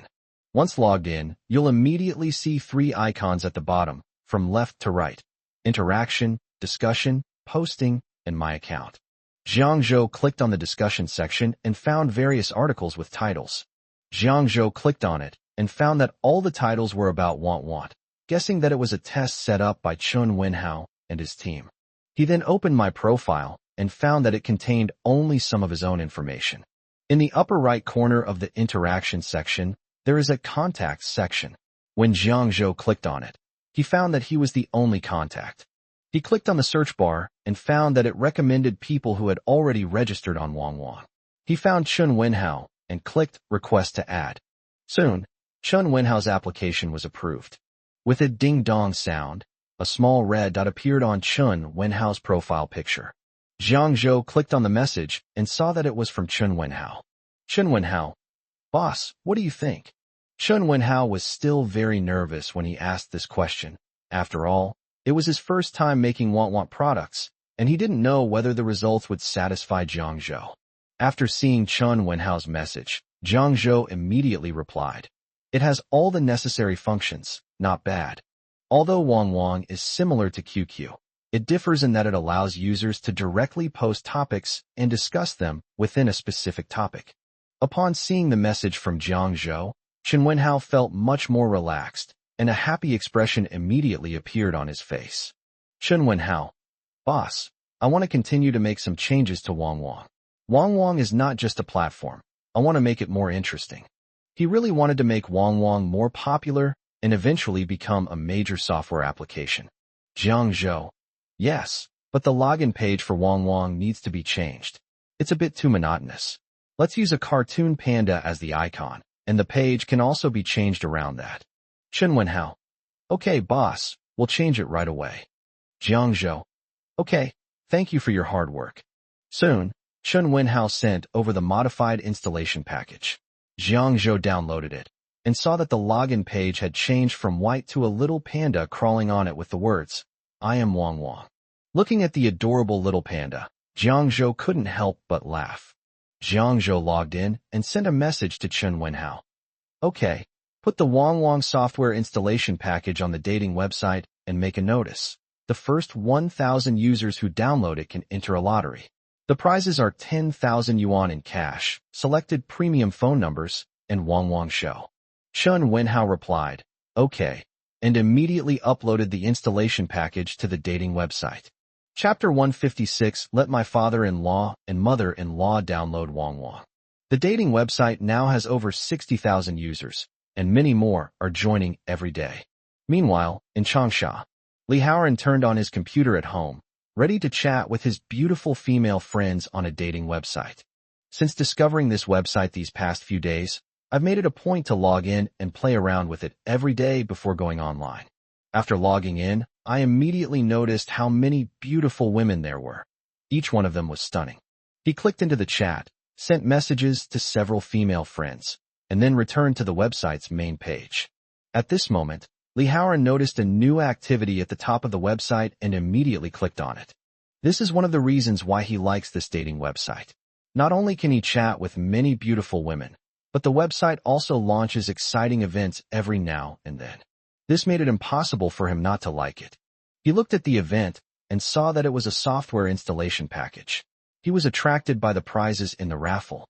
If I win one of the 3 prizes, wouldn't I be rich? Li Haoran's mind was entirely focused on the software's installation package. Seeing that the installation package wasn't very large, he immediately clicked download. After a while, once the installation package was installed, he opened Wangwang. In an instant, an adorable little panda appeared on his screen. Then, the panda disappeared, and the Wangwang login page appeared. Below is a small red reminder. If you haven't used Wangwang before, you need to register first. Li Haoran directly clicked the Register button and started registering for Wangwang. After registering, he immediately logged into Wangwang, and a lucky draw wheel popped up. The message read, "Congratulations on becoming the 868th new Want user. You have been awarded a chance to win a prize." He looked at the big prize wheel, clicked on it, and it spun around once. He won a Wangwang Show. Wangwang Show is a kind of customization feature. Once you've customized it, it will be displayed on your Wangwang account. After he finished setting it up, he opened the discussion and found that many people were discussing the game he had been playing recently, and there were also many expert players in it. Seeing the discussions among the people here, Li Haoran was secretly pleased. He exclaimed, I really didn't expect that Wangwang still has so much potential to be tapped. Li Haoran added a few more gaming pros to the list, and they started a lively chat. They even made plans to play games together. Li Haoran looked at Wangwang and was overjoyed. This software is a real gem. It lets me meet gaming pros as soon as I open it. He immediately switched to the chat room and found that some people were already discussing the Wang software. He immediately chimed in. Everyone, hurry up and go to Wang. The Wang show in it is just too cute. And you can also add friends and send pictures on it. The important thing is to download now. The first 1,000 people can enter a lucky draw, with the first prize being 10,000 yuan. Yes. I just got a lucky number, haha. Yeah, and there are so many people discussing the game together. It's so much fun. Where can I download it? The installation package is on the homepage of the dating website. You can just install it directly. Downloading this is definitely worth it. Go for it. In no time, Want was promoted by everyone, and the number of users continued to rise. Chen Wenhao looked at the computer screen, feeling extremely excited. This is a huge opportunity to make a fortune. If we could make the Wang software a hit, we'd be rich. Jiang Zhou smiled when he received the message from Chen Wenhao, and then he called Su Wanxue over. Wanxue, Wang has been developed. Take a look, Jiang Zhou said with a smile. Su Wanxue looked at Jiang Zhou with surprise. So fast. Jiang Zhou nodded, then logged out of his own Taobao account, letting Su Wanxue create a user account herself. Looking at the login page, Su Wanxue smiled and said, "This little panda is so cute." Then she clicked register, filled in the information, registered, and logged in. She found the website really interesting, and that she could even interact with other users. At this moment, Jiang Zhou looked at Wang Xiu and asked, "What do you think of this little panda?" Su Wanxue smiled and said, "It's very cute, and I think it's quite adorable too." Jiang Zhou nodded, then looked at the list of premium phone number applications and said with a smile, "Wanxue, let's apply for a couple's premium phone number." Su Wanxue blushed slightly and said, Okay, I'll apply for it for you." Jiang Zhou said with a smile, then selected a pair of accounts next to the couple's number options, 131 for 520 and 131 for 521. "This will be our exclusive number from now on. Wanxue, which one do you want?" Jiang Zhou asked. Su Wanxue hesitated for a moment, then said, "I want that one." Jiang Zhou watched as Su Wanxue chose 131 for 520, and then he chose 131 for 521. Su Wanxue looked at the two numbers on the screen, her face. She wore a sweet smile and felt incredibly happy inside. Jiang Zhou saw Su Wanxue smile, and he smiled too, unable to resist reaching out to touch her pretty face. A blush crossed Su Wanxue's face. "By the way, Jiang Zhou, can I send a photo of this?" Su Wanxue asked, looking up. Su Wanxue looked up at Jiang Zhou's jawline and thought to herself, Jiang Zhou is really handsome. At this moment, Jiang Zhou looked down at Su Wanxue, who blushed and immediately looked at the screen. Jiang Zhou smiled and said, "Sure, I'll demonstrate for you."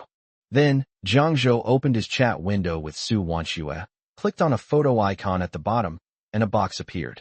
First, save the photo to your computer. Then, select the location of your photo, find the image, double-click it, and send it, Jiang Zhou said as he operated the system.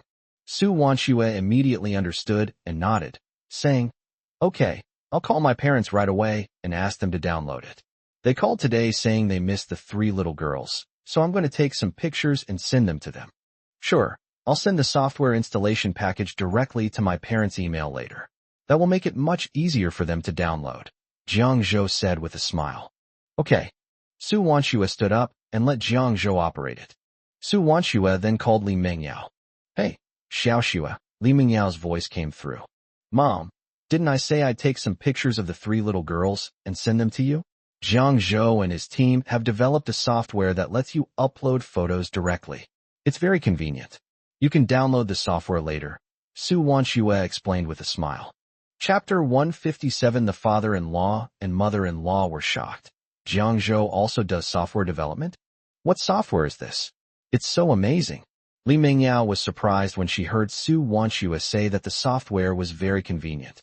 "I don't know the specifics. Jiang Zhou has already sent it to you. You can install it first," Su Wanxue said. Li Mingyao nodded.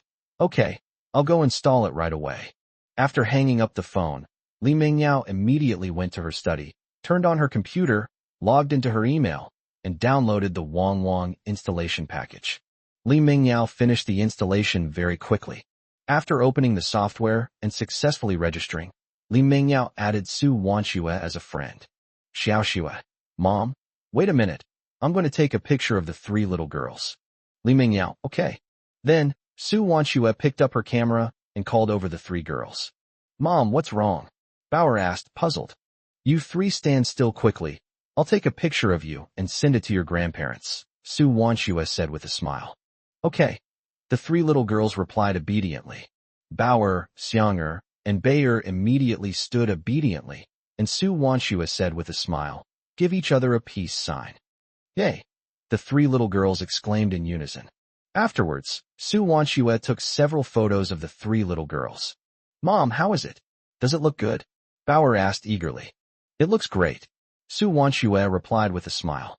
At this moment, Jiang Zhou walked over and said, Wanxue, let me take a picture of you and the children. Okay. Su Wanxue nodded in agreement, then handed the camera in her hand to Jiang Zhou. Jiang Zhou took the camera and took a few pictures of them. Su Wanxue nodded with great satisfaction and said, okay, let's send them to Mom and Dad. Okay. Jiang Zhou nodded. Then, Jiang Zhou imported the photos from the camera to the computer and sent them to Li Mingyao and the others. Li Mingyao had been sitting next to the computer. When she heard the notification sound, she immediately looked at the screen and saw that Su Wanxue had sent the photos. She immediately clicked to view them. Beautiful, Li Mingyao said with satisfaction as she looked at the photo. Then, Li Mingyao called out to the outside. Old Su, come quickly and see your granddaughter and daughter. Su Mingze was chatting with Lin Dakai at the time, and when he heard Li Mingyao call him, he immediately replied, coming. I'll go take a look first, Su Mingze then said to Lin Dakai. Go ahead, Lin Dakai said, waving his hand. Immediately, Su Mingze went into the study. Let me see. Li Mingyao moved aside, and Su Mingze sat in front of the computer.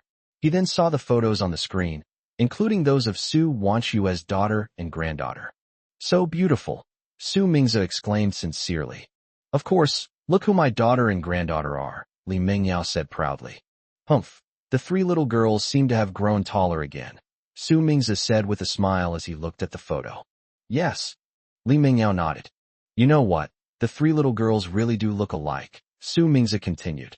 Of course, triplets would look alike, Li Mingyao replied with a smile. This isn't an email address. What software is this? It can send photos directly, Su Mingze asked, puzzled. Oh, Xiaoxue said it's a new software developed by Jiang Zhou's company called Wang. It's pretty good. You can chat and send pictures on it. My son-in-law is really amazing, Li Mingyao explained with a smile. Su Mingze glanced at the computer screen and exclaimed in shock. My God, this software was developed by Jiang Zhou company? It's amazing. How could he not be shocked? He always thought his son-in-law was just someone who ran an internet cafe, but he never expected that his company was also involved in software development, and that he had even developed such a useful new software. That's absolutely amazing. That's right. Jiang Zhou is really capable, Li Mingyao praised. Su Mingze nodded in agreement. He remembered Lin Dakai outside, and then said, all right, old Lin is still outside. I need to have a good talk with him. Okay, you go ahead. I'll chat with my daughter, Li Mingyao said with a smile. Su Mingze nodded and then left the study. Finished watching? Lin Dakai asked with a smile. Su Mingze smiled and nodded, walked over and sat down, and asked, by the way, didn't Xiao open an internet cafe? How's it going? I was just about to tell you about this. We said we'd invest 100,000 yuan, but now Xiao Internet Cafe is doing well. We've not only made back the initial 100,000 yuan, but we've also made another 100,000 yuan in the last few months of this year, Lin Dakai said with a smile. Upon hearing this, Su Mingze laughed and said, that's great. Now Xiao won't have to be nagged by you every day. I'm already praising her, but it's all thanks to Jiang Zhou's great advice. Otherwise, how could Xiao have made money so quickly? And let me tell you, Xiao has quit her job and now all she does is think about making money at internet cafes, Lin Dakai said with a smile. That's a good thing, Su Mingze said with a smile. Lin Dakai smiled and nodded. Su Mingze smiled and remarked, but the internet is truly a wonderful thing. We can send photos from thousands of miles away now, and we don't even need email anymore. We can just send them directly from the chat page. Upon hearing this, Lin Dakai exclaimed in surprise, Really? Yes, it was Xiao Xue who just sent us some photos of them. Su Mingzi said with a smile. Is it really that good? Tell me quickly, Lin Dakai asked curiously. He also wanted to know what software had such a function that it could transfer photos. It's a new social networking app that Jiang Zhou's company recently developed called Wang. Download it, register, and you can chat and send photos directly on it. It's super convenient, Su Mingzi said proudly. This convenient software was invented by his son-in-law. How could he not be happy? That's great, Lin Dakai said excitedly. That's right. Su Mingzi smiled smugly. When I get back, I'll ask Xiao Xiao to download it on my computer at home, Lin Dakai said excitedly. Then Lin Dakai said, Old Su, you just said that it was done by Jiang Zhou's company. Jiang Zhou not only runs an internet cafe, but he also does software development. That's right, Su Mingzi said with a smile. Lin Dakai stared at Su Mingzi in shock. Old Su's son-in-law is truly remarkable. This person not only wanted to open an internet cafe, but also wanted to get into software development. Is this something an ordinary person could do? That's incredibly talented. Jiang Zhou is really capable, Lin Dakai said in surprise. Haha, of course. I never expected that kid Jiang Zhou would be so capable.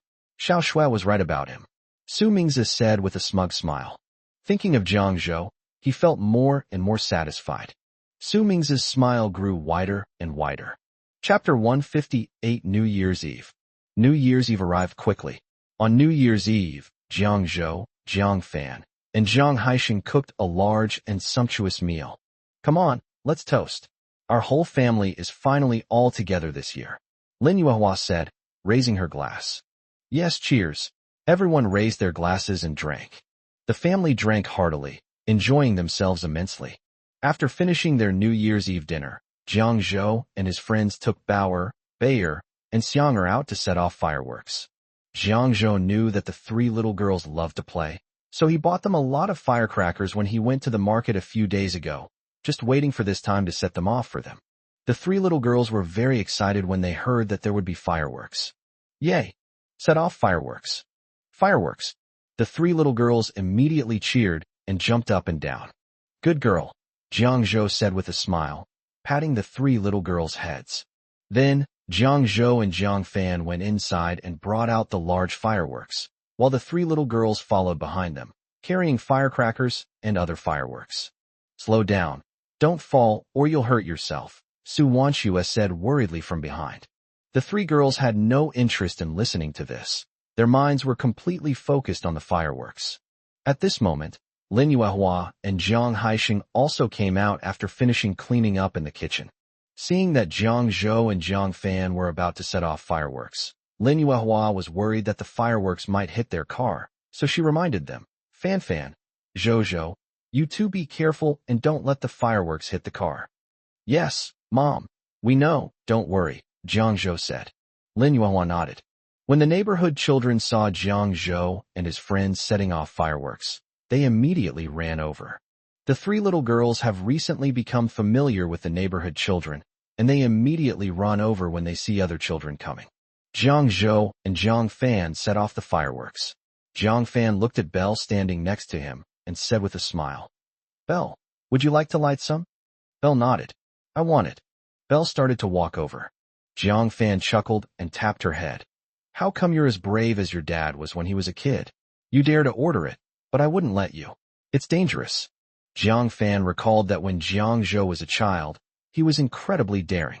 He lit fireworks when the adults weren't looking and was subsequently caught and given a lecture by Jiang Haixing.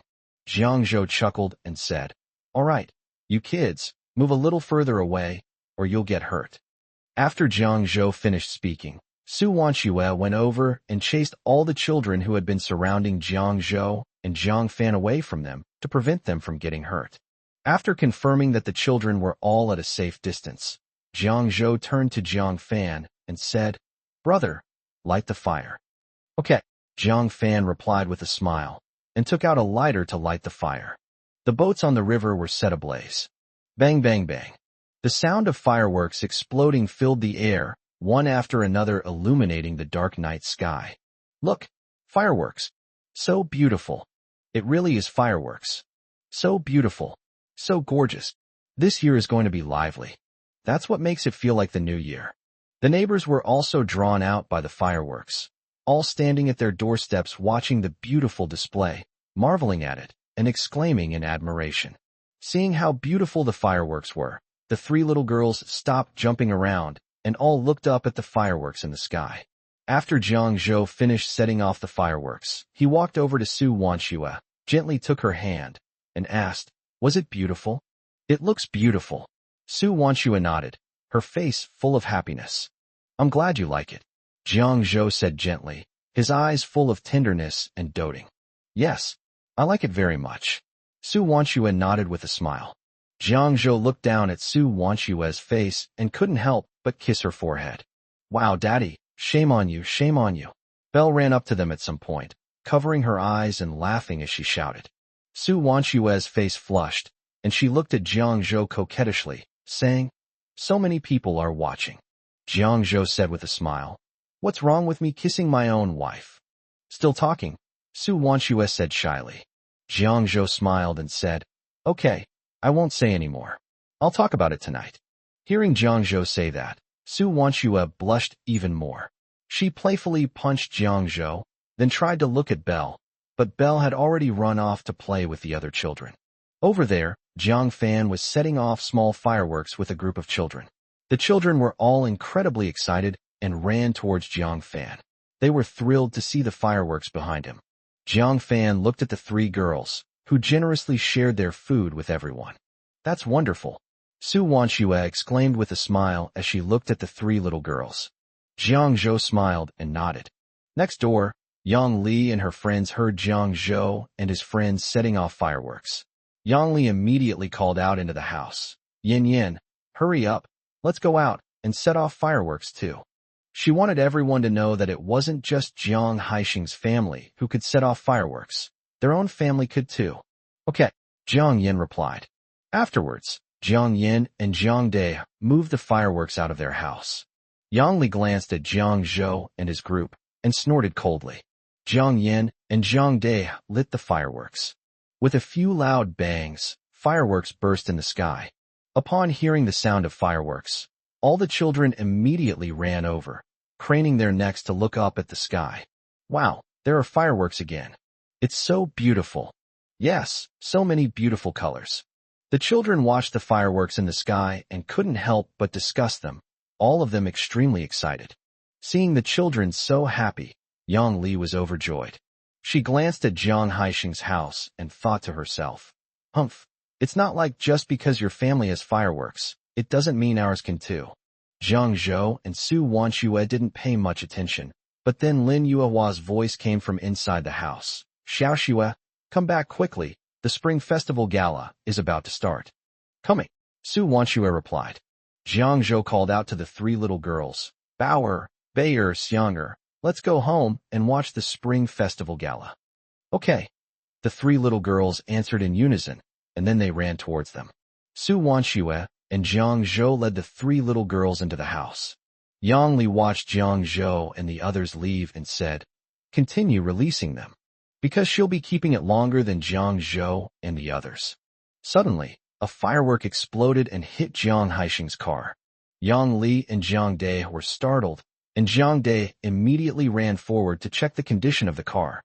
Chapter 159, Planting the Seed. "Are you all right?" Yang Li asked worriedly from behind.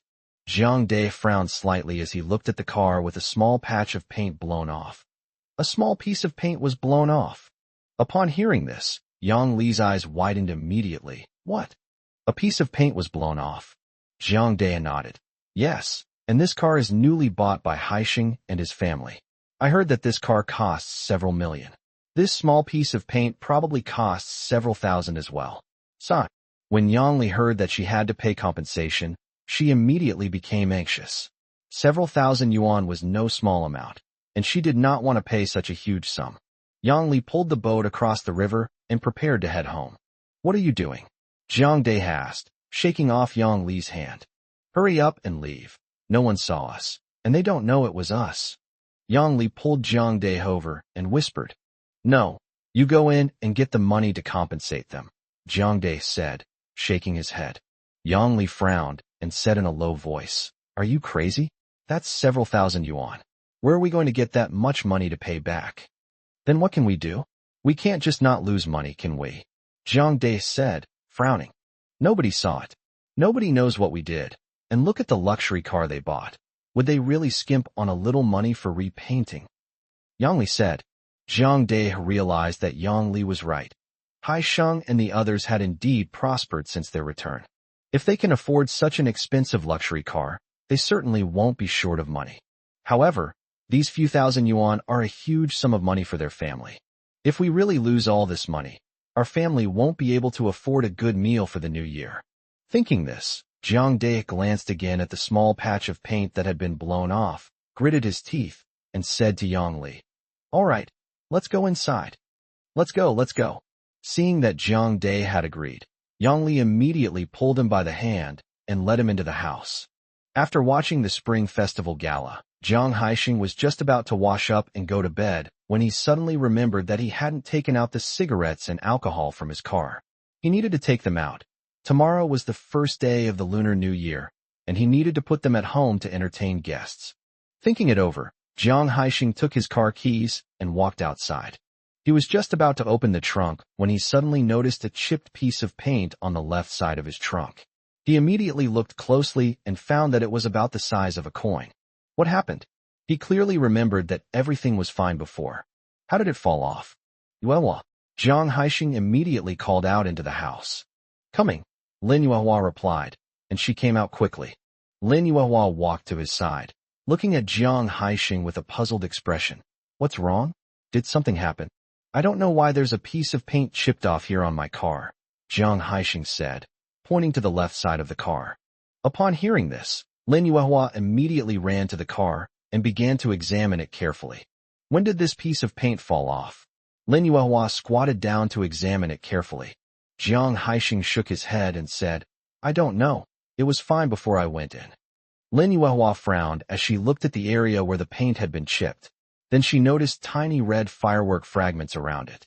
Looking down, she saw that there were fragments all over her car. She glanced at where the neighbors had set off their fireworks and realized they were quite close to her car. A thought flashed through her mind, and she immediately said, "I know." "What?" Jiang Haixing asked. "It must have been when the neighbors were setting off fireworks that one of the fireworks fell down and blew the paint off," Lin Yuehua said. Jiang Haixing looked at Lin Yuehua with suspicion. Lin Yuehua said, "I don't know what good intentions the other side has. They set off fireworks so close to our car. Look, there are red firework fragments all around the car. Who else could have done it if not them?" Lin Yuehua grew angrier as she spoke, and finally she said, "No way. Not only did they damage my car, I have to go find them." After saying that, Lin Yuehua headed towards Yang Li's house, but Jiang Haixing immediately stopped her and said, "We have no evidence. Although the fireworks are said to be from their house, we didn't see them, so it doesn't count." Hearing Jiang Haixing's words, Lin Yuehua angrily returned home and said, "What should we do? Just swallow this insult? No, I think we should install a security camera at the front door." "What's wrong, Mom?" Jiang Zhou asked, seeing that Lin Yuehua looked angry. Lin Yuehua said, "It's all because the neighbors set off fireworks and scratched a patch of paint on the left rear of our car. We can't even confront them about it. But it's perfect timing. Zhou, why don't you go out and check out that car and see how much it would cost to repair it?"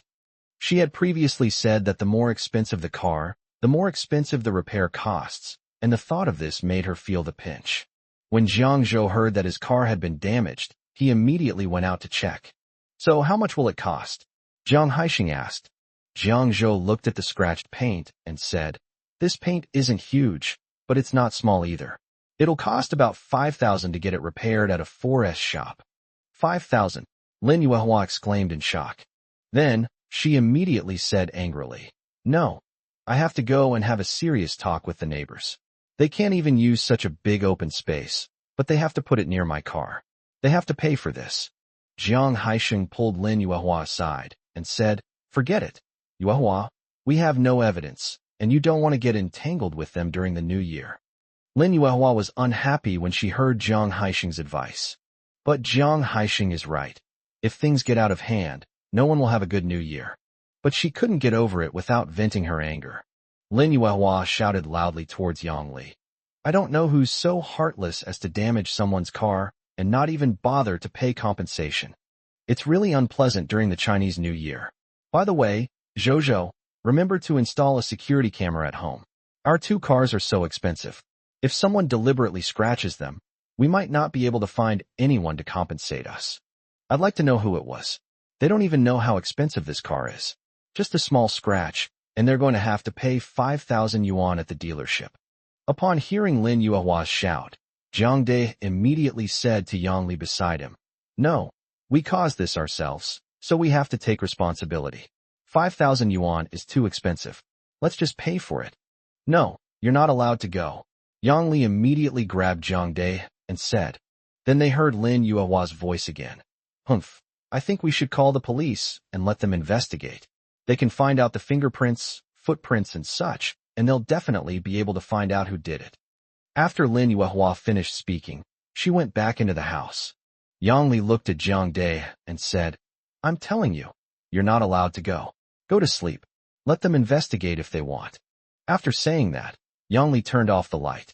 Jiang De had no choice but to go to bed as well. However, he tossed and turned in bed until midnight, and finally quietly got up. Chapter 160 New Year's Day, New Year's Greetings. The next day, as soon as Jiang Haixing opened his front door, he found a small bag next to the door. He immediately opened it and found 5,000 yuan inside. Jiang Haixing glanced at the next door, then took 5,000 yuan and found Lin Yuehua. Yuehua, there was 5,000 yuan at the door as soon as I opened it. I guess the neighbors sent it because they felt guilty. Humph, they know what's good for them, Lin Yuehua said, looking at the 5,000 yuan in Jiang Haixing's hand.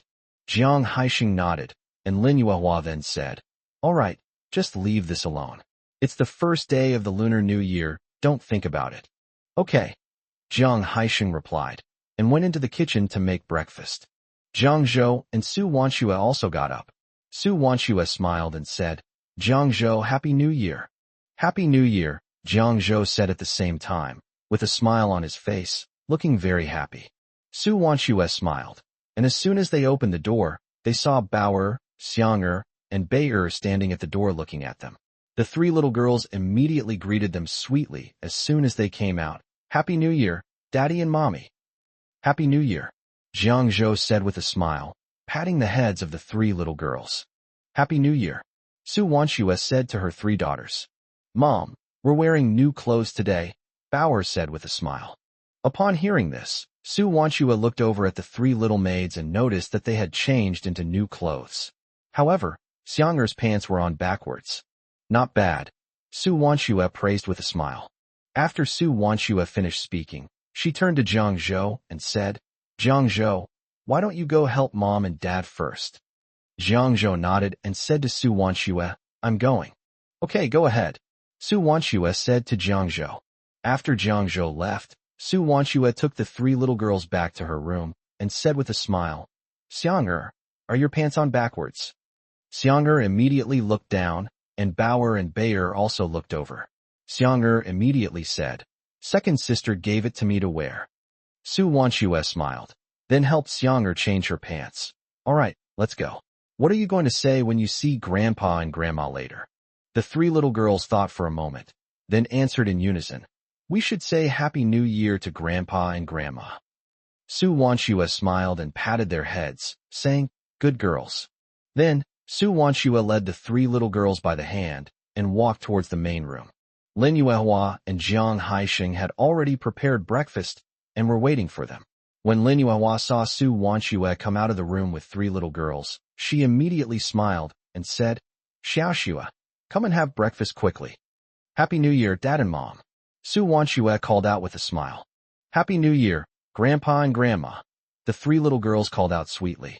Jiang Haixing and Lin Yuehua were overjoyed to hear the voices of the 3 children. He said, Good, good, Happy New Year. Our family had a lively year too. Come, sit down and have breakfast together. Su Wanxue sat down with the 3 young maids. and Lin Yuehua took out 4 red envelopes from her pocket and gave one to each of the 3 young maids and Su Wanchua. Thank you, Grandma. The 3 little girls happily thanked her as they received the red envelopes. Su Wanchua looked at Lin Yuehua and said shyly, Mom, I don't need to. I'm all grown up now. Take it. This is your first time celebrating the new year at our home, so there's no reason not to accept it, Lin Yuehua said with a smile. Jiang Zhou, who was standing next to her, knew that Su Wanchua was embarrassed, so he smiled and said, Just accept it. It's just a small token from your parents. Lin Yuehua smiled and glanced at Jiang Zhou, then put it away. Lin Yuehua and Jiang Zhou sat down to eat. Jiang Zhou and Lin Yuehua chatted together, talking about funny stories from their childhood and embarrassing moments from their childhood. They couldn't help but laugh. After finishing the meal, Jiang Haixing said, Let's go visit your grandparents to wish them a happy new year. Jiang Zhou and Jiang Fan nodded, then picked up the gifts beside them and followed Lin Yuehua and Jiang Haixing toward the Jiangdao River next door.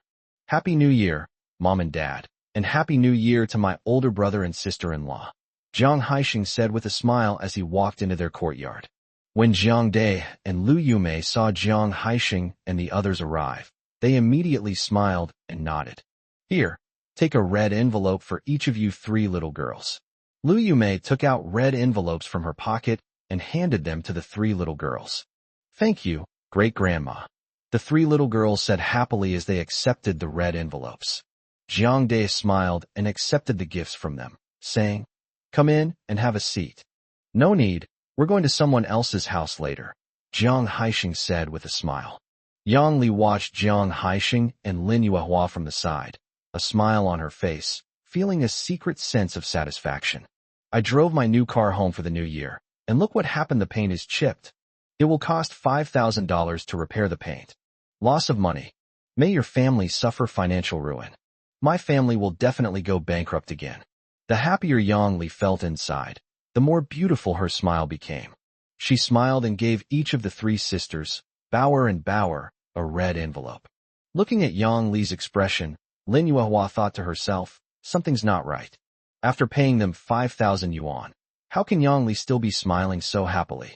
She immediately understood. It was probably sent by Jiang Dai, and Yang Li was unaware of it. There's going to be a good show then. She didn't say anything. After offering her New Year's greetings, she said to everyone, All right, we won't bother you any longer. We'll go visit other people's homes later. You guys go ahead. We'll all come over for lunch together, Jiang Dai said with a smile.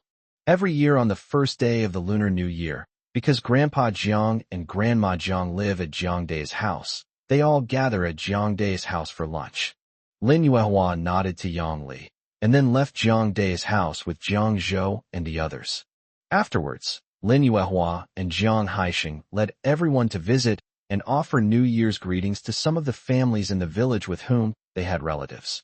Back home, Belle held up the red envelope she had received and said with a smile, Mom, Dad, look. We have so many red envelopes. As Belle spoke, she was about to open the red envelopes to take a look. Jiang Zhou and Su Wanchua looked over and saw that there were red envelopes with 100 yuan from her grandparents, 1 yuan from her aunt's family, 80 yuan from Jiang Yun's family, and the rest were basically 2 yuan each. Wow, that's a lot of money, Belle said with a smile, looking at the money in her hand. Su Wanchua looked over and said, Mom will save it for you. Why?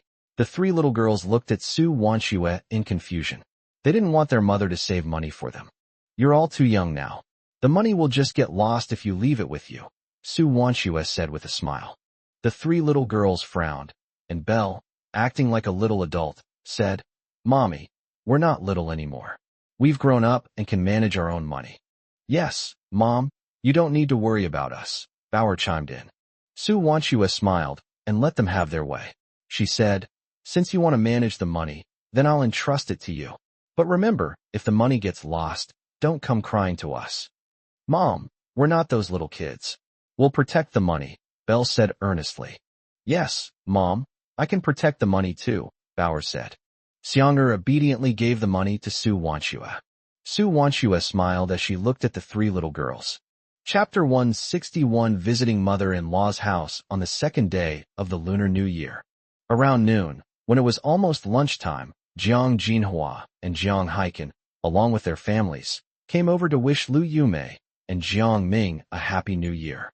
After Jiang Jinhua and Jiang Haiken finished paying their respects to the two elderly people, they went to Jiang Haixing's house to pay their respects to him and his family. Second brother, second sister-in-law, Happy New Year, Jiang Jinhua called out with a smile. Hearing the shouts, Lin Yuehua knew it was Jiang Jinhua and the others coming, and immediately greeted them with a smile. Happy New Year, come in quickly. Jiang Jinhua and Jiang Haiken smiled and nodded, then led everyone inside. Did you go over there? Lin Yuehua asked. Jiang Jinhua smiled and nodded, saying, of course, otherwise I would have been criticized again at lunch today. You all chat first. I'll go get everyone some tea and water. Lin Yuehua turned and went into the kitchen to get tea and water. Jiang Haixing smiled and looked at the children behind him, saying, Xingyu, you guys are here too? Wang Xingyu smiled, nodded, and called out, Second uncle, Happy New Year.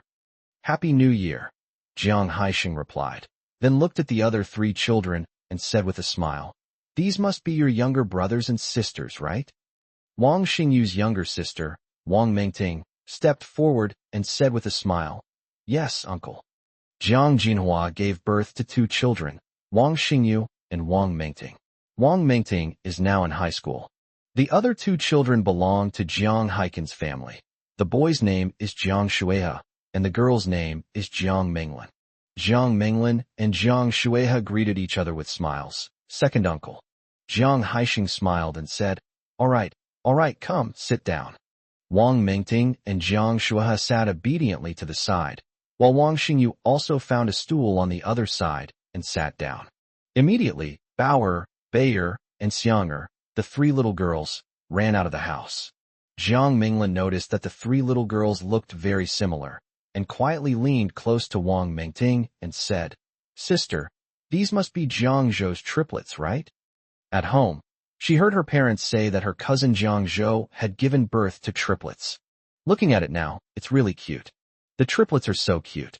Xianger used to be a little smaller than Bauer and Bayer, but after Jiang Zhou fed her well for several months, Xianger has grown taller and now looks almost the same size as Bauer and Bayer. Wang Mengting nodded vigorously. Yes, it should be. It looks like it. Jiang Menglin liked Bauer, Bayer, and Xianger more and more as she looked at them. She pulled Wang Mengting aside and quietly ran to the three sisters to play with them in the yard. After a while, Jiang Shueha and Wang Xingyu came out. Why did you all come out? Jiang Menglin asked. Jiang Shueha said, It's so boring inside. Why don't we go out and play on the street? Great. I haven't been out in ages. Jiang Menglin clapped her hands excitedly in agreement. Come with us, Wang Mengting said to Bauer and her two sisters. She adores these three little girls. Okay. Bauer, Bayer, and Xianger nodded in agreement. Then, Wang Mengting and Jiang Menglin went into the house and said to everyone, We took Bauer, Xianger, and Bayer to play in the street. We'll be back before dinner. How many people are going? Jiang Jinhua asked. The four of us plus Bauer, Bayer, and Xianger, Wang Mengting replied. Okay, you can go ahead.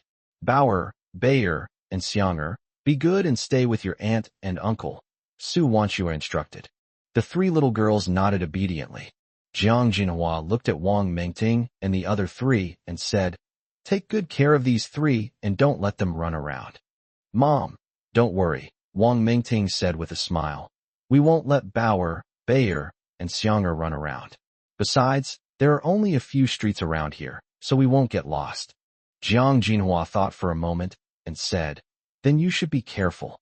Wang Mengting and the others smiled and nodded, then took their baby Xiang to the street.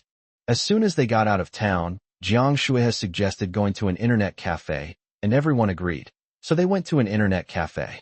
As soon as he turned on the computer, Jiang Shueha dragged Wang Xingyu to play StarCraft together. Bauer and her two sisters sat obediently beside them, watching. Wang Mengting was chatting with someone on QQ.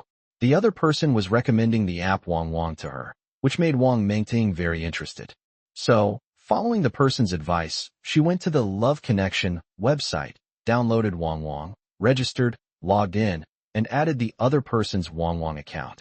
After Wang Mingting added the account, she started looking at the Wang Wang app and discovered that it even had Wang Wang show and chat topics. She immediately said to Jiang Minglin, "Minglin, come and play this Wang Wang app. It's super fun." Jiang Minglin immediately ran over and sat down next to Wang Mingting. She took a quick look and thought the Wang Wang was very exquisite and beautiful. "How do I download it?" Jiang Minglin asked. "Just download it from the Love at First Sight website. The installation package is there," Wang Mingting said. "Okay." Jiang Minglin nodded with a smile. "Oh, right. I'll register one for each of you girls, Bauer, Bayer, and Xianger as well," Wang Mingting said with a smile. As she spoke, Wang Mingting began registering the names for the 3 little girls, Bauer, Bayer, and Xiang. Jiang Minglin had also finished downloading it.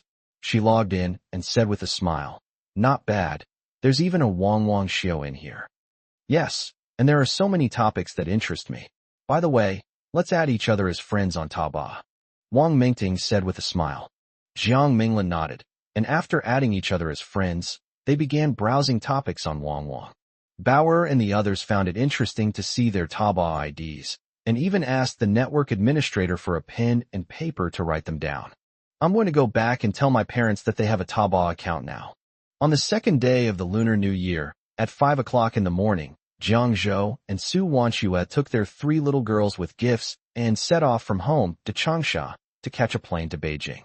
Jiang Zhou and Su Wanxue arrived in Beijing at 5 p.m., and they needed to take a car to Binjiang Community immediately. Li Mingyao and Su Mingzi knew that they were coming home to pay New Year's visits today and that they wouldn't arrive until the afternoon, so they had been waiting for them at home for a while. Jiang Zhou knocked on the door with the gifts in hand, and Su Mingzi immediately went to open it. Li Mingyao also said with a smile, "It must be Xiaoxue and Jiang Zhou who have returned." "Dad, Mom." Jiang Zhou and Su Wanxue called out to Li Mingyao and Su Mingzi. Bauer, Bayer, and Xianger had been traveling all day and were quite tired, but they still obediently greeted Li Mingyao and Su Mingzi, saying, "Grandpa, Grandma." Li Mingyao and the others knew that they had gotten up at 5 o'clock this morning to take the bus, so they quickly came in and said, "Come in quickly. You must be tired from sitting in the bus all day. We can have breakfast soon." Su Wanxue smiled and nodded. They went inside and found 2 elderly people sitting on the sofa. Li Mingyao introduced Jiang Zhou. "Jiang Zhou, these are Xiaoxue's maternal grandparents." Jiang Zhou smiled and nodded, then called out, "Grandpa and Grandma." "Grandpa, Grandma," Su Wanxue exclaimed in surprise.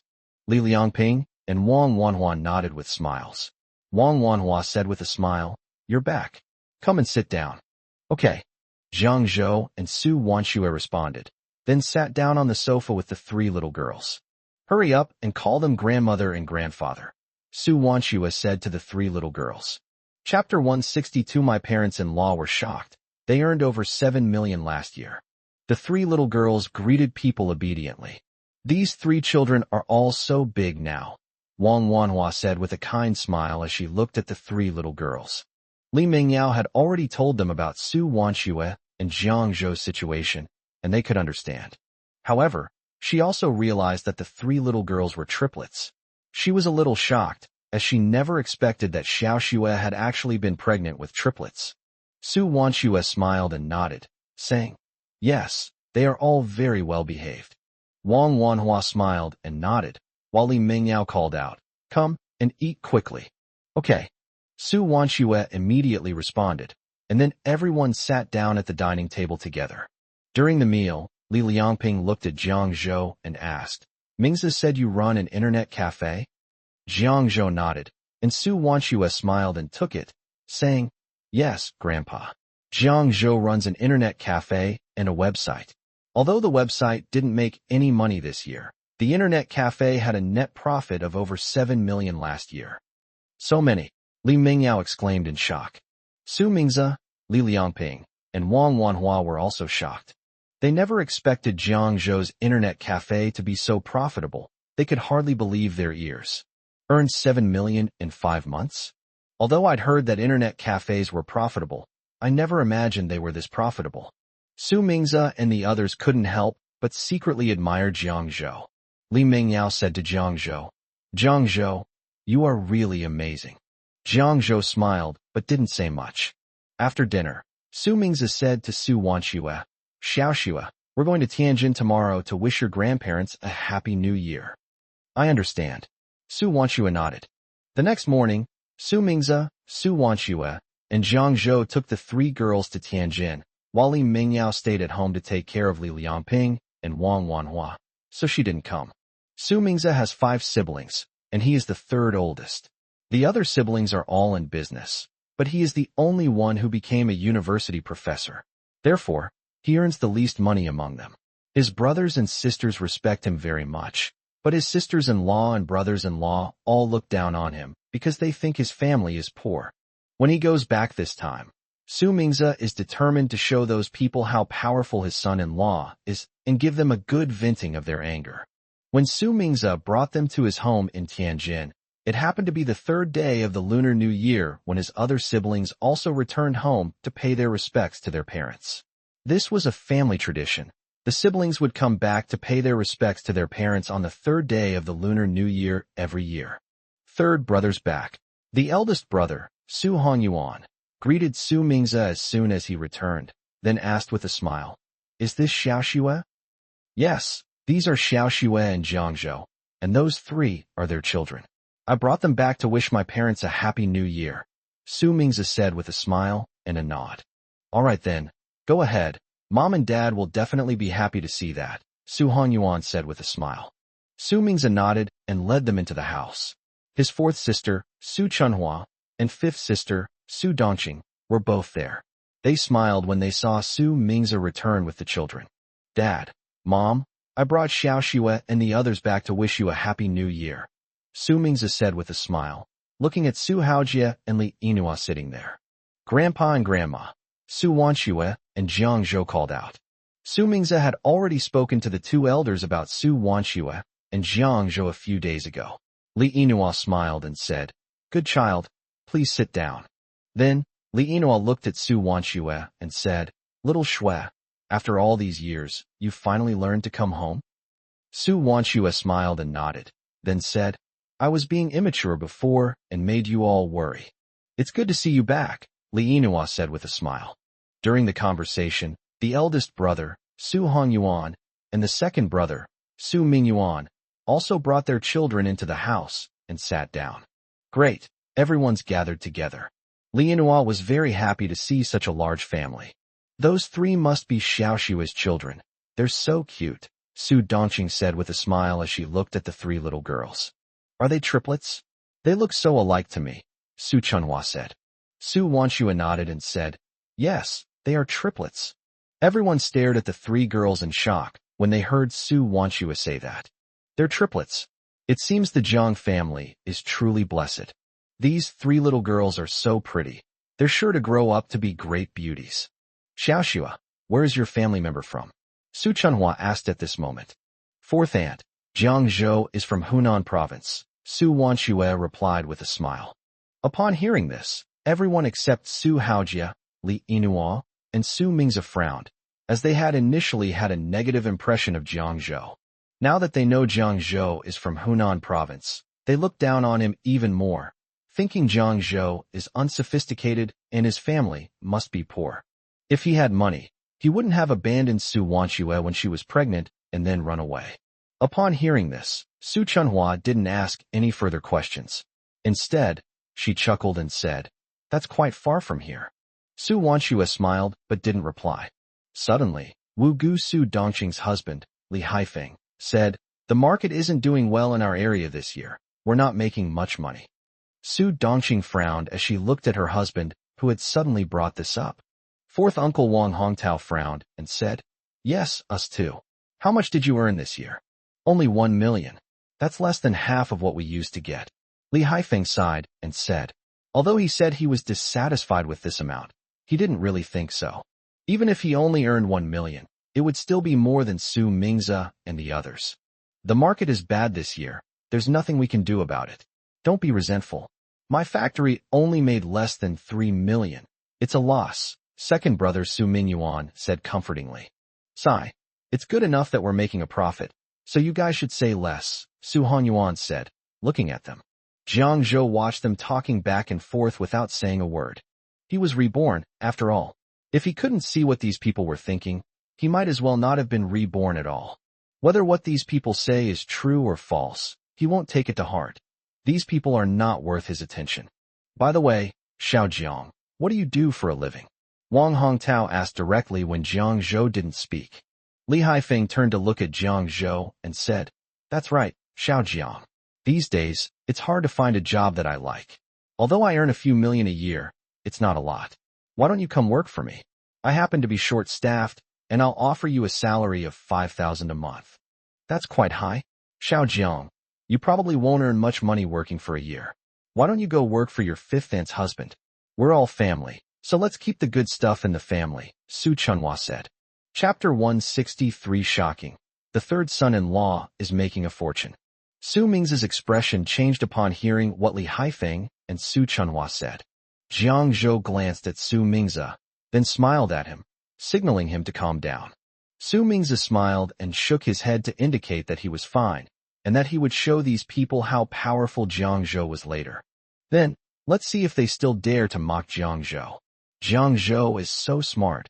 He naturally knows how to deal with these people. "Xiao Jiang, have you thought this through? Our company really needs you." Su Dongqing also tried to persuade him, with a smile on her face, but she was already having her own plans.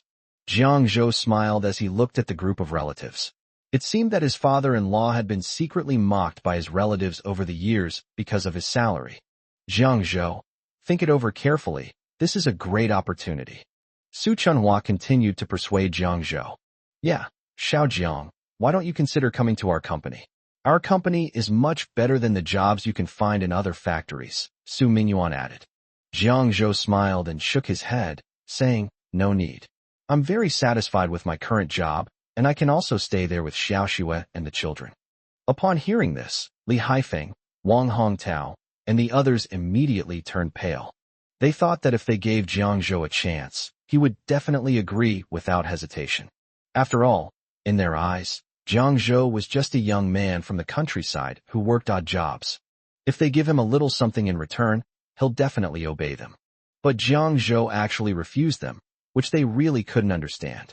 "Xiao Jiang, you should think this over carefully. You need to know that you won't get such good treatment in other factories, and the wages aren't high. Besides, your life here is actually better than what you're living now," Li Haifeng said. "Yes, Xiao Jiang. We know you and Xiao Xue have finally reunited, but you can't just look at the present. You need to think long-term. You'll have plenty of time to spend together in the future. Right now, making money is the priority. Otherwise, how will you support Xiao Xue and the children?" Su Dongqing continued to persuade Jiang Zhou. "Yeah, Xiao Jiang, I think you should reconsider," Su Chunhua said. Jiang Zhou listened and knew that half of them were sincere, and the other half were just driven by vanity. Jiang Zhou smiled and shook his head, saying, "I know you mean well, aunt and uncle, thinking about our future, but I really don't need to. My current income is enough to support Xiao Xue and the children, so you don't need to worry." Hearing this, Su Mingzi smiled and glanced at Jiang Zhou. His son-in-law was truly eloquent. He neither offended nor embarrassed them, and he even politely declined. Su Chunhua and Su Dongqing sighed.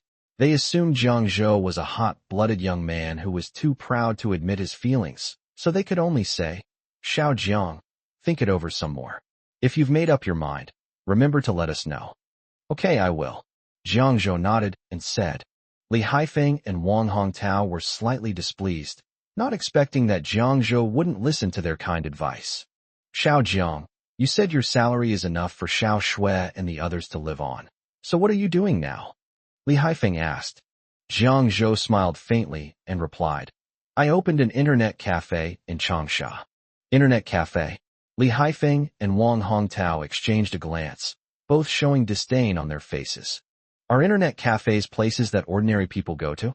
Over the years, those who frequent internet cafes have mostly been people who don't have proper jobs. Besides, how much money can a small internet cafe make? The startup capital for opening an internet cafe is so high. Where did you get the money?" Wang Hongtao asked. "Of course, I'll rely on myself," Jiang Zhou replied with a smile. Upon hearing Jiang Zhou's words, Su Mingzi sneered. This guy really thinks too highly of himself. Haha. Xiao Jiang, you probably don't know this, but this internet cafe definitely has no future. You'd better not open one. You should come back and work for us instead, Li Haifeng said. No need for that. Internet cafes have been doing quite well these past few years, and I even made a little money from it this year, Jiang Zhou said with a smile. At this moment, Su Mingze, who was standing next to him, said smugly, That's right. Opening an internet cafe isn't without potential. Xiao Jiang opened an internet cafe in May of this year, and now he has 5 internet cafes in Changsha. This year alone, he has already made a net profit of 7 million. What?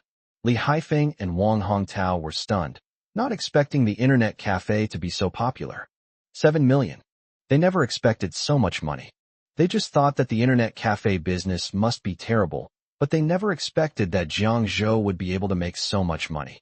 Su Hongyuan and the others stared wide-eyed at Jiang Zhou in surprise. Was this Jiang Zhou really that powerful? This wasn't even a year's worth of money from his internet cafe. He earned 7 million in just 7 months. On average, that's $1 million a month. The son-in-law of the third son's family is going to make a fortune. Li Haifeng and his team only earned 1 million in a year. Jiang Zhou's internet cafe made so much money in just 1 year. It's truly infuriating to compare yourself to others. Seeing the shocked expressions on their faces, Su Mingze felt incredibly smug. When he went home for Chinese New Year before, his sisters-in-law and brothers-in-law would always subtly mock his family's financial situation. Now he can finally hold his head high. How is this possible? Earning 7 million in just half a year, Wang Hongtao said in disbelief. Xiao Jiang, is that internet cafe really doing booming business? Li Haifeng asked again. Jiang Zhou smiled and nodded, then said, Yes, it's really popular. The main problem is that computers are expensive and most people can't afford them, so they mostly come to internet cafes to play. Not only that, my son Xiao Jiang is also involved in software development. The recently launched Wang, Alibaba's instant messaging service, was developed by Xiao Jiang's company, and it's very convenient. Su Mingze continued, his tone filled with pride. When Wang Hongtao's children heard that Wang was developed by Jiang Zhou's company, they crowded around excitedly and said, Really? Wang was actually developed by your company, my cousin-in-law. Oh my god, I recently downloaded this app. It's so much fun. Yes, this is an app I've really liked lately. I never imagined it was developed by your company, brother-in-law. Could you send me a set of Wang Xiu? Although Wang Hongtao and Li Haifeng had no prior knowledge of Want, seeing how excited their child was, they knew that Want was very popular among their group. They never expected Jiang Zhou to have such outstanding abilities. Not only did they open an internet cafe, they also got involved in software development. That's amazing. Chapter 164. The neighbors are arguing. On the 5th day of the Lunar New Year, Jiang Zhou and Su Wanxue took the 3 little girls back to Yongzhou. Su Mingze is becoming more and more satisfied with his son-in-law. He thought the man his daughter had chosen was really great. Li Mingyao gave Su Wanxue another round of instructions before letting them leave. At Jiang Dai's house, Yang Li got up early this morning and happily set out the candies and peanuts to entertain the guests. Then, she went back into her room to get money to make red envelopes, because her family members were coming to wish her a happy new year, and she had to give her nephews and nieces a big red envelope of 100 yuan each. She hummed a little tune as she opened the wardrobe and took out a cloth bag from the very back. Inside was the money she had taken out specifically for the new year. Yang Li opened the cloth bag, and there were stacks of money inside. She happily took them out to count them. However, she felt something was off about the money. She felt the stack of bills had become thinner. She frowned slightly, and then immediately began counting it. She quickly counted them all. She counted twice, and when she got to the end, she found that she was short 5,000 yuan. Huh? Where's my money? Yang Li exclaimed in surprise. I haven't touched this money since I retrieved it, and only I and Jiang Dai know where it was kept. How could 5,000 yuan suddenly be missing today? What's going on here? Yang Li was puzzled. Suddenly, she remembered that Lin Yuehua had loudly said that the car repair would cost 5,000 yuan that night during the Lunar New Year. She immediately had a bad feeling. Yang Li immediately rushed out of the room and saw Jiang Dai sitting there eating sunflower seeds. Jiang Dai, tell me, did you take that 5,000 yuan? Yang Li shouted at Jiang Dai. Jiang Dai's heart skipped a beat. He thought to himself, could it be that this woman has discovered me? Seeing that Jiang Dai was stammering and not saying anything, Yang Li already knew the reason, and she was immediately furious. That damn Jiang Dai actually took that 5,000 yuan secretly. You damned thing. You secretly took that 5,000 yuan. Give it back right now. Yang Li shouted angrily. Seeing Yang Li like this, Jiang Dai felt uncomfortable and said, no, I have already sent the money to Haixing and the others. What? Jiang Dai, you bastard, you actually secretly sent the money to Haixing and the others. I'll beat you to death. Go and get the money back for me right now. Yang Li rushed to Jiang Dai's side, grabbed his collar, and was about to slap him across the face. However, before she could even touch Jiang Dai's face, Jiang Dai grabbed her wrist. Stop right there, Jiang Dai roared. You crazy woman. If you want to know, go ask her yourself and let everyone know. You. Yang Li glared at Jiang Dai, trembling with rage. She cried out, Jiang Dai, you beast. You secretly sent 5,000 yuan to Haixing and the others. You're despicable. Jiang Dai was also furious when he saw Yang Li like this. If this woman hadn't wanted to show off that day, they wouldn't have damaged her car. Say one more word. Jiang Dai shouted. At this moment, Jiang Yin, his brother Jiang Dajuan, Lu Yumei, and Jiang Ming all ran out when they heard the noise. Jiang Yin and Jiang Dajuan immediately ran to Yang Li's side to help her up. Jiang Yin asked, Mom and Dad, what's wrong with you? Why are you arguing all of a sudden? Yang Li saw her son and immediately burst into tears. Jiang Yin quickly hugged Yang Li and comforted her. Jiang Ming frowned as he looked at the situation and asked, what's going on between you two? I'm asking your son now, about secretly taking 5,000 yuan to give to someone else, Yang Li immediately said. Seeing Yang Li's expression, Jiang Dai was furious and said angrily, blame me? You were the one who set off those fireworks and scratched Haixing's car, and you still expect to get away with not paying compensation. Upon hearing this, Jiang Dajuan frowned and asked, Mom, is that really true? Yang Li turned her head away with a wronged expression. Jiang Dajuan, Jiang Yin, and Jiang Ming immediately understood what was going on. All right, enough of this commotion so early in the morning. You're just making a fool of yourself. Since the money has already been sent, let's not dwell on it. Our family won't starve just because we lost 5,000 yuan, Jiang Ming said to his wife. Yang Li immediately replied, where would we get extra money at home? This 5,000 yuan is our New Year's money. Why don't we have any extra money? All our money is kept by you. Do you think we can't afford 5,000 yuan? Jiang Dai said fiercely to Yang Li. Suddenly, Jiang Dai remembered that he had heard Yang Li take money to subsidize her parents' family at Jiang Haixing's house some time ago. At that time, Yang Li's attitude was evasive, but now she said she had no money. Yang Li then realized she had spoken too quickly and immediately said, how should I know? Lu Yumei and Jiang Ming were shocked to hear that there was no extra money. Lu Yumei asked, Yang Li, how could there be no extra money? Didn't we have 400,000 yuan deposited with you? How could we not have any money? Half of the 400,000 yuan they received was a gift from Jiang Haixing and Lin Yuehua. Jiang Dai was silent for a moment, then looked at Jiang Yin and asked, Yin, tell me the truth. How much money have you taken from your mother over the years? Jiang Yin also realized the seriousness of the matter. After thinking for a moment, he said, it will probably cost around 350,000. Jiang Dai stared at Yang Li. Over the years, he had taken 150,000 yuan from Jiang Haixing and his group, plus the money he earned from his regular part-time jobs. He must have had at least 430,000 yuan in Yang Li's hands. His parents had 400,000 yuan, so the total was 830,000 yuan. Jiang Yan's eldest son never asked for money from the family when he went out to work. Sometimes he would even send money back home. Over the years, the family had been frugal with Jiang Yan's living expenses, and their annual expenses were only 20,000 yuan. So, if you calculate it that way, the family should still have at least 300,000 or 400,000 yuan in savings. But now Yang Li says they have none left. Yang Li, tell me honestly, how much money have you taken from everyone over the years to subsidize your family? Jiang Dai asked Yang Li angrily. When Yang Li heard Jiang Dai ask her a question, She trembled with fright. 2. Yang Li stammered, not daring to say it. Seeing this, Jiang Dai became even more enraged. He glared at Yang Li and said, "Tell me. If you don't, I'll break your legs." "It's probably around 300,000, Yang Li stammered. Lu Yumei and Jiang Ming were furious to see Yang Li using their money to support her family. Jiang Yin and Jiang Dajuan also looked at Yang Li in shock. More than 300,000.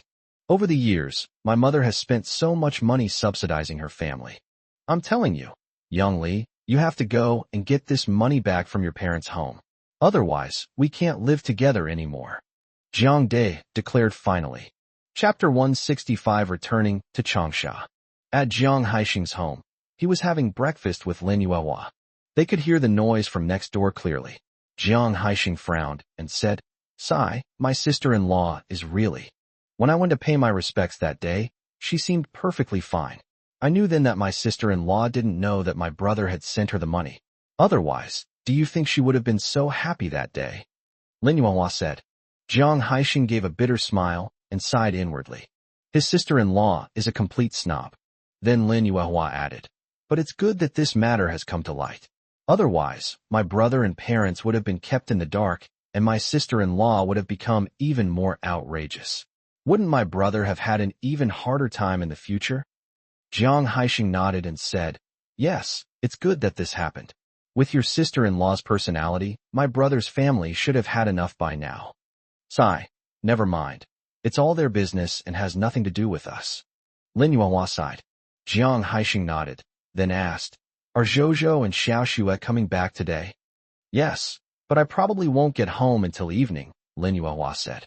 Jiang Haixing nodded. In the evening, Jiang Zhou and Su Wanxue returned home with the 3 little girls. Jiang Haixing and Lin Yuehua immediately took the luggage from their hands. "Go inside and rest quickly. You must be tired after a day of traveling," Lin Yuehua said to Jiang Zhou and Su Wanxue. Jiang Zhou and Su Wanxue nodded and then went inside. Lin Yuehua patted the 3 little girls and asked, "Did you have fun visiting your grandparents this time?" "We're so happy. Grandma bought us lots of fun things," the 3 little girls said, nodding. Then Bauer said, "We also brought some back for Grandpa and Grandma." Su Wanxue smiled and took out a large bag of things from her luggage, saying, "These are some specialties from Beijing."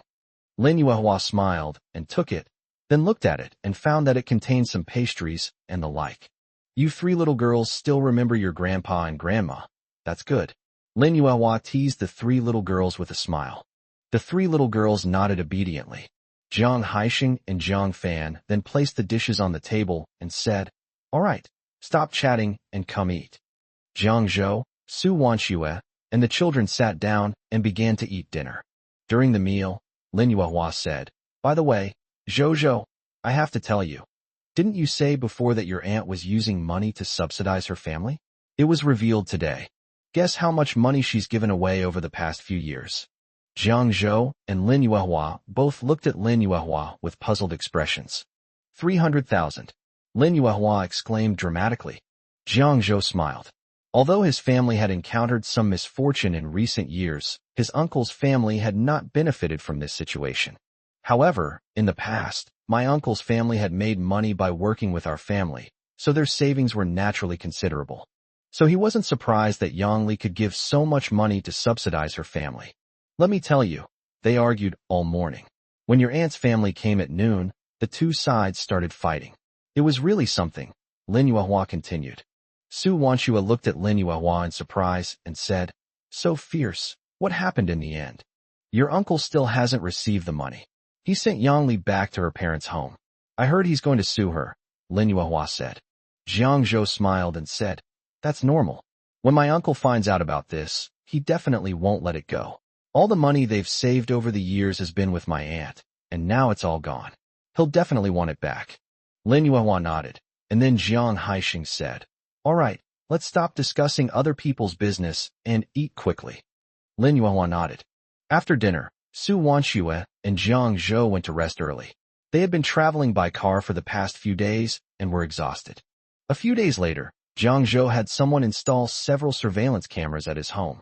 Looking at the installed surveillance camera, Lin Yuehua smiled and said, "That's great. Now I don't have to worry about thieves breaking into the house. The most important thing is the car. We can't let anyone scratch it again. Jiang Zhou smiled and nodded. The next day was the Lantern Festival. This year, Lin Yuehua invited Lin Hao and Chun Xiuhua to come and celebrate the Lantern Festival together. Jiang Zhou and his group planned to return to Changsha after the Lantern Festival, so they brought Lin Hao and Chun Xiuhua along to celebrate the festival together. During dinner, Lin Yuehua placed a large bowl of glutinous rice balls in the center of the table and said with a smile, "Today is the Lantern Festival, so we must eat glutinous rice balls." "Why do we eat tangyuan, sweet rice balls, on the Lantern Festival?" Bauer asked. Xiang'er and Bayer also looked at Lin Yuehua with suspicion. "Because you can see that this glutinous rice ball is round, which symbolizes reunion. So in the new year, our family must be reunited, understand?" Lin Yuehua explained with a smile. Oh, Bauer, Bayer, and Xiang'er all nodded in agreement. "Here, I'll put a few on each of you," Lin Yuehua said with a smile. Lin Hao and Chun Xiuhua were very happy to see the whole family eating glutinous rice balls around the table. They hadn't seen such a scene in a long time. After finishing their meal, Su Wanxue and Lin Yuehua cleared the table together. Jiang Zhou and Jiang Fan were playing with the fireworks they hadn't finished playing with last time in the yard with the three little girls. Su Wanxue looked at the three little girls and Jiang Zhou setting off fireworks in the courtyard, feeling very happy and content. The next day, after breakfast, Jiang Zhou and his group prepared to head to Changsha. When Jiang Jinhua learned that Lin Yuehua and Jiang Haixing were leaving today, she specially asked Wang Zhongyi to drive her from Shaoshi before dawn to see them off. When she came, she brought a lot of local specialties, such as cured meat that she made herself. "Here, these are some cured meats we made ourselves. Take them over there and eat them." Jiang Jinhua handed a large bag to Lin Yuehua. Lin Yuehua looked at the large bag with some surprise and said, "So many?" Jiang Jinhua nodded and said with a smile, "These cured meats are much better than the cured meats we usually eat. They are all smoked at home. This is our specialty. You can't find this in big cities. It's not like we haven't eaten it before." "Okay, I'll take it with me," Lin Yuehua said with a smile. After Jiang Zhou and Jiang Fan loaded everything onto the car, Jiang Zhou said, "Everything is ready. We can set off now." Lin Yuehua nodded, smiled at Jiang Jinhua, and said, "Then we'll be going now." "Okay, be careful on the road. Call me if you need any help," Jiang Jinhua said with a smile. Lin Yuehua waved her hand and said, "All right, I understand. I'm leaving now. Come back and visit us more often when you have time." Jiang Jinhua waved to Lin Yuehua. Afterwards, Lin Yuehua and the others all got into the car and drove to Changsha. Chapter 166. Grandparents shocked. Zhozhou's house is so luxurious. The three little girls sat in the car, and Belle asked, "Mommy, are we going back?" "Yes, we're going back to Changsha. Dad has things waiting for him there," Su Wanxue said with a smile. Bauer said, "Then we won't be able to see the children here anymore." "It's okay. We'll bring you back when we have time, and then you can play with these other kids again.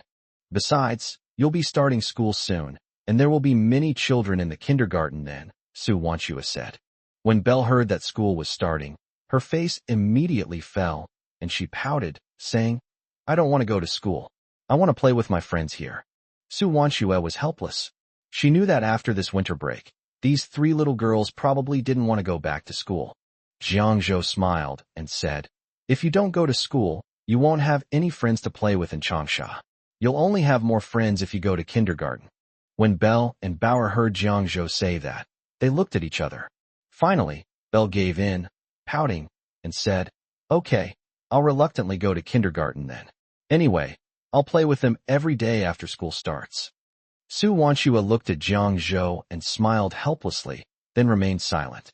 Afterwards, Jiang Zhou and Jiang Haixing rested at a rest stop along the way before continuing their journey. Midway through, Jiang Zhou received a call from Chun Hai. "Hey, Uncle Chun," Jiang Zhou said. Chun Hai chuckled on the other end of the phone and said, "Jiang Zhou, when are you guys coming to Changsha?" "We're heading back to Changsha now," Jiang Zhou said.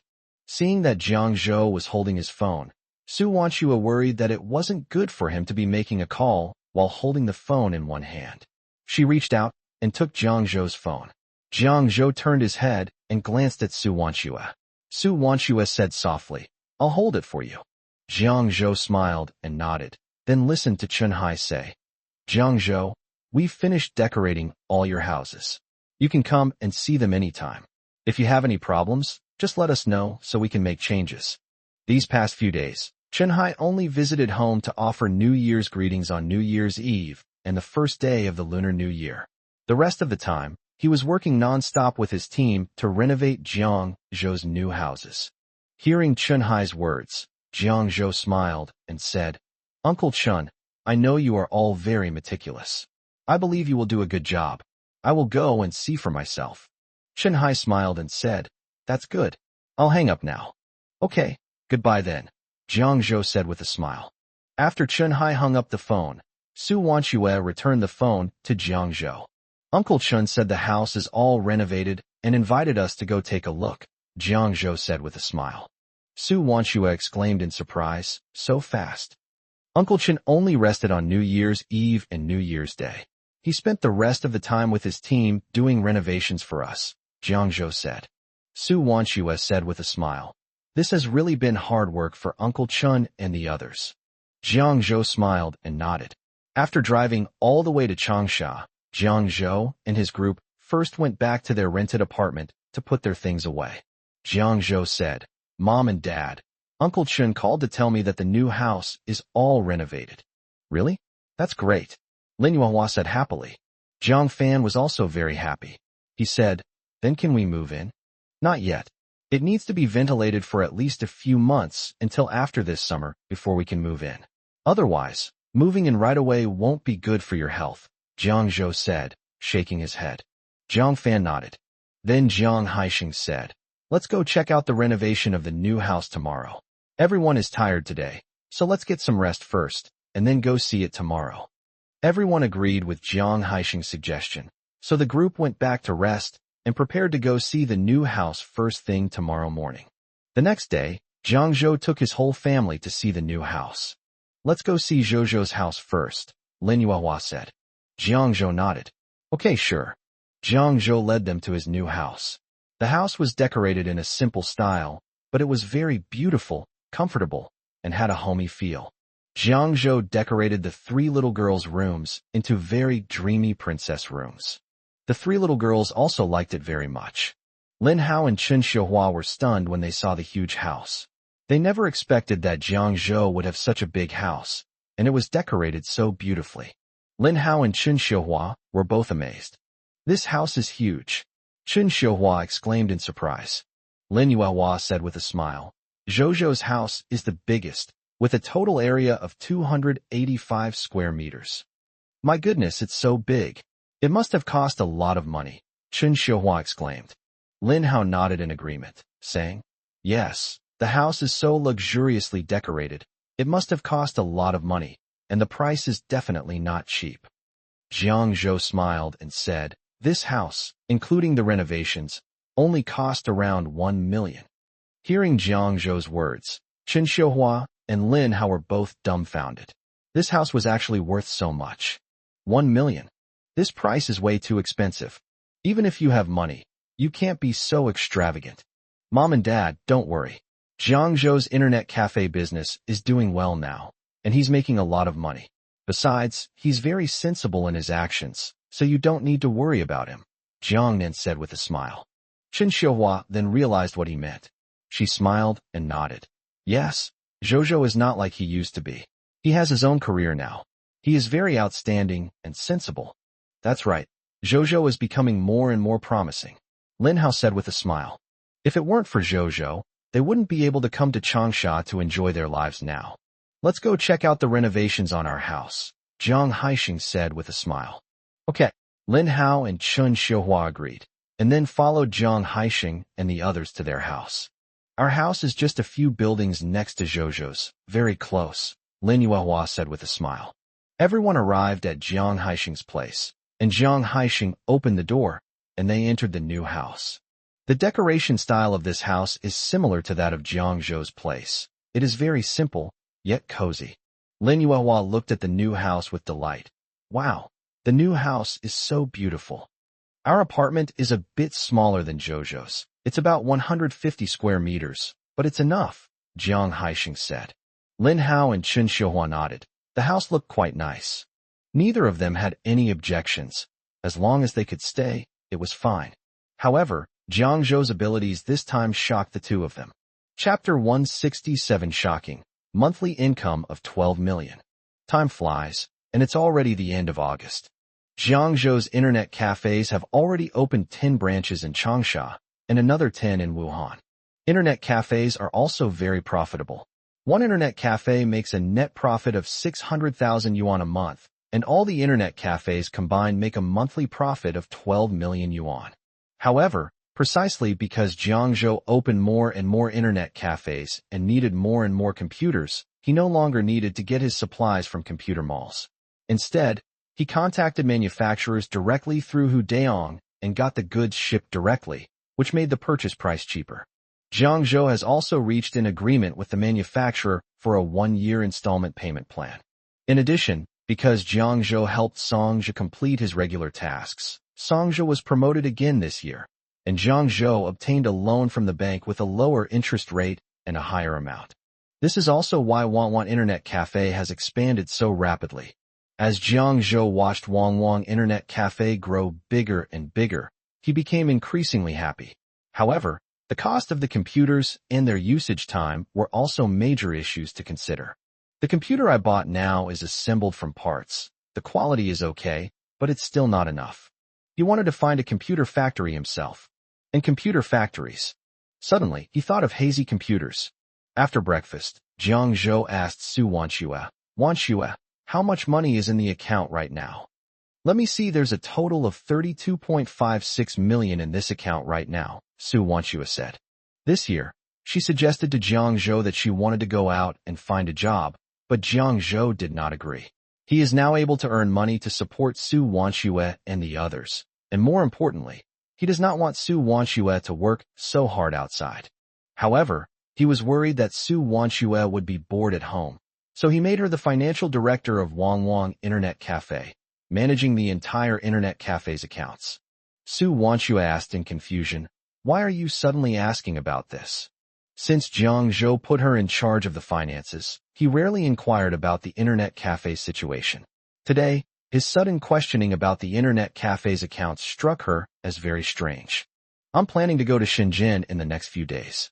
The scale of Internet cafes will definitely continue to expand in the future, and the need for computers will also increase.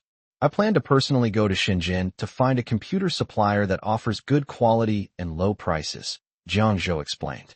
Jiang Zhou wants to cooperate with Hazy Computer this time. However, Hazy Computer was established in September 2000, and they are currently in the final stages. If he remembers correctly, they are currently fretting over how to implement new reforms.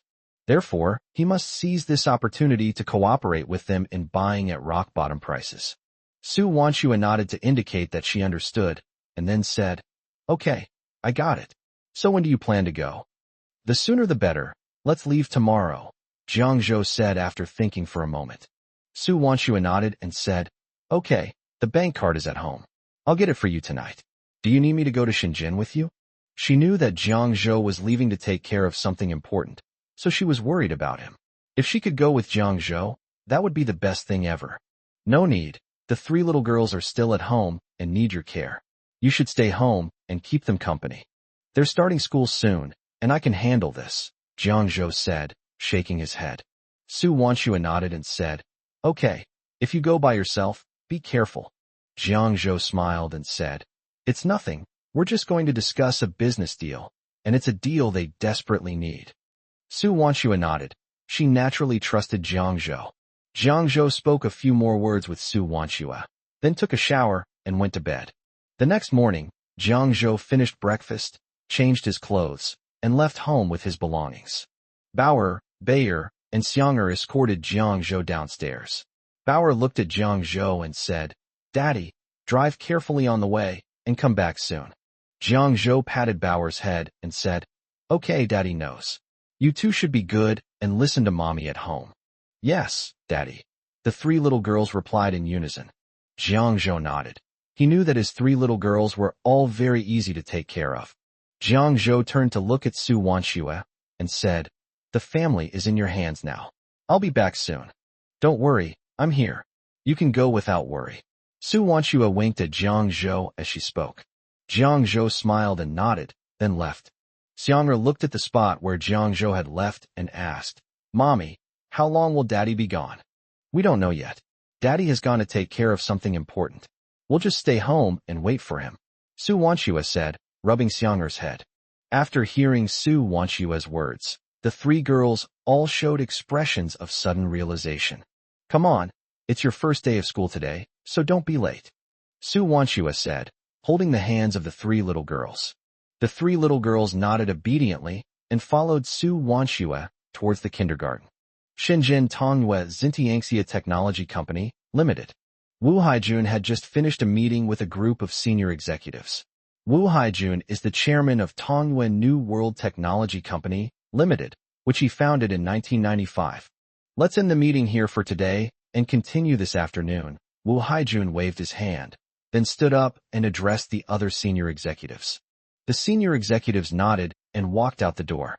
Wu Haijun walked out of the conference room, went to his office, sat down in a chair, picked up the water glass on the table, and took a sip of water. Afterwards, Wu Haijun put down his water glass, looked into the distance, and sighed heavily. The meeting they just had was mainly for the launch of Hazy Computer next month. They want to move from selling computer components to manufacturing complete systems and bring about a new transformation. However, this new transformation requires a lot of funding, and they are not yet clear on the extent to which the new components can be produced. It must be said that this transformation will require a great deal of effort and time. Although the computer industry is booming right now, achieving this level requires a significant investment. Although they have decided to produce it, they don't know when they will be able to, and he cannot predict the future. And what if they produce these and then don't get any orders? How will they earn those orders? If their new product launch doesn't achieve the desired results, then this batch of computers produced will be meaningless. Not only is it meaningless, it may even lead to financial loss. Wu Haijun sighed deeply. He now only hopes that his plan will succeed, otherwise he will suffer heavy losses and may even lose money. Jiang Zhou has already arrived in Shenzhen. It was only a little past 2 in the afternoon, and Jiang Zhou thought it best to leave his luggage at the hotel first. So he took a taxi to the hotel. After putting his luggage in the hotel, Jiang Zhou went to Tongyue Xintiangxia Technology Company, Limited in Longgang District. Chapter 168, talking about cooperation with Hazy Computer. Upon arrival, Jiang Zhou approached the receptionist and said, "I need to see your boss." "You want to see General Manager Wu?" the receptionist asked, puzzled. Jiang Zhou nodded lightly. The receptionist smiled and said, "Have you contacted our boss?" "These past few days, my boss has been in meetings at the company every day about Hazy Computers. Sometimes he doesn't even have time to eat, let alone see anyone. If someone suddenly appears and says they want to see her boss, she'll definitely have to be careful." Jiang Zhou paused slightly upon hearing this, then replied, "No, I'm really sorry, but our boss hasn't been around lately, so you might not be able to see him. If you have something urgent, you can leave me your phone number and I'll call and ask our boss for you," the receptionist explained with a smile. Logically speaking, Jiang Zhou shouldn't be able to see her boss, but she was worried that it might be something really important, so she didn't dare to be negligent. Jiang Zhou thought for a moment and said, "I just want to talk to your boss about a business deal. This is very important to your company right now. Could you help me contact your boss?" Jiang Zhou's tone was calm, but the receptionist knew that the company had been struggling with money these days, and now someone had come to their boss, Mr. Wu, to do business. Plus Jiang Zhou looked very imposing. She dared not delay. He immediately called Wu Haijun. "Hello, Mr. Wu, a client is looking for you." "No, I'm in a meeting right now. I don't have time to meet you," Wu Haijun's voice came through the phone. After saying that, Wu Haijun hung up the phone. The receptionist hung up the phone and looked at Jiang Zhou, saying, "I'm sorry, Mr. Wu is really busy right now. Please come back another day." Jiang Zhou frowned. At this moment, Lu Yunliang walked in through the company gate. He was one of the company's senior executives, but he was just late because of some things. "Mr. Lu," the receptionist greeted Lu Yunliang hurriedly. Lu Yunliang nodded, then looked at Jiang Zhou standing to the side and asked, "What's the story with this guy?" "He came to see General Manager Wu, but General Manager Wu said he was busy, so I told him to come back another day," the receptionist immediately explained. Lu Yunliang nodded and turned to leave. Jiang Zhou knew this was an opportunity, and he immediately called out to Lu Yunliang, "Mr. Lu, please wait." Lu Yunliang stopped and turned around to look at Jiang Zhou with a puzzled expression, asking, "What is it?" "I have a large order to discuss with your company, and I believe you will need it," Jiang Zhou said calmly. "A big order? Why should I trust you?" Lu Yunliang asked, looking at Jiang Zhou. "The young man in front of me looks to be only 23 or 24 years old. What kind of big orders could he possibly have?" He didn't think the young man in front of him had any ability to secure a large order for their company. "I think President Lu will be willing to listen." Jiang Zhou smiled faintly, then took a step closer and said in a low voice, "Shenzhou Computers." Lu Yunliang's expression immediately changed, and he looked at Jiang Zhou and said, "How do you know about Hazy Computers?" "I want to see President Wu," Jiang Zhou said directly without answering. Lu Yunliang hesitated for a moment, but finally nodded. "Okay, come with me. Then I'll have to trouble you, Mr. Lu." Jiang Zhou smiled and followed behind Lu Yun. Lu Yunliang led Jiang Zhou into the meeting room and said, "You might need to wait a moment. We need to finish our meeting first." "Okay, no problem." Jiang Zhou nodded. After a while, the door to the reception room opened, and Lu Yunliang led Wu Haijun in. Jiang Zhou immediately stood up and went to greet him, saying with a smile, "Mr. Wu." "Hello, I am Jiang Zhou." Wu Haijun nodded, gesturing for Jiang Zhou to sit down, then called out to the outside, "Xiaozhang, pour 3 cups of tea in." Soon, a female assistant came in with a tray carrying 3 cups of tea, placed them in front of the 3 of them, and then left. "I heard you're going to discuss a big order with our company," Wu Haijun asked, looking at Jiang Zhou. "The person in front of me is too young, but you can tell that he has a very special temperament. He doesn't seem like an ordinary person." "Yes, I actually run an internet cafe, and I already have 20 chain stores. I heard that your company is about to establish a Shenzhou computer company, so I wanted to come and find you to cooperate," Jiang Zhou said with a smile. Upon hearing this, Wu Haijun was shocked. He hadn't expected that the person in front of him was actually the owner of 20 internet cafes. He immediately asked, "What kind of big deal are you looking to discuss with our company?" He had a vague feeling that the person in front of him seemed to be very capable. Moreover, opening an internet cafe? Doesn't that require a computer? But who would be willing to buy new computers to open an internet cafe? They usually buy used computers from the second-hand market, right? "I heard that your company seems to be facing some difficulties. Why don't you tell me about it, Mr. Wu?" Jiang Zhou asked instead of answering. He knew perfectly well that their company was currently facing a funding problem, but he couldn't say it outright. Wu Haijun looked at Jiang Zhou without saying a word. He knew that since this person had come to him, he must have enough strength. Then, Wu Haijun sighed and said, "To be honest, we do need to invest a lot of money in the early stages of developing Shenzhou computers. Our funds are also a bit tight, and we are worried that after the development is completed, we will not get any orders, and then the company will suffer a setback." "Orders? That's simple. As I just said, I own an internet cafe, and I own a chain of internet cafes. My goal is to open tens of thousands of internet cafes nationwide. Each internet cafe needs at least 100 computers, so 10,000 internet cafes would need 1,000,000 computers," Jiang Zhou said with a smile. Wu Haijun was taken aback upon hearing this, and looked at Jiang Zhou with a gleam in his eyes. "I was completely shocked. Oh my God! 1,000,000 computers. This is an unimaginably huge order. It actually hit them directly on the head? Really? I mean what I say." Jiang Zhou nodded. Wu Haijun and Lu Yunliang exchanged a glance, both looking at Jiang Zhou with excitement, feeling as if they were dreaming. Jiang Zhou's willingness to cooperate with their company is a great joy for them, as it was a significant issue for them. Jiang Zhou then told them his computer configuration requirements, and Wu Haijun and Lu Yunliang, whose families worked in this field, said it would be no problem at all. Jiang Zhou then discussed the price with them. "The price he can get from us can only be 10% higher than the cost price. That means they can earn 10% of Jiang Zhou's profits. After all, the computers they produce are meant to be sold. Even though it's only a 10% profit margin, 10% of 1 million computers is a terrifyingly large number.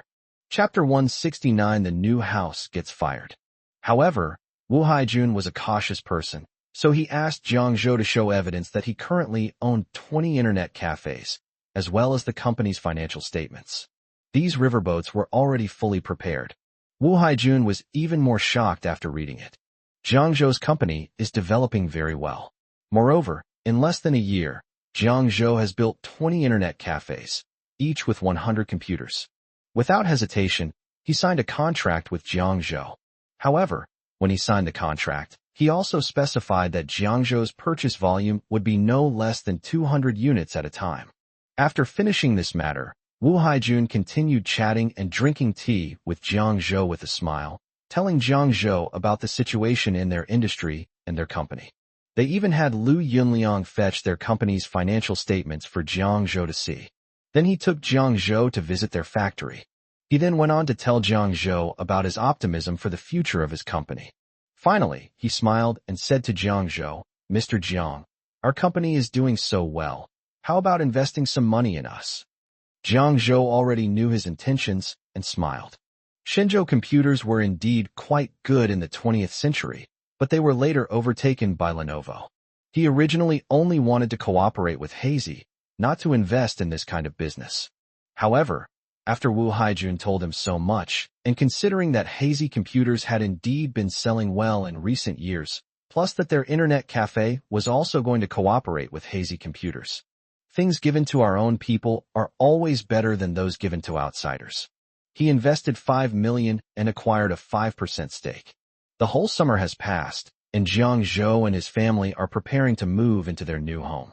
They basically only needed to move some luggage over, because the house was fully furnished when they first rented it, so they didn't need to move any furniture.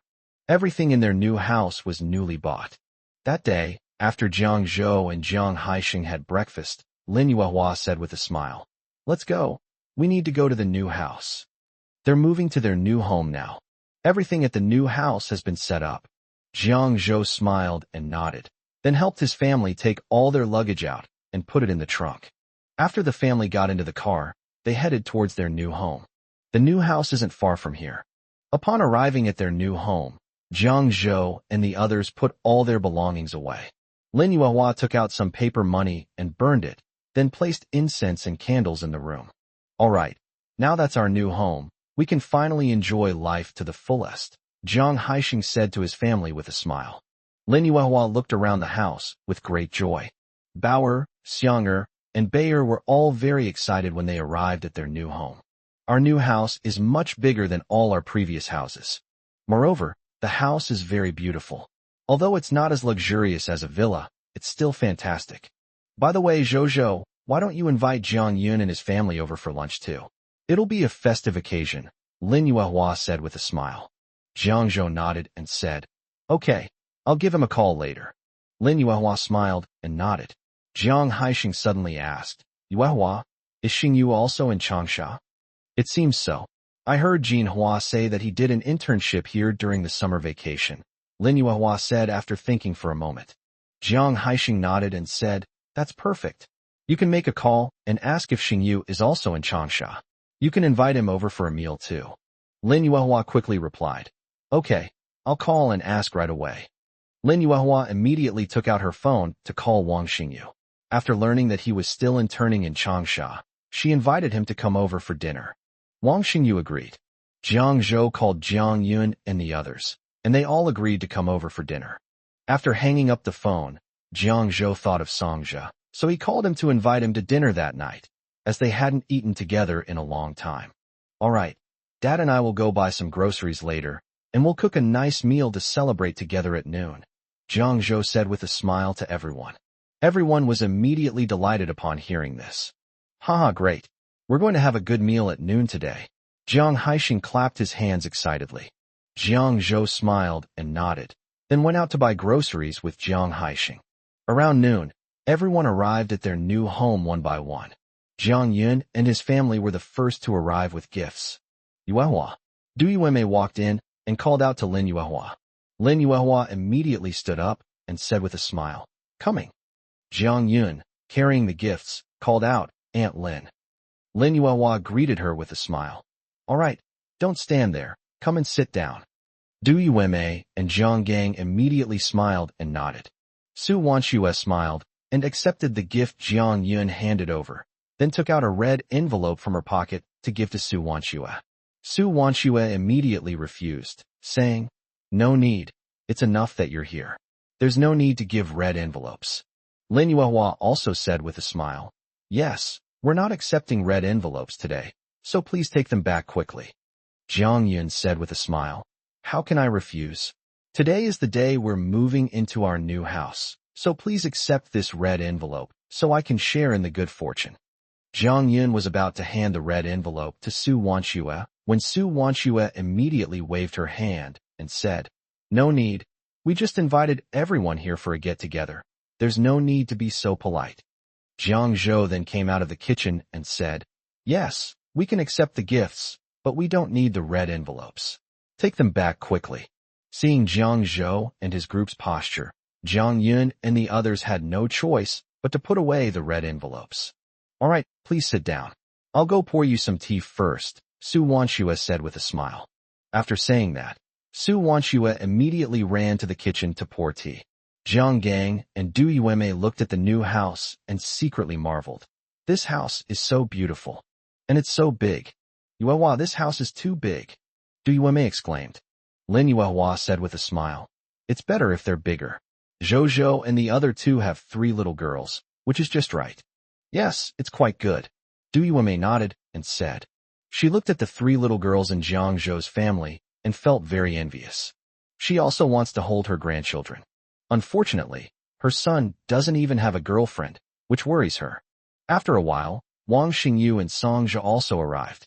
Songzhe brought over a bunch of gifts, and Wang Xingyu also brought gifts and a red envelope. However, none of Su Wanxue and the others accepted the red envelopes. Su Wanxue took the gifts they brought and put them away, saying, "Please sit down. Jiang Zhou and the others are cooking in the kitchen." Chapter 170 Relatives shocked. Jiang Zhou's house is really luxurious. Songzhe nodded and said, "Don't worry about me. Let me take a look at this house." Afterwards, Songzhe looked around the house, then walked into the kitchen and said with a smile, "Jiang Zhou, your house is really beautifully decorated." Hearing Songzhe's praise, Jiang Zhou was very happy and said with a smile, "That's right. This house was decorated by a friend of my dad's." "That's great. When my new house is renovated, you can introduce it to me," Songzhe said with a smile. He was fortunate to have Jiang Zhou help him achieve his performance targets. He was promoted and his salary increased. He's also been planning to buy a new house recently. "No problem. Just contact me when you need renovations, and I'll introduce you to some options," Jiang Zhou said with a smile. Songzhe smiled and nodded. Jiang Zhou said, "Why don't you go outside and sit down? What are you doing watching us here?" Songzhe smiled and nodded, saying, All right, I won't bother you here. I've never tasted your cooking before, so I'll have to give it a try this time." "Don't worry, we definitely won't let you down," Jiang Zhou said with a smile. Songzhe turned and left. Then, Wang Xingyu and Jiang Yun walked into the kitchen together and said with smiles, "We're here to help you out." Jiang Zhou smiled and went with them. Soon, Zhang Haixing also picked up Lin Hao, Chun Xiuhua, Zhang Haiken, and the others from the station in batches. Jiang Jinhua and the others also rushed over from Shao City. Upon arriving and seeing Jiang Zhou's large house, everyone was shocked. This house is huge. It's bigger and more luxuriously decorated than the house Jiang Haixing and his friends lived in when they were rich. After a while, the food was served, and Lin Yuehua called out to everyone, "Dinner is ready. Come and sit down." "Okay." Everyone responded and then took their seats. A group of people sat around the table, and Lin Yuehua said with a smile, "Everyone, hurry up and eat. The dishes are very plentiful." Everyone smiled and nodded, and then they all started eating. "Come on, let's all have a drink together to celebrate Zhou moving into his new home," Lin Yuehua said with a smile, picking up her glass. Everyone happily picked up their glasses and raised them together. "It's wonderful. Look how big and beautiful this house is," Jiang Jinhua said with a smile, putting down her wine glass. Lin Yuehua said with a smile, "That's right. but after Xingyu starts working, I'll definitely be able to buy you a big house. If he buys me a big house, I'll definitely be happy, Jiang Jinhua said with a smile. Wang Xingyu listened from the side and smiled without saying anything. Everyone enjoyed the meal very much, and those who had never eaten Jiang Zhou's cooking before were amazed at how delicious it was. So everyone had a very enjoyable lunch, and the dishes were almost all eaten. After dinner, everyone sat on the sofa to rest. At this moment, Songja suddenly spoke up. By the way, Jiang Zhou, I've heard many people say that texting is very convenient now, and it's even cheaper than making phone calls. Wang Xingyu nodded and said, That's right. My classmates now communicate mainly by text message and rarely by phone. Really? Then wouldn't it be cheaper for us to use text messages normally? Zhang Haiken added. Yes, we use text messages now, and we spend much less on phone bills each month, Wang Mingting said with a smile. As Jiang Zhou listened to their discussion about text messaging, he suddenly thought of the SMS Alliance. This SMS Alliance is also an advertising alliance, mainly for promotion. However, he no longer needs to work for an SMS Alliance. Instead, he's now an upstream SP, service provider, for the SMS Alliance. This way, he'll get more money from the mobile network. Downstream, they can also connect with many SMS Alliance providers and take a cut from them. Jiang Zhou looked at the people at the table and suddenly remembered that Wang Xingyu was an intern reporter. A reporter's job should allow him to come into contact with many people. Xingyu, how was your internship at the Hunan provincial newspaper during the holiday? Jiang Zhou asked with a smile. Wang Xingyu immediately replied, That's great, cousin. Moreover, my most successful achievement this summer was interviewing the chairman of China Mobile in Hunan province, and the article I wrote received a very good response. Wang Xingyu hadn't expected Jiang Zhou to care about him. Ever since he learned that Jiang Zhou had made 7 million yuan in half a year by running an internet cafe, and that his own company had even developed the Wang software, he had developed a great deal of respect for his cousin. He also hopes to become someone like Jiang Zhou, so he is very meticulous in his profession and wants to do his best.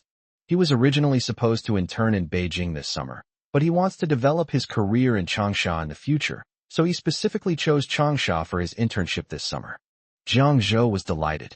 He smiled and asked, Xingyu, could you help me contact the chairman of the mobile company in Hunan province? That might not work, but I can help you get in touch with Yang Ming, the sales manager at the mobile company. Cousin, do you want his contact information? Wang Xingyu thought for a moment and then said, Okay, then could you please contact them for me? I have a collaboration that I need to discuss with their company, Jiang Zhou said. This mobile company was established in April of this year. It mainly operates mobile voice, data, broadband, IP telephony, and multimedia services, and has the right to operate international internet access and international gateways. Although the mobile company is only just starting out, it will grow larger and larger in the future, and its strength will be quite formidable. Therefore, Jiang Zhou should seize the opportunity now and cooperate with China Mobile. His dating website, Kainixiankian, already has over 1 million users. He could become a service provider for China Mobile. In this way, whenever a visitor successfully downloads or subscribes to SMS services through the Love Connection website, he can collect a certain percentage of the visitor's service fee. This allows for the monetization of traffic. Sure, of course. I'll contact manager Yang Ming for you right now. Wang Xingyu immediately agreed. This was the first time his cousin had asked him for a favor, so of course he took it very seriously. Moreover, his cousin's collaboration is definitely very important now, and he must prioritize his cousin's affairs. He also hoped to help his cousin. After all, he respected his cousin very much. Okay, then I'll leave it to Xingyu. You can tell them I'm interested in collaborating with them. I have a website now with 1 million users, Jiang Zhou said with a smile. Wang Xingyu nodded, then immediately took out his phone, walked out of the living room, and went to a relatively quiet place to call Yang Ming. A few seconds later, the call was connected. Hello. A man's voice came from the other end. Hello, are you Mr. Yang? My name is Wang Xingyu. I wonder if you remember me. Wang Xingyu asked politely. Chapter 171 talking about SP cooperation with China Mobile. Yang Ming said with a smile. Xingyu, of course I know you. I read the report you published before, which interviewed our chairman. It was really well written. Our chairman admires you very much. Wang Xingyu was very happy. He knew that his previous reports had been well received, but he was still very happy to hear others praise him again. It's what I should do, and your company is indeed very excellent, Wang Xingyu said modestly. Haha. By the way, Xingyu, what's up with your call? Yang Ming continued, smiling as he asked. Wang Xingyu said, it's like this, my cousin has started a website, and now the website has 1 million users, so my cousin wants to talk to your company about a collaboration. Oh, so what kind of cooperation does your cousin want with us? Yang Ming asked. Wang Xingyu thought for a moment and said, my cousin didn't say anything. He just expressed a desire to cooperate with you. But my cousin is right next to me. You can talk to him directly. Upon hearing this, Yang Ming immediately said, okay, then I'll talk to him now. Yang Ming also had his own plans. Since Wang Xingyu's cousin could have 1 million users, he must be a talented person. Given the success of his website, his company is naturally very willing to cooperate with such a person. Okay, Mr. Yang, please wait a moment while I call my cousin over. I'll call you back later, Wang Xingyu said. Yang Ming nodded and smiled. Okay. That's all for now, goodbye, Wang Xingyu said. After hanging up the phone, Wang Xingyu immediately went to the living room and found Jiang Zhou. He then called him aside and said, cousin, it's like this. I just called Mr. Yang, and he seems to be interested in cooperating with you. You can call him and talk to him later. Jiang Zhou immediately nodded and said, okay. Jiang Zhou was well aware that a company executive like Yang Ming must have high standards and was not someone that could be easily won over. He naturally had to deal with it seriously. Then, Jiang Zhou took out his phone, entered the number, and called Yang Ming. Wang Xingyu turned and went to the living room. Hello. Yang Ming's voice came from the phone. Jiang Zhou quickly replied, hello, Mr. Yang. I'm Jiang Zhou, Xingyu's cousin. Oh, hello, Xingyu's cousin. What kind of cooperation do you want with our company? Yang Ming asked directly. Jiang Zhou listened and smiled slightly, saying, Mr. Yang, my cousin has already told you that my website has millions of users. I would like to cooperate with you and become your SP, service provider, supplier. After listening to Jiang Zhou's words, Yang Ming smiled and said, I need to report this matter to our chairman first. Only if the chairman agrees can I give you an answer. What do you think? Yang Ming's reply was very formal. Although China Mobile's headquarters were established in April of this year, their branch in Hunan province was only separated from the telecommunications sector and established in July. SP, service provider, services are already thriving in Beijing, Shenzhen, and other cities. They are also preparing to do it, but since they have just been established, there are still many business processes they need to learn from scratch, so it's a bit slow. Just then, Jiang Zhou offered to become their SP, service provider, and also had a website with millions of visitors. That's a considerable amount of traffic. He felt that his chairman would definitely agree. Mr. Yang, it's all right, no problem. I can wait for your chairman's message, Jiang Zhou quickly replied.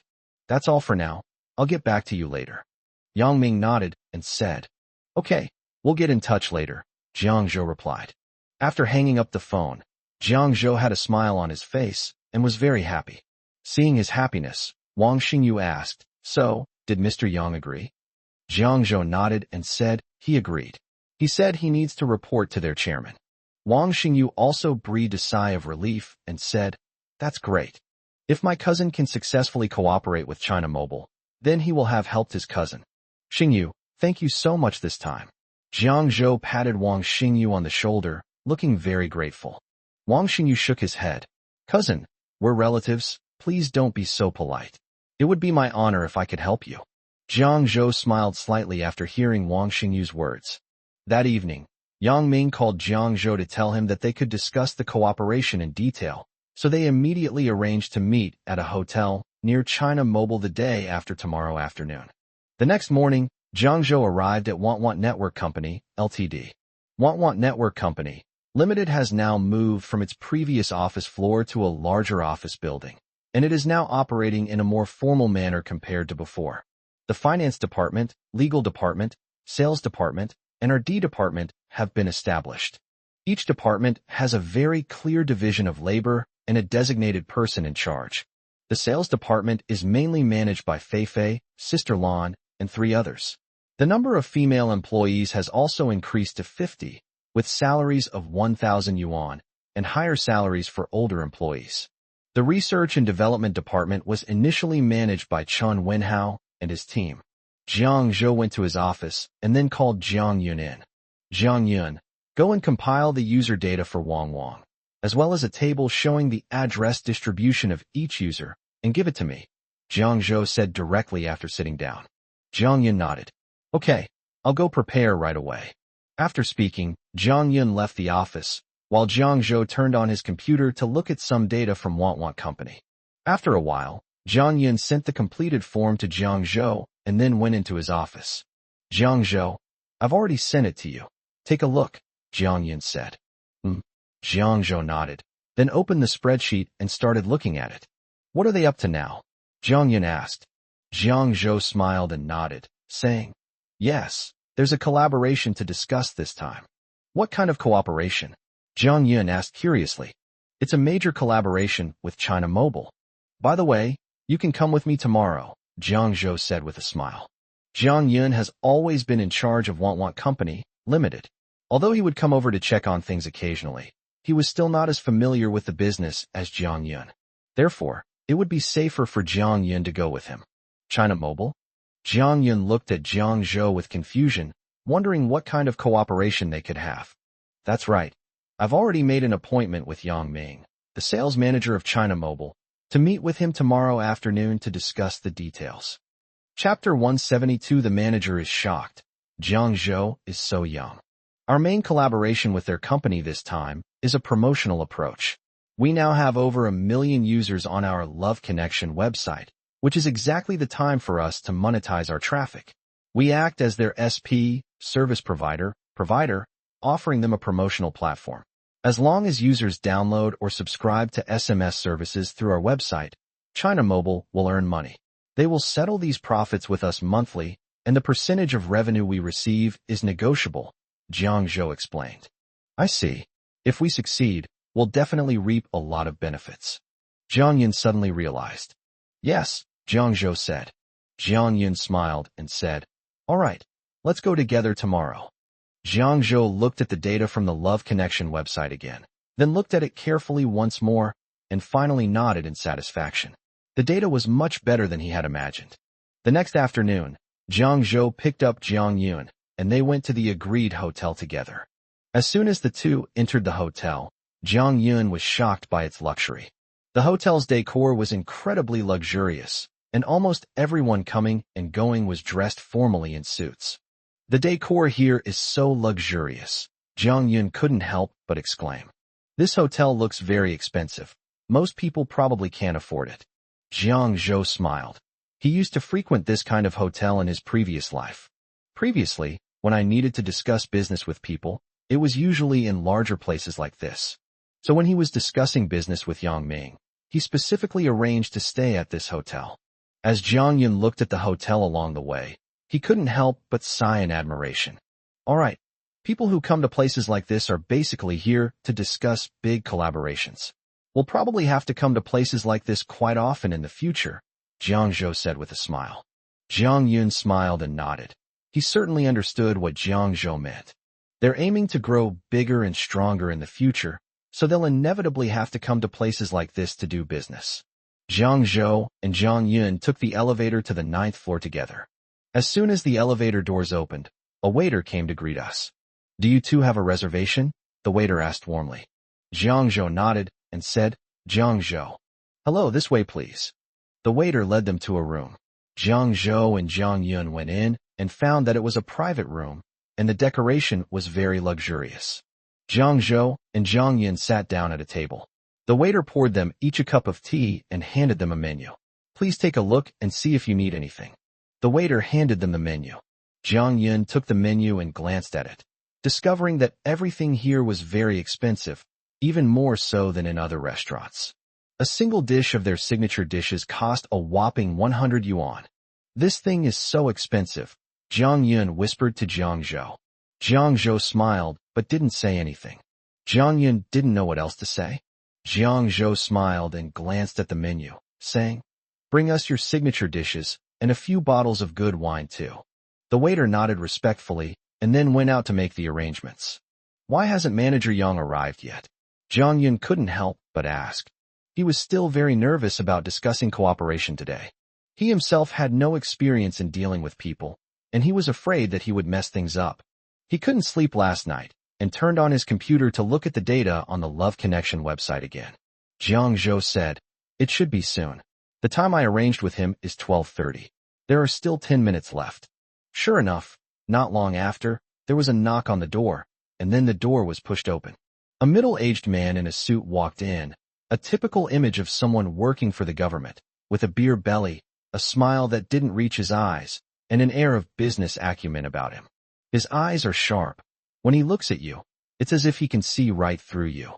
Jiang Yun was very impressed with him, thinking that he was indeed a manager-level person. Jiang Zhou and Jiang Yun immediately stood up to greet him. Jiang Zhou extended his right hand first, then smiled and said, "Hello, Mr. Yang. I'm Jiang Zhou. It's a pleasure to meet you. The person behind me is Jiang Yun, the person in charge of our website." Yang Ming politely shook hands and said, "It's a pleasure to meet you." After Yang Ming sat down, the waiter immediately poured them a cup of tea and then left. Yang Ming picked up his teacup, took a sip, and then looked up at Jiang Zhou. He never imagined that the person behind a website with millions of users would be so young. This is truly astonishing. "I never expected President Jiang to be so young and accomplished," Yang Ming said with a smile. "Not at all, Mr. Yang, you flatter me," Jiang Zhou replied modestly. Then, the dishes were served. The dishes served were their signature dishes, such as braised lion's head meatballs, mapo tofu, stir-fried shredded pork with garlic, hot and sour shredded potatoes, and steamed fish. "All your dishes have been served," the waiter said. "Okay, I understand." After the waiter left, Jiang Zhou said with a smile, "Mr. Yang, let's start eating." "Okay, let's start eating." Yang Ming nodded with a smile. Afterwards, the three of them began to eat. After a few rounds of drinks, Jiang Zhou poured himself a glass, raised it to Yang Ming, and said, "Mr. Yang, this glass is for you." Yang Ming raised his glass, clinked it with his, and then drank it all in one gulp. "President Jiang's drinking capacity is truly enviable," Yang Ming praised with a smile. Jiang Zhou smiled and waved his hand, then said, "President Yang, shouldn't we also talk about our cooperation?" "Of course."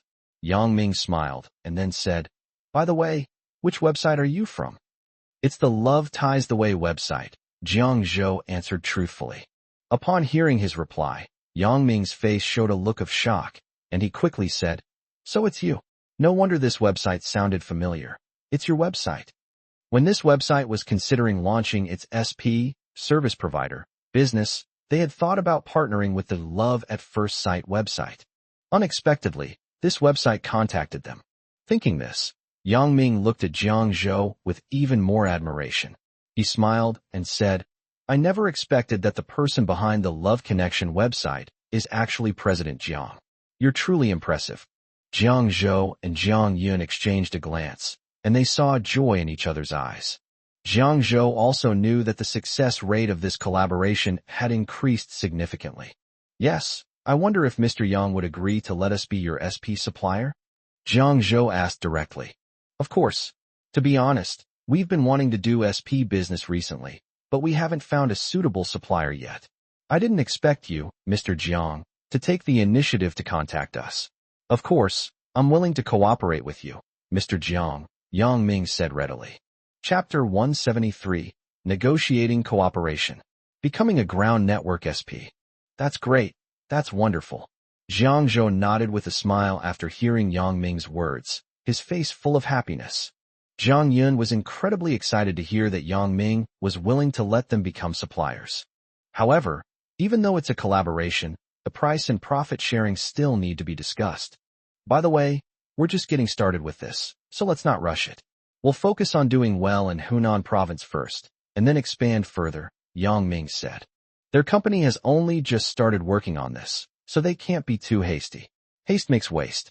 "Yes, that's what I think too," Jiang Zhou nodded and said. SPs are divided into nationwide SPs and local SPs. The so-called nationwide SP license is a qualification to operate SP business nationwide. A local SP license is the SP business qualification for the province where the operating company is located. The difference between the two is that their business scopes are different. For example, if a mobile company is located in Changsha, which is in Hunan province, then to become a local network service provider, SP, it should only cover the Hunan province area. Then, Jiang Zhou asked, Mr. Yang, what are your requirements for the registered capital of a ground network SP? 1 million, and it has to be paid in full, Yang Ming said. Small companies don't consider cooperation. We only consider partnering with companies that have the capacity to pay up 1 million in capital. This also served as a screening process for them. Jiang Zhou nodded. Both the Love Connection website and the Wangwang software belong to Wangwang Network Company, Ltd. When he registered this company, he only filled in 10,000 yuan as the registered capital. No actual payment was made. However, when applying for a payment license later, it was required that the registered capital reach 1 million and that the paid-in capital be completed within 6 months. He has already paid the full amount this year. Jiang Zhou said with a smile. It just so happens that the registered capital of our Wangwang Network Company, Limited, is 1 million yuan. Oh right. I forgot to introduce to Mr. Yang that our Wangwang Network Company, Limited, in addition to the Love Connection website, also has the Wangwang Chat software. The number of registered users of the Wangwang Chat software has also reached 1 million. Now that it's time to discuss profit sharing with Yang Ming, he naturally wants to highlight all his advantages. Yang Ming was shocked once again after hearing this. This means that Jiang Zhou's company has 2 platforms with millions of users. Yang Ming immediately grinned from ear to ear and said, Very good. President Jiang, let me tell you first. Currently, the revenue sharing between the local network SPs in Beijing and our mobile network is 30-70. We are currently running a promotion, so we will give you SPs 70% of the profits.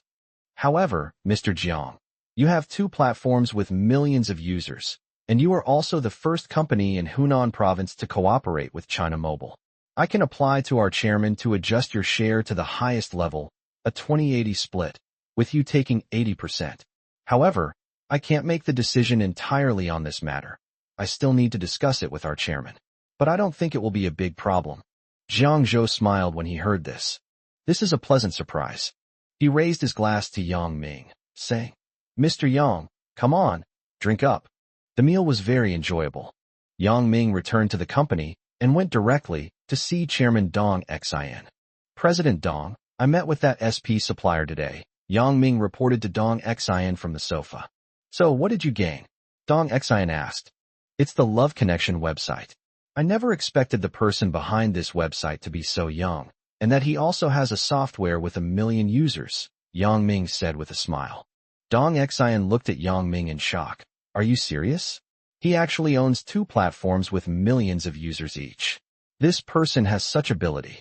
Yang Ming smiled and nodded, saying, Yes, this person is called Jiang Zhou, and he's a formidable figure. Also, Mr. Dong, there's something else I need to ask you about. Since Mr. Jiang has 2 platforms with millions of users, could we split the revenue 20-80? Yang Ming asked tentatively. Dong Xin pondered for a moment, then said, Okay, let's do a 20-80 split. If they do well, we can earn more money too. After all, the other party has 2 platforms with millions of users, which is an unexpected bonus for them. Let some interests be harmless. Okay, Mr. Dong, I'll call him right now and tell him that this time we can split the profits 20-80 and have them handle it accordingly, Yang Ming said. Dong Xin nodded happily and said, Okay, go ahead and do it. Yang Ming nodded, then left Dong Xin's office and returned to his own. He called Jiang Zhou, and the call was answered after a few rings. Hello, Mr. Yang. Jiang Zhou's voice came through the receiver. President Jiang, I've just finished discussing the profit sharing with our chairman, and he's agreed to split it 20-80, Yang Ming said with a smile. Jiang Zhou smiled and said, That's great. Thank you so much, Mr. Yang, for helping us secure this revenue share. I must invite Mr. Yang to dinner another day and arrange a full range of services for him. Mr. Jiang, you're too kind, Yang Ming said with a smile. In that case, we can sign the contract. You should also prepare the necessary documents as soon as possible and come to the company to sign the contract. That's for sure, Mr. Yang. Don't worry, we'll prepare the materials as soon as possible, Jiang Zhou assured him. Okay, Mr. Jiang, I'll hang up now. Yang Ming hung up the phone. Okay, Mr. Yang, you're busy. Jiang Zhou hung up the phone. Seeing that Jiang Zhou had hung up the phone, Jiang Yun quickly asked, Jiang Zhou, how did it go? It's all settled. We can prepare the documents in the next few days and then go to sign the contract, Jiang Zhou said with a slight smile. That's great, Jiang Yun exclaimed excitedly. 2 days later, Jiang Zhou brought the prepared documents to the mobile company to sign the contract. Yang Ming personally came downstairs to pick up Jiang Zhou and then led him to his office. Please have a seat, Yang Ming said with a smile. After saying that, he asked his assistant outside to make tea and bring it in. Thank you, Mr. Yang, Jiang Zhou said politely. Don't be shy, have some tea, Yang Ming said. Okay, thank you. Jiang Zhou nodded, then took the teacup handed to him by his assistant and drank from it. Then, Jiang Zhou took out the documents he had brought and placed them on the table, saying, President Yang, take a look, this is all our documents. Yang Ming nodded and picked up the documents Jiang Zhou handed him, then began to read them carefully. Then, Yang Ming stood up, took a document from his desk, walked over to Jiang Zhou, and handed it to him, saying, I've looked at it, and there are no problems with these documents. This other document is our contract. Take a look, and if there are no problems, we can sign the contract. Okay. Jiang Zhou took the contract and looked at it carefully. Chapter 174 Employees Shocked. Boss Jiang has partnered with China Mobile. Yang Ming sat back down in his chair, waiting for Jiang Zhou to finish reading the contract. After a while, Jiang Zhou looked up and said, President Yang, I have no problem with this document.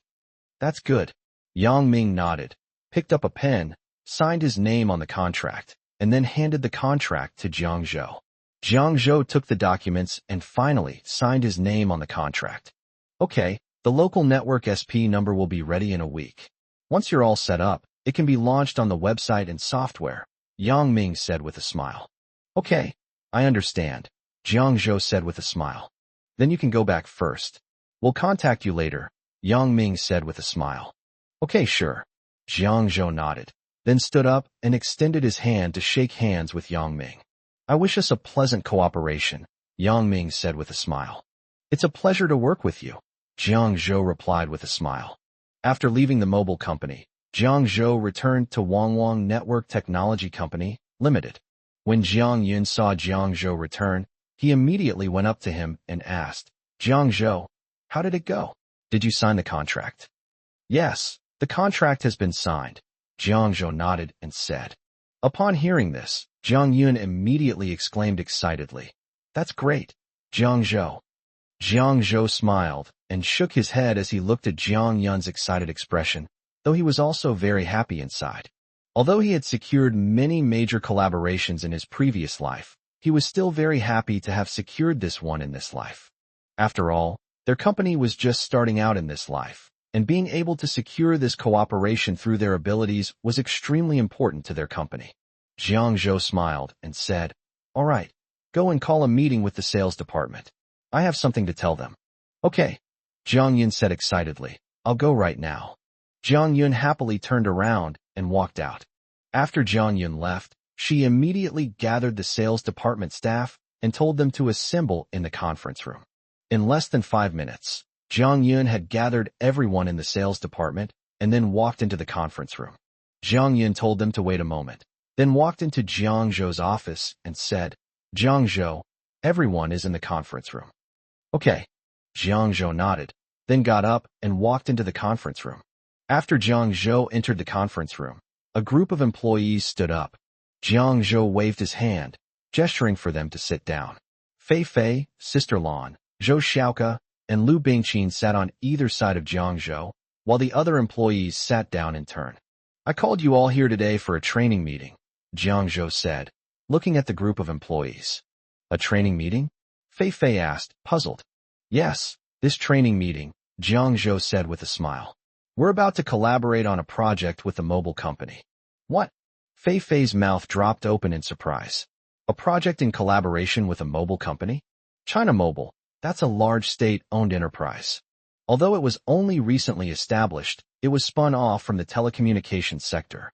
How long has the telecommunications sector been established? It can be traced back to the Post and Telecommunications Bureau era, making it a true large state-owned enterprise. Yes, this project is very important, Jiang Zhou said with a smile. That's why I called you all here for this meeting. All right, let me first introduce the details of our cooperation. We partner with China Mobile to establish regional SP providers. You don't need to understand what SP providers are or how to cooperate with them. What you need to understand is what you are going to do. We want to offer emotional telephone counseling services. What I'm going to train you now is how to attract customers to call us and inquire about our emotional services. And how do we attract them? First, you can advertise on our website. This is something the tech department can handle. You don't need to do it. Secondly, we send text messages to a large number of users who have mobile phone cards, asking them to click to purchase our services through the text messages. That's all you have to do. A group of employees listened attentively to what Jiang Zhou had to say. First, you need to find some suitable users, and then send them some text messages, such as, feeling lonely at night? Let's chat. Heartbroken in love? Let your confidant offer some guidance. When the night is deep and quiet, you feel lonely, empty, and cold. You need to find a companion. Sentences like, when you're feeling lonely and miserable, you need my care and my company, are a way to attract users. Only by attracting users in this way, making them want to click on the links in the text messages, can we simply make money once they click on them, Jiang Zhou said. After Jiang Zhou finished speaking, he asked again, do you understand? Understood. The crowd answered in unison. Okay. Jiang Zhou nodded and said, it's good that you understand. You can find users on our website and software, get their phone numbers, and send messages. In addition, I will also have someone by phone numbers, and you can send messages according to the phone numbers. Okay, I understand. Everyone nodded. Seeing that they understood, Jiang Zhou continued. All right, I have something else to tell you. Boss, please speak, Sister Lan said. Jiang Zhou nodded and said, that's right. We need to set up a telephone team to answer customer calls. A telephone line is used to answer and make calls to customers. When a customer clicks on the message, heartbroken, a caring older sister will guide you. At the top, a page will appear where they can make a phone call. At that time, someone will call the user, and someone needs to answer the call. This is incredibly profitable. They charge by the second for phone calls. Moreover, once you click through, you not only earn money from SMS services, but you can also get monthly subscription services. Understood, Sister Lan nodded. Jiang Zhou continued. However, this telephone team has certain requirements. We only need 10 people here. Not only must their voices be pleasant, but they also need to have distinctive features. Of course, your salary will increase once you join the telephone team. Anyone who wants to try it out is welcome to come and see if you meet the requirements. As soon as Jiang Zhou finished speaking, the employees below became excited, and some couldn't wait to join the telephone team. This is a really great job. Not only can you earn a lot of money, but you can also learn a lot here. Boss, I'd like to give it a try. Boss, I'd like to try it too. I want one too. The employees below chimed in, indicating that they were also very interested in the call center, given how lucrative it was. All right, since everyone wants to join the telephone team, I won't stop you. However, I said I only want 10 people, so we need to conduct an assessment. Only those who pass the assessment will be qualified to join the telephone team. Whether you can get in depends on your abilities, Jiang Zhou said with a smile. Chapter 175, Establishing a Telephone Team, Starting a Money-Making Mode. Upon hearing this, the employees immediately nodded, indicating that they understood. Assessment. Boss, how do we assess people? Someone asked from below. It's simple. I'll just chat with you randomly to test your adaptability, Jiang Zhou said with a smile. Of course, if any of you don't want to participate in the assessment, you can still leave now. I do. That's good. Jiang Zhou smiled and said, you all get ready. Let's begin now. Okay, sure. The employees nodded one by one and then left the meeting room. Jiang Zhou asked Fei Fei and the others for a list of sales department staff. Then the assessment began, and the first one to come in was Sister Lan. Sister Lan walked up to Jiang Zhou, smiled, and said, Boss, please give me your guidance. Please sit down, Jiang Zhou said, gesturing to the chair next to him. Sister Lan nodded and sat down with a smile.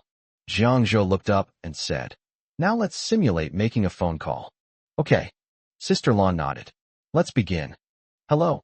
Are you the confidant sister? Jiang Zhou spoke first. It's me. Do you need any help? Sister Lan replied. Her voice had a touch of charm, which was alluring but not nauseating. It was pleasant and made people want to listen. Of course, I'd go to a confidant to solve my relationship problems, Jiang Zhou continued. Oh, you've run into some troubles too? Sister Lan asked with a smile.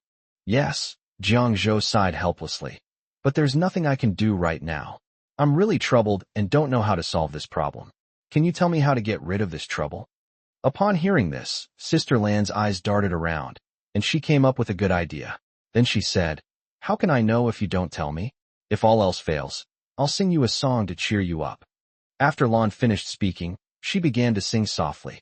Lan Jie sang this song very sweetly, like a spring breeze rippling a pool of spring water, very gentle and soothing. Completely different from the tone of her voice, Jiang Zhou listened for a while, and then said, All right, Sister Lan, the assessment is over. You can go out and wait for the results. Okay, thank you, boss, Sister Lan said with a smile. After Lan finished speaking, she got up and left the meeting room. As soon as Sister Lan came out, people outside immediately surrounded her, asking what had happened. So what did the boss say? Tell us quickly, how exactly does the boss evaluate performance? Hurry up and tell me. The employees surrounded Sister Lan, urging her to hurry up. Sister Lan said with a smile, It's just imitating making a phone call. Don't be nervous, just perform normally. Then, when the next employee went in, Jiang Zhou still used the simulated phone call method to assess them. After Jiang Zhou finished assessing everyone, he called them into the conference room. The assessment is now over. I will read out the list of those who have joined the telephone team. Sister Lan, Fei Fei, Zhou Xiaoke, Lu Bingqin, Zhao Li, Li Xiaona, Chen Lingling, Li Xiaomei, Wang Xiaoyan, and Zhang Xiaomei.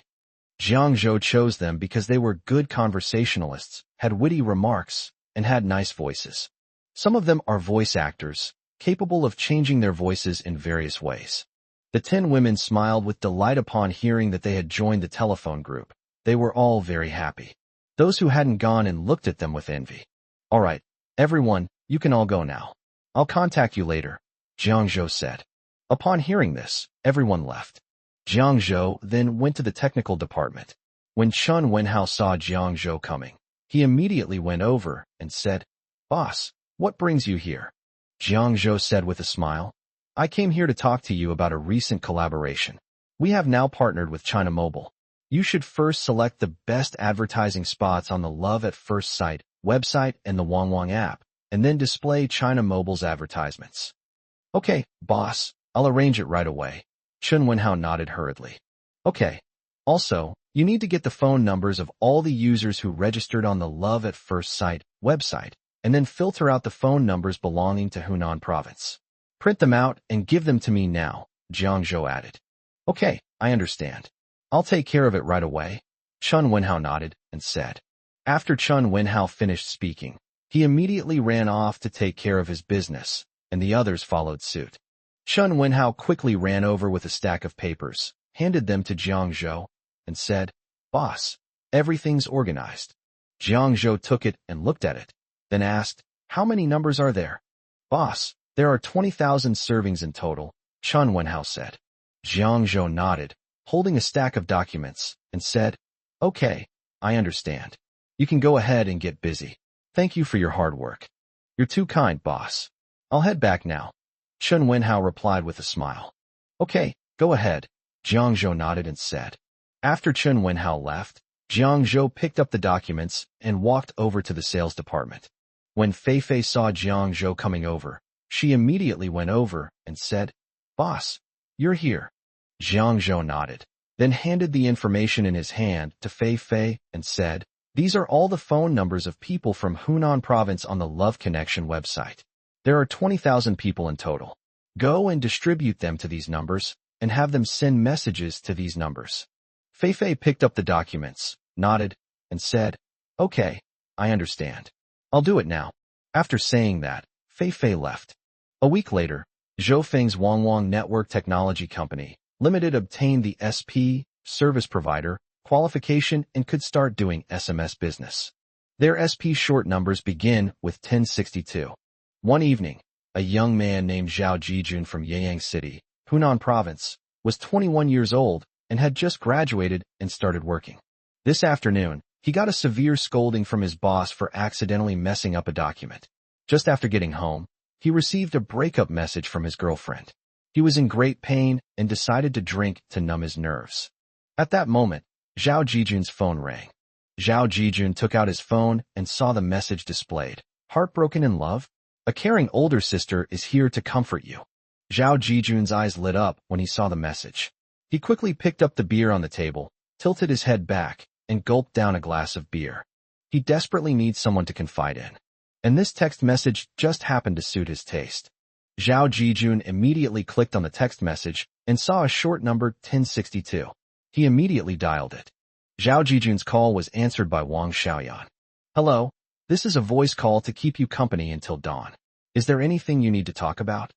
Wang Xiaoyan's gentle voice came through the microphone. Chapter 176 Sales Soar. Zhao Jijun was surprised, not expecting such a gentle-voiced girl to answer the phone. So he said, Hello, can I tell you about my life? Of course. As long as you're willing, whatever your reason, I'm happy to listen, Wang Xiaoyan said with a smile. My day was absolutely awful. I got yelled at by my boss this afternoon, and my girlfriend dumped me. I'm so miserable. Zhao Jijun began to pour out his heart. Zhao Jijun recounted everything that had happened that day, concluding with a complaint. How could they be so cruel? I was forced into this situation by them. I'm so miserable. After listening, Wang Xiaoyan gently comforted her. All right, I understand your difficulties. Don't be sad. Upon hearing this, Zhao Jijun immediately replied. Can you understand my difficulties? Yes, I understand your predicament. If it were me, I'm afraid I wouldn't be able to tolerate such a thing happening either, Wang Xiaoyan nodded and said. Upon hearing this, Zhao Jijun immediately said gratefully, Thank you so much. You really are a kind-hearted girl. You're welcome. It's what I should do, Wang Xiaoyan asked. Zhao Jijun sighed and continued to confide in Wang Xiaoyan, as if he wanted to tell her all the sad things he had recently experienced. The call lasted a full 30 minutes. Zhao Jijun's phone credit ran out, and the call only ended automatically when his phone was disconnected. Looking at the phone that had suddenly been disconnected, Zhao Jijun felt a great emptiness in his heart, and his mood worsened considerably. He immediately went downstairs to a nearby service center to pay his phone bill, and then quickly dialed again. Hello, this is the voice call that will keep you company until dawn. Is there anything you want to talk about? Wang Xiaoyan's sweet voice came from the other end of the phone. It's me. I'm the one who just confided in you. I want to know your name. Zhao Jijun asked immediately. Wang Xiaoyan replied with a smile. My name is Wang Xiaoyan. If you want to talk to me in the future, you can call this number and say you want to talk to Wang Xiaoyan. Upon hearing this, Zhao Jijun quickly memorized Wang Xiaoyan's name and then asked, Okay, thank you. Are you still working? Yes, I'm still working. Is there anything else? Wang Xiaoyan said, That's all. I won't bother you anymore. Let's talk again next time. After saying that, Zhao Jijun hung up the phone directly because he really had nothing to confide in and was feeling a bit irritable. Wang Xiaoyan saw the phone call end, shook her head, and continued working with her head down. Jiang Zhou had overheard the entire phone call, and he immediately called Wang Xiaoyan back to his office. I overheard you on the phone just now, and there was a mistake. You're providing voice service now. You need to keep the caller wanting to continue talking to you. During the second call, you shouldn't have asked if there was anything else. Instead, you should have gently guided them to keep the conversation going. That's how you generate more revenue. However, overall, you performed well. At least he wants to keep calling. Keep it up. The better the results, the higher your commission, Jiang Zhou said directly. Oh, I understand. I will definitely improve and keep working hard, Wang Xiaoyan replied. Jiang Zhou smiled and nodded, then let Wang Xiaoyan leave. A day later, Jiang Zhou received a call from Yang Ming. Hello, Mr. Yang, Jiang Zhou said. Yes, congratulations, Mr. Jiang. Yesterday's sales reached 40,000 yuan. Yang Ming said with a smile. Jiang Zhou said with a smile, Congratulations, Mr. Yang. According to the profit sharing, I can get 32,000. Although it's not a lot of money, it's a great start. In the next 3 days, sales jumped from 40,000 to 100,000. Jiang Zhou called Yang Ming and said, "Mr. Yang, do you have time tonight? I'd like to invite you to dinner." Yang Ming smiled and said, "Sure, I'll be waiting for you at Tianxiang Pavilion at 8 p.m. tonight. Let's celebrate together." Yang Ming has been very happy these past few days. Because of this surge in sales, he even received praise from the chairman. He was overjoyed. Jiang Zhou smiled and said, "Okay, see you tonight. I'll hang up now." Jiang Zhou hung up the phone and immediately went to make preparations. After get off work, Jiang Zhou drove to Tianxiang Pavilion. He had already booked a private room and was waiting for Yang Ming inside. After waiting for about 10 minutes, the door to the private room was pushed open and Yang Ming walked in. "Hello, Mr. Jiang. I'm sorry I'm late." "I'm sorry to have kept you waiting," Yang Ming said apologetically. "Not at all. It's good that you're here, Mr. Yang. I just arrived too," Jiang Zhou greeted with a smile. The two people sat down at a dining table. The waiter started serving the dishes, and they were all served quickly. Jiang Zhou poured himself a glass of wine, raised it to Yang Ming, and said, "This glass is for President Yang. If it weren't for President Yang giving us the opportunity to cooperate with your company, we wouldn't have developed so quickly. President Yang is a great contributor." "Haha, Mr. Jiang, you're being too polite. I was just doing what I was supposed to do. I also have to thank President Jiang. You're a very capable person. If it weren't for your two platforms with millions of users, our sales on the mobile side wouldn't have increased so quickly," Yang Ming said, raising his glass. "No need to be modest. We just did what we were supposed to do." "Mr. Yang, you are the real hero," Jiang Zhou said with a smile. Yang Ming smiled, took a sip of his drink, and then said to Jiang Zhou, "Then, Mr. Jiang, let's drink to this to celebrate the success of our cooperation." Bottoms up," Jiang Zhou said, tilting his head back to drink the wine in his glass, then putting the glass down. The two clinked glasses, drank their wine in one gulp, and then continued eating. After a satisfying meal, Jiang Zhou took Yang Ming to a foot massage parlor for a full-service foot bath and massage. Yang Ming lay comfortably in the chair, enjoying these special services. "By the way, Mr. Yang, could you get me a mobile phone number for Hunan Province? If you could, the sales volume would be even higher," Jiang Zhou asked appropriately. "Of course, that's easy. I'll have someone get it done for you at the company tomorrow and send it to you," Yang Ming said readily. "Thank you so much, Mr. Yang," Jiang Zhou said gratefully. "Why are you being so polite with me? We're partners now," Yang Ming said, waving his hand. Jiang Zhou smiled. After finishing these tasks, Jiang Zhou and Yang Ming left the foot bath center. "Mr. Yang, shall I take you home?" Jiang Zhou said. Yang Ming waved his hand and said, "No need. I drove here myself. No need to trouble President Jiang." Chapter 177 Couples fight in bed and make up at the end. "Okay, Mr. Yang, wait a moment," Jiang Zhou said, then walked towards his car. A moment later, Jiang Zhou came over carrying a school bag and handed it to Yang Ming, saying, "I heard that Mr. Yang's child is about to start school. I didn't know what to give him, so I bought a school bag. I hope Mr. Yang won't mind." Yang Ming smiled and took the school bag, saying, "President Jiang, you're too kind. I'm honored that you bought a gift for the child." When Jiang Zhou saw that Yang Ming had accepted the gift, he smiled and said, "That's good." Then, Yang Ming got into the car, rolled down the window, and said, "Then, Mr. Jiang, I'll be going now."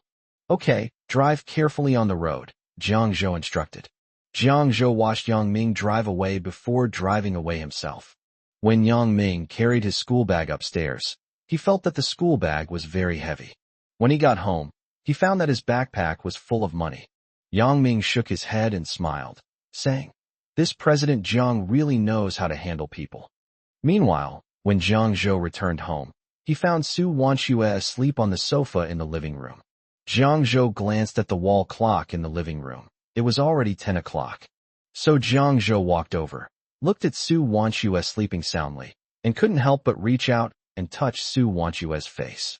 Feeling the presence of Su Wanxue, and with Jiang Zhou having drunk a bit too much tonight, the sight of his beautiful wife before him stirred a wave of emotion within him, causing him to swallow hard. He leaned down and kissed Su Wanxue's red lips.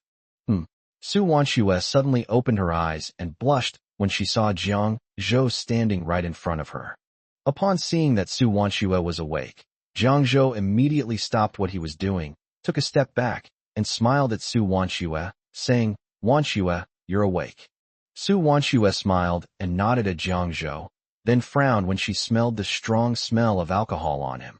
She remembered that Jiang Zhou had said earlier that he would arrange a full range of services for Yang Ming.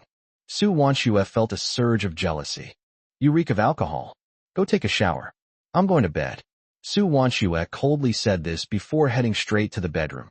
Jiang Zhou stood there, stunned, watching Su Wanxue's back, thinking, what's wrong with Wanxue? She was fine just now. Why did she suddenly change her expression? However, considering the smell of alcohol on him, he decided to take a shower first. Jiang Zhou took a shower and changed his clothes. Then he got into bed and hugged Su Wanxue, saying softly, "Wanxue, what's wrong with you? Why are you suddenly so cold towards me? You've just touched other women. Don't touch me now," Su Wanxue said coldly. Jiang Zhou immediately realized that Wanxue had misunderstood him. However, seeing Su Wanxue's jealous expression, he suddenly laughed. Su Wanxue turned her head and glared at Jiang Zhou, her eyes still a little red. She said angrily, "What are you laughing at?" Jiang Zhou immediately composed himself and said, "Wanxue, you've misunderstood me. I didn't touch any other women. We just went for a massage. I didn't do anything. I called a female masseuse for Mr. Yang, but I hired a male masseuse for a massage." "Really?" Su Wanxue asked doubtfully. "Of course it's true. Do I look like that kind of person? I swear." Jiang Zhou raised his right hand and said in a solemn manner, "Humph, I doubt you dare to do anything reckless," Su Wanxue scoffed. Jiang Zhou smiled when he saw Su Wanxue like this. Wanxue was actually quite cute when she was angry. "I won't touch anyone else, Wanxue. You're the only one I love." Jiang Zhou hugged Su Wanxue tightly around the waist and whispered tenderly in her ear. Having said that, the night is alluring tonight. The next day, Jiang Zhou received a call from Jiang Fan. "Hey, Zhou, I got my driver's license," Jiang Fan said excitedly. His leg was slightly lame because of a fight. He failed the driving test several times before, and Jiang Haixing had offered to buy him a driver's license.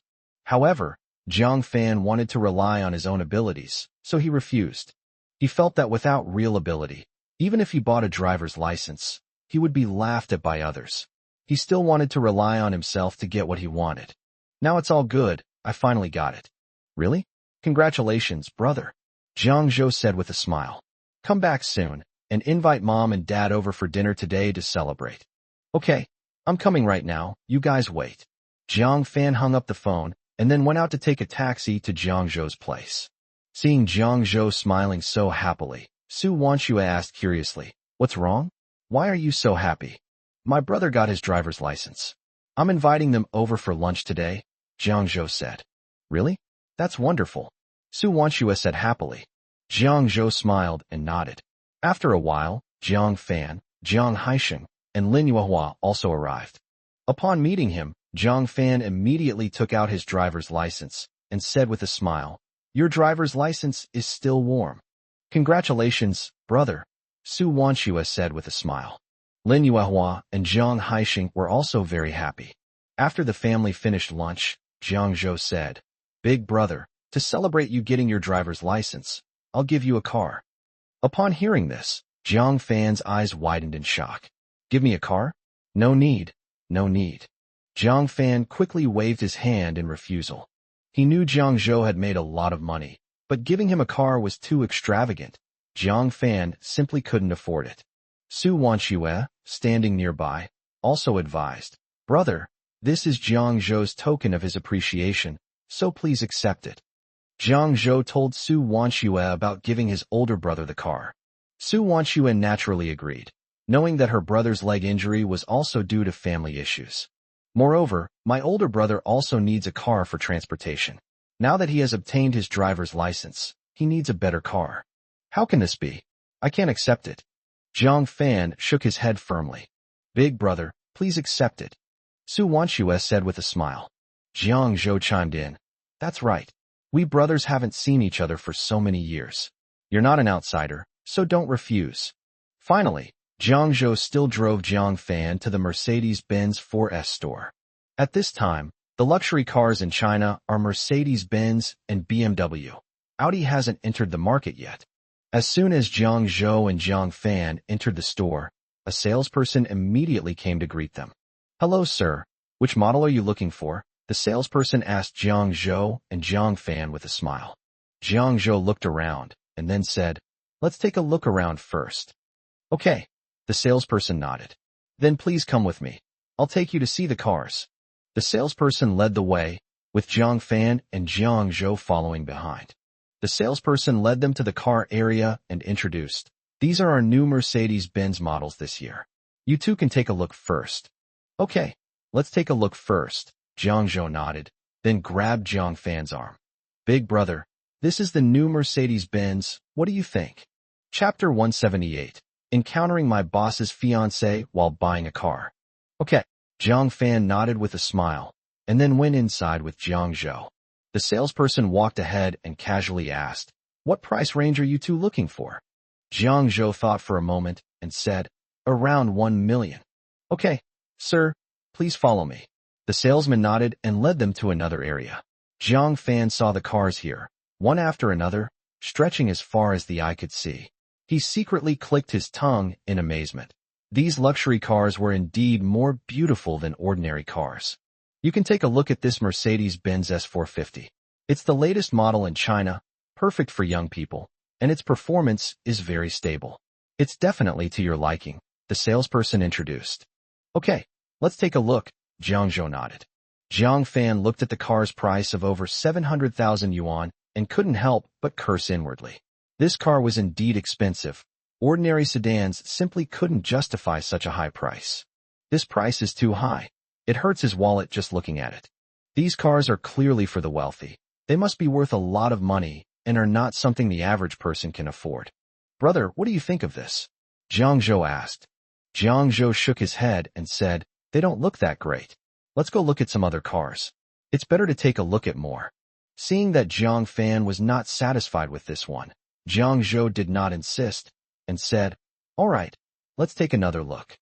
So Jiang Zhou and Jiang Fan went to look at other Mercedes-Benz models. Suddenly, Jiang Fan's expression changed as he watched a man and a woman walking towards them from not far away. However, he quickly regained his composure, pretended not to recognize the person, and turned to walk towards the car in front. "Oh, Jiang Fan, I thought I was seeing things." The woman was a little annoyed when she saw Jiang Fan turn around and leave, so she shouted loudly. At this moment, Jiang Zhou and Jiang Fan stopped and turned around to look at the man and woman.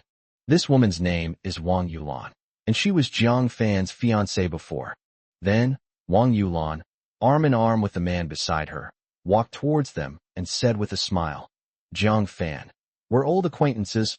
Why didn't you say hello before leaving?" Jiang Fan glanced at Wang Yulan, snorted coldly, and ignored her. Jiang Zhou looked at Wang Yulan and recalled something in his mind. He finally remembered that she was his older brother's former fiancée. However, after his family went bankrupt, his older brother got into a fight with people who came to cause trouble at his home and ended up with a leg injury that left him lame. Wang Yulan then broke off the engagement. Wang Yulan ignored Jiang Fan's attitude and introduced him with a smile. "Let me introduce you. This is my husband." After saying that, Wang Yulan looked at the person next to her and said with a smile, "Wenbin, this is an old friend of mine named Jiang Fan." Li Wenbin nodded and said, "Hello." Jiang Fan nodded slightly, then said calmly, "Hello. By the way, Jiang Fan, what are you doing here?" Wang Yulan asked, looking at Jiang Fan and Jiang Zhou. Jiang Fan said, "We're here to look at cars, of course." "Oh, you want to buy a car? The cheapest cars here cost at least several 100,000 yuan. They're very expensive," Wang Yulan said with a smile to Jiang Fan and Jiang Zhou. Her tone was clearly sarcastic.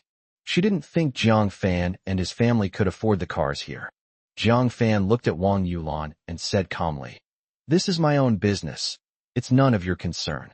I'm just trying to be helpful by reminding you that if you can't afford it, don't embarrass yourself," Wang Yulan said with a sneer.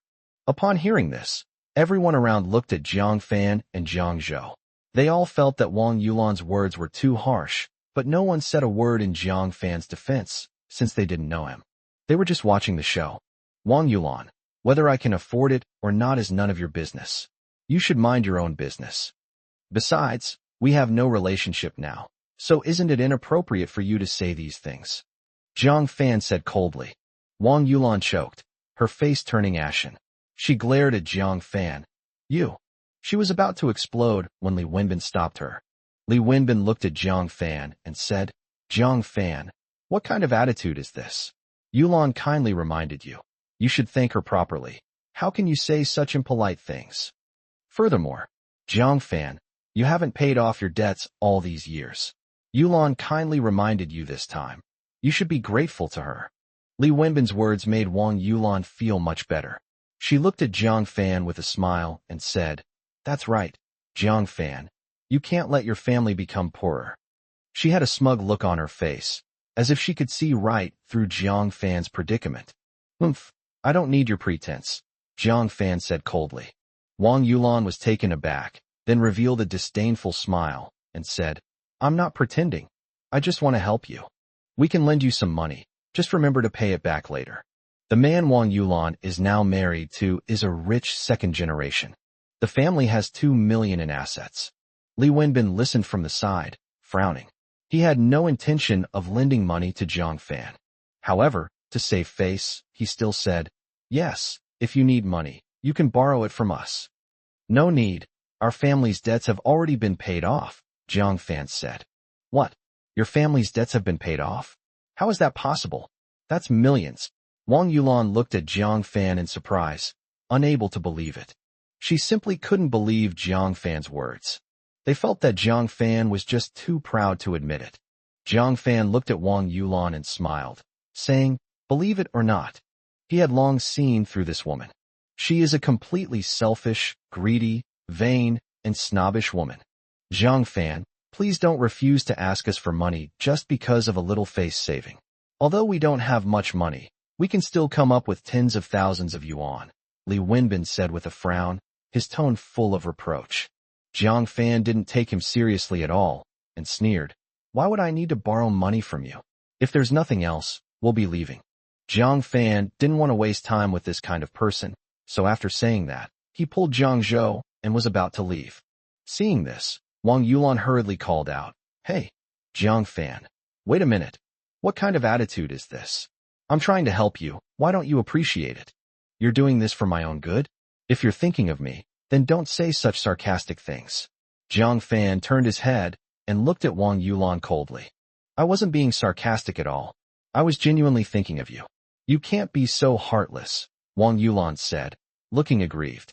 Jiang Fan wanted to speak, but Jiang Zhou stopped him and then looked at Wang Yulan and said calmly, My brother doesn't need your concern. Stop with your pretense. My family's affairs are none of your business. Chapter 179. The fiancé is shocked. Jiang Fan, your family has become rich again. After Jiang Zhou finished speaking, he looked at Li Wenbin and said, Also, you need to be careful of this woman.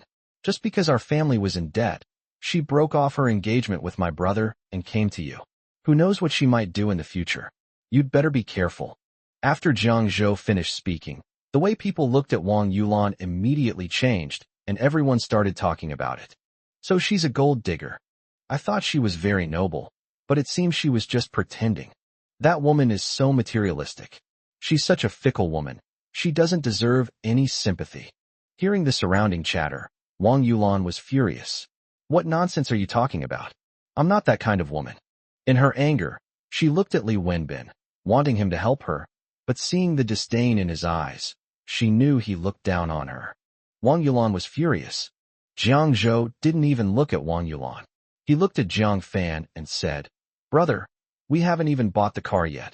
Why are we leaving already? See if there are any other cars you like. If not, I think that S450 series is really good, and the price is acceptable. Why don't you buy that one? Jiang Zhou said. He had just noticed that his older brother looked at that car differently than at the other cars. Jiang Zhou knew his older brother liked that car, but he was probably just reluctant to buy it because he was worried about the money. Forget it, we won't buy it, Jiang Fan said.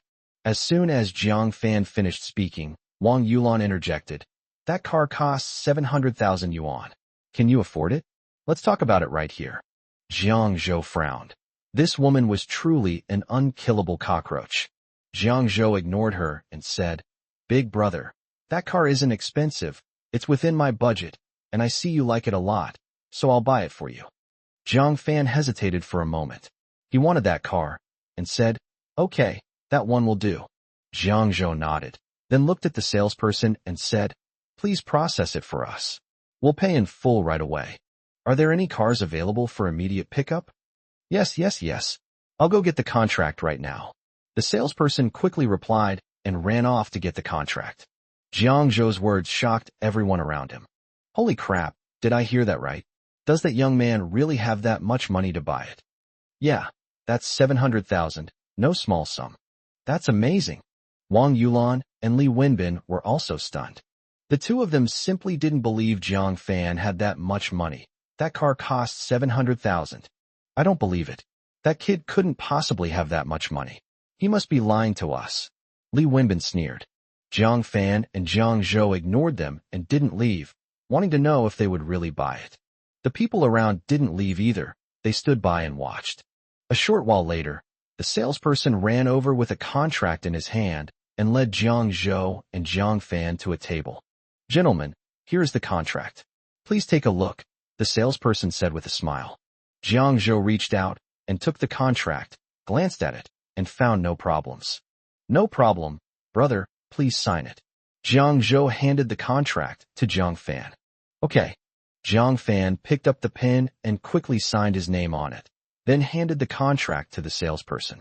Jiang Zhou took out his card from his pocket and handed it to the salesperson. Swipe the card. Okay, just a moment. It'll be ready soon. The salesperson smiled and took the bank card before leaving. She thought to herself that she had struck it rich this time, having sold a car worth 700,000 yuan in one go. Those watching the scene nearby all showed expressions of astonishment. My God, someone actually bought that S450. That's amazing. Then they all left, while Li Wenbin and Wang Yulan remained standing there, completely shocked. They never expected that Jiang Fan and Jiang Zhou would actually be able to spend the money to buy the car. How is that possible? Jiang Fan, where did you get so much money? Wang Yulan stared wide-eyed at Jiang Fan in disbelief. The two of them bought a Mercedes-Benz worth over 300,000 yuan, even though they had some assets. However, she and her husband are just ordinary public servants, receiving only a fixed salary of 20,000 yuan a year at most. I bought this car through a loan and installment plan. But Jiang Fan and his group actually bought it outright with the full amount. This really surprised them. They just couldn't understand where he got so much money.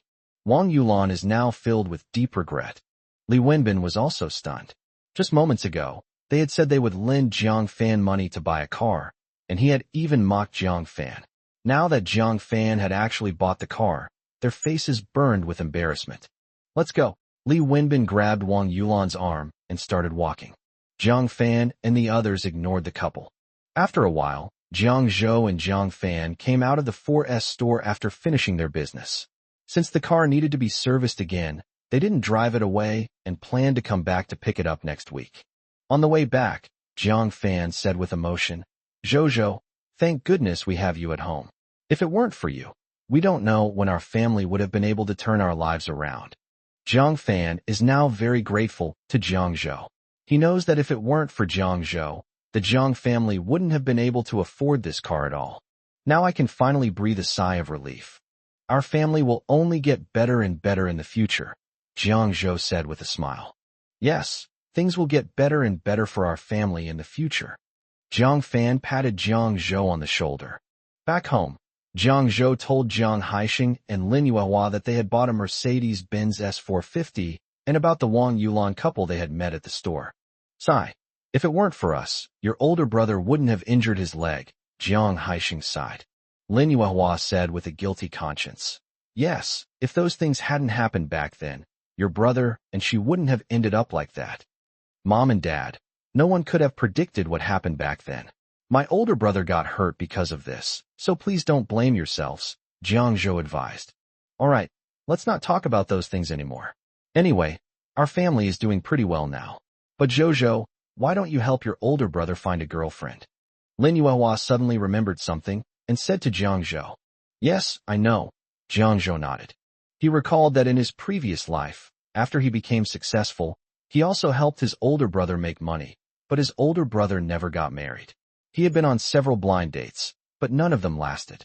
He also hoped that his older brother could have a family in this life, but everything depends on fate and cannot be forced. In the evening, the family had dinner together to celebrate Jiang Fan buying a new car. Jiang Fan was very happy, and later he drank a little too much. Jiang Haixing and Lin Yuehua went back first, and Jiang Zhou called Jiang Fan back. Chapter 180 Buying Legend. Big brother, let me see you off. Jiang Zhou helped the drunk Jiang Fan. No need, you should get some rest too. You have a ton of work to do tomorrow, Jiang Fan said, waving his hand. It's all right, I'll take you home. After Jiang Zhou finished speaking, he said to Su Wanxue, who was washing dishes in the kitchen, Wanxue, I'll take my brother home. Okay, Su Wanxue replied. Dad, slow down, Bauer said to Jiang Zhou. Jiang Zhou smiled and nodded, saying, Okay, you three be good at home. Dad will be back soon. Jiang Fan swayed unsteadily as he walked. Jiang Zhou helped Jiang Fan downstairs. Jiang Fan said, Zhou, this family is so fortunate to have you. Otherwise, we wouldn't be able to live such a good life. Brother, what are you saying? This is the least I can do, Jiang Zhou said. Zhou, you really stood up for me today, Jiang Fan said. Jiang Zhou smiled and said, They're not worth your time, brother. But haven't you found a girl you like after all this time? Looking like this, no girl would like me anyway, so let things take their course. Besides, I'm not interested in relationships right now. I just want to make money, Jiang Fan said, waving his hand. Jiang Zhou shook his head and gave a wry smile, without saying anything more. He escorted Jiang Fan to his doorstep and then returned home. A month later, sales of telephone services surged, reaching 200,000 per day. Jiang Zhou thought to himself, no wonder it was the money-making opportunity in my previous life. Making money is much faster than before, which is a good thing. Soon, the settlement day arrived, and they had earned a total of 3 million over the course of the month. Although it is still somewhat different from the 12 million yuan earned each month by 20 internet cafes. But this is just the beginning. Business will definitely be much better in the future. At that time, the monthly sales volume of telephone services will definitely reach that of internet cafes. With that, Jiang Zhou was about to begin his next move. Jiang Zhou was counting down the days. It was time to go check out Legend and get his hands on the game first. Legend is a massively multiplayer online role-playing game launched by Shanda Games in 2001.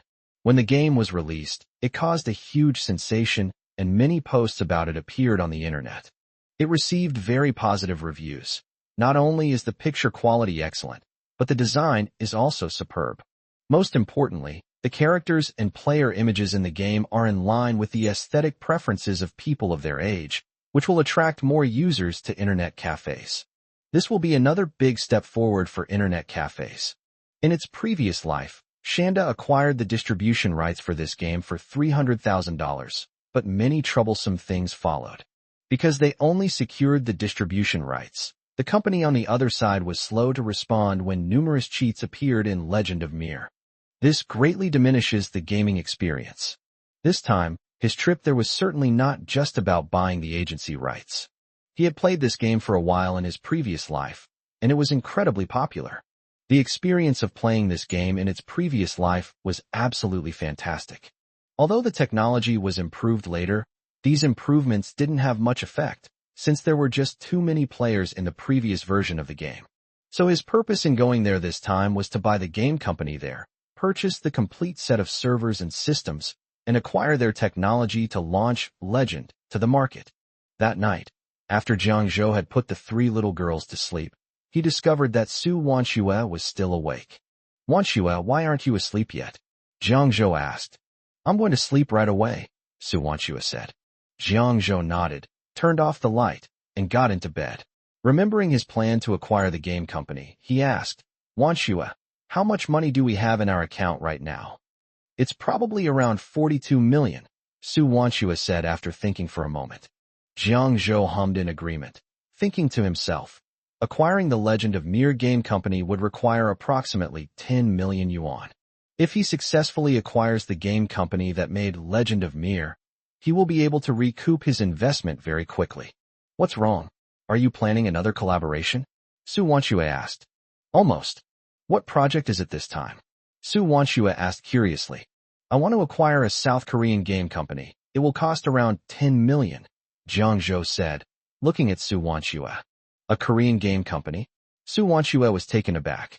She hadn't expected Jiang Zhou to want to acquire a foreign game company, even though she didn't know much about games. However, those are foreign products, and many domestic industries are not as advanced as those abroad, so it is difficult to make breakthrough progress in a short period of time. Su Wanxue continued. Is that game company reliable? After all, it's a multinational company. It might not be acceptable domestically. Hearing this, Jiang Zhou smiled and said, Don't worry, the main reason I acquired that game company is for a new game they developed. I've looked into the game and it seems pretty good. It should be a huge hit in China. The reason I chose to acquire this company was because I was afraid that the other company would cause trouble. Jiang Zhou knew he couldn't just tell Su Wanxue outright that this game would be a huge hit in China. He also learned that Shanda later had a conflict with Legend Company and went to court. It was because Shanda only obtained the agency rights at the beginning, but the game, Legend, became popular in China. Shanda made too much money in China, and the Legend Company felt unbalanced, so they started to cause trouble. Okay, then, it's up to you. Su Wanxue nodded. She knew Jiang Zhou wouldn't act recklessly. Since he said the game was very successful in the Chinese market, then it must be. She's sure she'll be fine as long as the game is good. She doesn't care about anything else. Then, Su Wanxue continued. Do you need me to go with you? No need for that. You should stay home and relax. The three little girls need someone to take care of them, Jiang Zhou said, shaking his head. Su Wanxue said, Bauer, Bayer and Xianger will be taken care of by their parents at home. This time, you're going so far away, and I want to go with you. Besides, I've studied Korean before, so if I go with you, I can understand Korean and it will be easier to communicate. Jiang Zhou chuckled and teased. As expected of my academic genius wife, your learning ability is so strong. Of course, I have to take you along. You're my capable helper. Who else would I take along if not you? He actually speaks Korean, because in his previous life he had to travel to various countries to discuss cooperation. Therefore, I also specifically learned other languages. Chapter 181 Shocking. You want to buy our legend? You're such a chatterbox, Su Wanxue said, blushing. Jiang Zhou smiled and put his arm around Su Wanxue, saying, All right, we should rest now. The following evening, Jiang Zhou invited Jiang Haixing, Lin Yuehua, and Jiang Fan over for dinner. After dinner, the family sat on the sofa, while the three little girls played with building blocks nearby.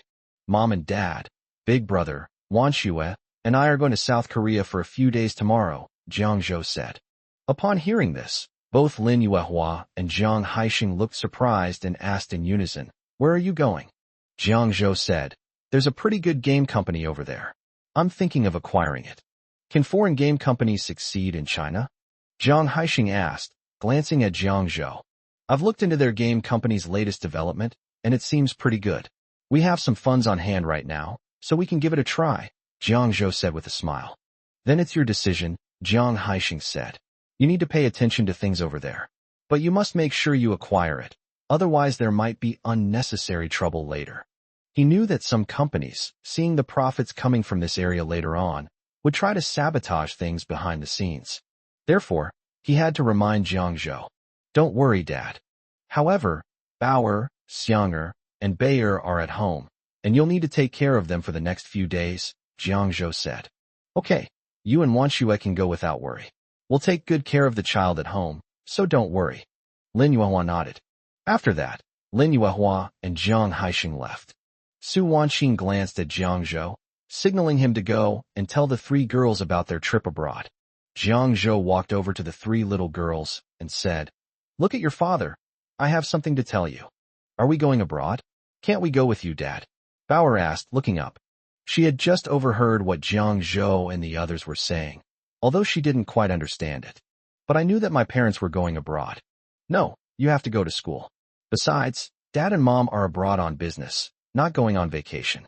They'll be back once they've finished. Jiang Zhou said. All right then, Bauer said. Jiang Zhou smiled and rubbed Bauer's head, saying, however, you'll be staying with Grandpa and Grandma for the next few days, so you need to be good.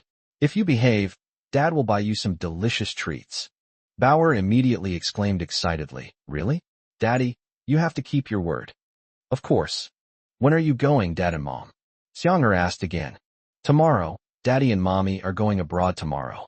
Be good at home, Jiang Zhou said, patting Xianger's little head. Okay, Daddy, good luck, Xianger said. Bauer and Bayer then said, go, Daddy. Okay. Jiang Zhou nodded with a smile. The next day, Jiang Zhou and Su Wanshua boarded a plane to go abroad.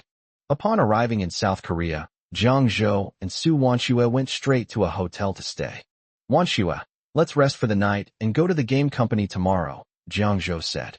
Okay, let's take a break first, Su Wanshua nodded and said. After resting for a night, the two prepared to set off for the game company the next morning. The two arrived at the game company, which was not very large. It was just an ordinary company. However, the interior decoration is very beautiful and luxurious.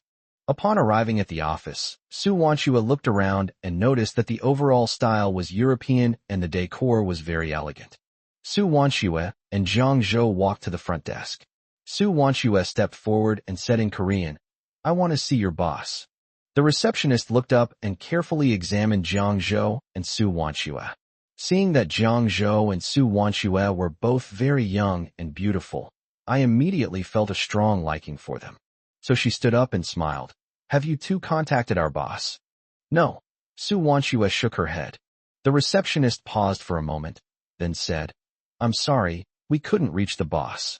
If there's nothing else, you can wait here for a while until he's available to come in and see him. Su Wanshua said, we're here to discuss a big project. Tell her to inform her boss as soon as possible, otherwise it will be a loss for their company.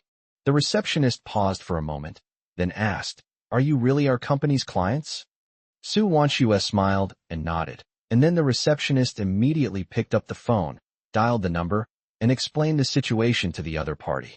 He quickly hung up the phone and said, our boss has agreed to meet with you. Come with us.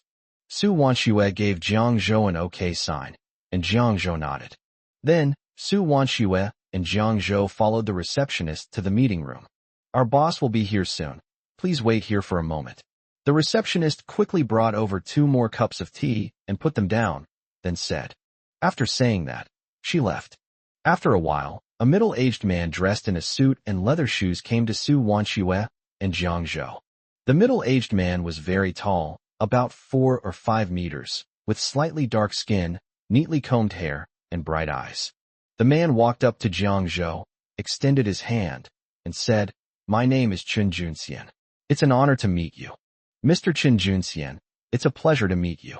My name is Jiang Zhou, and this lady behind me is my wife, Su Wanshua. Jiang Zhou shook her hand and introduced her with a smile. Jiang Zhou was speaking Korean. Jiang Zhou hadn't mentioned it on the way here, so Su Wanshua thought he wouldn't. Surprisingly, Jiang Zhou spoke Korean so fluently that she didn't need to be his translator at all. Chen Junxian nodded and said, please sit down. I wonder what kind of cooperation Mr. Jiang wants to discuss with our company this time. Chen Junxian asked directly. It's very simple. I'm here mainly to discuss with your company the distribution rights for your recently released game, Jiang Zhou said. The reason he didn't mention acquiring the company from the beginning was that he wanted to find out what Chen Junxian was really thinking. He didn't want to be led by the nose. Oh, you want to distribute our game? Chen Junxian asked in surprise. Their game has only been out for a short time and has not yet been officially promoted, and it is also not doing well in the market. Therefore, very few game companies want to distribute their games. If a distributor were to come along at this time, it would be an excellent opportunity. That's right. I wonder what Mr. Chen Junxian thinks. Jiang Zhou nodded. Of course I have no problem with that, but the agency fee might be a bit high. I wonder if Mr. Jiang can afford it. Chen Junxian said. Oh, how much? Jiang Zhou raised an eyebrow. Chapter 182 Negotiating the Price. 600,000 US dollars. I don't think Mr. Jiang can afford that amount, Chen Junxian said. He only asked for such a high price because Jiang Zhou was Chinese. He concluded that Jiang Zhou didn't really understand the market situation for the games they were developing here. Su Wanxue and Jiang Zhou were stunned when they heard this, not expecting the other party to ask for such a high price. Jiang Zhou thought to himself, this is really asking for the moon. If I hadn't known that Shanda only spent $300,000 to acquire the distribution rights for Legend of Mir, I probably would have been fooled by him. Is this a bit too expensive? Jiang Zhou asked. $600,000 is already quite low. We're doing big business. Our company's games sell very well, so the price is definitely higher than other game companies. That's the norm. I hope Mr. Jiang won't mind, Chen Junxian said. Jiang Zhou nodded and said, okay, then we'll think about it. He wasn't in a hurry to give an answer. After all, what he wanted was to acquire the company, not just the agency rights. Okay, I'll go get busy then. Chen Junxian nodded. Jiang Zhou and Su Wanxue both watched Chen Junxian walk out of the conference room. Su Wanxue looked at Jiang Zhou and said, Jiang Zhou, they're asking for an outrageous amount. They're asking for $600,000 right off the bat. That's way too expensive. Jiang Zhou smiled and reassured Su Wanxue, saying in a low voice, no rush, let's leave first. Su Wanxue nodded, understanding that since they were inside the other company, it was inappropriate to say too much. The two walked out of the office and went outside. Jiang Zhou, do we really want to secure this agency rights? Su Wanxue asked. Jiang Zhou smiled and shook his head, saying, Wanxue, what I want is not just the distribution rights for this game, but to acquire the entire game company. But their price is too high, Su Wanxue said, frowning and looking somewhat worried. Jiang Zhou smiled and reassured him, no rush. Let's stall for time and learn more about the game's situation in South Korea. Okay, I'll do as you say. Su Wanxue nodded. Jiang Zhou smiled and touched Su Wanxue's face, then took her hand and left. Jiang Zhou then took Su Wanxue to a nearby restaurant for a meal. Eat first, you can only do things when you're full, Jiang Zhou said with a smile. Su Wanxue nodded. After dinner, Jiang Zhou took Su Wanxue for a walk on the street, and then said, let's go check out the internet cafe. To find out if the game Legend is popular here, just go to an internet cafe and see what games everyone is playing. Okay, let's go. Su Wanxue nodded. Then, Jiang Zhou led Su Wanxue into an internet cafe. Jiang Zhou first bought an hour of computer time at the front desk, and then observed the internet cafe, and found that there were very few people playing Legend of Mir. Next, Jiang Zhou went to several other internet cafes and found that there weren't many people playing Legend of Mir there. It seemed that Legend of Mir wasn't doing as well in the Korean market as he had imagined. Jiang Zhou, what do you think? Can we acquire their company? Su Wanxue asked. Jiang Zhou thought for a moment, then said, there's at least a 50% chance we can acquire their company. That's good. Su Wanxue nodded. Okay, we'll go to their company tomorrow, and then we'll rest at a hotel tonight. The next morning, we'll go talk to them about the acquisition, Jiang Zhou nodded. Okay, Su Wanxue said. Afterwards, the two strolled around the neighborhood for a while before leaving and returning to their hotel to rest. The next morning, Jiang Zhou prepared to take Su Wanxue to the game company to continue discussing the acquisition. Upon arriving at the game company, the receptionist already recognized Su Wanxue and Jiang Zhou. Seeing them arrive, she immediately stood up to greet them. Would you like to see our boss? The receptionist asked. Su Wanxue smiled and nodded, and the receptionist immediately said, okay, please follow me. The receptionist led the way, then took Su Wanxue and Jiang Zhou to the meeting room from yesterday. Immediately, the receptionist smiled and brought in tea, saying, please wait a moment. I'll go and inform our boss. Thank you for your trouble, Jiang Zhou said with a smile. Immediately, the receptionist left the meeting room to inform their boss. Su Wanxue remained silent, quietly sipping her tea. A while later, Chen Junxian appeared outside the meeting room. After Chen Junxian entered the reception room, Jiang Zhou and Su Wanxue stood up and greeted him with smiles, saying, hello, Mr. Chen. Please sit down.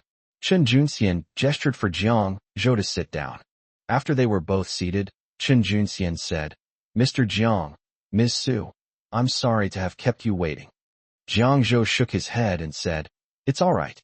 Chen Junxian looked at Jiang Zhou and the others and said with a smile, I wonder what Mr. Jiang thinks of our company's previous offer of a $600,000 agency fee. He was secretly certain that Jiang Zhou would spend the huge sum of $600,000 to acquire the agency rights. Jiang Zhou smiled and shook his head, saying, I think this agency right is too expensive. $600,000 is simply too high. So, what does Mr. Jiang mean? Chen Junxian asked with a smile. Excuse my frankness, but I think it's really not worth spending $600,000 to acquire the distribution rights for your game. Although I'm optimistic about this game, it hasn't been tested in the domestic market before, so there are still risks involved, Jiang Zhou said with a smile. Chen Junxian's expression changed. He really hadn't expected that Jiang Zhou would be unwilling to spend $600,000 to acquire the company's agency rights.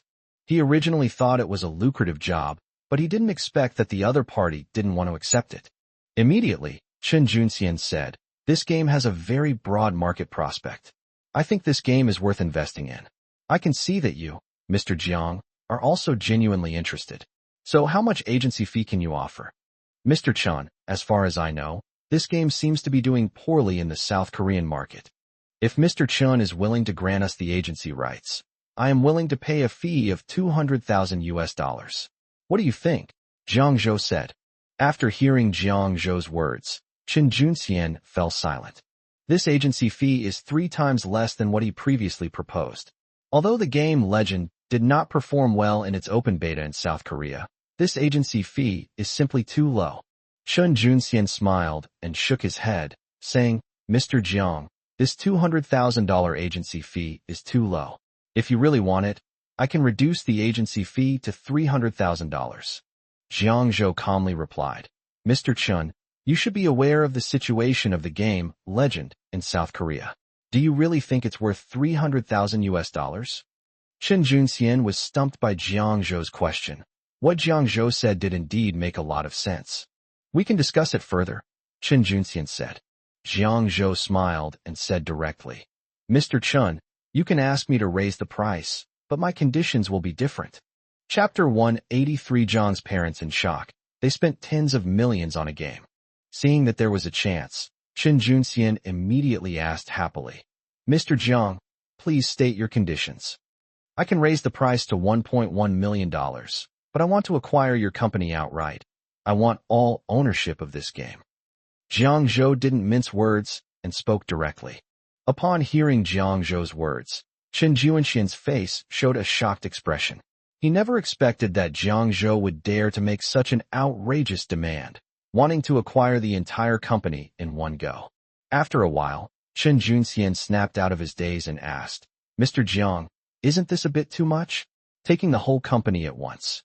And they're only offering $1.1 million, which is only close to $9 million. I disagree. Jiang Zhou had already anticipated his refusal, because this price wasn't what he intended to offer. He was merely testing the waters to see if the other party was prepared to sell the company. After all, for many founders, selling the company is unacceptable. However, some founders hope to sell the company for cash, and many others, once they've gotten into running the company, do so solely to sell it and cash out. Although Chen Junxian disagreed with the price at this moment, it also indicated that he was willing to sell the company. That's exactly the intention he wanted. Jiang Zhou said with a smile, We can talk about the money later. Mr. Chen, why don't you tell me your price range? This is a company I've truly invested in developing, and this game is the result of our team working day and night. Before Chen Junxian could speak, Jiang Zhou raised his hand and interrupted him with a smile. Mr. Chen, I think there's no need to say more. Just tell me your price range. These emotionally charged words are nothing more than a performance by these business leaders to raise prices. Chen Junxian was taken aback for a moment. He smiled. He had originally thought that Jiang Zhou looked young and wanted to try to trick him, but he didn't expect that Jiang Zhou wouldn't fall for it at all. He smiled and said, President Jiang, I like your temperament, but to be honest, I can't offer a price right now. I need to discuss it with the other shareholders of my company before I can give you an answer. Okay. He knew that although Chen Junxian was the founder of the company, there were other shareholders after all. If the company was to be sold, the price to be sold would definitely have to be decided in a meeting. He gave him that time. After chatting for a while, Jiang Zhou left. After waiting for about 2 days, Jiang Zhou received a call from Chen Junxian, who told him that they had discussed it and the minimum price to sell the company was $1.7 million US. They wouldn't accept even a penny less. Jiang Zhou smiled after hearing the price.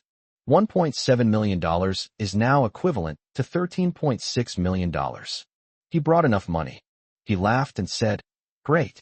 $1.7 million is no problem. I can offer you $1.8 million. I'd like to bring some of your company's key personnel back to China as well, especially the technical backbone. Because when the legendary server needs to be upgraded, these veteran employees will be indispensable. To avoid rampant cheating and negatively impacting the gaming experience of Legend.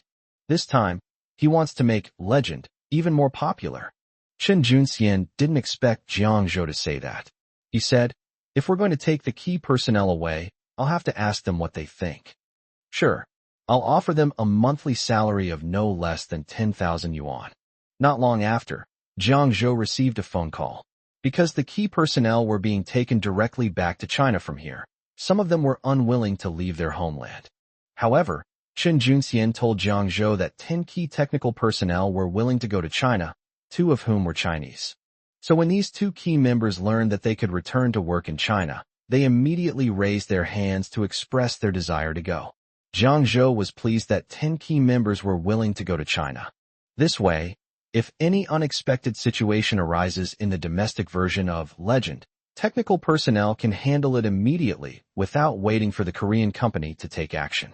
After handling everything, Jiang Zhou and Su Wanxue returned to China first, while the technical staff would not arrive for another week. Upon learning that Jiang Zhou and Su Wanxue were returning, Jiang Haixing, Lin Yuehua, and Jiang Fan, along with 3 young girls, went to pick them up at the airport. As Jiang Zhou and Su Wanxue walked out of the airport, the 3 little girls immediately ran over and threw themselves into their arms. "Dad! Mom! Mom and Dad!" The 3 little girls chattered excitedly. Seeing their beloved daughter, Jiang Zhou and Su Wanxue were filled with happiness. Su Wanxue picked up Xiang'er, the girl on the far left, pinched her rosy cheek, and asked, "Xiang'er, have you been good lately?" Yes, I'm being good." The little girl nodded quickly. "We were good and obedient too," Bauer and Xiang'er said in unison. Su Wanxue and Jiang Zhou exchanged a smile. Jiang Zhou patted their heads and said with a smile, "You two are the best. Did you miss us during this time?"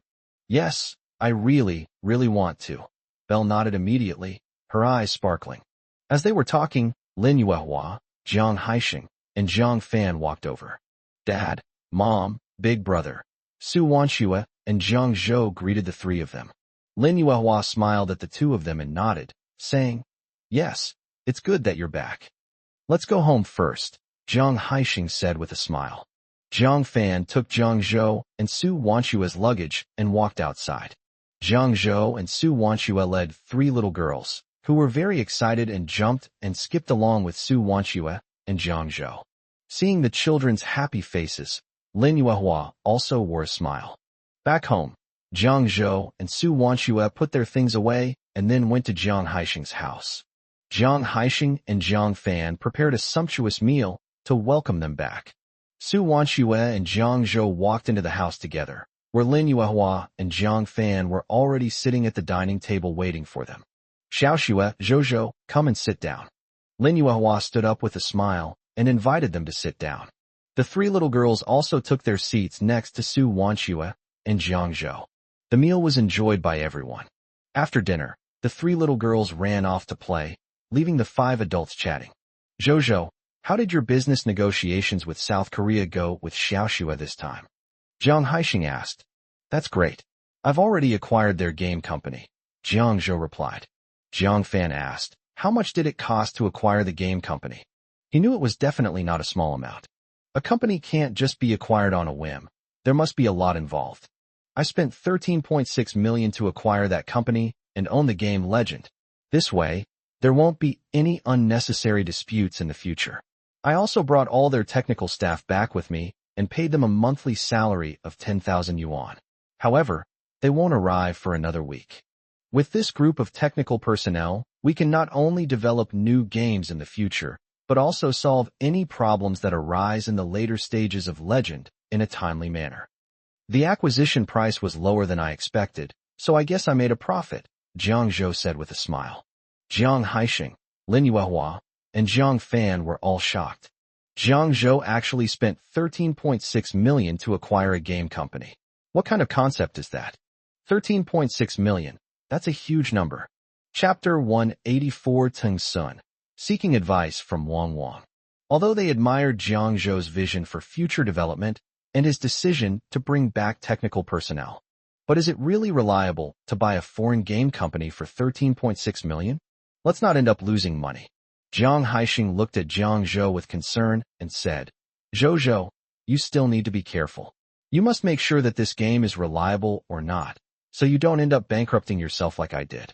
Lin Yuehua nodded and said, Yes, Zhou, you have to be careful. Don't ruin your company. Jiang Zhou glanced at the two of them and said with a smile, Don't worry, I know what I'm doing. I've seen this game, and I think it has a very promising future and strong potential. Otherwise, I wouldn't have spent so much money to buy it, Jiang Zhou said. He knew what his parents were worried about, but he couldn't possibly tell them directly. He knew that the game Legend would become popular in later generations, which would be difficult to explain. Yes. Jiang Haixing and Lin Yuehua nodded. They knew that Jiang Zhou had his own plans, and they were just worried about losing money. However, seeing how convinced Jiang Zhou was, they didn't say anything more. After all, the company belongs to Jiang Zhou, and all they can do is advise him to be more aware of things and not to act rashly. All right, Mom and Dad, we'll head back now, Jiang Zhou said, glancing at his watch. Jiang Haixing and Lin Yuehua nodded. Lin Yuehua said, Okay, you must be tired from the flight today. Go back and get some rest. Su Wanxue smiled and nodded, then said to Bauer, Bayer, and Xianger, Bauer, Bayer, Xianger, let's go home. Yay! The three little girls shouted in unison, running excitedly towards Su Wanxue. Slow down, what if you fall? Su Wanxue reminded them with a smile. Bauer, Bayer, and Xianger didn't listen at all. They ran to Su Wanxue and Jiang Zhou's side, waved to Jiang Haixing and Lin Yuehua, and said, Goodbye, Grandpa and Grandma. Jiang Haixing and Lin Yuehua smiled and waved, saying, Goodbye. Let's go, Jiang Zhou said with a smile. Then they left. In Shenzhen, Tencent's founder, Lao Ma, is holding a meeting with the company's senior management. Sitting on the podium, Lao Ma glanced around at the many company executives in the conference room, and then said, The reason I've called this meeting is because a chat software company similar to ours has emerged. I believe everyone has heard of this company. It's called Want. After he finished speaking, he looked at everyone and saw that they were all silent. Do you have any ideas? Old Ma continued to ask. The group looked at each other, but no one spoke up. Old Ma frowned, then said, There's a certain gap between our company and theirs. Their popularity has now surpassed ours, and their Wang software has also been loved by many players. The promotional efforts of this Wang software are much stronger than ours. Want has grown bigger and bigger, while we not only haven't found a way to monetize our traffic, but we also can't attract investment. We've been operating at a loss. Does anyone have a solution? The group of people looked at each other, not daring to utter a sound. Zhang Xiaolong then spoke up. Old Ma, why don't we contact Want Company first and see if we can visit their company? That way, we might be able to find a way to monetize our traffic. The others nodded in agreement with his idea.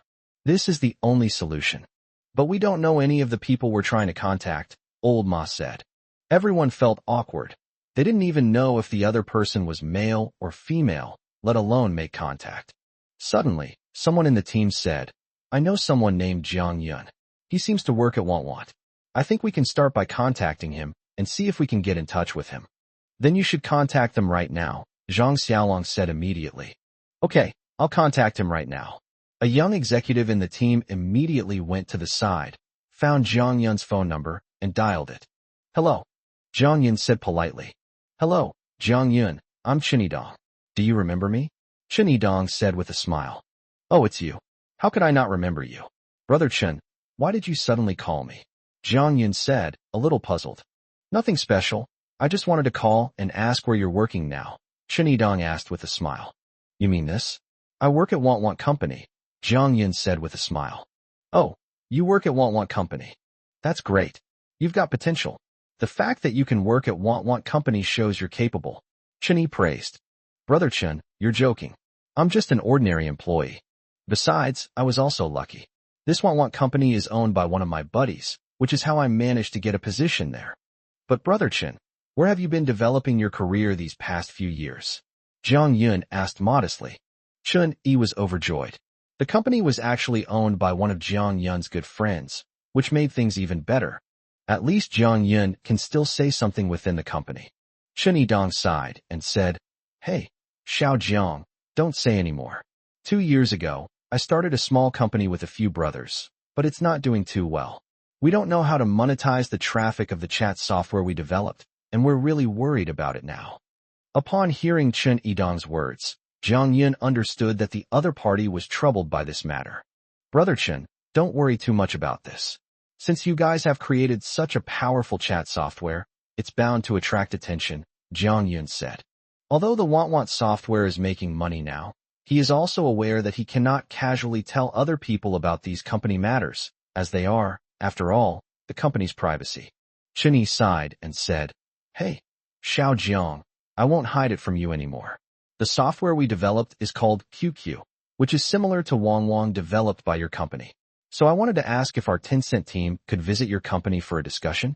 You know we're in a situation where we really can't start our own company, so we can only ask you for help. After listening to Chen Yidong's explanation, Jiang Yun understood what the other party meant. However, one should be cautious about such company visits. I understand, Brother Chen. However, as you know, I'm just a small employee. I can't make this decision on my own. I need to report to my boss first, Jiang Yun said. Chapter 185 Meeting Old Ma. Chen Yidong immediately nodded in agreement, saying, Okay, I'll wait for your news. Jiang Yun hung up the phone and immediately called Jiang Zhou to tell him about it. Jiang Zhou was very surprised when he heard that Lao Ma was going to bring his team to visit his company. Jiang Zhou then thought about Tencent's situation in its previous life and realized that Tencent was in trouble now, probably because it couldn't find a way to monetize its traffic. No wonder Tencent contacted him. You should know that once Tingshuan gets through this difficult period, it will definitely soar to new heights. Tencent, in later generations, became the most popular internet tycoon, and Jack Ma's net worth soared to the hundreds of billions. Now he has actually come to visit my company. In any case, this is a huge fortune. I can't miss this opportunity. Jiang Yun hadn't heard Jiang Zhou speak on the other end of the phone. Fearing that Jiang Zhou would be in a difficult position, he said, Jiang Zhou, from my perspective, I don't recommend letting Tingshuan's team come and visit. After all, the two sides are competitors, and they still need to consider the interests involved. Jiang Yun, I know what you're worried about, but I think we can agree to let them come and visit, Jiang Zhou said with a smile. Jiang Yun was surprised.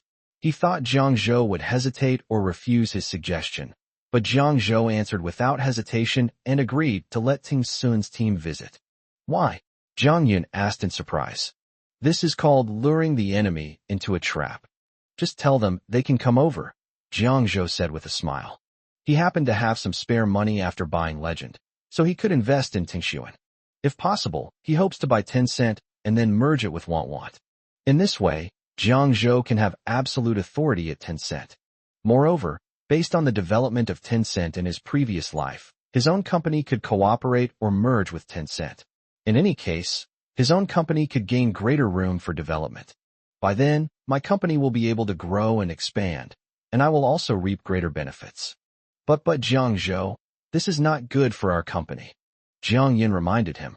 Jiang Zhou smiled and said, Tingshuan has its own value and is beneficial to us. You should trust my judgment. Well, all right, then I'll pass this on to Tingshuan. Jiang Yin thought for a moment, then nodded in agreement. Okay, go and make the arrangements, Jiang Zhou said with a smile. Okay, I understand. Afterwards, Jiang Yin hung up the phone and called Chen Yidong to tell them they could come and visit the company. Upon hearing this news, Chen Yi excitedly ran to tell Lao Ma. Lao Ma, Wang Wang has agreed to let us visit. Really, that's wonderful. Go tell everyone to pack their things, and we'll buy train tickets to Changsha right away. Old Ma shouted excitedly. Okay, I'll go and inform everyone now. I'll go and inform them right away. Quickly, go and inform them. Then, Chen Yidong hurriedly ran to inform people to prepare for a visit to Changsha. After getting everything settled, Lao Ma and his group boarded the train to Changsha. The next day, Jiang Zhou booked a hotel in Changsha specifically to host the members of the Tingshuan team. He arranged for Jiang Yun to meet them at the station. Jiang Yun was already waiting at the station early on. When Tung Sun and his group arrived at the station entrance, he led them to the hotel. Old Ma and his group followed Jiang Yun into the hotel, and they couldn't help but marvel at the hotel's decor. I never imagined Wanwan Technology was so rich that they could book such a luxurious hotel. To save money, they all had to take the train to get here. The fact that the CEO of Wanwan made such a grand show of things shocked them. This hotel is so luxurious. Yes, this hotel looks high-end. Yes, what's the background of the owner of Wanwan? I'd love to know too, but the owner of Wanwan is incredibly wealthy. That's right. Chun Yi and his group whispered among themselves, showing great curiosity about the owner of Wanwan. Soon, Jiang Yun led Tung Sun and his group to the door of the private room, then opened the door and led them inside. Jiang Zhou was already waiting inside. When he saw Lao Ma and his group come in, he got up and walked over to them. Hello everyone, my name is Jiang Zhou, and I am the owner of Wanwan Technology Company. Limited welcome to all of you, Jiang Zhou said with a smile. Old Ma and his group stared at Jiang Zhou in shock. This is way too young. It turns out he's the owner of Wanwan. So you're Jiang Zhou? It's an honor to meet you. Old Ma was the first to react, and then extended his hand to shake hands with Jiang Zhou. Hello. Jiang Zhou smiled and shook hands with the other person. The others also realized what was happening and immediately shook hands with Jiang Zhou. Jiang Zhou smiled and said, I'm sure everyone must be tired after such a long train ride. Please sit down and rest for a bit, have some tea and something to eat, and we'll be having dinner soon. After saying that, Jiang Zhou said to the waiter next to him, serve the food. Okay, please wait a moment. The waiter nodded and then left. Jiang Zhou invited everyone to sit down and have something to eat. Old Ma and the others sat down. After a while, the waiters started bringing in the food and placing it on the table one by one. Jiang Zhou glanced at the food on the table and then said, some of these dishes are our local specialties. I hope you like them. Mr. Jiang, you're too kind. Let's eat and chat, Old Ma said. Okay. Jiang Zhou nodded in agreement without refusing. Chen Yidong said with a smile, I didn't expect President Jiang to be so young. He's truly a young hero, quite remarkable. Not at all, it's just the tip of the iceberg, Jiang Zhou said modestly. Then, Jiang Zhou greeted everyone. Eat and drink well, everyone. Everyone laughed and agreed, then picked up their chopsticks and began to eat heartily.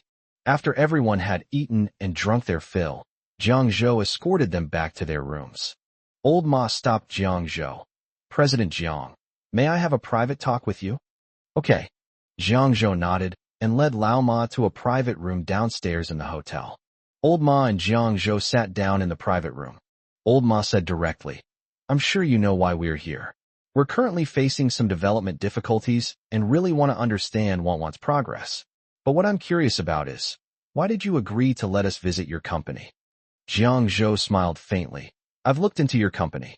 I know Tencent's user base is quite substantial. I'm willing to invest in Tencent, which would make us partners. Giving you a tour of our company is nothing. Chapter 186 Buying QQ. Old Ma was stunned for a moment after hearing Jiang Zhou's words. He hadn't expected Jiang Zhou to say that. They're already strapped for cash with Tingshuan, so why would he be willing to invest in Tingshuan? This is extremely unwise. It won't do them any good. President Jiang, are you serious? As I just said, we don't have any income right now. To be honest, we've considered selling the company. Old Ma asked, his tone tinged with worry. Yes, I'm serious, Jiang Zhou said with a smile. Then Jiang Zhou added, oh, how about you sell your company to me?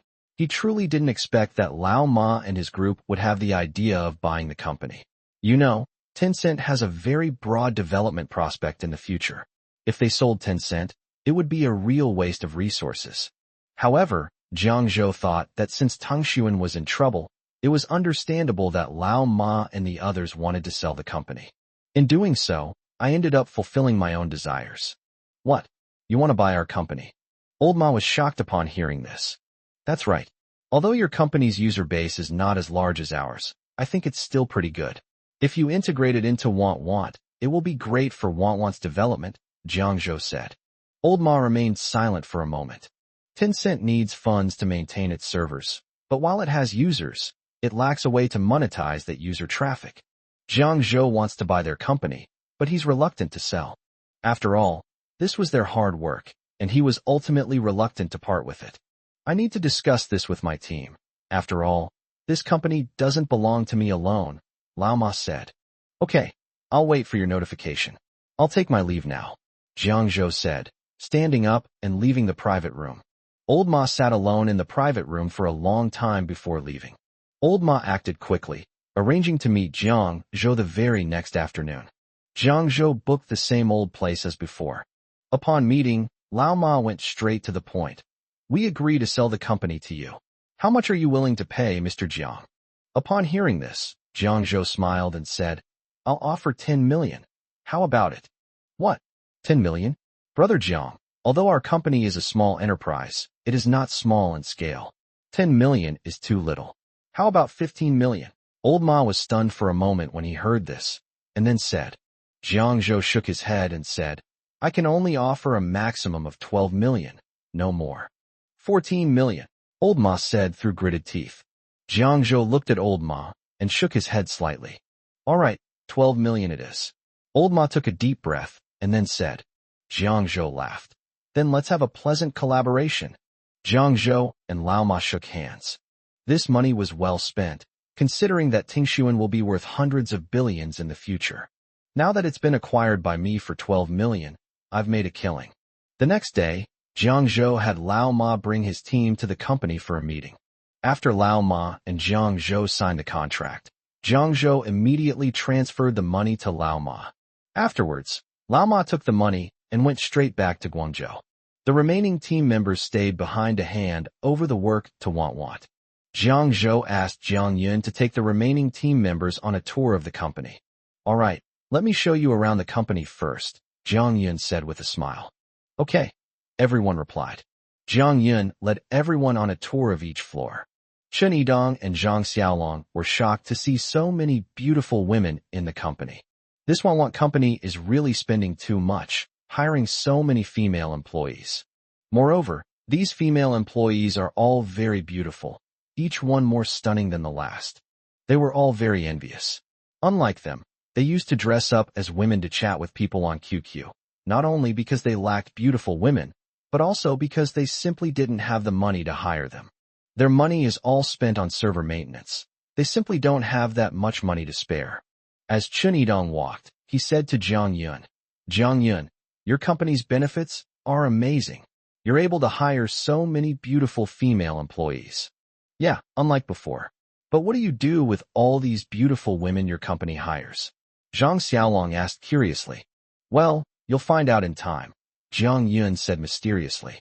After Jiang Yun finished speaking, he added, this is also our sales department, and it's the place with the highest sales performance in our company. The group of people were shocked and curious, and looked towards the sales department. They wanted to know what was so special about this sales department and why its performance was so good, which even surprised them.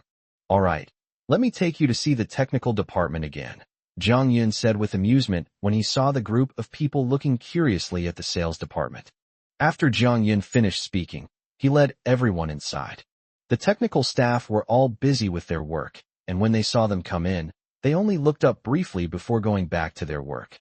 The Tencent team looked at the setup and equipment in the technical department with expressions of surprise. The computer equipment at Want Company was more advanced than theirs, which made them very envious.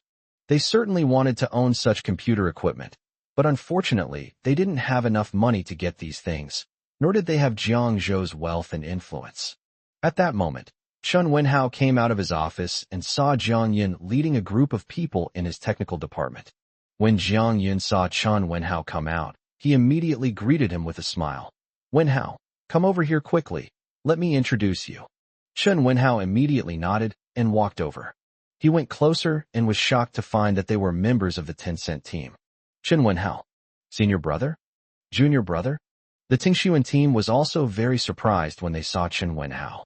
Chen Wenhao stepped forward and hugged Chen Yidong, saying, Brother Chen, it really is you guys. What brings you here? What else could it be? Our Tingshuan company has already been acquired by your boss. We're here to hand over the reins to you. Chen Yidong said, patting Chen Wenhao on the shoulder. Chen Wenhao nodded, while Jiang Yun looked at them with a puzzled expression. Chen Wenhao explained with a smile. It's like this, I interned at ICQ before, and then I participated in the development of QQ. Anyway, these are my senior and junior colleagues, and we all know each other. No wonder, since you two know each other, I don't need to introduce you further, Jiang Yun said with a smile and a nod. Zhang Yilong patted Chen Wenhao on the shoulder and said, Wasn't it you and your team that developed Want Want? Chapter 187 Opening an Internet Cafe in Shanghai. Chen Wenhao nodded a little shyly. So it was you who developed this. No wonder you created such awesome software. It's comparable to our QQ. Zhang Yilong said with a smile. It's not that amazing. Chen Wenhao scratched his head and gave an awkward laugh. You're being modest, kid. Chen Yidong teased with a smile. Just then, Jiang Zhou called Jiang Yun and asked, Did you manage to visit the Ministry of Science and Technology? We've arrived, but Chen Wenhao knows them all, so I don't need to introduce them, Jiang Yun said. Jiang Zhou was taken aback, then remembered that Chen Wenhao had interned at ICQ and understood. That's good, less time for adjustment. You can take good care of them then, Jiang Zhou said with a smile. I will take good care of them. Don't worry, they are all very good people, Jiang Yun nodded and said. Jiang Zhou nodded in satisfaction and then said, However, you also need to make sure the technical department and the Tencent team complete the handover as soon as possible. Keep an eye on it.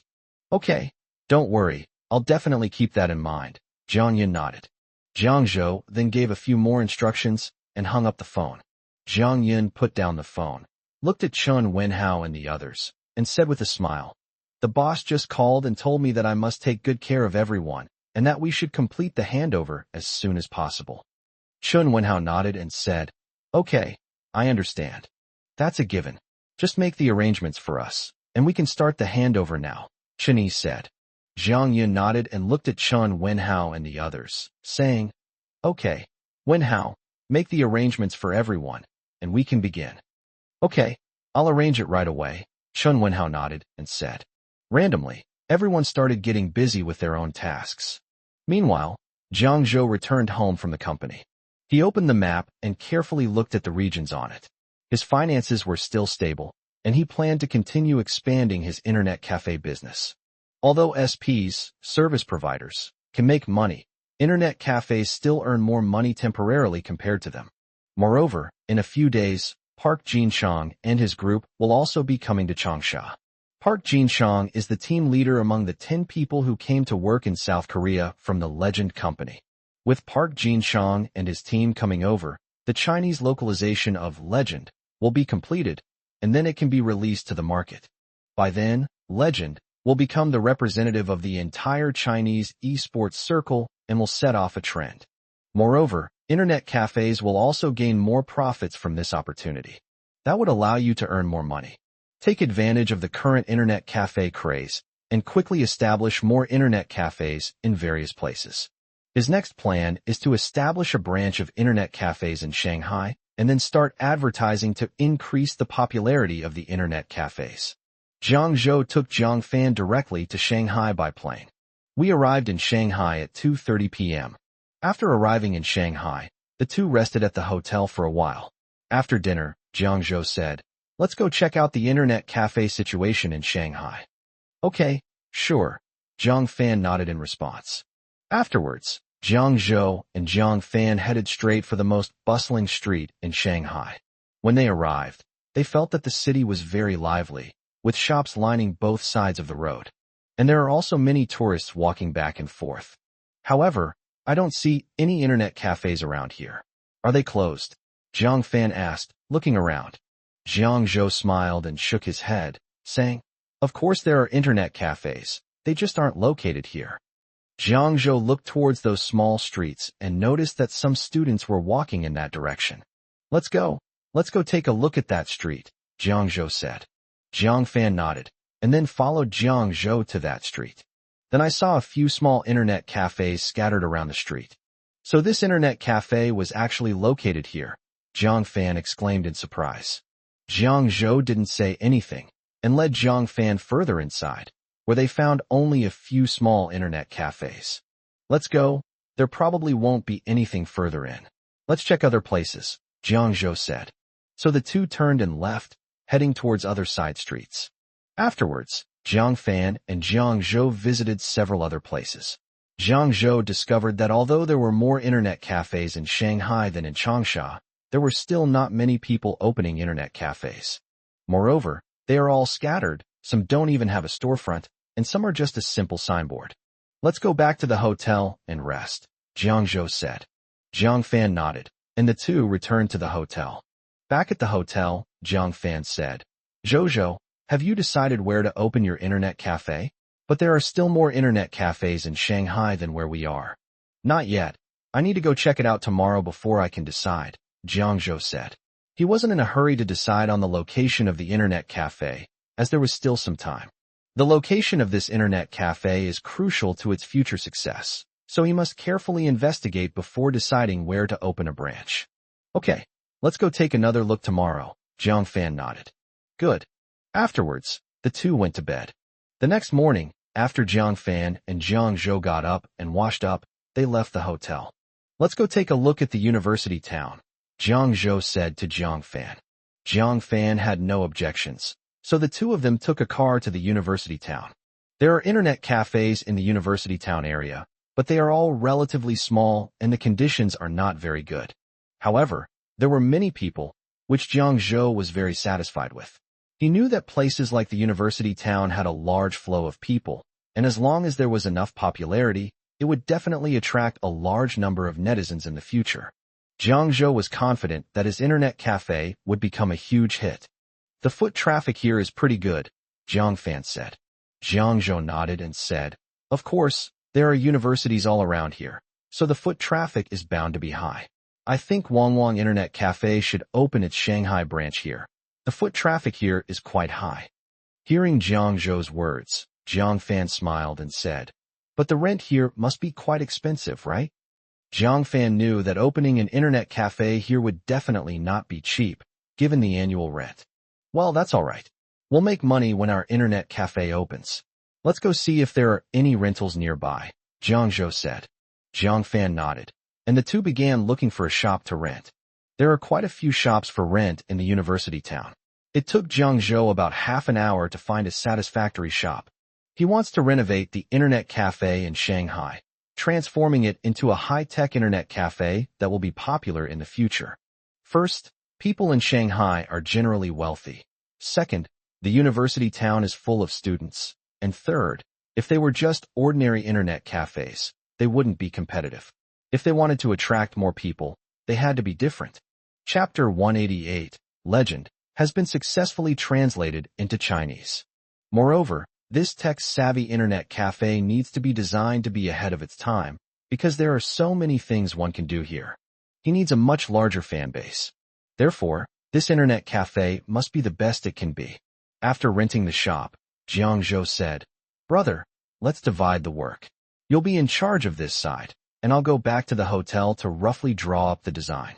We're going to turn this into an internet cafe. No problem, leave it to me, Jiang Fan said with a smile.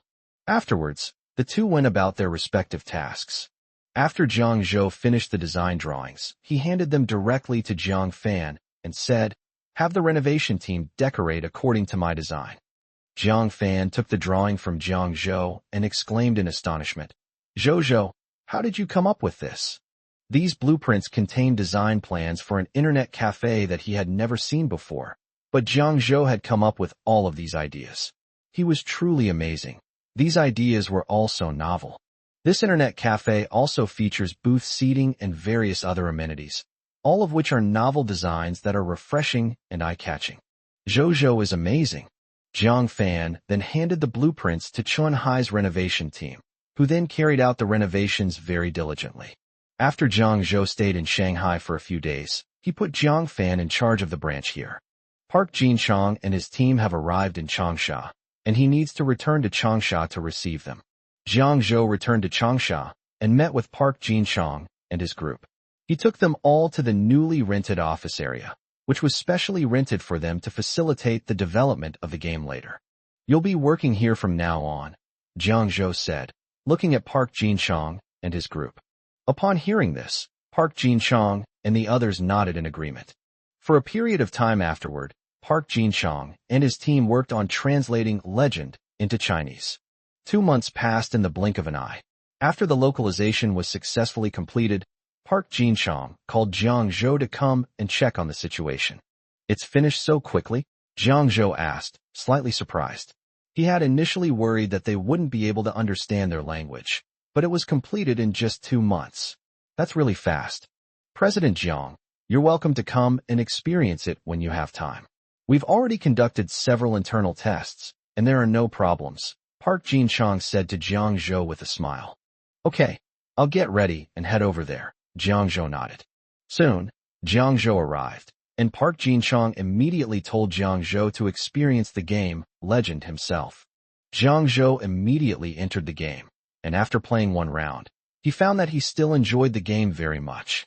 Moreover, throughout the game, he was able to control the character quite well, and his skill level had improved significantly. He felt that his technique had made leaps and bounds compared to before, which was what surprised Jiang Zhou. This kind of progress is very important for playing games because it greatly helps players improve their skill levels. Players also pay attention to techniques while playing, which allows them to improve their gaming skills more quickly. Afterwards, Jiang Zhou played a few more rounds of Legend and found some areas that could be changed. He made suggestions, such as modifying some aspects of the characters and adding some skills. These were all changes he made based on some bugs in the game. Some things like slowing down movement speed, weakening defense, etc. Overall, there aren't many problems anymore. "You just need to optimize the parts one just mentioned," Jiang Zhou said to Park Jin-chong. "Okay, we will do our best," Park Jin-chong said. Jiang Zhou patted Park Jin-chong on the shoulder encouragingly. "Yeah, I believe in you guys." Meanwhile, in Shanghai, the renovation team is working very hard to finish the project, and Jiang Fan is coming to oversee it every day. Once the renovation is complete, they can open for business. After the renovation was completed, Jiang Fan called Jiang Zhou. Upon learning this, Jiang Zhou immediately bought a ticket and flew to Shanghai.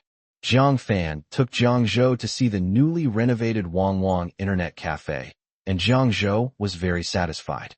The computers here are all installed because he contacted the factory directly to have them shipped over. The current Wang Internet Cafe is completely different from other internet cafes in this area. It uses soft seats, and they are very comfortable. A large game machine is placed at the entrance of the Internet Cafe, and there is also a row of sofas inside so that people waiting can sit and rest.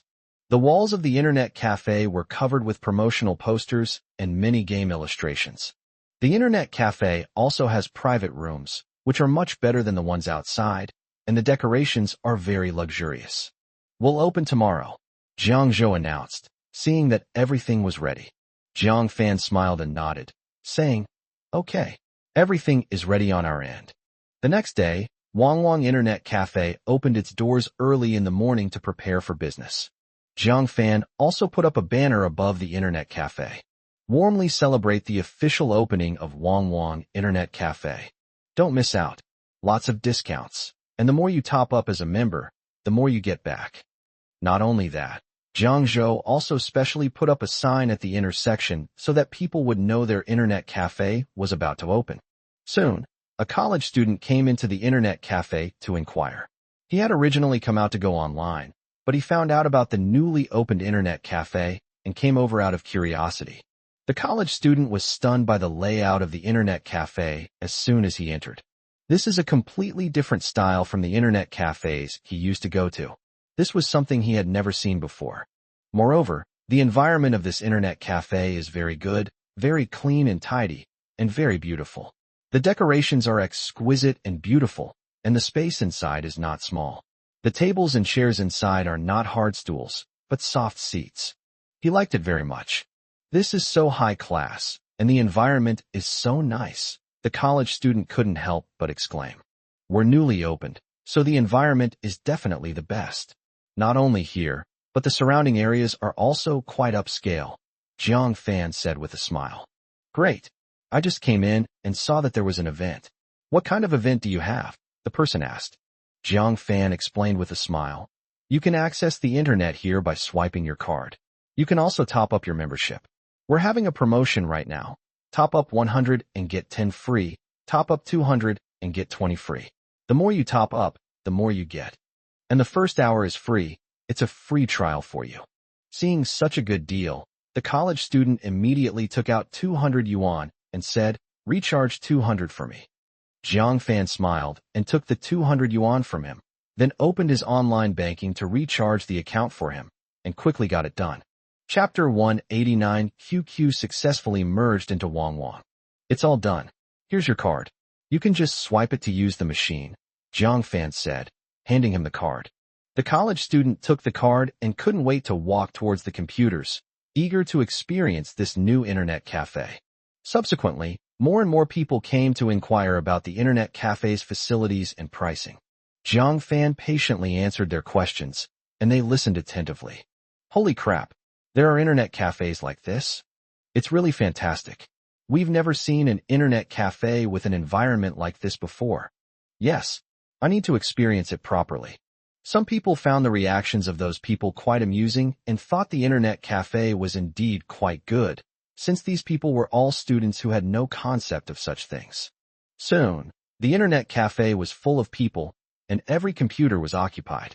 Jiang Fan and Jiang Zhou smiled upon seeing this, and Jiang Fan breathed a sigh of relief. Although their style is good, Tai was still worried before opening that no customers would come, which would be a huge loss. I didn't expect so many customers to come in such a short time.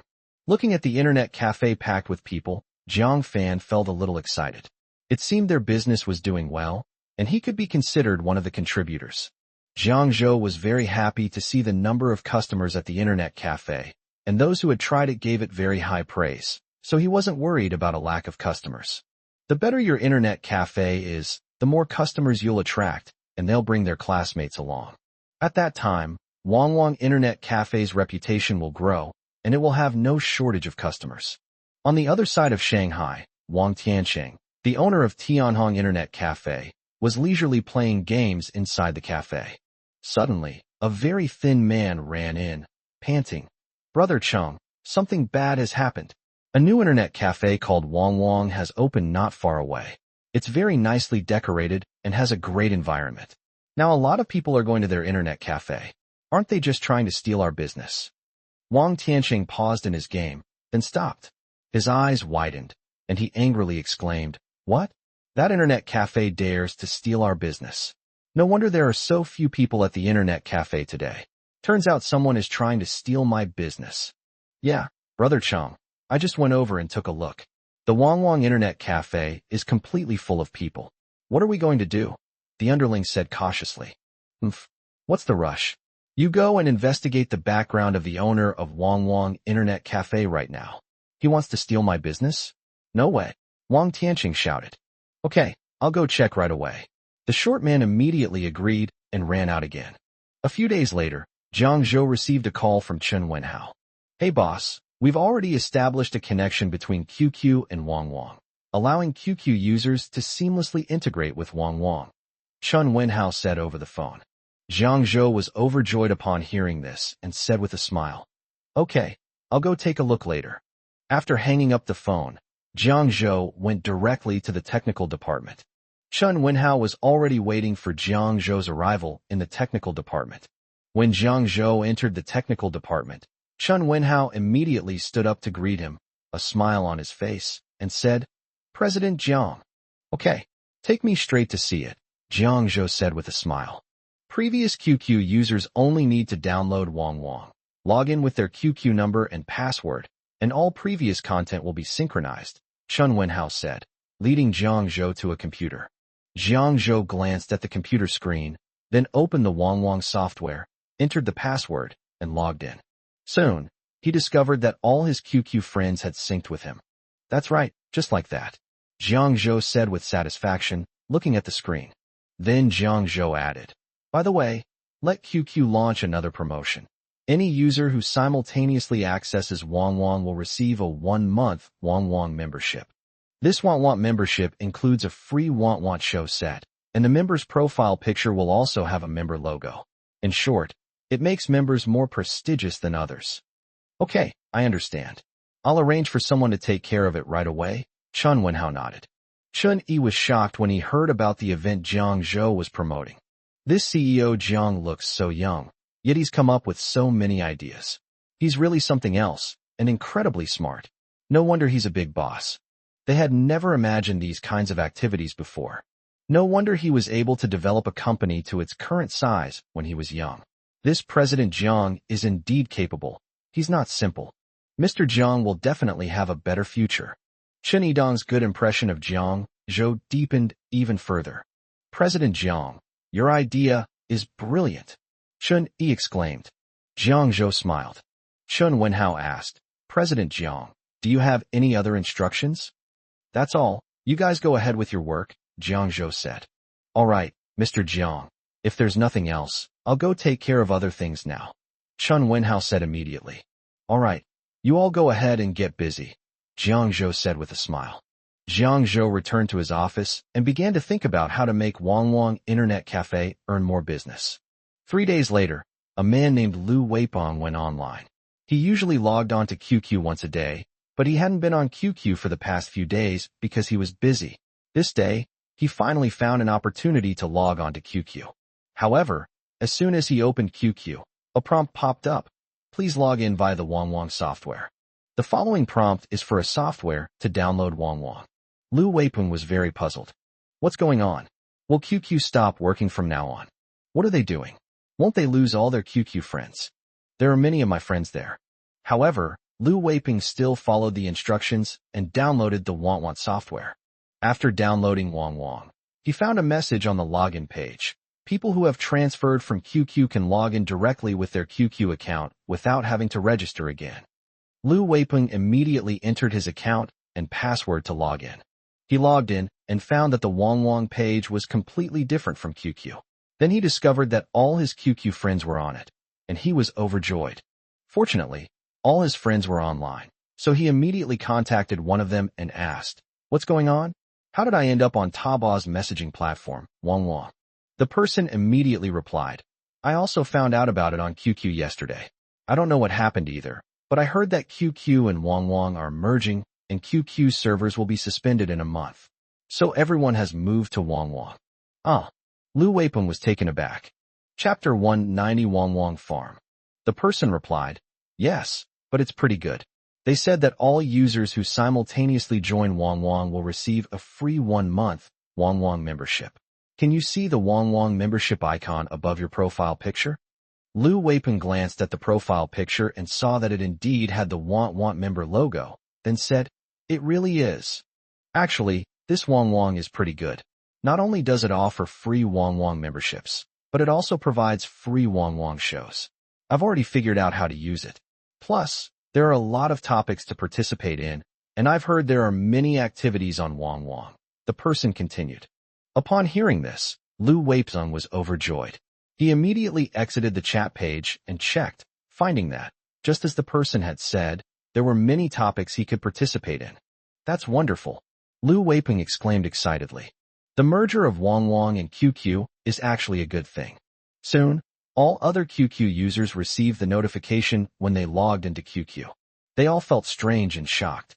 Why can't they log into QQ all of a sudden? And what is this Wang? It's actually merged with QQ, and as long as you use Wang, you'll get a free Wang show. This is absolutely incredible. What's so special about Wang? Why were QQ and Wang merged? They all followed the instructions, clicked on Wang, logged into the Wang software, and found that their accounts also had QQ friend lists, and they could also participate in free Wang show. At this moment, they all felt happy. So this is Wang. It's really amazing that it can be integrated with QQ and even turn QQ into a free Wang show. This is really great. Suddenly, Everyone's interest in Want Want grew. They were very happy with their experience with Want Want. This Wong Wong is amazing. It even managed to merge QQ and Wong Wong together. Yes, that's amazing. This Wong Wong is simply incredible. What exactly is this Wong Wong? It's so awesome. Yeah, this Wong Wong show is so much fun. This is so much fun. Yeah, that's so interesting. Who designed this Wong Wong show? This designer is absolutely amazing. Immediately, many users began discussing this amazing feature of Wong Wong. Many people gave it a thumbs up. This Wong Wong show is absolutely amazing. Jiang Zhou, Chen Wenhao, and their group were all very happy to see the feedback from netizens. It seems that their merger of Wong Wong and QQ went very smoothly. Jiang Zhou called Chen Wenhao to his office. "Boss, what can I do for you?" Chen Wenhao asked. "Netizens online are very enthusiastic about our Want Want right now," Jiang Zhou said with a slight smile. "Yes." Chen Wenhao nodded. "And everyone really likes Wong Wong." Jiang Zhou smiled and said, "Well, the reason I called you here this time is to have you select some people to form a team to develop a game and put it in the Wong Wong software." "Put it in the Wong Wong software?" Chen Wenhao was taken aback. "Yes, it's on the Wong Wong app," Jiang Zhou said. "The game is called Wong Wong Farm. You can grow vegetables on the farm, or you can steal vegetables from your friends. It's designed to let players act as experienced farmers, cultivating, raising, and selling crops, enjoying the fun of harvesting from your own farm. The farm also has levels. You write down all the vegetables we usually eat, and you level up one by one. Once you reach level 15, you can harvest." Jiang Zhou then told Chen Wenhao some details about Want Want Farm. His goal was to increase customer loyalty to Want Want, keep their interest in Want Want fresh, and keep them engaged for a long time. After all, in the previous life, stealing vegetables from farms was all the rage. Many players would set their alarms early in the morning to steal their friends' vegetables and had a great time playing. Chen Wenhao was shocked after hearing this. He never expected that Jiang Zhou could come up with so many good ideas. He knew that his boss often had ingenious ideas. However, he never expected that his boss could come up with so many ideas, especially in just a few days. Chen Wenhao greatly admired his boss's imagination and innovative ability. "Boss, I've got all of that memorized," Chen Wenhao said. He was very interested in the game ideas that Jiang Zhou mentioned, so he also wanted to quickly develop the game with his team. Jiang Zhou nodded, then patted him on the shoulder and said, "Go on. Do a good job." "I'll do my best," Chen Wenhao said. "Don't worry, boss." Then Jiang Zhou chatted with Chen Wenhao about some other things. Shortly after Chen Wenhao left, Jiang Zhou received a call from Park Jin-chong, who told him that the game optimization was complete and asked him to come and take a look. Jiang Zhou immediately agreed and went to Park Jin-chang's office after hanging up the phone. "Mr. Jiang, come and try it out, see if it works." Park Jin-chong stood up immediately when he saw Jiang Zhou arrive, his face full of excitement. "Okay," Jiang Zhou agreed, sat down in front of the computer, opened the game, looked at the equipment and skills in the game, and then selected Confirm. Afterward, Jiang Zhou began to try out some of the techniques in the game. His technique has improved a lot this time compared to last time. In no time at all, he had mastered the skills to use the game. Next, he tried out other skills. Park Jin-chong looked at Jiang Zhou nervously, unsure if this game improvement would satisfy him. Jiang Zhou tried for a long time before finally stopping. "Mr. Jiang, what do you think? Is there anything that needs improvement?" Park Jin-chong asked hurriedly. "No need." Jiang Zhou waved his hand and said, "The game has been optimized very well this time. There are no problems, you guys did a great job." That's good, Park Jin-chong said with a smile. Jiang Zhou said, "Then the game Legend will be launched on the market next." No problem, Park Jin-chong said repeatedly, feeling relieved. "Here's what you'll do first. Let players play for free for a month, and then start charging after that. After charging, players can purchase monthly or weekly cards. A weekly card costs 5 yuan per week, while a monthly card costs 10 yuan per month. You should have notified the players about this from the beginning," Jiang Zhou said after thinking for a moment. The 1-month free trial was designed to attract customers, and the reason players were informed about the monthly and weekly cards from the beginning was to lay the groundwork. Chapter 191 Legend is now available. Otherwise, if the game starts charging a fee after a month, some players might be resistant, which would be detrimental to their enthusiasm. Okay, no problem. I'll have the team launch it in the market right away. Park Jin-chong nodded and said. Jiang Zhou nodded, then gestured for Park Jin-chong to get to it. Then, he took out his phone and called Jiang Fan. Hey Zhou, Jiang Fan said. Jiang Zhou said directly, Brother, Legend will be released to the market soon. Have all Wangwang internet cafes install this game, and have the internet cafe management system directly pop up a window for Legend. That way, as soon as someone comes to the internet cafe and logs in, they can see the game. Okay, I'll send them the notification right away. Jiang Fan nodded and said.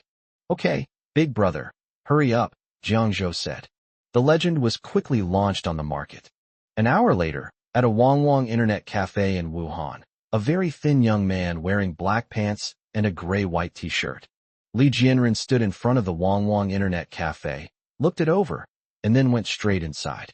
After getting everything set up at the front desk, I simply found a spot and swiped my card to log in. He had just turned on his computer when he saw the notification message pop up on the screen. The game Legend is now online. Come and play. The game is free for the first month, so grab the opportunity while you can. Li Jianren looked at the notice and thought that it wouldn't be bad to play around with it for free. Anyway, this game is free, so I'll give it a try first, Li Jianren muttered, then opened the game. The game started, and he immediately entered the game. He chose the samurai class and began practicing samurai combat techniques. He then charged directly into the enemy ranks. Haha, this character is really powerful. I wish I were that character so I could play the game without spending a single penny. He muttered to himself as he controlled the character to run forward. Gradually, he began to master the operation of his character. He began various hunting expeditions, earning experience and currency. He quickly became familiar with the game's operation mode, and then began practicing his skills. He quickly learned all sorts of skills. This game is quite fun, Li Jianren exclaimed. He never expected that he would develop a strong interest in the game after just trying it out, and then he would keep playing until he felt tired. Moreover, he had a very good experience with the game. This game also includes concepts such as day and night, as well as trading goods. Players can obtain currency through activities such as mining and hunting, and use the currency to trade. The character in this game, like those in some online games he had seen before, not only possessed a certain level of intelligence, but also had strong combat abilities. Moreover, the image quality is very clear. Not only the game's background, but even the dialogue is very clear and perfectly matches their aesthetic standards. Although this game doesn't seem to be part of their background, it still gives him a sense of endless enjoyment. This feeling is very comfortable. Li Jianren felt increasingly addicted to the game, eventually becoming so engrossed that he didn't want to leave the internet cafe and just wanted to keep playing. However, he was afraid that his family would find out that he had secretly run away to play games again. Therefore, he dared not be too reckless. All right, since we've had enough fun, let's go home so our families don't find out. After thinking it over, Li Jianren decided to temporarily withdraw from the game. After all, he was still a little afraid that his family would find out, and he would definitely get scolded again. Before disembarking, Li Jianren made a special trip to the game forum of a dating website and posted a message inviting everyone to play Legend of Mir. Some people on the forum had already experienced Legend of Mir, and everyone was chatting and discussing what the game was like. On the first day of its release, Legend of Mir had as many as 50,000 players online simultaneously. Moreover, this number is constantly increasing, with new people continuously joining. Although Jiang Zhou had anticipated this situation, he was still very happy. The next day, Jiang Zhou was still at the company observing the data for Legend when his phone rang. Jiang Zhou took it out and saw that it was Jiang Haixing calling. He took the phone aside and answered it. "Dad?" Jiang Zhou called out. Jiang Haixing responded, and then said with a smile, "Zhou, is your company still hiring? I have a friend who is a professor at Hunan University. He has several outstanding computer science students. My friend learned that you started an internet technology company, so he wants to recommend those students to us." "Who is it?"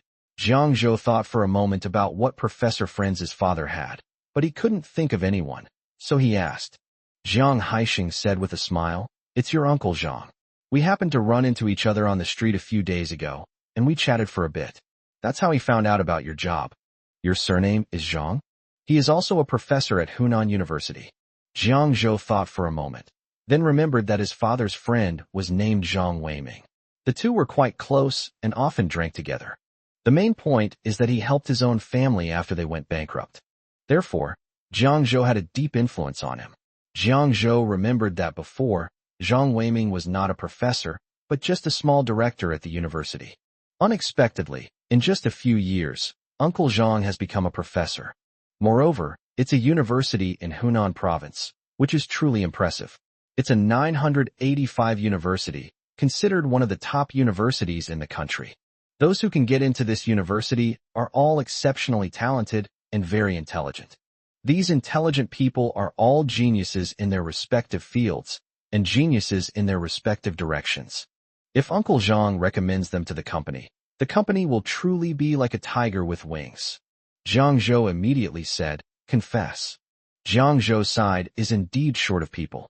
Nowadays, both Legend and Want are doing better and better, and both sides still need a lot of people. The company's performance has been steadily improving, so the company urgently needs a group of talented people to do the work. Jiang Zhou naturally hopes that Zhang Weiming can recommend people to the company. Moreover, it's early December now, and senior students are about to start looking for jobs. He can use this opportunity to recruit more people into the company. That's good. I'll tell your Uncle Zhang right away, Zhang Haixing said with a smile. Chapter 192 Campus Recruitment at Key Universities. Jiang Zhou said, Dad, why don't you invite Uncle Zhang out for a meal? After all, he helped our family back then, and we should treat him to a meal to thank him properly. Yes, you're right. I'll go arrange it right away, Jiang Haixing replied. The hotel was booked very quickly. Jiang Zhou went directly to the hotel. When he arrived, Jiang Haixing, Lin Yuehua, and Zhang Weiming were already there. Uncle Zhang, Jiang Zhou called out as he entered the room. Zhang Weiming replied with a smile, This must be Jiang Zhou. He looks much more mature and composed now. No wonder he can become the boss of a company. He's really something, and he has a bright future ahead of him. Come on, sit down. Don't stand. Jiang Zhou smiled, nodded, and sat down.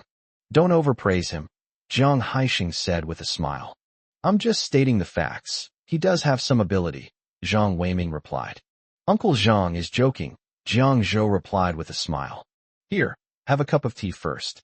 I've already ordered the hotel to send up the dishes, Jiang Haixing said with a smile. Jiang Zhou nodded. Soon, the waiter brought out the dishes, which were no ordinary dishes. They were all the hotel's signature dishes. At the dinner table, Zhang Weiming and Jiang Haixing chatted. Zhang Yuehua was very happy. She listened from the side, but couldn't get a word in edgewise, so she just ate her food quietly. Your son is really something. You and Yuehua are both enjoying a good life now, Zhang Weiming said with emotion. Jiang Haixing smiled and said, Not at all. He can only earn a little money now. I hope things will get better for him in the future. Zhang Weiming nodded, looking at Jiang Zhou and smiling. Yes, this kid is really good. These days, very few young people can have as much money as him. He's probably the first. I can only say that I benefited from my son's success, Jiang Haixing said modestly with a smile. Jiang Zhou seized the opportunity to fill Zhang Weiming's glass, then picked up his own glass and stood up, saying, Uncle Chun, I must toast you with this glass. Thank you for helping my family back then. Please sit down, kid. Don't be so polite. I haven't helped you much, so please don't stand on ceremony, Zhang Weiming replied with a smile. No matter what, you've helped us so much, we really need to thank you, Jiang Zhou insisted.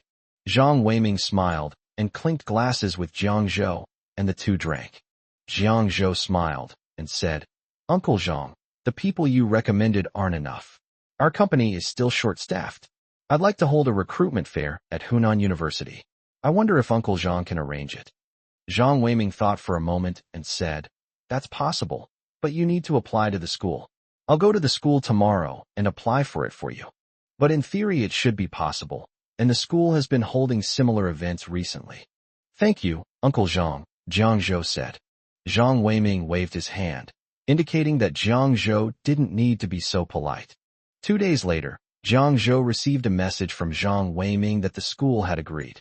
Upon receiving this news, Jiang Zhou immediately convened a meeting with the heads of various departments. He began by saying, "Our company is holding a recruitment fair to recruit a group of promising talents. This recruitment fair will be held at Hunan University. You are all heads of your respective departments and must take full responsibility for the recruitment process. No mistakes are allowed." "Yes," everyone responded in unison. When someone asked, Jiang Zhou thought for a moment and said, "It's the day after tomorrow. You should prepare well in the next 2 days. I hope you can recruit some useful talents for the company." "Understood, we guarantee to complete the mission," everyone replied in unison. Jiang Zhou gave some more instructions and then ended the meeting. After the meeting ended, people from various departments left one after another, as they had other things to do the next day. Jiang Zhou also returned to his office to attend to his own business, as he had many things to explain. Jiang Zhou, along with a group of members from Want Company, drove towards Hunan University. On the way, Jiang Zhou called Zhang Wei. "Uncle Zhang, we're on our way to your school now." "Okay, I've made all the arrangements. I'll be waiting for you at the school gate," Zhang Weiming replied. Jiang Zhou replied, "All right, then I'll leave it to Uncle Zhang." "You're welcome." After hanging up the phone, Jiang Zhou sped up and headed towards his destination, arriving at the school gate very quickly. Jiang Zhou and a group of supervisors looked around Hunan University. As expected of Hunan University, the school's architecture is truly beautiful, and the environment is excellent. The air quality is much better than in other places. "Let's go in," Jiang Zhou said. "Okay." The managers nodded in response, and then followed Jiang Zhou inside. Zhang Weiming was already waiting at the school gate. Upon seeing Zhang Weiming, Jiang Zhou immediately stopped and went to greet him. "Uncle Zhang," Jiang Zhou called out with a smile. Zhang Weiming nodded and said, "You've arrived." Then, Jiang Zhou pointed to the people beside him and introduced them. "These are people from our company." Zhang Weiming sized up the group of employees Jiang Zhou had brought and smiled. "They look pretty good. These people all have potential. Your company's people are really something else." "Uncle Zhang, you flatter me. These are all key members of our company, and they are all very outstanding," Jiang Zhou replied. "Okay." Zhang Weiming nodded and then said, "Let's go. I'll take you to see the location of your job fair." "Then I'll have to trouble you, Uncle Zhang," Jiang Zhou said with a smile. Zhang Weiming smiled, turned around, and led Jiang Zhou and the others forward. A large group of people walked towards the school. A group of people stopped in the small square in front of the school. There was a huge stage in the square where a job fair was being held, and many job postings were displayed. "This is the designated area for our job fair. The empty space there is reserved for you. Hurry up and set it up and start promoting it," Zhang Weiming said. "Uncle Zhang, we understand." Jiang Zhou and his employees got busy. They first set up the billboards, and then started hanging banners and promoting the event in the square. Once these steps are completed, Jiang Zhou and his team simply need to wait for the students to arrive. Soon, students began to arrive. Many people saw these banners and looked at them curiously, wondering who had put them up, but they did look quite impressive. "There seems to be a job fair over there." "Yes, it seems to be a company called Want. Want Company? I've never heard of it, but I recently started using a dating app called Want. He seems to be a rising star, right? He just started his company not long ago." Chapter 193 Shocking. Legend was actually developed by Want. "Oh, I see. Let's go take a look then. Maybe we can find a job." "Who knows, I might be able to find a job." The students were discussing it animatedly. 2 senior male students were also drawn to the job fair and headed towards it. They were both nearing graduation and were constantly worried about finding jobs. "I suddenly heard that a company is hiring, and I was immediately intrigued. I figured I was bored anyway, so I might as well give it a try. Maybe I could actually find a job." When the two arrived at the job fair, they were delighted to find that the positions were for engineers and game developers, which matched their majors perfectly. "Hey, you two, are you here for the recruitment too?" Chun Wenhao asked directly when he saw the 2 boys standing there without coming over. "Yes." The 2 boys nodded immediately. "We're hiring software engineers and game developers for Want here, while the ones next door are hiring engineers for Legend of Mir. Which one are you looking to hire?" Chun Wenhao asked with a smile. One of the men exclaimed in shock. The Legend of Mir was actually developed by your company. The man's name is Zhao Peng. He has recently become obsessed with this game and is very interested in Legend. He also wants to make a game based on it. Chun Wenhao laughed and said, "That's right. This game was developed by our company, and it's already on the market, with many netizens playing it." "The game you developed is amazing," Zhao Peng exclaimed excitedly. Actually, it wasn't just Zhao Peng who was excited. The other boy next to him was also very excited. Among the students, Zhao Peng and Lu Bin are the most fond of the game Legend because it is really amazing. What's rare is that Legend has a lot of traffic online. Moreover, the game content of Legend is particularly good. It is very comfortable and enjoyable to play. So, which job do you two want to choose now? Chun Wenhao asked with a smile. "I want to apply for the position of engineer for Legend," Zhao Peng and Lu Bin said together. Chun Wenhao smiled and nodded, then gestured for them to go to Park Jinchang's side. Zhao Peng and Lu Bin immediately went to Park Jinchang to sign up. After learning that the two were crazy fans of Legend, Park Jinchang asked them a lot of questions about Legend. Park Jinchang was very satisfied with the two men's performance, because they not only understood the game Legend, but also had excellent professional skills. However, Park Jinchang did not watch them actually play, so he did not know their skill level. "How about this? You two come to the company for an interview tomorrow. If it works out, you can work here," Park Jinchang said after thinking for a moment. Zhao Peng and Lu Bin immediately agreed with great excitement. They both hoped to work at Want Company and were confident in their abilities. They believed that with their skills, they could definitely handle the job at Want Company. The two left. Subsequently, more and more people came to Want Company to register. Looking at the waves of students signing up, Jiang Zhou felt incredibly excited. The fact that his company could attract so many people in just over a year showed just how popular it was. He attended a third-tier university, but in just 6 months, he went from an ordinary student to the boss of a company, which can be described as a meteoric rise. He felt very proud to be recruiting these students from a top-tier university. This feeling is so amazing. Halfway through the job fair, several hundred people had already come to register. Jiang Zhou was also very happy. After all, this was their company's first large-scale recruitment fair, and he was very satisfied that so many people came. He also knew that his company was now very famous. Just then, Jiang Zhou's phone rang. When he saw that it was Su Wanxue calling, he immediately answered and said happily, "Wanxue." "Jiang Zhou, how did your company's recruitment at Hunan University go today?" Su Wanxue asked with concern. After listening to Su Wanxue's explanation, Jiang Zhou immediately smiled and said, "That's great. The scene is very lively. There are several hundred people applying for jobs right now, and the situation is much better than expected." Hearing Jiang Zhou say this, Su Wanxue felt relieved. She had initially been worried that the job fair wouldn't go well. "That's good. I'm around here now. Are you free later? I'll come find you," Su Wanxue asked. Jiang Zhou was delighted to hear that Su Wanxue was coming to see him and immediately said, "Of course I have time. Come on over, and be careful on the way." "Okay, I'll head over now." "Okay, I'll wait for you." Jiang Zhou and Su Wanxue then hung up the phone. Jiang Zhou went to the sales department to take a look, where on-site interviews could be conducted directly. He watched as Fei Fei and the others asked various questions to the interviewees, and he nodded in satisfaction. When Fei Fei and the others saw Jiang Zhou coming, Fei Fei smiled and called out, "Boss." "Well, how is it going?" Jiang Zhou asked. Fei Fei said, "That's great. Dozens have already passed, and there are still more people coming up." "Okay, you guys continue. I'll watch," Jiang Zhou said with a smile.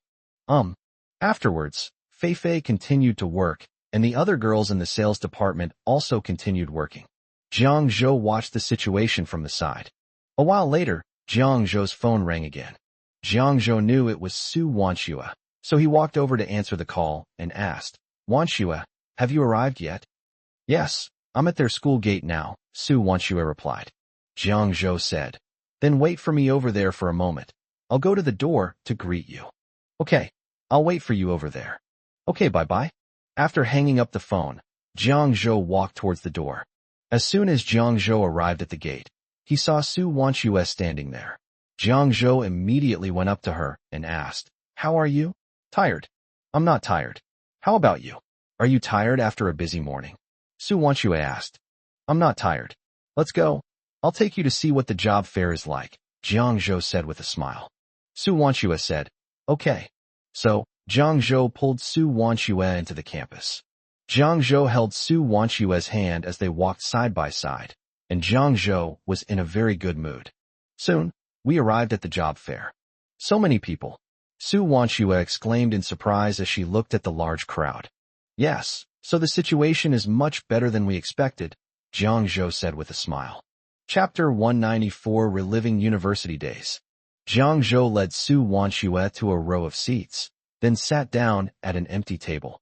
Jiang Zhou picked up the teapot on the table next to him, poured 2 cups of water, handed one to Su Wanshue, and said, rest here for a while, and I'll take you to lunch later. Okay, sure. Jiang Zhou also sat down next to Su Wanshue to keep her company. Jiang Zhou and Su Wanshue sat down at an empty table nearby. Soon, many students came over to ask questions, and Su Wanshue smiled and told them to go to the side.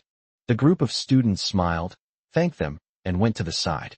Looking at these students, Su Wanshue recalled her own university days, when she was just like them. Soon, Jiang Zhou noticed that it was already 11:30, and the recruiters had all left one after another. Once you're done here, go eat first, Jiang Zhou said to his company members. Okay, we understand. Everyone nodded and said. After Jiang Zhou finished speaking, he walked to Su Wanshue's side and said, let's go eat. Su Wanshue nodded, and she and Jiang Zhou left the job fair. Jiang Zhou, let's eat at the school cafeteria, Su Wanshue suggested to Jiang Zhou. Jiang Zhou smiled and nodded, saying, okay. He hadn't eaten at the school cafeteria in a long time. When he was dating Su Wanshue, they used to eat together all the time. He also wanted to relive that feeling. Okay. Su Wanshue nodded. Soon, Jiang Zhou and Su Wanshue arrived at the school cafeteria. Wanshue, find a seat first. I'll get you some food, Jiang Zhou said to Su Wanshue. Su Wanshue nodded and said, okay. Back in school, the cafeteria was always packed with people after class, and sometimes you couldn't find a seat at all. So every time, Jiang Zhou would let Su Wanshue find a seat while he went to get the food. After Jiang Zhou had prepared the food, he placed it next to Su Wanshue and said with a smile, come and eat. Okay. Su Wanshue nodded and accepted the food Jiang Zhou gave her. Jiang Zhou also picked up his chopsticks to eat. Jiang Zhou and Su Wanshue are both very good looking, and they attracted a lot of attention when they sat in the cafeteria.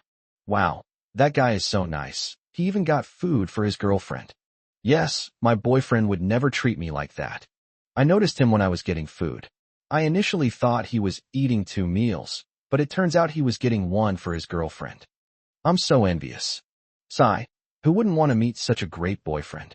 Hearing everyone's chatter, Su Wanshue blushed slightly, feeling a little shy, and could only lower her head to eat. Seeing Su Wanshue's shy appearance, Jiang Zhou smiled, and his eyes were full of doting affection. Ignoring the stares of those around them, Jiang Zhou picked up some food and placed it in Su Wanshue's bowl.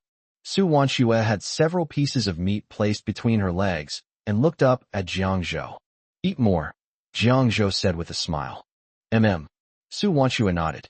Jiang Zhou placed several more pieces of meat into Su Wanshue's bowl, smiling as he said, eat up. Su Wanshue said with a smile, don't put all the food on my plate. What are you going to eat? Jiang Zhou smiled and shook his head, saying, it's okay. I'm not hungry anyway, you eat more. Su Wanshue smiled helplessly, then continued eating with her head down. Su Wanshue? Suddenly, a male voice came from the side. Jiang Zhou and Su Wanshue turned their heads at the same time and looked in the direction of the voice. When the man saw Su Wanshue turn around, he walked over with delight and said, Xiaoxue, it really is you. I thought I was seeing things. What a coincidence to see you here. Jiang Zhou looked at the man, his brows furrowed slightly, his eyes narrowed, and he stared at him warily. He remembered that the man's name was Zhao Kai. This man had pursued Su Wanshue before he and Su Wanshue started dating, but Su Wanshue rejected him. Su Wanshue looked at the person in front of her and felt that he looked somewhat familiar, but she couldn't remember him. She smiled and asked, do you know me? Xiaoxue, You don't even remember me? I'm Zhao Kai. Zhao Kai said, looking at Su Wanxue. Su Wanxue was stunned, and then she remembered that Zhao Kai in her memory was of ordinary appearance and thin build. But now Zhao Kai looks different. He has a beer belly and is chubby, which makes him look a bit comical. Xiaoxue, you're still as beautiful as ever after all these years. Zhao Kai said with an excited expression. You've changed quite a bit. What are you doing here? Su Wanxue asked with an awkward smile. I'm here to pick up my cousin, Zhao Kai said with a smile, pointing to his cousin. Su Wanxue smiled and nodded. Xiaoxue, we've been classmates for a while now. Do you have time? I'd like to treat you to a meal, Zhao Kai said to Su Wanxue. The snow is as beautiful as before. No, she's much prettier than before. Looking at Zhao Kai's lewd appearance, Jiang Zhou frowned, a look of disgust on his face, and cursed inwardly. This Zhao Kai, he's really shameless. No need. I forgot to introduce you. This is my husband Jiang Zhou. Su Wanxue immediately refused, not wanting Zhao Kai to bother her any further. Hearing Su Wanxue's words, Zhao Kai was stunned for a moment. He then reached out his hand and looked at Jiang Zhou, saying, Zhao Kai. He never expected that Xiaoxue would actually be involved with Jiang Zhou. Didn't he hear before that Jiang Zhou and Su Wanxue broke up? They're married?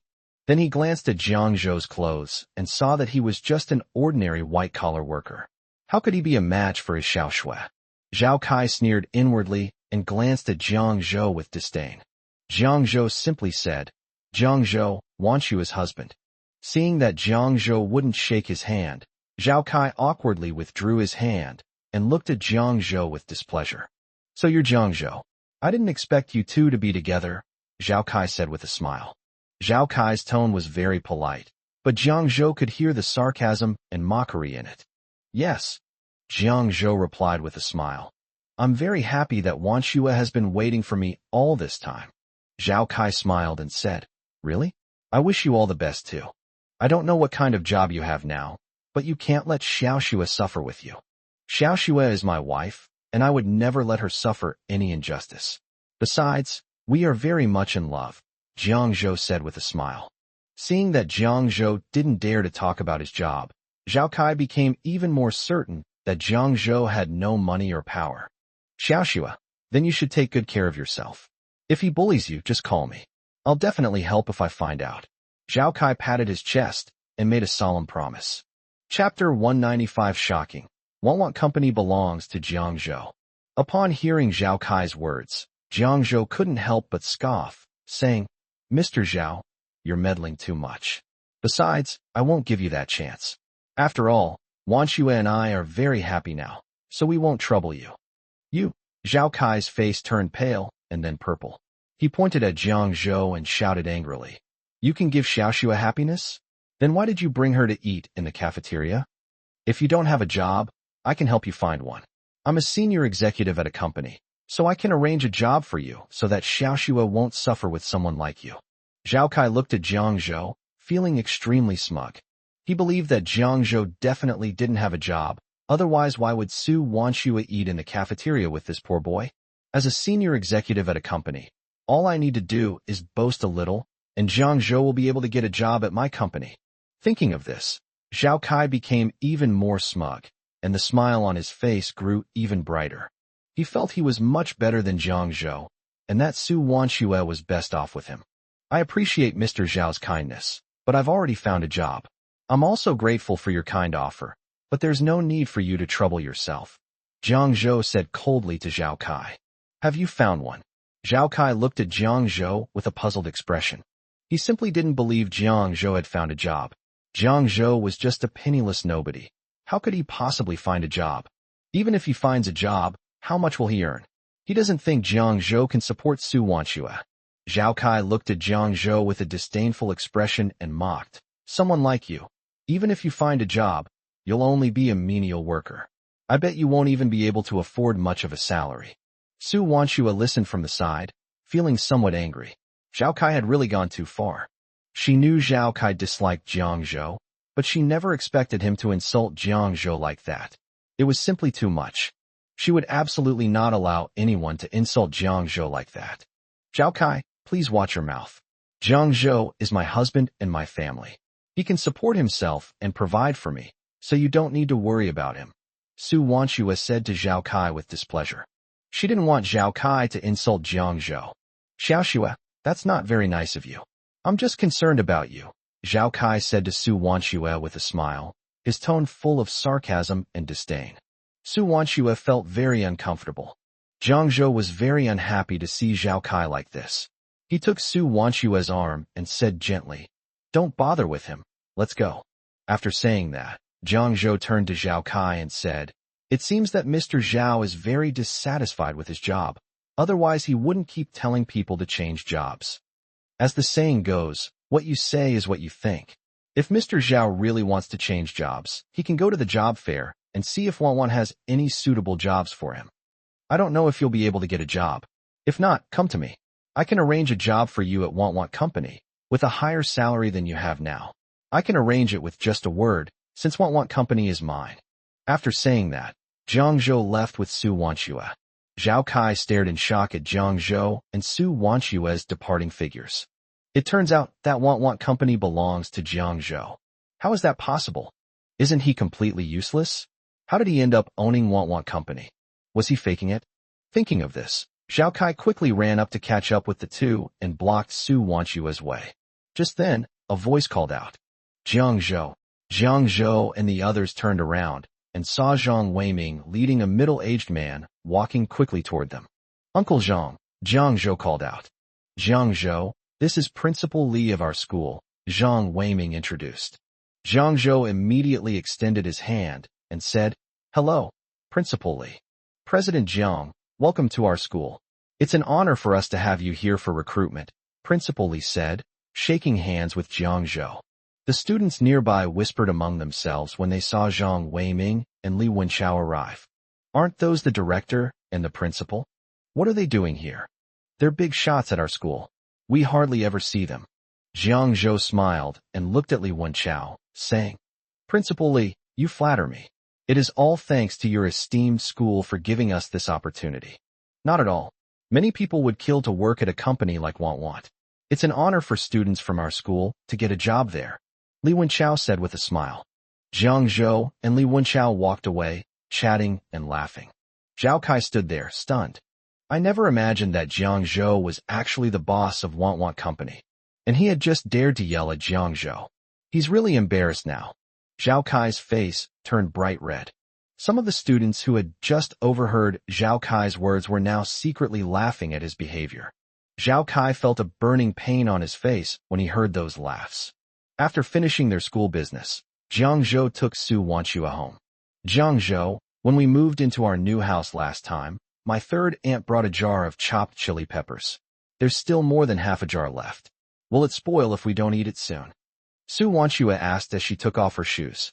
She remembered that the jar of chopped chili peppers was made by her third uncle's mother. It couldn't be left there to go to waste. "It won't be that fast. That can last a long time," Jiang Zhou said with a smile. "Oh, that's good." Su Wanchua nodded. Jiang Zhou and Su Wanchua were resting on the sofa when Jiang Zhou's phone suddenly rang. Jiang Zhou picked up the phone and saw that it was Lin Yuehua calling, so he answered it. "Hey, Mom," Jiang Zhou called out. On the other end of the phone, Lin Yuehua hurriedly said, "Zhou, your third aunt just called to say that your third uncle has passed away. Pack your things, we have to rush back." "Why so suddenly?" Jiang Zhou asked in surprise. "When my third uncle came to his new house last time, he looked perfectly healthy. How could this be?"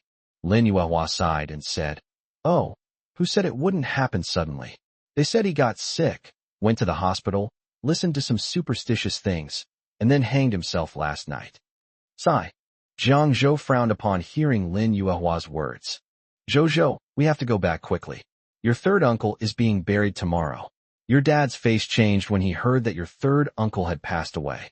"I just called your eldest brother, and he should be on his way back," Lin Yuehua continued. "Okay, I understand." Jiang Zhou hung up the phone. After hanging up the phone, Su Wanchua noticed that Jiang Zhou's expression seemed a bit off, so she asked with concern, "What's wrong?" "My third uncle has passed away," Jiang Zhou said sadly. Chapter 196 The Neighbor's Sour Tears. Jiang Zhou's family bought another luxury car. "Huh? How could this be so sudden?" Uncle San was in good health when he came last time. How could he have passed away so soon? Su Wanchua said in surprise. Mom said it was because she got sick, went to the hospital, listened to some superstitious things, and then hanged herself last night, Jiang Zhou said. Su Wanchua frowned. She hadn't expected things to turn out this way. It was all too sudden. How can this be considered superstition? Su Wanchua sighed. Jiang Zhou said, Sigh. I have to rush back with my parents later. My third uncle is being buried tomorrow. So urgent? Su Wanchua asked. Jiang Zhou nodded and said, Okay. You don't need to come back with us. You still need to take care of the 3 little girls. How can that be? Su Wanchua shook her head and said, How can I not go? I have to go with you. After all, this is no small matter. Jiang Zhou shook his head and said firmly, The 3 little girls need to go to school. If you come with us, they won't have anyone to help them, so it's better if you don't go. Just stay at home.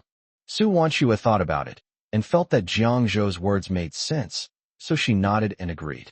Seeing that Su Wanchua had agreed, Jiang Zhou picked up the keys and prepared to leave. Be careful on your way, Su Wanchua reminded her. Understood, Jiang Zhou replied. Jiang Zhou arrived at Lin Yuehua's house and knocked on the door. Lin Yuehua opened the door, saw Jiang Zhou, and said, Zhou. Jiang Zhou replied. Jiang Zhou entered the room. Your older brother has already flown back on the nearest available flight, Lin Yuehua said. Jiang Zhou nodded. Jiang Haixing sat on the sofa, and Lin Yuehua gestured for Jiang Zhou to comfort him. Jiang Zhou walked up to Jiang Haixing and patted him on the shoulder. Dad, don't be too sad. Life and death are predestined, Jiang Zhou said. Sigh. Jiang Haixing sighed, and then shook his head. Lin Yuehua then walked over to Jiang Haixing and sat down. Jiang Haixing continued. Zhou, how could your third uncle be so foolish? He listened to that little bit of superstition and hanged himself. Lin Yuehua sighed after hearing Jiang Haixing's words. This third son is really foolish. He actually believes in those superstitions. Jiang Zhou said, Dad, don't be sad.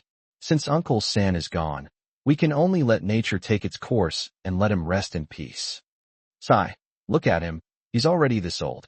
How can he still be so confused? Jiang Haixing sighed again. Lin Yuehua patted Jiang Haixing on the shoulder and comforted him. Haixing, don't think about this anymore. Look at you now. You're so old, and you're still frowning. This isn't like you. Jiang Haixing glanced at Lin Yuehua and sighed again. No matter what Jiang Zhou says now, it's useless. This is a person's fate, and no one can change it. So now, all he can do is hope that his third uncle is doing well in another world. Jiang Zhou patted Jiang Haixing on the shoulder to comfort him. Zhou, aren't Xiaoxue and the others going back? Lin Yuehua asked. Jiang Zhou explained. Bayer, and Xianger still have to go to school, so I didn't let Wanxue go back with us. Jiang Haixing and Lin Yuehua nodded after hearing Jiang Zhou's words. They understand that too. Shall we drive back together later? Lin Yuehua suggested. I can use mine. It's a bit bigger, Jiang Zhou nodded in reply. Jiang Haixing pondered for a moment and said, Driving 3 cars back is fine. It'll be more convenient that way. His third brother had passed away so suddenly, and he wanted to make him look good. That's fine too, Lin Yuehua nodded in reply. A few hours later, Lin Yuehua's phone rang. She quickly took it out and saw that it was Jiang Fan. She answered the call immediately. Mom, I just got off the plane and am on my way home, Jiang Fan said on the phone. Okay, we're waiting for you at home now, Lin Yuehua replied. Okay, I'll call you when I get home, Jiang Fan said, and then hung up the phone. Lin Yuehua looked at Jiang Haixing and said, Fan has gotten off the plane and is on her way home. Jiang Haixing nodded. Okay, Mom and Dad, have you packed your things? Jiang Zhou asked Lin Yuehua. All right, it's all installed. Lin Yuehua nodded and said. Jiang Zhou nodded. Now they just needed to wait for Jiang Fan to come back and get the car keys before they could leave. Jiang Fan rushed back home and said as soon as he entered, I'm back. Let's go straight home now. Yes, we just discussed it and decided to take 3 cars back, Lin Yuehua replied. Okay, I'll go back and get my car keys first, Jiang Fan said. Okay, go ahead. We'll wait for you downstairs. Lin Yuehua nodded. Jiang Fan went back to get his car keys and then came downstairs. Jiang Haixing, Lin Yuehua, and Jiang Zhou were already prepared. Seeing Jiang Fan come down, they said, "Let's go." Jiang Fan nodded, then took his car keys and walked to his car before getting in. After Jiang Zhou and Jiang Haixing saw him get into the car, they started the car and drove away. So, the three cars set off for Yongzhou. This time, Jiang Zhou and his team didn't rest and rushed back directly. It was past 10 p.m. when we arrived at Jiangjia village. All three cars stopped at the front door of Jiang Haiken's house at the same time. It immediately attracted everyone's attention. "Hey, who's this? Driving back in three cars? Who else could it be? Jiang Haixing and his family, perhaps?" The villagers were talking amongst themselves, looking at the three vehicles with curiosity. Afterwards, Jiang Zhou, Jiang Haixing, Lin Yuehua, and Jiang Fan got out of the car, took the money paper, and went inside. Yang Li saw it too. She was filled with envy, jealousy, and resentment when she saw that Jiang Fan had come back in a Mercedes-Benz S450. She was so angry she was gritting her teeth, thinking, why can Jiang Haixing's family live so comfortably and drive luxury cars? No way. She can't let that family outdo her. Yang Li immediately took out her phone and called her youngest son, Jiang Yin. Jiang Yin bought this phone before she went to Beijing, and she was quite proud of it for a long time. "Mom, why are you calling so late?" Jiang Yin asked on the other end of the phone. "Yin Yin, you have to buy a car when you come back for Chinese New Year this year. Whether it's a BMW or a Mercedes, you have to buy me a car," Yang Li said directly to Jiang Yin. Buying a car? Jiang Yin was stunned when he heard his mother's words. Why did you suddenly bring up buying a car all of a sudden? What's going on here? Chapter 197 Cousin, Jiang Xiaolan. Yes, you must buy a luxury car this year, Yang Li continued, her tone commanding. Mom, don't get agitated. What happened? Jiang Yin asked, hearing his mother's tone. After being persuaded by Jiang Yin, Yang Li immediately realized what was going on. Ever since it was exposed that she had given money to her family, the two families didn't end up getting divorced for the sake of saving face. Her family returned some of the money, but she no longer had any status in her own home. Thinking of this, Yang Li immediately softened her voice and said, Yin Yin, I was just angry because I saw Jiang Haixing's family drive 3 cars back.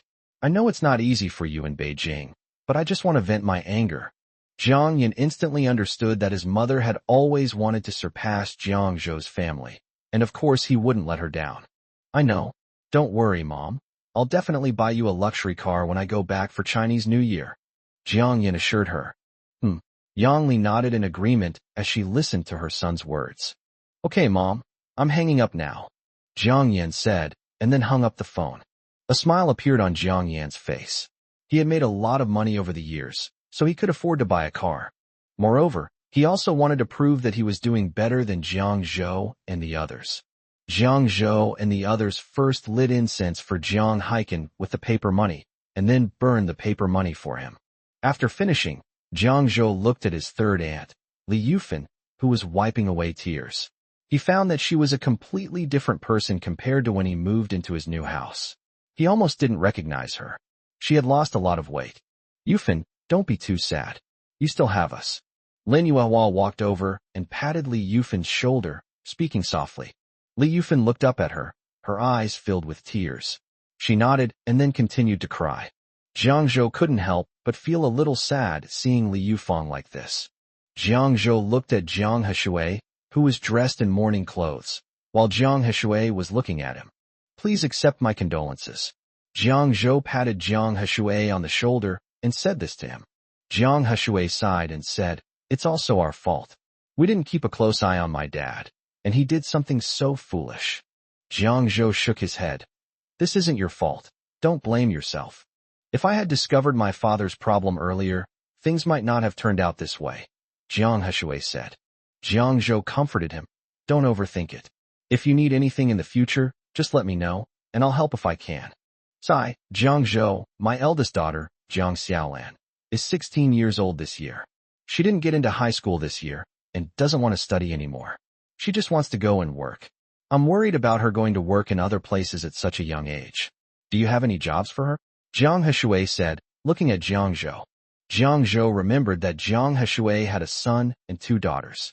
He remembered that in his previous life, His eldest daughter was a good singer and became a minor internet celebrity in his later life. Thinking about it, he recalled his past life, where his third uncle also passed away at this time. In his past life, he was working in Shanghai at this time and knew nothing about what was happening here. Many years later, after I became successful, I brought my parents to Shanghai. It was then that I learned my third uncle had passed away long ago, but my parents didn't say why. If he had known the reasons earlier, perhaps his third uncle could have been prevented from hanging himself. However, things have already come to this, and there's no point in saying anything now. Okay, let Xiaolan work for me, Jiang Zhou said to Jiang Heshui. Really? Thank you so much, Jiang Zhou. I feel much more at ease leaving you with me, Jiang Heshui said gratefully to Jiang Zhou. You're too kind, Jiang Zhou said with a smile. Jiang Heshui immediately called Jiang Xiaolan over to meet Jiang Zhou and said, Xiaolan, this is your cousin. Didn't you want to work? I'll feel at ease if you work for your cousin. Hurry up and call him over. Uncle, Jiang Xiaolan called out obediently. Jiang Zhou nodded, sized up Jiang Xiaolan, and thought she was quite a pretty girl. Although she was young, she had a well-developed figure and a delicate face, though she was a little chubby. She looked very energetic, though. Jiang Zhou, please take good care of Xiaolan from now on, Jiang Heshui said to Jiang Zhou with a smile. Jiang Zhou replied. The burial is tomorrow, so we're all keeping vigil together tonight. A group of relatives surrounded Lin Yuehua and Jiang Haixing, chatting. Yuehua, your Zhou has become successful now. He's making a lot of money and has bought so many houses in Changsha, all of which are luxuriously decorated. Yes, those houses are worth several million yuan each. Such a large sum of money. Your Zhou is really amazing. Yes, look at the cars parked outside. They're all luxury cars. Exactly. All we can do is envy them. A group of relatives surrounded Lin Yuehua, praising her incessantly. Lin Yuehua simply smiled as she watched them chatter away, without saying a word. By the way, Yuehua, how's your son Zhou doing these days? I heard he started a company, a relative asked curiously. Lin Yuehua nodded and said, Yes, the company is just getting started. Yuehua, you are so blessed to have such a smart son. Yes, Yuehua, having a good son is a blessing for you. Yeah. Lin Yuehua listened to these compliments and simply smiled faintly. Yang Li felt uncomfortable listening to the flattery from the group. She thought to herself, it's just a small company. What's so great about it? Jiang Yankai, the son of Jiang Yankai, is amazing. In just over half a year, he has already opened 6 training institutions in Beijing. They will definitely have a bright future, and their family will be able to live a good life then. When the time comes, we'll have to let these people see what's what. The next morning, Jiang Zhou and his group buried Jiang Haiken. They had some things to take care of in the afternoon, so they decided to return to Changsha the next morning. Jiang Zhou was going to take Jiang Xiaolan back to Changsha this time. Jiang Heshui saw them off and specifically instructed Jiang Xiaolan. Go work for your uncle, do a good job, and don't cause trouble for your uncle and his family, understand? Seeing her father's serious expression, Jiang Xiaolan obediently said, Dad, I understand. I will do my job well and won't cause uncle any trouble. Jiang Heshui nodded in satisfaction upon hearing Jiang Xiaolan's promise, then looked at Jiang Zhou and said, I'm entrusting Xiaolan to your care. Don't worry. Jiang Zhou nodded and said, Be careful on the road. Jiang Heshui reminded Jiang Zhou and Jiang Haixing. Okay, I understand, Jiang Zhou replied, then waved goodbye to Jiang Heshui. Then, the 3 cars, led by Jiang Zhou, started up and left. Chapter 198 Shock. President Jiang, you can also write songs. Jiang Zhou and his group didn't make the trip back as quickly as they had come, so they rested for a while along the way. Upon arriving in Changsha, Jiang Zhou, Jiang Haixing, and Jiang Fan each returned home. Because Jiang Zhou had to take Jiang Xiaolan to the company later, he took her home. When they got back, Su Wanchua wasn't home. Jiang Zhou guessed she had gone out to run errands. Please have a seat. I'll go tidy up, Jiang Zhou said, pouring Jiang Xiaolan a glass of water. Jiang Xiaolan awkwardly accepted the water glass and said, Thank you. Jiang Zhou smiled and shook his head, then went to tidy up. After Jiang Zhou entered the room, Jiang Xiaolan dared to raise her head and look around at the house Jiang Zhou lived in. She was shocked and thought to herself, "It's so beautiful, and so big too." This was the first time she had ever seen such a big house. Jiang Xiaolan touched the sofa she was sitting on. It was so soft and comfortable. She thought to herself with a sigh that this place was much more luxurious than her own home. Her own home had very simple furniture, while this place was more than 200 square meters. Jiang Xiaolan looked at the luxurious house, her heart filled with longing. Soon, Jiang Zhou had tidied up and changed his clothes before coming out of the room. "Let's go. I'll take you to see the company now," Jiang Zhou said to Jiang Xiaolan. "Okay." Jiang Xiaolan nodded and followed Jiang Zhou out the door. Jiang Zhou drove straight to the company. After arriving at the company building and parking the car, Jiang Zhou led Jiang Xiaolan toward the elevator. Jiang Xiaolan looked at the office building with curiosity all the way. It looked so tall. "Am I going to be working here from now on?" Jiang Xiaolan sighed, her heart filled with longing and expectation. Upon arriving at the elevator, Jiang Zhou pressed the button, and the elevator doors slowly opened. Jiang Zhou and Jiang Xiaolan stepped inside. He went straight to his office floor and then said to Jiang Xiaolan, "Why don't you take a look around the company first?" "Okay, I understand. Uncle, you go ahead and do your thing. You don't need to worry about me." Jiang Xiaolan nodded and said, "I understand, I'll be going now." After saying that, Jiang Zhou walked directly towards his office. Jiang Xiaolan looked around Jiang Zhou's office. Jiang Zhou walked into the office and then called Jiang Yun over. Jiang Yun knew that Jiang Zhou had returned to Yongzhou and asked as soon as he entered the office, "Have you taken care of things at home?" "Well, there's nothing we can do about it." He listened to superstition. Jiang Zhou sighed, thinking of his third uncle's situation. "Your third uncle is too superstitious, actually believing in that kind of thing," Jiang Yun frowned. "But what's done is done, don't be too sad." "Yes, I understand." Jiang Zhou nodded. Then Jiang Zhou asked, "By the way, is the recording studio ready? And have you found the music teacher I asked you to find?" "Don't worry, it's all taken care of," Jiang Yun said with a smile. He didn't know what Jiang Zhou was going to do. He only knew that Jiang Zhou had called him the day before yesterday and asked him to set up a recording studio as soon as possible, and also to find a music teacher. Finding a music teacher was easy. Knowing Jiang Zhou needed a recording studio urgently, he immediately got people to set one up overnight. Jiang Yun looked at Jiang Zhou and asked, "Why are you setting up a recording studio and hiring a music teacher?" "My cousin's daughter is looking for a job. She's a pretty good singer, and I'm thinking of getting her involved," Jiang Zhou said directly. "I see." Jiang Yun nodded. Then, Jiang Zhou stood up and said, "Let's go to the recording studio. The girl is still waiting outside." "Okay, let's go." Jiang Yun nodded. Afterwards, Jiang Zhou and Jiang Yun came out of the office and saw Jiang Xiaolan sitting obediently outside. Jiang Zhou knew that the girl was shy, so he went over and said, "Come on, let me take you to see the recording studio." Jiang Xiaolan nodded obediently and followed behind them. When I arrived at the recording studio, the music teacher was already there. Upon seeing Jiang Yun arrive with Jiang Zhou, she stood up and respectfully said, "Mr. Jiang, you've arrived." Jiang Yun introduced from the side. "Jiang Zhou, this is the music teacher, Lu Yin." "Teacher Lu, this is our boss, Jiang Zhou." Lu Yin immediately extended her right hand, smiling as she said to Jiang Zhou, "I've long admired Mr. Jiang's name. It's a pleasure to meet you."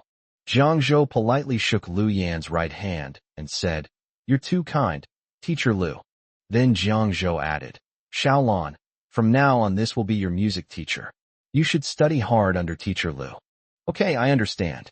Jiang Xiaolan replied obediently, though she didn't know why Jiang Zhou wanted her to study music. Then Jiang Xiaolan looked at Lu Yin and called out, "Teacher Lu." Actually, Jiang Xiaolan was quite happy, as she usually enjoys singing. Moreover, she had previously won awards for participating in the school's arts and culture gala. "Hello, Xiaolan," Lu Yin replied with a smile. Jiang Zhou then began to look around at the recording studio's facilities. The studio's facilities and layout were quite good, and it looked rather luxurious. "President Jiang, how's the recording studio? Are you satisfied?" Lu Yin asked Jiang Zhou with a smile. Jiang Zhou nodded at Lu Yin and said, "Not bad, pretty good." "Then I'm glad you're satisfied, Mr. Jiang," Lu Yin said with a smile to Jiang Zhou. Jiang Zhou nodded and then said, Teacher Lu, why don't you get to know the students first? I have something to take care of here. Lu Yin nodded and then started chatting with Jiang Xiaolan. Jiang Zhou casually picked up a piece of paper and a pen from the recording studio and started writing a song on it. He was going to write the song, You'll Be With Me All My Life. You'll Be With Me All My Life is a song performed by Shui Mu Manhwa. Moreover, in its previous life, the song won the Top 15 Golden Songs Award at the 9th China Music Awards in 2002, and Shui Mu Manhwa also won the Best Newcomer Award for it. He wanted to use this song to promote Jiang Xiaolan. Afterward, Jiang Zhou focused on writing songs. Once he finished, he handed the song to Jiang Xiaolan and Lu Yin, saying, Take a look. If there's anything I can improve, I'll revise it. Jiang Xiaolan and Lu Yin were shocked as they took the paper that Jiang Zhou handed them. They never expected that Jiang Zhou was actually writing lyrics. He actually wrote lyrics right there on the spot. Lu Yin looked at the lyrics above. The lyrics were, Because I dreamt you left, I woke up crying, watching the night wind blow through the windowsill. Looking at the lyrics, Lu Yin was deeply moved. She really didn't expect Jiang Zhou's lyrics to be so amazing. Not only can he write songs, but he can also write lyrics like these. It's really rare. She couldn't help but exclaim, President Jiang, your lyrics are absolutely fantastic. I doubt I could have written a song in such a short time if I were in charge. Chapter 199 Internet Cafe Price War. And it's so smooth. This is absolutely incredible. It's beyond the professional level. She was truly impressed by President Jiang's lyrics. Jiang Zhou smiled and said to Lu Yin, This is just a small hobby of mine. I'll leave the composition to Teacher Lu. I hope Teacher Lu can teach Xiaolan. Don't worry, Mr. Jiang. I will do my best to train Xiaolan, and I will definitely not let you down, Lu Yin assured her. Lu Yin also knew that her student must be very important to Jiang Zhou. Otherwise, he wouldn't have personally sent the person over and even personally written the lyrics. Therefore, she will definitely take it seriously. Okay, then thank you for your help, Teacher Lu. No trouble at all. Then, Jiang Zhou turned to Jiang Xiaolan and said, Xiaolan, you should study Teacher Lu's techniques and experience carefully here. If you don't understand anything, you can ask Teacher Lu directly. Teacher Lu will definitely help you. Okay, I understand. I will try my best. Jiang Xiaolan nodded and said to Jiang Zhou. She now idolizes Jiang Zhou immensely. She is utterly astonished that her cousin is not only skilled in technology, but can also write lyrics. That's really amazing. She also wanted to be like him and become an outstanding person. She didn't want to disappoint him. Then, Jiang Zhou said to Lu Yin, I'll be going now. Teacher Lu, you go ahead with your work. Okay, Mr. Jiang. Take care, Lu Yin said. Jiang Zhou nodded and then left the recording studio. After Jiang Zhou left, Lu Yu began to discuss things with Jiang Xiaolan. Jiang Zhou had just returned home from the recording studio when Su Wanxue arrived home as well. Why did you go straight to the company as soon as you got back this morning? Su Wanxue asked. My cousin's daughter is coming to work at the company, so I took her to see her, Jiang Zhou explained. Su Wanxue nodded and said, You must be tired these past few days. Go and get some rest. Jiang Zhou walked over, put his arm around Su Wanxue's waist, and said with a smile, You'll come with me. Su Wanxue nodded helplessly. Just as Jiang Zhou lay down, his phone rang. He took it out and saw it was Jiang Fan. He immediately answered, Hey, big brother, you've arrived in Shanghai? After Jiang Fan returned from Yongzhou, he was worried that the Shanghai Wangwang Internet Cafe was just starting out, and there were some things he was not comfortable with. So as soon as Jiang Fan returned, he bought the nearest plane and flew directly to Shanghai. Yes, I've arrived in Shanghai. I'm at an internet cafe now, Jiang Fan replied. Jiang Zhou asked, What's the situation with internet cafes in Shanghai right now? I just wanted to tell you this. I just got to the internet cafe and the staff said that all the small internet cafes in the area have started to lower their prices. Now it's 3 yuan an hour. They charge for yuan an hour here. Aren't they ganging up on our internet cafe? But it's okay. The customer traffic has been alright lately. But this can't go on forever. We need to find a way to change this situation, Jiang Fan said, both worried and angry. Jiang Zhou thought for a moment and comforted him. Don't worry. He had long anticipated this situation. They had gone to someone else's territory and taken away their share of the pie, so it was only natural that some people would retaliate. Why aren't you in a hurry? Do you have a plan, Jojo? Jiang Fan asked curiously. He also knew that his younger brother was usually full of ideas, so he guessed that Jiang Zhou might have a solution. Brother, I also have a way to solve this internet cafe problem. You can put up a banner at the internet cafe that says Legend of Mir 2 Designated Internet Cafe, and then lower the price to 2.5 yuan per hour, Jiang Zhou said. Jiang Fan frowned upon hearing this and said, Isn't this too low? If they want to wage a price war, we'll just play along. Besides, we also have Legend. What are you afraid of? Jiang Zhou said with a smile. Jiang Fan immediately understood what his younger brother meant. Okay, let's do it your way. Jiang Fan immediately agreed. Okay, I'll hang up now, Jiang Zhou said. After the two hung up the phone, Jiang Fan began to make arrangements for the matter. He immediately had the banners put up and then spread the word that the internet fee had been reduced from 4 yuan to 2 yuan and 50 cents per hour. Wang Tianqing's underlings received the news and immediately rushed back to inform Wang Tianqing. Big brother, that Wang Internet Cafe over there has come up with a new trick again, the younger brother said breathlessly as he ran into Wang Tianqing. Wang Tianqing frowned and said, What new tricks have you come up with again? What are they this time? They just put up a banner saying they're the designated internet cafe for Legend of Mir, and they've even lowered the price to 2.5 yuan per hour, the younger brother said. What? They actually lowered the price to 2.5 yuan per hour. Wang Tianqing was taken aback and couldn't help but stand up. The decision to lower the price of internet cafes in the surrounding area to 3 yuan was made after a long discussion among the owners. He never expected that the Wang Internet Cafe would drop the price to 2.5 yuan. It has also become the designated internet cafe for Legend. This is insane. How dare they? However, he is now in a difficult situation, and no matter what he does, the result will be the same.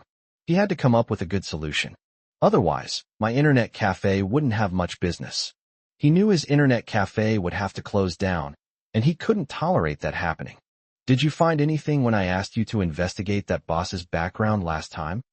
Wang Tianqing asked, frowning. The younger brother immediately nodded and said, I've already found out. He doesn't have any special background. He's just a newcomer from Hunan province. Wang Tianqing was furious.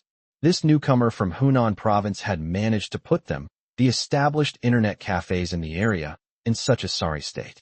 It was outrageous. He simply couldn't tolerate it. Wang Tianqing cursed. This newbie from Hunan province dares to be so arrogant, making our internet cafe look bad. It's infuriating. Dare to fight us? We'll see if I don't bring down that crappy internet cafe.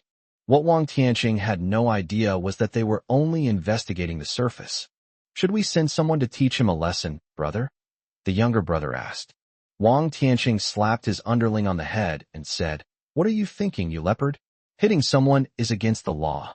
Then he said to his underling, Bao, go and find the landlord of Wang Internet Cafe. I need to have a good talk with him. Bao nodded and said, Okay, I'll go find him now. After saying that, he walked out. After Wang Tianqing sat down, he lit a cigarette and took a deep drag. You think you can mess with me? Just you wait and see. Less than half an hour later, Bao returned with the landlord. Chapter 200. Want to fight back? The landlord looked to be in his 50s or 60s, dressed simply, with deep wrinkles on his face, but he was very tall and strong. Brother, I found the man for you, Bao said with a smile. Then he looked at the landlord and said, This is my brother. Hurry up and call him. Upon seeing Wang Tianqing sitting on the sofa, the landlord immediately greeted him respectfully. Hello, Brother Wang. Wang Tianqing looked at the fat man and said with a smile, Hello, brother. What's your name? Zhang Jian. Zhang Jian replied with a smile. He was sweating bullets. He didn't know this Wang Tianqing. He's usually very arrogant. I have no idea why he's contacting me this time. Wang Tianqing immediately smiled and said, Brother Zhang, please have a seat. Wang Tianqing immediately gestured for Zhang Jian to sit down, while gesturing for Bao to offer Wang Tianqing a cigarette. Zhang Jian quickly took out a lighter, and lit the cigarette in his hand. At this moment, Wang Tianqing looked at Zhang Jian and said, Brother, I heard that someone from Hunan province recently rented your house. Yes, yes, that person does the same business as you. Zhang Jian quickly said, then looked at Wang Tianqing. Wang Tianqing smiled and said, yeah, ever since he came, the small internet cafes around here haven't had any business. Everyone's gone to his place. How are we supposed to survive? Wang Tianqing kept his eyes fixed on Zhang Jian as he spoke, observing him. Zhang Jian felt uncomfortable being stared at, and quickly said with a smile, I'm not too sure about that. I'm only responsible for renting out the houses. Wang Tianqing looked at Zhang Jian, seemingly lost in thought. After a few seconds, Wang Tianqing smiled and said, I've always enjoyed making friends, especially friends with your personality, so don't be nervous, brother. I'd like to discuss a business deal with you. Zhang Jian was taken aback, then quickly said, Brother Wang, please feel free to bring it up. Wang Tianqing, while smoking a cigarette, looked at Zhang Jian with a smile and said, Actually, it's not a big business. I just hope you can help me out. You can't keep renting this house to that guy from Hunan province. If this continues, all the internet cafes around here will have to go out of business. As Wang Tianqing spoke, he took a wad of cash from the drawer next to him and placed it on the table. Looking at the money in front of him, Zhang Jian thought that it was probably only 10 or 20,000 yuan. Zhang Jian quickly declined, saying, Brother Wang, I can't accept your money. You definitely have to accept this money. I believe you can definitely do it, brother, Wang Tianqing said with a smile. Zhang Jian knew he couldn't refuse right now, so he thought for a moment and said, Sigh, it's not that I don't want to help you. It's just that I signed a contract with that person. If I break the contract, I'll be in big trouble and have to pay compensation. Wang Tianqing was taken aback and immediately felt a little annoyed. Seeing this, Zhang Jian quickly said, How about this? Give me some time to go back and think about it. Wang Tianqing nodded and said, All right, brother, go back and think it over carefully, but I still hope you can give me an answer as soon as possible. Zhang Jian wiped the cold sweat from his forehead and nodded, saying, Okay, I'll consider it. Wang Tianqing stood up with a smile, patted Zhang Jian on the shoulder, and said, All right, brother, now that this matter is settled, go back first. I'll be waiting for your good news. Okay, I'll be going now, Zhang Jian said as he walked towards the door. After Zhang Jian left and returned home, he immediately took out his phone and called Jiang Zhou. Hey, Mr. Jiang, Zhang Jian said with a smile. What's up? Wang Tianqing just called me over. He told me not to continue renting the house to you. This is really putting me in a difficult position, Zhang Jian said. Zhang Jian had his own plans. The money Wang Tianqing had just given him wasn't as much as this guy's. He would never do a business that loses money. Wang Tianqing, he actually found you, Jiang Zhou said with some surprise. Jiang Zhou then asked, Never mind him. I want to ask Mr. Zhang, are you planning to sell this shop? Is Mr. Zhang planning to buy my shop? Zhang Jian asked, somewhat surprised. He had always wanted to sell the shop, but unfortunately, he couldn't find a suitable buyer. The reason he rented it to Jiang Zhou was because Jiang Zhou wanted to rent it for 5 years at a time, which is why Jiang Zhou agreed to rent it to him. Yes, I wonder if Mr. Zhang is selling them. Jiang Zhou asked with a smile. Zhang Jian replied with a smile.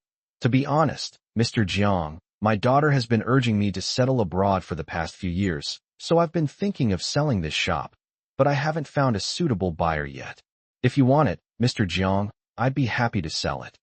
That Mr. Zhang is a lucky man. Since you're willing to sell, I'm willing to pay a 20% premium to buy it. Jiang Zhou said readily. Zhang Jian was shocked. He hadn't expected Jiang Zhou to be so generous, willing to pay a 20% premium to buy the shop. However, Zhang Jian did not refuse. After all, it was a good deal, and he could tell that Jiang Zhou was a very good businessman. Thinking of this, Zhang Jian quickly said, Boss Jiang is truly too generous. Jiang Zhou smiled and continued to discuss the shop price with Zhang Jian. Jiang Zhou eventually bought it for 10 million, and Zhang Jian was overjoyed. Jiang Zhou didn't feel like he was losing out, considering that a 200 square meter apartment in Shanghai in later years would sell for over 30 million yuan or even more. This shop is a 2-story, 200 square meter space. If the internet cafe industry declines in the future, selling the shop will bring in a huge sum of money. After Qinjian left, a Bao immediately said to Wang Tianqing, "Big brother, we can definitely bring down that Wang internet cafe this time." Of course, Wang Tianqing said with a smile. But 3 days passed, and Wang Tianqing still hadn't received a call from Qinjian. He asked the Bao to call Qinjian, but Qinjian said that he was currently abroad and had sold the shop to Jiangzhou. Wang Tianqing was furious. He immediately had a Bao call in the owners of other internet cafes for a meeting. Otherwise, if Wanwan continues to operate, these people will have no future, so they have to join forces. Then what do we do? Brother Wang, you say what you want, we'll all listen to you. Yes. Wang Tianqing said directly. Let's all open a membership together, and those who open a membership can use the internet at any of these 13 internet cafes. Upon hearing this decision, everyone expressed their support for Wang Tianqing's decision. Then, Wang Tianqing continued, "Also, we need to lower the price to 2 yuan. As soon as these words were spoken, some people immediately voiced their dissatisfaction. Why should the price be lowered? This reduction is way too drastic. Yeah, that's a really drastic price drop. Yeah, if we lower the price any further, we'll lose money." Chapter 2:01 Shock. President Jiang is so young and promising. These internet cafe owners expressed their strong protest against the price reduction.